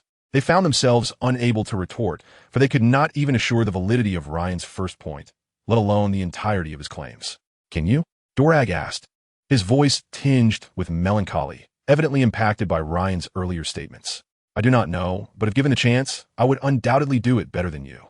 Ryan asserted with unwavering confidence. Observing Ryan's confident demeanor and his indubitable tone, Drago found himself in a state of bewilderment. Could it be that he had not yet encountered a pirate who understood him? Such thoughts echoed in Drago's mind. Nevertheless, being a person of unwavering resolve, he soon cast aside these musings and, fixing his gaze upon Ryan, earnestly declared, 7 years. After 7 years, if you surpass me, I shall lead the Revolutionary Army to join your ranks. Conversely, should you falter, you will join the Revolutionary Army with the Freedom Alliance. How's that sound? Hiss. Drago's wager sent shivers down the spine of Ivankov, who was typically jovial. This was a bet that encompassed all he had. Robin, meanwhile, became lost in thought. Why should I agree to your terms? Ryan retorted with a smile directed at Drago. He had discerned Drago's intentions. And such a composed individual could hardly utter such words. The persona he projected prompted Ryan's instinctive skepticism. Yet, as Ryan pondered further, he ultimately unveiled Drago's stratagem. Regardless of the outcome of this gamble, the victor would undoubtedly be Drago. A loss would signify Ryan's superiority, compelling him to join Drago in the pursuit of their grand aspirations. Drago, after all, was an idealist, not a mere opportunist.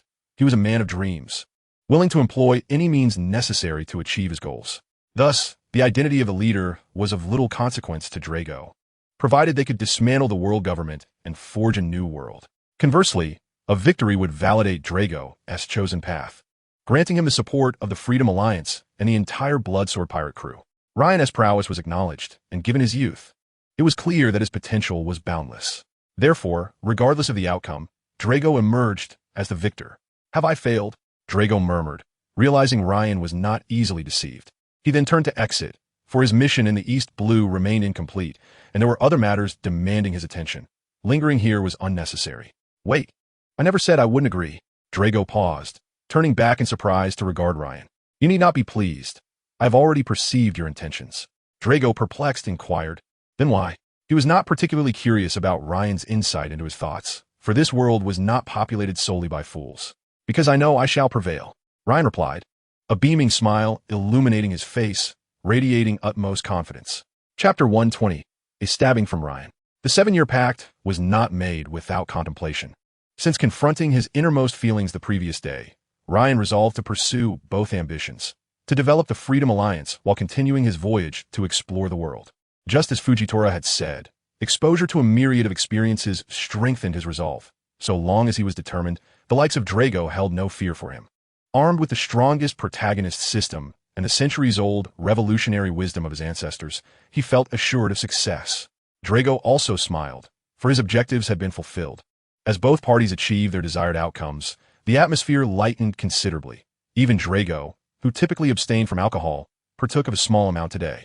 They discussed various matters concerning future developments and reached several agreements. Although the Freedom Alliance and the Revolutionary Army were not yet one, basic cooperation was feasible. After deliberation, it was decided that both sides would share intelligence and collaborate against particular adversaries. This was intended as a preparatory step toward the eventual integration of the Freedom Alliance and the Revolutionary Army, acknowledging that, regardless of the outcome, the two would ultimately unite in 7 years, differing only in leadership. As they became familiar with one another, Drago discerned that Ryan was unlike any pirate he had previously encountered. His speech and actions were entirely dissimilar to those of a typical pirate. Particularly, some of Ryan's casual remarks resonated deeply with Drago, illuminating many questions that had previously eluded him. Observing Drago's cheeks flush slightly, Ryan finally posed a question that had lingered in his mind for quite some time. Is Admiral Kizaru an undercover agent for your Revolutionary Army? Huh. The moment these words escaped Ryan's lips, everyone present, save for the 3 young ones, was left in a state of astonishment. An admiral as a mole? The revelation was indeed explosive. Why do you ask?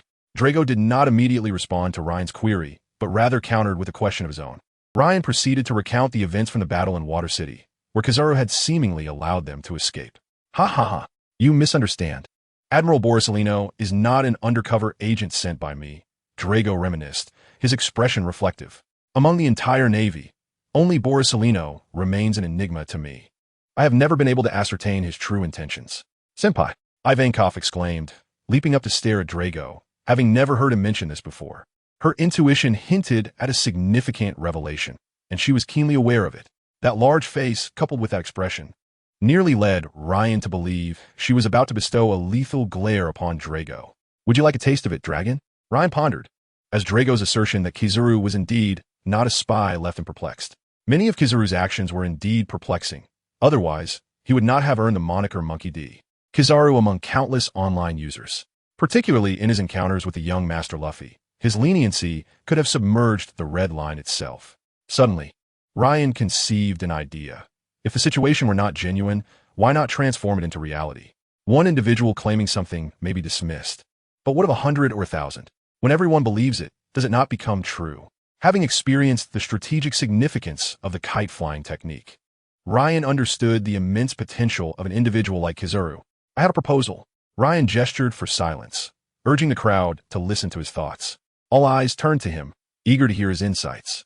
We can disseminate the information that Kizaru is one of ours, Drago, puzzled, replied. But he is not an undercover agent. Precisely because he is not a spy, we must take the initiative to spread this information, Ryan clarified. But that serves no purpose. He can simply assert that he is not. Kuma interjected, his voice deep. Ryan smiled enigmatically. When the world believes he is an undercover agent, then whatever he says becomes inconsequential. The weight of public opinion is formidable. This, perhaps recalling Kizaru's potential reaction, Drago chuckled. No problem. His mind was already conjuring images of his senpai's reaction upon learning the news. Ryan was confident in this scheme. The allure of a rumor did not reside in its origin, but rather in the belief of the people. The 5 elders and the celestial dragons were pivotal to this plan. As long as Kizaru maintained his current position, a mere inquiry from the 5 elders would render disbelief inevitable. This would be a conspiracy. Unless Kizaru were willing to alter his ambiguous conduct for the sake of a rumor, which seemed highly unlikely. After all, every strong individual possesses an unwavering resolve. Would Kizaru forsake his ambiguous sense of justice? Ryan eagerly anticipated Kizaru's choice. At Marine Headquarters, Marineford, the morning sun cast a gentle glow, imparting a warm and comforting sensation. The newly appointed Admiral, Kizaru Borsalino, leisurely tended to his nails in his office, relishing the tranquil days that had recently enveloped him. Since his promotion, not only had his salary increased, but his workload had also significantly diminished, due to the Navy's strategic shift, focusing its efforts on the Grand Line and the 4 Seas. Kizaru's daily existence has become a leisurely routine of sipping tea and taking strolls. The pirates of the 4 Seas and the Grand Line are not nearly as formidable as those in the New World. There is no need for him, a vice admiral, to intervene, as his mere presence serves as a deterrent to piracy. Aside from Akainu, who frequently stirs turmoil in the New World, the other admirals are enjoying a well-deserved respite at Navy headquarters. At this moment, another admiral, Akiji, entered the scene. Kazan, what brings you here so early? Kizaru remarked, pouring a cup of tea for Akiji. I came to share a cup with you. Akiji replied casually, taking the teacup and savoring the brew. Delightful there. The sun is splendid today, and the humidity is just right. Indeed, the two engaged in a pleasant conversation, relishing the tranquility of the moment. However, unbeknownst to Kizaru, far away in the East Blue, an individual he once assisted was plotting to drag him into a treacherous scheme. Chapter 121. King Goya, are you leaving? Ryan inquired of Drago. You could stay a bit longer. Ryan had come to regard Drago as a potential subordinate, and despite their recent fierce struggle, he now treated him with courtesy. I must return to the West Blue to handle some matters. Drago replied. Well then, I shan't keep you. Ryan conceded, respecting Drago's decision to depart. I'll take my leave as well. Feel free to seek me out for training whenever. Gung Siro laughed, pleased to see his friend's child growing well. His purpose for visiting had been fulfilled, and he now had no concerns about entrusting Kina to Ryan for her training. Confident that such a man would not lead his daughter astray, Gung Siro's implications were not lost on Ryan, who understood he could seek his counsel on the gentle sword technique at any time. All right, Kuina, be sure to listen to your master and train diligently. Understood? Got it. Father. Drago tossed Ryan a den mushi, saying, let's use this to keep in touch for future matters. As he toyed with the den mushi, Ryan replied, very well. Satisfied with this arrangement, Drago and Gung Siro, along with their companions, departed. As they exited, Drago cast a lingering glance at the oblivious little Luffy, standing nearby. The moment they stepped outside, a lively kid bounded forward. Captain, what about this kid? He pointed at the small Luffy. Luffy? Ryan chuckled, beckoning the bewildered child. Come here, little brother. Unfazed, the young Luffy approached with a cheerful gait, and Ryan scooped him into his arms, speaking gently. Do you wish to become a pirate? No. I aspire to be the king of the Marines. Little Luffy declared, his voice sweet and innocent. That's what my grandfather says. Garp? Ryan was taken aback. Little Luffy had yet to entertain thoughts of becoming a pirate, likely due to not having encountered Shanks and made that fateful promise. Does that mean? Ryan briefly entertained the notion of brainwashing Luffy to join the Freedom Alliance, but quickly dismissed it. Garp had let him off the hook multiple times, and Drago was still his subordinate. Thus, Ryan relinquished that enticing idea, deciding it was best to leave this innocent child in Shanks' care. Well, do your best. And don't let your grandfather down. Ryan emphasized the word don't with particular weight. Okay. Little Luffy nodded earnestly before scampering off to join Ace and Sabo. Unfortunately, Ace was not keen on playing with such a young child, though Sabo welcomed Luffy's company. By the way, have you gathered any information about the Slave Hunters Association in the East Blue? Ryan asked Tiger, who was nearby. He had intended to inquire about this sooner, but the event involving Enel and Drago had delayed him. The nefarious organization of the Slave Hunters was still fresh in his memory. I have. The current leader of the Slave Hunters in the East Blue is King Bruce Paturia. What? Sabo exclaimed, who had been teasing little Luffy. Though he was unaware of the exact nature of the Slave Hunters, he could tell it was no benevolent organization, especially with their king being its leader. King Bruce Paturia was someone Sabo had encountered at a banquet. A man always adorned with a smile, he maintained a good reputation among the nobility, being regarded as a benevolent king. Sabo, intrigued, pushed little Luffy away and leaned in to listen intently, eager to learn more. Ryan, meanwhile, was less composed. Fujitora slammed his hand on the table in anger. I will storm the palace and eliminate him.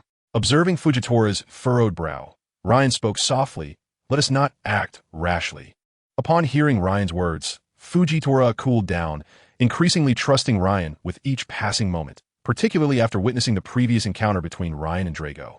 If Ryan had previously been one of the candidates to save the world in Fujitora's eyes, he had now become the sole contender. Ryan was not merely aiming to overthrow the world government, but seeking to fundamentally transform the world. Tiger, why do so many in the Freedom Alliance seem to know that I am the leader? How did this come to pass? Before confronting the king, Ryan needed to address the current issues within the Freedom Alliance. You are indeed our leader, Tiger asserted firmly, his gaze resolute. I have adhered to all your requests, but this one I cannot fulfill. This organization was founded by you, and I cannot claim such a title. Tiger's tone was earnest and unwavering. He had meticulously executed Ryan's directives, from daily singing to establishing rules and recruiting members. For instance, the 100 individuals newly admitted into the Freedom Alliance were integrated according to Ryan's standards. They would spend 15 days within the organization, training, eating, and sleeping together, before being formally inducted through a speech, ensuring their loyalty and dedication were unquestionable, with an extraordinarily high success rate. Ryan sighed. It seems I did not clarify my intentions clearly enough. The reason I instructed you not to disclose my role as leader is strategic. If you are viewed as the leader, the world government will perceive our alliance merely as a group of aggrieved slaves seeking vengeance against the nobility, and they would not take us seriously, facilitating our growth. However, if I were to be recognized as the leader, their immediate reaction would be to consider us a revolutionary organization intent on subverting the world prompting them to devise means to eliminate us. Even if we possess strength to withstand their attacks, our growth would inevitably slow, much like the Revolutionary Army, which now hides in the shadows. Is this the outcome I desire? After all, we are not yet equipped to contend with the world government. Tiger lowered his head, feeling as helpless and regretful as a wayward child, fully aware of his errors. Observing Tiger's demeanor, Ryan offered reassurance. It's all right. There's still time. You must immediately inform all members of the Free Alliance across the seas to initiate the de-Ryanization operation. All records pertaining to my involvement with the Free Alliance must be obliterated, and no one is to mention my name again. From now on, the Free Alliance shall have but one leader, and that is you, Fisher Tiger. Chapter 122, The 9-Character Maxim. All right, I shall return to notify them. Tiger insisted. Yet the leader of the Free Alliance will always be you. Gazing into Tiger's sincere eyes, Ryan could not bring himself to refuse. Very well. Then let me share with you the developmental strategy for the Free Alliance in the coming years. Accumulate strength in secrecy, forge friendships widely, and expand gradually. Ryan spoke eloquently. What does that mean? Not only Tiger, but also Fujitora and others were puzzled. Even Robin, who typically grasped matters clearly, was left bewildered. The latter two were somewhat comprehensible. Yet the notion of forging friendships eluded them. Noticing their confusion, Ryan elaborated. Accumulate strength in secrecy entails that we must continuously build our power without the world government's awareness, presenting only what they wish to see on the surface. We operate in both light and shadow. Do you understand? A bit muddled, Tiger scratched his head. To clarify, the Free Alliance comprises two main aspects. Publicly, we are a rescue organization for slaves, while covertly, we will dispatch personnel to establish commercial enterprises, thereby facilitating the relocation of our members. This commercial entity will serve as a branch of the Free Alliance, allowing for an ongoing cycle where we maintain a visible force of approximately 10,000, which the world government will perceive merely as a minor, harmless organization. It's akin to infinite replication, and we can establish not only commercial enterprises but also gangs, unions, and even mercenaries as our fronts. This strategy will not only enhance our economic resources but also cultivate our talents. Brilliant! Robin's eyes sparkled with realization. Truly, you are worthy of being the leader. As the second in command of the Free Alliance, Tiger was well versed in the rules of the workplace. Observing their reactions, Ryan smiled and nodded in acknowledgement. Having drawn inspiration from a great leader's strategic principle of fragmentation and growth. In the past, when the army led by the great leader was still weak, it employed this strategic doctrine to develop and expand within the cracks of the world. Ryan believed this approach would equally apply to the pirate realm. A classic example was the Battle of Stalingrad during the War of Resistance against Japan, where the independent regiment, initially comprising only 1,000 men, ultimately swelled to 10,000, leading to a pivotal victory in World War II. Following this developmental model, once Ryan raises the flag of rebellion, the world government will discover that the Free Alliance is ubiquitous. Seeing that everyone had grasped the concept, Ryan continued. Forging friendships means we cannot dismiss all nobles outright. Not every noble in this world is irredeemably corrupt. Among them, a few can indeed be salvaged. We must strive to cultivate them as our comrades. Even if that fails, we should establish amicable relations. As for officials of the world government or the Navy, we must also befriend some influential figures among them, potentially using monetary incentives to win their favor.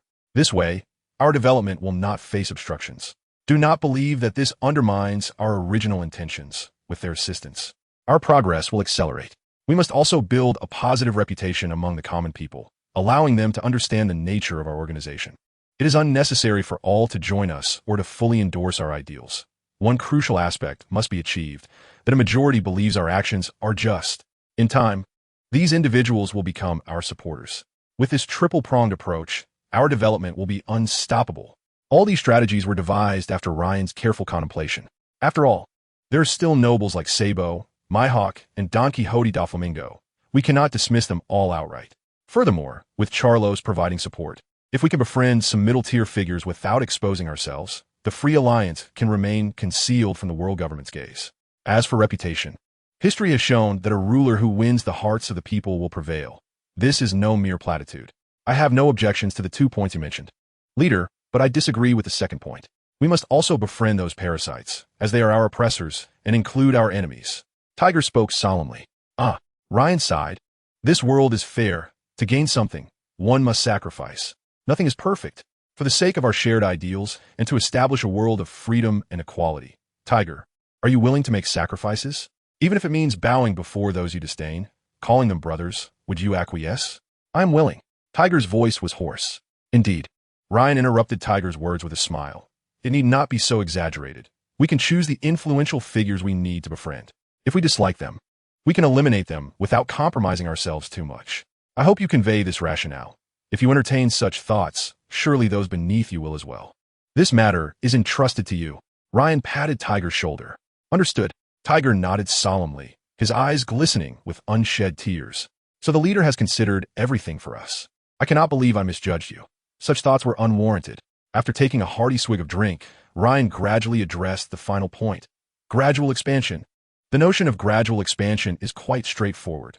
During our expansion, we must not merely pursue territory and scope, but prioritize quality and reputation. For instance, the Goan Kingdom can serve as a pilot project. We must thoroughly understand it, ensuring that whenever our free alliance is mentioned here, it elicits a thumbs up from all. Our influence must run deep. Never think that establishing a base in a location is sufficient. The essence of our endeavor is our reputation. Once we succeed here, we can replicate this elsewhere, with adjustments based on local circumstances. The future developmental trajectory lay bare before them. Fujitora envisioned the flourishing future of the Free Alliance, while feeling a twinge of regret for Dragon. If this trajectory continued, Dragon would inevitably face defeat. In truth, Dragon was a rare talent in the pirate world, but alas, he encountered Ryan, a formidable adversary. Belly now wished to cleave open Ryan's head with an axe to uncover the secrets within, questioning how someone raised alongside him could possess such vast knowledge. Chapter 123. Coach, I want to play basketball. Some listened with rapt attention, pondering deeply, while others appeared utterly bewildered, like Ace, who could barely read, and the 4-year-old Luffy, who sat in a state of stupor. I will execute this immediately, Tiger declared excitedly, now harboring no doubts about Ryan's 9-character maxim, only admiration remaining. Are you certain you remember it all? Ryan asked, a hint of skepticism in his gaze toward Tiger. For even the best plans, if not communicated and executed effectively, will yield diminished results. Leader, rest assured. The speaker was not Tiger but Jinbei. As Jinbei gently shook the pen and paper in his hand, a sudden exclamation escaped him. What the hell? You actually brought this along?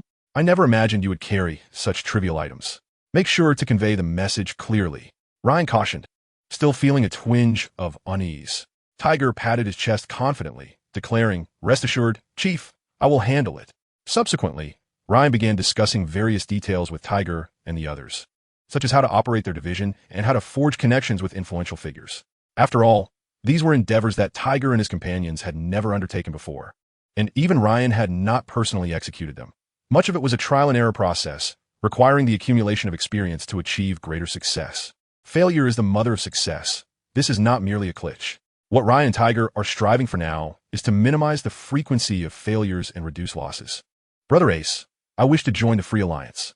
At that moment, a voice interjected, belonging to Sabo, who had been attentively listening. Sabo, you?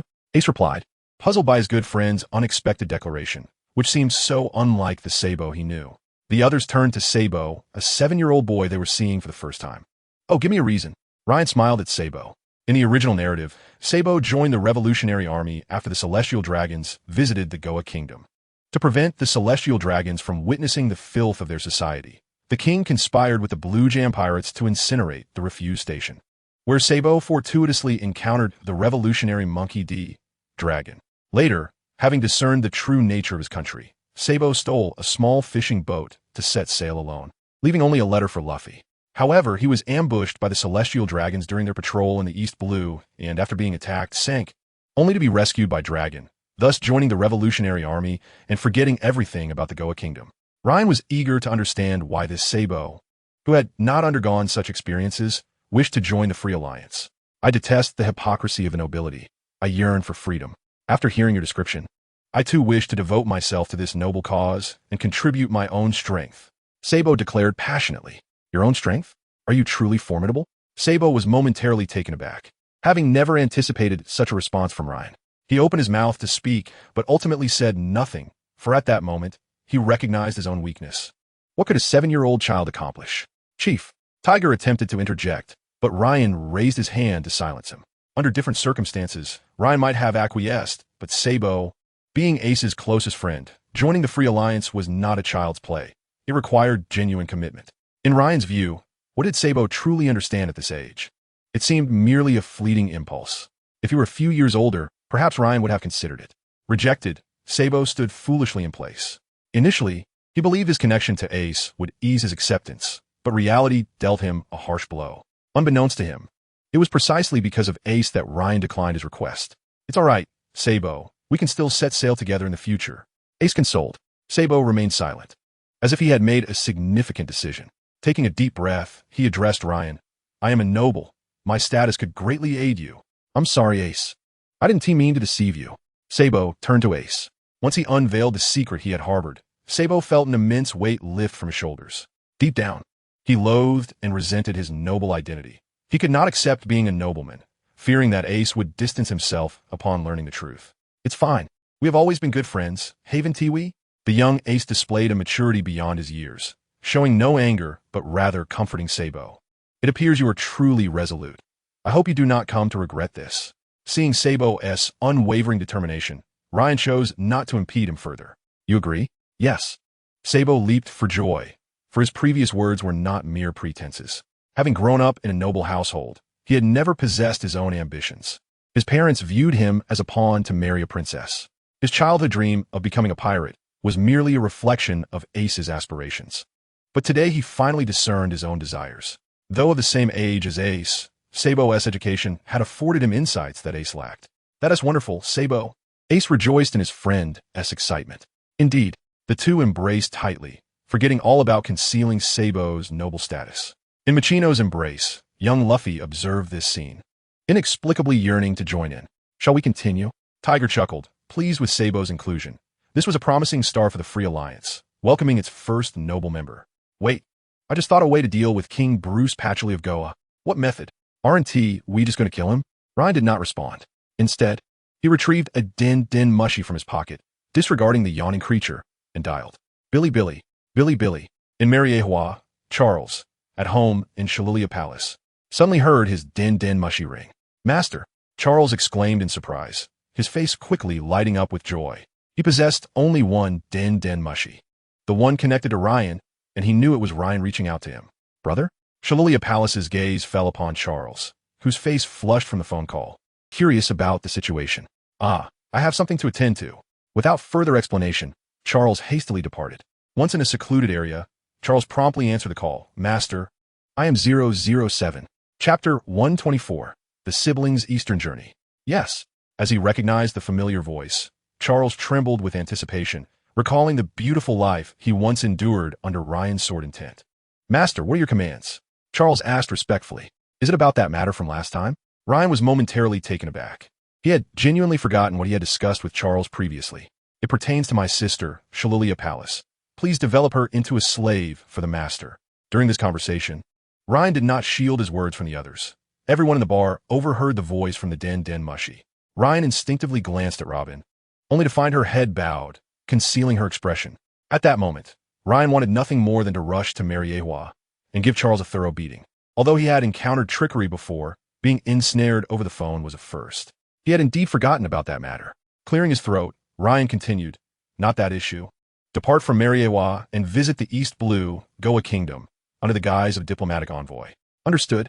Charles asked no further questions, mindful of his role as a slave. Upon receiving confirmation, Ryan quickly hung up the phone, anxious that Charles might say something inappropriate. "It's settled." Ryan smiled.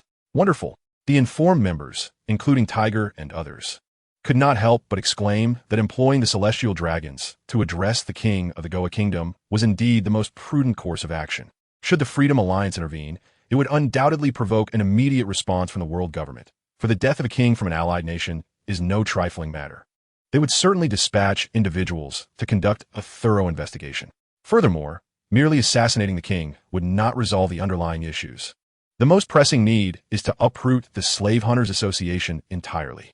In this context, the identity of Charlos as a celestial dragon would prove exceedingly advantageous. After all, no matter how exalted the king of an allied nation may be, he pales in comparison to the celestial dragons, who are regarded as the world's aristocracy. The assembly gazed at Ryan with unabashed admiration. Although they were uncertain of his subsequent plans, it was evident that a breakthrough had been achieved. Ryan, feeling somewhat bashful under their scrutiny, had only just recalled Sabo to conceive this idea. If other celestial dragons could venture to the Goa Kingdom, then why couldn't the obedient Charlos do the same? This revelation prompted Sabo's curiosity as he remarked, "Who was that just now?" He found it hard to believe that a simple phone call could resolve the king's predicament. The usually silent Taizolo intoned gravely, "Celestial dragons." As the principal architect behind Charlos's transformation into a slave, Taizolo spoke with a hint of pride. After all, it was unprecedented to enslave a celestial dragon. What? Sabo's worldview shattered at this revelation. Had he spent more time with Ryan, he would have undoubtedly exclaimed in disbelief. Not only Sabo, but even Machino, cradling little Luffy, was taken aback, nearly dropping the infant. "What is the matter with you all? Is this so surprising?" "They are merely celestial dragons," Ace remarked. "Wait, celestial dragons? I believe I've heard that term before." Sabo interjected, explaining, "They're the world aristocrats, the rulers of this realm. The king and nobles of the Goa Kingdom are not worthy of even holding their shoes." At that moment, Ace's memory was jogged. Recalling the first time he had learned of Ryan's existence, when Sabo had shown him a newspaper featuring information about the celestial dragons, though he had not focused on that aspect at the time. Meanwhile, Charlos, having just concluded a phone call, excitedly rushed to the residence of Shirulia, eager to bring his sister along. "Sister, let us journey to the East Blue together." Shirulia, bewildered, queried, "What is this sudden desire to visit an unfamiliar nation?" "Do not ask so many questions. Just accompany me for an adventure," he implored. Reluctantly, she acquiesced, captivated by her brother's eager anticipation. Little did she know, this expedition to the East Blue, orchestrated by Charlos, would irrevocably alter the course of her life. "I shall make the necessary arrangements at once," Charlos declared, hastily departing, his excitement to see Ryan bubbling over.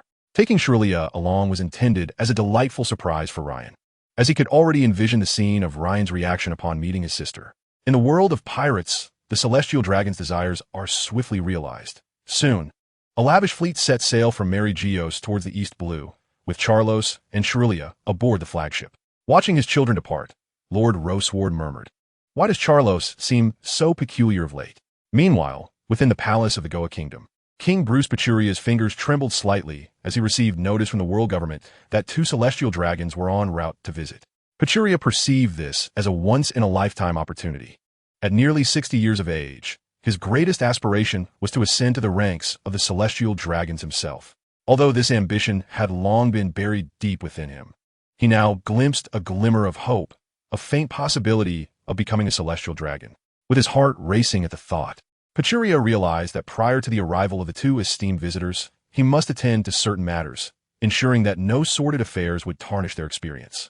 He glanced towards the direction of the waste disposal site. Chapter 125, Teaching Ace Swordsmanship. "Bring forth the ministers. We must deliberate on pressing matters," Pachuria called out.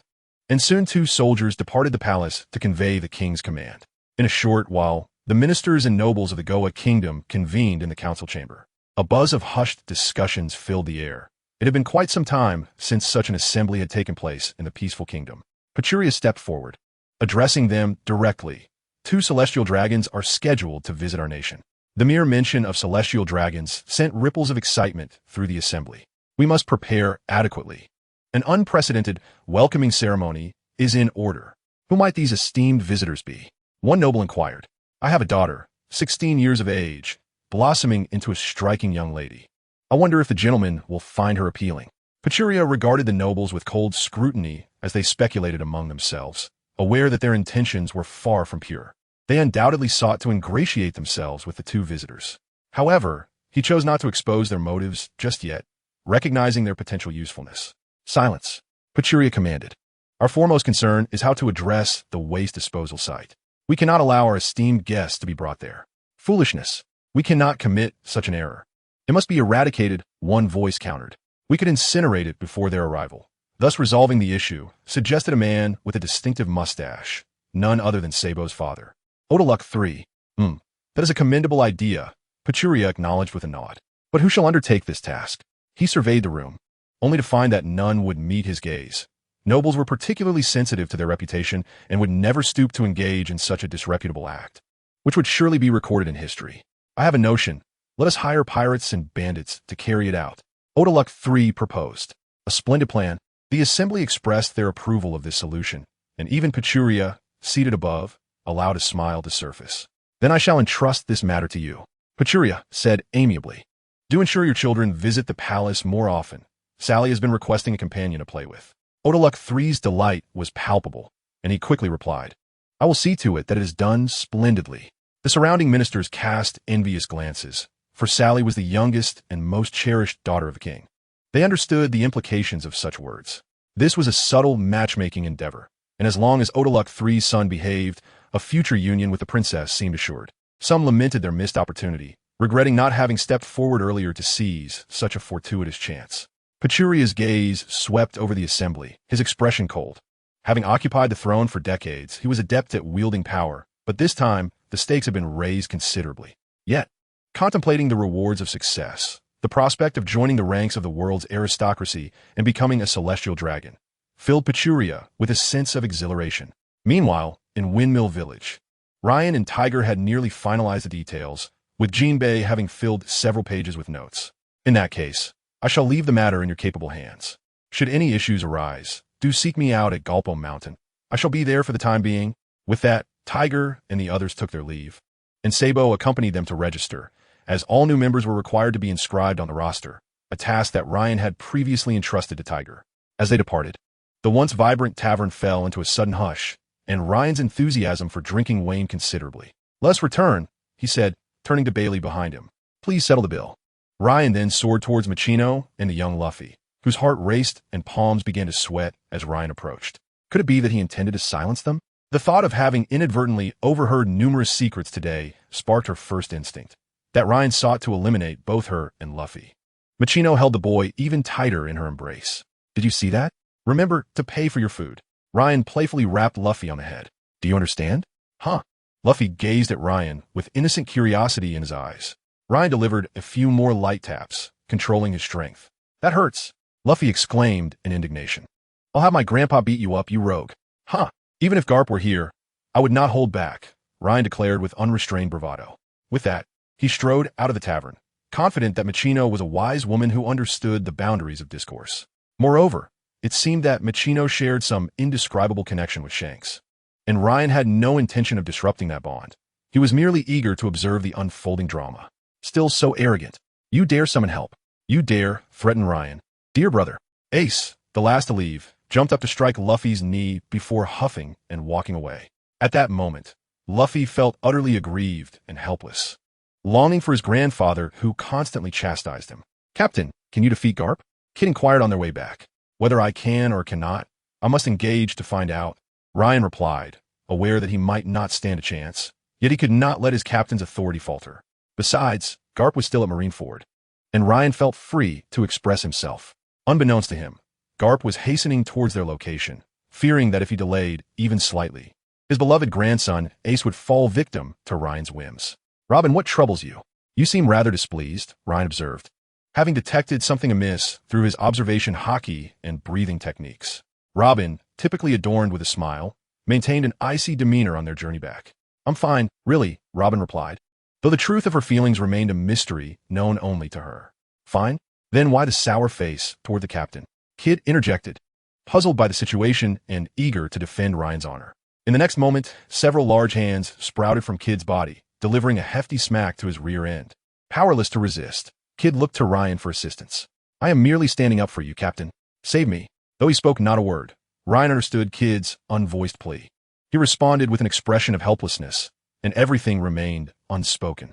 Is it that time of the month? Surely women in the pirate world experience such things, right? Perhaps I should inquire. If so, Robin should be experiencing it at her age, Ryan mused, eyeing Robin's impressive form.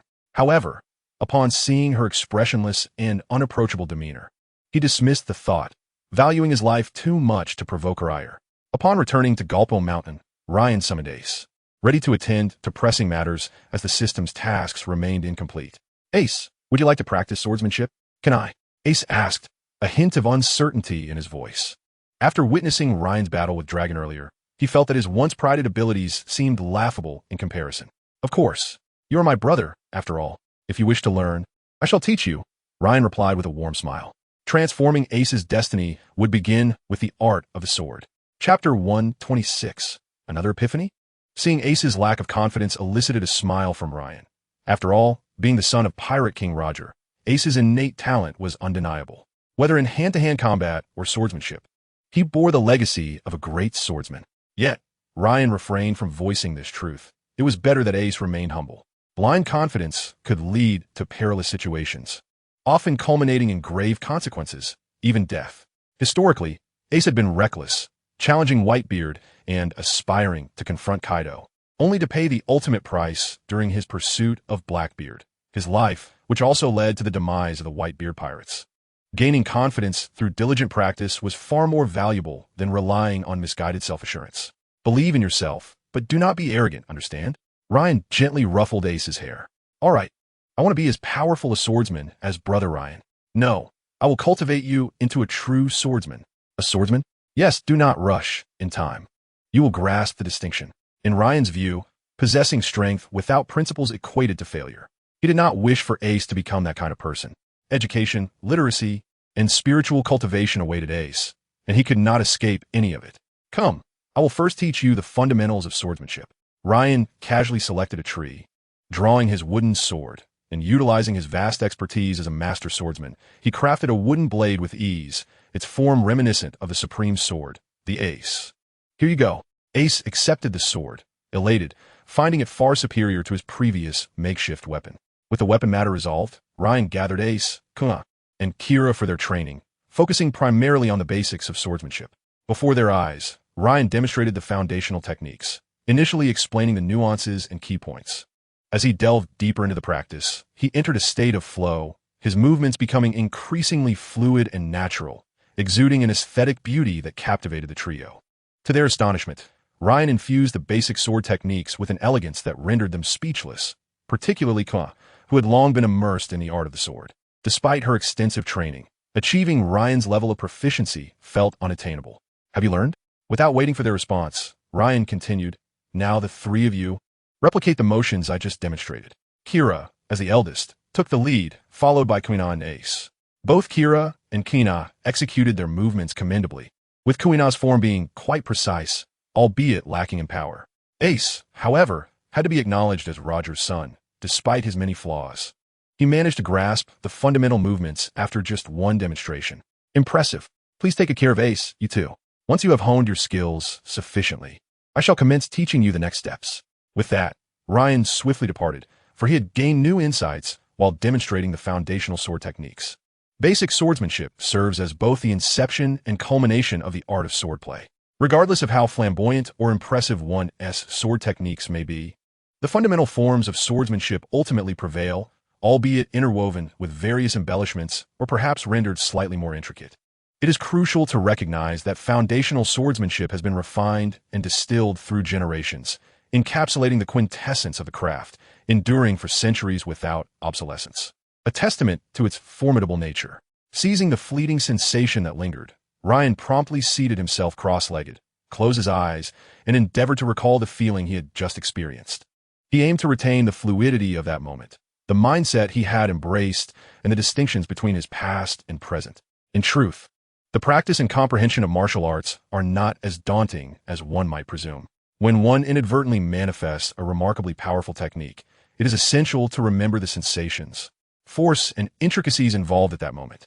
Through continuous reflection, adjustment, and practice, once one can effortlessly replicate that technique, it is considered mastered. However, the initial insight often leaves the most profound impression. Bailey, who was honing his skills under the influence of Fujitora-esque gravity fruit, immediately swapped his training equipment for a larger set upon witnessing Ryan's endeavor. Since hearing about the concept of weighted training from Ryan, Bailey had been captivated by the idea, associating the term weight with Fujitora's gravity fruit. Damn it, I've had another epiphany, Bailey muttered in frustration while training. In fact, he wished for Fujitora to increase the gravity even further. The current double gravity was hardly satisfying to him. He craved more. However, after Ryan discovered Bailey training under 10 times the gravity, he reprimanded him sternly, asserting that, being still in his growth phase, such extreme training could jeopardize his health. Although reluctantly, Bailey understood that Ryan had his best interests at heart, and thus he continued to train under double gravity. Unbeknownst to him, he had already reached the pinnacle of what an ordinary person could achieve. With a physique stronger than the average individual, coupled with Jabba's training, he had nearly reached his limits for his age, except when it came to formidable opponents like Big Mom, Kaido, or Ryan, who possessed a system that allowed him to transcend physical and age limitations to enhance his strength. After a prolonged period, Ryan slowly opened his eyes and murmured, "Revisiting the old to discover the new. The ancients truly do not deceive me. What is going on?" Ryan turned towards the source of the voice and spotted Bailey practicing upper body exercises with a barbell. "Excellent." Ryan smiled, delighted by his own advancement. In this positive state, he commenced his day's training, focusing on breathing techniques, refining his sword intent, and mastering the application of killing intent. He also revisited basic swordsmanship, which he had not practiced in a while. Chapter 127. The King of Mountain Bandits. The following morning, while Ryan was still immersed in slumber, Tiger, accompanied by Jinbei and Sabo, arrived early at Dayton's residence. What brings you here?" Ryan, awakened by Bailey's call, was still somewhat disoriented. After speaking with Tiger yesterday about matters that required his attention, he never expected that just a day later, something would arise. Frankly, he could hardly fathom what issues could still necessitate their consultation. "Sabo, you take the lead." Sabo then recounted to Ryan everything he had observed upon returning home the previous day. It turned out that upon his arrival, he found his father, King Outlook III, in an extreme state of excitement. Out of curiosity, Sabo casually inquired about the cause, only to learn that the king was preparing to incinerate the waste disposal site in a great fire. Upon hearing this, Sabo's immediate concern was for the impoverished individuals dwelling in that area, causing him to overlook the king's earlier directive to foster closer ties with Princess Sally. "I see," Ryan pondered, stroking his beardless chin thoughtfully. At that moment, his focus had solely been on enlisting Charlos to address the king and certain nobles, neglecting this critical aspect. Currently, we are oblivious to when we should take action, and the area of the waste disposal site is far too vast. Even if we send someone to monitor it, we cannot cover it all. Tiger expressed his anxiety. "Perhaps we could disperse the crowd at the waste disposal site and urge them to relocate?" Fujitora tentatively proposed. "That is quite difficult," Sabo replied solemnly. "I know that place well.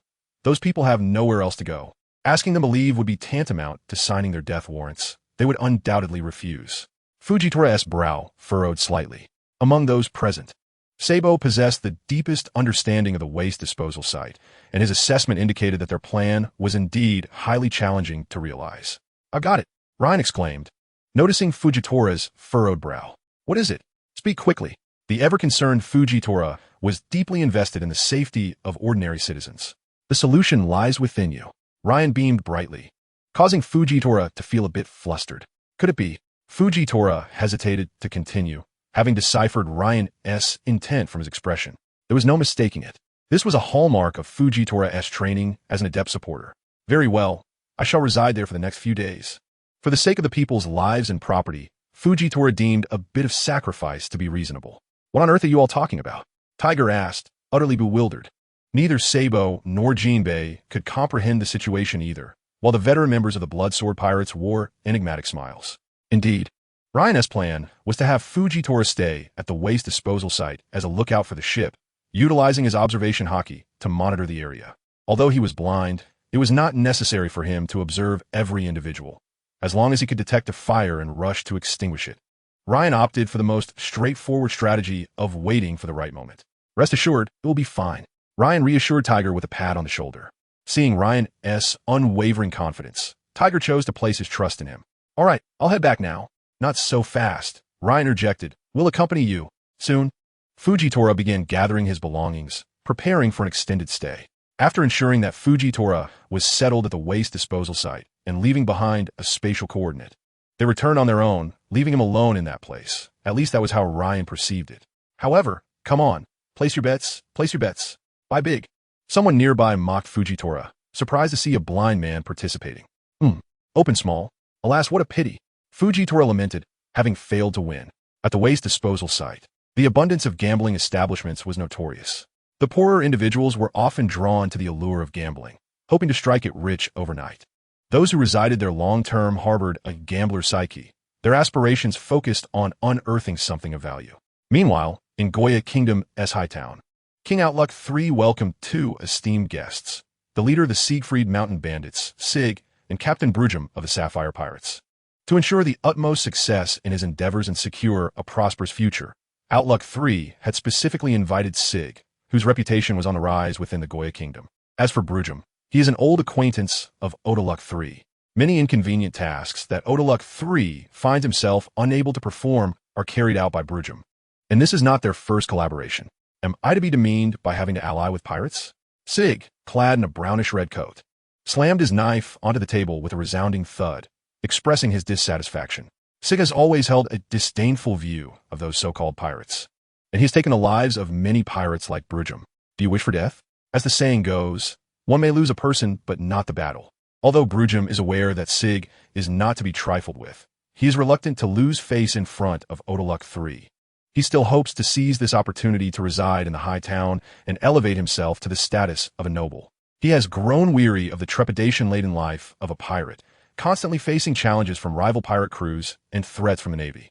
Acquiring a noble title would secure his future. Sig, being a man of passion, drew his blade and pointed it at Brujum, ready to strike him down at the slightest provocation. Enough! There shall be no conflict. Outlook III interjected hastily, sensing the escalating tension. The matters ahead depend on both of you. As he spoke, he cast a deliberate glance at Brujum, aware that he had no effective means to control Sig. A man of obstinate disposition with many fierce subordinates. Were it not for his formidable reputation and the significance of the current situation, Outlook III would prefer to avoid any dealings with him. Brujum immediately quieted down, while Sig, though maintaining an air of disdain, still felt compelled to show respect to his employer. You two will each handle the southern and northern fronts, ensuring that the waste terminal is dealt with in the next 2 days. Sensing his words had taken effect, Outlook III proceeded to assign their tasks. He then handed them a stack of berries. This serves as your deposit. Upon completion, there will be generous rewards. Very well, I shall take my leave. Sig weighed the bounty in his hand and, having secured what he desired, exited the premises, needing to inform his subordinates. Shall we eliminate him? Brujum inquired with malice after Sig's departure. That is for you to decide. He understood.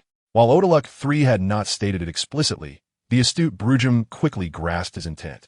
Although he might not match Sig in direct combat, a surprise attack was a different matter. With a smile, Brujum stepped outside, planning how to deal with Sig afterward.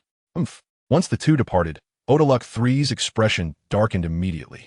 He would not let either Brujum or Sig escape unscathed, ensuring he left no incriminating evidence or blemish upon his noble reputation.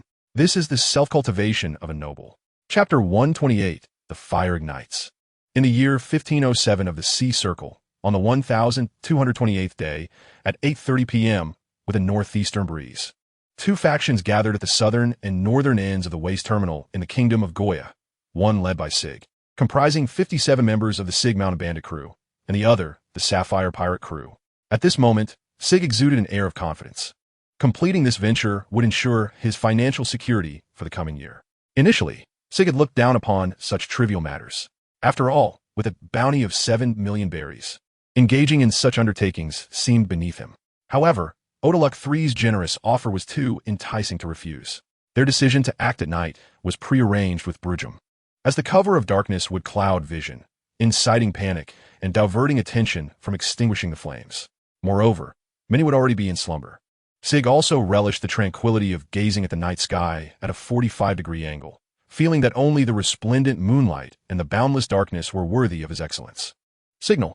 Sig commanded his subordinates, who produced a bamboo tube and pulled at its base. Soon, a burst of fireworks illuminated the previously pitch-black sky. A shooting arrow through the clouds, as countless troops converge. This was their agreed-upon signal. On the other side, upon receiving the signal, Brujum immediately commanded his men to scatter the prepared flammable oil across the ground and ignite it with torches. Sig's crew mirrored his actions. Given the waste terminal's abundance of highly combustible materials, combined with the oil, the flames erupted and spread at an indescribable speed. Inside the casino, the god of fortune, Fujitora, was the first to sense something amiss.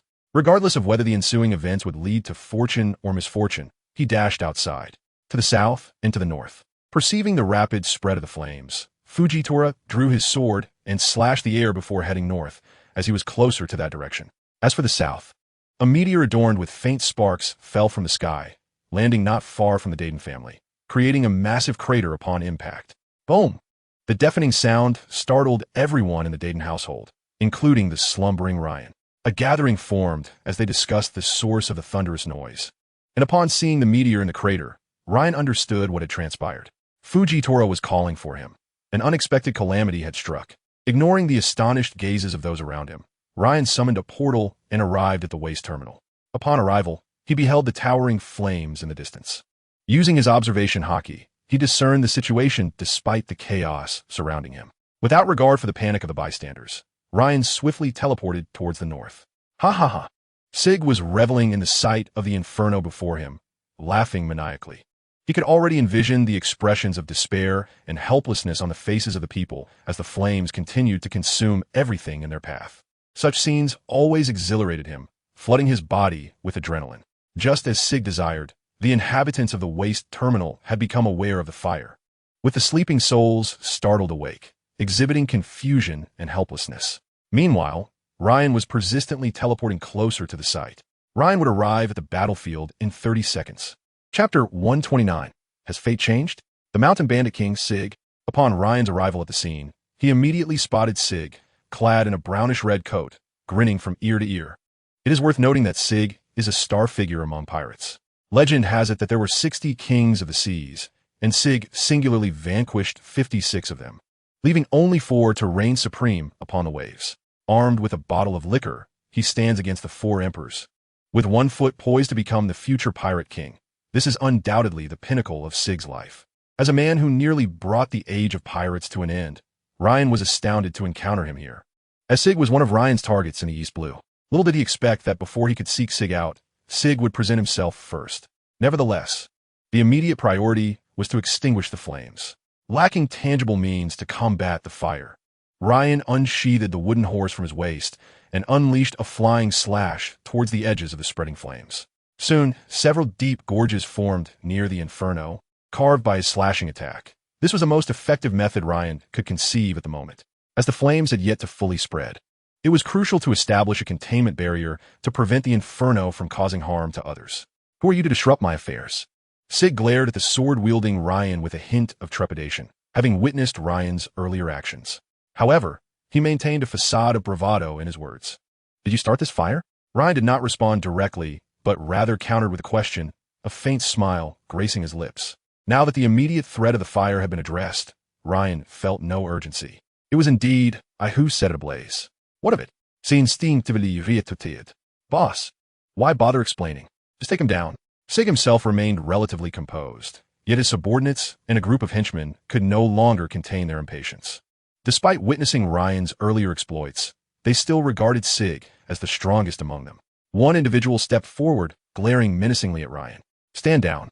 Sig's tone shifted when addressing his underlings. He had no desire to escalate tensions with Ryan. Thus, he turned to Ryan and said, What do you want? We seem not to be acquainted. If you seek a quarrel, know that I am not one to be trifled with. The unsheathed blade symbolized Sig's stance. I wish to ascertain who instructed you to carry out this deed. Ryan inquired, intent on uncovering the mastermind behind the chaos to resolve the matter completely. After all, a thief may operate for 1,000 days, but one cannot expect to guard against them indefinitely. Only by capturing the one who orchestrates can they safeguard against further calamity before Charles arrives. Let me make it clear. Sig would rather die than betray another. Sig staunchly declared, resolute against the notion of betraying his employer. I refuse to speak. Observing this, Ryan charged toward Sig's pirate crew with the ferocity of a tiger among sheep. With each adversary he felled, Ryan paused momentarily to gauge Sig's reaction. As Ryan navigated through the throng, the ground was littered with corpses. Can we speak now? In an instant, Ryan appeared beside Sig, his sword poised threateningly against Sig's throat. We could have avoided this convoluted affair. A single strike would have sufficed. However, I seek answers, and I wish for you to experience fear, Ryan thought, employing a method to instill dread in his opponent. Ah, a demon. He is a demon. The remnants of Sig's band, having regained their composure from earlier shock, now felt the chill of terror. Sig's gaze flickered to the gleaming blade resting against his neck, illuminated by the flames, and then to the lifeless bodies strewn about. He chose to follow his heart. Previously, he believed he could contend with Ryan on equal footing, but now he was consumed by genuine fear. The sense of powerlessness as he watched his subordinates perish before his eyes was something he wished never to endure again. For reasons unknown, He found himself unable to strike back as he witnessed the slaughter of his crew. Yet, unbeknownst to Sig, each time Ryan looked in his direction, he emanated an aura of intimidation and a murderous intent that rendered Sig paralyzed with fear. Unless you agree not to kill us. No problem, Ryan readily acquiesced. Is a nobleman named Otluk III. To save his own life and those of his subordinates, Sig unhesitatingly sold out Otluk III. After all, his own survival took precedence. Otluk III, Ryan committed the name to memory, planning to inquire with Sabo upon his return, as he presumed the fellow noble would possess knowledge of this individual. Now, can we be spared? I'm afraid not. A man named Shanks has instructed me to eliminate you. Wait, who is Shanks? I don't know him. Se exclaimed hostile. Realizing Ryan's seriousness, he did not wish to lose his life over someone unknown. Rest assured, it will be painless. The long sword swept through the air, and with that, the infamous mountain bandit Sig met his demise. The remaining members of Sig's crew were swiftly dispatched by Ryan. Ryan pondered whether this alteration of fate would affect Shanks's hand. As a friend, he wished to prevent Shanks from losing an arm. Perhaps they still needed a king of the seas? Ryan mused. Chapter 130. A choice faced by Sabo. Why is it still burning? Upon resolving the situation with the Sapphire Pirates, Fujitora arrived at the scene, feeling the intense heat of the flames. You may proceed. I have no effective means to extinguish it, only to contain it. Ryan gestured toward the containment area. Hellish journey. As Fujitora's words fell, the still burning region of flames cracked open, and with a resounding boom, all structures and flames above were swallowed beneath the ground. Did you discover who the mastermind is? I forgot. Never mind. It seems futile to explain to you. Let us return. With that, Ryan opened a spatial gate and ascended back to Galbo Mountain. Fujitora, having realized the implications of Ryan's words, hastened to follow, eager to inquire what he meant by suggesting it was futile to explain. Was he questioning Fujitora's intelligence? Although preoccupied with extinguishing flames and dealing death earlier, Fujitora could not tolerate the insinuation regarding his intellect. I simply forgot, the moment he emerged through the spatial gate. Fujitora's first words were this. Aren't you supposed to be guarding? Ryan inquired curiously, what if it happens again? Fujitora suddenly snapped to attention, realizing he had been too hasty and overlooked this critical detail. Send me back. Ryan had no choice but to open another spatial gate to return Fujitora. After Fujitora departed, a wicked smile crept upon Ryan's lips, leaving Robin and the others bewildered. Captain, what transpired? Kid inquired, sensing that something significant had occurred that night. As he caught a whiff of blood lingering in the air, the scent left behind from Ryan's recent slaughter. Why do you concern yourself with such matters? Ryan lightly tapped Kid's forehead. Is it regarding this morning's incident? Robin ventured. Indeed, someone set a fire, and I want to deal with it. Captain, your standards are quite inconsistent. Though Kid held his tongue, not wishing to jeopardize his life. Upon returning to his quarters, Ryan was suddenly reminded of Fujitora's mockery regarding his inability to extinguish the flames. Ryan felt equally frustrated.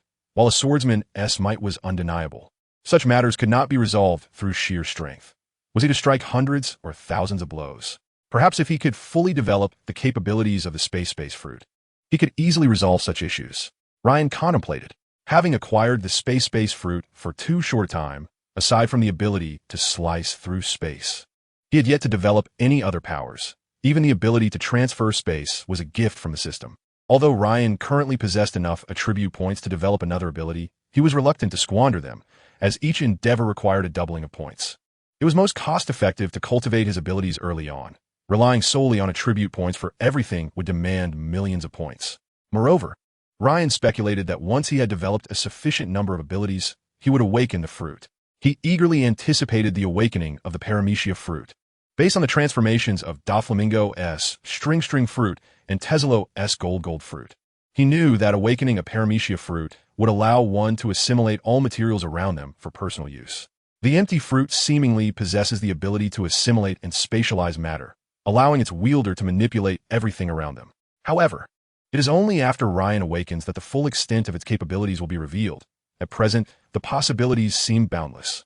Following the events of the previous night, Ryan believes that the development of the empty fruit must be prioritized. There's so much to cultivate. Breathing techniques, swordsmanship, the enhancement of the twin serpents, the refinement of sword intent, spatial slicing abilities, grasping the essence of the rolling dragon wall, and occasionally guiding Ace and his companions in their training, as well as providing insight to Ace. In an instant, Ryan feels as though his future is already overbooked. Reminiscent of the days spent learning under Jabba in the South Sea, each day filled with purpose. With such thoughts in mind, Ryan drifts into slumber. The following morning, upon learning of the events that transpired at the waste terminal the previous night, Tiger and his companions arrived early at Galbo Mountain.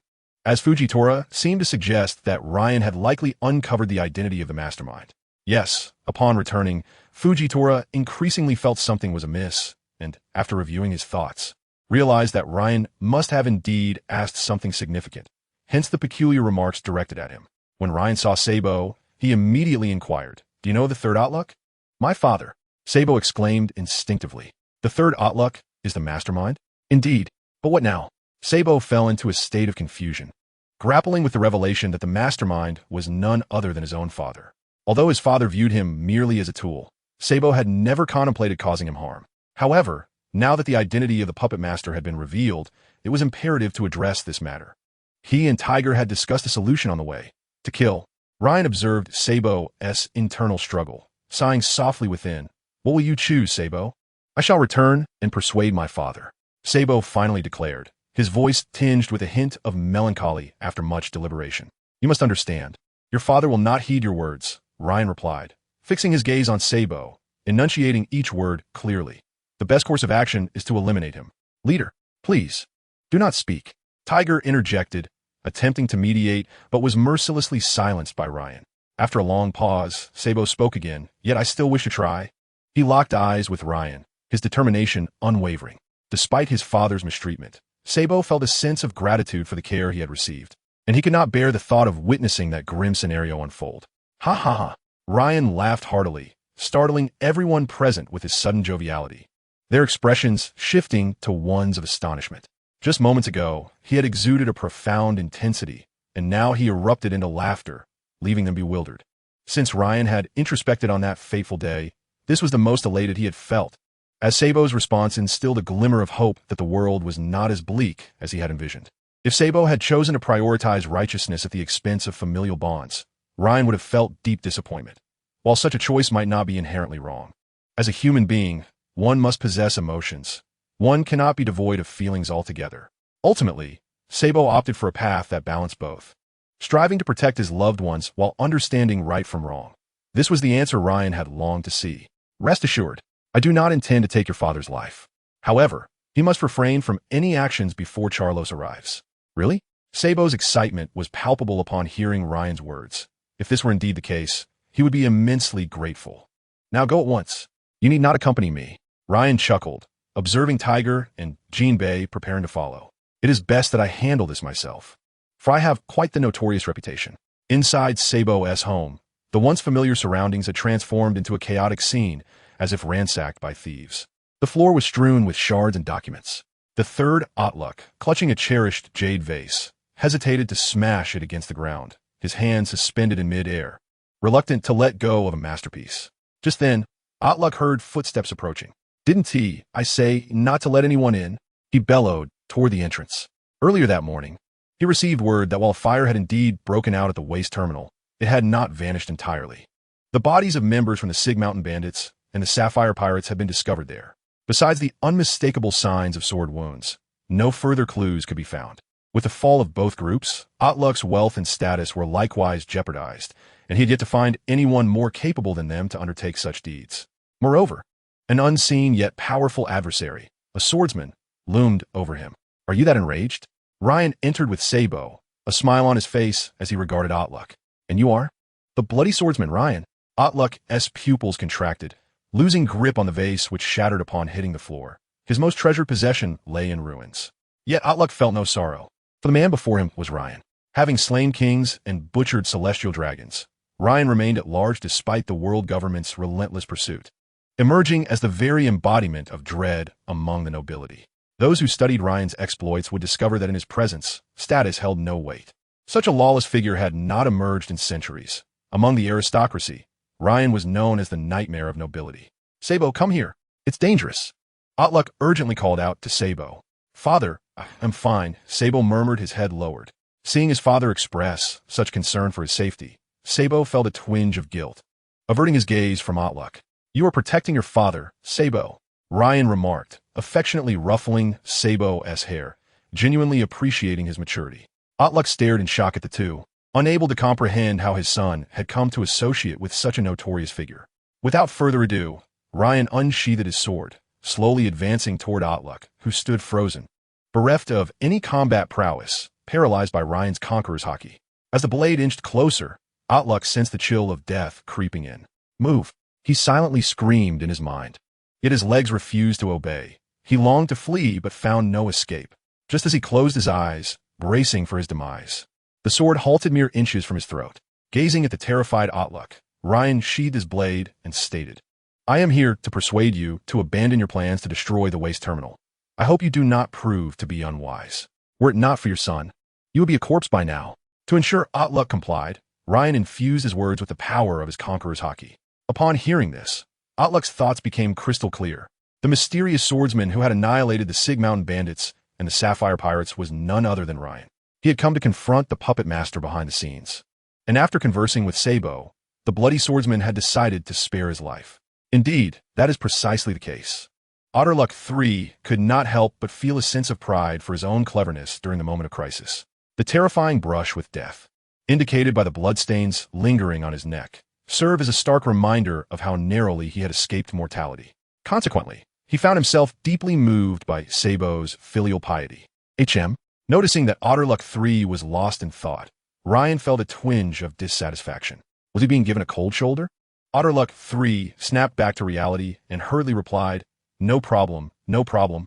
In his heart, he believed that with Ryan's protection, any plans to annihilate the waste disposal station were undoubtedly unattainable. The foremost priority was his own survival. "Very well. I'll leave the matter to you to resolve with the king. I no longer wish to see anyone come to wreak havoc."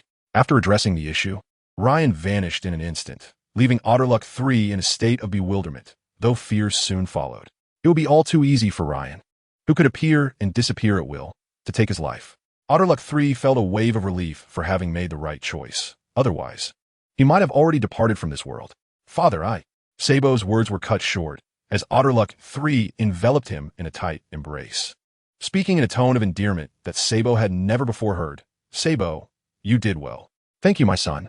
Taken aback, Sabo wondered if his father was aware of his joining the Freedom Alliance. Moreover, it appeared that his father was quite supportive of him, believing that he had made the right decision. "How could I bear to watch you perish, father?" Otterluck III was profoundly touched, tears streaming down his face, and he resolved to be less strict with Sabo in the future, acknowledging the hardships he had endured over the years. Affected by the emotional atmosphere, Sabo also shed tears of joy for his father's support. What was happening? Upon entering, Sabo's mother was greeted by the sight of the two embracing tightly, both with tear-filled eyes. Chapter 132, Bonds. Realizing he had lost his composure after being interrupted, Otterluck III quickly wiped away his tears and adjusted his attire, stating lightly, "It's nothing." After patting Sabo on the shoulder, he took his leave, needing to devise a strategy to confront the king. Since he could not afford to offend Ryan, he would have to incur the king's wrath instead, but the king's fury was not something he could easily withstand. He needed to seek a more formidable ally. At that moment, the vague images of two world nobles, the celestial dragons visiting the kingdom of Goa, surfaced in Otterluck III's mind. Only magic could triumph over magic. Confident in his persuasive abilities, he believed he was no weaker than anyone else, including King Pachuria. He had to stall for time until the two nobles arrived. As he walked, Otterluck III muttered to himself. A plan began to take shape in his mind.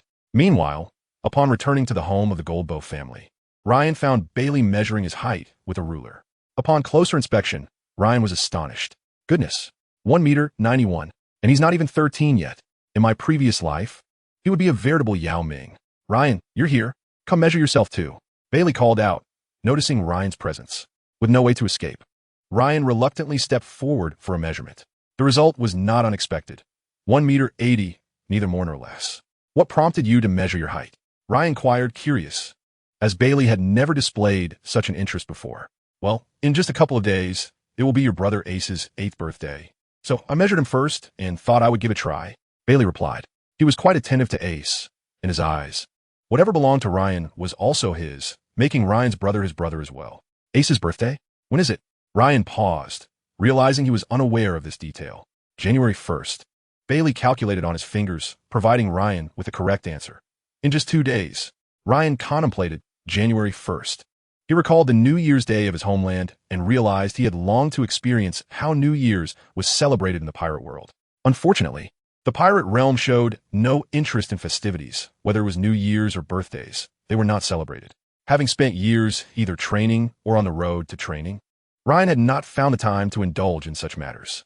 However, now seemed like a splendid opportunity, especially since Ace's birthday coincided with New Year's Day. Ryan resolved to plan a grand celebration for January 1st. After all, after a prolonged period of cultivation and combat, one naturally seeks the beauty of life. And holidays are the finest embellishments of a joyous existence. He also decided to prepare a surprise for Ace on his birthday.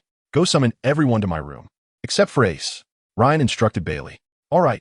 With that, Bailey hurried off to gather the others. Watching Bailey depart, Ryan mused, Bailey is remarkably reliable.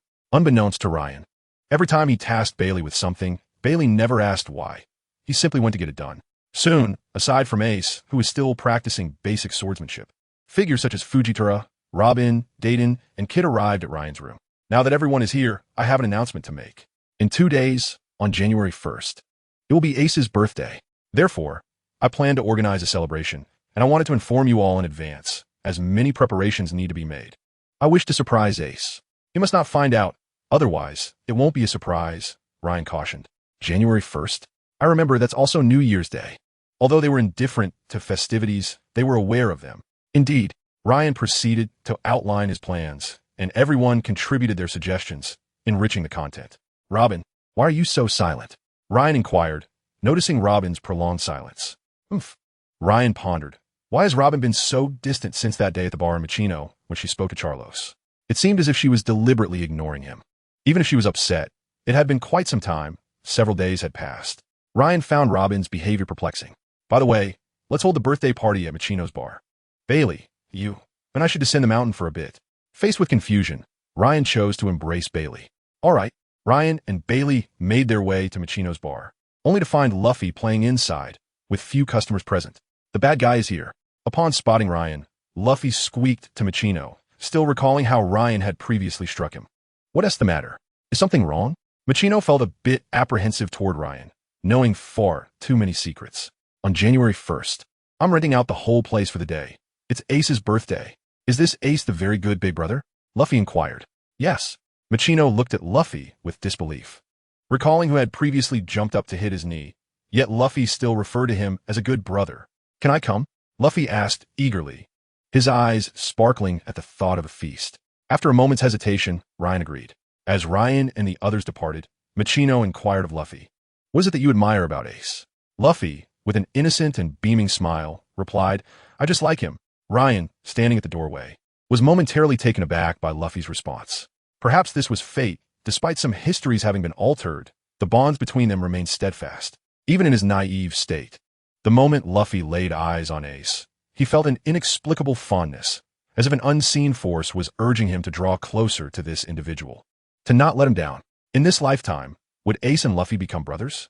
Ryan could not say for certain, but one thing was clear. This time, Ace would not endure the same hardships as in his previous life. He had a brother to rely upon. What's wrong? Bailey asked, noticing Ryan lost in thought. It's nothing, just found it rather intriguing. Chapitre 133, a surprise. 2 days swiftly passed, and the date had arrived. January 1st, 1508, of the Sea Circle calendar. Good morning, Ace. Good morning. Guena and Kira had arrived early as usual at their sword training location, commencing their daily practice. All right. Ace observed the smiling faces of Guena and Kira. Sensing something amiss over the past couple of days, everyone greeted him with smiles that felt peculiar. Deep down, Ace sensed that something significant would transpire today. However, he pushed such thoughts aside, focusing on his goal of becoming stronger. After witnessing the battle between Drag and Ryan, Ace had broadened his horizons and identified his aspiration to become as formidable as Ryan. With that thought in mind, Ace diligently began to practice with a wooden sword in hand. Meanwhile, Ryan was still deep in slumber, exhausted from the past few days, balancing his daily training while also preparing for Ace's birthday celebration. This was not solely due to a system task. Ace was, after all, his brother.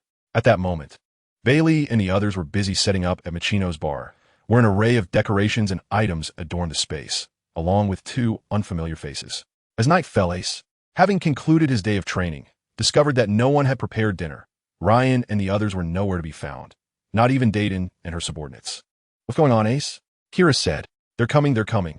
Ace looked at Kira with a hint of exasperation. "Where is everyone?" Yet he voiced his confusion. "I know where they are. Let me take you there." Gwaina replied. After a moment's contemplation, Ace decided to follow Gwaina and Kira, feeling an instinctual notion that the odd behavior of everyone over the past 2 days would culminate tonight. This is the path to Windmill Village. Yes, is there a problem? No. However, Ace's curiosity deepened. He had assumed Ryan and the others were at the way station, aware that Ryan had been preoccupied there for the past few days. Yet now, Gwaina informed him that they were in Windmill Village.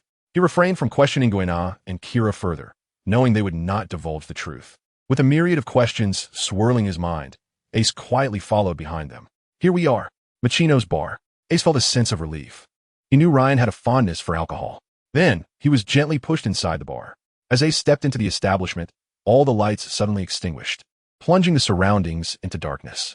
Staring into the impenetrable void ahead, Ace felt momentarily dazed. What was happening? Just as confusion enveloped him, the sound of a violin resonated through the bar, filling the air with a melodious tune, a piece never before heard in the pirate world. As the music swelled, a flicker of candlelight illuminated the dark bar. Then, Ace beheld an unforgettable scene. Ryan emerged, cradling a birthday cake, a gentle smile gracing his features. Through the flickering candles, Ace spotted Dayton, Sabo, and even that little rascal he had once struck. "Happy birthday to you. Happy birthday to you. Wishing you joy every day. Wishing you happiness forever." Ryan approached Ace, holding the cake, and softly said, "Ace, happy birthday." The chorus of voices echoed, "Happy birthday, Ace." With a bang, the bar lights flickered back on, and Ace awakened from his stupor. Gazing at the faces around him, Ace finally understood why everyone had been wearing those smiles, and why he sensed they were hiding something from him. All the mysteries and confusions unraveled before him. I. Ace bit down on his lower lip, his eyes blinking rapidly as if tears were on the brink of spilling forth. Today was a joyous day. He must not cry, but smile and embrace happiness. Just as everyone had wished, he would be forever joyful. Ryan, noticing Ace's impending tears, smiled reassuringly.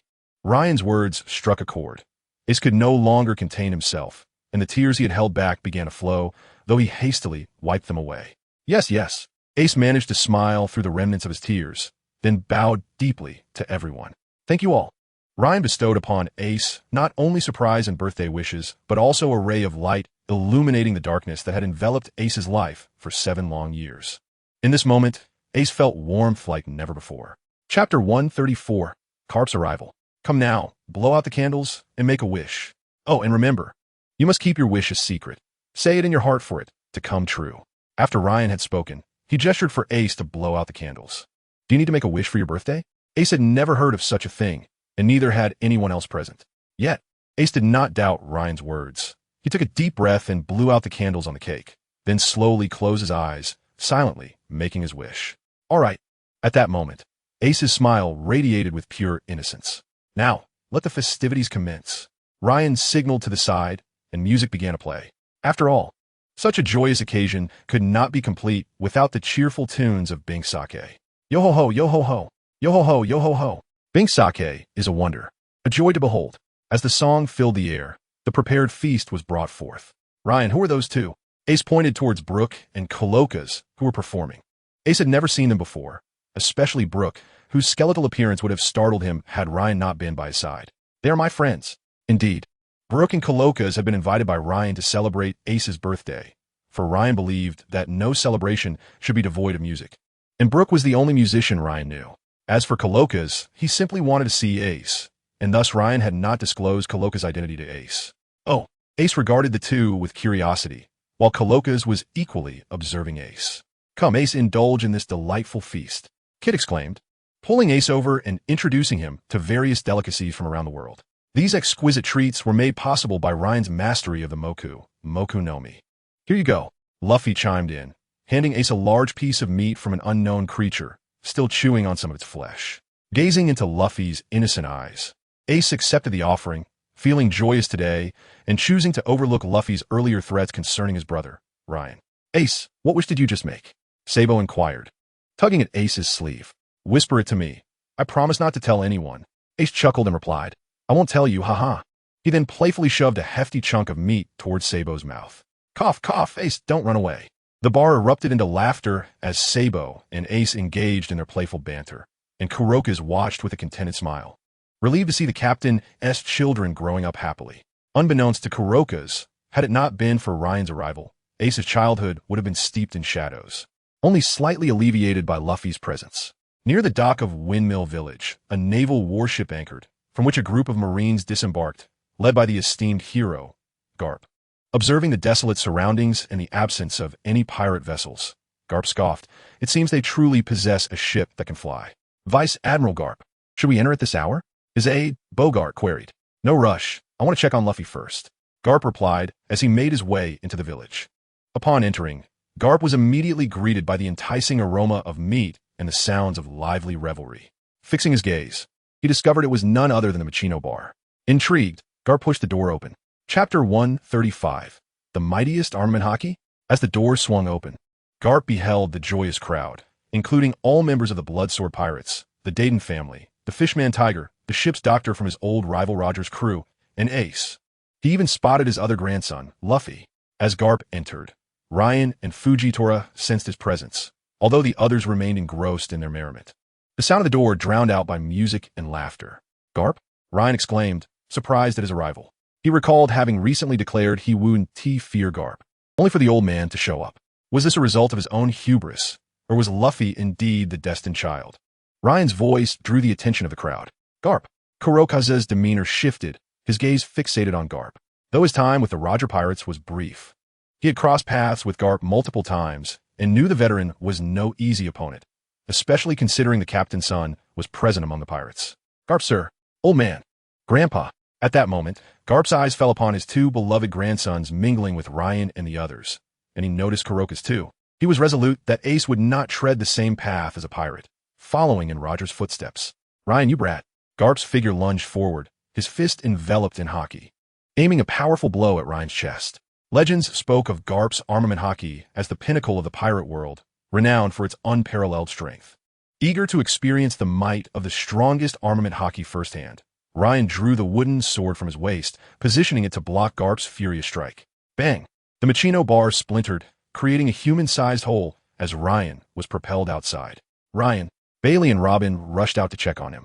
I'm fine. Ryan brushed off the dust and stood up, recognizing that although Garp's punch was formidable, he sustained no injuries, having merely been knocked back. However, Ryan sensed that Garp's true strength was likely far beyond this. During his last encounter with Sengoku, he had vividly grasped the vast chasm that existed between him and the top-tier powerhouses. Despite his recent battles and training, increasing his control over his strength from 50 to 60%, Ryan did not believe he could defeat Garp. After all, if Sengoku had nearly overwhelmed him, Garp would undoubtedly be no different. Come out. Garp barked at Ryan. What do you intend to do, old man? Ace interjected, positioning himself protectively behind Ryan. Grandpa, Luffy echoed. Ryan gently pushed Ace aside, responding nonchalantly, It's all right. Your grandfather doesn't wish to harm me. Otherwise, he wouldn't have held back just now. Right, Vice Admiral Garp? He smiled, undaunted by the old man. Ryan felt confident, knowing he had Fujitora by his side, and he did not believe they could both be bested by Garp. Even if Garp called for reinforcements, Ryan could always reveal the capabilities of the Moku no Mi, though he preferred to avoid that outcome, as exposure would lead to relentless pursuit by the world government and Marines. For now, he relished the freedom of anonymity undetected by the Five Elders. Such arrogance. If it weren't for the desire to avoid destroying this place, do you think I was all I had? All of you come out, Garp declared before stepping outside. Let us see what he is up to. Ryan followed suit, intrigued by Garp's intentions. The others had no choice but to accompany them to an open area. Ace. Luffy, remember, the Marines are the strongest, Garp proclaimed, launching a punch at Ryan. From Garp's words, Ryan discerned his intention. He aimed to demonstrate to Ace and Luffy that the Marines were superior to pirates, hoping to persuade them to join the Navy. Seizing the opportunity, Ryan refrained from employing any sword techniques. He wished to battle Garp using the foundational swordsmanship he had recently contemplated, knowing that fighting strong opponents would propel him further in his growth. Moreover, he aimed to observe Garp in hopes of discovering a method to enhance his armament hockey. Ryan swung his sword, and thus, the battle commenced, with Garp relentlessly pummeling Ryan with his fists. After a considerable time, a battered Ryan finally exclaimed, No more.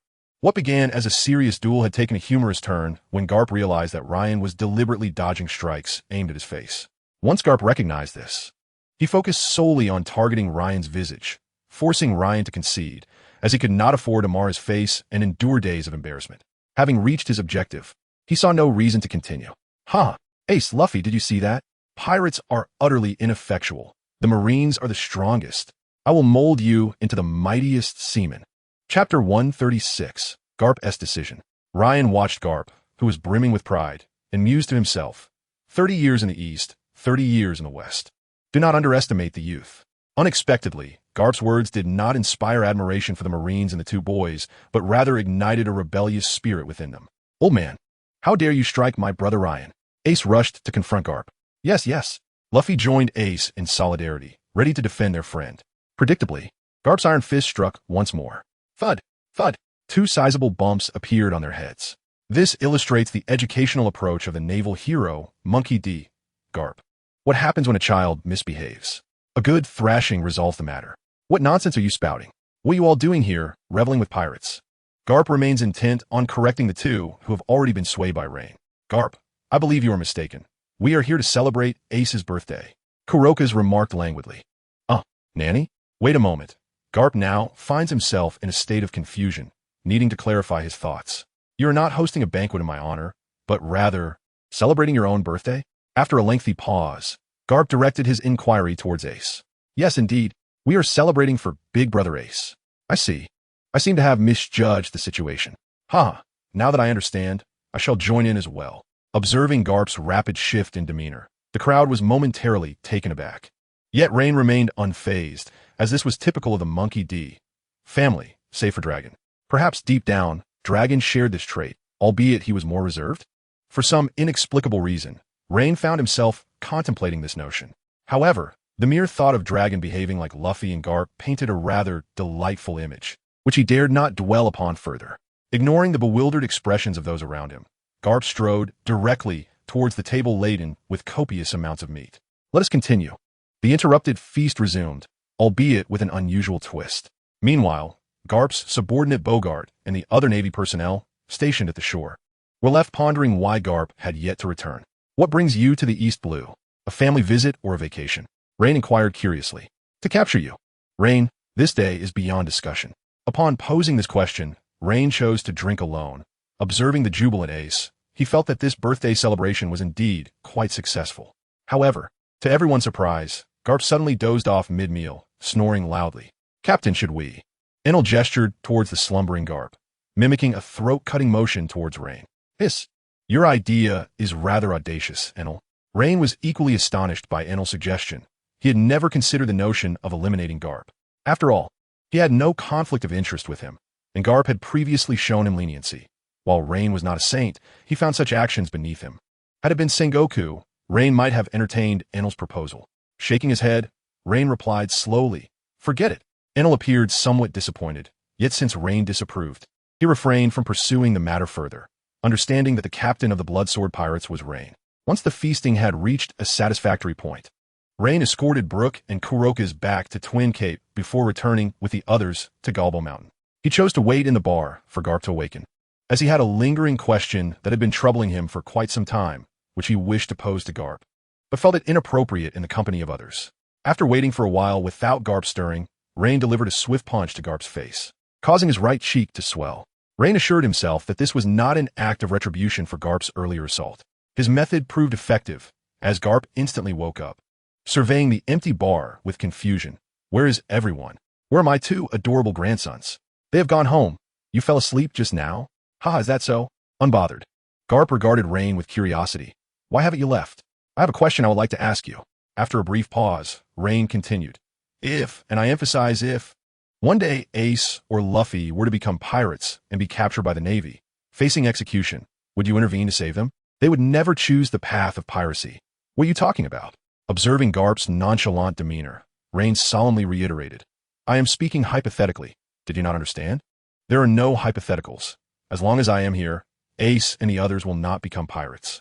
Furthermore, even if it were as you say, it would be their own decision, and they must bear the consequences. As a Navy man, I have my own stance, and I would protect their lives. Rain cast a profound glance at Garp before quietly departing.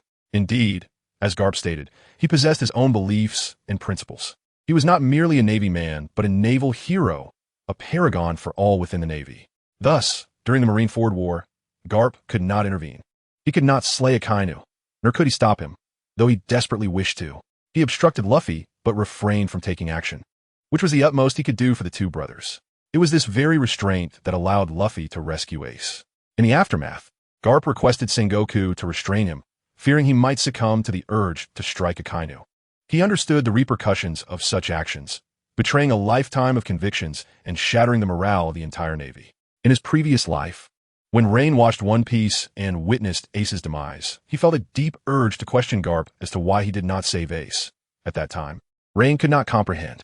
Yet now, he understood that Garp was not in the wrong. However, since Rain had arrived in this world, he would not allow such an event to transpire. Even if a war were to erupt at Marineford, Rain was confident in his ability to rescue Ace. Leveraging his Moku no Mi powers. Chapter 137, The Path to Advancement. Upon returning to the Dayton household, Rain did not immediately rest, but rather commenced practicing the application of Busashoka Haki. During his recent skirmish with Garp, he had indeed gleaned some insights. The three types of Haki, Kinbunchika Haki, Busashoka Haki, and Haushika Haki, are intrinsically linked to human will and perception. However, Busashoka Haki differs, as it exists within every individual as a latent power. With sufficient effort, one can cultivate Busashoka Haki through training. In the world of pirates, some are born with Haushika Haki, others with Kinbunchika Haki, yet none are born with Busashoka Haki. Due to its fluid nature, Busashoku Haki possesses various techniques of application, which can be categorized into hardening, wrapping, external projection, and internal destruction. The techniques employed in Busashoku vary in sophistication. Yet this does not imply that the strength of Busashoku is inherently superior or inferior. Rather, it does not denote one's overall prowess. For instance, the flowing Sakura technique from Wano is an advanced technique that many samurai from Wano can execute. Yet this does not signify their Busashoka Haki is exceptionally powerful. The strength of Busashoku Haki correlates with its quantity, quality, and the individual's physical constitution. Take Garp, for instance. During their recent confrontation, Rain discerned that Garp's Busashoka Haki was of remarkably high quality. If Rain's current Busashoku Haki strength could be likened to ice formed from water, then Garp's Busashoku would be akin to steel. In their clash, Rain felt a stinging pain in his hand enveloped in Haki, a testament to Garp's formidable prowess. Yet, despite Rain's attempts, he felt no enhancement in his own Busashoka Haki. It seemed his method was flawed. Perhaps he should consult Garp? Although he was aware that the likelihood of Garp offering assistance was slim, Rain felt compelled to try. After all, what if he succeeded? Without hesitation, Rain promptly made his way to Machino's bar, only to find Garp absent. "Where is Garp?" Rain inquired of Machino, who was tidying up. "Mr. Garp left shortly after you departed." Machino had long since grown accustomed to Rain's sudden appearances. Rain utilized Kinbunchaku to sense Garp's presence nearby at the coast, along with other unfamiliar presences. The Navy. Ryan pondered for a moment, deciding to postpone his search for Garp until the following day. Meanwhile, Machino watched in astonishment as Ryan vanished from sight. Garp's brother truly was formidable. Having failed to locate Garp, Ryan returned to rest. The next day, Ryan sought out Garp, who was idly wandering through Windmill Village. Unfortunately, Garp did not divulge the method to enhance one's Haki. Observing Ryan's troubled expression, Robin, engrossed in her reading, called out to him, "What troubles you, Ryan? Is something amiss?" "Oh, it's nothing," Ryan replied, somewhat taken aback by Robin's sudden engagement in conversation. This was the first time in days she had spoken to him. Presently, Ryan was uncertain about his own feelings towards Robin. In his previous life, he had indeed admired her character, but that was merely a fictional attachment. He appreciated her outlook on life and felt sympathy for her past experiences. However, when a character from the anime materializes in reality, everything shifts. Initially, Ryan merely wished to alleviate Robin's suffering as depicted in the anime. Unbeknownst to him, through their gradual interactions, he had genuinely developed feelings for her, transcending admiration for a fictional figure to a burgeoning affection born from their daily companionship. "Oh, if it's nothing, then that's a relief," Robin said casually, adjusting her glasses. "Well then, I must take my leave." With that, Ryan departed to train, intending to check on Ace and the others' progress as well.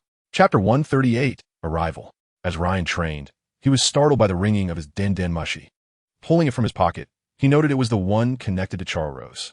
So soon? Ryan wondered, perplexed, as it had scarcely been a few days since their last communication. Had something unexpected occurred?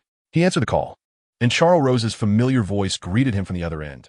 Master, I have arrived in the East Blue and shall reach the Gaia Kingdom today. Oh, is there something you wish to discuss? Ryan inquired. No, I merely missed you, Master.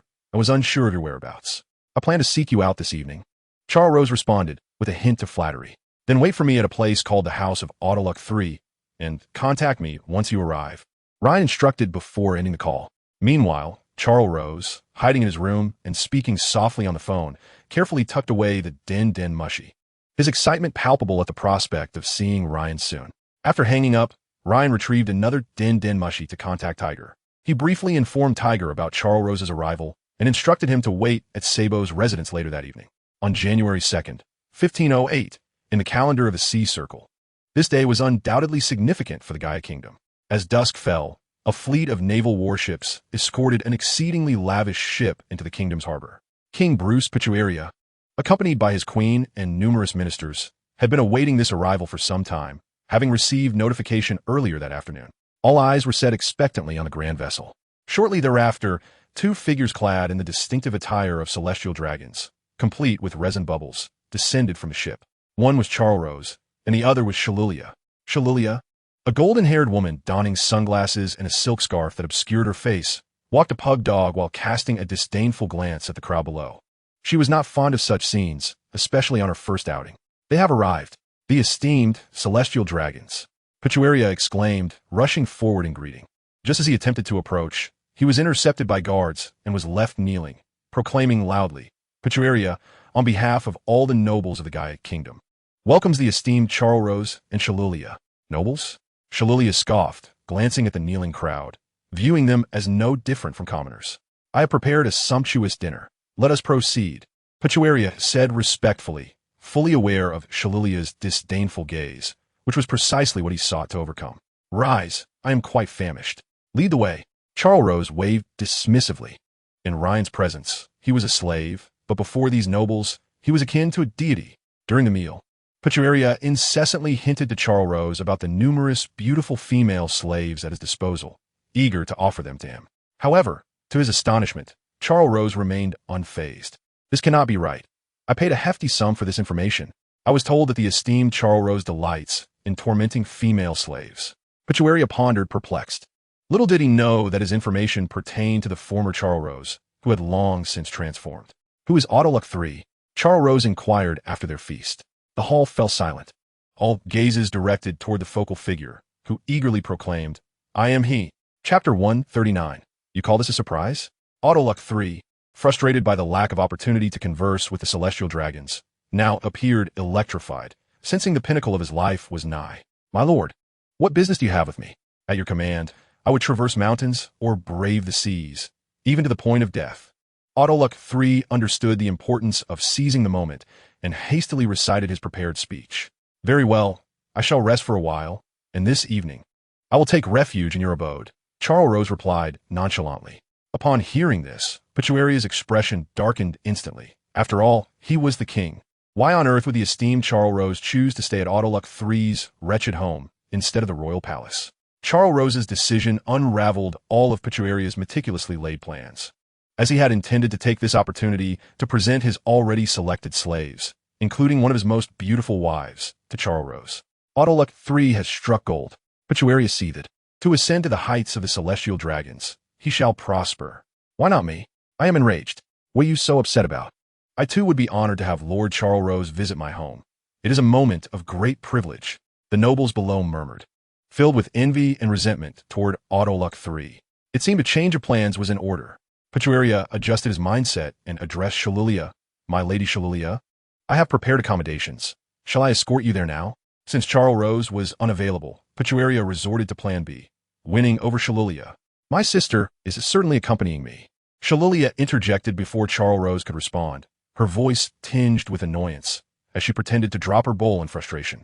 Pituaria's intentions toward his sister angered Charles. After all, Shalilia was meant to be a surprise for his master, Ryan. My lord, please quell your anger, Pituaria implored, kneeling before Charles. Though he was a king, He was nothing in the presence of the celestial dragons. Even if Charles were to slay him on the spot, no one would dare oppose him. The concept of the celestial dragon supremacy had been deeply ingrained in the minds of these nobles over the course of 8 centuries. Pachuria knelt down first, followed suit by the remaining nobles, and in an instant, all were prostrated at the feet of Charos and his companion, their grotesque postures laid bare for all to witness. "Find a room for me to rest," Charos commanded, casting not even a glance at the throng below. "Very well, I shall arrange that immediately," Pachuria replied, as if granted a reprieve, for he could scarcely fathom the dire consequences of incurring the wrath of the celestial dragons. He hastily instructed someone to escort Charos and his companion to the prepared quarters for their respite. Once Charos and his companion departed, Pachuria fixed an intense glare upon the exuberant Autoluck III and demanded, "How do you know Lord Charos?" "I have no idea," Autoluck III stammered, bewildered. "I cannot fathom why Lord Charos would even be aware of my name." Though he yearned to ingratiate himself with Charos, he was genuinely perplexed as to how Charos had come to know him, leaving him utterly flabbergasted. "I swear, I truly do not know," Autoluck III protested vehemently. Despite the potential opportunity to align himself with Charos, he was wary of offending Pachuria, the king, as his home still lay within the kingdom of Goya, and Charos remained an unknown variable.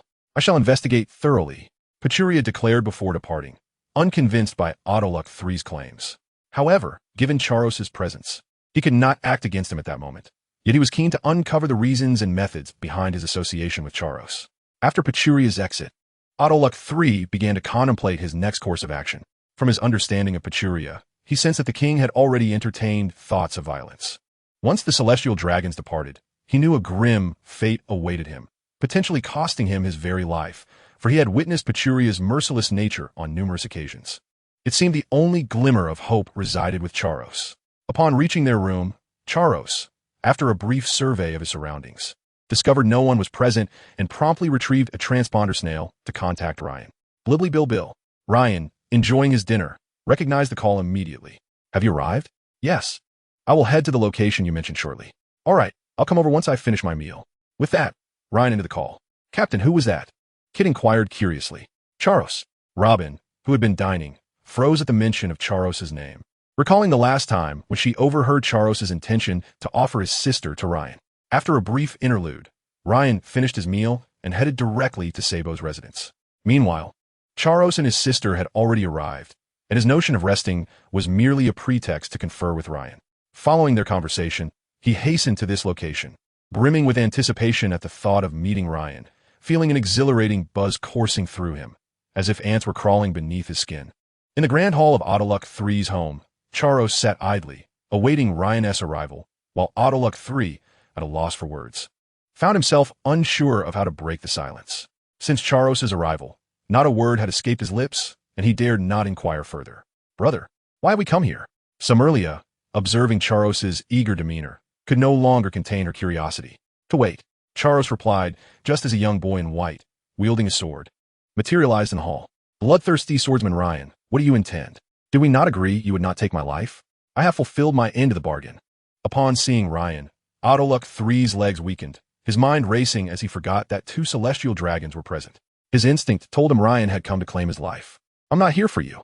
I'm here for him." Ryan pointed at Charos.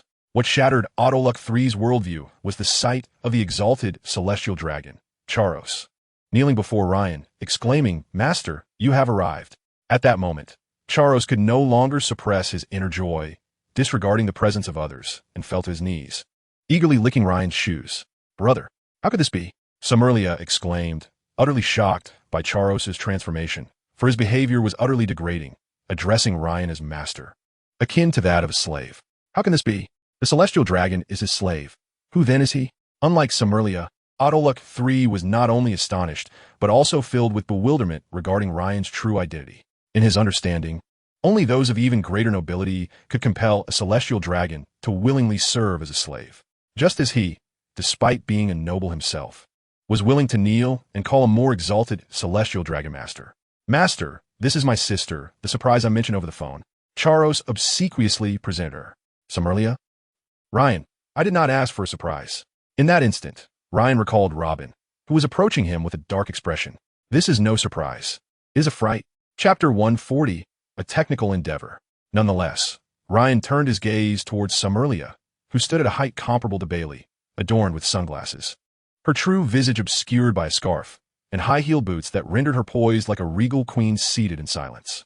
Summerlia felt unsettled under Ryan's scrutinizing gaze, for it was the first time she had been appraised so brazenly, provoking feelings of both anger and intrigue within her. She had, of course, seen Ryan from a distance during her time in Mariewa, where he had appeared as a villainous fiend. However, after her brother Charos's indoctrination, her perception had shifted entirely. According to Charos, Ryan was a grand hero, a savior of her brother. "How is it, master?" Charos inquired tentatively, observing Ryan's appraisal of Summerlia. Ryan remained silent. As Charos glanced between Summerlia and Ryan, an understanding seemed to dawn upon him, prompting him to exclaim, "Sister, why do you not kneel before our master?" To Charos, Ryan's dissatisfaction with Summerlia's conduct was evident. How dare she not kneel before their master? "Brother, what has come over you?" Even now, Summerlia could not comprehend why her brother would address another as master, for celestial dragons were the most exalted beings in existence, the descendants of gods. Seeing Summerlia's lack of response, her apparent reluctance ignited Charos's ire. Her demeanor was a source of embarrassment before Ryan, and though he had always felt humiliated, this was particularly acute. Charos charged towards Summerlia, forcibly yanking her from her seat and attempting to press her down in a bid to make her kneel. Though neither possessed much strength, Charos, being male, held a physical advantage over Summerlia. After a struggle, Summerlia ultimately found herself kneeling before Ryan, tears of indignation and humiliation streaming down her cheeks. This was the first time in her life she had knelt. At that moment, she longed to cry for help. Yet both of their guards had been stationed outside the estate, having been assigned by Charos to keep watch. "Master," Charos looked at Ryan, yearning for his praise. However, Ryan did not indulge him with the affectionate pat on the head that he had envisioned. In Ryan's eyes, Charos's methods were far too naive and rudimentary. Such technical matters should be left to the professionals, Guild Tesoro. After a moment's contemplation, Ryan resolved to take Shalalia Palace as a slave. Otherwise, upon their return, Charos would inevitably expose himself. After all, with Charos's identity as a celestial dragon, he could not only gather intelligence, but also handle some rather intractable issues. For instance, in the current situation with the Goa Kingdom, Ryan needed to leverage Charos's power. "Tager, you may enter." Upon hearing Ryan's command, Tager and the others, who had been in another room, stepped inside. Suddenly, the onlookers witnessed Ryan vanish into thin air, only to reappear moments later in the hall with Tesoro in tow. Having returned specifically to address the situation with Shalalia Palace, Ryan brought Tesoro along, who, still in a daze, instantly understood Ryan's intentions upon seeing Charos and Shalalia Palace. "Captain, is it her this time? Go ahead, but I didn't bring any tools," Tesoro lamented, expressing the difficulty of proceeding without the necessary equipment. "Seek him out. He should have what we need." Ryan indicated towards the side, pointing at Autoluck 3, suggesting that a nobleman who had previously kept slaves would likely possess such items.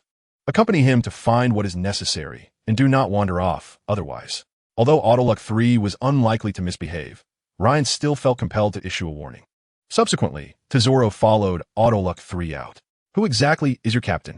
Why would a celestial dragon be willing to serve him as a slave?" Once outside, Autoluck 3 inquired of Tesoro, unable to suppress his curiosity now that they were away from Ryan's imposing presence. "Just take me to find the tools for training slaves." Tesoro replied. "Training slaves?" Autoluck 3 instinctively asked, but upon meeting Tesoro's cold gaze, he quickly silenced himself. He suddenly realized that the individual before him was no ordinary person. Despite lacking widespread renown, anyone who served under Ryan must possess significant capabilities. "Brother, I am your sister. How could you do this?" An apprehensive Shalalia Palace shouted desperately at Charos, hoping her words could jolt her brother back to reason. However, it soon became evident that her efforts were in vain, as Charos remained utterly indifferent to her frantic cries. Before long, Tesoro returned with the necessary tools. "Let us go." As Shalalia Palace beheld the apparatus in Tesoro's hands designed for slaves, the reality of her impending fate struck her. She cast a pleading glance at Charos, her only hope resting in her brother. "No, brother, save me."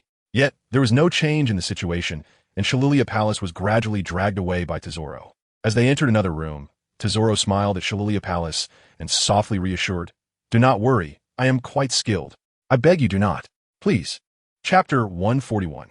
The Four Emperors and the Admirals. In this chapter, I will analyze the combat capabilities of the Admirals and the Four Emperors.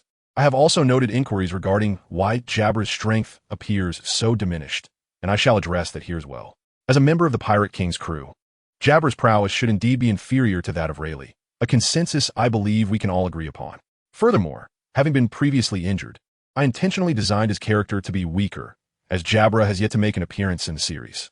The absence of such a character likely indicates a reason behind it, most probably his injuries causing him to retreat from the spotlight.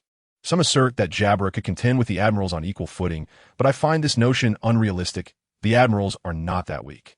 Take, for instance, the clash between Rayleigh and Kizaru. In both manga and anime, Kizaru consistently held the upper hand.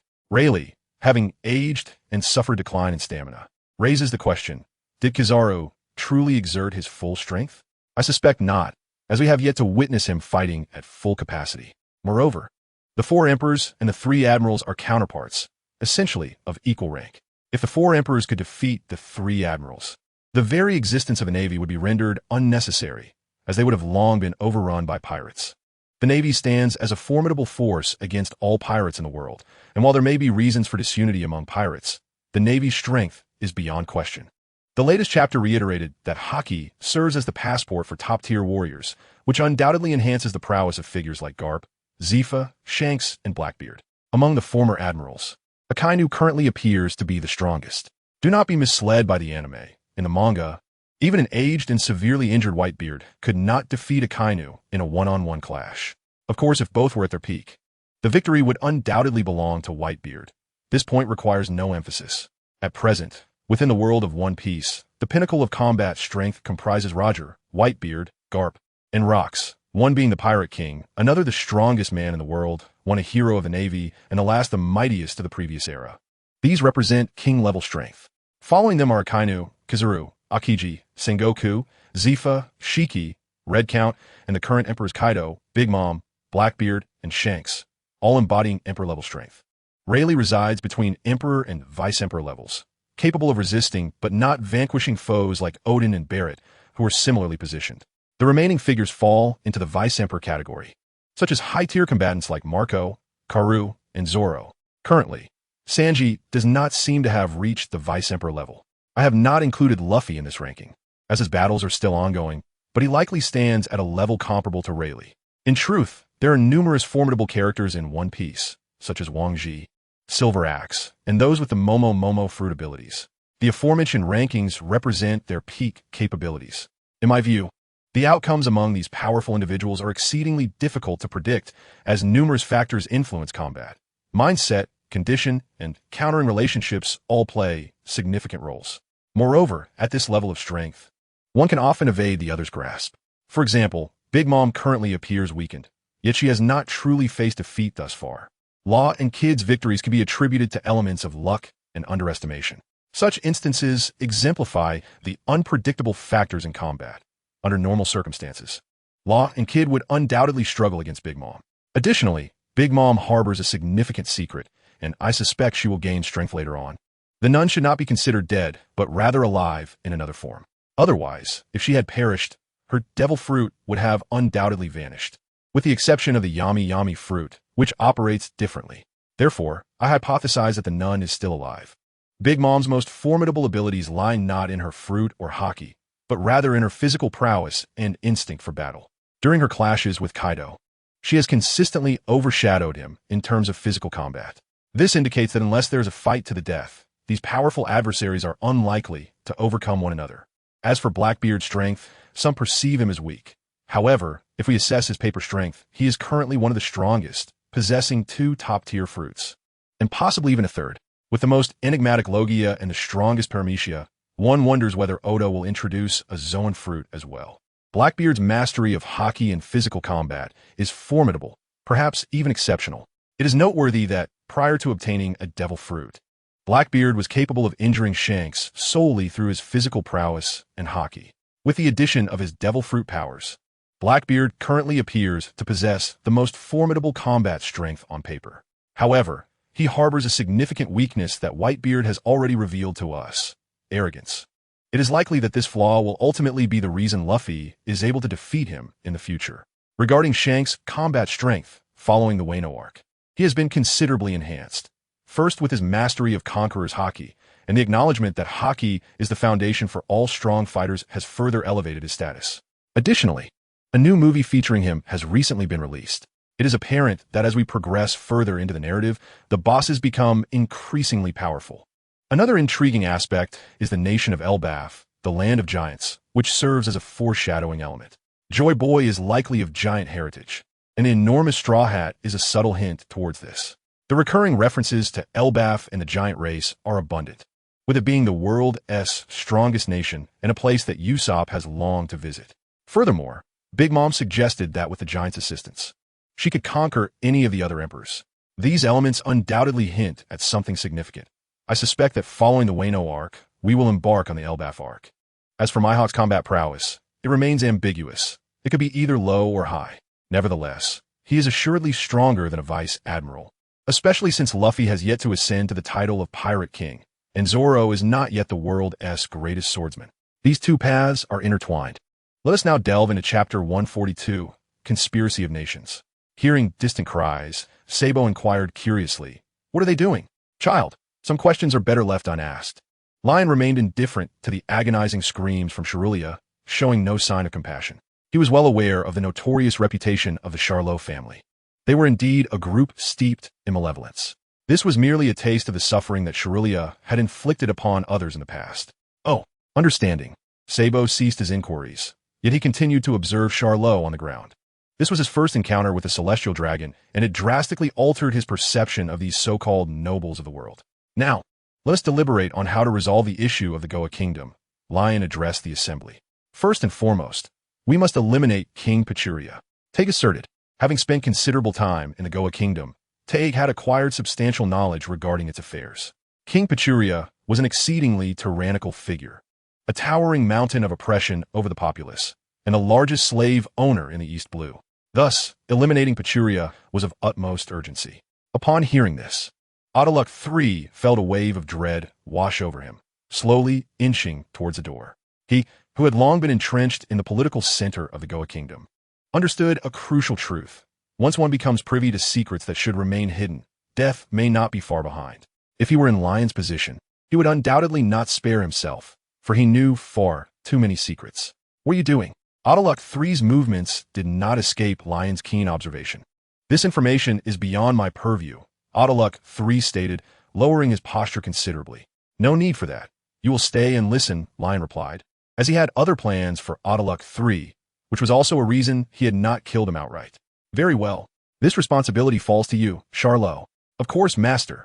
Killing a king is hardly a challenge for me." "Excellent." After casting a glance at Charlot, Lain continued, "What's imperative is determining who will succeed Pachuria as king. Otherwise, even if we dispose of Pachuria, there will be many more like him rising in his place. We must address this issue at its roots. The Goa Kingdom can serve as our testing ground." "Leader, do you already have a candidate in mind?" Teig inquired, knowing Lain well enough that such statements typically indicated he had already formulated a plan. Odaluk III's pupils constricted, realizing the depth of Lion's schemes. He was aware of at least 3 of Lion's identities, and he suspected there were more lurking in the shadows. "Indeed, I intend to appoint Sabo as the king of this nation." "What? Sabo?" Everyone present was taken aback. The prevailing belief in this world is that only royalty can inherit the throne, unless the king designates someone. Otherwise, no one else is permitted. This has been the way for centuries. Is that truly feasible? The question came not from Teig, but from the usually submissive Odaluk III, who was now visibly agitated. If his son Sabo ascended to the throne, their family would advance to royal status, a lifelong dream for him. Of course, as long as we ensure that the royal family has no heirs, with Charlot here in our backing, this matter will be secure. Lion's notion was inspired by the historical account of Sabo's brother ascending to the throne. In the past, after the death of the king of Goa, all the princes and heirs mysteriously perished, leading to Steli, who had married the princess, becoming king. Lain believed that Odaluk III was behind this orchestration. After all, how could it be mere coincidence that multiple princes met their demise, while others who married princesses did not? Yet, it was Steli who ultimately claimed the throne. The scent of conspiracy was thick in the air. To uncover the architect behind these events, one need only observe who benefited the most. In that conflict, Steli emerged as the greatest beneficiary, and given Steli's intellect, it was unlikely he orchestrated it himself. The singular truth is that Autoluck III was the mastermind behind that affair. Such individuals, as long as they remain obedient, are incredibly useful. Moreover, once Sabo ascends, he will require a politically astute individual to safeguard his reign. The most suitable and trustworthy candidate for this role is none other than Autoluck III, Sabo's father. Chapter 143, Rooting Out the Problem. Lain was unfamiliar with other potential allies. Taeg and the others lacked political acumen, and he himself needed to focus on his training. Thus, it would have to be Autoluck III who handled this matter. As for the nobles, once the situation stabilizes, those with fewer stains on their records could be co-opted, while those with excessive transgressions would be dealt with directly. Once he had complete control over the kingdom, determining how to reform it and which policies to implement would be entirely at Lain's discretion. What? Do you oppose this? Lain remarked, eyeing the overly animated Autoluck III. No. How could I? I wholeheartedly support this. He raised his hands in a comical gesture of agreement. Very well then. You must be attentive to this matter. We shall handle the king and his successor, while you will oversee the nobles. Lain approached and patted his shoulder. Autoluck III trembled slightly, genuinely fearful of Lain. He vividly recalled how close the sword had been to him. All right, understood. He nodded emphatically. This matter was crucial to his future glory and wealth. Therefore, Autoluck III would spare no effort in assisting Sabo to ascend to that coveted throne. Excellent. Lain expressed satisfaction with Autoluck III's commitment. Such obedient and clever individuals are indeed invaluable. Leader, shall we eliminate all of Pachuria's offspring? Taeg inquired. Pachuria is indeed malevolent.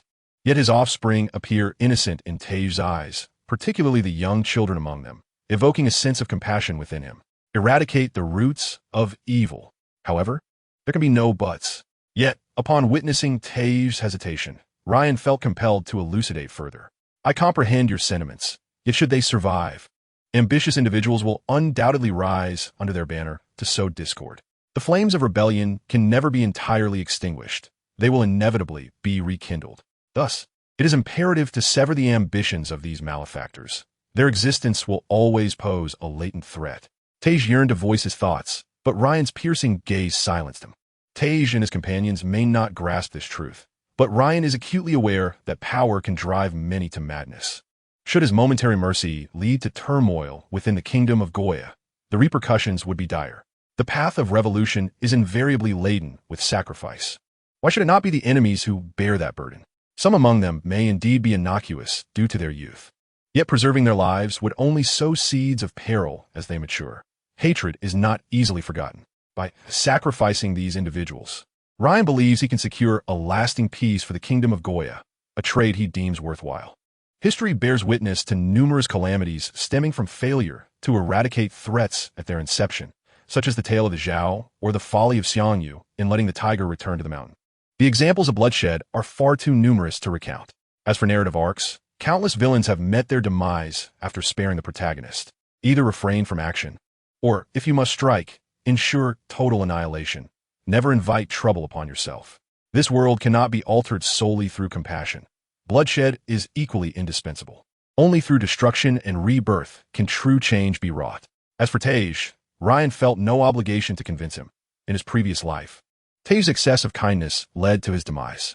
Yet Ryan harbored no resentment, for each individual possesses their own convictions, provided the overarching goals remain aligned.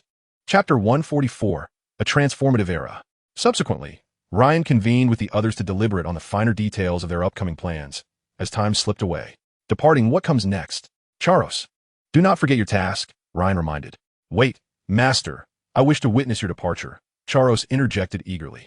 Observing Charos's awkward demeanor, Ryan inquired, what do you wish for? I desire for you to treat me as you did last time. Despite the presence of others, Charos, after a moment's hesitation, confessed his longing. Last time, Ryan fell into reverie, soon recalling that Charos yearned for a demonstration of his sword intent. Seek out Tezelo, Ryan rebuffed, but considering Charos's future utility, he added, next time. I promise. With that assurance, Ryan retreated to Galbo Mountain to rest. Upon hearing Ryan's promise, Charos was elated, prancing about like a rewarded pet. Though, without his master, Tezelo would suffice for now. Having been deprived for so long, he was eager, his face alight with joy as he sought out Tezelo. Meanwhile, the third Autoluck felt a pang of frustration. After the enigmatic veil surrounding the dragonfolk was lifted, He regarded Charos with far less reverence than before. In fact, he harbored a deep-seated disdain for him, believing that had he been in Charos's position, he would have performed far better and won Ryan's favor. Odaluk was exceedingly confident in his intellect.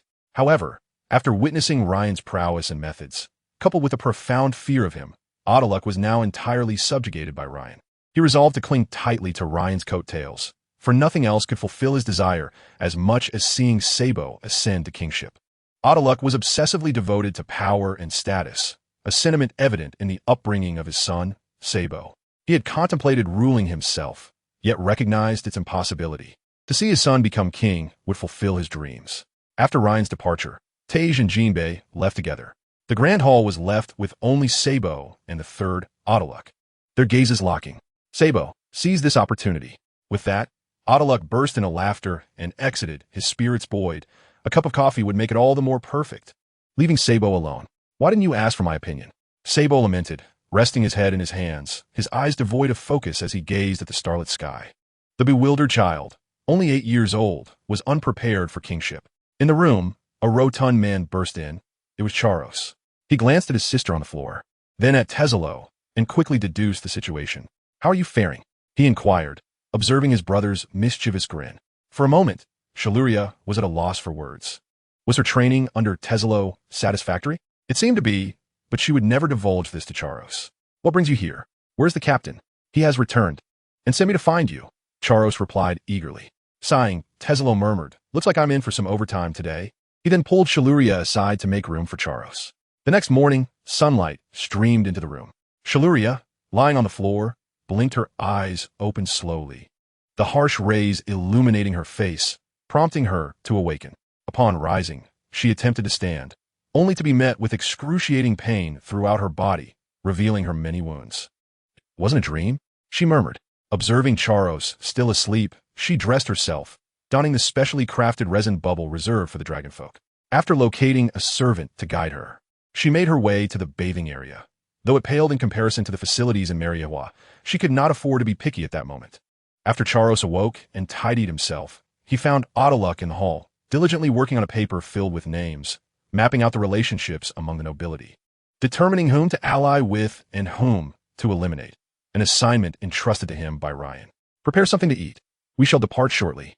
Odaluk was momentarily taken aback, then filled with excitement. Finally, it was happening, and he could hardly contain his eagerness. Under the blazing sun, Charos and Odaluk, accompanied by their guards, set off towards the palace. Lord Charos, you have arrived. How did you fare last night? If it was unsatisfactory, the palace always welcomes you. Pachuria greeted respectfully, still scheming ways to curry favor with Charos. But in the next moment, he found Charos drawing a gun and aiming it at him. Lord Charos, what is the meaning of this? Bang! A gunshot rang out, and a gaping wound appeared on Pachuria's head as his body fell straight back. In his dying moments, the ingratiating smile remained etched on his face. Your Majesty, quickly protect the king. The surrounding ministers and palace guards were thrown into disarray, with one brave soul daring to check for Pachuria's breath. He is dead. The king is dead. Instantly, the palace guards instinctively turned their weapons toward Charles. Preposterous. Do you dare to offend Lord Charles? King Odaluk III bellowed at the guards. Indeed, Charles was of a noble lineage, a celestial dragon. Realizing the gravity of the situation, the palace guards hastily lowered their weapons, eager to distance themselves from any association with Pachuria-'s demise. Bring forth all of Pachuria-'s children and his wife. Odaluk III commanded his retinue. The nobles present exchanged glances, but ultimately refrained from action. Some may have grasped the unfolding events, yet none dared defy a celestial dragon. At the moment of King Bruce Pachuria's death, the ominous clouds shrouding the nation began to dissipate, and light finally shone upon the ravaged land of the Goya kingdom. Chapter 145, The Transformation.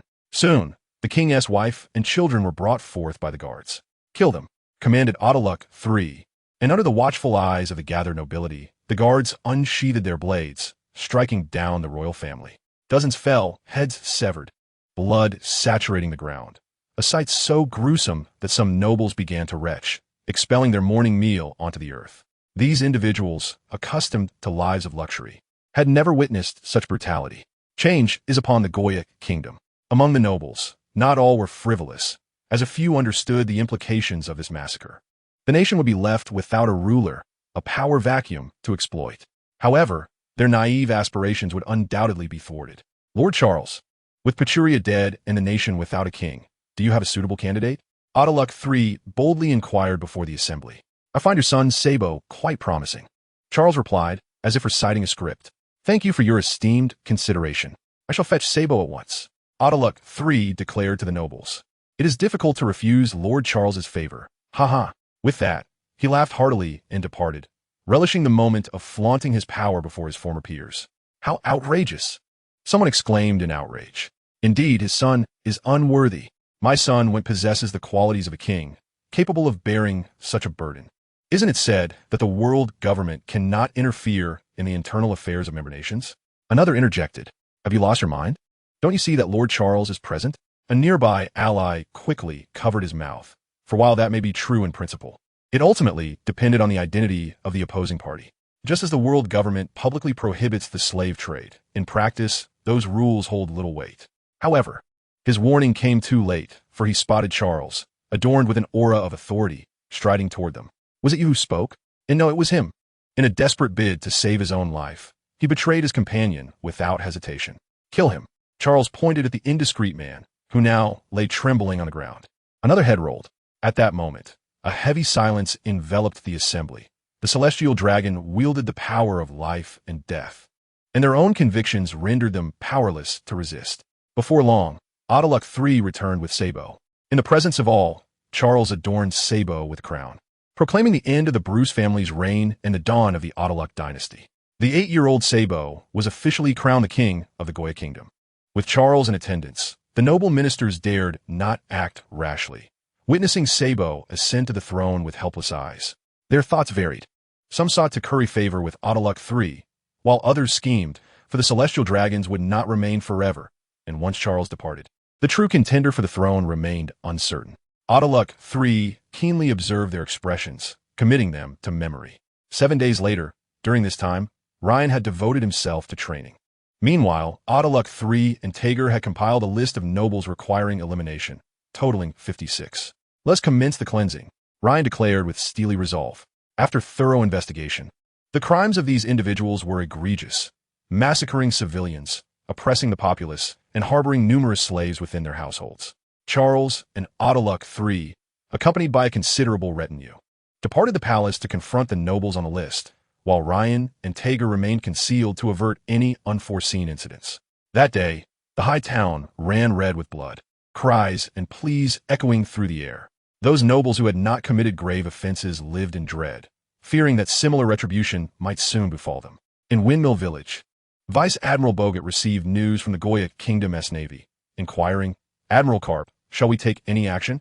The Navy cannot interfere in the internal affairs of member nations, and I have no desire to witness that rabble. Admiral Carp, you are at it again. Bull sight. Yet Carp's reasoning held merit. This was indeed the internal matter of a member nation, and their involvement was unwarranted, especially with 2 celestial dragons present. Ryan, is this your doing?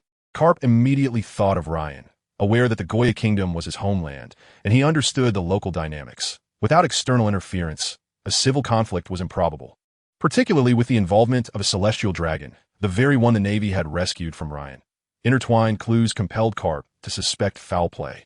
Of course, it was merely suspicion. He lacked concrete evidence. Should he disclose such information to outsiders, claiming a celestial dragon was rebelling against the world government, few would believe him. If Carp were to inform the world government, even Sengoku could not protect him, and even if he remained unscathed, the Navy's future would be increasingly precarious. Once all opposition within the nation was quelled, King Sabo issued 3 decrees.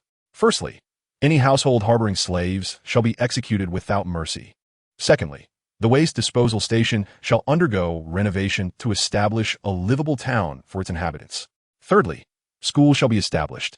Henceforth, all children in the Goya Kingdom must attend to acquire knowledge. These orders were met with mild resistance from the nobles, but Autoluck III, now firmly in control, swiftly suppressed any dissent. Unlike the nobles' opposition, both the citizens of the Central Street and the impoverished of the waste disposal station rejoiced at the introduction of these 3 mandates. Especially the third point. The acquisition of knowledge has historically been the exclusive privilege of the nobility. For the common folk, without favorable opportunities, A lifetime of toil might be the only means to sustain their families. However, this limitation has now been abolished. This is not merely a straightforward policy. It symbolizes hope, a pathway through which one can alter the fate of future generations through personal endeavor. While some may inevitably be left behind, it is certainly preferable to the perilous life of piracy at sea. No one relishes the thought of living with their head on the chopping block. If there exists a better alternative, who would willingly engage in such a blood-soaked existence? The ostensible king, Sabo, while the true sovereign is none other than Atraluk III and Tej. As for Ryan, he operates from the shadows. These three directives were meticulously crafted by him. Currently, it is prudent to tread carefully, for taking overly ambitious steps may lead to a fall. Future transformations await. Under the diligent efforts of Ryan and his associates, a brand new path has emerged in the kingdom of Goya. Chapter 147, The Ceremony. As the policy is disseminated, its efficacy will ultimately depend on the execution by those beneath. Following the departure of Charlotte and his companion, several nobles rashly emerged, flouting the prohibition on slavery. The absence of slaves to cater to their whims has proven excruciating. They mistakenly believed that with Charlotte gone, the threat looming over them would dissipate. Regrettably, they were mistaken, and their challenge to King Sabo's authority cost them their lives. Sabo remarked, "What does it matter to me? I am merely a figurehead." Meanwhile, preparations for the construction of a waste terminal are underway, albeit this undertaking is colossal, with countless intricate details that cannot be resolved in a mere 2 days simply because one possesses wealth and manpower. Addressing the needs of the indigenous inhabitants of the waste terminal is a matter requiring careful deliberation, including the management of refuse, which demands time. Nonetheless, one significant achievement materialized within a matter of days. On January 12, 1508 of the sea calendar, Goya Primary School was officially established. As the inaugural principal of Goya Primary School, Tej made a point to style his hair and donned a dapper suit. For presenting oneself as a role model is of utmost importance. The faculty comprises several educated individuals from the Free Alliance, and Ryan is deeply invested in this endeavor. After all, regardless of the era or world, education remains paramount. Furthermore, education serves as a formidable weapon in Ryan's quest to transform the world of piracy. The values and worldview of adults are challenging to reshape, yet children are different. Their perspectives are still malleable. With proper guidance, they can be molded into exemplary students excelling in morality, intellect, physical fitness, aesthetics, and labor. Ryan firmly believes that under Tej's guidance, these children, once grown, will harbor no desires to venture out to become pirates or bandits. Moreover, these individuals represent the fresh blood that can invigorate the Free Alliance. Revolutionary education must commence from a tender age. Although today marks the inaugural enrollment, the turnout has been impressive. News of free education has prompted many to bring their children to the school. Ryan estimated that at least several thousand had arrived. Many others, deterred by distance, were unable to attend. Some came merely to assess the situation. Dear parents, esteemed members of the community, we are profoundly grateful for your trust in the teaching staff of Goya Primary School, entrusting your children to our care. As the crowd began to gather, Tej commenced his address. The throngs below listened intently, witnessing such a scene for the very first time. Your choice is indeed commendable. Place your children in our hands. And rest assured, our educators are highly qualified. Take, for instance, teacher Robin, who became a scholar at the tender age of 8. The knowledge she possesses could not be contained even within a grand ship. As he spoke, Tej gestured towards Robin, who sat quietly, her glasses lending her an air of scholarly authority. The crowd gazed upon her, collectively impressed. Indeed, she is remarkable. Could she truly know that much? Not even a ship could hold all of it. One remarked, "Of course, just look at those glasses. She exudes intellect." Entrusting children to such a person is indeed reassuring. A multitude of voices began to murmur amongst themselves. Chapter 148, The Future. Furthermore, we plan to establish Goya Secondary School, and upon your child's graduation, we will ensure job placements. Once the crowd had calmed slightly, Tej continued, "While your children are at school, meals and accommodations will be provided at no cost. We cover everything. Moreover, the initial enrollment fee is merely 999 berry, granting your child a full year of education with us." The crowd erupted in astonishment. "What? This is too good to be true. 999 berry. That guarantees a year of free meals for my child.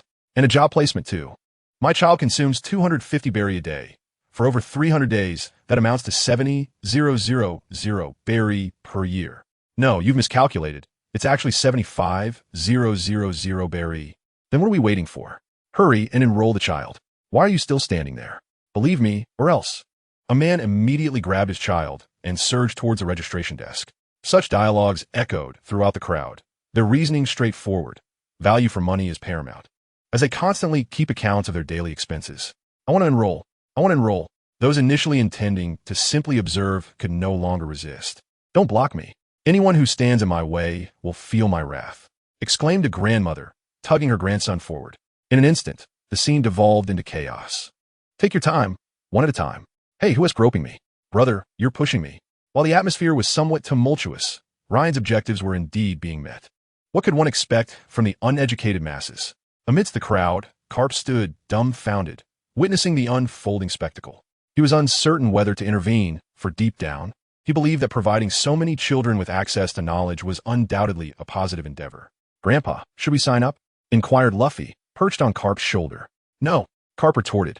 What would we do with a learned Luffy? Become a pirate? Slay celestial dragons? Uncover secrets lost for a century? Why don't you want Luffy to enroll? Carp? I have high hopes for him. Ryan appeared beside Carp in an instant. Is this your doing? Carp remarked, his tone laden with skepticism. Does this not seem beneficial to you, Carp? Ryan teased. Would you acquire such wealth? Providing meals and job placements? Carp did not directly answer, but posed a question of his own. Of course. The words Tage speaks on stage are not mere fabrications. Following the demise of Pachuria, his assets naturally transferred to me. Coupled with the demise of numerous nobles, I can indeed be considered wealthier than nations, Ryan replied. However, Ryan had little interest in wealth. His happiest moments were when he was a penniless student in the South Sea, and with greater riches, the weight of responsibility only magnified. Since the wealth in question has been extorted from the common folk by those nobles, Ryan resolved to return it through various means, thus embodying a rather unconventional philosophy of taking from the people to give back to the people. As for the allocation of tasks, he couldn't help but chuckle at the thought. What are you laughing about? Carp feigned a strike. Ryan swiftly dodged and retorted, just wait 3 years from now. I shall surely bring you to your demise, old man. I'll take you down right now. Carp was irked by Ryan's audacity to threaten him. First, I'll eliminate Luffy. Then, I'll deal with Dorag. Ryan stood his ground. Carp inquired, Dorag, have you encountered him? Indeed, we have met and engaged in combat. You couldn't possibly have bested him. After all, he's my son, and I trained him. It was a draw. However, if you claim to have trained him, I find that rather hard to believe. I suspect he may not even be your biological offspring. This was not mere conjecture on Ryan's part. He genuinely believed that Dorag, with his cunning and proud demeanor, bore little resemblance to Carp, except in terms of strength. It appears you truly wish to be pummeled by me. Do you dare to challenge me to throw you into impel down? Go ahead and try. You won't catch me, Ryan asserted confidently. After scrutinizing Ryan for a prolonged moment, Carp finally said, enough of this banter. Tell me, what exactly do you intend to achieve with this endeavor? What do I intend to achieve? How about changing the world as an answer? At the mention of changing the world, Carp recalled their first meeting when Ryan spoke of a vision where people lived in peace, with the elderly cared for and the young nurtured, a world characterized by relative freedom and equality. Do you aspire to overthrow the world government like that insufferable brat Dorag? That's merely a side goal. Carp fell silent, watching the throng of individuals clamoring to register. He was acutely aware of the recent transformations in the Goa Kingdom. Although he was reluctant to admit it, measures such as the ban on slavery, the establishment of schools, and the planning of a waste disposal site were indeed beneficial for the common people. He pondered whether the world might improve if the world government adopted similar practices. You absolutely must not allow Luffy to study there. Otherwise, I shall personally ensure you are incarcerated and impelled down. Carp suddenly interjected. Are you leaving now? Sengoku is urging my return, and I have only just taken a half-month leave. No need to see me off. And with that, Carp departed with Luffy, while the registration process continued fervently. Upon returning to Windmill Village and bidding farewell to Carp at the dock, Luffy noticed a merchant ship approaching. A boy with green moss-like hair and 3 swords at his waist disembarked. Who are you? Luffy inquired curiously.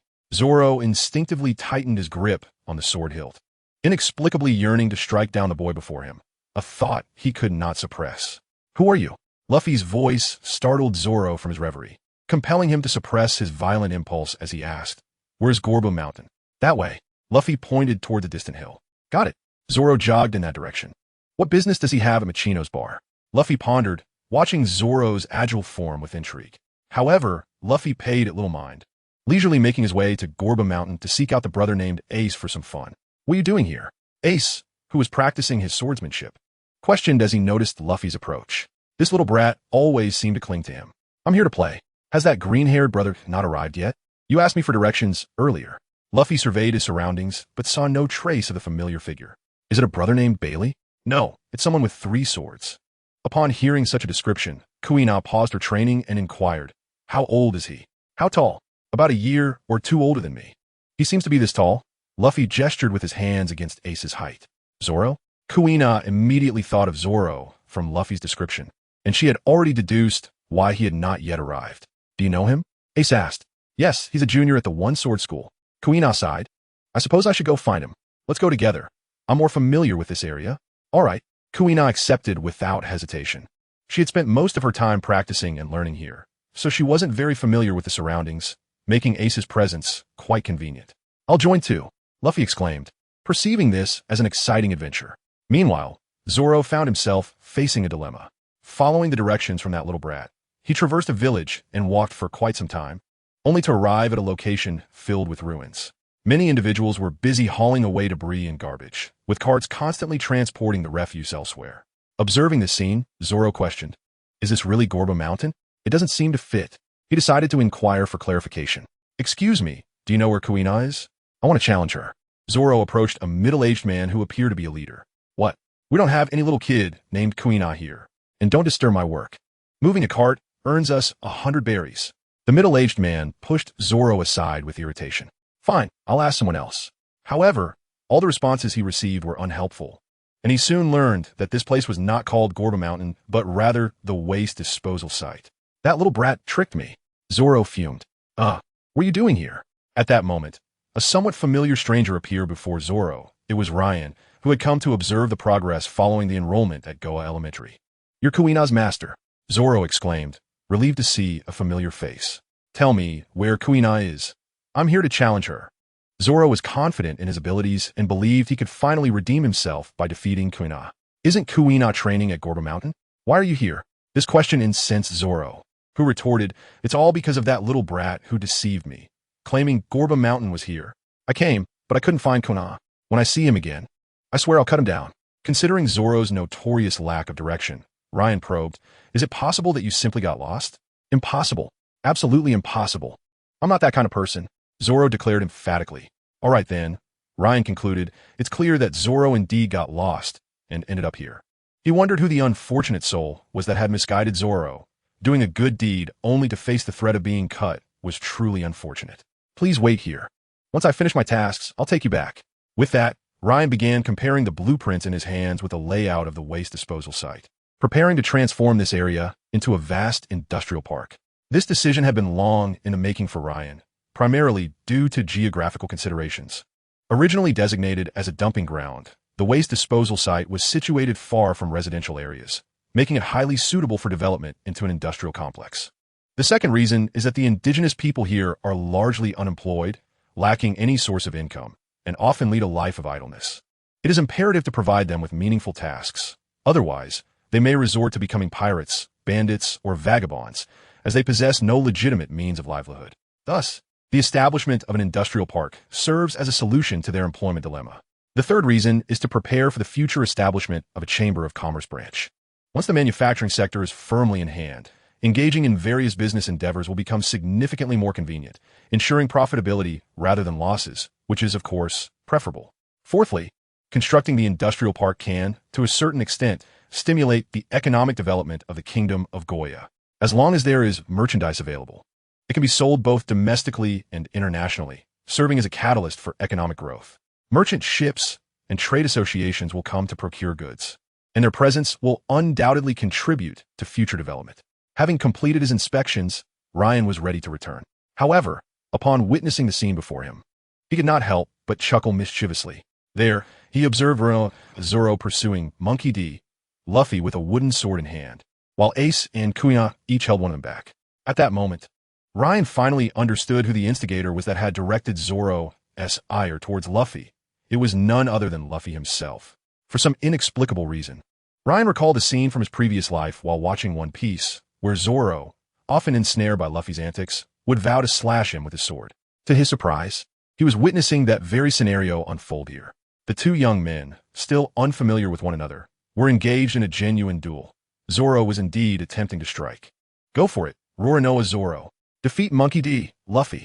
Ryan cheered on from the sidelines. However, to Ryan's astonishment, his encouragement seemed to have a calming effect on Zoro. "I'm Zoro, not Roronoa Zoro. And I'm not Monkey D, Luffy." Both young men exclaimed in unison towards Ryan. Seeing that Zoro had ceased his attack brought Ryan a twinge of disappointment, but he chose not to dwell on it and instead guided them back to Galbo Mountain. Zoro resumed his training, but the outcome was predictable. His record against Chun had now become 0 wins to 1847 losses. Zoro was indeed making progress, just as Kuina was. Ever since Ryan had advised Chun to focus less on sheer strength, she had devoted herself to refining her skills, resulting in a lighter physical burden, allowing her to execute many techniques and sword moves previously beyond her reach. Although Zoro's strength gradually surpassed Chun's, swordsmanship is not solely determined by raw power. It encompasses skill, combat experience, and innate talent during battles, factors that ultimately dictate victory or defeat. Zoro's mastery of the sword was evidently not as refined as Chun's, and his strength alone could not compensate for that disparity, thus his defeats were inevitable. Nevertheless, Zoro remained undeterred, expressing his intent to challenge Chun again in the future. To prevent him from getting lost, Ryan even assigned someone to escort him back, fearing that he might lose a disciple in the process. Chapter 150. The Sword Body Transcends. The overall situation of the Kingdom of Goya had been firmly established, and everything was proceeding according to Ryan's plan, ensuring no further issues would arise. Meanwhile, Ryan found time to fulfill his own tasks and enhance his strength. Each day, he dedicated some time to teach Chun, Kid, Killer, Ace, Enel, and others. Occasionally, Fujitora, Luffy, Tiger, and Sabo would join as auditors. The lessons were of course aligned with the core socialist values, although not everything was suitable for the pirate world. Concepts such as patriotism, civility, and harmony were evidently inappropriate. Thus, Ryan selected 8 principles for their studies: democracy, freedom, equality, justice, rule of law, patriotism, professionalism, and integrity. These principles were chosen based on the current circumstances of the pirate world, as they were relatively easy for people to accept and less likely to be met with resistance. For instance, the notion of freedom was particularly well received. Each time Ryan lectured on this subject, the audience listened intently, as they were all individuals who yearned for freedom. Conversely, the concept of the rule of law was the least favored among them. In Ryan's view, these individuals represented the hope for the future, as he understood the immense potential they would possess as they matured. Transforming the world is not an empty phrase, nor is it child's play. It is not merely about possessing strength. Even if one were to overthrow the world government through sheer power, the fundamental nature of the world would remain unchanged, continuing to be plagued by pirates, wars, and the persistent slave trade. Only by altering people's mindsets and instilling the belief that certain actions are inherently wrong, coupled with the constraints of law, can one establish a relatively free and equal world. This is the reason why Ryan is so invested in the Kingdom of Goya, not merely to speak of change, but to actively pursue it. If one cannot even change a small kingdom like Goya, then even the most stirring declarations are nothing more than fleeting clouds, dissipating at the slightest breeze. Thus, he harbored disdain for Dragon's revolutionary army, as their efforts were solely focused on overthrowing without considering broader implications. Yet, one cannot entirely blame Dragon. Living in this world imposes certain limitations. The Navy, too, is not exempt. While most Navy personnel uphold a sense of justice, their actions often contradict that very principle. Are they truly oblivious to the actions of the celestial dragons, unable to see them? Not at all. They are merely ensnared in a self-perpetuating cycle, having evolved over the years into a mindless army that obeys the commands of the world government without independent thought. Their sole mission is to combat pirates, without interference in the affairs of the nobility or the sovereign states. The existence of the Kingdom of Goya serves as a pilot project. If successful here, it will validate Ryan's methods as effective and achievable. Ryan maintained this routine daily, practicing, teaching, and occasionally visiting Frostmoon Village to spar with Gongshiro, honing his swordsmanship. As days turned into months, a year passed, and on the 11th of February, in the year 1509 of the sea calendar, after a year of daily honing his body through sword intent, Ryan's physical form finally experienced a breakthrough. "Ah!" Ryan exclaimed, and at the moment of his breakthrough, he felt the shackles that had long constrained him dissipate, removing the barriers that had hindered his advancement in swordsmanship. Ding! Congratulations, host! Your physical form has successfully broken through, granting you a special physique that best matches your attributes. Would you like to claim it now? That long-awaited system notification has finally sounded again. What does special physique entail? Ryan pondered. Literally speaking, will the host claim it? The system's emotionless voice echoed once more. Claim. Although Ryan harbored considerable discontent towards the system, having suspected it of possessing sentience after their previous encounters, he could not afford to miss out on something that could enhance his strength. This special physique was likely akin to Kaido's immortality, or perhaps similar to the unique racial traits of the Giant Clan. What could possibly be the physique that best matched him? Could it be an irresistible charm? As Ryan mused, a mysterious force began to alter his body, accompanied by a certain degree of pain, reminiscent of his previous sword intent training, yet far more intense.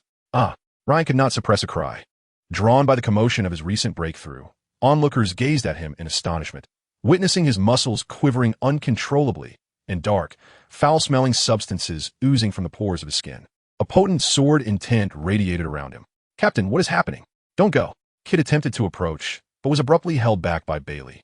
Although the nature of Ryan's transformation was unclear, it was evident that he was undergoing a profound metamorphosis. Bailey had faith in Ryan's resilience and, more importantly, feared for Kid's safety. The surrounding sword intent appeared formidable. This state persisted for approximately 2 hours. Slowly, Ryan opened his eyes and murmured, "Sword body?" Indeed, the most compatible form for Ryan was the sword body. Could this be attributed to my prolonged cultivation with sword intent? This thought immediately crossed Ryan's mind. After his physical breakthrough, he disregarded the onlookers and began examining his attribute panel. Host, Portgas D. Current attribute points, 434,000. Host, Portgas D. Physical strength, 1. 100, 001, 000. Ultimate. Martial arts, 999, 991, 000. Advanced. Swordsmanship, 3, 757, 041, 000. Grandmaster. Conqueror's Haki, 999, 991, 000. Advanced. Armament Haki, 999, 991, 000. Advanced. Observation Haki, 999, 991, 000. Advanced. Devil Fruit Ability. Moku Moku no Mi, Spatial Cutting, Spatial Transfer, Storage Space, 200. 000 attribute points for 1 enlightenment opportunity, with each subsequent enlightenment doubling. Skills: Shinto, 1 sword style Iato, 1 sword immortal kneeling, 2 sleeves green serpent. Weapons: Supreme Great Blade Ace, famous sword Numenyo. Quest: Rescue Portgas D. Ace quest not completed. The staggering 430,000 awakening points were accumulated over time, with more than 300,000 contributed by Yagyu, alongside around 100,000 harvested earlier in the Land of Happiness. Ryan's attribute points were thus quite ample. Regrettably, after suffering 2 defeats, Yagyu had been avoiding combat, as he still needed to refine his swordsmanship, and Ryan did not wish to push too hard. As for the storage space ability, Ryan had developed it during his training downtime. Although it lacked offensive power, it was immensely practical. After all, a swordsman rarely lacks in offensive capability. At this moment, Ryan turned his gaze towards Fujitora, eager to find someone to test the might of his sword body. After a year of cultivation, his control over his own strength had escalated from 60% to a full 100. I yearned for a worthy opponent. Chapter 151, Red-Haired Arrival. Fujitora, let's have a duel, Ryan declared, his eyes gleaming with determination. In the vicinity, only Fujitora was a suitable adversary, and Ryan had yet to spar with him. Previously, he had refrained from challenging him, knowing he would not prevail. Initially, Ryan had considered waiting until Fujitora reached his peak combat prowess, but now, how could he contain the fervor swirling within him? It seems you have made a significant breakthrough, Captain, Fujitora remarked with a smile. He had long desired to test his skills against Ryan. Not competing did not equate to indifference. Every swordsman aspires to be the world's greatest, and Fujitora was no exception, though his higher ambitions had kept him from expressing this desire. Let us head to the seaside, Fujitora suggested. Their clash would undoubtedly unleash considerable destruction. making the current location unsuitable. All right, Ryan promptly opened a portal, and everyone stepped through, finding themselves in Windmill Village moments later. Be cautious. Ryan was the first to strike, foregoing any flamboyant aerial slashes, opting instead for the simplest, most direct cut, descending upon Fujitora like a mountain. Hell journey. Clang. As their blades collided, Ryan felt an immense gravitational force bearing down on him. Even with his recent physical breakthrough, his movements began to slow. It was Fujitora's gravity fruit. Ryan was taken aback. Fujitora's techniques were primarily developed based on his fruit's abilities. Until one faced this gravity directly, they could not comprehend the difficulty of battling Fujitora. The gravity fruit not only possessed destructive potential, but also allowed Fujitora to diminish the strength of his foes when confronting formidable opponents. The gravity imposed by the fruit meant that every movement would require significantly more effort, diminishing one's power, speed, and perception across the board. According to the theory of relative strength, your weakening equates to your opponent's strengthening. Imagine if two combatants of similar prowess faced off against Fujitora. It was certain that you would be the one to falter. Ryan could endure the gravitational force, but the ground beneath him could not. The earth around him began to collapse, pulling him down with it. Not bad. Ryan chuckled as he reappeared through a teleportation, finding the exchange evenly matched, with neither gaining an advantage. I've always been quite adept. Gravity field. Fujitora wasted no time in pressing his advantage, and with his declaration, the area within a radius of several hundred meters was enveloped in gravity. This was his domain. Even the spectators felt its effects. Who would have thought Uncle Fujitora was this powerful? Ace exclaimed, astonished, for Fujitora emanated an astonishing aura that could be described with one word: oppression. Are you serious, Fujitora? Ryan stood ready, sword in hand, holding his breath as he observed Fujitora's every move, employing his breathing technique to sense potential openings. After a year of training, although he had yet to fully merge the breathing technique with observation haki, he had made significant progress. In the past, he would not have dared to use the breathing technique in such a high-level battle, as it seemed futile. Currently, in Ryan's perception, Fujitora appeared as if enveloped in a thin membrane of energy, with the uncovered areas indicating vulnerabilities. To the left, Ryan teleported instantly, striking towards Fujitora's left side. In his senses, Fujitora's left seemed slightly weaker than the right, which could be considered a potential opening. Though Ryan's eyes were blindfolded, Fujitora effortlessly blocked the sudden assault. He had long since understood Ryan's capabilities. As Ryan struck, and then teleported back, a thin line of blood appeared on Fujitora's face. What was that? Fujitora wondered, confused, for he had clearly deflected the attack. Why had he been injured? Ryan remained silent. Revealing the truth would be foolish. The previous attack had been executed through his spatial cutting ability, although Fujitora had parried Ryan's sword. The spatial cutting force adhered to it had not dissipated, but had instead followed the direction of the blade, leading to the earlier scene. Thus, the battle commenced. Fujitora found himself on the back foot, a situation he could not avoid. Ryan's fruit ability was simply too insidious. Standing firm, Fujitora focused his mind, preparing to counter Ryan's next strike, while searching for a way to turn the tide. Clang, clang, clang. With each encounter, Ryan would strike swiftly and then retreat, seeking vulnerabilities to exploit once more, while Fujitora gradually accumulated wounds upon his body. The clash of blades continued in a relentless dance, and due to the unique properties of their abilities, this battle was destined to be unconventional. In this stalemate, it became a contest of patience, a test of who could seize that fleeting opportunity. At this moment, Fujitora was utterly astonished, for he realized that Ryan was not weakened within his gravitational field. His attacks retained nearly the same potency as during their initial clash. This indicated that the tactic of attrition was utterly ineffective against Ryan. However, it was not as Fujitora imagined. No one could maintain their peak performance under his gravitational influence for an extended battle, not even Ryan. The reason Fujitora felt Ryan was unaffected lay in the sword body. Through their continuous exchanges, Ryan had grown increasingly accustomed to it.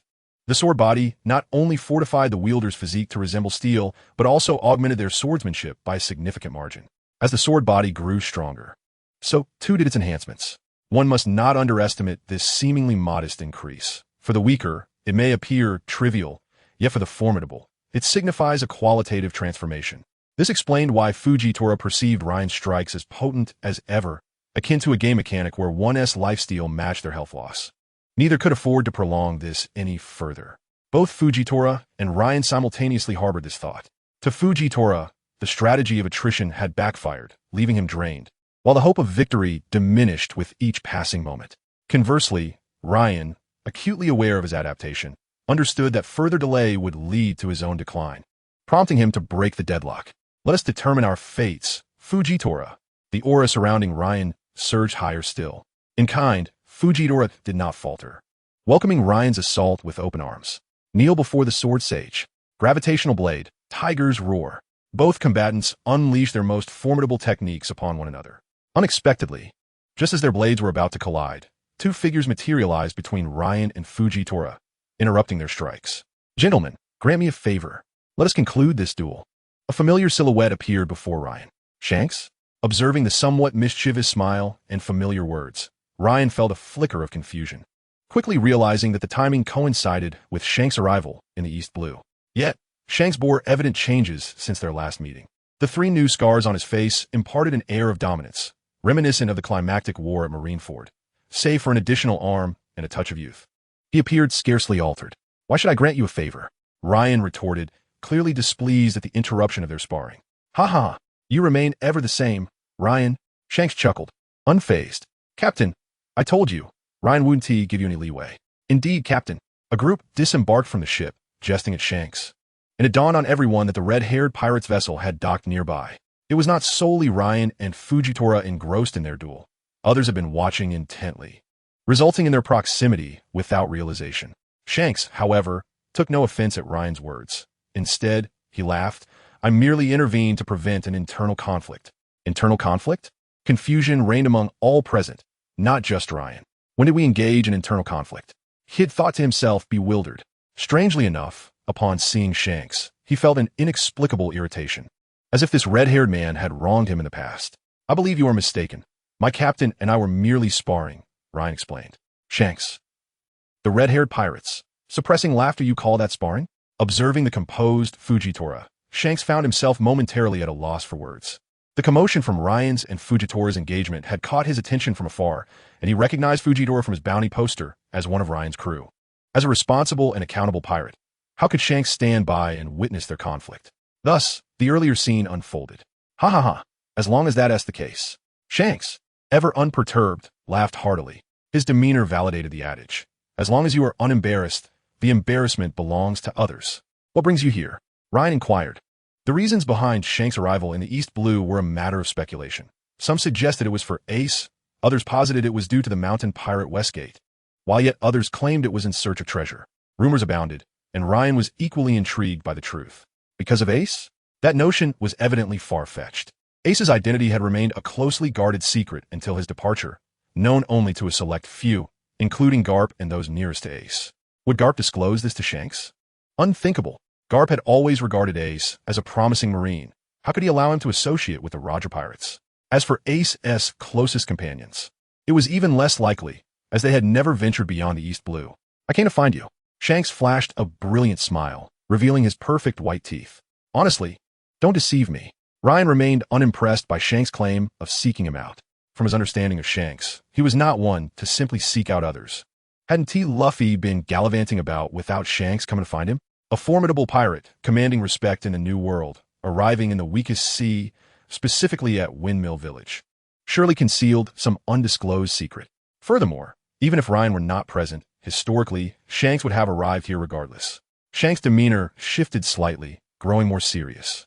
Captain, just as Shanks was about to speak, he was interrupted by Ben Beckman, who slowly shook his head, signaling Shanks to refrain from elaborating. However, if he were to heed such advice, he would not be Shanks. It's fine. Ryan is not an outsider. Bring it forth. Shanks called to Yasopp and the others. Bring what?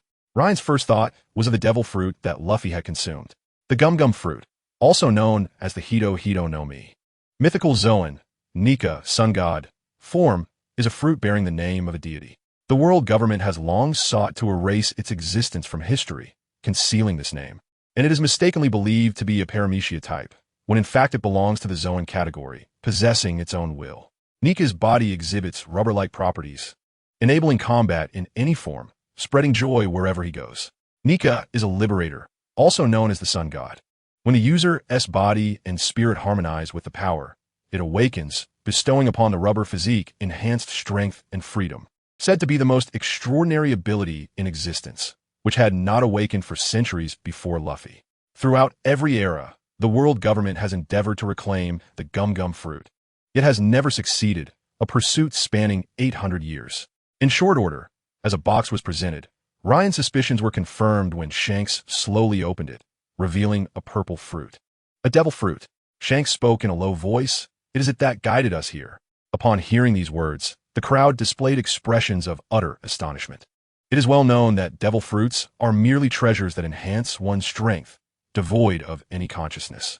The notion that Shanks claimed it had directed them here was a complete upheaval of their established beliefs. Even the erudite Robin appeared thoroughly taken aback. The most composed among them was, however, Ryan, as he had already been privy to this information. Just as Ryan was about to inquire further, an astonishing event unfolded. Chapter 153. To eat or not to eat? That is the question. The devil fruit within the box inexplicably vanished, appearing in Ryan's hand, and in the next moment, it hovered near his mouth. This fruit flitted about under the watchful eyes of the onlookers, alternately materializing in Ryan's grasp and near his lips. The crowd was left gaping in disbelief. Shanks nearly dropped his jaw, for the spectacle was nothing short of extraordinary. "It's you." Shanks grasped Ryan's shoulders tightly, exclaiming, "Ryan, you are the one it has chosen." Damn. Faced with this situation, even Ryan, who typically anticipated everything, could not restrain his expletive. This was a divergence from the established history. Wasn't the chosen one supposed to be Monkey D, Luffy? How could it be him? Impossible, absolutely impossible. Ryan closed his eyes, shook his head, and then slowly reopened them. Before him lay a purple fruit, which seemed to beckon seductively, as if a beautiful woman were enticingly whispering, "Come, eat me." This was pure temptation. Wait, my head hurts, I need a moment.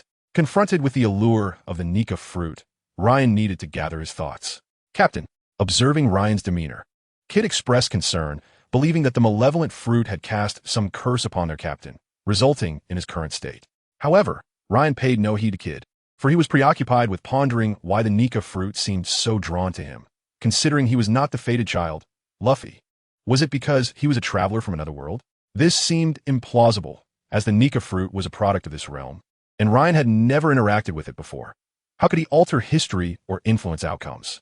After much contemplation, Ryan arrived at the conclusion that he simply did not know. "Shanks, do you understand why it chose me?" he implored.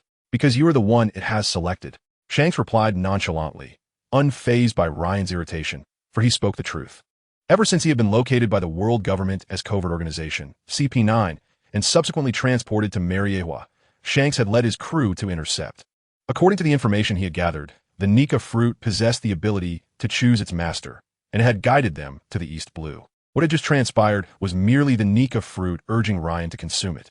This is a fruit capable of altering the world, and you are the chosen one. "Eat it, Ryan," Shanks implored earnestly. "Huh? Eat the Nika fruit?" To be honest, Ryan had not considered this until Shanks mentioned it. After all, he had already consumed one fruit. Would eating another lead to his demise? He was uncertain, as the fruit he had ingested was the empty fruit, which possessed the powers of a devil fruit without the inherent characteristics. The rule of one fruit per person belonged to the domain of devil fruits. So, System Father, since the empty fruit is a native fruit of this world, would consuming another devil fruit lead to my death? Ryan probed, believing it prudent to clarify such matters. "No." The system's cold voice responded as usual. "Then, if I eat another devil fruit, will I be susceptible to sea stone?" "Yes." With this answer, Ryan found clarity. Although he understood that the Nika fruit was powerful, he saw no reason to unwittingly acquire an additional weakness. As it stood, the Nika fruit offered minimal enhancement to his abilities. The Nika fruit was known to be the most challenging fruit to awaken in this world. Luffy had taken over a decade to achieve this, and that was predicated on his status as the prophesied child. Ryan had no desire to become someone who feared the sea or sea stone, and with the system's assistance, his strength was continuously on the rise. He would only grow stronger in the future. At present, the Nika fruit did not even add a finishing touch to Ryan's capabilities. It could be likened to being less than a mere trifle. After all, Ryan currently had no weaknesses. "I shall not eat it," Ryan declared resolutely. In response to Ryan's refusal, the Nika fruit danced with even greater fervor, as if in a state of urgency. "Why?" Shanks questioned in confusion, for he was well aware of the fruit's formidable powers. In this world, it ranked among the top 3, if not the very best. How could he abandon the opportunity now that he had finally found the one chosen by the Nika fruit. If they missed this chance, the day Roger's crew had long awaited might never arrive. To Ryan, it was merely a devil fruit, but to Shanks, it represented hope. I have already consumed a devil fruit. Consuming another would surely lead to my demise. Ryan lied, observing Shanks' increasingly grim expression. Really? Shanks's face fell, as he felt as though fate was playing a cruel joke on him, granting him hope only to snatch it away. Are you all right, Captain? Ben Buckman embraced Shanks, who desperately needed comfort and warmth in that moment. What's wrong? If I can't consume it, I can always give it to someone else, Ryan remarked, bemused. Shanks's reaction seemed excessive to him. After all, it was just a fruit. If Shanks could hear Ryan's thoughts, he would undoubtedly retort. Do you understand the significance of this fruit? Useless. This fruit can only be consumed by the chosen one. Others cannot partake. Shanks pushed Ben Beckman aside, stating emphatically, indeed, the Nika fruit possesses this remarkable property. It has its own consciousness, which is precisely why the world government has been unable to reclaim it for 8 centuries. Otherwise, they could have simply consumed it on the spot and completed the mission. The Nika fruit not only eludes capture, but also possesses the extraordinary ability that prevents anyone but its chosen one from consuming it. Belly, why not give it a try? Ryan suggested, attempting to shove the Nika fruit toward Belly's mouth, doubting the existence of such an extraordinary fruit. Unlike Ryan, if Belly were to consume the Nika fruit, his strength could indeed be augmented, especially with Ryan, who understood how to harness abilities from the 1st to the 5th levels at his side. Belly could potentially stand at the pinnacle of the vast seas. However, to Ryan's surprise, as the Nika fruit approached Belly, it vanished instantaneously. Undeterred, Ryan tried several more times. It seems this truly is not meant to be. Ryan sighed. Seeing Shanks' dejected expression, Ryan chuckled. The fact that Belly cannot consume it signifies that no one else can either. I know someone who surely can. Really? Shanks inquired, half in disbelief. The Nika fruit is indeed of paramount importance. Certain matters cannot be accomplished solely through strength. And the Nika fruit serves as the key, the very key that strikes the drum of liberation. Truly, come with me. Ryan nodded with a smile. The individual he referred to was, of course, the 5-year-old Luffy, destined to be the child of fate in this world. If he cannot partake in it, then no one else in this realm can either. Historically, Luffy had accidentally consumed the Nika fruit. Subsequently, he led Shanks and the others to Windmill Village. Chapter 154, confirming the hypothesis. At the Machino bar, Luffy, who was still seated and playing on a stool, noticed Ryan and his companions entering. Just as he was about to greet them, Ryan lifted him effortlessly and brought him before Shanks. Is this the lad you're speaking of? Shanks scrutinized the small figure of Luffy, whose slight stature and vacant expression seemed utterly ordinary. It is worth noting that Ryan had displayed unparalleled talent even at the tender age of 8, while this boy appeared quite typical. Indeed, ordinary was Shanks's first impression of Luffy.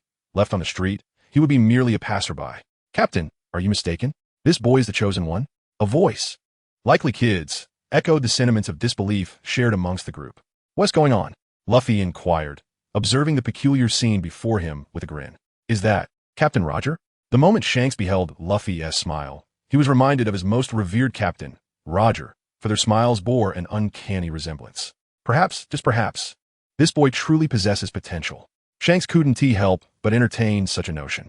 Luffy, here's a fruit for you. Ryan presented the Nika fruit, extending it towards Luffy. The mere mention of food ignited a spark in Luffy's eyes.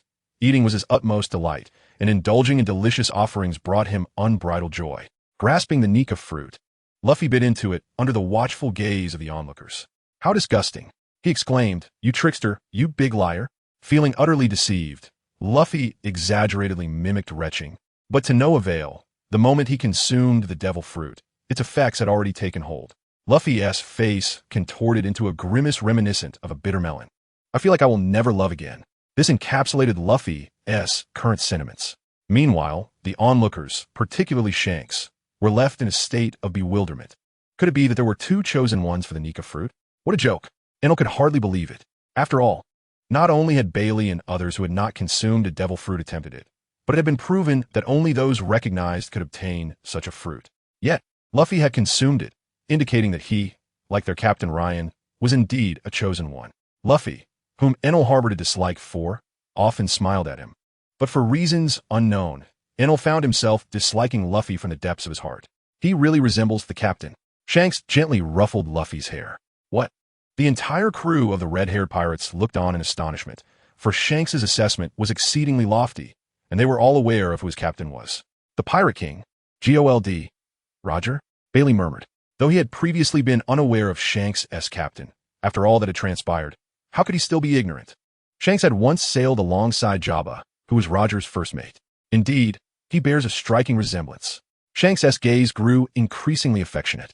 Aside from Kana, the members of the Bloodsword Pirates were not surprised by Shanks' identity.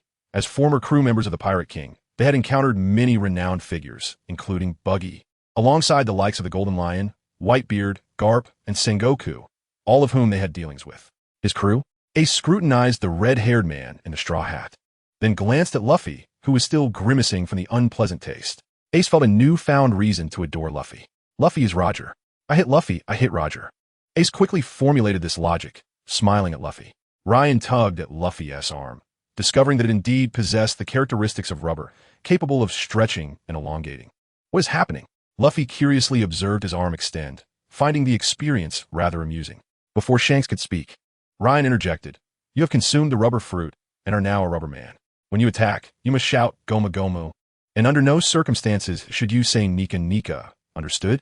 The others looked at Luffy with keen interest, for such a transformative ability was utterly unique among them. While Ryan and Fujitaro were both Paramecia types, their powers adhered to rules, unlike Luffy's capacity to alter his form.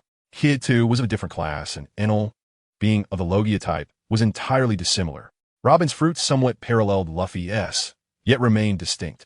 As Luffy was being toyed with, Ryan slowly reached out towards him, eager to validate his hypothesis regarding the Nika fruit. What are you doing? Luffy exclaimed in alarm, watching Ryan as he began to remove his clothing, sensing an impending calamity. Ryan grasped Luffy's little brother gently, pulling slightly. It seems to genuinely work. Observing Luffy's lack of pain, Ryan applied greater force, and what had once been merely a few centimeters in height began to stretch further, resembling genuine rubber, capable of infinite elongation to match the length of an average human arm. Lori and Machino, who had initially been indifferent, now covered their faces with their hands, though their eyes peeked through their fingers, filled with curiosity. Rather than feeling embarrassed, Robin found the situation amusing, laughing at the absurdity of it all. All right, Ryan. Shanks intervened, halting Ryan, who was eager to continue his experiments. Very well. Having obtained the answers he sought, Ryan released his grip, but with his release, Luffy bore the brunt of the consequences. Ow! Due to the counterforce, Luffy's expression contorted in pain. Captain, is this all right? Kid stifled his laughter. No worries. It should be fine. Ryan reassured himself inwardly. Chapter 155, Ace and Shanks. Let us commence the feast. Shanks suddenly declared, his excitement palpable. Clearly, having accomplished his mission, he was in high spirits, necessitating a grand banquet to express his elation. Initially, he had anticipated a prolonged search, yet unexpectedly, he had found the chosen one upon his arrival.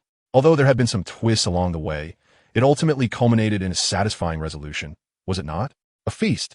Upon hearing this word, Luffy felt as though the unpleasant taste of the fruit had diminished, and the discomfort in his little brother had vanished, his spirits instantly uplifted. Shanks, you truly are the best, Ben Beckman remarked with a hint of exasperation. Yet who could blame Shanks for cherishing his treasure? Brothers, let the festivities begin. With a resounding shout from Loki, the atmosphere instantly surged, as the majority present were fond of the jubilant ambience. Boss lady, bring forth the finest wines and meats. Shanks called out to Machino. Machino smiled gently before beckoning her staff to commence preparations. Shanks, do you know whose grandson you are? Ryan pointed towards Luffy, who was leaning against Ace. Whose grandson? Could it be that of the esteemed Jabba? At that moment, Shanks displayed a look of sheer terror. He could hardly believe that Jabba, once so aloof and distant, now had grandchildren even in the East Blue. He remembered the previous Jabba, a figure of cold detachment. What are you thinking? Ryan replied, somewhat exasperated. It's that old geezer Garp's grandson. Garp? Shanks was momentarily taken aback when Ryan posed the question. Shanks's first instinct was to assume it was Jabba's grandson. Since Ryan had asked, it was evident that this person was familiar to both of them, and given their limited acquaintances, combined with age, the answer could only be Jabba. After all, Rayleigh had a wife, while Jabba did not. This was something he knew well. The only logical conclusion was Jabba. However, now Ryan was revealing that Luffy was Garp's grandson. Indeed, Luffy has consumed that fruit. You must be prepared to guide him along Roger's path. After a brief pause, Ryan continued, if Luffy becomes a pirate, Garp will surely come after you. Ha ha! Shanks suddenly burst into laughter. How amusing. So, he is Garp's grandson. Now you've piqued my interest. Weren't you originally thinking otherwise? Ryan inquired. It seemed Shanks had not intended that, and his earlier speculation was incorrect. Do you wish to know? I shan't tell you, ha ha ha ha. Shanks laughed, slapping his thigh. He was truly mischievous, toying with young Ryan. That's only expected. The captain has done well, remarked Jesus Burgess, the only one to have previously defeated Ryan. It seemed that even after all these years, Jesus still remembered that encounter. Upon seeing Jesus, Ryan was reminded of Usopp and Ban China, so he spoke up, Jesus, now that you are back, have you visited your wife and child? The gaze of the red-haired pirates turned towards Jesus and Ryan. They were utterly unaware of Jesus's family situation, as he was the first to be recruited by Shanks, and only Shanks was privy to his personal affairs. Locky and Bendix exchanged glances, straightening up and eagerly awaiting Jesus's response. Their instincts told them there was more to this than met the eye. How do you know? Jesus's demeanor grew increasingly severe. A sniper's glare can be quite intimidating, and even Kid and the others felt an undeniable pressure. However, for Ryan, this was inconsequential. He was unperturbed even by Whitebeard. How could Jesus's gaze make him falter? Not even Mihawk's piercing eyes could intimidate him. I've been there, and I even assisted in taking care of your sister-in-law. Oh, how is Ban China? Jesus inquired softly. Quite well, Ryan replied naturally. What? After a brief pause, Ryan continued. She misses you. You could return to see her. It's not far from here. Return? Jesus gazed into the distance, towards the direction of Syrup Village, his hometown where his wife and child resided. No, Jesus shook his head resolutely. His calm response seemed devoid of warmth. Yet Ryan discerned hesitation and inner turmoil in his eyes. Was it due to the fear of endangering them? Ryan probed gently. Jesus remained silent. Enough. Ryan, you must understand. Individuals like us are unworthy of a peaceful life. Even separated by distance, the bonds of family cannot be severed, Shanks interjected. Moreover, this world knows nothing of peace or equality, he said, looking at Ryan with earnest gravity. Captain, Shanks? The crew stared at Shanks, who was uncharacteristically serious. Concern etched on their faces. It was almost unimaginable to hear such words from someone usually so carefree and lighthearted. His empathetic tone suggested he was not merely defending Jesus, but rather speaking for himself. Ha ha ha. Suddenly, Shanks made a silly face and laughed heartily at the concerned crew. It's nothing. You've all been fooled, you fools. Captain, you truly are insufferable. Indeed, I'm tempted to end you. The crew was taken in by Shanks's prank. Even the astute Ben Beckman was caught off guard, for Shanks often played similar tricks. The only difference this time was that his performance was exceptionally convincing, fooling everyone. Only one person remained unconvinced, Ryan. As a transmigrator, he was aware that Shanks had a daughter named Yuta. Ryan, don't ask when I transmigrated. That depends on Oda's update schedule. Perhaps those words were what Shanks wished to convey to his daughter. Ryan had many questions to ask Shanks, such as regarding his identity, but clearly, this was not the time or place, given the crowd. Certain topics required the right atmosphere to be broached. Ideally, under the cover of night, when defenses were down. As Machino brought forth the prepared food and drink, the banquet for the Bloodsword Pirates and the Red-Haired Pirates commenced. Ryan, why are there more people on your ship? Shanks remarked, gesturing towards Kuma and the others with curiosity. He was intrigued by these new faces, as he had seen Ryan's crew in the newspapers. But these individuals were unfamiliar to him. That one is my new apprentice. Ryan indicated Kuina, providing an introduction. You've taken on an apprentice? Does Jabba know? That's of no consequence. They're new crew members from Skypiea. Ryan pointed towards Enel. And that kid named Ace, he asked your captain's son. Really? Shanks exclaimed incredulously. Chapter 156, The Landscape of the New World. Are you speaking the truth or jesting? Shanks gazed at Ryan, disbelief etched upon his features. The revelation that Captain Roger had a son was staggering. After reaching Laugh Tale and becoming the Pirate King, Roger disbanded the crew, with members scattering in different directions, Rayleigh heading to Sabaody to find Shaki, and Jabba retreating to the South Blue. As for himself, having been an intern on Roger's ship, he established the Red-Haired Pirates, continuing to sail the seas carrying Roger's will. Now, Ryan was telling him that Roger had a son, implying that during that year of disappearance, Roger had fathered a child. Of course it's true. He is my brother. Ryan grinned, pleased with Shanks' astonished expression. Shanks suddenly understood, all right. I nearly forgot about your connection to Captain Roger. He then turned his gaze towards Ace. After careful observation, he noted that Ace bore some resemblance to Roger. Their facial structure and eyes, when scrutinized, were strikingly similar. However, Ace's demeanor was quite different. He was gentle and polite. A stark contrast to the reckless nature of the captain he remembered. Who would have thought that such a spirited captain would have a son like this? Shanks mused aloud. Ace. This name clearly indicates that the captain wished for his son to inherit his will, Ryan stated. I think, no. The path that Ace chooses for his future is entirely in his own hands. No one can dictate it. Ryan interjected, fully aware of Shanks' intentions.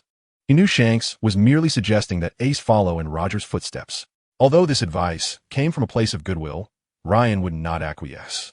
The best path is one chosen by oneself. While others may propose what seems right, it may not align with Ace's desires. Many individuals in this world lack the power to choose their destinies, but with Ryan's unwavering support, Ace retains that right, and thus Ryan wished for no external interference. Indeed, Shanks smiled faintly at Ryan's response. Do you wish to speak with him? Ryan inquired. No, I prefer to chart my own course in life. You are correct, Ryan. Shanks replied. By the way, what brings you to the East Blue? Curiosity piqued. Shanks wondered about Ryan's presence. In the year that Ryan had been in the East Blue, significant events had unfolded across the globe. With the Navy's considerable withdrawal from the New World, a new order had emerged in the chaotic seas, dominated by the formidable trio of Whitebeard and the newly ascendant emperors, Kaido and Big Mom, who were relentlessly expanding their territories. Beneath their reign, challengers were rising, aspiring to become the fourth emperor, with Crocodile's Baroque works being particularly active in stirring the waters of the New World. Furthermore, the presence of veteran pirates from the previous generation, such as Silver Axe and Wang Zhi of the Rocks Pirates, could not be overlooked, as they had formed alliances for self-preservation. Shanks himself was among them, and it could be said that the New World was currently in its most tumultuous state since the dawn of the pirate era. Everyone aspired to seize the coveted title of the next Emperor of the Seas, an irresistible temptation for any pirate. In this critical juncture, the once renowned bloodthirsty swordsman, Ryan, had faded from the public's gaze. Even in the Grand Line, his whereabouts were elusive. Hence, Shanks' earlier inquiry. Initially, I came to see Ace, but now I am on a quest to change the world. Ryan replied with a mysterious smile. Change the world? Shanks expressed skepticism. For not only was the ambition of altering the world an epic endeavor, but it also seemed incongruent with Ryan's character as he remembered him. A man seeking freedom and strength, not one with aspirations to reshape the world. Don't believe me? Ryan challenged. Not a chance. Shanks answered with unwavering conviction. It appears you still do not understand me, Shanks. Ryan chuckled, patting Shanks on the shoulder before wandering off to join the rest of the red-haired pirates for drinks, leaving Shanks in a state of bewilderment. Do I not understand you? Then what manner of person are you, Ryan? Shanks pondered, recalling Ryan's mastery of Roger's swordsmanship, his selection by the Nika fruit, and his desire to change the world. Thoughts that inevitably led him to consider Roger himself. Could it be that you are the one Captain has been waiting for, Ryan? He murmured, observing Ryan engaged in jovial conversation with Jesus Burgess. After the banquet, Ryan extended an invitation to the red-haired pirates to visit Dayton's home. Over the past year, due to Ace and his companions' training in swordsmanship and martial arts, Ryan and his crew had felled numerous trees and constructed several dwellings on Mount Gorbo, alleviating any concerns regarding accommodation. That night, Ryan sought Shanks out privately. The two sat together on rocking chairs, enjoying the cool evening air while gazing at the twinkling stars. Shanks, how did you acquire that scar on your face? Ryan began, intending to delve deeper into Shanks' heart, taking a gradual approach. In truth, Ryan already knew the answer. It was from a man named Teach aboard Whitebeard's ship, Shanks replied solemnly. He was a formidable opponent. Back in the day, during the conflict between the Roger Pirates and the Whitebeard Pirates, we clashed as fellow trainees. Despite his strength, he remained largely unnoticed within Whitebeard's crew, likely harboring his own intentions beneath that grand banner. Shanks traced the scar near his eye with a pensive expression. Just how strong is Teach? Ryan inquired, genuine curiosity evident in his tone. Extremely powerful, on par with myself. Though I underestimated him initially, I learned quickly not to do so again. This scar is a lasting reminder of that encounter, still aching to this day. Be wary of him in the future. Shanks cautioned. While his words bore a hint of bravado, it was undeniable that anyone who could match Shanks in battle was indeed formidable. His teeth were likely knocked out by you, weren't they? Ryan teased. Yes, you've met Teach. Shanks replied. I have. I share a good rapport with Marco and the others. All right. I remember you all once attacked Mariewa. Shanks suddenly laughed, recalling, "A year ago, we took advantage of Whitebeard's absence to seize a considerable amount of their territory." Shanks vividly remembered that time, as the New World was a tangled web of territories, frequently clashing with Whitebeard, Big Mom, and others. When he heard of Ryan's assault on Mariewa, he led the red-haired pirates to occupy Whitebeard's territory, initially prepared to retreat if it turned perilous. However, to his surprise, Whitebeard's crew was absent, allowing him to seize a significant amount of territory and deliver a heavy blow to Whitebeard's influence. Although much was reclaimed afterward, that encounter had firmly established his reputation. Few dared to confront Whitebeard directly in the New World, aside from the other two emperors. Recalling this event filled Shanks with joy. Ryan paused, piecing together the timeline. A year ago, Whitebeard was absent. Could it be? When did you attack Whitebeard's territory? Ryan asked Shanks. When? Around December of the previous year, I believe. Ah, so it was indeed as I suspected. Clearing his throat, Ryan added at that time, Whitebeard must have been off rescuing Marco and me. Is that so? Shanks replied. Indeed. Ryan chuckled. Well, I suppose I owe you my gratitude. Shanks laughed heartily, displaying no signs of embarrassment. Ryan was not surprised by Shanks' reaction. It was quintessentially him. Shanks, may I ask you something? Are you a celestial dragon? Ryan posed the question directly, seizing the opportunity. He had long wished to uncover the truth behind Shanks' identity, which was shrouded in mystery. Some claimed he was the son of rocks, while others insisted he was merely an ordinary man, with the most plausible theory suggesting he was a celestial dragon. Did Jabba tell you that? Shanks countered with a question rather than answering. Is that a tacit admission?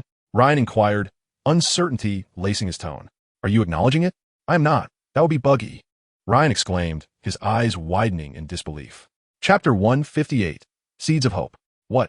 Who exactly are you? This question caught Ryan off guard, leaving him somewhat at a loss for words. I am simply who I am. Shanks replied with a chuckle. Buggy is a celestial dragon, yet Shanks is not. So why can Shanks directly meet with the celestial dragons? Could it be that the elders made a mistake? Both Shanks and Buggy likely emerged from the battle at God Valley. Is it possible they were confused? This seemed to be the most plausible explanation for Ryan. Perhaps some celestial dragons had survived and later informed the elders, mistakenly believing that the child was deceased. However, as Shanks' fame grew, the world government would undoubtedly investigate everything about him, and given the alignment of their ages, such a mix-up was entirely reasonable. As for Buggy, his lack of notoriety rendered him invisible to the elders. In their eyes, the offspring of a god should be as exceptional as Shanks, and Shanks would seize this opportunity to influence the world's affairs. From Shanks' various actions, it appeared he was consistently striving to maintain equilibrium and pursue stability, though Ryan could not fathom the reasons behind it. What's the matter? Shanks' voice interrupted Ryan's train of thought. Oh, it's nothing, just a bit surprised. Ryan gestured dismissively. Shanks smiled slightly, concealing the fact that he had withheld some information from Ryan. Shanks, I have another question. Observing the situation, Shanks swiftly interjected, All right, Ryan. We haven't seen each other in ages. Let us not dwell on these matters. Did you not say you were changing the world? Pray, tell me more. Ah, what a pity. Ryan sighed inwardly. However, since Shanks did not wish to continue that conversation, he had no choice but to acquiesce, for the words belonged to Shanks. Tomorrow, I shall take you to see, Ryan replied before heading off to sleep. With inquiries unasked, there was little he could do. At least he had uncovered a wealth of secrets today. The Nika fruit, Shanks' identity, and the world's secrets were gradually being unraveled by Ryan. One day, he would unveil all the mysteries and discern the truth. As Ryan departed, Shanks was left in a state of bemusement, pondering whether he had been discarded after use. The following morning, Ryan brought Shanks to what was once the dumping grounds. This place was no longer called the dumping grounds.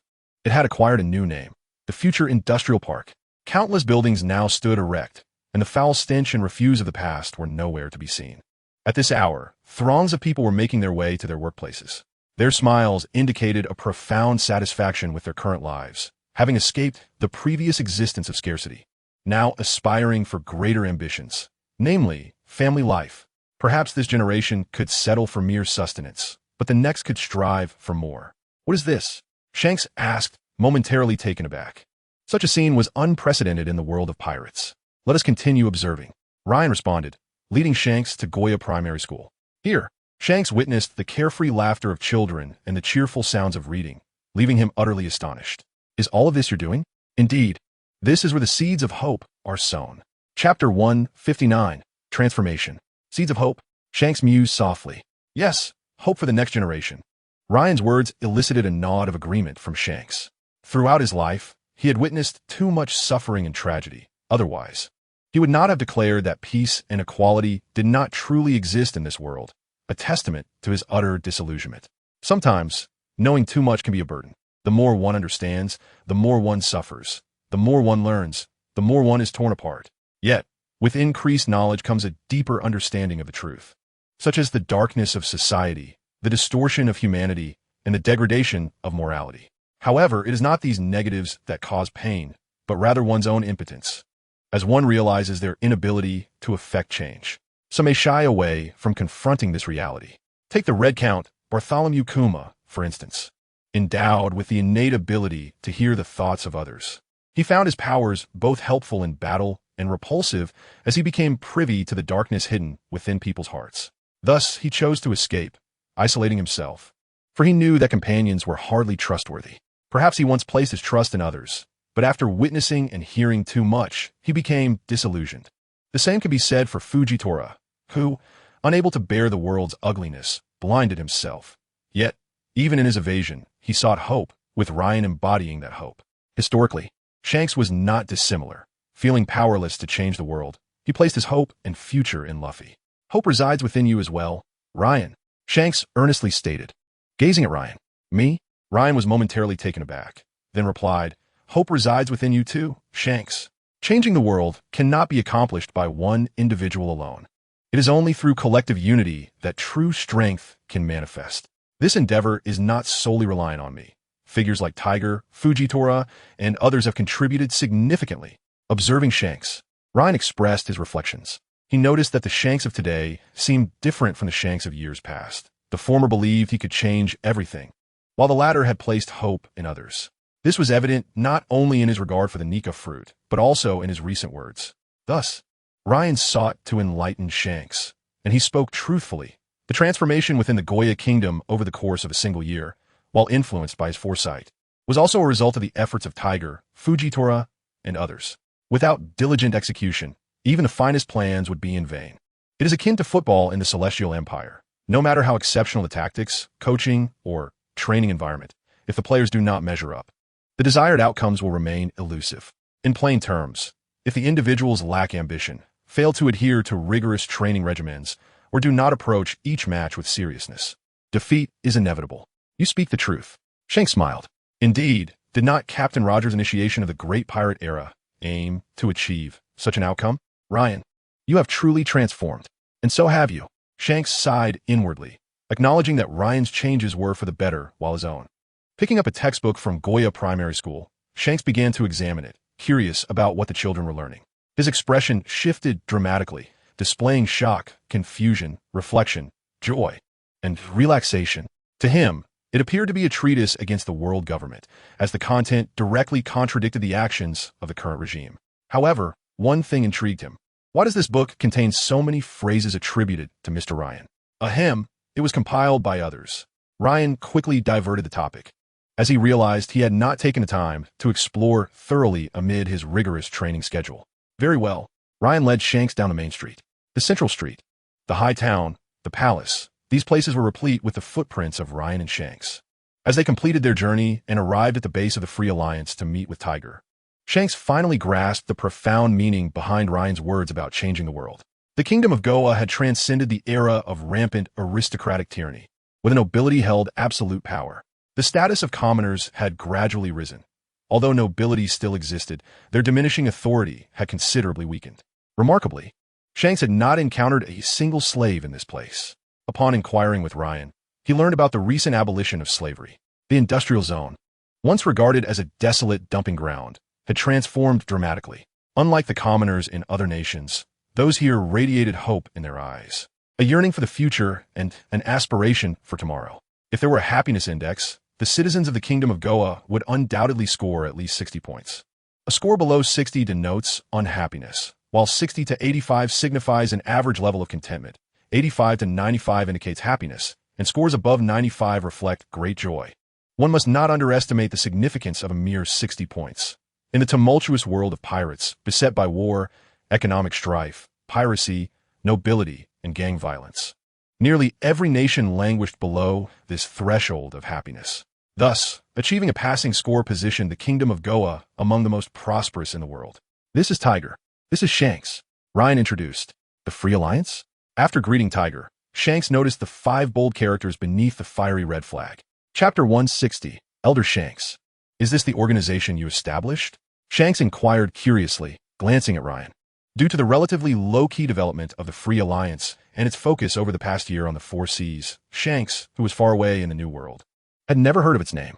Indeed, a nostalgic glint flickered in Ryan's eyes.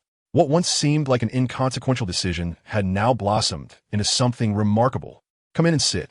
Thus, Shanks entered alongside Ryan, while Tiger briefed him on the recent developments of the Free Alliance. The East Sea, under the stewardship of Tiger and Ryan, was currently experiencing the most remarkable growth. The South Sea, being Ryan's homeland, had also received considerable attention from the Free Alliance and was faring well. However, the West Sea was the most surprising. Members of the Free Alliance had inadvertently encountered the recluse Golden Lion Shiki in the West Sea. After numerous communications facilitated by Ryan, Shiki had now become the chief elder of the Free Alliance. With Shiki as a formidable ally, development in the West Sea was progressing steadily. Conversely, the North Sea, being the most chaotic region adjacent to the New World, posed a significant challenge for the Free Alliance, with the Navy deploying substantial forces to the 4 Seas. The situation in the North Sea had become increasingly dire, prompting a call for assistance to Tiger. If they were not truly in a desperate situation, they likely would not have sought support. Upon hearing Tiger's account, Ryan fell into deep contemplation regarding the North Sea. He was certainly familiar with it, as it had produced numerous notable figures. The Vinsmoke family, Trafalgar Law, Buggy, Hawkins, ex-Drake, Bellamy's pirate crew, the Don Quixote pirates, Rear Admiral Sakazuki, and Admiral Kazuki, to name a few. These individuals hailed from the North Sea. Moreover, Sakazuki's childhood disdain for pirates illustrated the extent of chaos and rampant piracy in the North Sea, where the Vinsmoke family once held dominion. Send Jinbei, Ryan proposed. He held great confidence in Jinbei, who had spent a year with Tiger and acted with prudence. Additionally, Jinbei's exceptional talent had allowed him to master both armament hockey and observation hockey, and combined with his fishman abilities, he might be beyond even Tiger's capabilities. Tiger began to deliberate. He had initially intended to go personally, but with Ryan currently in the East Sea, there was little cause for concern. Meanwhile, Jinbei felt a surge of anxiety. Ryan was placing his trust in him for significant responsibilities. Isn't Jinbei too young? Tiger expressed some hesitation. It is precisely his youth that necessitates training. I believe he is capable. Don't you agree, Jinbei? Ryan turned to Jinbei, who stood beside Tiger. But Tiger still harbored doubts. Although Jinbei had always been his subordinate, the North Sea was a matter of great weight, and Jinbei had yet to demonstrate the ability to stand on his own. That settles it, Ryan decisively stated, leaving no room for rebuttal. Were it not for his knowledge as a time traveler, he would not have chosen Jinbei. But alas, he was aware of Jinbei's capabilities. As one of the former warlords of the sea, Jinbei had adeptly navigated relations with figures like Whitebeard, Big Mom, and the Navy, all while safeguarding the strategically vital Fishman Island. How intriguing. Shanks observed with a slight smirk as he listened to the conversation between Ryan and the others. He genuinely had not anticipated the vast influence the Free Alliance had already amassed in just a year. The future was indeed hard to fathom. Thank you for your support, Captain. Jinbei bowed deeply to Ryan, expressing his gratitude for the opportunity. No need for such formality. We are all comrades. Indeed, comrades. Jinbei and Tiger burst in a hearty laughter. What does comrade mean? Shanks inquired, puzzled. Those who share the same aspirations. It's abbreviated as comrade. Without Ryan needing to elaborate, Tiger had already clarified it for Shanks. Those who share the same aspirations? Then I suppose I am one as well. Shanks declared earnestly, I wish to join you. I hope you will grant me this favor. Taken aback by Shanks' serious demeanor, adorned with a straw hat, Ryan found himself momentarily speechless. It appeared that everything revolved around face-saving. Nevertheless, Ryan chose not to dwell on it for the moment, as Shanks' proposition was astonishing. One of the future 4 emperors sought to join the Free Alliance. Golden Lion Shiki had joined due to prior interactions and the trust established with the elders he had rescued, bolstered by Ryan's persuasion. Yet Shanks had managed to achieve this in less than half a day? Not a problem. From now on, you shall be our second honorary elder. Ryan firmly grasped Shanks' hand, fearful that he might retract his statement at any moment. The Free Alliance, top-tier combat force.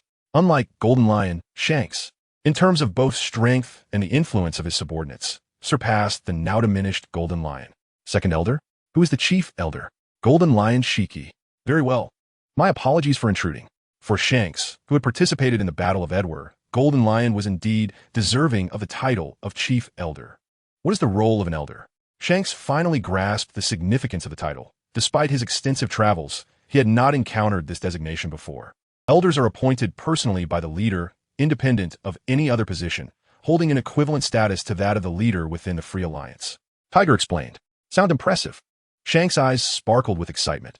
It certainly sounded quite cool, didn't it? Ahem. Elders only possess advisory power, not decision-making authority.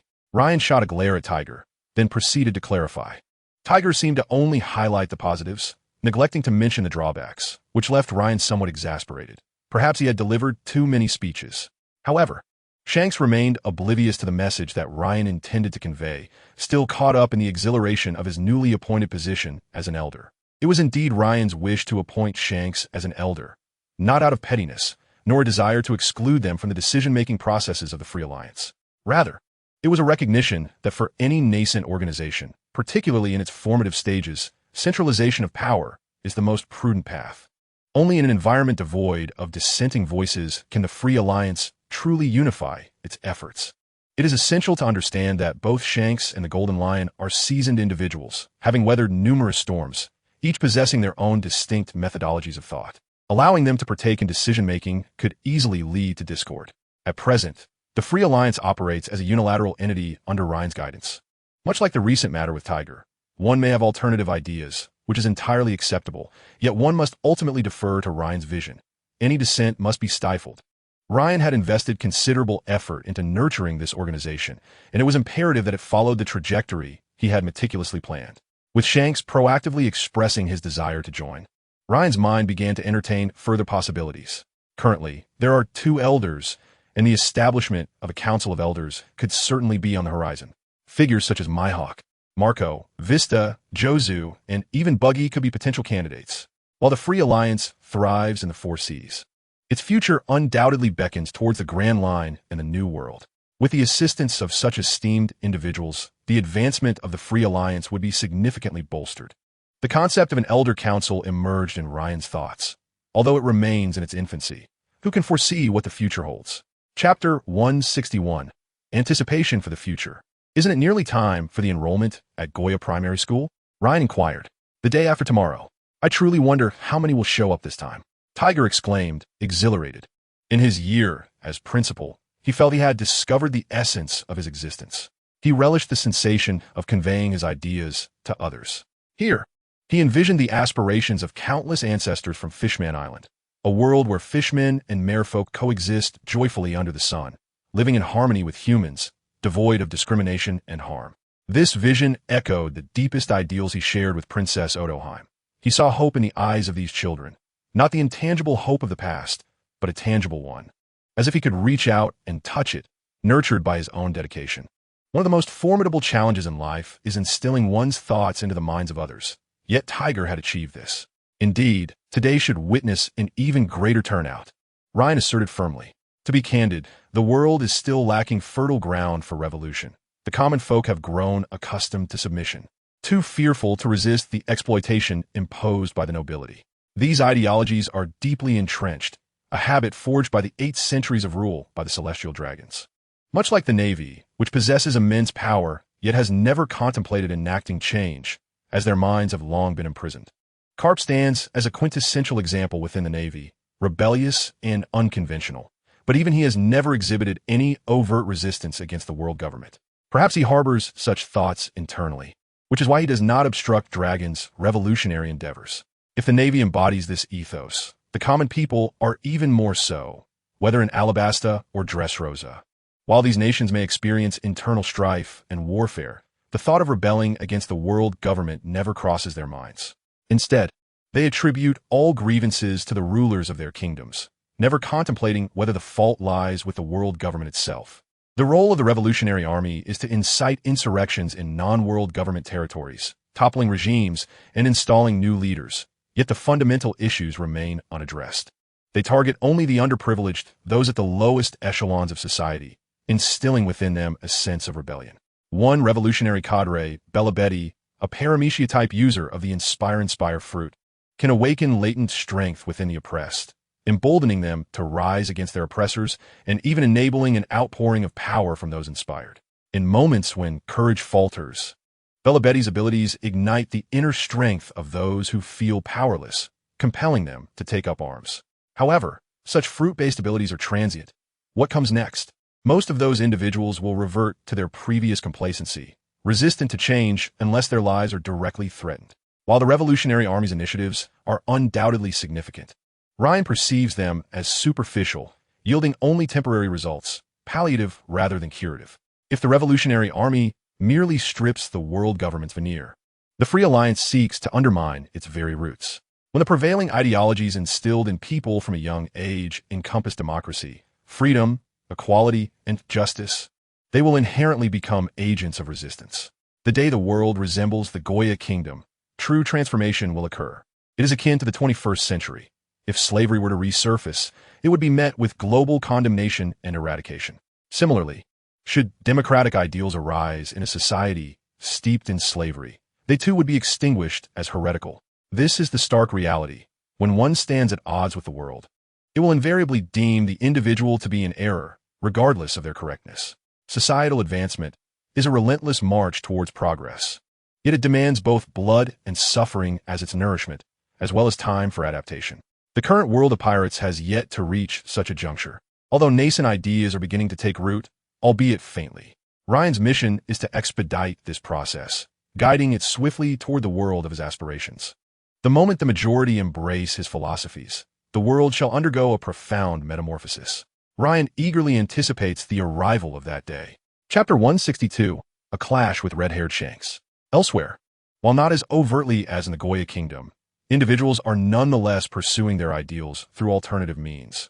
The Free Alliance has evolved into a harbinger of revolutionary thought, cloaked in the guise of liberating slaves.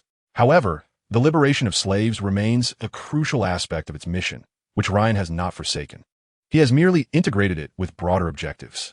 Suddenly, Ryan recalled the historical text he had encountered in Baika. The revolution has failed, and the brilliance of communism shall never illuminate the world. Though we are all failures, the spark of freedom shall never be extinguished. Is what I am currently undertaking not an endeavor to propagate communism in the pirate world? The spark of freedom shall not perish. Could it be referring to me? Ryan fell into contemplation, yet he quickly resolved that it must be the hopes of those who came before him. As for the inscrutable communism of 800 years ago, Ryan chose not to dwell on it, for he had pondered it countless times without finding clarity. Perhaps upon reaching the final island of Laugh-Tale, he might uncover the answers, for it conceals the secrets lost for a century. Shinpei, are you considering bringing a few individuals along? Ryan inquired, realizing that overthinking was futile. The pressing issue of the North Sea needed resolution first. I wish to bring Shachi and Kruby with me, Shinpei replied. In Rowtown, there is an individual named Akin. You might consider bringing him along as well. Teach him hockey. It will serve you well in the North Sea. Akin? Very well. Shinpei had no doubts regarding Ryan's suggestion. Ryan nodded in satisfaction, acknowledging Akin's formidable abilities, which he had heard from Alone. Akin's prowess was impressive enough to defeat Sanji, and his talent was undoubtedly exceptional. He was indeed a character worthy of cultivation. Given the chaotic nature of the North Sea, where various factions intertwined, one must possess a certain ruthlessness to establish a foothold, and Akin exhibited a ferocity that surpassed ordinary individuals. Jinbei, at times, employed methods that were overly gentle, reminiscent of Tiger's approach. After their discussion, Ryan and Shanks departed the base. In 2 days, Ryan would visit Goya Primary School to assess the year's progress. Meanwhile, Jinbei was preparing to embark on his journey to the North Sea, ready to face challenges alone. Ryan, you have truly changed so much, Shanks remarked, gazing at Ryan's still youthful visage with admiration. Just moments before, Ryan had exuded an imposing presence at the Freedom Alliance S-Base, not merely due to his strength, but because of the natural authority cultivated through his position of leadership. One must always strive for growth. Ryan replied with a smile. My strength has surpassed that of 3 years ago. As he looked at Shanks, a fierce determination ignited within him. 3 years prior, he had been repeatedly bested by Shanks, and now, empowered, he sought to reclaim his honor. Observing Ryan's newfound resolve, Shanks recalled their pact from 3 years ago. Before I defeat you, do not succumb to others. For it would be quite embarrassing for me. Await my arrival in the new world, where I shall vanquish you. Shanks remembered the confidence etched on Ryan's face back then. Ryan had been merely 9 years old, and now, at 13, he stood at an imposing height of 188 meters, akin to many adults. Is this the time to fulfill that promise? Shanks chuckled. No, this is merely my personal endeavor. As for the pact, when we reach the new world, my comrades, and I shall defeat you, Ryan declared earnestly. He was no longer the same person. He now had a circle of trustworthy allies, and in battles among pirates, the strength of their respective crews would ultimately determine the outcome. Except for Fujitora, who could possibly contend with Ben Beckman. The likes of Belly and Enel were not yet capable of confronting the likes of Jesus Burgess, and Kid and Killer were even weaker. Ryan did not believe that the current combat strength of the Bloodsword Pirates could triumph over the Red Hair Pirates. Thus, this encounter would solely be a clash between him and Shanks. Let us proceed to the location of your previous duel. Shanks readily agreed. Eager to witness the current strength of the bloodthirsty swordsman, Ryan. He hoped that Ryan would surprise him. However, unbeknownst to Shanks, what awaited him was not merely a surprise, but a shock. Ryan held no reservations against Shanks and launched an all-out assault. Historically, after losing his left hand in the East Sea, Shanks had swiftly risen to prominence in the New World, defeating numerous rivals to become one of the 4 emperors. Perhaps Shanks now possessed the strength of an emperor, considering he had adapted to wielding a sword with his less accustomed right hand and still achieved such remarkable feats within a few years. Assessing Shanks' current strength proved to be a challenge, yet it was undeniably formidable. Chapter 163. The emergence of Conqueror's Haki on the shoreline. Shanks and Ryan stood facing each other. Utilizing his devil fruit abilities, Ryan was the first to strike, closing the distance of over 10 meters in an instant, aiming a slash at Shanks' chest. This was a battle. Ryan would hold nothing back, and neither would Shanks, who would find it difficult to withstand even a single strike. In a split second, Shanks swiftly unsheathed his sword, raising it to guard his chest. Under Shanks' command, Griffin became an extension of his own body, responding with remarkable dexterity in this perilous moment. Griffin, a blade of uncertain pedigree, did not seem to falter in the recent clash with the wooden bull. That was close, Shanks thought, feeling a hint of trepidation. He had underestimated Ryan. Despite having witnessed Ryan's battle with Fujitora, experiencing it firsthand revealed just how formidable Ryan truly was. Ryan was no longer the child he once was. He had transformed into the renowned, bloodthirsty swordsman, a force to be reckoned with. Ryan's presence emanated an unprecedented aura of swordsmanship, augmented by his overwhelming conqueror's haki, rendering him a youthful sovereign standing tall amidst the heavens and earth. Be cautious, Shanks, Ryan declared, executing a swift and decisive strike. One sword style, instant tiger. In that fleeting moment, Ryan and Shanks clashed once more. This time, Shanks handled the encounter with greater ease. As their figures intertwined, Ryan found himself behind Shanks, his sword hand slightly numbed from the impact of their earlier collision. He sensed that Shanks' haki surpassed his own, leaving him curious about Shanks' rapid progress and training. Go, Ryan. Shanks encouraged with a grin, clearly reveling in his upper hand from their previous exchange. Ryan merely pouted, gesturing for Shanks to look in the direction he indicated. Shanks instinctively glanced down, only to realize that his clothing had been torn, exposing his chest, which bore faint traces of blood. What is this? Shanks questioned, bewildered. Having no idea when Ryan had inflicted an injury upon him, Ryan smiled silently, feeling his own discomfort. Against such a powerful opponent, the spatial cutting abilities of the empty fruit merely enhanced the sword's might, making it challenging to deliver substantial harm. This was true for both Fujitora and Shanks. Noticing Ryan's silence, Shanks unleashed his formidable conqueror's haki, causing the atmosphere to shift dramatically. In an instant, the heavens and earth trembled as their haki clashed, sending ripples of fear across the surrounding area, making creatures within dozens of miles tremble in their homes. Even the once dominant beasts, who roamed with impunity, now cowered in terror. Not only terrestrial creatures felt the impact, marine life was similarly affected, albeit the range of their haki was limited. In the waters, the king of the near sea sensed an unfamiliar pressure, though it was too distant for him to grasp fully. The intelligent creature recognized a challenge to its authority in the waters, as many of its subordinates trembled in fear from the clash of Ryan and Shanks' haki. After a moment, the king of the near sea noted the vanishing pressure and the return of calm to the waters. With a roar, it swam towards the source of the earlier pressure, determined to assert its dominance and announce to the world, in this domain, there is but one king, Me, the king of the near sea. In the clash of Haki with Shanks, Ryan found himself at a disadvantage, truly embodying the pinnacle of Conqueror's Haki in the pirate world. Ryan mused. Yet he had no intention of conceding. The battle had only just begun. Divine Avoidance.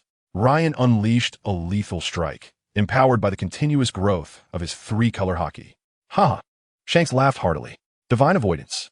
However, unlike Ryan's version, Shanks' execution was accompanied by crackling red lightning coursing through Griffin. The same technique, yet with a distinctly different potency. Chapter 164. The True Bloodthirsty Swordsman. Ryan was sent flying over 10 meters, blood trickling from the corners of his mouth as he stared in astonishment at the smiling Shanks, who had surprisingly mastered this technique. For some reason, he was reminded of the scene where Kaido helped Monkey D. Luffy overcome his addiction, yet Ryan did not lose consciousness. He merely sustained minor injuries due to the unexpected nature of the attack. Indeed, the power of the Conqueror's Haki, now entwined with his abilities, had significantly amplified his might. As for Shanks' unexpected prowess, Ryan was not taken aback. Being the most favored by Roger, it seemed only natural that Shanks would inherit his swordsmanship. The enhancement brought by the Conqueror's Haki was formidable, truly befitting the threshold of a sovereign. Ryan mused, his eyes growing ever brighter. This was an opportunity, a chance to grasp the intricacies of the Conqueror's Haki. He wondered, however, if his red-haired mentor would be as diligent as the beloved Kuroha. Once more, Ryan shouted defiantly, charging towards Shanks anew. Possessing the abilities of the Hollow fruit, he could have opted for a guerrilla strategy, making it difficult for Shanks to land a hit. Yet, he chose to confront Shanks head-on. Such an opportunity was rare. To encounter someone capable of wielding Haki, and one who would not kill him, was a chance Ryan could not afford to miss. Even if this battle resulted in his defeat due to his choice, he would not lament it. Opportunities to best Shanks and earn attribute points were plentiful, yet chances for further advancement were scarce. Moreover, Ryan sensed that Shanks' three types of Haki seemed to surpass his own. The clash of Conquerors and Armament Haki had already revealed this to him, though he could not yet discern the Observation Haki. However, through the other two types, he could make a reasonable inference. Ryan's current advantages lay in his fruit abilities, the recently acquired swordsmanship, and a slight edge over Shanks in technique. It could be said that each had their strengths, yet it appeared that Shanks held a more substantial advantage. The enhancement of Haki to combat strength was indeed profound. Then, a curious scene unfolded. Ryan relentlessly charged at Shanks, only to be sent sprawling each time. To an onlooker, it appeared that Ryan was being mercilessly toyed with by Shanks. Yet, the latter's expression was not one of ease. Rather, he grew increasingly solemn. Ryan, at this moment, seemed transformed. His hair was disheveled, his clothes tattered, but he no longer appeared destitute or haggard. A radiant brilliance shone from his once weary face. Previously, he had resembled a sword concealed in its sheath, biding its time and concealing its brilliance. Yet, as Shanks continued to strike, the once hidden sword now radiated a dazzling light. Despite his disarray, Ryan's aura steadily grew stronger. The Conqueror's Haki and murderous intent emanating from Ryan began to intertwine. Was the Conqueror's Haki on the verge of a breakthrough? This was something Ryan had never anticipated. Initially, he sought to learn the application of the Conqueror's Haki through this opportunity, yet under the immense pressure of Shanks' strength, the accumulated murderous intent began to merge with the Conqueror's Haki. Ryan had always viewed his murderous intent as a mere fade, lacking lethality and possessing an ethereal quality. However, upon merging with the Conqueror's Haki, he felt an unprecedented sense of breakthrough. Once the murderous intent fully integrated with the Conqueror's Haki, it would surpass the 99999 threshold, reaching its ultimate form. In truth, Ryan stumbled upon this inadvertently. Both murderous intent and Conqueror's Haki were manifestations of will, serving somewhat similar purposes of intimidation. Moreover, Ryan felt that a conventional breakthrough of the Conqueror's Haki should not occur in this manner. After all, within Shanks' Conqueror's Haki, he felt no trace of murderous intent. Was this a mutation? Ryan pondered, as he sensed the astonishing aura emanating from himself. The pressure of the Conqueror's Haki intensified, becoming more ferocious. And Shanks too felt the bloodthirst emanating from him. Such a manifestation of the Conqueror's Haki was unprecedented, even for the well-versed Shanks. Observing Ryan's increasingly severe injuries yet growing might, a term flickered in Shanks' mind: bloodthirsty swordsman. At that moment, Ryan stood with a sword in one hand, resembling a deity of death emerging from the depths of hell. There are no mistaken names, only fitting titles. Shanks' Conqueror's haki was a vibrant red, while Ryan's was a sanguine hue, permeated by the scent of blood due to his murderous intent. Blood red, bloody aura, great swordsman. It must be said, the title of bloodthirsty swordsman suited Ryan remarkably well, albeit he did not relish it.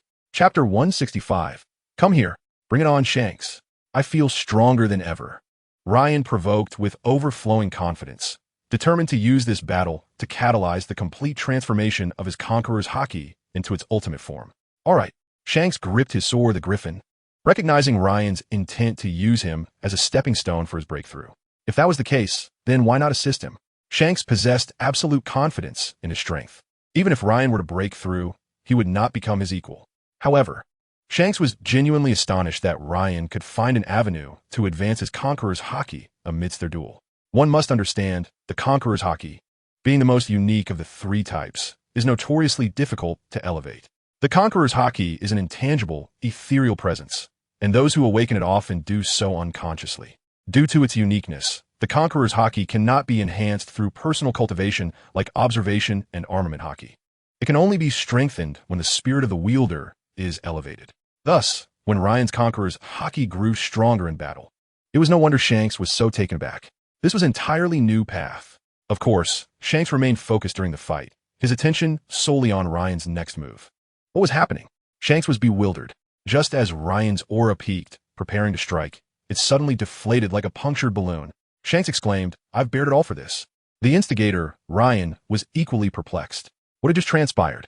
The strength he had felt moments ago had vanished. Upon closer inspection, he realized that the murderous intent that had previously merged with the Conqueror's haki had dissipated. Indeed, it had vanished, because the fusion was not complete. Was it merely a temporary state? Ryan mused, formulating this hypothesis in his mind. He sensed that the prior fusion had been insufficiently thorough, triggered by external forces, resulting in a fleeting surge of power. Given that only a minuscule portion of his murderous intent had fused, it was not surprising that he now faced this predicament. It appeared he had acted too hastily. Ryan sighed in resignation. However, having discovered a method and a successful experience, he believed that with further research, he could soon achieve a comprehensive breakthrough, merging all his murderous intent with the Conqueror's haki, thus transcending his limits and attaining the ultimate form. Moreover, Ryan speculated that once the Conqueror's haki underwent its transformation, it could enhance its potency by absorbing murderous intent. Shall we continue fighting? He mused. Of course. Why not? After a moment of silence, Ryan sighed. There had yet to be a clear victor, and it was entirely uncharacteristic of him to concede so easily. Just as the two faced off against each other, the once tranquil sea suddenly began to churn, waves surging forth. Fish leaped out of the water, swimming frantically towards the shore, as if something terrifying pursued them from behind. Sea Kings. Ryan and Shanks exchanged glances, both clearly sensing the disturbance with their observation haki. With a resounding splash, a colossal creature emerged, its blood-red eyes and razor-sharp teeth glaring menacingly at Ryan and Shanks from above the water, its serpent-like head breaking the surface. Claws poised threateningly. Why does this creature seem so familiar? Ryan pondered, engulfed in deep confusion upon witnessing the Sea King.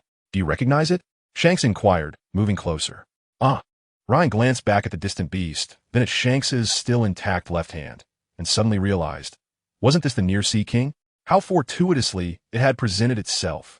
With a fierce roar, the near Sea King opened its massive maw, seemingly beckoning Ryan and Shanks with a challenge. Come closer. With his breathing technique already yielding some success, Ryan discerned the creature's intent. It wanted him to approach, intending to obliterate him. If that was the case, he would oblige. In an instant, Ryan unleashed a soaring slash. In the next moment, the once mighty near Sea King found its massive head severed from its body, its dilated pupils reflecting the incredulity of its demise. The creature, which had previously regarded Ryan as a mere insect, had been dispatched with a single strike. Not only did Ryan reap attribute points from slaying the near Sea King, but his spirits also soared. The near Sea King had incapacitated Shanks's hand, thus rendering it inferior to Shanks. I have vanquished the near Sea King, and now I can vanquish Shanks. This was what he termed the Ryan-style victory principle. Chapter 166. The Plan for Strengthening. The emergence of the near Sea King momentarily interrupted the clash between Ryan and Shanks. I shall deliver one final strike, Ryan declared, his gaze resolute as he faced Shanks. If Shanks could withstand it, then Ryan would truly be at a loss. All right.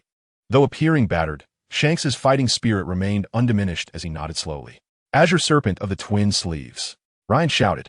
Two sword energies, each extending 40 meters, surged toward Shanks, intertwining in midair like twin azure serpents, merging into a new form, a massive serpent composed of sword energy.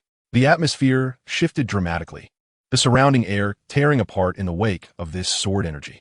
The reduction in air resistance accelerated the strike, reaching Shanks in the blink of an eye.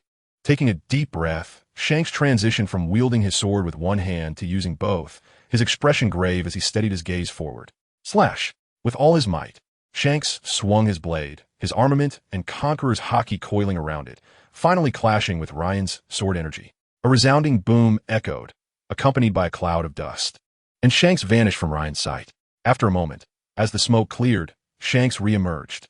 That was close, he exclaimed, his heart racing. Ryan's previous attack had been incredibly swift. Had it not been for his foresight through observation haki, he might have been struck. Such a formidable blow would surely have left him gravely injured. Is there a principle of no harm with smoke? Ryan mused, puzzled by the ineffectiveness of his strongest move. Let us move on. With no effect achieved, Ryan decided not to linger. Wait, my legs feel a bit numb. Shanks chuckled awkwardly. Ryan looked closely and realized that Shanks, having braced himself for Ryan's strike, had sunk deeply into the mud, the powerful recoil leaving his legs somewhat numb. It seemed that this attack had not been without impact. Ryan exclaimed in delight. Previously, Shanks had effortlessly withstood his moves, obscuring his true strength from Ryan. Now, however, Ryan had a clearer understanding of Shanks' superiority, recognizing it was indeed beyond his own. 3 years prior, Ryan had been unable to gauge Shanks' power, which had been several levels above him, but now he finally had a target to surpass. The disparity between them lay in their haki. If he could elevate his Conqueror's haki, learn to use haki binding, and allocate his attribute points wisely, he could contend evenly with Shanks. Coupled with the abilities of the Empty Fruit, Ryan believed he might even hold an advantage. Should either observation haki or armament haki break through as well, he could potentially tip the scales significantly in his favor. This too was merely to offer Shanks a measure of respect. Who could say whether he might grow stronger through battle, much like Monkey D. Luffy?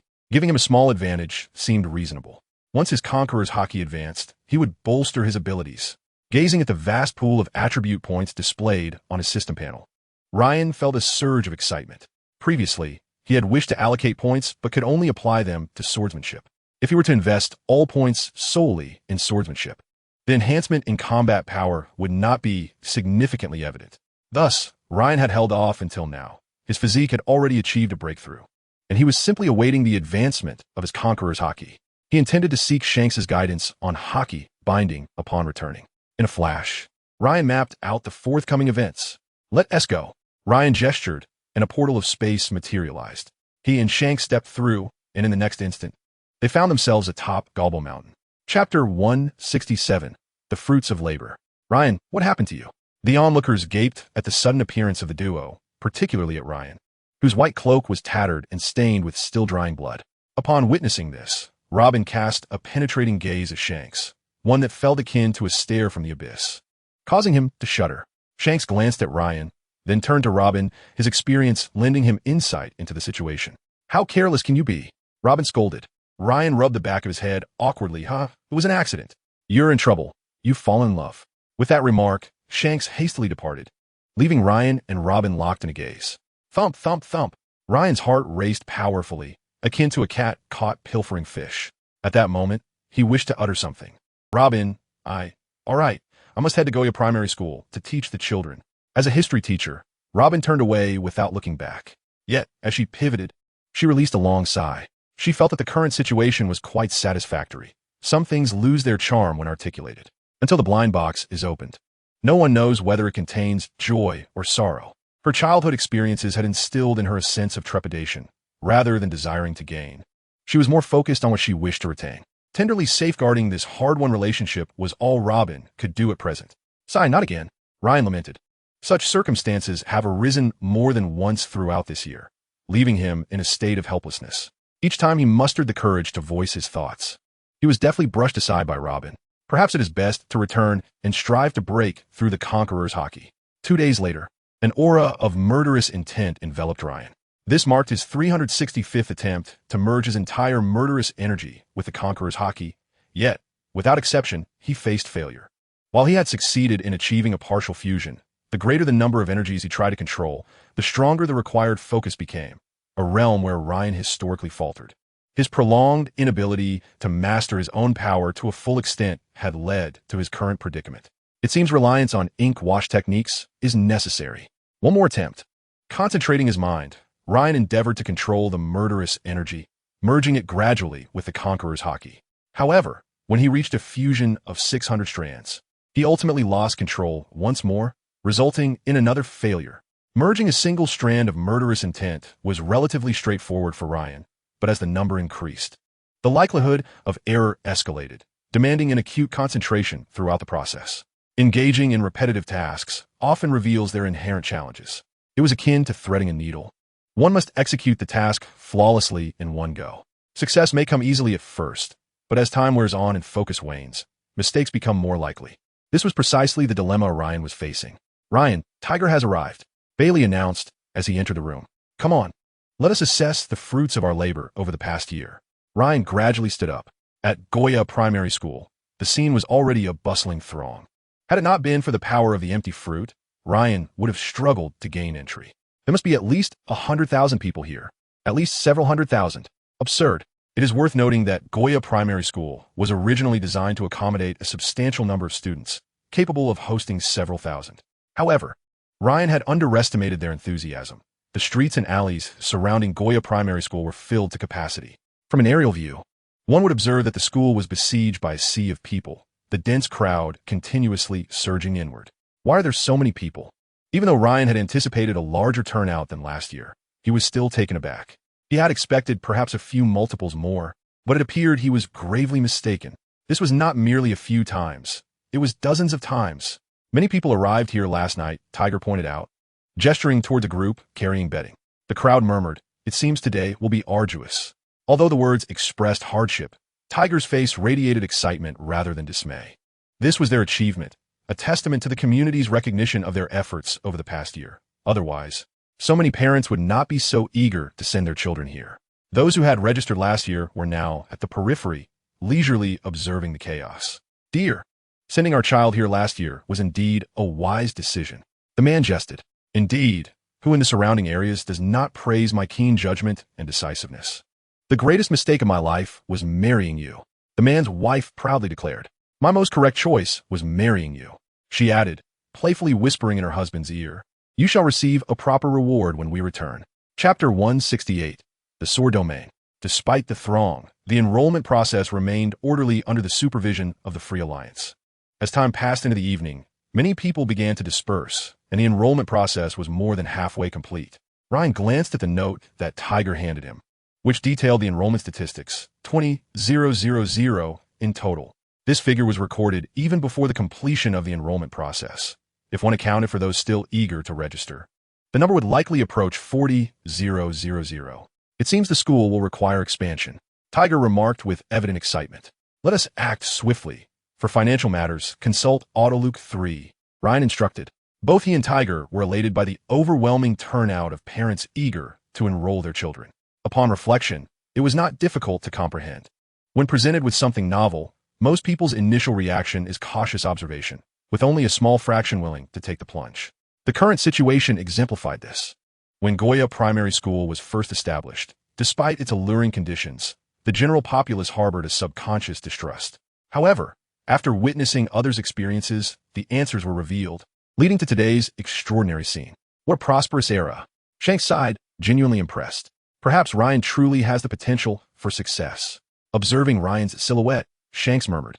He recognized a trace of Captain Roger's spirit within Ryan, despite their contrasting natures. With the passage of time and experience, Shanks began to understand why Roger had ignited the age of pirates. After concluding the day's events, Ryan returned with the group to Gorbo's Mountain to continue his research on the fusion of Conqueror's haki and murderous energy. Days turned into weeks, and after a month of relentless effort, Ryan finally approached the threshold of a breakthrough in his Conqueror's haki. No, this cannot be the place. The release of my aura will surely overwhelm them. As he neared the breakthrough, Ryan felt his control slipping. What is happening? Fujitora and Bailey sensed the anomaly. Powerful energy was surging from Ryan's quarters, drawing the attention of the red-haired pirates. Opening a spatial door, Ryan made his way to the seaside. Using observation haki to ensure the area was devoid of people, he then unleashed his aura freely. Boom! The atmosphere shifted dramatically. Thunder and lightning crackled as blood-red lightning enveloped Ryan. At that moment, his conqueror's haki finally broke through. Even Shanks and Fujitora atop Gorbo's mountain felt the surge of Ryan's energy. Has this kid grown so powerful? Jesus, Burgess murmured. As the sniper of the Yonko crew, Jesus possessed formidable observation haki.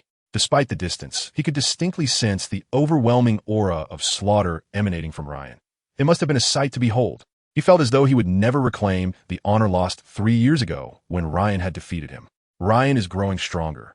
I must enhance my own strength, Bailey resolved, determined not to let Ryan outpace him. Over the year, training under Fujitora's gravitational field had yielded significant progress for Bailey. Under pressure, the potential within his body was steadily being unlocked. Ding! Congratulations, host. Your conqueror's haki has successfully broken through. Reward, domain. Would you like to claim it now? Yes. Ryan replied eagerly. Matching in progress. Ding. Match successful. Reward. Sword domain. The host may view it at their discretion. Chapter 169. The Ultimate Victory over Shanks. Upon hearing this, Ryan hastily opened the system panel to examine the details. Host, Portgas D. Ryan. Current attribute points, 439,000. Host, Portgas D. Ryan. Physical strength, 1, 105,001,000. 000 Ultimate. Martial arts, 99, 999, 100, 000 Advanced. Swordsmanship, 3, 757, 041, 000, 000 Master Swordsman. Conqueror's haki, 1, 000, 001, 000, 000 Ultimate. Variant, can release sword domain. Sword domain. Within a certain range, it can suppress opponents and enhance oneself to some extent, with specifics depending on the opponent's strength. Armament haki, 99, 999, 100, 000 Advanced. Observation haki, 99, 999, 100, 000 Advanced. Fruit ability, void fruit, space cutting, space transfer, storage space. 200, 000 attribute points can grant an opportunity for enlightenment development, with each enlightenment doubling the benefits. Skills, divine evasion, 1 sword style Iato, 1 sword, immortal kneeling, 2 sleeves, green serpents. Weapons, supreme great blade ace, renowned sword wooden horse bowl. Mission, rescue Portgas D ace. Mission not completed. Upon noticing the annotation of his conqueror's haki as a variant, Ryan was astonished. Variant. He promptly inquired of the system. System, is the variant conqueror's haki stronger than the normal one? The system remained silent, prompting Ryan to alter his address, asking once more. He had momentarily entertained the notion that the system possessed human-like qualities, though he lacked evidence. The variant is indeed somewhat stronger. The system's cold voice resonated. This revelation brought Ryan solace. As long as it was not weaker, will the sword domain enhance alongside the strengthening of conqueror's haki? Yes. Having received the desired answer, Ryan immediately activated the sword domain to test its potency. In an instant, a formidable aura enveloped Ryan. If the previous manifestation of conqueror's haki resembled guerrilla forces, the sword domain now resembled a disciplined army. Ryan could distinctly sense that engaging in battle within this domain would provide him with a marginal enhancement to his strength, estimated at around 1%. The range currently spanned approximately 1 kilometer, functioning similarly to Fujitora's gravitational field, yet with the added benefit of self-enhancement. Ryan meticulously analyzed the pros and cons of the sword domain, ultimately concluding that aside from its modest range, it was overwhelmingly powerful, especially considering its potential for growth in tandem with the enhancement of conqueror's haki. Observing his impressive pool of over 400,000 attribute points, Ryan resolved to utilize them. System. Allocate 100,000 attribute points to swordsmanship, 100,000 attribute points to conqueror's haki. The remaining points, all to physical strength. Following this allocation, the system panel underwent another transformation. Current host attribute points, 0, physical strength, 3, 495,001, 000 ultimate. Swordsmanship, 4. 757, 041, 000, 000 Master Swordsman. Conqueror's Haki. 2. 000, 001, 000, Ultimate Variant. Can release Sword Domain. Sword Domain, within a certain range, can suppress opponents and enhance oneself to some extent, specifics depending on the opponent's strength. Having allocated the majority of his attribute points to physical strength was a premeditated decision for Ryan. In confrontations among top-tier warriors, victory is never determined in a fleeting moment, and stamina becomes especially critical at such junctures. The former Marine Admiral Steelbone Kong and Red Count Baroque Clayfield battled for 10 days before one emerged defeated. The Golden Lion and Sengoku, along with Carp, also engaged in a 3-day tussle. Akainu and Akiji fought for 10 days. Numerous such examples abound, all underscoring the significance of physical strength. Ryan clenched his fist, feeling the surge of power coursing through him. Yet he was besieged by hunger, a side effect of his physical breakthrough. Upon returning to Gorlbo Mountain, after satisfying his appetite and dispelling the hunger pangs, he set out with Shanks under the watchful eyes of the crowd. Off to a fight? Enel inquired curiously. Of course, to engage in battle. Jesus Burgess scoffed. It seemed that Ryan's crew had little understanding of him. Members of the red-haired pirates shared this sentiment. They vividly recalled how fiercely Ryan had challenged them in the past. 3 hours later, Shanks and Ryan returned, both bearing injuries. Who emerged victorious this time? Jesus Burgess murmured. Surely the captain didn't lose? Yet soon, he dismissed such an astonishing thought, convinced of Shanks's formidable strength. Heh! Ryan chuckled, departing with the 250,000 attribute points he had just acquired, shrouded in humility. Chapter 170. The Straw Hat Kid Without a Straw Hat. In truth, during the recent skirmish, Ryan had merely secured a narrow victory. After all, it was merely a sparring session, not a life-or-death struggle. Although neither had held back, the disparity compared to a genuine battle was stark, especially with someone as relentless as Shanks. Ryan firmly believed that Shanks possessed the capability to break through and grow stronger with each encounter. This conviction was unwavering. Following his triumph over Shanks, Ryan continued to challenge the other members of the Red-Haired Pirates, achieving victory each time. He garnered a total of 520,000 attribute points from them, combined with the previous 250,000 from Shanks, elevating his total from 0 to 770,000. What a remarkable number. Half a year later, Ryan bid farewell to Shanks. After 7 months of observation, Shanks expressed great satisfaction with Luffy, though his greater concern lay with Ryan. Among the two chosen by the Nika fruit, Shanks held a more favorable view of Ryan, who had yet to consume the fruit, as Luffy's youth rendered any differences indiscernible at this stage. If one were to make a comparison, it would be in terms of character, akin to Captain Roger.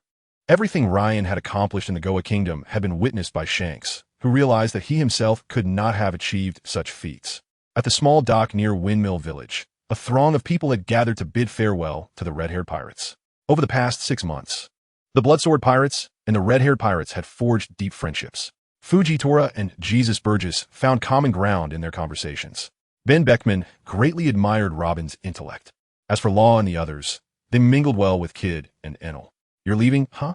Luffy approached, standing behind Shanks, who wore a black cloak. During this time, Luffy had been swayed by Shanks, constantly proclaiming his desire to become a pirate, leaving one to wonder whether it was a failure of Garp's education or simply Luffy's inherent nature. Yes, we've lingered here long enough. It's time to say our goodbyes. Will you feel lonely? A bit, but I won't ask you to take me along anymore, as I have resolved to become a pirate on my own. Shanks made a silly face at Luffy, adding, in any case, I will absolutely not take you to sea. Do you believe you can be a pirate? I can. Luffy retorted defiantly, one day, I will gather companions who rival these people and find the world's greatest treasure. I will undoubtedly become the Pirate King. Oh, you aspire to surpass us? Shanks lightly removed the straw hat from his head, saying, I shall give you this hat. Wait. Recognizing the potential mishap, Ryan interjected, fearing that Shanks's hat might end up lost. Seemingly recalling something, Shanks promptly placed the hat back atop his head and extended his pinky. Then it settled. I shall await your ascent to the throne of the Pirate King. This is our pact. With that, Shanks winked at Lain and declared, see you in the New World. He then led his crew towards the Red Force, where the infamous Jolly Roger, bearing 3 scars, fluttered in the breeze. Lain gazed at Shanks' ship as it vanished beyond the horizon. See you in the New World, Lain echoed silently in his heart. After bidding farewell to Shanks, Lain returned to the Dayton family and called Ace aside, inquiring, Ace, do you harbor any regrets or discontent? Brother Lain, why do you ask such questions? Ace's small head was adorned with a large question mark, utterly perplexed by Lain's sudden inquiry. Nothing at all. Lain mused, his brow furrowed in confusion. He realized that his mission regarding Ace remained unfulfilled, indicating that Ace's fate had yet to be truly altered. Could it be due to Roger? Ace, do you still resent your father? Ace hung his head in silence, a quietude that spoke volumes. Well, I had hoped that as Ace spent more time learning alongside me, he would come to terms with it, but alas, that is not the case. Lain thought to himself, it seems I shall need to engage in some earnest persuasion with him. Come to my room tonight. Chapter 171, Mission Accomplished, System Store. As night fell, Ace arrived as promised, albeit with a hint of tension, sensing that Lain had something significant to discuss. Rest assured, I am not here to counsel you against resenting your father. I lack the authority to do so. Lain began, diverging from Ace's expectations. Then what do you need me for, Brother Lain? I wish to tell you a story. The mention of a story piqued Ace's interest, dissolving his defenses and reluctance. Lain proceeded to recount the adventures of Jabba, tales previously shared by Jabba himself. In these narratives, Roger was portrayed as a capricious and mischievous captain, yet one who deeply cared for his crew, forbidding any harm to come to his comrades. Is that so? Ace pondered, beginning to form a hypothesis. The Roger pirates. As my master recounted, observing Ace's knowing expression, Lain remained unperturbed, but the tale is not yet complete. Next, Lain narrated the tale of a reckless youth whose folly led to the sacrifice of many to rescue him. Ultimately, when he was saved, his imprudence caused him to lose his own life, rendering the efforts of many futile. Despite this, none blamed the young man in the end. Upon hearing this, Ace instinctively exclaimed, that person is truly foolish. Lain regarded Ace with a knowing gaze. Are you certain?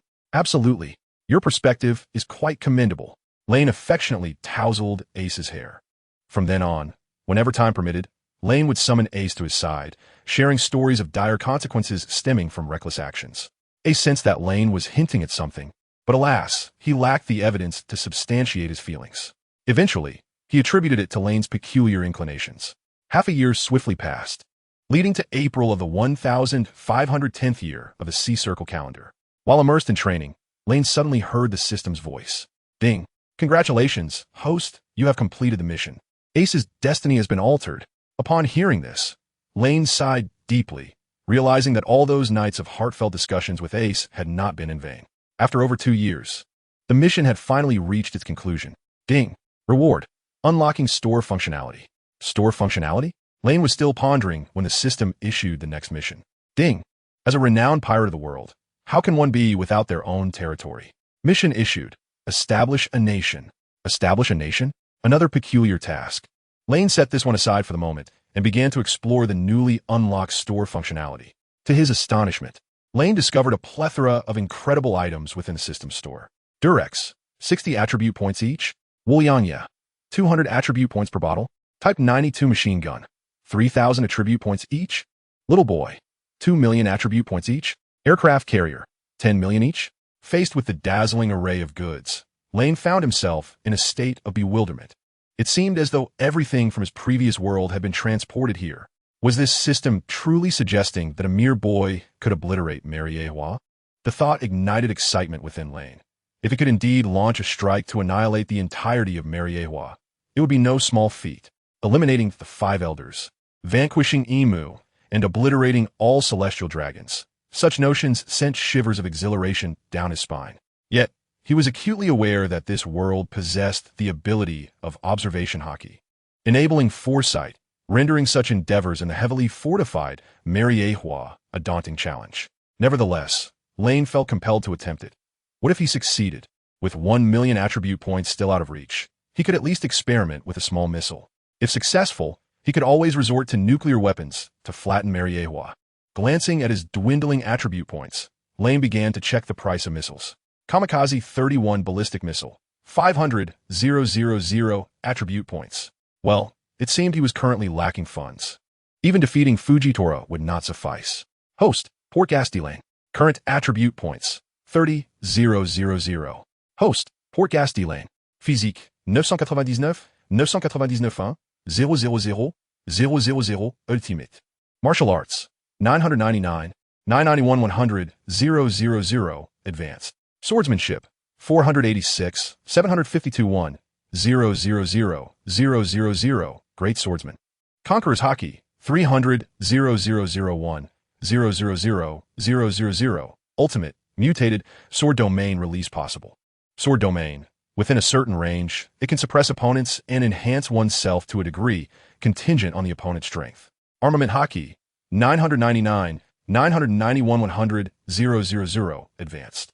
Observation Haki 999, 991-100-000 Advanced. Fruit Ability Moku Moku no Mi, Space Cutting, Space Transfer, Storage Space. 200, 000 Attribute Points grants one opportunity for insight and development, with each insight doubling the potential. Skills Divine Evasion, 1 Sword Style Iato. 1 Sword Immortal Kneels, 2 Sleeves Green Serpent, Sword Chi Rolling Dragon Wall. Weapons Supreme Great Blade Ace, Renowned Sword Muminyo. Mission Establish a Nation Uncompleted. Power Mastery 71. Lain surveyed the newly added Power Mastery, and 71 was not insignificant. Over the past 6 months, Lain had directly elevated his physique to its zenith. It could be said that his physique had reached the pinnacle of humanity.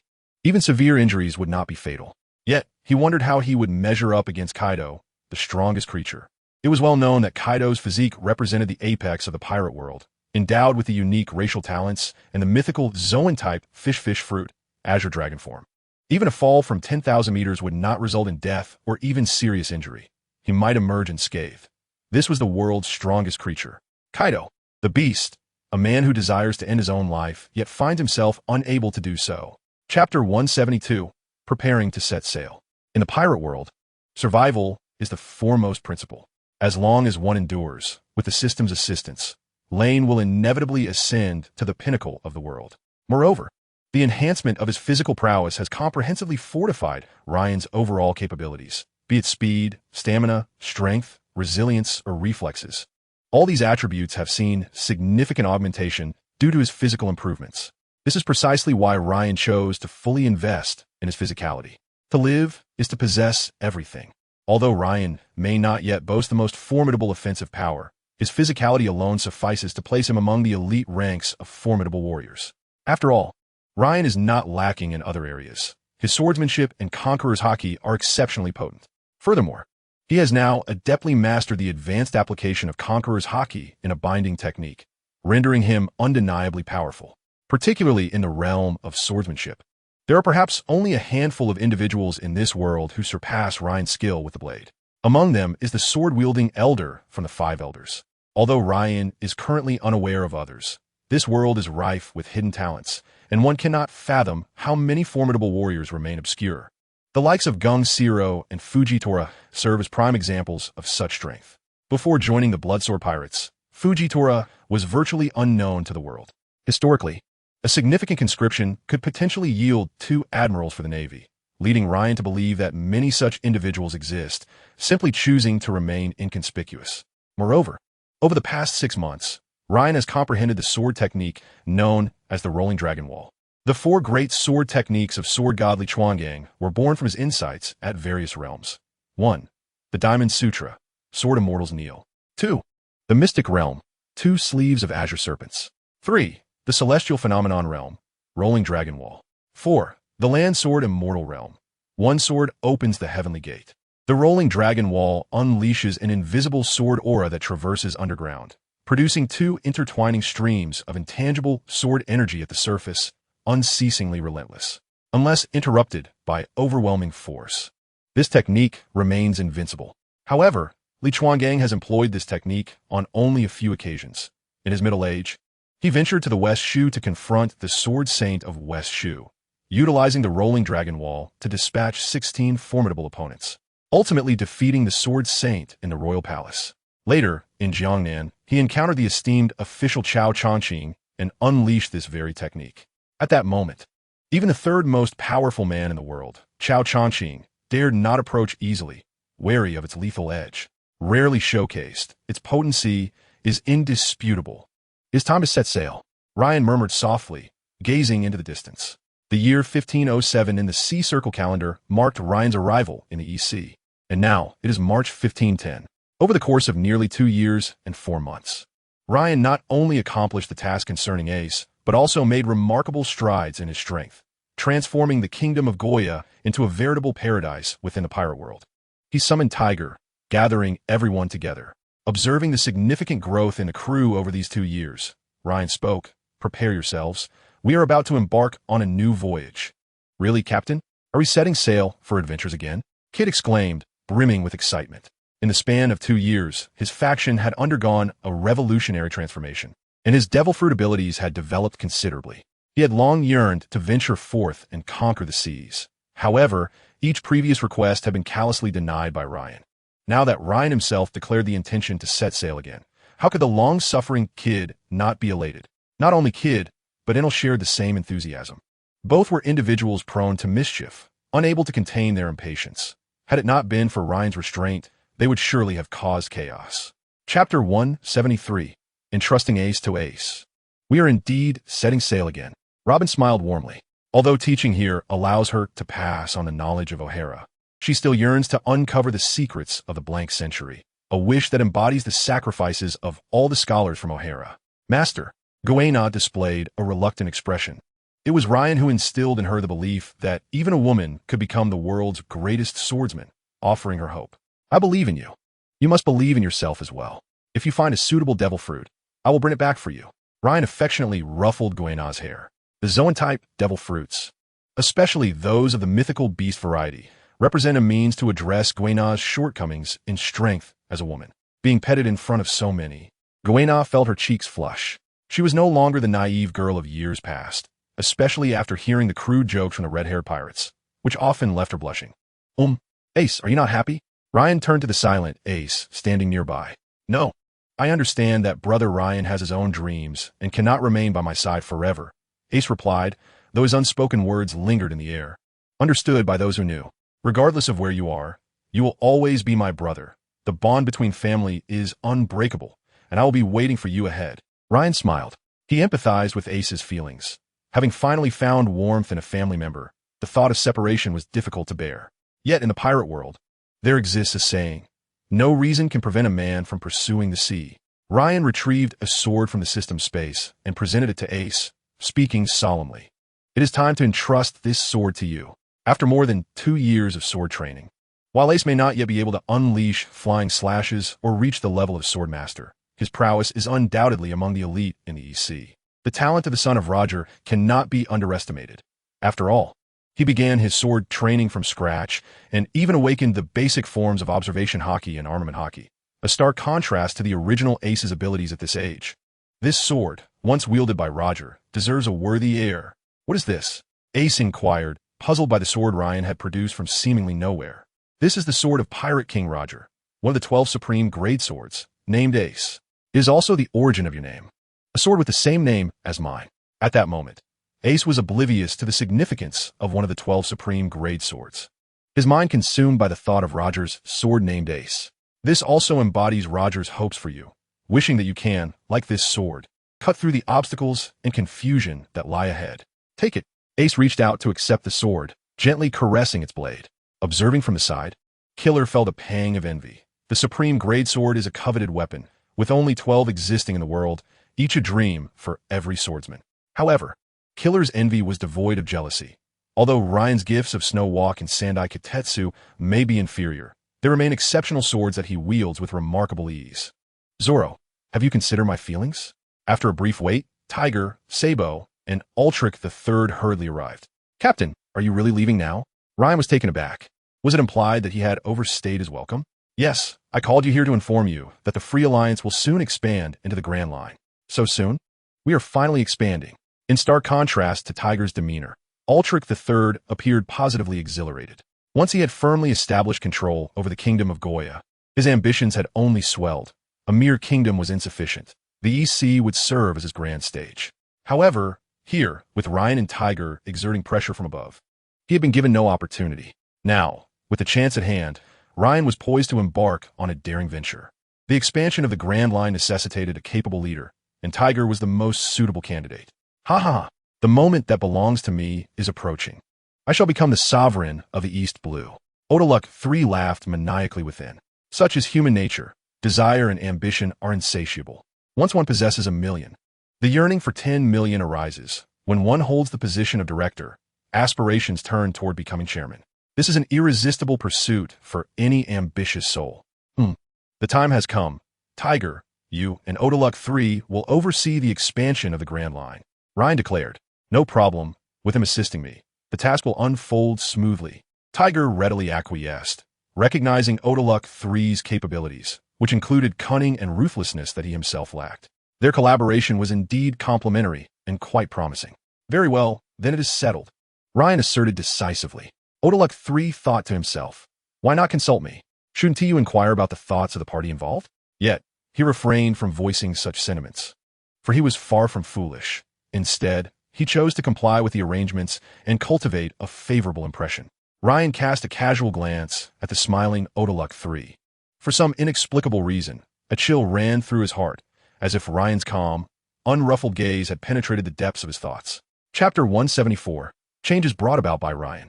Ryan believed that now was the opportune moment for the Free Alliance to expand into the Grand Line. Firstly, his strength had grown sufficient to discreetly resolve numerous troubles, bolstered by the clandestine support of the Charlot siblings, making it feasible to establish a foothold. Secondly, the Free Alliance had already entrenched itself in the East Blue, West Blue, and South Blue, while under the efforts of Jinbei and Akin, the North Blue situation was now stable. By following the model established by the Goya Kingdom, expansion should pose little difficulty. The time for outward growth had indeed arrived. As for placing Odaluk 3 along the Grand Line, that was also Ryan's design.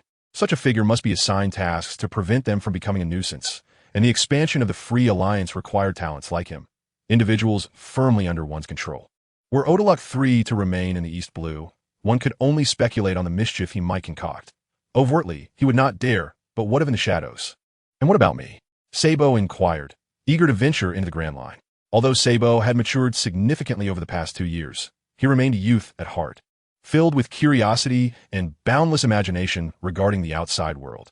The Goya Kingdom still requires your presence to maintain stability. However, I assure you that if you diligently enhance your strength, your power will be indispensable in the perilous waters of the latter part of the Grand Line. Ryan encouraged, patting Sabo's shoulder.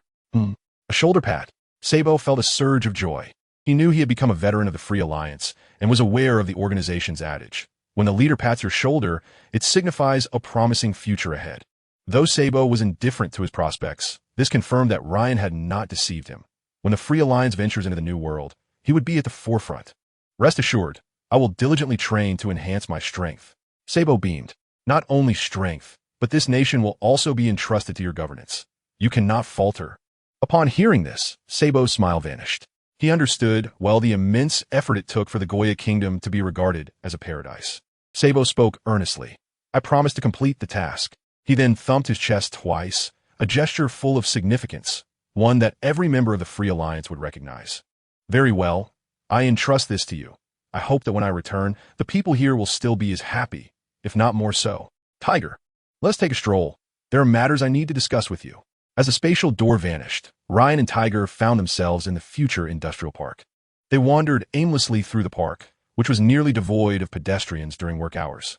Leader, shall we visit the factory? Tiger inquired. No need. Gazing at the lush greenery before him, Ryan recalled his first encounter with the waste disposal station. The stench, filth, chaos, and gloom had characterized the old station, but now, with the arrival of spring and the rejuvenation of life, it was truly difficult to associate this scene with its former state. Although Ryan never prided himself on being virtuous, there was a profound satisfaction in altering the fates of others. These individuals, once ruffians and ne'er-do-wells, now dutifully held jobs here. The reason for their newfound compliance, aside from improved conditions and a glimmer of hope in life, was the fact that those who could not conform had vanished from this world. Ryan was no benevolent soul. He possessed tolerance for children, but for those who, with a better life before them, chose to ruin others' existence, he believed they deserved to face their reckoning. If Ryan had harbored the same intentions as Tiger, hoping to reform them, the present scene would certainly not exist. Let us move on to the next location. As he listened to the students of Goya Primary School reciting, Mr. Ryan once said he felt a tinge of embarrassment, for most of the words had not originated from him, but rather been added by Tiger and the others.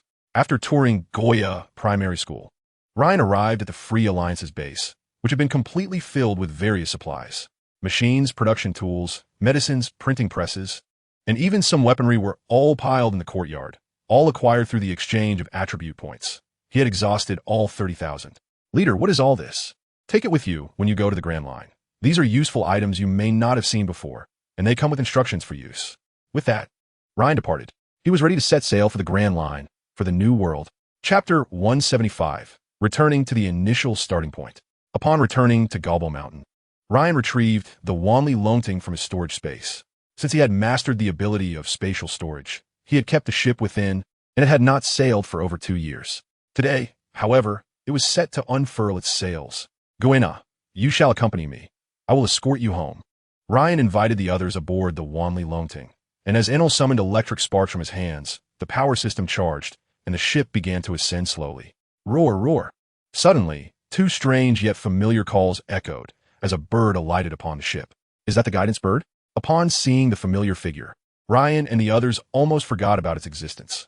After arriving at Gobble Mountain, the guidance bird had claimed dominion over the nearby forest, only occasionally returning. With everyone preoccupied, it had genuinely slipped their minds. Guidance bird, you leave without notifying me? Though it was not the first time witnessing a ship flying through the sky, Dayton and the others still displayed expressions of astonishment. Ryan, wait for me to catch up. Ace shouted from below. All right, I will wait for you. Ryan nodded in acknowledgement. And with that, the Wanli Longting launched into the distance. To Frostmoon Village first. In no time, within less than half an hour, Frostmoon Village came into view, as the Wanli Longting sailed directly into the sky above the Isen Dojo. Gung Shiro emerged from the hall. Go ahead, Master. Goena and Ryan embraced before leaping down. Road Town. Before Loli could inquire, Ryan spoke up. He had just realized that the supplies on the ship were dwindling. The provisions stored earlier had been largely consumed during numerous feasts. Although he could have replenished them in the Goya Kingdom, he had forgotten, leaving him with no choice but to head to Road Town. Could he possibly return and admit he had neglected to prepare supplies? Absolutely not. Ryan prided himself on his dignity. Under the watchful eyes of Gung Shiro, Goena, and Zoro, the Wanli Longting soared towards Road Town. Goena, I challenge you. Zoro initiated yet again. Observing Zoro's fervor for battle, Goena smiled. Then allow me to demonstrate the fruits of my training. Before the captivated audience at the Isen Dojo, Zoro faced his 2018th defeat. Is it the captain's ship? Exclaimed Along from Kokosi Village, spotting the flying vessel. Alas, it vanished within mere breaths. Uncle Along, what's wrong? Little Nami approached. Nothing much. Along replied softly.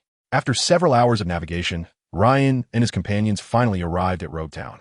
Procuring supplies was a familiar task for everyone, and soon they had gathered everything needed for the next half-month. Just as Ryan was about to board the ship to depart, a voice called out to him. Senior Ryan, may I accompany you to the sea? A man sporting a rooster hairstyle and a sword at his waist asked, alongside a woman with short red hair. Bartolomeo, the pervert? You can go by yourself. Ryan responded, perplexed. But I want to join you. Bartolomeo exclaimed excitedly. Ah, I see. Ryan realized what was happening. For some unknown reason, this fellow had idolized him. No, you should embark on your own adventure. If you truly wish to join us, wait here for a man named Tiger. With that, Ryan boarded the ship. Bartolomeo was indeed a peculiar individual, obsessively pursuing his interests. As a pirate responsible for countless deaths, Ryan thought perhaps he could reshape him through Tiger. Bartolomeo was still young and had not yet committed heinous acts. Why are you so enamored with him? The red-haired woman questioned, puzzled. Desire. You and T understand a man's romance. Bartolomeo laughed as he watched the Wanli Longting vanish into the distance. He reminisced about the scene 2 years prior when Ryan had spared that marine, thinking, if you want to catch me, even Sengoku wouldn't suffice. Embodying both martial virtue and an indomitable spirit, Bartolomeo envisioned the hero he aspired to become. Ironically, despite a childhood filled with mischief, he harbored a deeply buried dream of heroism. As the Wanli Longting drifted away, several Marines emerged from the shadows, with one leading figure stating, quickly, notify headquarters. The bloody swordsman Ryan is heading towards the Grand Line. This man was none other than the young Navy Lieutenant Devon, who had narrowly escaped Ryan's grasp 2 years ago. Minutes later, a towering mountain, upside-down mountain, loomed before Ryan and his companions. It was here at the age of 11 that Ryan had traversed the opposite side en route to the Grand Line, and now, at 14, he returned back to the original starting point. Memories of your youthful face flooded in. Chapter 176, The Final Sea. Upon seeing the majestic upside-down mountain once more, Ryan marveled at its grandeur. No matter how many times I gaze upon it, it remains utterly astonishing. Indeed, Bailey nodded in agreement. They had visited many magnificent places, be it Mary Geos or the Sky Island's gate to heaven, yet none could rival the awe-inspiring presence of Upside-Down Mountain, a confluence of the world's waters. It served as both the starting and ending point of the Grand Line, rendering it a uniquely significant entity in the pirate world. Let's do it again. This time, I shall validate my hypothesis, Ryan declared with a smile. Captain, do you mean to? Kid and Lowly recalled Ryan's previous conjecture about crossing Upside-Down Mountain directly to reach the ultimate sea. No one truly knew if it was feasible. Previously, Ryan lacked the capability, but now, with the power of the Null fruit and the flying Wanli Longting, he was ready to explore uncharted territories. Yes, that is precisely my intention. Ryan chuckled. At this moment, Fujitora interjected. What riddle are you all talking about? Subsequently, Bailey and Fujitora shared Ryan's earlier hypothesis, which piqued even Robin's interest. It's worth a try. All right, let us set sail. The Wanli Longting ascended along the current, and upon reaching the pinnacle, the ship detached from the water, hovering mid-air. Ryan, shall we fly directly towards that direction? Bailey inquired. No need, I'll scout ahead, Ryan replied, leaving a spatial marker before teleporting towards the new world. High above the clouds, Ryan traversed the air, utilizing his teleportation ability to advance step by step. Although he had never mastered the moonwalk technique, his formidable physique allowed him to achieve similar results. Suddenly, a thick fog enveloped him, obscuring the path ahead, prompting Ryan to descend cautiously. Moments later, as the fog dissipated, a ferocious gale struck, causing Ryan to lose his balance and plummet.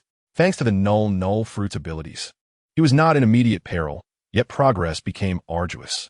In a fleeting moment, hail began to descend from the sky, coupled with the unimaginable ferocity of the winds. Ryan was relentlessly pelted by the hailstones. Were it not for his peak physical condition, he might have sustained severe injuries. Even a grain of sand in such tumultuous winds could be lethal, let alone hail, which only amplified its destructive potential at high speeds. Shielding his face as best as he could, Ryan pressed forward through a series of teleportations. Here, his observation haki seemed to lose its efficacy, as the weather shifted too rapidly and violently. Tornadoes, blizzards, thunder, and lightning, dense fog, every conceivable weather phenomenon manifested in rapid succession. In that moment, Ryan understood why. Except for Joel D. Roger's crew, no one had ever navigated these treacherous waters. Firstly, conventional ships could not endure here, and the unpredictable weather left navigators utterly disoriented. Without precise coordinates, they would ultimately become lost in this perilous sea. As Ryan continued his descent, he finally glimpsed the ocean, which roared with unbridled fury. Colossal waves surging without respite, and not a single island in sight. Just as Ryan braved the onslaught of nature's wrath, the hurricane approached. A tempest of comparable magnitude to the hurricane unleashed by Dorag had emerged, and as Ryan felt the devastation wrought by the surrounding winds, he inscribed a spatial coordinate before stepping through the portal, departing with a sense of unwillingness, returning to the 1,000 miles Dragon Rising.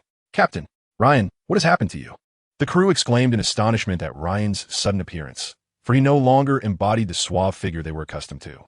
His hair was disheveled, and his white cloak lay in tatters, ravaged by hail, revealing his well-toned muscles.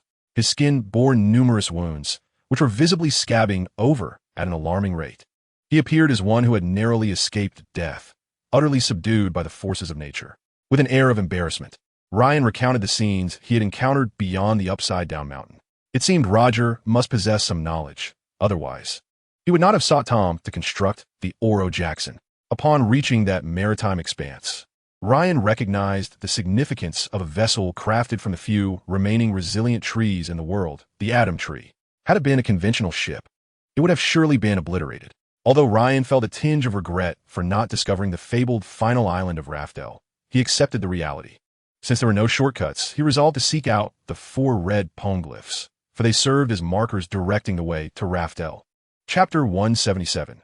The warriors from Elbaf. Despite failing to locate Raftel, Ryan's assumptions were validated. Indeed, the area beyond the Upside-Down Mountain was the ultimate sea. Captain, shall we venture forth? Kid inquired cautiously, his eagerness evident. Shall we fly directly into our doom? Ryan replied, somewhat exasperated. A ship soaring through the skies could not withstand the hurricanes that roamed that realm, and it would surely be swept away, leaving them with little chance of survival. Let us proceed to the Grand Line, first to Alabasta. Ryan recalled that within the royal tomb of Alabasta lay a poneglyph, albeit not read. It contained secrets from 800 years ago. The 1,000 Miles dragon rising glided along the current, once more entering the Grand Line, and, as they passed Twin Cape, Ryan did not spot Laboon. Thus, he directed the ship towards Alabasta. "Captain, look! There are 2 individuals engaged in combat," Kid exclaimed with excitement. Ryan, momentarily lost in thought regarding their next endeavor into the ultimate sea, snapped back to attention.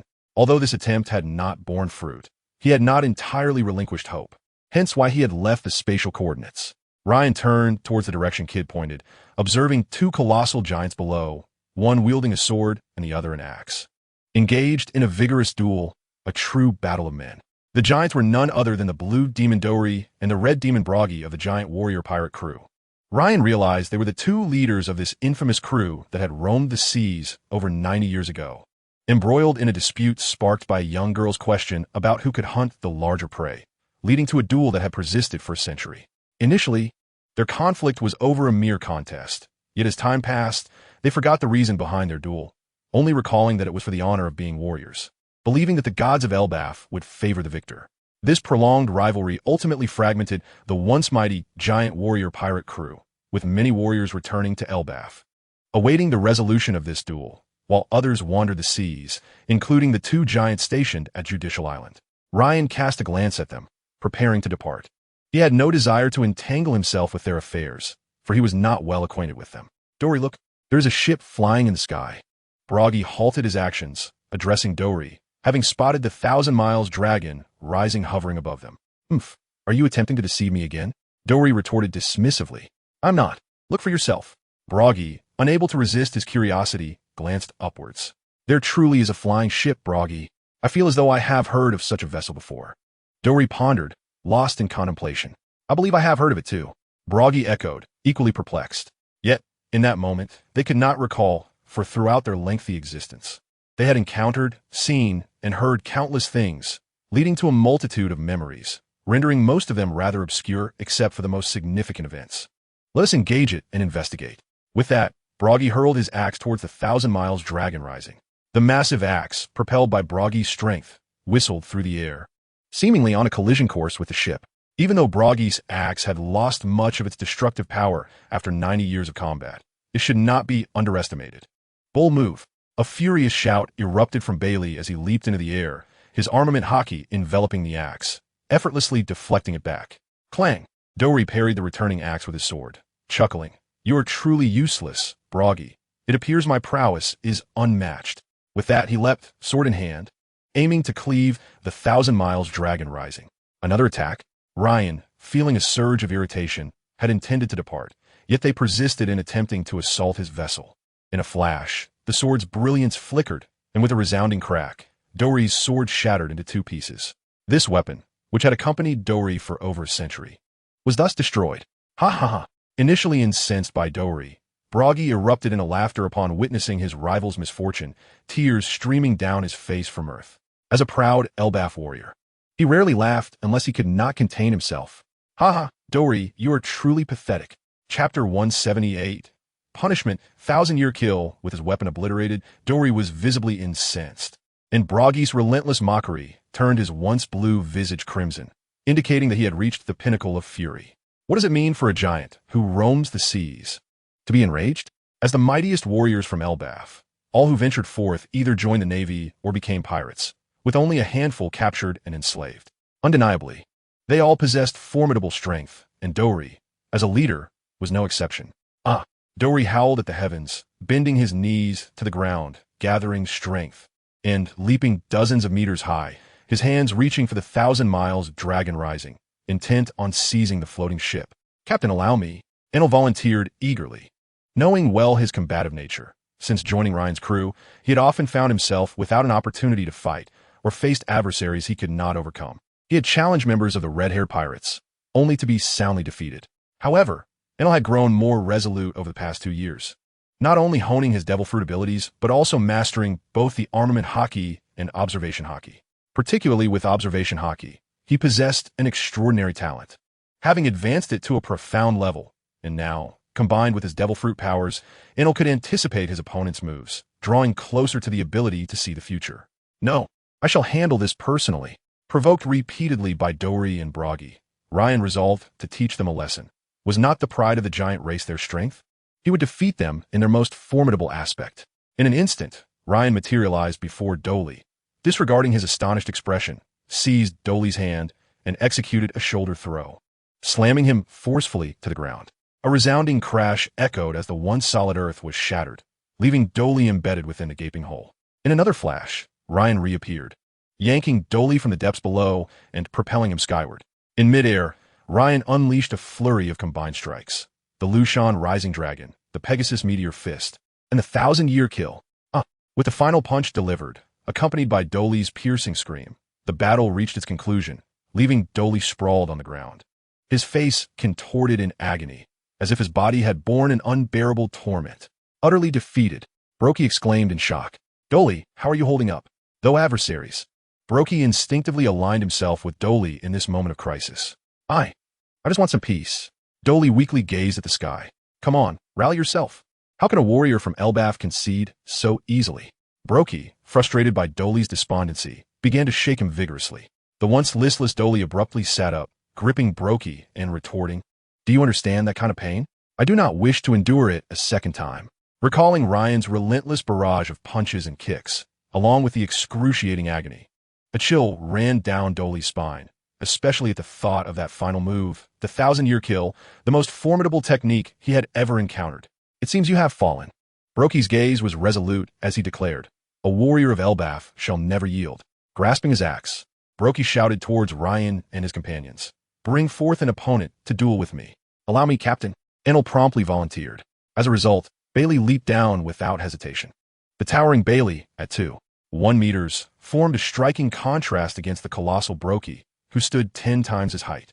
Armed with dual axes, Bailey faced Broggy, who wielded an axe in one hand and a shield in the other. Their eyes met, and both charged toward one another, with Broggy determined to uphold the pride of an Elbaf warrior, while Bailey sought to test the fruits of his 2 years of training, striving to demonstrate to Ryan that he possessed the strength to protect him. This battle was one each could not afford to lose. Chapter 179, The Navy's Movements. Thus, it was evident that for both, this would be a grueling confrontation. Indeed, from the very outset, the battle set a fierce tone. Bailey initiated the attack, choosing not to rely on his agility for a tactical approach, but instead opting for a direct clash, akin to a beast unleashed. His right hand grasping the axe as he lunged towards Broggy's neck, aiming for a swift decapitation. The axe, enveloped in armament haki, sliced through the air with a piercing sound due to its incredible speed.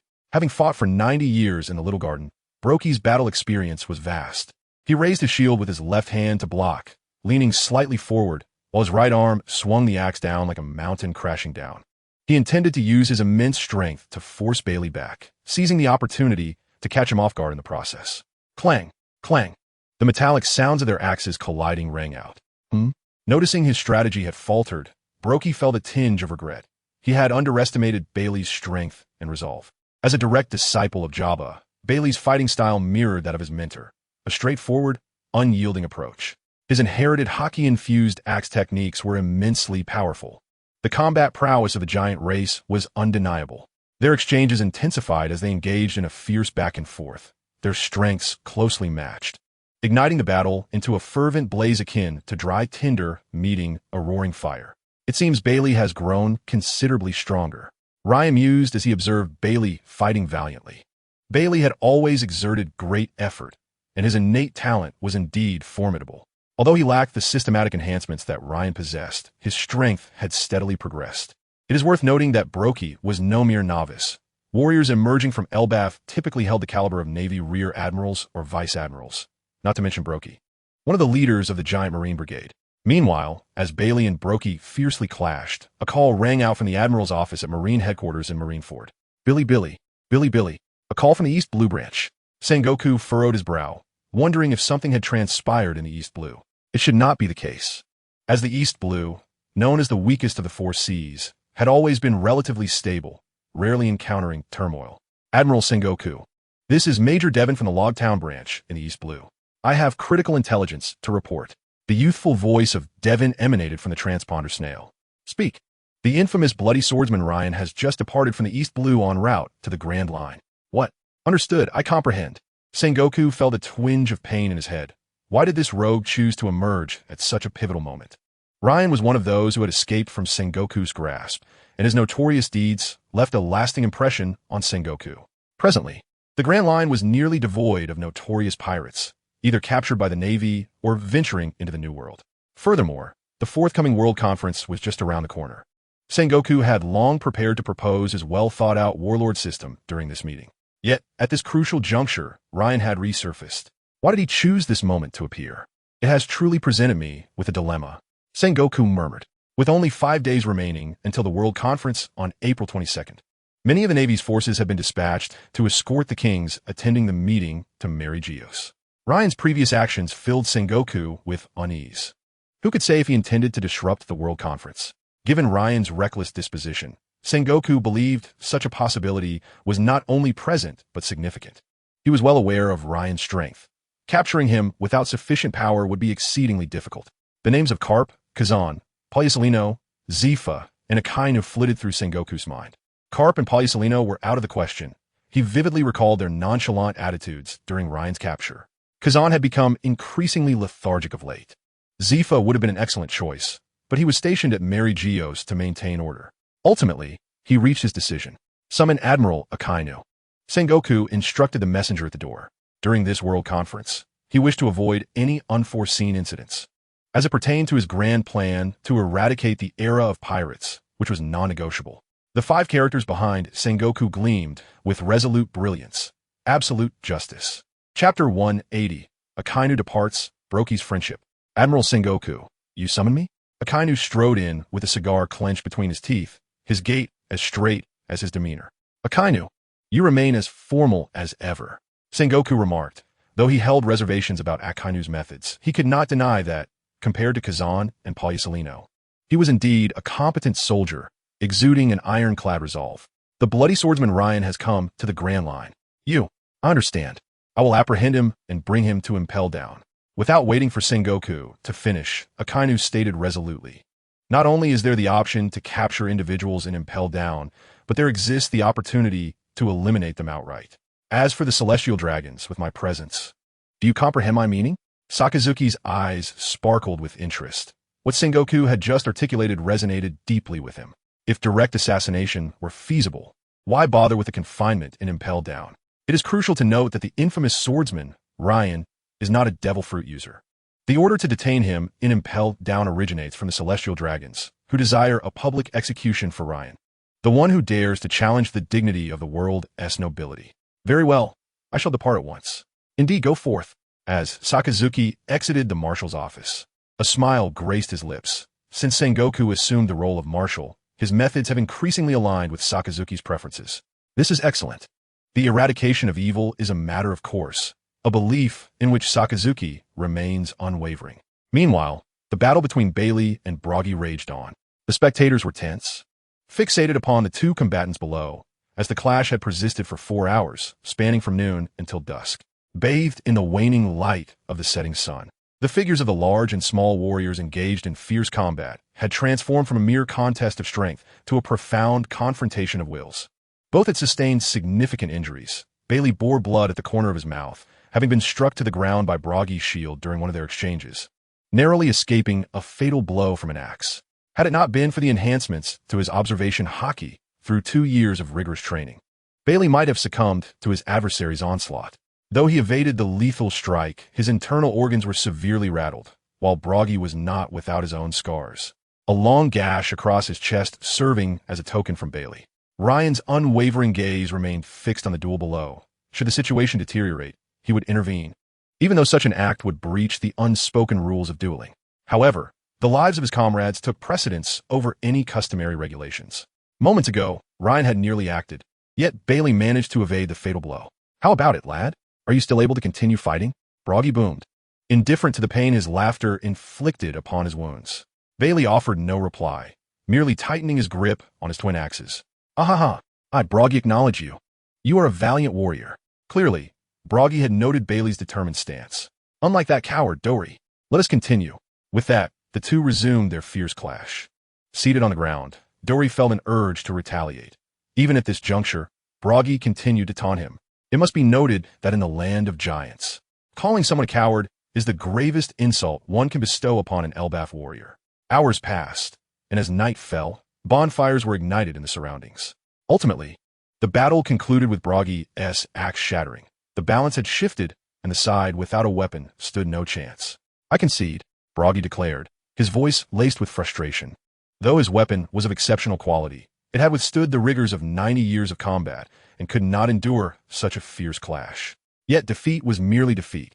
As a worthy Elbaf warrior, Broggy would not shy away from his loss. He would simply strive to reclaim victory next time. Let us eat something. Ryan approached the fallen Bailey, offering him some roasted meat while placing a bottle of Moutai on the ground. This was earned through his victory over Dory. Bailey looked up at Ryan, grinning widely. So, how about it? Am I strong now? Indeed, remarkably strong, invincible even. Ryan replied, bemused, but even the strongest must eat. You've been fighting for quite some time. With Ryan's affirmation, Bailey sat up, eagerly accepting the roasted meat and taking a hearty swig from the bottle. Whoa, so spicy. Bailey's face flushed crimson. Take it easy. That drink is quite potent. Ryan cautioned, genuinely surprised by Bailey's exuberance. Accustomed to the low-alcohol beverages of the pirate world, Bailey found this sudden intensity overwhelming. After a few bites, Bailey paused. What's wrong? Is it not to your liking? Ryan inquired, puzzled, for roasted meat was typically Bailey's favorite. Is there more? Give me some more. Bailey pointed towards Broggy. What impossible situation. Ryan sighed. What is this? Now I must serve my enemy fine food and drink? It's a miracle I Haven Tea dispatched them already. Yet, since it was Bailey's request, Ryan could not bear to refuse. Thus, he exchanged for several bottles of Erguo from the system and, with roasted meat in hand, approached. Here, Bailey asked me to give this to you. Without waiting for Broggy to respond, Ryan tossed the offering onto the ground and turned to leave. Broggy glanced at Bailey, exclaiming loudly, So, Bailey, how about we become friends? You must come visit us in Elbaf someday. Absolutely, Bailey replied succinctly. Chapter 181, Return to Alabasta. In truth, forging friendships with warriors of the giant race is quite simple. One need only prove one's mettle. This does not entail overpowering them, but rather demonstrating a heart that is unyielding and fearless like a true warrior. Clearly, after 6 hours of intense combat, Broggy had come to recognize Bailey's spirit. Ignoring his wounds, Broggy seized a bottle of Erguo and drank deeply. Cough, what a fine liquor. Broggy smacked his lips in appreciation. This prompted Dory, who caught a whiff of the intoxicating aroma, to approach and tentatively inquire, Is it truly that good? What business is it of yours? Broggy scoffed. Are you looking for a fight? Indeed. What of it? The two exchanged mock threats, their spittle flying at one another. Forget it. Dory chose not to exploit Broggy's injuries. Such conduct was unbecoming of an Elbaf warrior. Yet, he was undeniably envious, having spent 90 years in the Little Garden. While one could catch sea kings for meat, there was no liquor to be found. The giants were renowned for their drinking prowess, and although accustomed to their ways, the sight of fine alcohol now left Dory feeling unbalanced. As Dory sulked, a bottle of liquor unexpectedly soared in his direction. Instinctively, he caught it, glancing towards Broggy. Broggy, will you drink or whine like a child? Drink, of course. Dory uncorked the bottle and gulped it down hastily, finishing it in one go. He then looked expectantly at Broggy. The last bottle. Yet, Dory drained it as well, instinctively glancing towards Broggy once more. The antics of these two were quite amusing. Loli could not help but stifle her laughter at the spectacle of Broggy and Dory, seeking refuge from Dory's relentless teasing. Broggy made his way to Bailey and struck up a conversation. During their dialogue, Broggy learned of the tumultuous changes occurring in the outside world. When he discovered that warriors of the giant race were being enslaved by the celestial dragons, Broggy's fury erupted. How dare they insult our giant warriors? Ryan interjected nonchalantly. There are even more egregious offenses. Members of your giant pirate crew have been deceived and are now being made to guard doors. What? Came the shocked exclamations. Dory rushed over, vowing not to let anyone who dared to bully his fellow crew members go unpunished. Where are they? Broggy implored Ryan eagerly. And why should I divulge that information to you? The two of you glared fiercely at Ryan, as if you were about to devour him at any moment. What is the matter? Unwilling to accept it. Ryan chuckled lightly, saying, If you're not satisfied, come and strike me, defeat me, and I shall divulge the secrets. He bore no kindness towards these two who instigated trouble. Let us fight then. Not only was Broggy eager, but even Dolly chimed in. All right, Ryan. Stop teasing them and just tell Broggy. At this moment, Bailey interjected, attempting to mediate the situation. Broggy was the first friend he had made since setting sail, and he did not wish for them to engage in battle. He knew Ryan's temperament and strength all too well. Should these two hulking figures truly act upon their aggression, he would lose a newly forged friendship, for they would be vanquished by Ryan. Oh, Bailey, you. After a brief pause, Ryan continued, Judicial Island. As for how to get there, you'll need to figure out yourselves. Otherwise, he sensed Bailey might still attempt to intercede on their behalf. As expected, upon hearing this, both men fell silent, fully aware that they were no match for Ryan. The fact that he was willing to share information with them was solely due to Bailey's standing. Any further attempts to overreach would be tantamount to courting death. After spending a night resting in the small garden, Ryan and his companions resumed their journey towards Alabasta, while Broggy and Dolly busied themselves with chopping wood to construct a ship. 2 hours later, an island emerged on the horizon, Alabasta, where Ryan and the others once again set foot in this ancient nation. Chapter 182. The historical text returning to Alabasta. Ryan felt a distinct sense of perception. During his previous visit, he had come to seek Robin and had little interaction with the land itself. This time, however, he sought to uncover the historical texts and delve into the secrets of the Nefertari family, which had remained hidden for 800 years.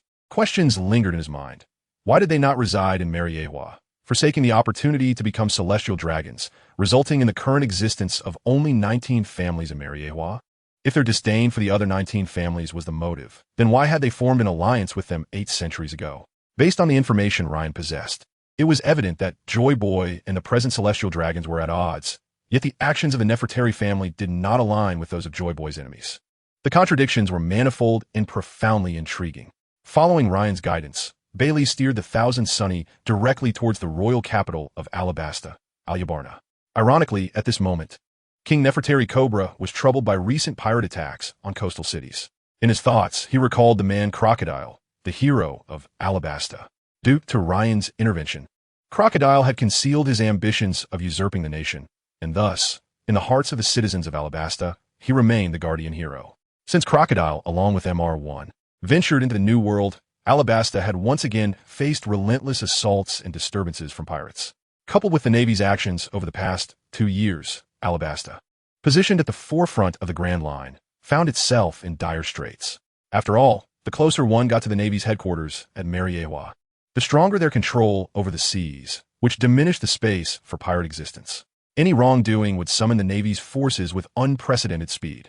Great pirates either found themselves captured, sought refuge, or fled to the New World, leaving the frontiers of the Grand Line, where the Navy's grip was weaker, a veritable paradise for smaller pirates. This was also a source of distress for Cobra. Father, your brow is furrowed. Don't wear such a worried expression. His daughter Vivi, standing beside him, playfully pinched his cheek and smiled. No worries, no worries. Today, I shall take you out for some fun. Seeing the concern in his daughter's eyes, Cobra entertained the thought of stepping outside to clear his mind. Hooray, you're the best, father, Vivi exclaimed, leaping with joy. Cobra scooped up Vivi and exited the Grand Hall. Father, look, there's a ship in the sky. Vivi pointed into the distance while nestled in Cobra's arms. Instinctively, Cobra gazed upward, spotting a vessel soaring through the air, hurtling towards the palace at an alarming speed. The pirate flag billowing from its mast sent a chill down Cobra's spine. He recognized that flag, a distinctive sword piercing a skull. The bloody swordsman Ryan. Gently placing Vivi down, Cobra urgently instructed, Vivi, go inside at once and don't come out. What is wrong, father? Vivi's eyes widened in confusion. Hurry, Cobra urged. Witnessing the fierce transformation in her father's demeanor frightened Vivi, for he had never exhibited such ferocity towards her before. Boom! At that moment, the Thousand Sunny descended upon the palace grounds. It was too late. Cobra felt utterly drained, his body devoid of strength. It was evident that the bloody swordsman Ryan was heading straight for him. Given their previous conflicts with the nation's hero, Crocodile, and the Navy's and world government's narratives, Cobra could only think one thing. My life is forfeit. You must be King Cobra, are you not? Ryan inquired as he and his companions disembarked from the ship. I am. What do you want? Cobra fixed a fierce gaze upon Ryan, attempting to convey that he was not to be trifled with. Take me to your royal tomb, where you shall die, and that includes the child behind you. Ryan stated with an air of indifference. Upon hearing this, Cobra's heart stirred. He cautiously probed, "What do you seek there? Spare me your frivolous questions. Just lead the way." Enel interjected impatiently from his side. To him, the man standing before them seemed utterly oblivious to his perilous situation. "Follow me." Cobra, without hesitation, acquiesced, knowing that compared to the contents within, the lives of himself and his daughter Vivi were far more precious. The items were heirlooms passed down through generations. He could not comprehend their significance, only that they were of utmost importance. Guided by Cobra, they arrived at the royal tomb. Upon opening the door, a massive stone tablet came into view. Chapter 183. The Assault of Akainu. This is it. Robin, you decipher it first. Once you're done, I will take it. Ryan instructed Robin, who stood near him. Understood. Cobra cast a disdainful glance at Ryan, thinking to himself that he could not possibly believe that this stone tablet was light enough to be stowed away on that ship. Robin began meticulously interpreting the ancient inscriptions etched upon the tablet. After a while, she looked at Ryan, a hint of disappointment in her eyes. What is it? No valuable information? Ryan inquired. It's all about the ancient weapon, Pluton. Pluton? Then there's no issue. I already learned about Pluton's whereabouts from the Land of Happiness, Ryan replied, reaching out towards the historical text, placing his hand upon it. Suddenly, a visible ripple emerged in the air, and the historical text vanished right before Cobra's eyes. Where has it gone? An incredulous Cobra rushed to the spot where the historical text had stood, reaching out in vain to grasp it. Just as he was about to inquire how Ryan had managed to conceal it, he caught sight of Ryan's eyes fixed upon him, prompting him to swallow his words. As for the historical text, it had naturally been secured within Ryan's storage space. Why did your Nefertari family remain in Alabasta 800 years ago? Why did you not become celestial dragons and marry Ewa? Ryan demanded, pointing his sword at Cobra. I do not know. Cobra stammered in response. Do not know? I shall grant you one more chance to articulate your thoughts. Having said that, Ryan pressed the blade of his sword against Cobra's throat. I truly do not know. Cobra exclaimed, tears welling in his eyes, bewildered by the absurdity of the situation. What was meant to be a simple outing with his daughter had spiraled into a nightmare. First with Ryan threatening him to lead him to the royal tomb to retrieve historical texts, and then demanding information of which he was utterly ignorant. I genuinely do not know. I would never gamble with the lives of my daughter and myself. Observing the cold indifference in Ryan's gaze, Cobra spoke passionately. Do you truly not know? Ryan pondered inwardly. Ryan, they ought not to be aware. If they were, the world government would not spare them. Robin interjected. At Robin's comment, realization struck Ryan. O'Hara had merely sought to explore history, to unearth the truth, and for that, the world government had eradicated them, unleashing the Buster Call without hesitation. Had Cobra been privy to such knowledge, perhaps Alabasta would have long since vanished from the annals of history. 8 centuries ago, the king of the Nefertari family would have been acutely aware of the dispositions of the other 19 families and would likely not have left any trouble for his descendants. Very well, you are safe now, Ryan declared, sheathing his sword with a nonchalant demeanor. With that, he led the group out of the royal tomb. Having fulfilled his objective, he saw no reason to linger. Once they departed, Cobra realized his back was already drenched in sweat. Should I report this incident at the World Conference in a few days? The thought flickered briefly in his mind, but having traversed the precipice of life and death, Cobra decided it prudent to avoid provoking the madman Ryan. In his eyes, Ryan was nothing short of a lunatic. After all, what sane person would assault the holy land of Mariewa? What rational individual would threaten his entire family without a second thought? The 1,000-mile dragon once again soared into the skies, en route to the next destination, the culinary city of Pujia, renowned throughout the Grand Line, a haven for gourmets from across the globe. Meanwhile, Admiral Sakazuki, commanding a fleet of 5 warships, was hastening towards the entrance of the Grand Line. After a night of navigation, he was now not far from Alabasta. On the deck of the warship, Sakazuki, fixated on the horizon, suddenly spotted a pirate ship materializing in the sky, its Jolly Roger unmistakably that of the Bloodsore pirates. It has come to me, Sakazuki sneered, his right hand beginning to transform into magma as he launched a punch towards the airborne vessel. Dogbite Red Lotus. His molten arm morphed into a canine shape. Racing toward the 1,000-mile dragon at breakneck speed, the intense heat of the magma distorting the air around it. Not good. Both Ryan and Fujitora exclaimed in unison, clearly sensing the anomaly as Sakazuki made his move. Ryan's gaze was fixed intently on the fiery canine composed of magma. Drawing the wooden sword from his waist, he infused it with armament haki, the blade crackling with crimson lightning. God's avoidance. With mastery over Conqueror's haki, the potency of God's avoidance had only grown stronger. The technique, originally conceived by Roger, was meant to compel even the gods to retreat before its might. The D clan, the natural adversaries of the gods. This made Ryan wonder whether Roger had already known something profound. "Begone!" Ryan bellowed, as God's avoidance collided with Dogbite Red Lotus. The magma erupted in the sky, the ensuing explosion of energy unleashing a scalding wave that instantaneously vaporized the moisture in the air, creating a scarlet arc of light. "Is this the end of days?" murmured some of the Marines below as they beheld the spectacle. "It is you, Admiral Akainu of the Navy Headquarters." Chapter 184. Destiny has its dependents. Ryan was taken aback by Akainu's arrival. Each of the three admirals possessed a distinct personality. He had already encountered Akiji and Kizaru. The warm-hearted Akiji wielded the coldest of fruits, while the most indolent Kizaru commanded the swiftest of powers. Akainu, the coldest of them all, wielded the most intense magma fruit. Their personalities starkly contrasted with their abilities. Akainu was a figure shrouded in controversy, labeled as the lapdog of the celestial dragons by some, while others regarded him as a true soldier and a representative of the iron-fisted faction within the Navy. This was Akainu, a being in which justice and malevolence coexisted. In the name of executing the world government's orders, he had obliterated the entirety of O'Hara, despite its inhabitants being innocents, with perhaps their only crime being the pursuit of historical truths.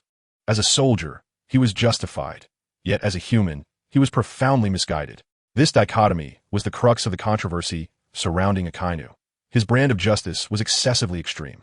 Ryan believed Akainu embodied both roles, a lapdog of the celestial dragons and a true soldier, and this was not inherently contradictory.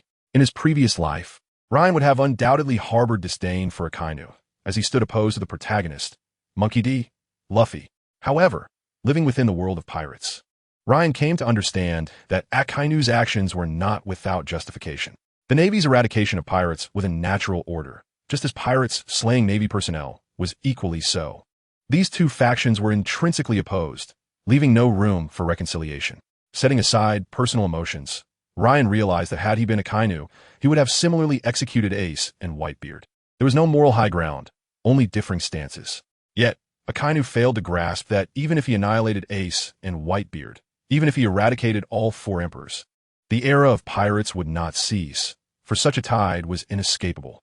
For every fallen emperor, there existed countless others ready to rise. Why did so many individuals choose the path of piracy? Based on Ryan's observations and experiences, he reached a conclusion. As long as oppression and exploitation persisted in this world, the era of piracy would never conclude. The vast majority of pirates were driven to that life due to other circumstances. For instance, the Golden Emperor Tezelo aboard Ryan's ship transformed into a notorious pirate after his beloved woman was slain by the celestial dragons.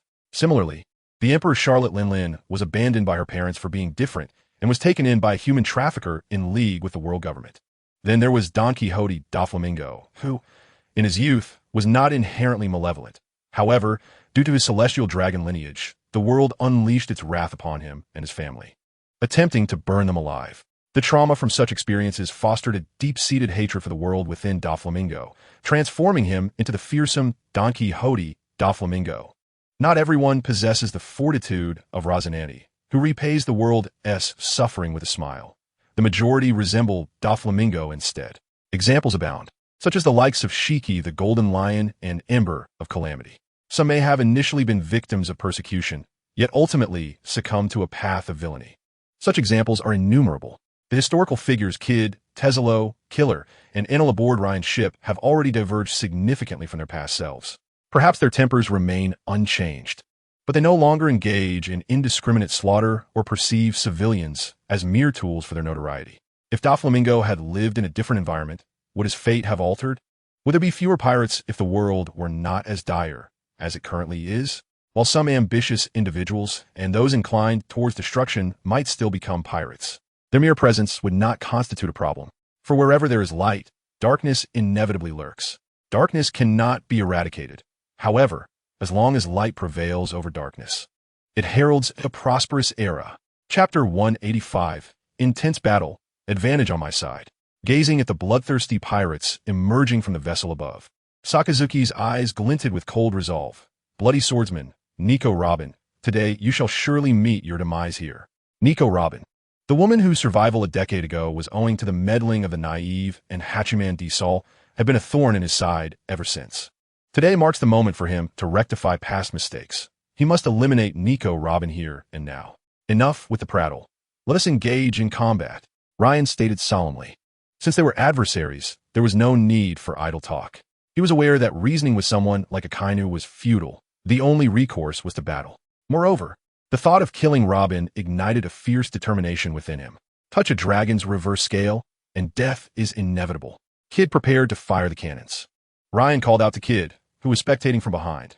Aboard the Bloodsword Pirates, Kid was the most adept user of the laser cannons. Understood, Kid responded swiftly, dashing into the control room of the ship. Captain, I am in position. Bombard those 5 warships below. Today, we shall send them on their way across these waters. Ryan declared with ferocity. As Ryan and Kid communicated, cannonballs were already hurtling towards them from below. Eneru and Bailey promptly maneuvered the 1,000-mile dragon, soaring upwards. With Ryan now holding absolute advantage, long arms against short, weaponry overwhelming. The cannonballs could not reach their vessel as it ascended higher into the sky. Noticing this, several Marine vice admirals, including Spider-Ghost and Doberman, began to employ the moonwalk technique to attack the 1,000-mile dragon, while Marine Admiral Akainu stood with his arms crossed, coldly observing the unfolding scene. In no time, the vice admirals approached the ship, and without hesitation, Bailey, ignoring his still healing wounds, seized 2 axes and roared as he swung them at Spider-Ghost. With both axes aimed downward, Spider-Ghost found no footing, momentarily forced back by Bailey's assault. Gravity Blade, Fierce Tiger. A purple blade of energy sliced through the air, causing the Marine vice admirals to falter, unable to evade in time. And blood erupted from their chests as they plummeted towards the sea. Fujitora's gravity fruit held a significant counter to the moonwalk technique. How can this be? Akainu exclaimed, witnessing the scene from below. He was well aware of the capabilities of Doberman and the other vice admirals. They were formidable even among the Marines, and it was unreasonable for them to be defeated in such a manner. However, there was no time for contemplation, as the laser cannons were upon them. Beams of light surged towards the warships below, the most formidable of which was a laser cannon fired from the Dragonhead main cannon, boasting a diameter of 2 meters. In midair, Spider-Ghost hastily attempted to block one of the laser beams. However, he underestimated its power, thinking it merely a conventional cannonball, only to be struck down into the sea. Though his injuries were not severe, he was left in a rather embarrassing state. Is the Bloodsword Pirates truly this formidable? Murmured the Marine soldiers below, astonished that 5 Marine vice admirals had been so swiftly dispatched. They were unaware that Spider-Ghost and his comrades had sustained little serious injury. Their current predicament was merely a result of their own carelessness, creating an illusion of a lopsided battle. Hearing the soldiers' murmurs, Sakazuki recognized it was time for him to take action, needing to reverse the current situation with absolute strength. As he felt exhausted by the performance of Spider-Ghost and the others. Useless comrades. Great eruption, Sakazuki bellowed, unleashing his magma-infused right fist. Countless fists composed of molten rock surged towards the 1,000-mile dragon. This technique mimicked the force of a volcanic eruption, capable of obliterating massive icebergs larger than giants in an instant.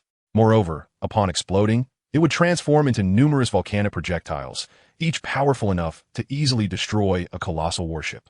Even a 1,000-mile dragon, no matter how sturdy, would suffer severe damage if targeted directly. Captain, allow me. Eneru leaped into action, summoning countless storm clouds that converged in this direction. What had once been a clear sky transformed in an instant into a hellish scene. Lightning flickered through the clouds like sprites darting about, the entire sky shrouded in ominous black clouds. The dense lightning sent shivers down the spines of the soldiers below, oppressive and heavy. Before such cataclysmic power, they held their breath, witnessing the spectacle. Heavenly prison of 10,000 thunder. Instantly, myriad bolts of lightning cascaded down like rain, and the heavens echoed with a deafening rumble. True to its name, this was an inescapable prison forged from thunder. The sky was a striking white from the lightning, while below lay the searing red of magma. This marked the first demonstration of the Thunder Fruit's might upon these seas, showcasing the collision of 2 immensely powerful natural-type fruits. Rivaling the strength of Sakazuki's magma fruit, Akainu swiftly assessed the situation, recognizing that the danger posed by the Bloodsword Pirates had escalated significantly in his mind. As lightning and magma clashed, the world held its breath, awaiting the outcome. Would the white lightning overpower the red magma, or would the red mercilessly consume the white? All eyes were fixed on the unfolding scene, eagerly anticipating the result. Boom, boom, boom, bang, bang, bang. The two forces finally collided, draining the world of color, leaving only white and red. The sound of explosions resonated, the roaring reverberating through the air, and, as a blinding white light flashed, clarity returned to the heavens, leaving only the acrid scent of charred air. Who has emerged victorious?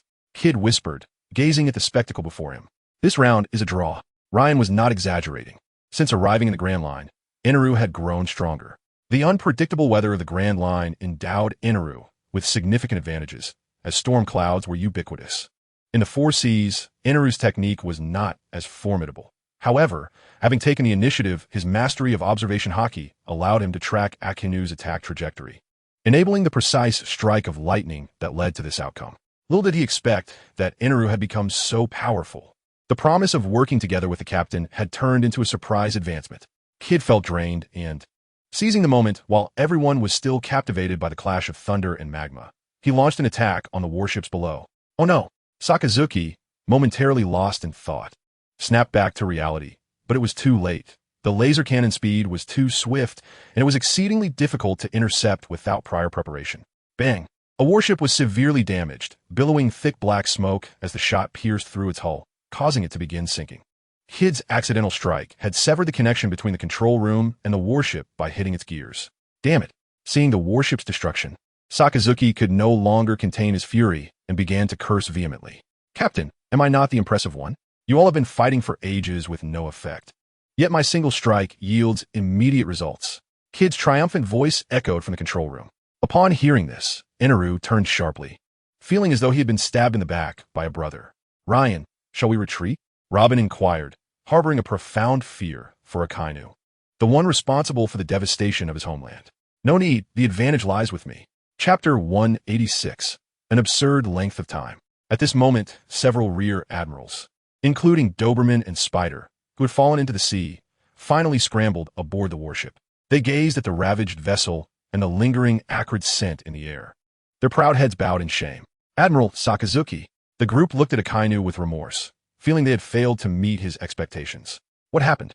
Came Akainu's slightly hoarse voice. It may be related to his fruit. We were preparing to board their ship when we suddenly felt a disruption in gravity, and then we were struck by his attack. Fujitora. Akainu noted this name with intent, and that user of the thunder fruit, with a peculiar weapon akin to Borsellino's fruit. At that moment, a thought surged through Sakazuki's mind. He must obliterate Ryan and his companions at all costs. Otherwise, should they escape, they would undoubtedly become a grave threat to the Navy, wreaking unimaginable havoc upon the world. They must be eradicated, even at great sacrifice. Sakazuki silently vowed as he surveyed the surrounding Marines. Leave the rest to me. Stepping forward, Sakazuki clenched his fists, his gaze resolutely fixed on the soaring 1,000-mile dragon. In an instant, his entire body transformed into magma, and the searing lava dripped down onto the deck, creating a fiery black hole. Meteor Volcano. This was his ultimate move, renowned for its vast coverage and immense power. Sakazuki's molten fists erupted into the air, unleashing a torrential rain of magma punches. The sky above the 1,000-mile dragon was engulfed in these fiery assaults, leaving no time for ascent.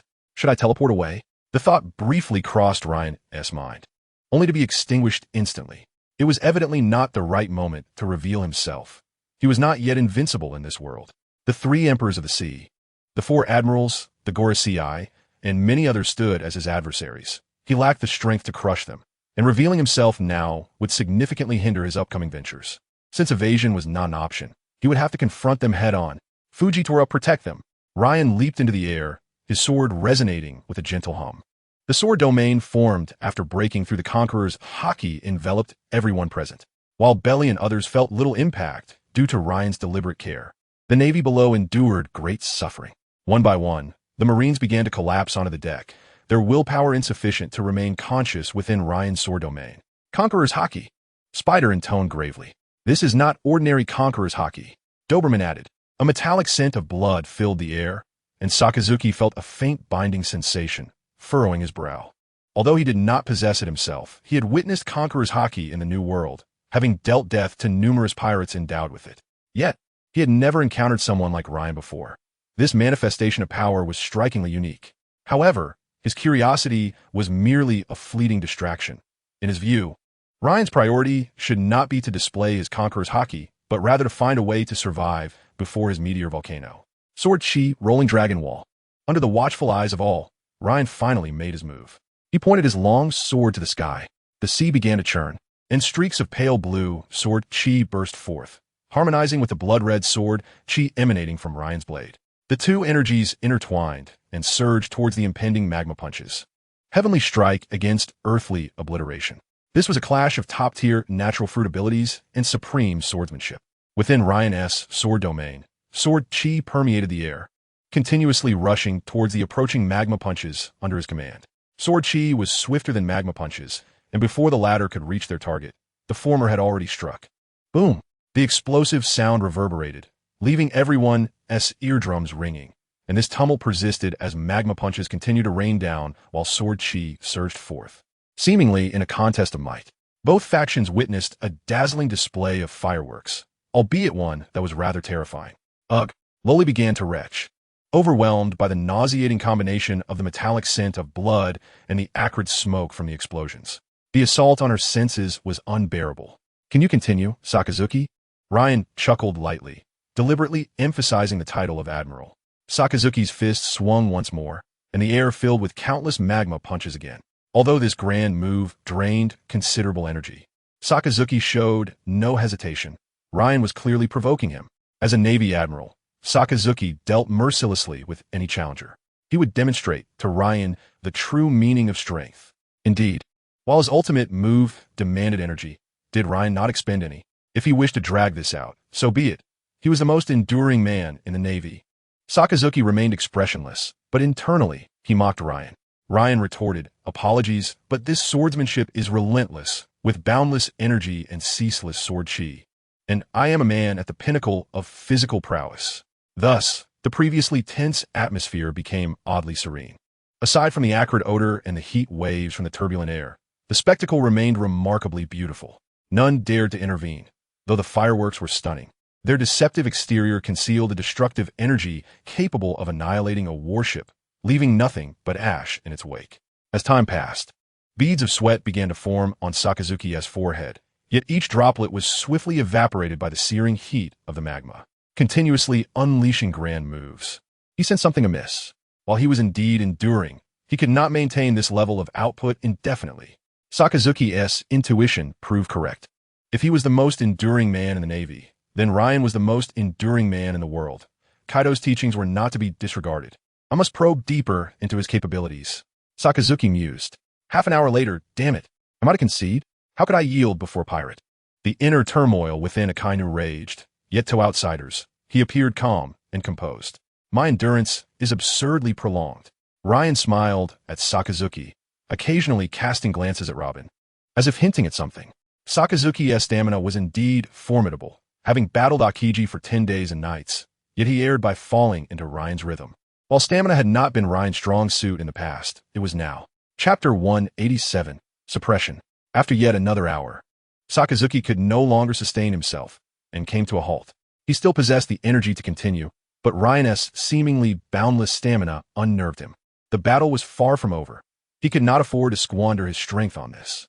As an admiral, Sakazuki did not succumb to fleeting impulses but regained his clarity. What's the matter? Can't keep up? Admiral Sakazuki. Ryan taunted, deliberately emphasizing the title. Sakazuki remained unfazed by Ryan's mockery, a faint, enigmatic smile gracing his lips as he solemnly replied, I will annihilate you here, do not rush. Although his stamina had already been depleted by half, he remained confident in his ability to vanquish Ryan at this moment. In his recent confrontation with Ryan, he had not sensed any superiority in strength from his opponent. After all, he was an admiral of the Navy, belonging to the elite ranks at the pinnacle of the world. Follow me, but do not underestimate them this time. Moonwalk. Sakazuki took the lead in the charge. Their current disadvantage stemmed from the fact that the 1,000-mile dragon was airborne, making it challenging for them to land any attacks. Moreover, the bane of the ship, Fujitora, who had consumed the gravity fruit, was precisely a member of the Bloodsword Pirates. This resulted in a significant advantage for the Bloodsword Pirates when engaging in combat at sea, as long as the weather conditions remained stable. with their air superiority and overwhelming firepower. Watching them ascend with moonwalk, Ryan remained unfazed and calmly addressed Fujitora beside him. Fujitora? Understood, Captain. Fujitora replied with a slight smile, then simply drew his blade before sheathing it again. Whereas the sun. Some astute marines below noticed the sudden shadow in a place that should have been bathed in sunlight. Sakazuki looked up to see a flaming meteor hurtling towards them at an astonishing speed. The late-arriving Gecko Moria and the others also realized what was happening. Gecko Moria stared in terror at the descending meteor, his lips twitching. You must be joking. The group hastily dove aside, but at that moment, Fujitora activated his gravity field. Even though they had anticipated this, they were still momentarily disrupted. And such interruptions could be fatal in this top-tier battlefield, where even the slightest mistake or weakness could be exploited infinitely. Fujitora had calculated this, launching the gravity field just as they attempted to evade, perfectly timed to avoid detection too soon or too late, when the enemy might have already escaped. As Sakazuki and his comrades were about to be struck by the meteor, the Marines below watched in rapt attention.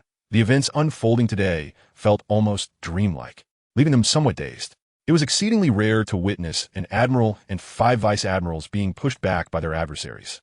Even the legendary emperors of the sea could hardly achieve this, murmured a young marine. In the face of peril, the group reacted quickly. Gecko Moria summoned 8 blades from seemingly nowhere, utilizing the 8-sword style to slash at the meteor, while the other 4 vice-admirals employed their unique techniques as well. With a resounding boom, the meteor shattered into countless fragments that rained down into the sea. Get out of the way! The Marines who had been spectating now faced a dilemma. As the debris was descending towards the remaining 4 Navy ships with a gravitational acceleration of 2 meters per second squared. Fortunately, these soldiers were elite Marines trained at headquarters. Their prowess vastly superior to the floundering sailors of the 4 seas. Initially caught off guard, they quickly regained their composure, seizing their weapons to eliminate the falling debris, preventing significant damage to their vessels. Hellhound, seizing the opportunity, Akainu, stepping lightly with moonwalk, stealthily approached the 1,000-mile dragon under the cover of the 5 admirals, while the meteor and its shattered remnants drew Ryan and the others' attention. The Hellhound technique allowed him to extend his magma-coated arm to strike at enemies. This move was not only executed with remarkable speed, but also bore extraordinary power. In the original manga, Sakazuki had once used this very technique to inflict grievous injury upon Whitebeard. It was a close-range killing blow, and a moment's lapse could easily lead to disaster. Oh no! Fujitora was the first to react, hastily employing the Hell's Journey technique to force Sakazuki to withdraw and defend. However, what Fujitora did not anticipate was that Sakazuki would elementalize his body in advance to evade the attack. Yet, under Fujitora's gravity influence, the strike veered slightly off course. Originally aimed at the hull of the 1,000-mile dragon, but instead struck the bow. The ship's iconic dragon head was obliterated by the magma, leaving no trace behind. The crew of the Bloodsword pirates felt a wave of heat wash over their faces as the ship's bow vanished. Fortunately, the control room and power systems remained intact, allowing the ship to continue functioning normally, albeit with the loss of a main cannon and the vessel's aesthetic appeal. Celestial Sword. Ryan unleashed an enraged blow. His beloved ship lay in ruins. Mere words of anger could scarcely capture his fury. Only by utterly defeating his opponent could he quell the resentment in his heart. With his armed color and conqueror's color entwined, he enhanced his sword domain, employing the breath technique to detect weaknesses. Drawing upon his formidable prowess as a swordsman with a mastery level of 480,000. Caught off guard, Sakazuki was struck directly by Ryan's sword, but his instinctual combat reflexes allowed him to elementalize just in time. In full view of all, the magma-coated Sakazuki was cleaved in 2 by Ryan's strike. It took a while for Sakazuki's figure to reappear as he spat out a mouthful of blood, although his timely elementalization spared him from fatal damage. Ryan's strike evidently inflicted significant injury. This blow was the most formidable Sakazuki had ever faced. Once, he too had been a swordsman, but upon acquiring the top-tier Logia-type devil fruit, the magma fruit, he had forsaken the sword to focus solely on fruit development. Just as Sakazuki regained his form, Ryan charged at him once more, sword in hand. When was a weapon-wielding fighter most fearsome? In close combat, especially when it was Ryan wielding the sword. The flashy aerial slashes were nothing compared to the lethal nature of a swordsman's close-range combat in the world of pirates. Sakazuki was once again struck by Ryan's sword, sent crashing down. Admiral Sakazuki, Gecko Moria exclaimed in alarm. It It was crucial to note that Sakazuki was a devil fruit user. Should he fall into the sea while facing a ruthless swordsman like Ryan, he would be at the mercy of the sea creatures. I'm fine. Cough, cough. A crimson spatter of blood escaped Sakazuki's lips. The immense expenditure of stamina, combined with consecutive injuries, left him in a dire state. At this moment, Ryan, of course, seized the opportunity to press the attack. He glided through the air, once more aiming for Sakazuki. This time, he did not strike directly, but instead engaged in a fierce aerial melee with Ryan. However, given Sakazuki's current condition, he was clearly at a disadvantage against the enraged Ryan, who relentlessly pressed him down. Seeing Sakazuki struggle, Gecko Moria and the others rushed to provide support. This path is blocked. I cannot allow you to interfere with our captain's battle. You must defeat us first. Fujitora and Enel stood firm before Gecko Moria and his group, preventing them from aiding Sakazuki. Damn it.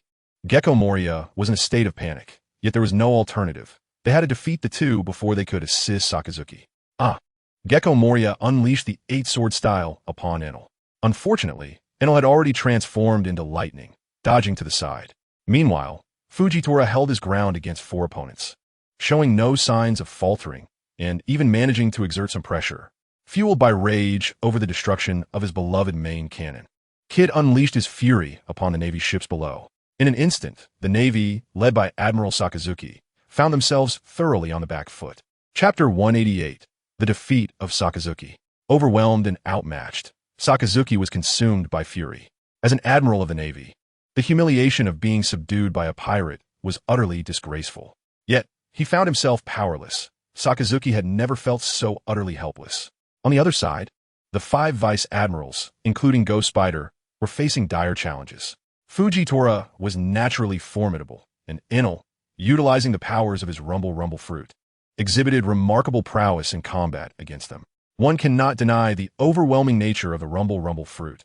Its speed, explosive power, lethality, penetration ability, offensive and defensive capabilities. This fruit epitomizes the dreams of many regarding devil fruits.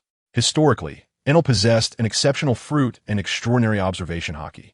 Yet he was ultimately defeated mercilessly by Monkey D, Luffy, and subsequently banished to the moon.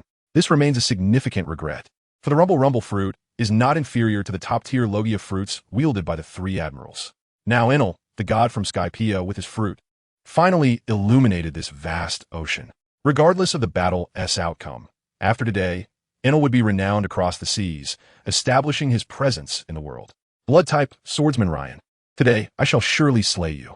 Upon witnessing the naval warship below being struck by a laser cannon, the valiant sailors began to rescue their drowning comrades, prompting Sakazuki to lose his composure. Then come a try. Ryan retorted defiantly, parrying Sakazuki's strike with a single sword and smiling faintly. He sensed that, albeit faintly, Sakazuki's attacks had indeed weakened compared to before, indicating that the earlier exertion and injuries were beginning to take their toll.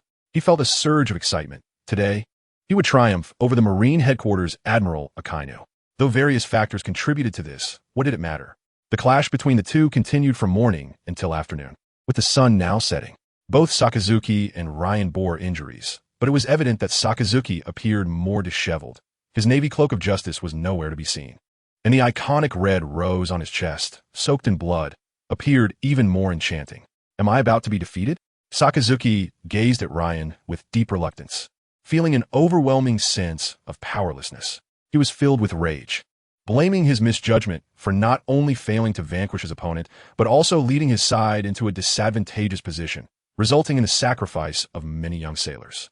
Of the 5 naval ships he had brought, only one remained intact. One had been destroyed earlier, leaving 4 completely obliterated. This was a significant loss.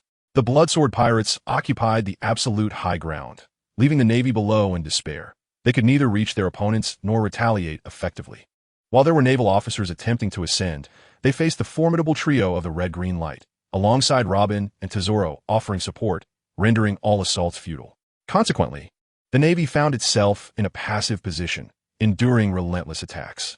One must remember why the flying pirate crew of the Golden Lion was so challenging decades ago. Their aerial superiority in naval battles was unmistakable. The sea does not afford the same cover as land, lacking objects to obscure sight and shield against attacks. Nor can one freely depart the range of their warships. If the Golden Lion's crew posed such a challenge, the Blood Sword Pirates were even more formidable. Their firepower, with laser cannons, far outstripped the range of the Navy's artillery, further complemented by Fujitora's meteors raining down from the heavens. This onslaught was unrivaled in the pirate world. If Kid were to develop electromagnetic cannons, and Ryan were to procure modern weaponry from his past life, such as Barrett rifles and mortars, perhaps the Blood Sword Pirates would not be the strongest in the world, but in naval warfare, none could rival them. The only remaining concern, the weather, was effectively countered by Ryan's air fruit abilities. It was akin to a game where the opponent's archer continually kites you, while you are powerless to retaliate. Imagine the frustration of attempting to flee, only to find your speed lacking compared to theirs, especially when they possess teleportation. How could one fight back? It was futile. Ryan roared, executing the two sleeves green serpent technique, sending Sakazuki crashing down towards the sea, his injuries rendering him incapable of using his moonwalk. He could only helplessly watch as he descended into the depths. Admiral Sakazuki. Meanwhile, the Ghost Spider and his crew frantically prepared to provide aid. Yet Fujitora and his comrades were not to be trifled with. Seeing their captain on the brink of defeat, they would stop at nothing to thwart the advancing naval reinforcements heading toward Ryan. I will not accept this. In the final moments before plunging into the sea, Sakazuki summoned an unparalleled surge of strength. Despite his weakened state, he executed the moonwalk, halting his descent. Truly, he was Admiral Sakazuki. The Navy erupted in cheers. Ice Age. Suddenly, the entire sea surface emitted a cacophony of cracking ice, and within mere heartbeats, the surrounding waters, safe or near the naval ships, had been frozen solid. Sakazuki found himself firmly grounded on the ice. It's Admiral Akiji. We are saved. That accursed pirate shall face retribution. The arrival of Akiji ignited jubilant cheers among the Navy. With two of the four admirals now present, could the Blood Sword Pirates possibly escape? Akiji dismounted his bicycle and approached Sakazuki with concern. Oh dear, you look quite disheveled. Sakazuki. The faint smile on Akiji's face was particularly distressing for Sakazuki, prompting him to turn his head away in pride, ignoring Akiji's remarks. What happened? Akiji inquired, his smile vanishing. He had never witnessed Sakazuki in such a state. In his recollection, the Blood Sword Pirates were formidable, but not to the extent that even Sakazuki could not withstand them. I was careless, Sakazuki replied tersely, then asked Akiji, what brings you here? Admiral Sengoku sent me to escort the kings of Alabasta and several allied nations to Mariewa for the World Conference. Ah, I see. Sakazuki understood, realizing that it was Sengoku's orders, thus alleviating his concerns. Meanwhile, Sengoku gazed pensively at the sky over Marineford, hoping that Sakazuki and Akiji would return with good news. Yet, uncertainty lingered. The Blood Sword Pirates were exceptionally unpredictable. In their first encounter, he, alongside Garp and Kizaru, had nearly defeated them, only to have their efforts thwarted by Whitebeard's intervention. In the second, Tsaru, Akiji, Kizaru, and others had successfully captured members of the Blood Sword Pirates. But their victory was sabotaged by the celestial dragon Charlos. This time, with Sakazuki leading and Akiji providing support, it was their third attempt. Fujitora, your old rival has arrived. Ryan smiled at Fujitora above him. Each time Ryan faced Akiji in combat, it was always against Fujitora. The two had gradually become old adversaries. In truth, they shared a semblance of similarity, both harboring a sense of justice, albeit having chosen different paths. Despite his side currently being at a disadvantage, Ryan was not prepared to retreat. He wished to test whether he could slay Akainu here. Once their eyes met, recognizing each other as foes, there was no room for leniency. Although he harbored a modicum of admiration for Akainu among the three admirals, Akainu was the most deserving of his salary. No leader would refuse such a subordinate. Alas, their allegiances diverged. Ryan sighed softly as he descended onto the ice-encrusted sea, gazing distantly at Akiji and Akainu. Allow me to take the lead. You rest for a moment, Akiji interposed, positioning himself protectively before Akainu, his icy aura swirling around him as he regarded Ryan with utmost seriousness. Ryan had the potential to defeat Akainu, regardless of whether it was due to Akainu's overconfidence. Ryan's strength had undergone a profound transformation since 2 years prior. It was worth noting that even he had yet to best Akainu. Long time no see, Akiji remarked wistfully. His feelings towards Ryan were complex. Ryan had never harmed civilians, yet he was a pirate. 2 years ago, during their conversation in Alabasta, Ryan had vehemently pointed out the flaws of the world government, envisioning a world of relative equality and freedom, an ideal he yearned for. When Garp returned and recounted Ryan's deeds in the kingdom of Goa, Akiji felt a profound shock. Why was a pirate striving to improve the world while the world government sat idly by, merely glossing over the peace? After becoming an admiral, he had encountered more than ever before and increasingly found merit in Ryan's words, leading to a growing internal conflict. Otherwise, he would be spending his days drinking tea and basking in the sun with Kizaru. Indeed, it has been a while, Ryan replied, nonchalantly before gripping his sword tightly. Facing a formidable opponent, he dared not exhibit any carelessness. Akainu glared furiously. Are you two jesting? You came to fight, not to exchange pleasantries. This was also the reason behind Akainu's discord with Akiji, as the latter's approach often baffled him. With pirates right before them, why engage in small talk? Just attack. The rift between them stemmed from a clash of ideologies. Iced on capsule. To everyone's astonishment, Akiji initiated the attack without warning. A wave of frigid air surged from his right hand, hurtling towards Ryan. This technique, the ice time capsule, had previously enabled Akiji to freeze former Marine Headquarters Vice Admiral Saul from a distance while he was still a captain. If struck, one would inevitably fall into Akiji's rhythm of combat. Fortunately, Ryan remained focused. Upon Akiji's strike, he swiftly dodged to the left. The cold shockwave continued unabated, further freezing the distant sea that had already been encased in ice. The destructive power of a Logia fruit is indeed formidable. Even the likes of Shanks and Garp, despite their immense strength, could not match such widespread devastation. The same applied to Ryan. Unless he advanced his mastery of the empty fruit, awakening its potential, he would remain at a disadvantage. As Ryan and Akiji clashed, others ceased their skirmishes. Unable to discern a victor, they intuitively entered a brief respite, knowing the outcome of this confrontation rested upon Ryan and Akiji. Meanwhile, Akainu sat upon the ice, recuperating his strength, preparing to unleash a fierce counterstrike against Ryan. From the onset, the battle diverged from Bailey and others' expectations. Ryan was thoroughly suppressed by Akiji, remaining on the back foot since the fight commenced, appearing utterly powerless. Although Ryan had sustained injuries and expended considerable stamina in his prior encounter with Akainu, this was still surprising, especially considering he had just bested Akainu, another admiral. One must also consider the battle environment. Previously, Ryan and Akainu had fought in the air, a setting that hindered Akainu's full prowess. In contrast, Ryan was unencumbered by such limitations. Aerial combat amplified his physical advantages, allowing him to occasionally employ the abilities of the empty fruit. The Marine 6 style shave bore similarities to Ryan's short-range teleportation, albeit the latter was swifter. Additionally, Akainu had been injured by Ryan earlier due to his carelessness, which had enabled Ryan to dominate their previous encounter. However, facing a fully alert and serious Akiji, Ryan, who was already wounded, was at a distinct disadvantage. The gap in strength at this level was minimal, leading to Ryan being thoroughly overwhelmed. Nevertheless, Akiji would find it no easy task to defeat Ryan.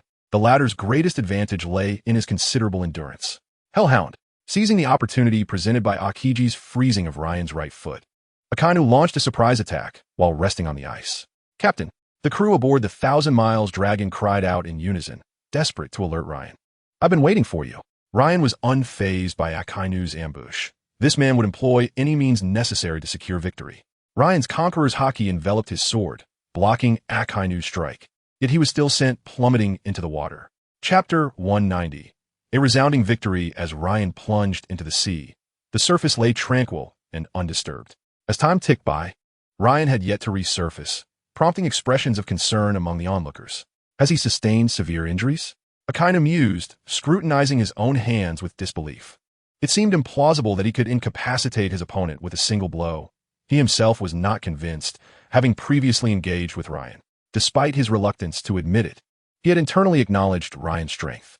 Be cautious, Sakazuki. Bang! The ice near Akainu fractured, and Ryan erupted from beneath. His armament haki and conqueror's haki swirling around his hands as he grasped Akainu's legs, attempting to drag him into the depths for a one-on-one battle beneath the waves. Ice time. Akiji, witnessing this, quickly unleashed his cold air onto the shattered ice, rapidly refreezing the surface. Oh no! Realizing the situation, Ryan released Akainu. Otherwise, they both would be encased in ice. The ocean had been refrozen, and even if he forcibly pulled Akainu down, he would not achieve his objective. Ryan evaded the ice, but Akainu was struck by Akiji's cold air, transforming him into a frozen statue. Yet, The next moment, the ice melted, revealing Akainu, now engulfed in magma. He bore no resentment towards Akiji, understanding that his comrade had acted to save him. To his dismay, the esteemed Marine Admiral Sakazuki had inadvertently become a vulnerability for his side, inciting great frustration within him. How could this happen? Rest assured, leave it to me.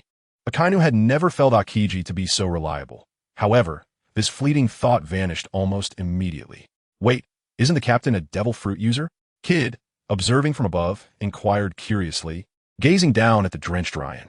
The others replied in unison, This is irrelevant.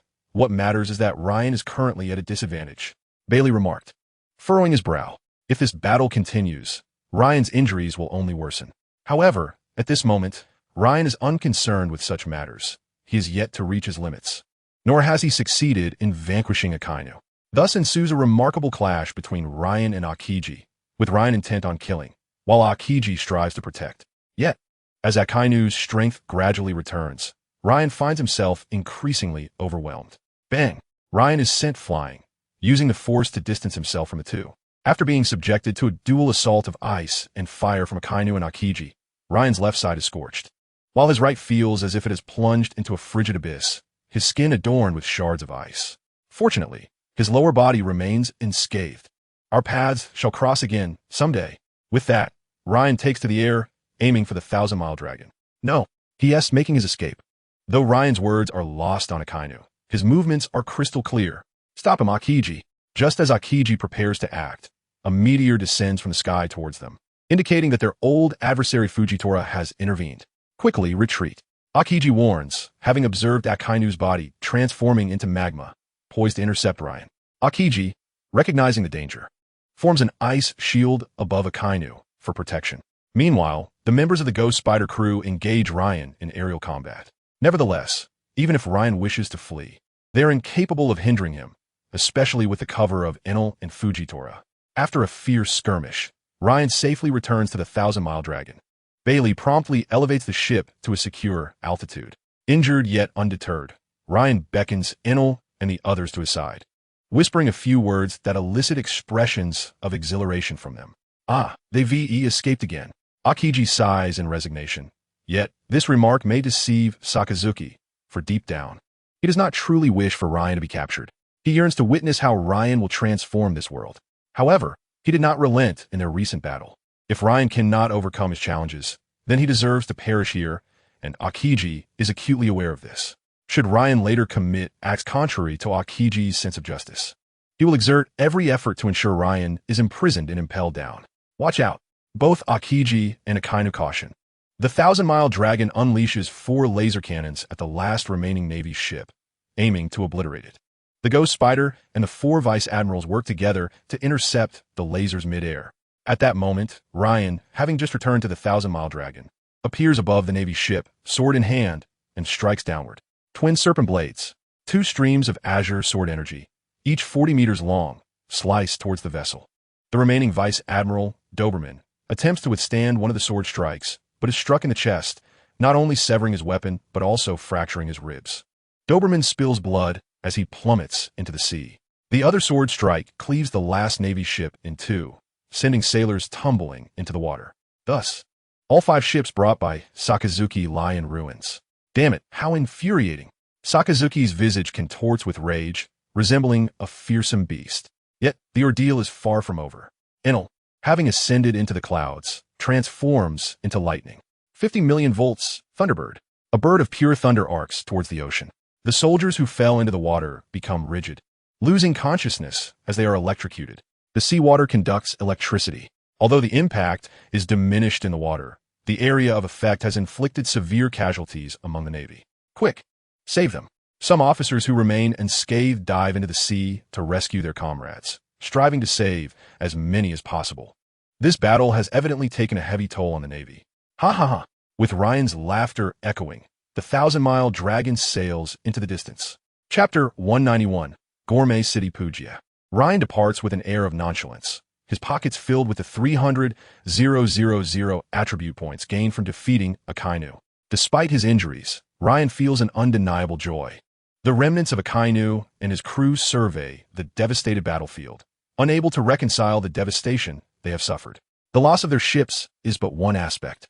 The casualties among the soldiers are grievous, especially after Enel's final strike. Many of the fallen Navy personnel have suffered severe injuries and fatalities, as rescuing each individual is a daunting task, with some unable to be saved in time.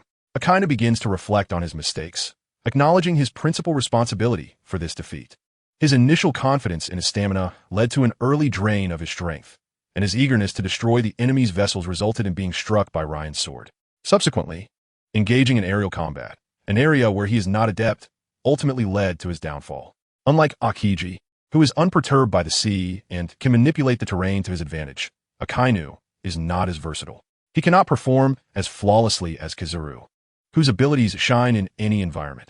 Akainu's strengths lie primarily in his magma fruit powers, requiring a suitable battlefield to unleash their true destructive potential, be it on land or through long-range attacks at sea.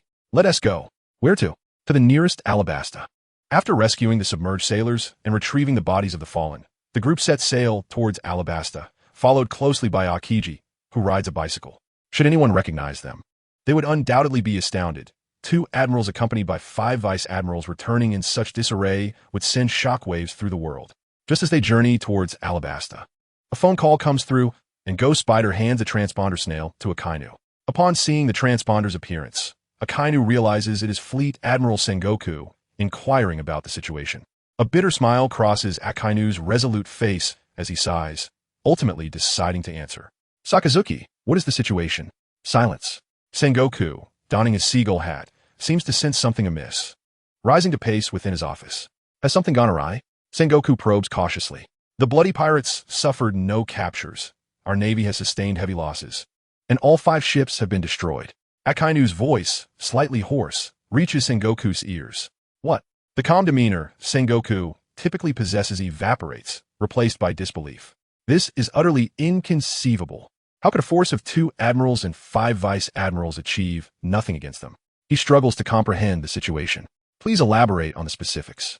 Akainu proceeds to recount the entire battle, sparing no detail, while Ghost Spider and the others listen with growing frustration, feeling that their inadequacies have burdened Akainu. Each word from Akainu is akin to salt in their wounds. Understood. You all should return to Alabasta to recuperate, Sengoku states as he slowly disconnects the call. This is troublesome, Sengoku murmurs, lost in thought. Neither of the 2 generals could capture them, and with their ships enjoying aerial superiority, pursuing them posed a significant challenge, let alone preventing them from causing chaos. This truly presented a formidable dilemma.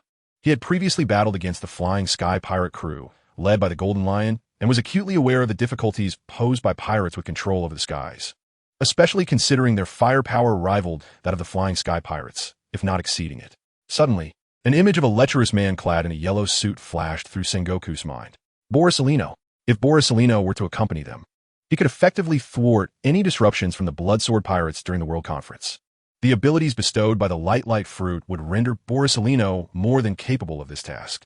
Once the World Conference concluded and his plans and objectives were fulfilled, he could then divert forces to apprehend them, possibly even enlist the aid of the warlords of the sea against them. Thus it was decided. Sengoku was resolute in his mind. Summon Borsalino. He commanded the messenger at the door. Meanwhile, he began to contemplate the preparations for the World Conference. After a night's rest at a nearby location, Ryan and his companions finally arrived at the gastronomy city of Puglia the following morning. Chapter 192. An unexpected reunion. Gastronomy city Puglia truly lived up to its illustrious reputation. Ryan and his companions marveled, standing atop the wangelanting ship and gazing downward. The entire gastronomy city unfolded before their eyes, bustling with throngs of people and lined with shops, each dedicated to culinary delights. Street vendors pushed carts selling snacks, and colorful balloons adorned with slogans promoting gastronomy were prevalent throughout. There were houses crafted from cakes and establishments built from exotic ingredients, perfectly embodying Ryan's imaginings of a culinary metropolis. Even at such a height, the unique aroma of gastronomy wafted up to him. This fragrance was not merely the result of a singular dish, but rather a symphony of scents developed over centuries. A distinctive aroma that emanated from the fusion of all the culinary creations that had graced this place. Typically, the amalgamation of various scents could render a dish unpalatable. Yet here, it was evidently a different story. Ryan closed his eyes, greedily inhaling the drifting fragrances. envisioning a scroll depicting the myriad culinary masterpieces that had emerged from Gastronomy City over the centuries, each waiting to be savored and relished. "Let's explore," commanded Bailey as he maneuvered the Wanjalongting downwards, after which Ryan stored the ship within his spatial pocket. The group strolled along the vibrant food street, where everything was visually delightful, akin to stepping into a grand architectural hall that harmonized both ancient and modern styles. From the phoenix sculpture at the street entrance to the eclectic decorations of the storefronts, the allure of architectural artistry was palpable. The diverse array of people from various races added a rich tapestry of cultural flavor to the street. "I want to eat this," Loli exclaimed, reaching out to Bailey, who managed the funds aboard the ship. After receiving the money, Loli dashed to a nearby stall, returning with a generous serving of octopus balls. Holding a skewer of the delicacies, she took a bite, and the succulent juices erupted from the ball, splattering her cherry-red lips. Unfazed, Loli extended her agile tongue to clean the juices from her lips, nodding in satisfaction before offering the octopus balls to the group. Ryan's lips quirked in a wry smile. Was this truly octopus balls? They resembled something quite different. The others, however, wasted no time indulging. "Delicious," Kid and the others chimed in after finishing their bites. Thus, the group continued to relish the delicacies as they moved forward. The Blood Sword Pirates. It's the bloody swordsman Ryan and the blind swordsman Fujitora. That's the red light kid from the traffic light crew. His bounty is a staggering 100,000 berries. Haha, a young man in the crowd remarked, clearly well-versed in their whereabouts after their 2.5-year absence. "Can I get your autograph?" It's the real bloody swordsman. Ryan and his companions garnered attention once more. Though they had faded from public view over the past 2 years, their stories continued to circulate across the seas. It was not surprising that people recognized them. However, Ryan was taken aback by how unafraid they seemed. In other locales, his notorious reputation would send people fleeing in terror, yet these individuals approached him boldly. "Step aside, Kid." In a foul mood, pushed through the crowd. Upon seeing Kid's fierce demeanor, the onlookers quickly realized that they were not dealing with run-of-the-mill folk, but rather infamous pirates of the grand seas. Nonetheless, they did not retreat in fear. They merely dispersed without further encroachment. Seeing that the crowd had thinned, Ryan paid them no mind. He was not one to revel in bloodshed. As long as they did not provoke him, there was no need to create unnecessary carnage. Continuing onward, they soon encountered an arena surrounded by an eager crowd, where a man and woman stood on stage, amplifying the atmosphere with a loudspeaker. "What's happening there?" Ryan inquired, pulling a passerby to ask. Unfortunately, the individual ignored him, continuing to cheer. "It's the annual drunkard competition," a familiar voice echoed. Ryan and his companions turned towards the source of the voice and beheld a man bearing the mighty great sword striding toward them. Mihawk. Chapter 193. The Drunkard Competition. An Eye of the Hawks contest indeed. The figure before Ryan and his companions was none other than the formidable Eagle Eye Mihawk. After 2 years apart, he seemed unchanged, his imposing presence even more palpable, yet his expression remained as stoic as ever, characterized by his signature deadpan demeanor and unyielding decisiveness. "Mihawk, what brings you here?" Ryan inquired, draping an arm around Mihawk's shoulders. Mihawk appeared somewhat taken aback by Ryan's familiarity, shifting slightly away, though Ryan tightened his hold, finding amusement in the swordsman's discomfort. Teasing Mihawk, who possessed such a proud demeanor, was a source of great entertainment for Ryan, as he reveled in the comical tension of forcing Mihawk into an awkward situation. "I'm here to buy some liquor," Mihawk replied succinctly, as was his nature. "How about entering the drunkard competition?" Ryan suggested with a grin. "Are you aiming to win that jar of wine aged for a century?" Mihawk replied, casting a sidelong glance at Ryan. "Wine." At this, Ryan's interest piqued, and Bailey and Fujitora shared an intrigued glance. A century-old vintage was indeed a rare treasure. Initially, Ryan had merely intended to tease Mihawk about participating in this competition, but upon learning of such a reward, he felt compelled to give it a shot, confident in his drinking abilities. "So what do you think? Shall we enter?" Ryan asked Bailey and Mihawk. Fujitora. As for Kid and Killer, Ryan chose to overlook them. Although they could drink now, their capacities paled in comparison to the three of them.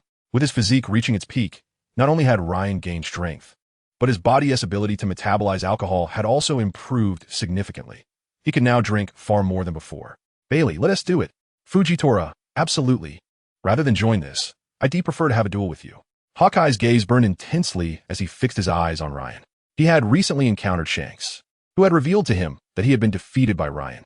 Each battle with Ryan had yielded something valuable for Hawkeye, igniting a fervent desire within him to engage in combat once more. Upon their first meeting, the urge to duel was palpable. Ryan, however, felt quite uncomfortable at this moment. There would be time for that later. After all, he had no intention of running away. After a moment of reflection, Hawkeye conceded that it would not be prudent to fight here. Thus he said, "Very well." Consequently, Hawkeye, Bailey, Fujitora, and Ryan prepared to partake in the boisterous drinking contest. Due to the overwhelming crowd, it was nearly impossible to enter, prompting Ryan to unleash his Conqueror's Haki to intimidate the masses, thereby clearing a path for their passage. This action elicited a chorus of irate murmurs and fierce glares from the crowd, many of whom were pirates. Yet none dared to act, as if bound by some unspoken rule. "Just you wait." A man wearing a bandana spat at Ryan before departing, seemingly to summon reinforcements. That individual appeared to be a subordinate of a certain figure. Indeed, just days prior, I had witnessed their arrival here. It seems a spectacle is about to unfold. Ryan overheard their discussions but remained unfazed, for since venturing out to sea, he had never feared anyone. He was eager to discover who this so-called big shot was. I hereby declare the 377th drinking contest officially open. With the announcement from the male host, over 200 contestants flocked to the stage to indulge in their drinks. Most participants were swordsmen. During the preliminary rounds, the beverage they consumed had been specially concocted. An ordinary person would be intoxicated after just a sip, while only those capable of finishing an entire bottle would advance to the next round. The female host began explaining the rules to the newcomers. Ryan found the taste of the specially mixed drink rather unpalatable, merely a tool for filtering out participants, and he finished a bottle with little enthusiasm. As the contest progressed, 6 individuals ultimately reached the finals: Fujitora, Bailey, Ryan, Hawkeye, and 2 others, a giant warrior and a scruffy old man. "It appears our captain is destined to win," Kid declared upon witnessing this development. The final round featured a more conventional beverage, a 20-year-old vintage, served in barrels nearly the height of an average person. The rules were straightforward. The winner would be the last one standing after consuming the most without collapsing. Upon hearing this, the giant beamed with a simple-minded grin. As if victory was already assured, such rules certainly favored the giants. As the contest commenced, Bailey and Fujitora were the first to succumb after downing 2 barrels. And Hawkeye soon began to sway, appearing on the verge of collapse. Ryan, however, seemed relatively unscathed. The giant was indulging heartily, finishing a barrel in just a few gulps, while the scruffy old man appeared to be managing quite well. This sudden shift in fortune left Kid feeling quite embarrassed. Chapter 194, Big MOM Pirates. Ryan now felt immense pressure. The situation seemed dire as Hawkeye had been eliminated, leaving him as the sole hope for his comrades. Robin and the others cast encouraging and admiring glances his way. With no other option, Ryan steeled himself. After finishing 5 barrels, the giant finally fell. Not due to an inability to drink, but rather from intoxication. Now, only Ryan and the scruffy old man remained. They exchanged serious glances, fully aware that their opponent was not merely adept at drinking, but also possessed formidable strength. This contest was not solely about drinking. It required considerable stamina, akin to how Luffy could consume vast amounts of food due to his unique physiology. It tested one's digestive capabilities. The Navy's 6 styles included techniques like life return, which allowed one to quickly extract energy from food when one's body reached a certain threshold and applied specific techniques. As for Luffy, we shall set him aside for now. Thus, Ryan surmised that the old man opposite him was no weakling. The onlookers were now utterly astonished, as the two had consumed more than the previous champion and were still going strong. "Go, bloody swordsman. Come on, old man, don't let the youth outdo you." The crowd, filled with wine enthusiasts, began cheering for both participants, their excitement palpable as they wished to join in the revelry. As the crowd roared, Ryan and the scruffy old man continued their drinking duel. 7 barrels. 7 barrels. The previous record of 7 barrels, set 50 years ago, was now equaled. Would they surpass it today? Ugh, ugh, ugh. Ryan belched uncontrollably, the taste of alcohol overwhelming him, making him feel quite ill. "I've overindulged." Meanwhile, the old man appeared increasingly unsteady, his grip on the barrel trembling as he began to sway. 8 barrels. 8 barrels. The crowd's chants grew louder, eager to witness a new record. Alas, it seemed I could not surpass my own record. Halfway through the 8th barrel, the scruffy old man finally faltered, uttering a final remark before collapsing. Seizing the moment, Ryan hoisted the barrel and downed the remaining half in one bold gulp. After finishing, he too felt the effects of the drink, his awareness starting to blur, yet he managed to remain upright. I now declare the winner of this drinking contest to be our bloody swordsman, Ryan. With the female host's triumphant proclamation, Ryan emerged victorious, shattering the previous record of 7 barrels without falling.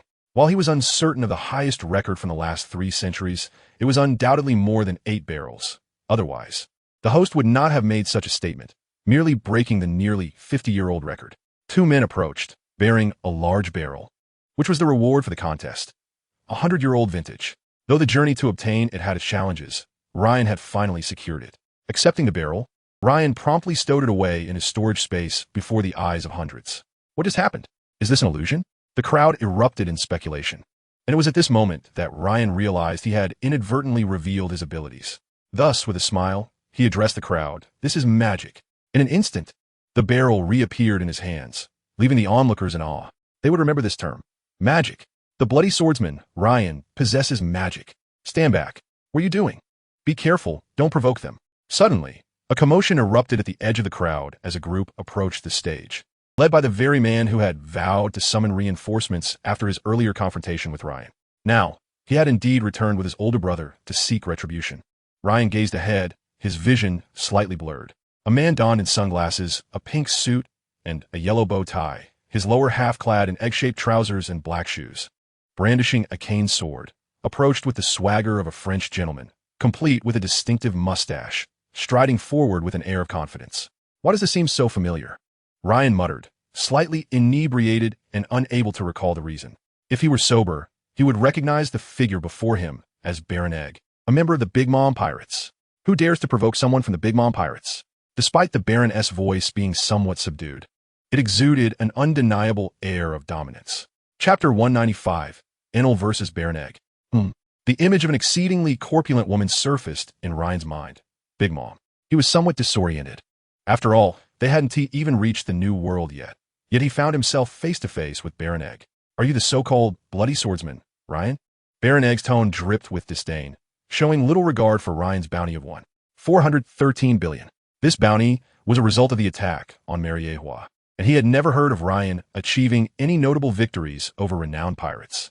Thus, he felt both contempt and envy towards Ryan, someone who had never even ventured into the new world, yet possessed such a grand reputation. This sentiment was not unique to him. Many pirates in the new world shared the same view. Speak only if you have something to say. Otherwise, be gone. Ryan found Baron Egg's condescending demeanor quite irksome. How arrogant! Baron Egg chuckled lightly. It seems a lesson is in order for you to understand the might of the Big Mom Pirates. Today, I shall demonstrate the authority of an emperor of the sea. With that, he unsheathed his cane sword, revealing its gleaming blade, intent on reducing Ryan to mere fragments. Do you really think you can contend with our captain? Do you even stand a chance? Enel transformed into lightning and appeared in the center of the arena. Though his wounds had yet to heal, he felt compelled to step in, as both Bailey and Fujitora had succumbed to intoxication, and their captain Ryan was unsteady on his feet. As the most formidable member of the Bloodsword Pirates, he had to uphold their reputation. Furthermore, after his recent encounter with the Navy, he had regained his confidence and was now willing to challenge anyone except Ryan. What was once a stage for a drunken brawl had now transformed into a battleground for both sides. A natural-type devil fruit user, the spectators recognized Enel's lightning form, acknowledging him as a rare natural-type user. Such individuals, should they survive, were destined to become formidable pirates. Currently, 3 of the Navy's admirals were top-tier natural-type users. And what of it? I've never heard of your reputation, Baron Egg retorted, his pride as a member of the Big Mom Pirates shining through. Natural types are not invincible. The 3 current emperors of the sea are not natural types. Strength lies in the person, not the fruit. Today, I will engrave my name in your memory. You shall die bearing my illustrious name. Lightning crackled in Enel's hands as he unleashed a bolt toward Baron Egg. Lightning? Baron Egg smirked, his mustache accentuating his lewd demeanor. Unexpectedly, he did not evade. Instead, he charged toward the lightning, sprinting across the stage and striking at Enel with his blade. Crack! Baron Egg was struck by the lightning, smoke billowing from his scorched body. Got him! Kid exclaimed joyfully. However, Tai Solo, who had been spectating, spoke gravely. No, he is unharmed. Enel found himself slashed by Baron Egg.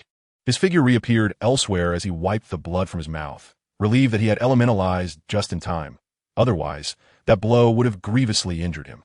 How could it have no effect? Enel stared incredulously at Baron Egg. Ha ha ha! Baron Egg laughed heartily. My outfit is designed to be electric resistant. Your lightning is ineffective. He mockingly waggled his finger at Enel, clearly reveling in his superiority. Here we go, a unique aspect of the pirate world, revealing one's trump card during battle. Ryan, still inebriated, thought to himself. Just as expected, upon hearing this, Enel regained his focus.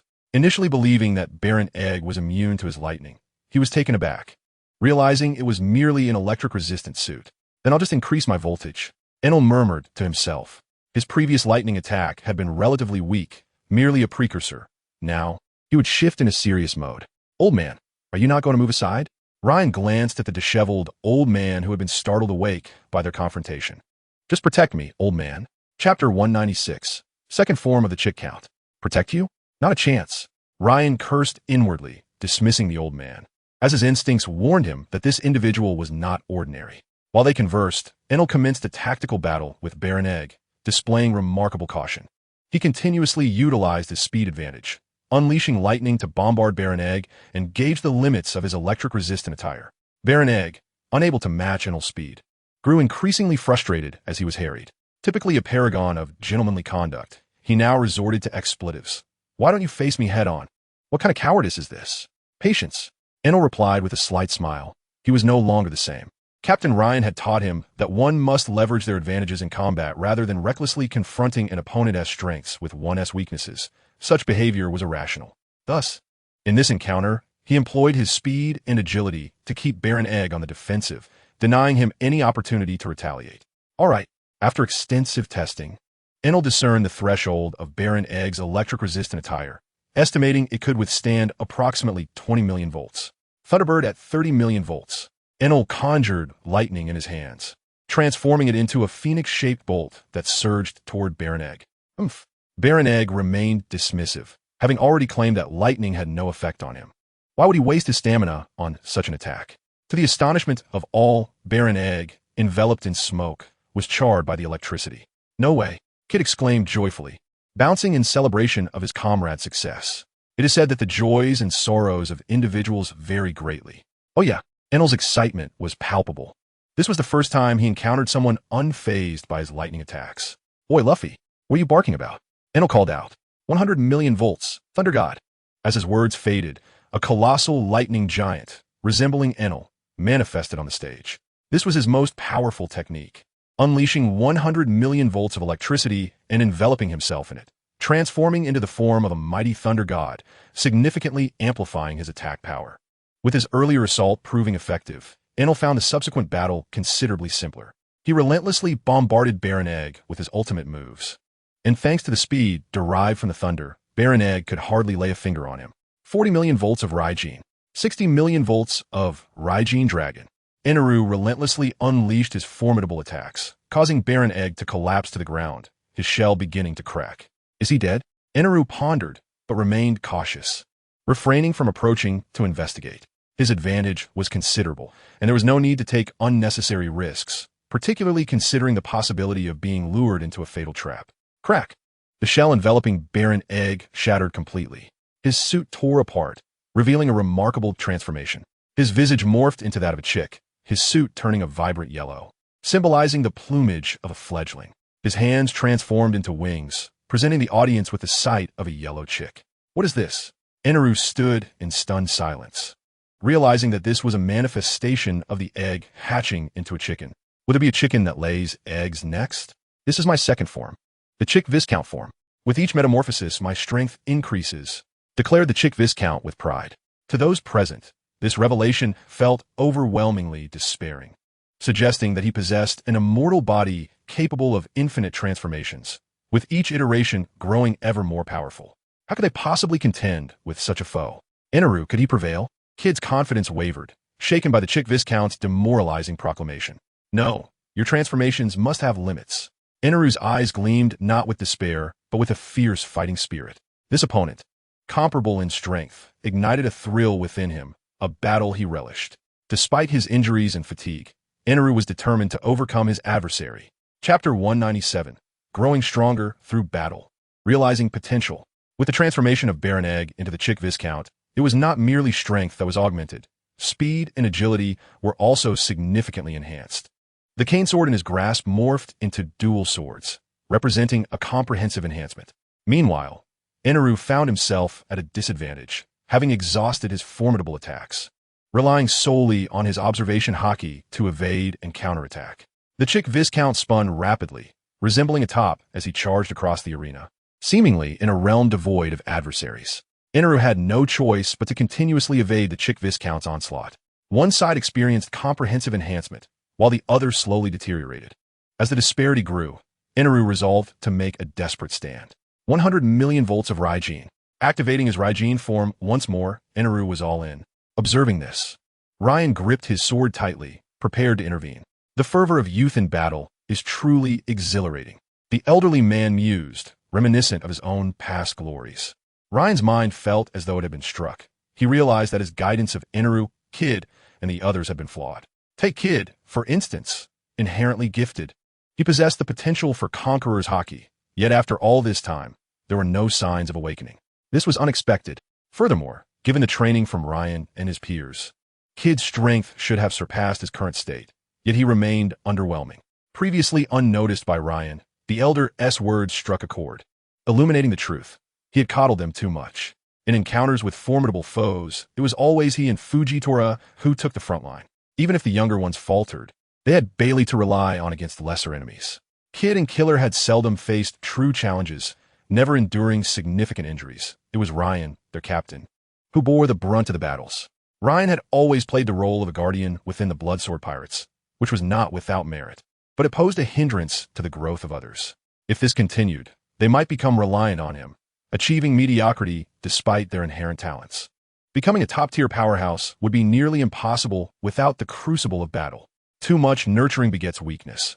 A strict teacher yields exceptional students, is a truth not without merit. Like two tigers, one nurtured in captivity, well-fed and cared for, would lose its hunting prowess. The other, raised in the wild, would learn to hunt and heal its wounds, ultimately becoming the king of the forest, roaring in dominance. If both tigers were placed in an arena, the captive would surely perish. The historical Straw Hat Pirates exemplified this. Even with their advantages, they would not have grown so swiftly without the life-and-death battles they faced. Thus, Ryan relaxed his grip on the sword, deciding to refrain from intervening in this battle. He could not believe that Inaru, the god of Skypiea, would fall so easily to bear an egg, even in his wounded state. Fearing he might forget his insights in a drunken stupor, he retrieved a notebook from the system space to record his future training methods for Kid and the others. A sharp mind cannot replace a well-kept record. Watching the elder beside him, who appeared taken aback, Ryan thought, there's more to this. Upon entering his Raijin state, Inaru was no longer on the defensive. His formidable attack power and velocity forced even the enhanced Chick Viscount to momentarily retreat from his onslaught. The Chick Viscount sought to endure Inaru's fierce barrage, hoping to counterattack thereafter. But would Inaru grant him that opportunity? In his Raijin state, Inaru grew increasingly formidable, entering a near-manic state. His vitality had reached its zenith. His combat prowess soared to unprecedented heights. Come on, Inaru, brimming with exhilaration, cast aside his usual aloof demeanor. In his Raijin form, he exhibited the arrogance of an ancient demigod. Witnessing Inaru's transformation, Ryan felt no doubt about his decision. Inaru was beginning to realize his innate gifts and potential. Nearly all gifted combatants thrive through experience in battle. I'll give it my all. After all, I can still transform. The Chick Viscount no longer solely avoided Inaru's strikes, but charged forth to confront him directly, clashing with the Raijin form head-on. The escalating strength of Inaru unnerved him. If this continued, he feared even the Rooster Count would be unable to best his adversary. With a furious roar, the two engaged in a brutal exchange of blows. Normally, Inaru would never resort to such reckless abandon, but at this moment, he was consumed by a singular thought: to obliterate his opponent. Thunder had always been synonymous with destruction and chaos. Chapter 198. You have your egg-hatching chickens. I have my pacemaker. The expansive arena lay in ruins, ravaged by the shock waves of their fierce battle. Onlookers retreated to a safe distance, wary of being caught in the crossfire, though a few brave souls dared to witness this extraordinary clash up close. Such a spectacle was indeed rare in the Grand Line's early stages. Both combatants had engaged in a bloody struggle, previously unscathed, yet now bore varying degrees of injuries. Inaru, give it your all. Keep going. Kid and Killer shouted in fervent support for Inaru. We also cheer for the esteemed Baron. Go, my lord, go. The minions of Baron Egg are fervently waving flags in support of their master, unwilling to be outdone in this display of loyalty. Boom! A tremendous explosion erupted in the center of the arena, blinding flashes of lightning illuminating the surroundings, rendering the spectators unable to open their eyes. No one could discern what had transpired within, nor who had emerged victorious. Had Enel triumphed? Kid craned his neck, peering toward the chaos. As if the outcome of Enel's battle was intrinsically linked to his own fate, clearly invested in the outcome. After a long moment, the smoke began to dissipate. Both Enel and the Chick Baron lay motionless on the ground, devoid of breath. Enel's wounds bled profusely, while the Chick Baron was rapidly transforming into a delectable golden fried chicken. However, what filled Kid and the others with despair was the sight of the eggshell on the Chick Baron's body beginning to crack. It seemed he was on the verge of yet another transformation. If the first transformation had been so terrifying, what would a second one entail for Enel? At this moment, Enel lay still amidst the rubble of the arena, appearing almost lifeless. Enel, Kid shouted towards the arena, striving to rouse Enel from his current state with the power of his voice. Crack! Crack! The Chick Baron finally completed his transformation, the yellow feathers shed, replaced by pristine white. His head morphed into that of an adult rooster, clad in a pale pink suit, with a magnificent tail sprouting from his back. Ha ha ha! You are finally dead.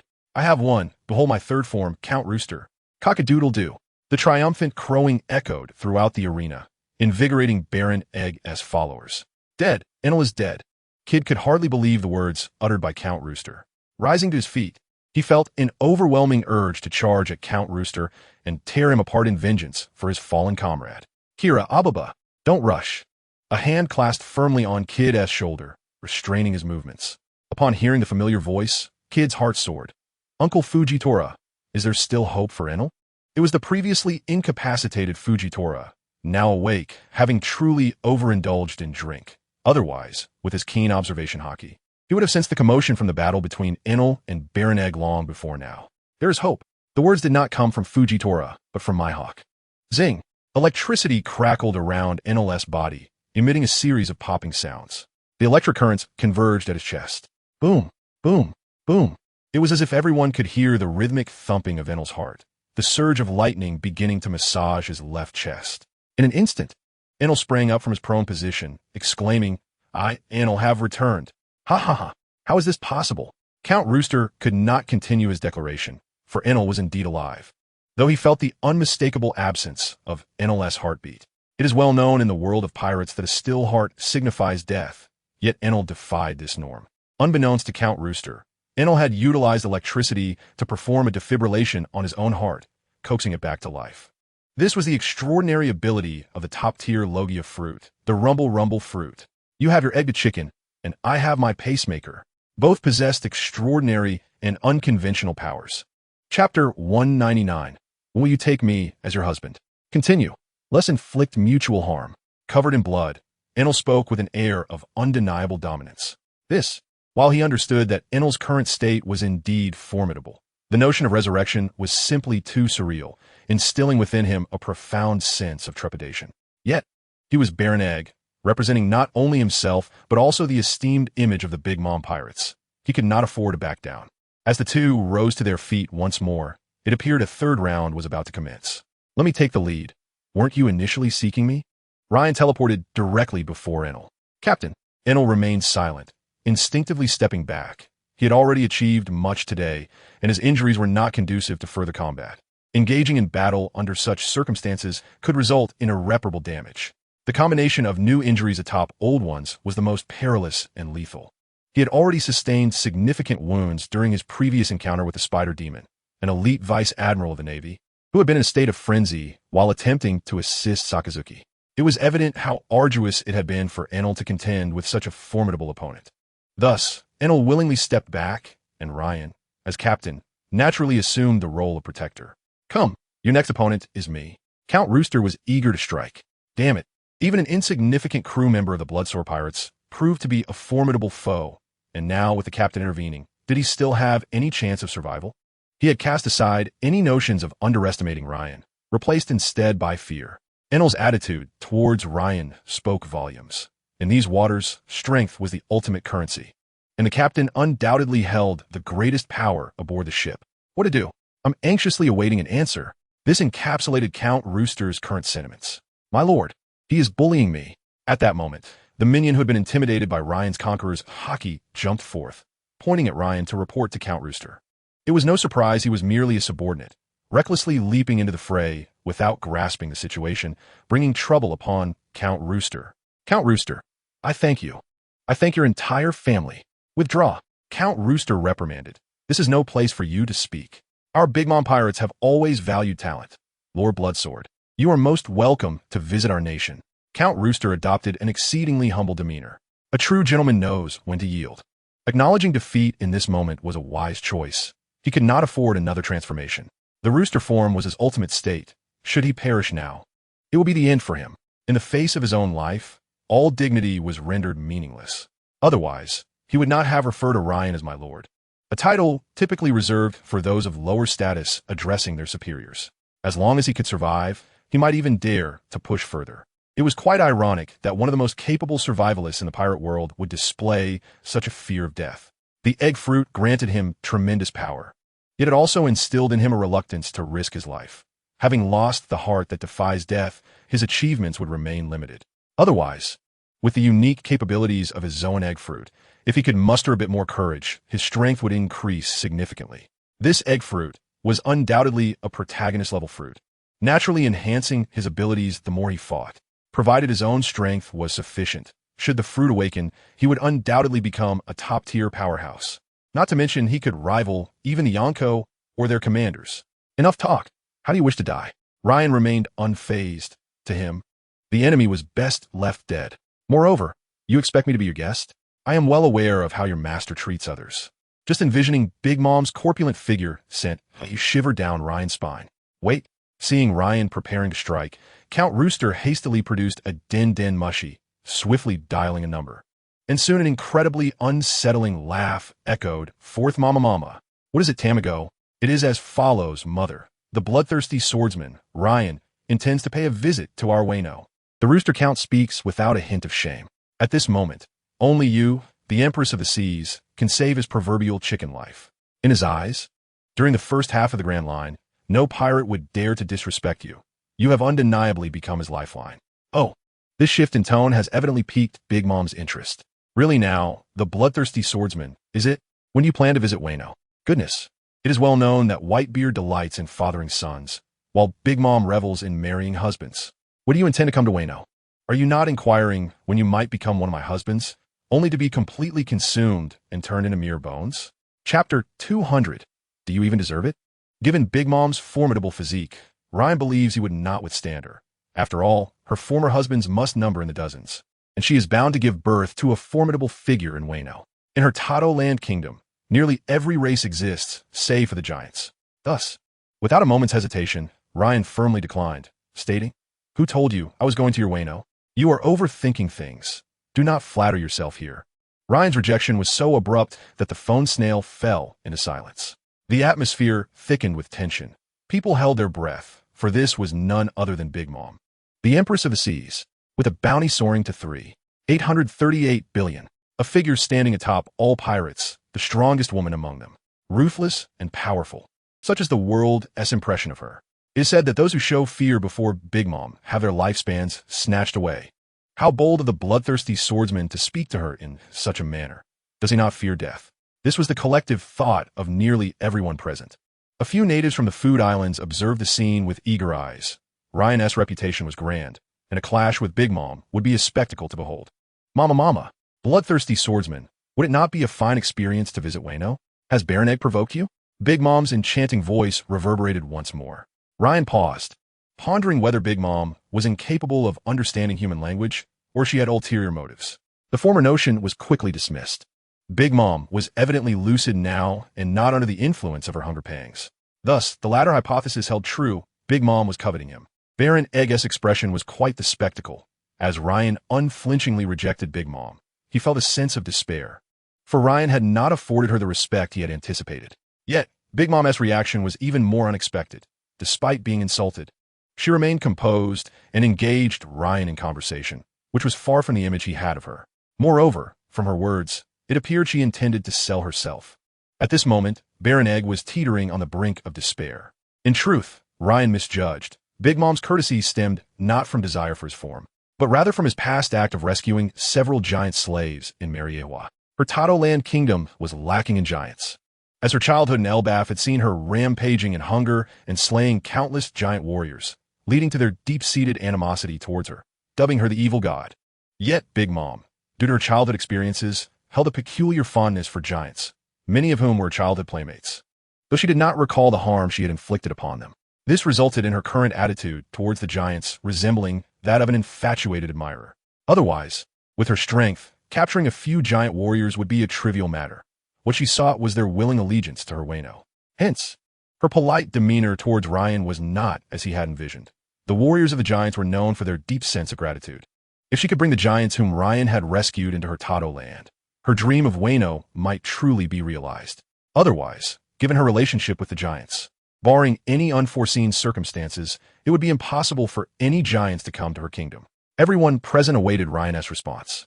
Under the watchful gaze of Robin and the others, Ryan solemnly stated, "There is no need to elaborate. Dismiss such thoughts from your mind. Are you prepared to make an enemy of me?" Seeing that soft tactics bore no fruit, Big Mom resorted to intimidation. Threatening me?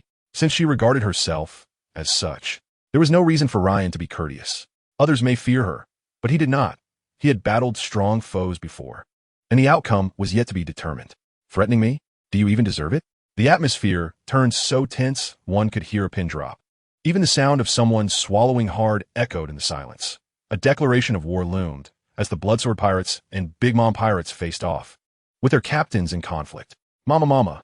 Big Mom's anger manifested in a sardonic laugh. Just as she was about to speak further, she realized the call had been disconnected.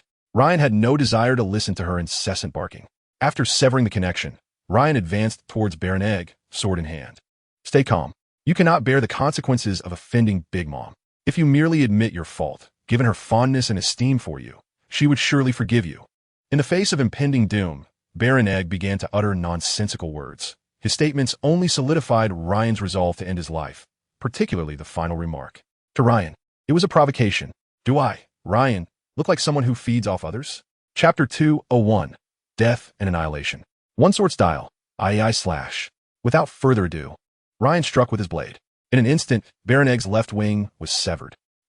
Baron Egg let out a harrowing scream, gazing at the bloodied wing on the ground. At this moment, terror enveloped his entire being. Baron Egg had already been outmatched by Ryan, and with one of his wings severed, the outcome was all but inevitable. Ryan then demonstrated the proper method for slaughtering a chicken. Though Baron Egg, increasingly wounded, began to resist, it was futile. As the head adorned with a red comb fell to the ground, Baron Egg's nefarious existence came to an end. The onlookers stared at Baron Egg's lifeless body, curious if he would resurrect once more. Yet reality disappointed them. The fallen Baron Egg would not rise again, lying eternally upon the ground. In truth, his prowess was not as lacking as it seemed, but his fear of death led him to seek alternate means of survival. Had he approached the situation without hope and sought to secure his life through his own strength, he might have perished eventually. Yet he certainly would not have met such a swift defeat, at least managing to endure longer under Ryan's blade, avoiding such a humiliating end. The Baron is dead. The subordinates who had previously cheered for Baron Egg could hardly believe the unfolding events. The bloodthirsty swordsman truly dared to kill. With Baron Egg's demise, the Bloodsword Pirates and Big Mom Pirates had irrevocably severed ties. What shall we do? He will not spare us. The pirate who had previously clashed with Ryan was now gripped by fear. Indeed, such is the reality. Having already offended, one might as well offend until death. For there lies a crimson text of history with Big Mom, and in the new world, Ryan is destined to clash with her. A confrontation between the two is inevitable. Kid and Killer are left in your capable hands. With a light-hearted demeanor, Ryan determined their fates. Truly, Kid's eyes sparkled. It was always Captain Ryan who stepped forward, declaring, "Leave it to me," never affording them such an opportunity before. "Indeed, but I shall not intervene." "No problem." Then, like feral beasts in heat, the two lunged towards Baron Egg's minions, weapons in hand, unaware of Ryan's motivations, yet seizing the rare chance. Magnetic steel, right arm. With the activation of Kid's magnet fruit, numerous weapons were drawn towards him, affixed to his right hand, forming a colossal steel arm. Boom! A punch crashed into the throng. the weapons now attracted, ricocheted with devastating effect amongst the crowd. Afterward, Kid brazenly shouted to the onlookers, "Come, see who dares to claim my bounty is merely 100 berries." This matter had long troubled Kid. He was a proud individual who had initially acknowledged Ryan and the bounty out of inability. Those who mocked him, according to his former temperament, would have already seen the last light of day. Killer, however, was less verbose, wielding dual swords with utmost seriousness. As if engaged in a rigorous swordsmanship training, the Bloodsword Pirates are remarkably formidable. The intelligence from the world government must be flawed. You dare claim this is the might of a 100-berry bounty? Kid and Killer's performance today served to vindicate themselves. They were no longer the individuals they were 2 years prior. They had developed considerable strength, no longer relegated to mere spectators. Yet, Baron Egg's minions were not entirely inept. Some possessed decent skills. As Kid and Killer faced them, their onslaught slowed, embroiled in a fierce struggle. As Ryan had stated, he refrained from intervening, merely observing the spectacle unfold. After several minutes, the bloody duo returned, their attire stained with both their own and their enemy's blood. Chapter 202. In need of ship's doctor. This battle had yielded significant benefits. Kid's magnet fruit techniques were refined through practical application, becoming more potent and suited for combat. Killer, too, deepened his understanding of the sword, gaining fresh insights into techniques he had previously struggled with, realizing the stark difference between training and real combat. Swordsmanship belongs to the living, not the dead. Each individual possesses a unique fighting style, and both Kid and Killer were now embarking on this path, continuously learning and evolving through battle. Ryan lamented his past protective actions towards them. Had they reached this point sooner, their strength would undoubtedly surpass its current state. However, Ryan was mistaken. While combat indeed fortifies one's abilities, it is imperative to establish a solid foundation first. This is why Zoro and Luffy of the Straw Hat Pirates displayed a marked disparity in strength later on. Their foundational training laid the groundwork for their eventual breakthroughs during battles. Zoro had been learning swordsmanship from Kushiru since childhood, while Luffy grew up under Garp's rigorous tutelage and later encountered the diligent teacher, Rayleigh. Many argue that while Rayleigh is a false teacher, the true mentors were Katakuri, Ben Beckman, and Sanji. Yet, without those foundational years of honing haki, it is doubtful Luffy could have grasped concepts so swiftly. Similarly, Sanji, having lacked systematic training in his youth, resorted to technology in his later years. Kid and Killer found themselves in a similar situation. Their foundations had become remarkably robust after nearly 3 years of relentless training, and they were now reaping the rewards. At this juncture, their combat experiences were perfectly timed. The seeds of diligence had been sown, blossoming into exquisite flowers. However, this presupposes one is inherently gifted. That is the truth. Had Ryan lacked innate talent in swordsmanship, even with the system's assistance, he would not have attained his current prowess. Let's find a place to tend to our wounds, then seek a spot to rest. With the situation resolved, Ryan addressed the group. His inebriation had not yet fully dissipated, and he yearned for a restful slumber, especially since Enel, Kid, and the others required proper medical attention. "Captain, that old man has departed," Fujitora remarked quietly from the side. "Let him be," observing the disheveled old man's retreating figure. Ryan remained unconcerned. It was commonplace to encounter hidden masters in this world, provided they did not provoke him. Amidst the fearful gazes of the crowd, Ryan led the Bloodsword Pirates away, with Mihawk following, eager to duel with Ryan. Previously, everyone had felt emboldened in Big Mom's territory, but now, Ryan audaciously confronted the Sea Emperor, having dispatched many of her underlings. Yet, as Ryan and his crew moved further away, a wave of cheers erupted among the onlookers. For Big Mom's penchant for sweets had resulted in the Food Island falling under her dominion years prior. The food city Ryan beheld was grotesque. What was once a mere aspect of the delightful city had now become its entirety due to Big Mom's influence, overshadowing the vibrant competition that had once thrived. For those raised in this environment and the food enthusiasts, their anger was stifled, but Ryan's actions today ignited a flicker of hope for liberation from Big Mom's grasp. Regardless of the outcome of Ryan's conflict with Big Mom, as long as he remained undefeated, she would likely refrain from sending further forces here. In the foreseeable future, there was hope for Food City to regain its former prosperity. As Ryan, along with Enel and the others, sought medical aid, he contemplated a pressing issue. Having decided to afford Enel, Kid, and the others more opportunities for combat, their likelihood of injury would significantly increase. Entering the new world, battles would become more frequent, and the absence of a ship's doctor would indeed prove inconvenient. It appears I must find a reliable ship's doctor. Ryan resolved internally. Meanwhile, far away in Tato land, Big wore a dark expression, furious that the bloodthirsty swordsman Ryan dared to challenge the authority of the Sea Emperor. It seemed a lesson was in order. Chapter 203, Intercontinental Missile. Engage me in a duel, Ryan. Once Enel, Kid, and Killer had bandaged their wounds, Mihawk could hardly contain his eagerness, his slightly reddened eyes from drinking betraying his exhilaration. Though understanding that Mihawk's invitation to duel did not carry the literal meaning, Ryan felt a shiver race down his spine at the fiery glint in Mihawk's eyes. Do not rush. My wounds are not yet healed. Ryan yearned for rest. And while he spoke truthfully, his body, having reached its pinnacle, possessed formidable recuperative abilities. Recovery would not occur overnight. Are you injured? Hawkeye inquired with curiosity. Who has harmed you? Could it possibly be a swordsman stronger than yourself? This was Hawkeye's immediate reaction, as powerful swordsmen were his passion. It was Admiral Akainu and Admiral Akiji. Even the typically aloof Hawkeye could not help but be moved at this moment. He was well aware of the combat prowess of the Navy admirals. Could Ryan now stand against both of them? Although the outcome of the battle remained unknown, the very fact that Ryan and his crew could stand here spoke volumes. The Navy's operation had failed. Contemplating this, Hawkeye's fighting spirit intensified. Yet, remembering that Ryan's injuries had not fully healed, Hawkeye suppressed his burgeoning desire for battle. He yearned to fight against Ryan at his peak. Ryan observed the subtle changes in Hawkeye's expression, and it became clear why the historical Hawkeye was recognized as the world's foremost swordsman. His heart, unafraid of formidable foes and even exhilarated by their strength, was truly formidable. Perhaps, in Hawkeye's mind, anyone could serve as his whetstone, including himself. In due time, the future world's greatest swordsman would actively seek to cultivate worthy opponents. Come on, Mihawk, let's find some rest, Ryan invited, wrapping an arm around Hawkeye. Hawkeye remained silent, merely trailing behind Ryan. Ryan was indeed an admirable friend, though he had a tendency to be overly physical, which was Hawkeye's current internal reflection. After arriving at an inn, everyone retreated to their respective rooms to rest. It was not until the afternoon that Ryan finally awoke, stretching languidly before opening his attribute panel for inspection. Host, Portgas D. Ryan.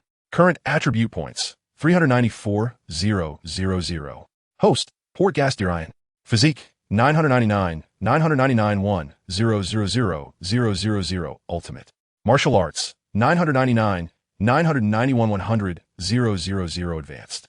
Swordsmanship, 487, 752,100,000. Great swordsman.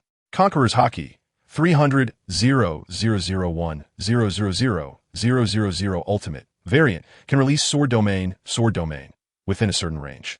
Can suppress opponents to a degree and enhance oneself. Specifics dependent on the opponent's strength. Armament Haki, 999, 991,100,000. Advanced. Observation Haki, 999, 991,100,000. Advanced. Devil Fruit ability. Empty fruit, spatial cutting, spatial transfer, storage space. 200,000 attribute points can grant one opportunity for insight development, with each insight doubling the effects. Skills, Divine Evasion, One Sword Style Iato, One Sword Immortal Kneeling, Two Sleeves Green Serpent, Sword Chi Rolling Dragon Wall. Weapon, Famous Sword Mumun Yell. Mission, Nation Building, incomplete. Power Control Degree, 75. Having only set sail for a few days, Ryan's previously meager attribute points had once again swelled. Defeating Akainu had netted him 300,000.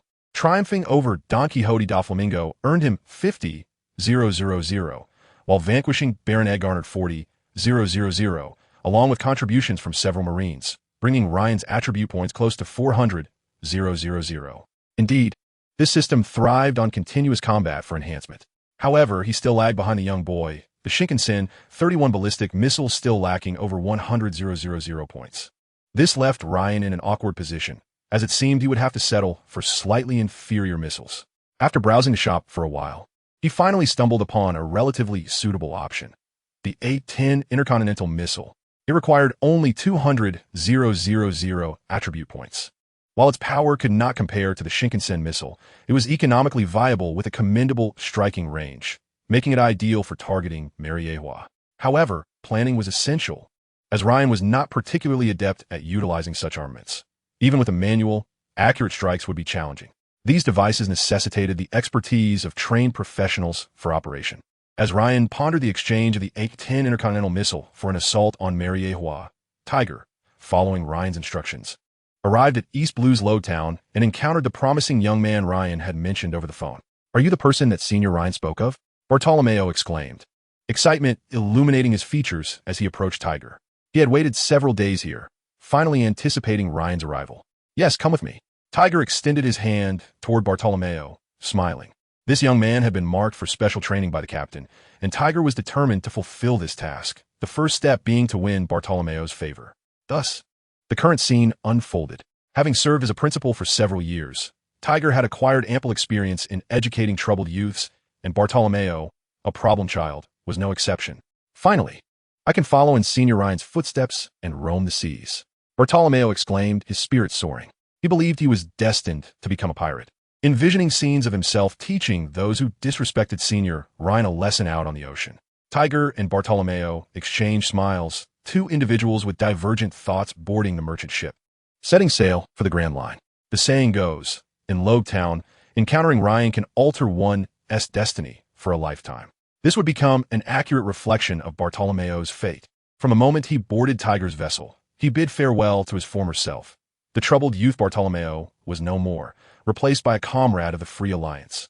Chapter 204, Ambiguous Justice. Marine Headquarters, Marineford.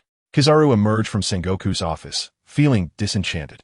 Having just escorted several kings attending the World Conference to Sabaody Archipelago, he had not yet had a moment to rest before being assigned a daunting task by Fleet Admiral Sengoku. His mission was to monitor the Blood Sword pirates single-handedly, preventing them from wreaking havoc during the World Conference. Furthermore, Sengoku's intel revealed that Sakazuki had been defeated by the ruthless swordsman Ryan, complicating his assignment even further. Kizaru was acutely aware of Sakazuki's strength. Even he held no confidence in his ability to defeat him. Though Sengoku claimed Sakazuki had let his guard down, a defeat was still a defeat, and Ryan's capabilities were beyond dispute. He could contend with Fujitora, a user of the gravity fruit, and a top-tier Logia user Enel, all while standing shoulder to shoulder with an admiral. This was truly a devilish task. Who would have thought that the young man from years past had grown so formidable? Kizaru inhaled the fresh air of Marineford, noting that the Blood Sword pirates were reportedly in Food City, Pucci. Therefore, he would set out alone for Food City, Pucci that very evening. Returning to his office, Kizaru lit a cigarette in a place where no one could see him, gazing at the gradually darkening sky. Feeling as if he had transformed into another person, his eyes filled with concern. The era of great pirates was becoming increasingly difficult to contain. Could Fleet Admiral Sengoku's plans truly come to fruition? Previously, he had held great hope.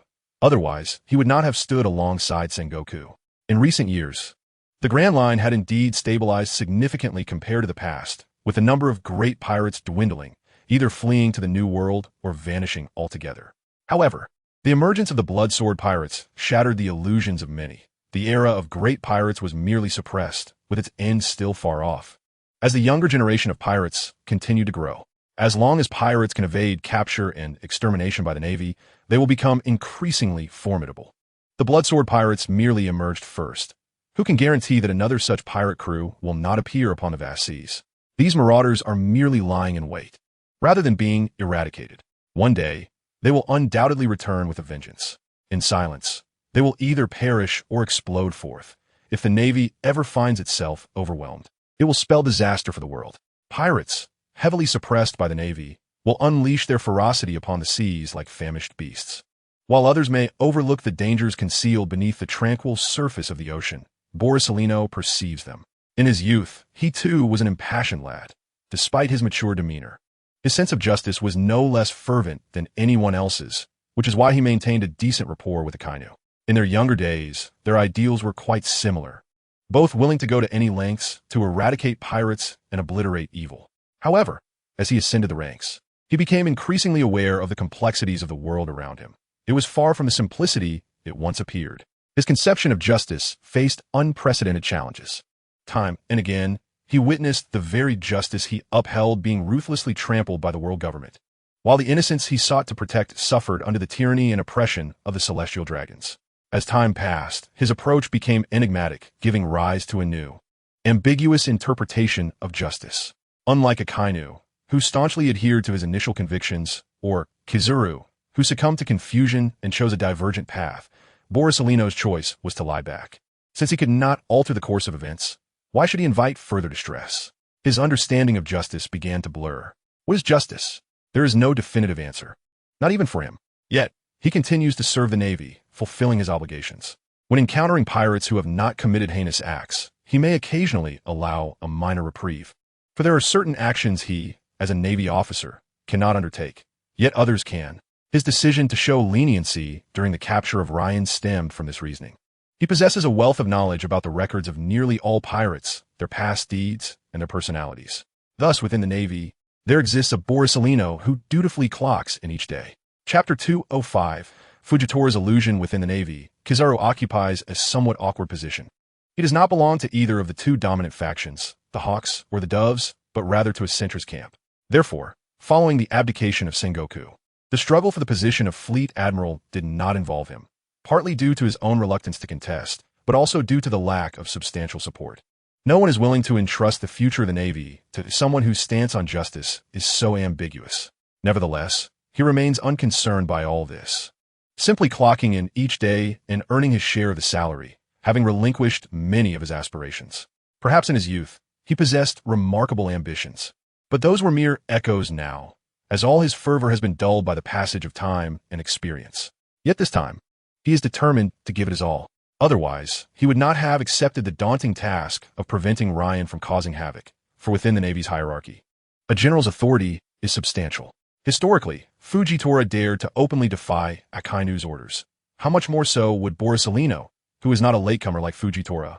He has established his own faction within the Navy, and while it may not be overwhelmingly powerful, it is certainly more solid than Fujitora's lack of foundation. Let me give you one last push, Fleet Admiral Sengoku.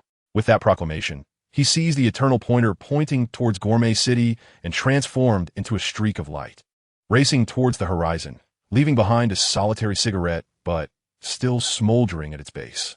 This too is Kizaru's final spark of passion. The light fruit is remarkably conspicuous against the night sky, and this spectacle does not escape Sengoku's notice. Borsalino. A sigh reverberates in the Fleet Admiral's office. Ever since Borsalino was promoted to Vice Admiral, Sengoku has found it difficult to decipher his thoughts. However, whether intentionally or unintentionally, Kizaru has always silently supported him. This instance is no exception. The combination of the light fruit and the Navy's 6 powers, particularly the moonwalk, allows Kizaru to traverse swiftly. Within less than 2 hours, he arrives at his destination. After coordinating with the local Navy, Kizaru finds a place to rest near the hotel where Ryan and his companions are staying. The commotion caused by Ryan and his crew in Gourmet City has already made their whereabouts widely known, so it is hardly surprising that the Navy can gather such information. The following day, after Ryan and the others indulge in the unique breakfast of Gourmet City, unable to withstand Mihawk's piercing gaze, Ryan decides to leave Gourmet City to fulfill his desires elsewhere. Naturally, he leaves behind a spatial coordinate. After 2 days, his injuries have healed to approximately 89, not impeding his confrontation with Mihawk. Mihawk, let's find a small island for our duel. Very well. A faint smile graces Mihawk's lips. Indeed, Ryan cannot refuse his request. From a storage space, Ryan retrieves the 1,000-mile dragon, and a large ship materializes before everyone's eyes. What? Mihawk is taken aback. Has Ryan acquired yet another special ability? The Ryan of the past could not perform such a feat. Who? Fujitora suddenly interjects. What is it, Uncle Fujitora? Lowly inquires curiously, as this maneuver is indeed surprising. Strange. Could it be that my observation was mistaken? Fujitora's brow furrows. He thought he had sensed a peculiar aura through his observation haki, but upon further inspection, it vanished, leading him to question whether his perception had faltered. Let's go. Mihawk urges.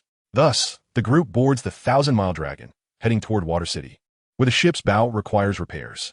Water City is the obvious choice. As for the duel with Mihawk, they can settle that on a small island along the way. Chapter 206. Who is the hunter? As the 1,000-mile dragon ascends into the skies, a Navy officer clad in a yellow suit appears. It is the Admiral Kizaru, tasked with preventing Ryan from wreaking havoc in the coming days. How frightening, Kizaru reflects, patting his chest as he watches the vessel slowly recede into the distance. Still shaken from nearly being detected by Fujitora. He had originally intended to remain undetected, but the sight of Ryan conjuring a ship out of thin air astonished him. For according to Navy records, Ryan is not a devil fruit user. This extraordinary ability, if not a devil fruit, then what could it be? This perplexes him greatly. Moreover, the opponent's observation haki is exceptionally potent. He merely released a hint of his aura, and the other party sensed it instantaneously. Fortunately, his fruit's unique capabilities allow him to blend seamlessly into light. His presence and form can be perfectly concealed. Were it not for the daunting odds against the Bloodsword pirates, he would prefer not to tail Ryan and his companions, as it feels rather undignified. Sigh. It seems I must exercise greater caution. With a resigned breath, Kizaru transforms into a beam of light and darts towards the direction in which the 1,000-mile dragon departed. However, unbeknownst to Kizaru, after his departure, a figure slowly emerges from the shadows, having observed his every move closely. Kizaru, what is he following us for? Ryan whispers to himself. Indeed, it is none other than Ryan, who has utilized the spatial transfer abilities of his empty fruit to return once more to the culinary city. At that moment, he sensed an unusual presence, despite being blind, as the lookout for the Bloodsword pirates. He has consistently relied on his formidable observation haki to avert numerous risks for Ryan and his crew. Both he and Fujitora perceive the anomaly simultaneously, indicating the gravity of the situation, thus leading to Ryan's return. He was merely exercising caution, testing the waters without causing any delay, and indeed, he made a significant discovery.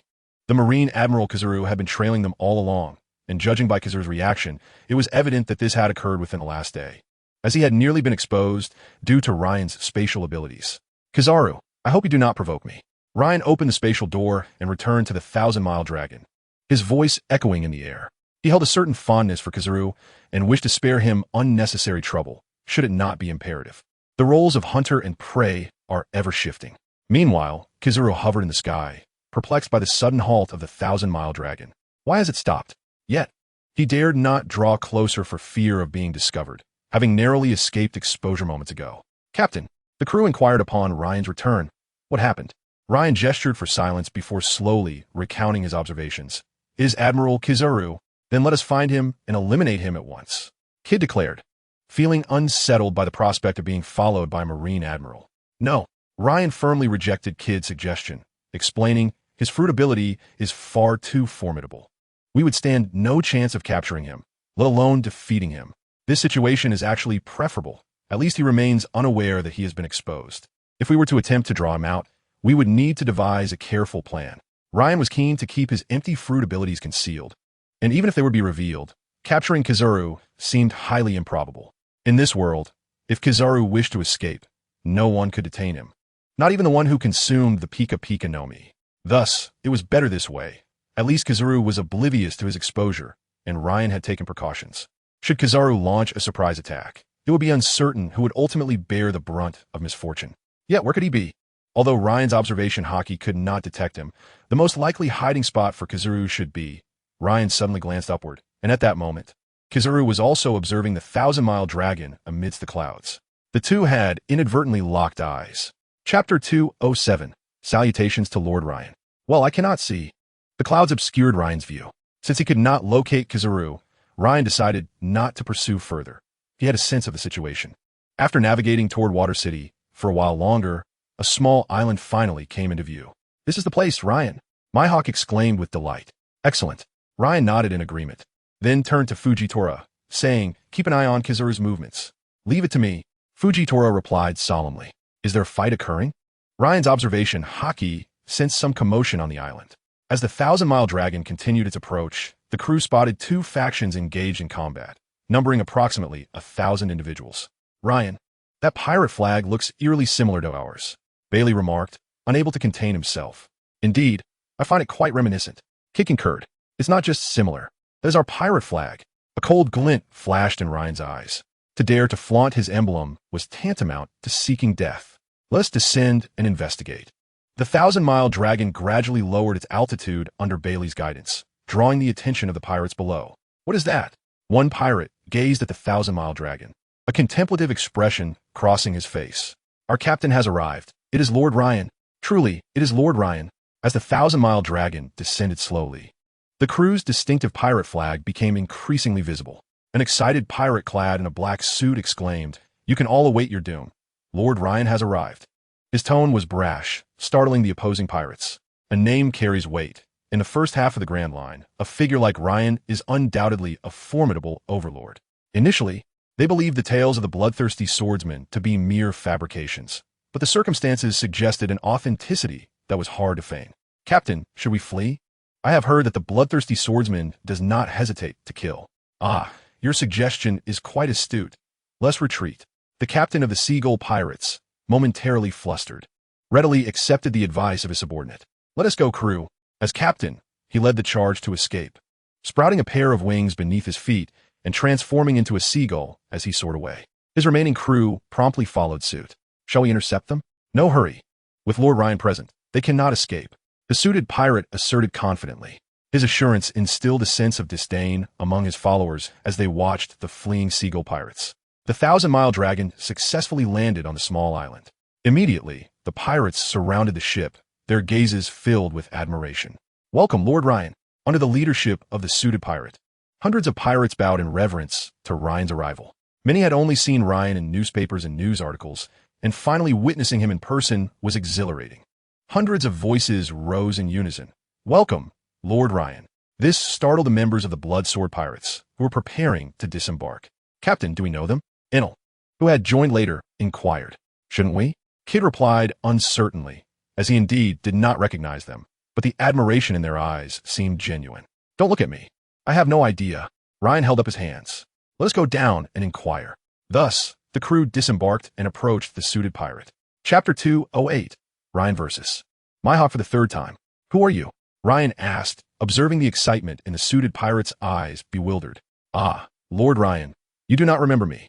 The suited pirate, noticing Ryan's apparent lack of recognition, grew anxious and quickly added, Did we not meet previously? Our captain is Seagull.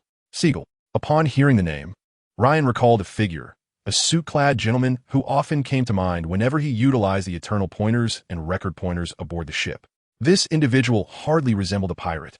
Rather, he seemed like a societal figure, understanding, tactful, and concerned with appearances.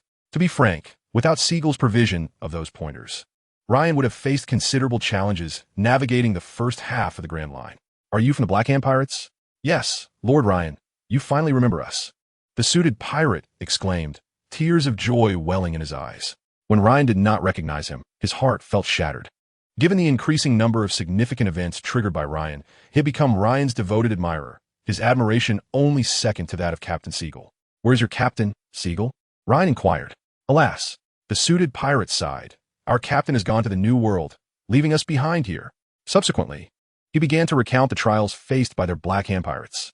After encountering Ryan and his crew, they swiftly amassed a formidable force of 5,000 men. Bolstered by Ryan's illustrious reputation and Seagull's charismatic persona, they arrived in Water City only to discover that Ryan had already departed for the East Blue, thus missing the opportunity to meet him. Seagull pressed onward. Upon reaching the Sabidi archipelago, they unwittingly found themselves amidst the turmoil ignited by Fleet Admiral Sengoku's recent ascendancy, leading to their grand pirate fleet being relentlessly pursued and besieged by the Navy. After suffering significant casualties, Seagull managed to break through the naval blockade with merely a few hundred men, while many others remained hidden in the first half of the Grand Line, awaiting the opportune moment to rendezvous with Seagull in the New World. However, during a brief respite on a small island, they encountered the Seagull Pirates, which led to the earlier confrontation.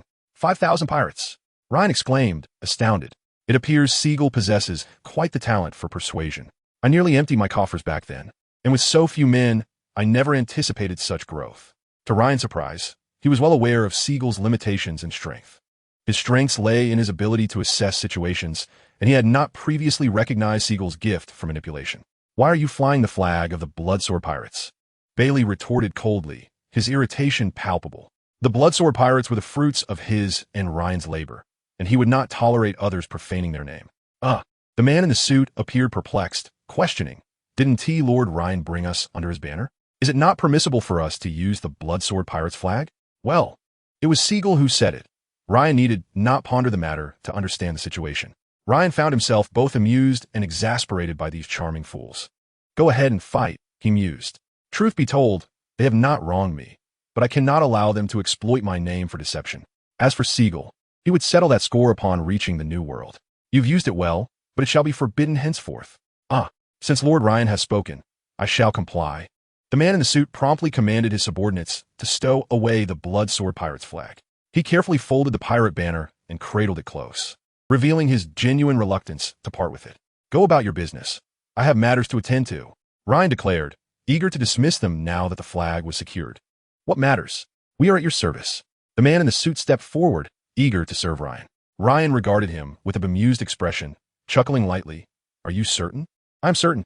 For Lord Ryan, I would brave fire and water, unflinchingly facing death. The man in the suit asserted, clenching his fists. Mihawk, did you hear that? Ryan quipped. Donotist, Ryan.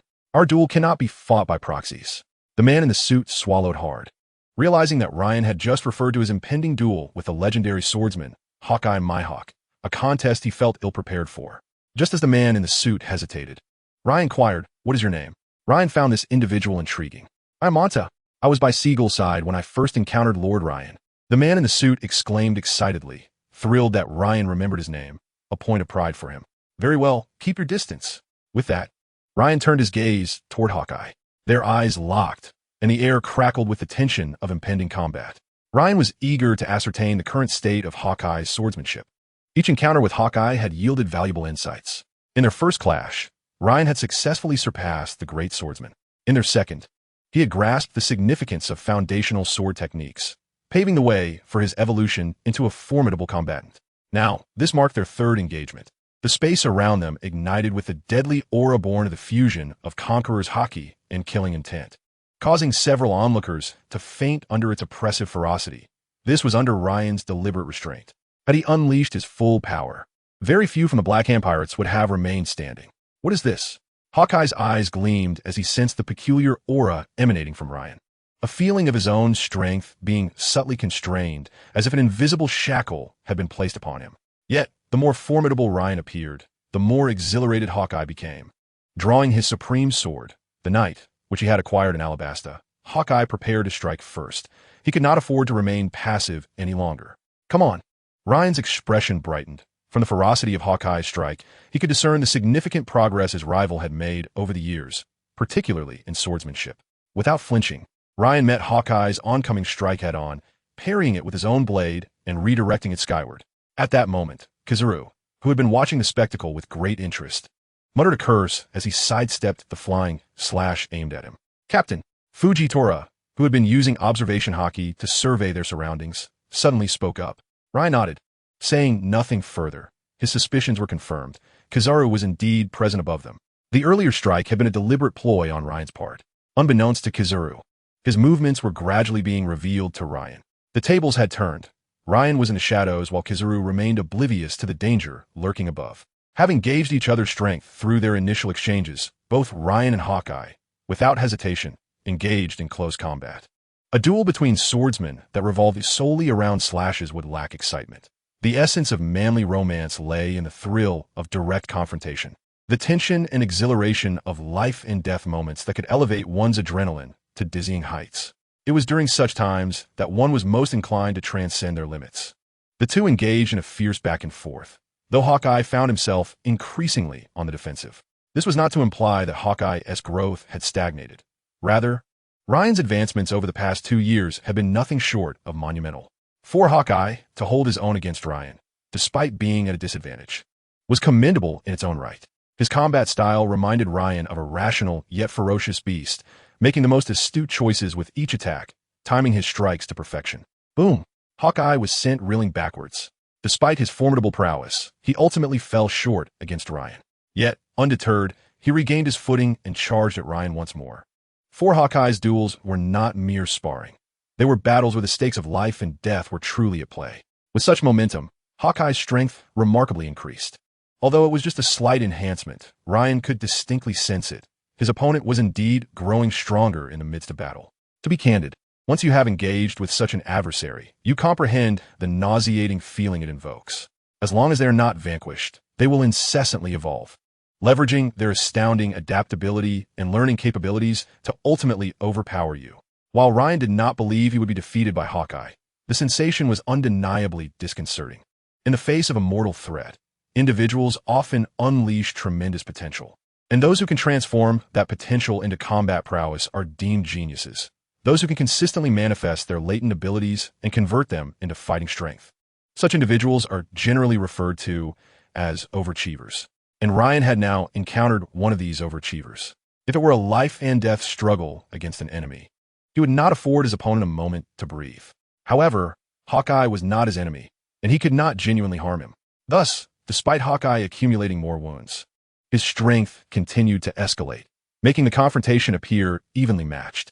Am I merely serving as a sharpening stone? Ryan chuckled helplessly. Chapter 210, The Domain of Hawkeye. In this manner, Hawkeye, like an indomitable cockroach, was repeatedly wounded, knocked down, yet ultimately rose again to continue his battle with Ryan. Lord Manta, who do you think will prevail? Inquired an E-Game member of the Black Hand Pirates, observing the clash. Without a doubt, it will be Lord Ryan, Manta replied, casting a sidelong glance at him. I see you joined the Black Hand Pirates only recently. If you had truly faced Lord Ryan, you would understand his terrifying prowess. Manta reminisced about the time when Sigurd first encountered Ryan upon entering the Grand Line. Back then, Ryan was not as renowned as he was now. Yet, the manner in which Ryan dispatched nearly 1,000 foes with ease was etched deeply in his memory. Had it not been for Lord Sigurd's influence, they might have faced total annihilation. The experience of watching a battle and participating as an opponent is entirely different, akin to observing a fight on screen and occasionally fooling oneself into thinking, I could do that. Yet, the reality of the situation is vastly different. One might find themselves utterly incapable. The disparity between an omniscient perspective and first-hand experience is indeed profound. The swordsman's close combat seldom lasts long. As Hawkeye was struck by Ryan's blade to his chest, this time he did not rise as before, but instead lay on the ground, gasping for breath. This time, I have indeed triumphed, my Hawk, Ryan declared, extending his hand to the wounded Hawkeye. Defeating Hawkeye also granted Ryan some attribute points, 40,000. While not an exorbitant amount, it was still commendable. Previously, Hawkeye had awarded Ryan the same 40,000 attribute points, and this reduction indicated that Hawkeye's strength had doubled according to the system's assessment. Hawkeye, not one to indulge in sentimentality, grasped Ryan's hand and stood once more, uttering, "Thank you." He recognized that Ryan had afforded him this opportunity. Otherwise, with Ryan's capabilities, the outcome would have been far different. However, he remained undaunted, while the gap between them was evident. He believed that one day he would surely triumph over Ryan and become the world's greatest swordsman. Don't mention it. Ryan waved his hand dismissively. Hawkeye was one of the few friends he had in the pirate world, and given Hawkeye's character, he genuinely admired him. Their interactions were comfortable, so he was indifferent to the matter. When it comes to friendship, there is no need to weigh the other's strength, for ultimately, no one surpasses him. Bailey observed the scene with discontent. He had never been fond of Hawkeye, and watching him be used as a sharpening stone for Ryan only exacerbated his distaste. If it weren't for Ryan considering Hawkeye a friend, Bailey would have undoubtedly challenged him to a no-holds-barred duel in an octagonal cage. Lord Ryan, shall we rest on the island for a bit? Manta invited with a smile.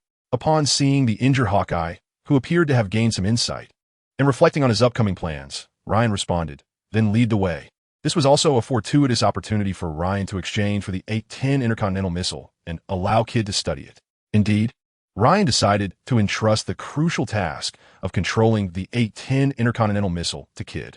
Kid not only possessed a profound interest in such mechanical creations, but also exhibited an extraordinary talent, as he had been adeptly operating laser cannons within the Bloodsword Pirates. Thus, he was the most suitable candidate for the role of a 10 Intercontinental Missile operator. With Manta leading the way, they ventured into the forest, heading toward the island's center. We have arrived, Lord Ryan. Manta indicated toward a somewhat eerie castle ahead. What is this? Ryan inquired, eyeing the vaguely familiar castle with a puzzled expression. It seemed somewhat recognizable, yet he could not place it, as the impression was not particularly vivid. Suddenly, several sharp animalistic cries pierced the air. The forest emitted a subtle rustling sound, indicative of beasts swiftly traversing through the foliage. Damn it, those baboons are back, Manta exclaimed with fierce determination, bowing to Ryan. Allow me to drive them away. Wait. The combination of baboons, the castle, and Hawkeye, three seemingly incongruous elements, sparked a conjecture in Ryan's mind, though he remained uncertain. In a flash, Ryan teleported into the forest, where he beheld several tall baboons wielding various weapons, astonished by his sudden appearance. Ooh! The expressions of the baboons shifted from surprise to ferocity, perceiving Ryan as an intruder. The baboons strode forward, weapons in hand, aggressively charging at Ryan. At that moment, Ryan could confirm his speculation. This small island was the residence of Hawkeye, the island of Kuraikana, where he had become a warlord of the sea. Chapter 211. Terrifying indeed. Ryan effortlessly dealt with the baboons and returned to the group. "Captain, where did you go?" Kid asked curiously, perplexed by Ryan's sudden departure. "No worries, let us head inside. I have an important task for you," Ryan said, noting Kid's excitement. He emphasized a significant matter. Kid was taken aback. He had never anticipated that the captain would assign him such an important task, prompting him to cease all further inquiries. He dashed into the castle, urging everyone, "Hurry up." He was eager to discover the nature of the significant task Ryan intended to assign him. Upon entering the castle and locating a spacious hall, Ryan commenced his operations. System: exchange for the A-10 intercontinental missile. Shortly thereafter, Ryan conjured the exchanged A-10 intercontinental missile out of thin air. A colossal projectile, shaped like a bird with triangular tail fins, materialized before the eyes of the Bloodsword pirates. Bang! The entire castle trembled with the arrival of the A-10 intercontinental missile. Its sheer weight was staggering, creating a 2-meter-deep crater in the ground. "Captain, what is this?"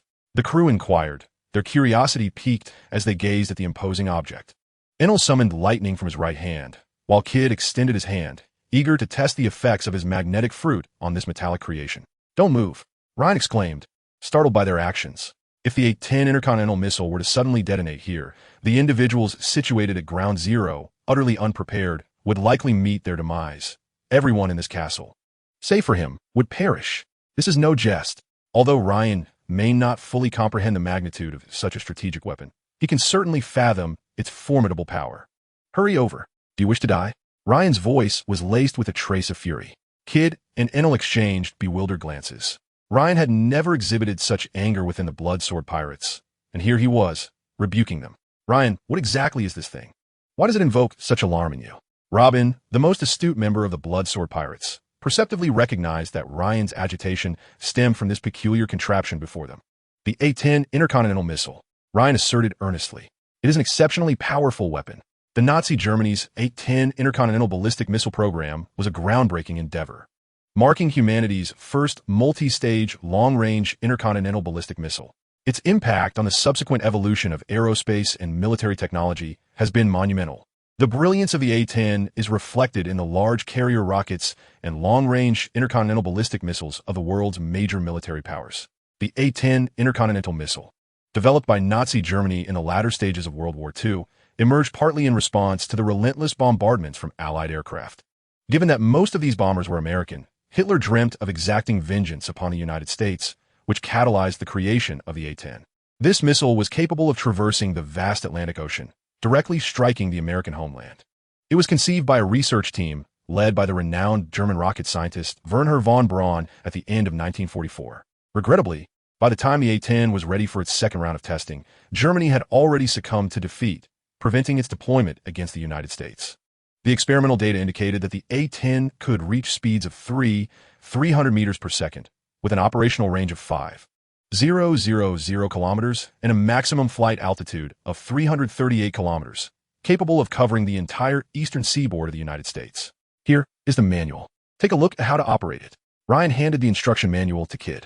Kid accepted the manual and skimmed through the description of the A-10's devastating capabilities, a cold sweat breaking out as he grasped the gravity of the situation, reflecting on his earlier recklessness.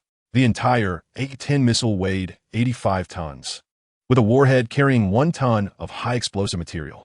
If it were to detonate here, the consequences would be unimaginably dire. Kid was certain he would not survive.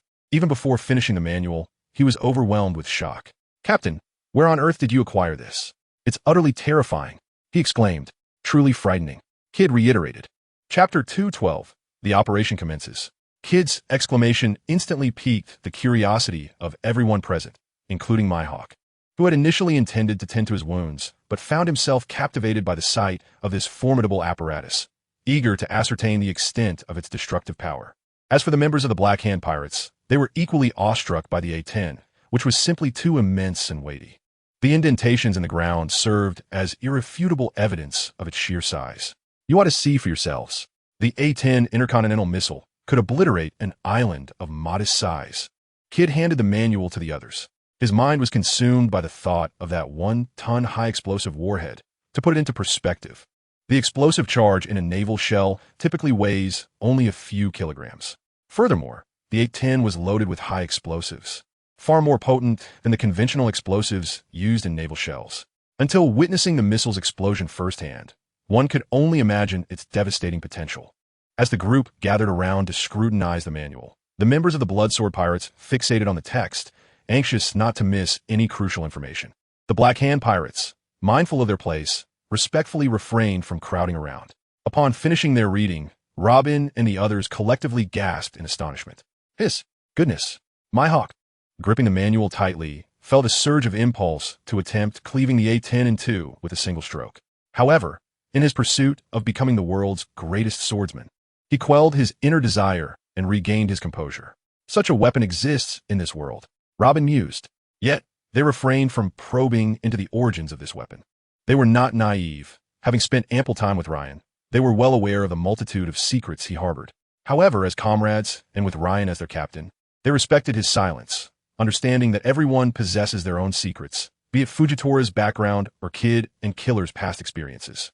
Thus, they tacitly opted not to inquire further. Ahem. Fujitora coughed lightly, redirecting the group's attention, and then expressed a hint of longing. If possible, I would like to hear it too.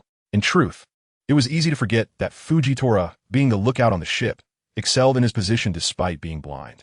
My apologies, Uncle Fujitora. I'll read aloud for you. Ryan responded. But what about them? Bellin gestured towards the members of the Black Hand Pirates still present, believing such a significant secret should not be disclosed to outsiders. Monta, could you escort them outside for now? Ryan instructed the suited man, agreeing with Bellin's sentiment that the fewer who knew about this, the better. Understood, Lord Ryan.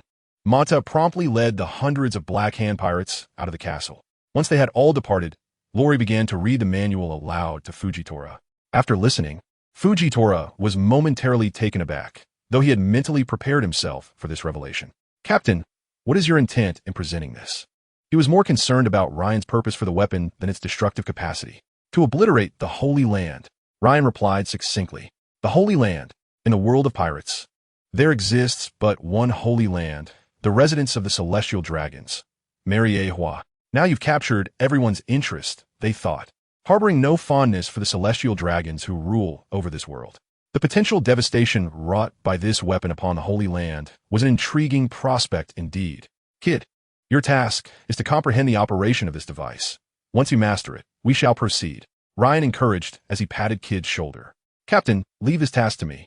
And rest assured, Kid confidently declared. Why do I feel a twinge of unease upon hearing your assurance? Ryan mused. Nevertheless, he had no better candidate for the task than Kid. However, another issue loomed. Admiral Kazuru, Robin reminded him. I have a plan for that. Ryan smiled as he outlined his strategy. Thus and so, in this manner, Robin and the others' eyes sparkled with newfound inspiration, with the group collaboratively refining the details. A plan to strike the Holy Land of Mariehua took shape. 2 days later, the date arrived. The year of the Sea Circle calendar, 1510, day 422. Just yesterday, the monarchs of 50 allied nations converged upon Mariehua. Today marks the day of the World Conference, and Sengoku strides into Mariehua, holding the plans for the 7 warlords of the sea, brimming with anticipation for what is to unfold. Meanwhile, on Kraikana Island, the crew aboard the Flying Dragon sets sail once more. The Yellow Monkey, who has been closely monitoring the situation, immediately perks up, preparing to depart once all aboard are ready. Today is the day of the World Conference. No missteps can occur during these critical days. According to Sengoku, vigilance over the Bloodsword Pirates is imperative. Standing on the deck of the Flying Dragon, Ryan gazes at the clouds above, a slight smile gracing his lips. It is time to commence action. Chapter 213, The 7 Warlords of the Sea. Once the Flying Dragon has traveled a considerable distance, the Yellow Monkey transforms into a streak of light, swiftly ascending to the skies, quickly catching up with the vessel. Utilizing the cover of the clouds and the concealment afforded by his fruit powers, the Yellow Monkey observes the course of the Flying Dragon with great curiosity, eager to discover the Bloodsword Pirate's next destination. Unbeknownst to him, Ryan has already utilized the powers of the Void fruit to escort Kid away from the Flying Dragon. Returning to Kraikana Island. Captain, shall we begin? Kid inquires tentatively. Familiarize yourself further. Ryan responds in a low tone. Over the past 2 days, Kid has grasped the operation of the 810 intercontinental missile, which employs living beings for its guidance system. This necessitates Ryan and Kid traveling to outer space aboard a rocket, navigating through the atmosphere, a task fraught with complexity. Although the Void fruit grants Ryan and Kid a significant safety net, allowing them to return to the ground instantaneously. Failure would squander 200,000 attribute points.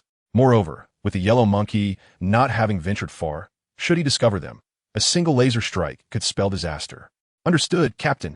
Kid closes his eyes, mentally simulating the forthcoming operational process. Meanwhile, the Quadrennial World Conference at Mariewa has commenced. Next up is Admiral Sengoku's proposal regarding the 7 warlords of the sea system. After a government official reads the proposal aloud, 50 copies are promptly distributed to the attending monarchs. The 7 warlords of the sea? Many of the monarchs appear unfamiliar with this system, as Sengoku has only conferred with a select few in advance. Indeed, the 7 warlords of the sea. Sengoku rises to elucidate to the assembled monarchs. This system is primarily designed to counteract the burgeoning era of piracy. We intend to appoint 7 formidable pirates who are either allied with us or antagonistic towards the emperors of the New World, granting them legal pirate status under the auspices of the world government. This will enable us to unite against the pirate crews of the New World, such as the Whitebeard pirates and the Beast pirates. This strategy not only aims to diminish the strength of these pirates, but also to bolster our own power. Sengoku speaks confidently, commanding the room's attention. Of course, the 7 warlords of the sea will operate under the control of the world government. While they enjoy the privileges of immense power, they must also comply with summons when called upon. The specifics are detailed within the proposals for your perusal. After concluding his explanation, Sengoku steps back, having maintained a commendable balance. In recent years, differing opinions have emerged regarding the increasingly powerful Navy. Some argue that the Navy's military might is excessive and should be curtailed, while others contend that it remains insufficient to quell the pirate era. Such voices indicate discontent with the Navy among certain higher-ups, for who would dare speak out otherwise? The former Fleet Admiral Sengoku, now the Supreme Commander of the Army, Navy, and Air Force, is not to be trifled with. Upon hearing Sengoku's elucidation, the 50 monarchs display varied reactions. Some kings, indifferent to the fate of their subjects, exhibit an unconcerned demeanor, such as King Walbo of the Drum Kingdom and King Shundalukas of the Elysia Kingdom. Conversely, others, like King Cobra of Alabasta, King Riku III of Dressrosa, and King Neptune of Fishman Island, reveal expressions of delight as their nations suffer greatly under pirate oppression. The remaining monarchs scrutinize the proposal, weighing its pros and cons. A unique occurrence at this World Conference is the presence of 2 young kings, Sabo and Gawain, both having ascended to the throne at the tender age of 8. These 2 similarly aged monarchs engage in delightful conversation, finding common ground in the similarities of their nations' names, one being the Kingdom of Goya and the other the Kingdom of Goth. Both have risen to kingship at 8, supported by others, and both owe their positions to Ryan. Most significantly, both share an admiration for Ryan, fostering a budding friendship as they whisper to each other amid discussions of the 7 warlords of the sea proposal. Chapter 214. Is this your plant? Sabo finds himself at a loss, having been summoned by the world government to attend this world conference just a day after Ryan's departure. As a relatively new king, he is ill-prepared for such matters, especially with Tiger and his father journeying to the Grand Line. Thus, he feels he is merely filling a seat. Gawain, too, finds himself in a similar predicament. With the domestic minister of internal affairs wielding absolute power, he dares not act, waiting patiently for an opportunity. It is this shared experience of restraint that draws Sabo and Gawain closer, leading to a rapid blossoming of camaraderie. Since Ryan's departure, Gawain has been attentively tracking news about him, initially harboring a slight admiration for Ryan. Witnessing his fearless defiance against power has transformed Gawain into one of Ryan's ardent admirers. Sabo, do you think we should support the 7 warlords of the sea system? Gawain quietly queries. Support? Sabo ponders this question, considering the potential impact of the 7 warlords on the development of the Freedom Alliance. Having been a ruling monarch for 2 years, he possesses a fair understanding of various matters. After careful contemplation, Sabo concludes that the 7 warlords of the sea system could benefit the Freedom Alliance without detriment. He recalls Ryan's words, emphasizing that the alliance requires numerous fronts to flourish, and the 7 warlords undoubtedly represent a valuable opportunity. I support it. You and I shall stand together. Very well. Unbeknownst to Sengoku, these 2 have emerged as advocates for the 7 warlords of the sea system. A while later, The presiding world government official checks the time and announces, "We may now commence the vote. Those in favor, please raise your hands." In an instant, Sabo and Gawain raise their hands in agreement, surprising all present. The official scrutinizes Sengoku with a questioning gaze, as if to say, "Are these your plans?" This leaves Sengoku feeling both awkward and elated. He hadn't anticipated such a turn, as his own plans had yet to make their move. I wholeheartedly agree. The Shichibukai system is an effective deterrent for pirates and will greatly aid my citizens.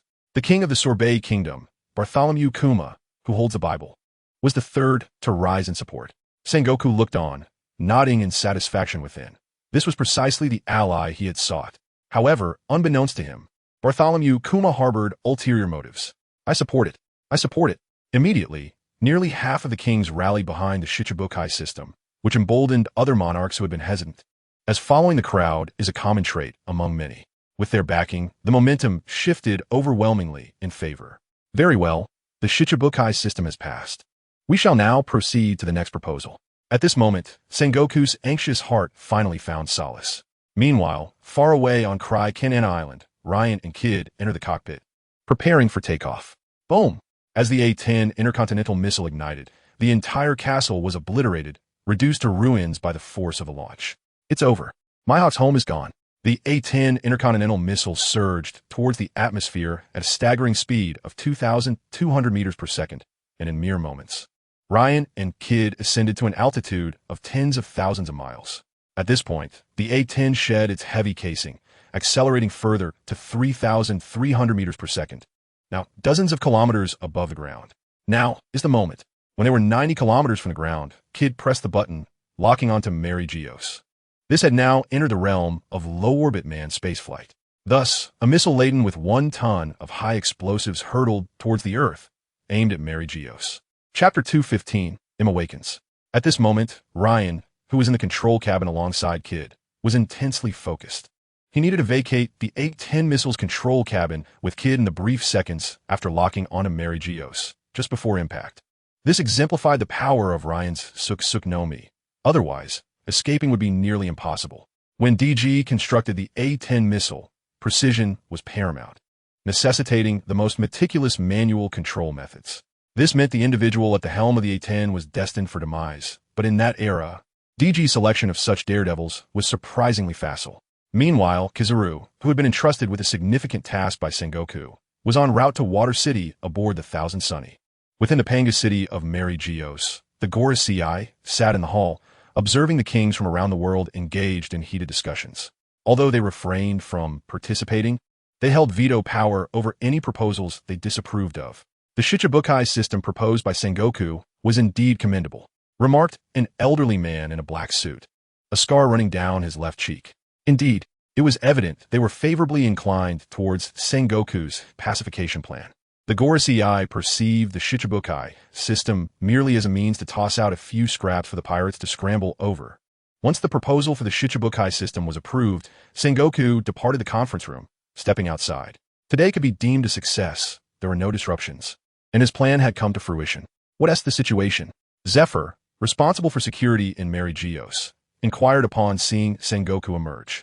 Sengoku, fully aware of Zephyr's inquiry, could not suppress a smile that broke through his typically stern demeanor since ascending to the rank of admiral. It passed. I hope your plan succeeds. Zephyr sighed at the news, uncertain of the actual outcome before the plan's official implementation. Initially, he had disagreed with Sengoku's strategy, but since the majority had voted in favor, he had no objections, as everyone's intentions were noble, seeking justice against the pirates of the sea. It will undoubtedly succeed, Sengoku declared with unwavering conviction. As the architect of this plan, he held the utmost confidence, or at least outwardly appeared to. All set, Captain, Kid exclaimed upon fully locking onto the target, Mary Geos. Prepared, Ryan wasted no time. Just 7 seconds before the A-10 missile reached Mary Geos, he instantaneously transported himself and Kid to Cry Kenan Island. They had scarcely arrived when Ryan vanished again. Inside Mary Geos, a man clad in white appeared at a manor. This was Charlos's residence. Years prior, when Ryan had come to Mary Geos with Tiger and the others to rescue slaves, he had left behind spatial coordinates here. He intended to observe the situation and ascertain whether Mary Geos could withstand the impending threat. If it faltered, Ryan would obliterate it entirely with the Boy-S power. With only 5 seconds remaining before the A-10 missile reached Mary Geos, the Gorosei, engrossed in discussion within Pangu City, suddenly turned pale. An elderly man in a white robe, wielding a katana, was the first to react, cleaving through the castle walls and emerging outside. The centuries-old fortress crumbled under his assault.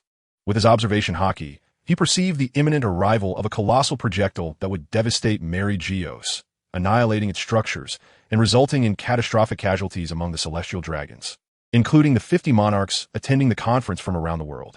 The other 4 Gorosei quickly joined him, standing united.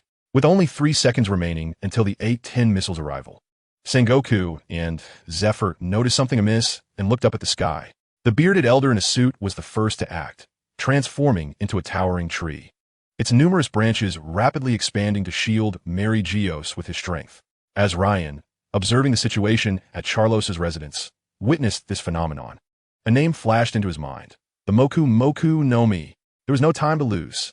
The robed elder swiftly unleashed a slashing attack towards the sky, targeting the path of the A-10 missile. Although his foresight indicated that Mary Geos would still suffer immense losses, there was little else he could do. This was the best course of action under the circumstances. Had he more time to prepare, he could have minimized the damage, perhaps even preventing it altogether. Unfortunately, reality offered no such luxury, and he closed his eyes, awaiting the outcome. It was easy to envision the chaos that would ensue after today, as the reign of the celestial dragons, which had persisted for 8 centuries, would be shaken. After all, these were the leaders of 50 formidable allied nations. An incident here, compounded by the celestial dragon's own heavy losses amidst the current era of great pirates, made the future landscape utterly unpredictable. At that moment, he thought of the figure seated upon the supreme throne, Lord M. Such incompetence! A voice, regal and melodious, rang in the ears of the Gorosei like a celestial melody. Lotim! They gasped in astonishment. The slumbering Im had awakened. A wave of relief washed over them. With Im's awakening, they believed Mary Geos could still be saved, as they perceived him to be omnipotent. At this moment, only a second remained until the A-10 intercontinental missile struck. Chapter 2:16. The powerful Im. Im snapped her fingers, and a radiant white halo materialized in her palm, swiftly enveloping the entire Mariewa. At that moment, the A-10 intercontinental missile became visible in the sky. Curiously, despite its astonishing speed of 300 meters per second, the missile remained suspended in midair. It was as if all beings and objects in Mariewa were frozen in time, motionless, akin to an exquisite painting, reduced from 4-dimensional existence to 3-dimensional stillness. This included Ryan, who wore a smile as he eagerly anticipated the unfolding spectacle, and then stepped forward with deliberate grace. The sound of her high heels clicking against the ground resonated with striking clarity in the stillness of Mariewa. Her slender figure moved with the elegance of willow fluff dancing in the breeze, her black cloak clinging to her form. A black veil obscured her features, rendering her visage indistinct. She adorned a crown with 4 towering spikes, an incongruous sight, yet none could observe her, for they had all transformed into immobile wooden figures. M's blood-red eyes, reminiscent of the Sharingan, gazed intently at the A-10 missile above. What is this? Her voice trembled slightly, for it was the first time in 8 centuries that she felt such emotional turbulence. If the Gorosei were to witness her in this state, they would undoubtedly be astounded, for her once imposing crimson gaze now betrayed an expression of incredulity. Why does this exist now? Im found herself lost in reflection, having only recently awakened without answers. However, the pressing matter at hand was to address the imminent crisis. The investigation could wait. With a powerful leap, she revealed her fair, shapely legs beneath the black cloak and, in an explosive motion, kicked the A-10 missile soaring in the sky. A resounding thud echoed as the missile plummeted to the ground, creating a deep crater, yet astonishingly, it did not explode. At that moment, Ryan, who had been rendered immobile as a wooden figure, managed to turn his eyes just in time to witness Im's extraordinary act of kicking the missile. Although he could not move or express his astonishment, a tempest of emotions churned within him. This one was truly terrifying. Setting aside her bizarre ability to freeze everything, the sheer strength of that kick was formidable. A missile weighing several tons had been dispatched with the ease of a mere soccer ball. Truly, she was the master of the Void Throne, the one who brought the Gorosei to their knees. Upon completing her task and returned to Pangu City, but rather than heading back to the castle, she ventured deep into a hidden chamber. There lay the memories of her past, and the sight of the 810 missile had stirred her desire to see that straw hat. Or perhaps, to reminisce through the object. As if struck by inspiration, Im snapped her fingers once more, restoring life to Mariewa, as everything frozen returned to its original state. Lady Im, do you intend to take action? Inquired a bearded elder in a suit, respectfully addressing the castle. The crisis has been resolved. An elder clad in a white robe replied with a smile. He had sensed through his observation haki that the danger had passed. No matter how much time elapses, Lady Im's intervention remains utterly remarkable, remarked an elder in a black suit, adorned with a scar on his left cheek. Indeed, echoed the other Gorosei in agreement. Meanwhile, Ryan had already returned to Claykana Island as soon as he regained mobility. Chapter 217, Speculations. Meanwhile, the kings attending the World Conference resumed their discussions, while the Celestial Dragons and Mariewa continued their lives, entirely unaware that they had just been momentarily paused. Sengoku, do you not find something peculiar? Zephyr furrowed his brow. I sensed an impending danger, but it vanished in an instant. I felt it too. Sengoku expressed his confusion, but quickly dismissed it, reasoning that they were in the sacred land of the Celestial Dragons. Perhaps he and Zephyr had misinterpreted the sensation. Now, the most pressing matter is the implementation of the Shichibukai system. Sengoku patted Zephyr's shoulder. However, Zephyr hesitated, for having honed his haki, both his observation and armament haki surpassed Sengoku's, and he had indeed glimpsed a fragment of the future, specifically a vision of Mariewa being obliterated by a colossal projectile. Could it be that he had misjudged the situation? On Claykana Island, Kid looked at Ryan, who had returned suddenly, with eager anticipation. Captain, what happened? Did you succeed? We succeeded, yet we also failed. Ryan's statement left Kid bewildered. What do you mean? Our actions were flawless, but the A-10 missile was intercepted just before detonation. Impossible. Kid's expression was one of disbelief. He was intimately familiar with the A-10 missile and its speed. How can anyone possibly intercept it midair? Yet, Ryan's conviction compelled him to accept this reality, for Ryan was not one to jest about such matters. Captain, how was it intercepted? Kid inquired. Ryan fell into contemplation, uncertain about the nature of Im's ability to freeze everything. The most plausible explanation seemed to involve a time-related devil fruit power. If that were the case, then the ability to freeze everything was akin to stopping time. Alternatively, it could be a rule-based devil fruit ability, such as a sealing fruit that could encapsulate everything within a designated area. Yet, the most likely scenario remained a time-related power. As Ryan pondered, Kid, who had been attentively listening, felt exasperated, struggling to grasp Ryan's musings. Captain, what did you just say? I didn't catch that. Let's go meet up with Fujitora and the others, Ryan replied, disregarding Kid's flushed face, and they departed for Water City, where Ryan intended to await Fujitora's arrival. Monta, all of Lord Ryan's crew has left. What should we do? A member of the Black Hand Pirates asked, gazing at the empty hall. Let us regroup with Captain Sigil. We are heading to the New World. Monta, the man in the suit whom Ryan had remembered, was brimming with confidence.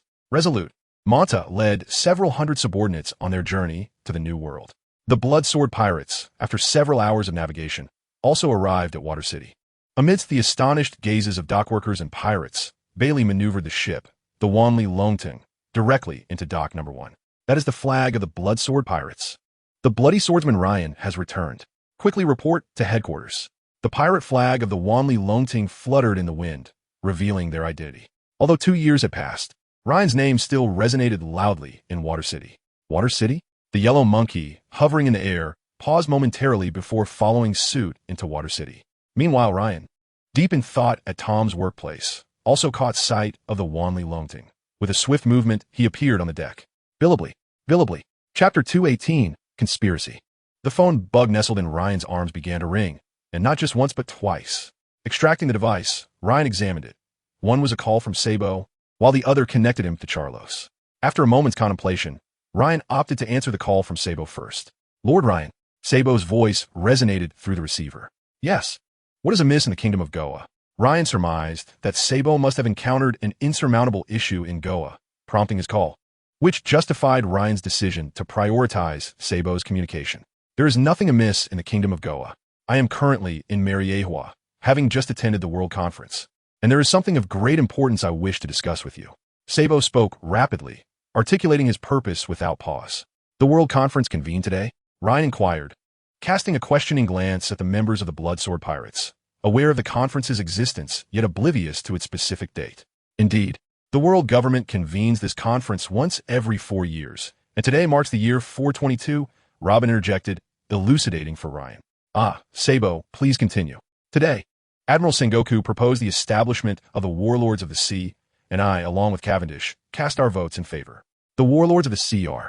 Ryan interrupted, abruptly halting Sabo's explanation, a sudden thought striking him. Who is Cavendish?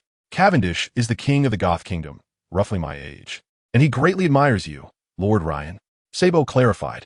Cavendish, the king of the Goth Kingdom, a child who idolizes himself. Cavendish is the prince of Dalmatia.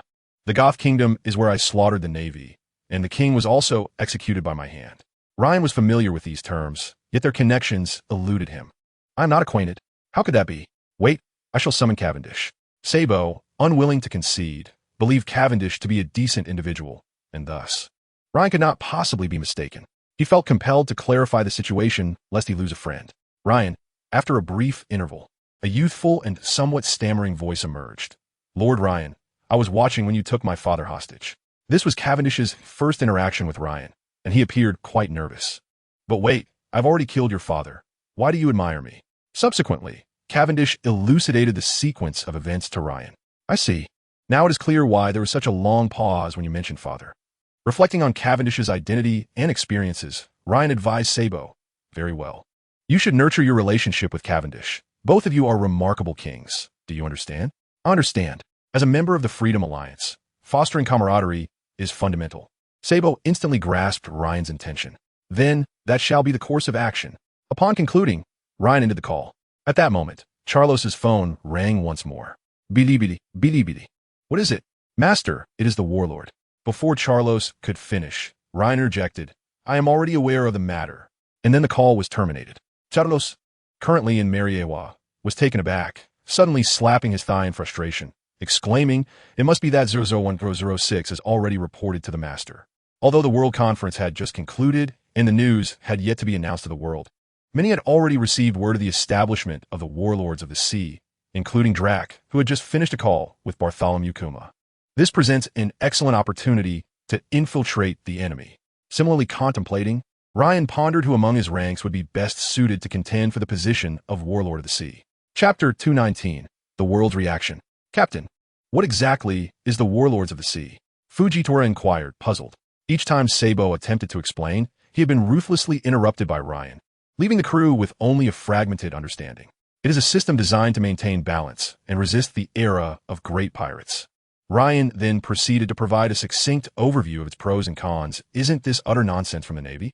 Fujitora's immediate reaction was one of disdain for such a system.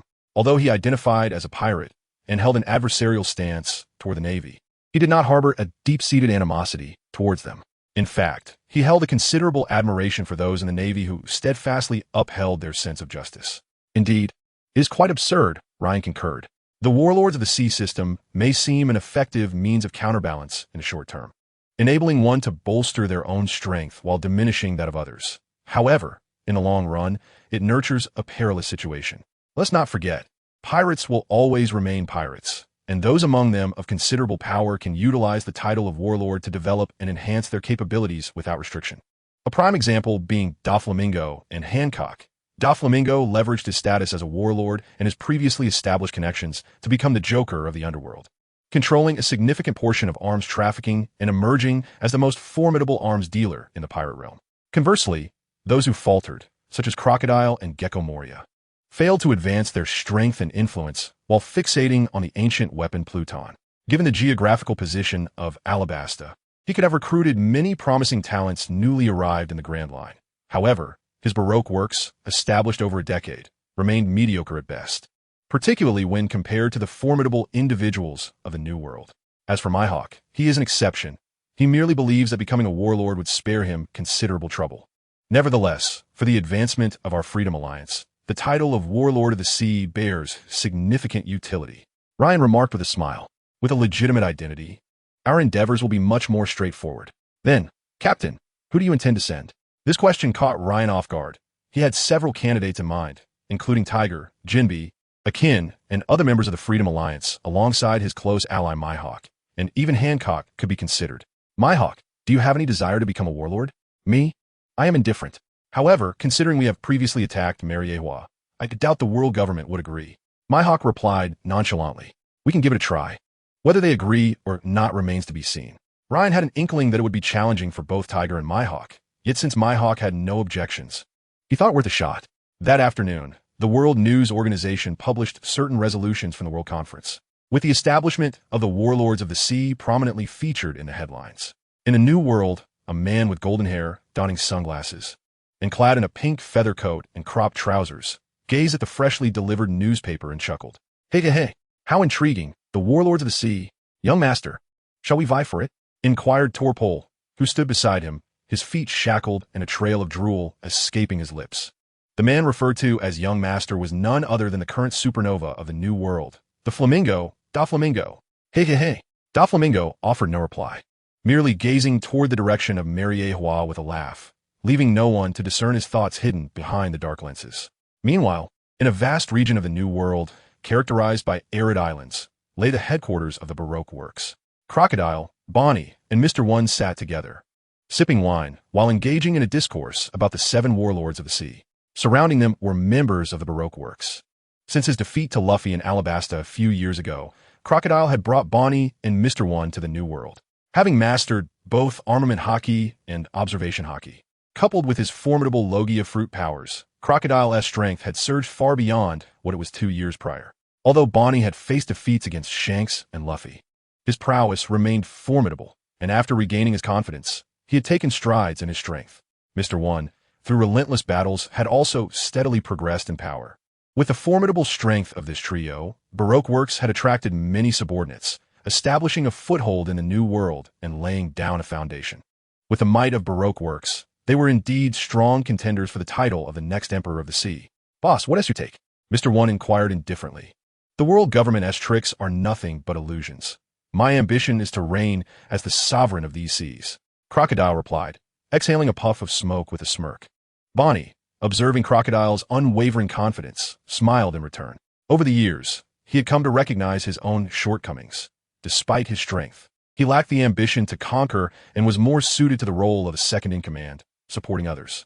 On Amazon Lily, within the calm belt of the Grand Line, Hancock lay languidly upon her throne as Gallon Lily hurriedly entered her quarters holding newspaper. Snake Princess, look, our opportunity has arrived. If you become a warlord of the sea, our Amazon kingdom will prosper. Not interested. Hancock, who had long since ascended to the title of Empress of Amazon Lily 2 years prior, did not even glance at the newspaper as she declined dismissively.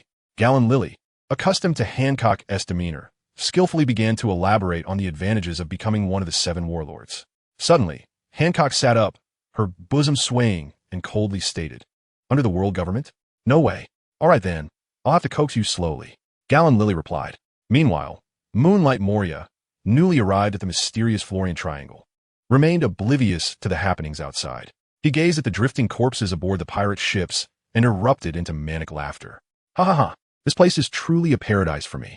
Kaido, just you wait. The reactions of the former members of the 7 warlords to this news varied greatly. Chapter 220, The First Warlord. Kaido, who was on Moria's mind, had also caught wind of this news, though he had always dismissed the world government's schemes with disdain. The reactions of the Whitebeard pirates and the Big Mom pirates mirrored Kaido's. As emperors of the sea, they held their own pride. To them, the 7 warlords were mere trifles, as true strength was paramount. After the conclusion of the World Conference, most kings prepared to return to their respective realms. At Sabo's suggestion, he and Javan decided to linger in the Sabati archipelago for a while before heading back. Sabo was tasked with a mission from Luffy, while Javan was reluctant to return quickly to his role as a puppet emperor. The days spent frolicking with Sabo were the most carefree he had ever experienced. Having been bullied in his youth due to his impure bloodline, Javan cherished these moments, yearning for them to last a lifetime, so he readily agreed to Sabo's proposal. Another king remained behind, not departing. It was Bartholomew Kuma. Following the meeting, Kuma ventured alone to Marine headquarters at Marineford, as he and Dragon had previously conspired that once the warlord system was approved, he would apply to become one. He sought out Sengoku, for the world government had delegated all matters concerning the 7 warlords to the Marine Admiral Sengoku. At Marineford, Sengoku gazed pensively at the wall plastered with bounty posters, many of which featured notorious figures, including the Bloody Swordsman, Luffy, and Mihawk. While the system for the 7 warlords had been approved, selecting candidates proved to be a challenge. Sengoku sought powerful pirates who were obedient and not excessively notorious, preferably those with grievances against the pirates of a new world. Individually, many pirates met the criteria, but when combined, Sengoku found none that fit perfectly. Thus, he had no choice but to settle for those who were somewhat acceptable and would need to consult with Tsuru and others before finalizing the candidates. Sengoku, Admiral. King Bartholomew, Kuma seeks your audience. A herald's voice interrupted Sengoku's contemplation. Bartholomew Kuma?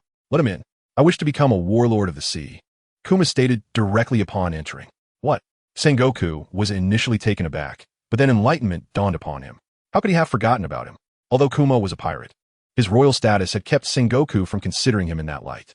Now, with Kuma approaching him, he was the perfect candidate in Sengoku's mind. Powerful, not excessively infamous, and, most importantly, obedient. Absolutely. Sengoku replied without hesitation. He did not inquire about the reasons, as he and Kuma were not strangers, previously at the World Conference. Kuma had been his ally, and he knew that Kuma was not one to speak much. Then I shall take my leave. Having received the desired answer, Kuma utilized his devil fruit powers to depart from Marineford. 6 more to go. Chapter 221, The Little Genius, Lowly. In Water City, Luffy and his crew arrived at Tom's workshop, seeking the expertise of the world's foremost shipwright to repair the Thousand Sunny. Hey Luffy, looking for old Tom? Yes, over there. Upon entering, Luffy was greeted by familiar faces, having met them before. What brings you here? Tom asked as he beheld Luffy. What else would I be doing? Of course, I'm here to have you fix the ship, Luffy replied, producing the Thousand Sunny from the confines of his system space. Tom was momentarily astonished to see a ship materialize out of thin air, but it was fleeting. His attention quickly shifted to the damaged vessel. This one? Can't you fix it yourself? Tom inquired with a hint of annoyance at the visible damage on the ship's bow. Nope, none of your crew can fix it. Tom expressed disbelief, incredulous that a grand pirate crew had no one capable of repairing a ship. Can you? Luffy asked with a grin, turning to his crew. Belly and the others shook their heads in unison. I can. A timid voice piped up. Luffy turned, astonished, as the speaker was lowly. How do you know how to do that? You never mentioned it before. Luffy asked, intrigued. I watched them build and repair ships here, and then I learned how. Lowly's large eyes sparkled with curiosity as she looked at Luffy, as if to say, Isn't this something you can learn just by watching? Why are you so surprised? Whether it was the members of the Bloodsword Pirates or the shipwrights like Tom present at the scene, everyone was rendered speechless. If what Lowly claimed was indeed true, they were profoundly affected. Really? Ryan remained somewhat skeptical. How could anyone grasp such knowledge with just a glance? It was inconceivable. Absolutely impossible. Oomph. You don't believe me. Lowly pouted and ran in front of the Wanli Longting, confidently expounding on how to repair the ship. Magnificent. A genius. Tom couldn't help but applaud, and the other shipwrights echoed his admiration. With eyes gleaming, Tom gazed at Lowly as a master shipwright. He was unable to contain his desire to take her as his apprentice, and thus he eagerly inquired, Would you consider becoming my disciple? No. Lowly declined without hesitation. Tom retorted, As the world's greatest shipwright, am I not deserving of some respect? He found the situation somewhat amusing. Typically, it was others who sought him out as a mentor, yet here he was the one making the offer, only to be promptly refused.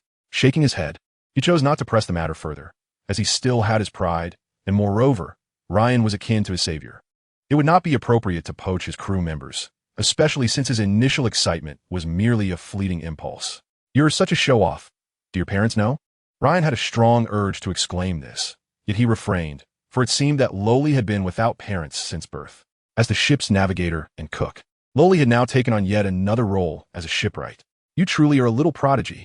Ryan praised her, genuinely astonished that someone so gifted in culinary arts could also excel in this domain. What Ryan did not realize was that Lowly was also a genius in navigation, possessing the ability to master it at a mere glance. It was no wonder that the meteorologists of Sky Island held her in such high regard, not solely due to her youth, but also because of her remarkable talent. After all, who among researchers could resist a prodigy capable of inheriting their legacy? Following Ryan's compliment, Lowly giggled incessantly. This time, let you handle it, Tom. Before Tom could inquire further, a cannon materialized before everyone. This was a replacement for the destroyed laser cannon, a main gun Ryan had exchanged from the system's marketplace, an HBJ-17 model, a single-barreled 30mm naval gun, with a range of up to 16 kilometers, rapid firing capability, and a lightweight design. It was the most suitable choice for the Wanli Longting's primary artillery. To facilitate its operation, Ryan had also prepared a fire control system, although he contemplated pairing it with a more formidable cannon. The sheer size and weight of such options, ranging from 10 tons to over 100, made him uncertain whether the Wanli Longting could even remain airborne with them aboard. The previous battle with the Kainu had made Ryan acutely aware of the significance of range in naval warfare. Had he possessed this cannon during that encounter, he would have undoubtedly made a Kainu and Akiji call him grandfather. I can lock onto you from 10 kilometers away. How would you retaliate? With the advantage of range, Ryan would find himself in an invulnerable position. Captain, Kid rubbed his hands together, a broad smile gracing his face as he looked at Ryan. This is yours. Ryan tossed the instruction manual to Kid, who, upon obtaining what he desired, promptly retreated to study it. He had an affinity for such weaponry. It's in your hands. Tom, mount this cannon. Ryan firmly patted Tom on the shoulder. Suddenly recalling something, Ryan turned to Loli and said, take a look. Perhaps you'll need to handle this in the future. Loli responded softly. Chapter 222, The Aftermath of Mariewa. In the holy land of Mariewa, beneath the flowers, the 5 elders, who usually exuded authority and commanded respect, now bowed their heads in trepidation, kneeling beneath the void throne, their eyes averted as if anticipating someone's arrival. Clack, clack, clack. The sound of high heels approached, echoing ominously as if treading upon the hearts of the 5 elders. With each step, their bodies trembled slightly.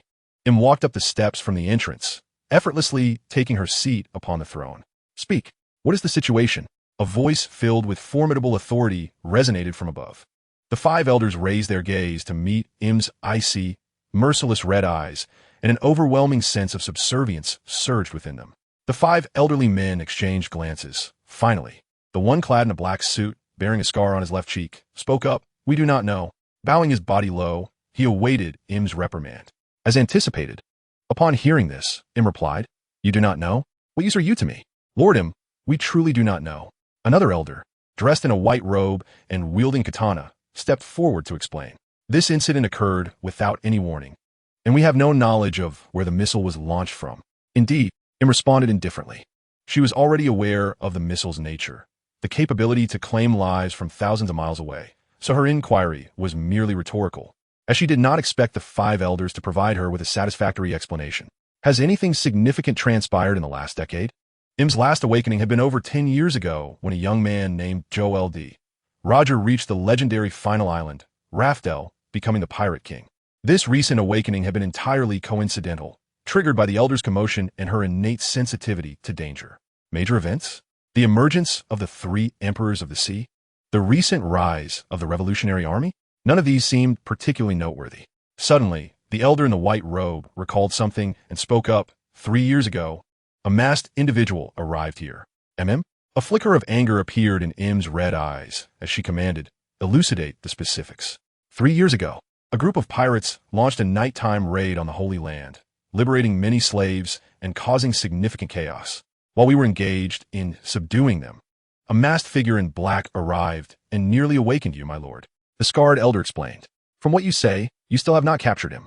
Im's attention immediately shifted to the figure who nearly awakened her, disregarding everything else. No, he vanished into thin air. Although reluctant to answer, the elders spoke the truth, as they dared not deceive him. Im chuckled lightly, extending her hand as a white halo appeared, gently touching the 5 elders. Fear etched itself upon their faces. Even the sword-wielding elder in a robe was no exception. The halo passed through their bodies, visibly causing wrinkles to appear on their skin as they aged before their very eyes. Spare us, Lord Im. The elder in the black suit, bearing the scar, stepped forward to plead for mercy. I wish to continue my slumber. Do not awaken me unless absolutely necessary. Recognizing that she would still need these 5 to manage the world, Im ceased her actions. Thank you, Lord Im. The 5 elders promptly departed. Outside, they were the ruling 5 elders of the world. Yet to Im, they were merely 5 servants who had lived a bit longer. Summoned CP0. Once outside, the elder with blonde hair and a scar across his chest murmured. CP0, directly overseen by the celestial dragon nobles. was heralded as the strongest shield of the celestial dragons and the world's mightiest intelligence agency, with its headquarters located in the outskirts of Mariewa. Soon, several individuals clad in white garments and masks arrived at the castle. "Is there still no information regarding that masked man?" inquired the elderly gentleman with golden hair. The 5 elders collectively govern the world, each entrusted with distinct responsibilities. He was specifically tasked with overseeing the intelligence agency, CP. In Chapter 223, Buggy and the Great Truth. City of the Spring Queen. Upon hearing his master's inquiry, one of the men, wearing a jester mask, respectfully replied, "Not yet. What of Buggy the Clown? Has he not been apprehended?" The elder in the white robe questioned, recalling the events of 3 years prior. "No, not at all. Every time we are close to capturing him, unforeseen circumstances arise, allowing him to escape." The man with the jester mask lamented. This left the elder in the white robe momentarily speechless. CP0 would certainly not dare deceive them, thus indicating that the man's words were indeed truthful. Capture him at all costs.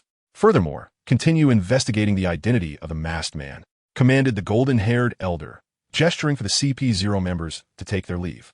Meanwhile, deep beneath the ocean at Fishman Island, Buggy, as mentioned by the elders, was examining the treasure map he and the researchers had recently acquired. Oddly enough, since parting ways with Ryan in Water City 3 years ago, Buggy's bounty had soared to an astonishing $1.5 billion, all while being relentlessly pursued by CP0. Buggy was no stranger to those masked individuals. After the pirate king, Joel D. Roger ascended to the throne of piracy. Nearly all members of the Roger Pirates had crossed paths with CP0. Had it not been for Jabba and Rayleigh's presence back then, both he and Shanks would have been in peril. "Great Truth, do you think they will be unable to find us here?" Buggy, completely swathed in layers, inquired of Great Truth.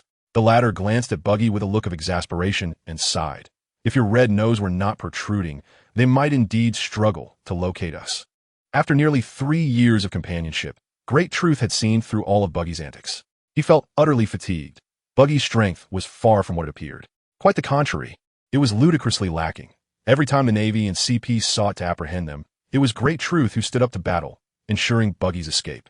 The esteemed Great Truth had effectively become Buggy's caretaker. "Do not mention my red nose," Buggy exclaimed angrily, leaping up. "All right, I shall refrain from mentioning it." Great Truth acquiesced, sensing Buggy's mood. "That is much better," Buggy declared with pride. "Rest assured, once I locate this treasure, I will treat you to a lavish feast." Buggy believed that his second most prudent decision in life was rescuing the gravely injured Great Truth in Alabasta. Without him, Buggy might have already been captured and imprisoned and impelled down. Most importantly, Great Truth had not consumed a devil fruit, allowing him to retrieve many treasures hidden beneath the sea. As for his first wise decision, it was undoubtedly rejecting Shanks' invitation back in East Blue at Lowtown. Great Truth fell silent, pondering the notion of feasting. "Do you have any idea how I have fared these past few years?" Constantly pursued by the Navy, he had hardly eaten or slept well, now finding himself exiled to Fishman Island. Would he next be driven to the New World? Great Truth pondered the high likelihood of that eventuality. "Go check for any Navy presence. I shall further examine this treasure map," Buggy declared. Once again focusing on the map he had purchased from merchant for 2,000 berries. As an expert in treasure maps, Buggy immediately recognized its significance. Linking it to a legend he had once heard Captain Roger recount aboard their ship. Observing Buggy's sudden absorption, Great Truth retreated to keep watch, as they had always done over the years. As for whether Great Truth had considered leaving Buggy, he felt there was no choice. One must persist with the captain they had chosen, even through tears. In Water City, Ryan gazed at the Thousand Sunny, now transformed by Tom's craftsmanship, an overwhelming sense of pride swelling within him. "With this ship in my possession, I shall be invincible in naval warfare."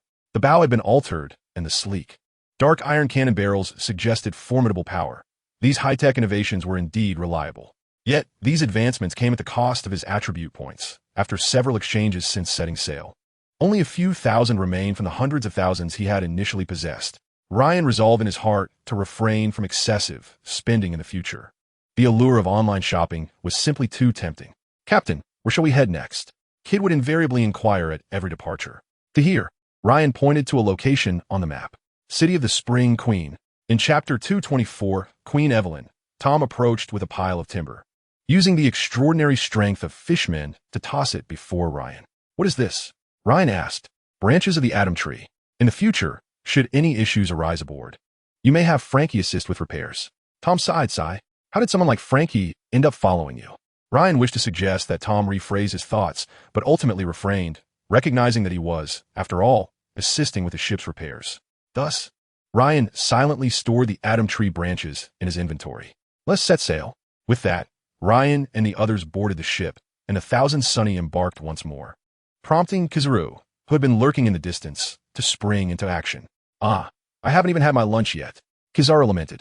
Shortly after the conclusion of the World Conference, Sengoku had called him, indicating that he could not be relieved of his duty due to the necessity of escorting the kings back, advising him to remain vigilant for a few more days. Otherwise, he would have been lounging in the Marine headquarters office, smoking and sipping tea.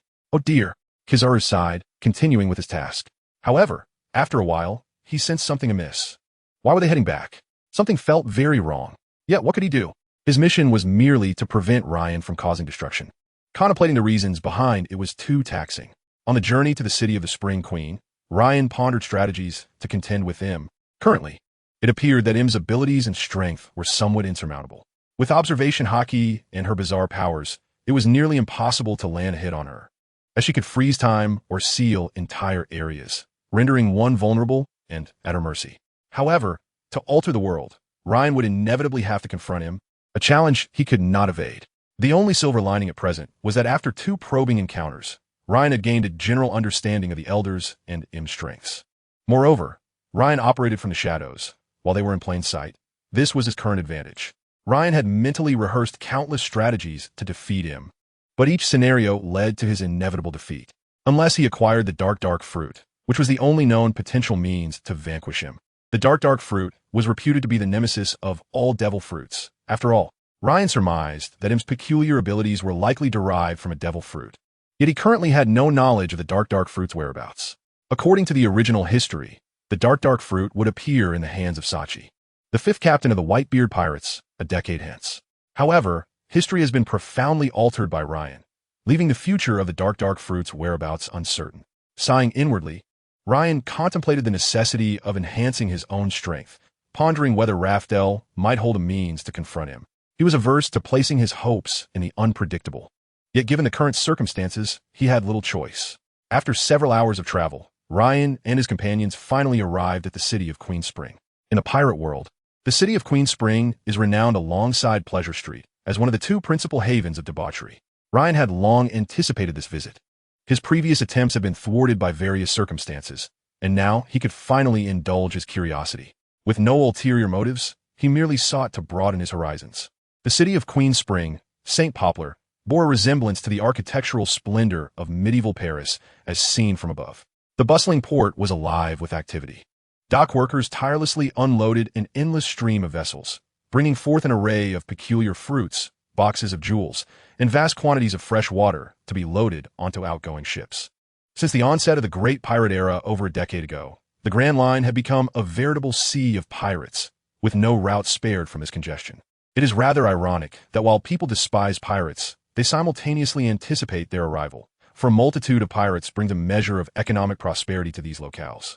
The pirates partake in consumption, resupply, and the daily necessities of life, thus enhancing their own existence. As a city with its own distinct character, the city of Queen Spring has flourished tremendously due to the Great Pirate Era.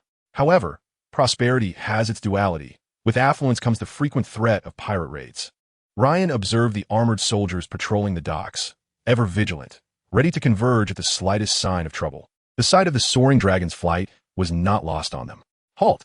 A soldier shouted towards Ryan and his crew. "Are you mad? That's the Bloodsword Pirates."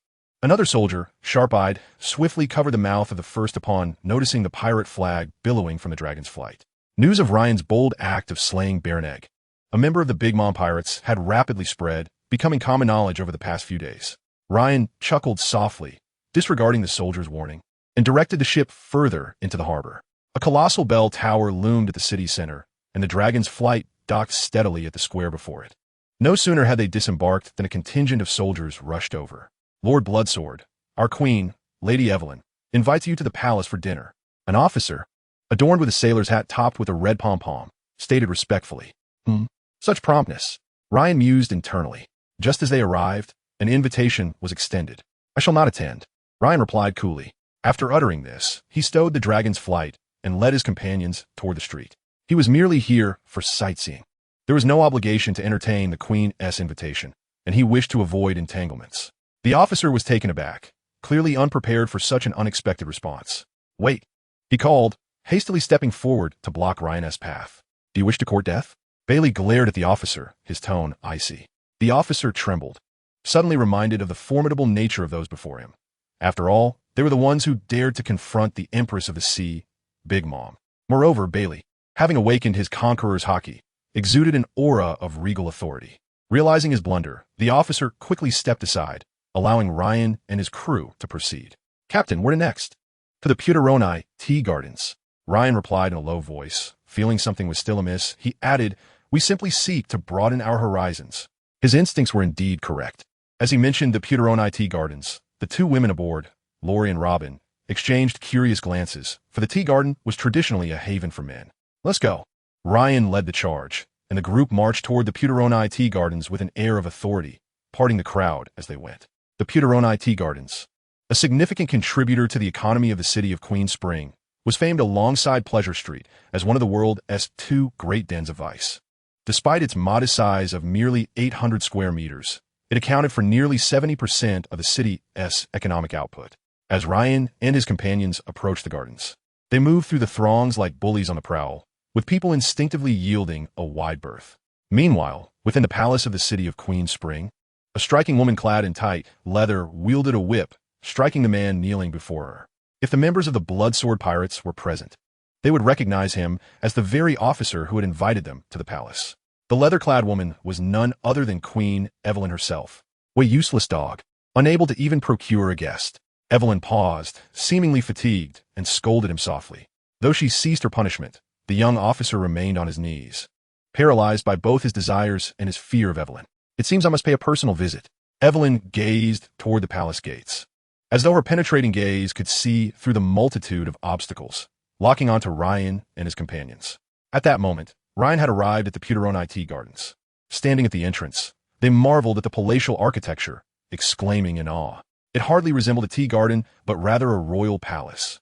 "Ah, guess I've arrived." An elegantly dressed, slightly older woman emerged from within. Yet upon seeing Ryan and his companions, she momentarily froze. Possessing remarkable composure, she quickly regained her poise and sauntered over. "My lord, please come inside."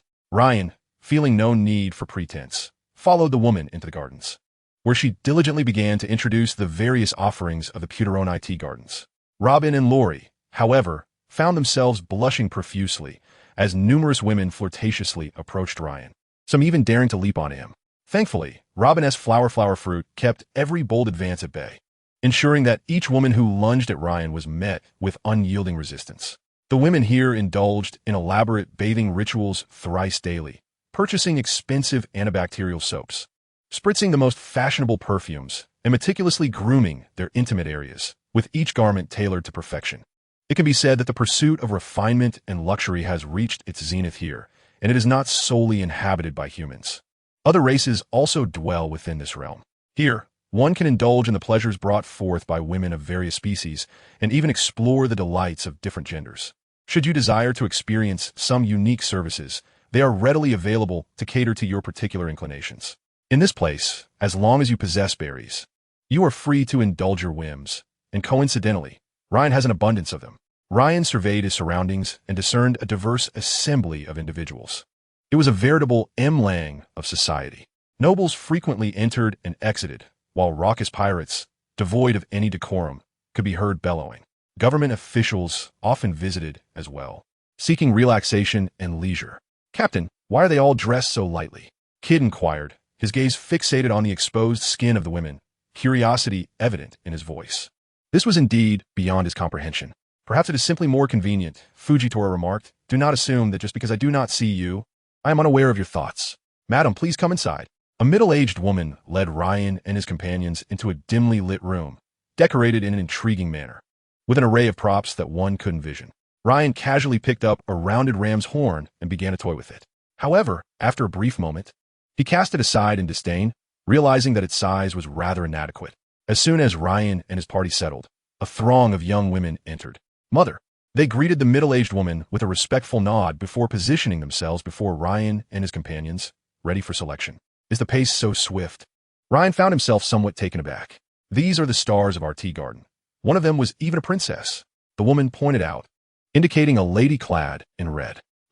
Let's keep a few who can dance, Ryan replied nonchalantly. Since they were there, he thought it only fitting to gain something from the experience. Though he had no intention of engaging directly, observing a dance was not too much to ask. Dance? The mother was momentarily taken aback. Such a request was unprecedented, as most patrons came solely for beauty. Yet, since Ryan had spoken, she dared not defy him, fully aware of their inability to provoke his ire. Subsequently, she selected 10 dancers to remain, while the others exited. Ryan then began to quietly appreciate the performance. It must be said, the scant clothing made for an aesthetically pleasing dance. The figures and expressions were indeed a delight to behold. Suddenly, there came a knock at the door. The mother frowned, irritated by the interruption, and approached to open the door. To her astonishment, a woman clad in leather stood before her, Queen Evelyn herself. Your Majesty. The mother bowed deeply in respect. Evelyn replied, her tone indifferent, as she strode into the room. Is she a new addition? Ryan pondered, intrigued by the unexpected visitor. Could this be a special performance? The woman who entered appeared to be in her late 20s. Her leather attire accentuated her figure spectacularly, particularly her haughty and aloof gaze, which was striking. This was Ryan's first impression of Evelyn. Evelyn, in turn, scrutinized Ryan. He was youthful, cloaked in white, exuding an ethereal quality that set him apart from the men she had encountered thus far. Their eyes met, and she spoke. Bloody swordsman Ryan, I am Evelyn, queen of this realm.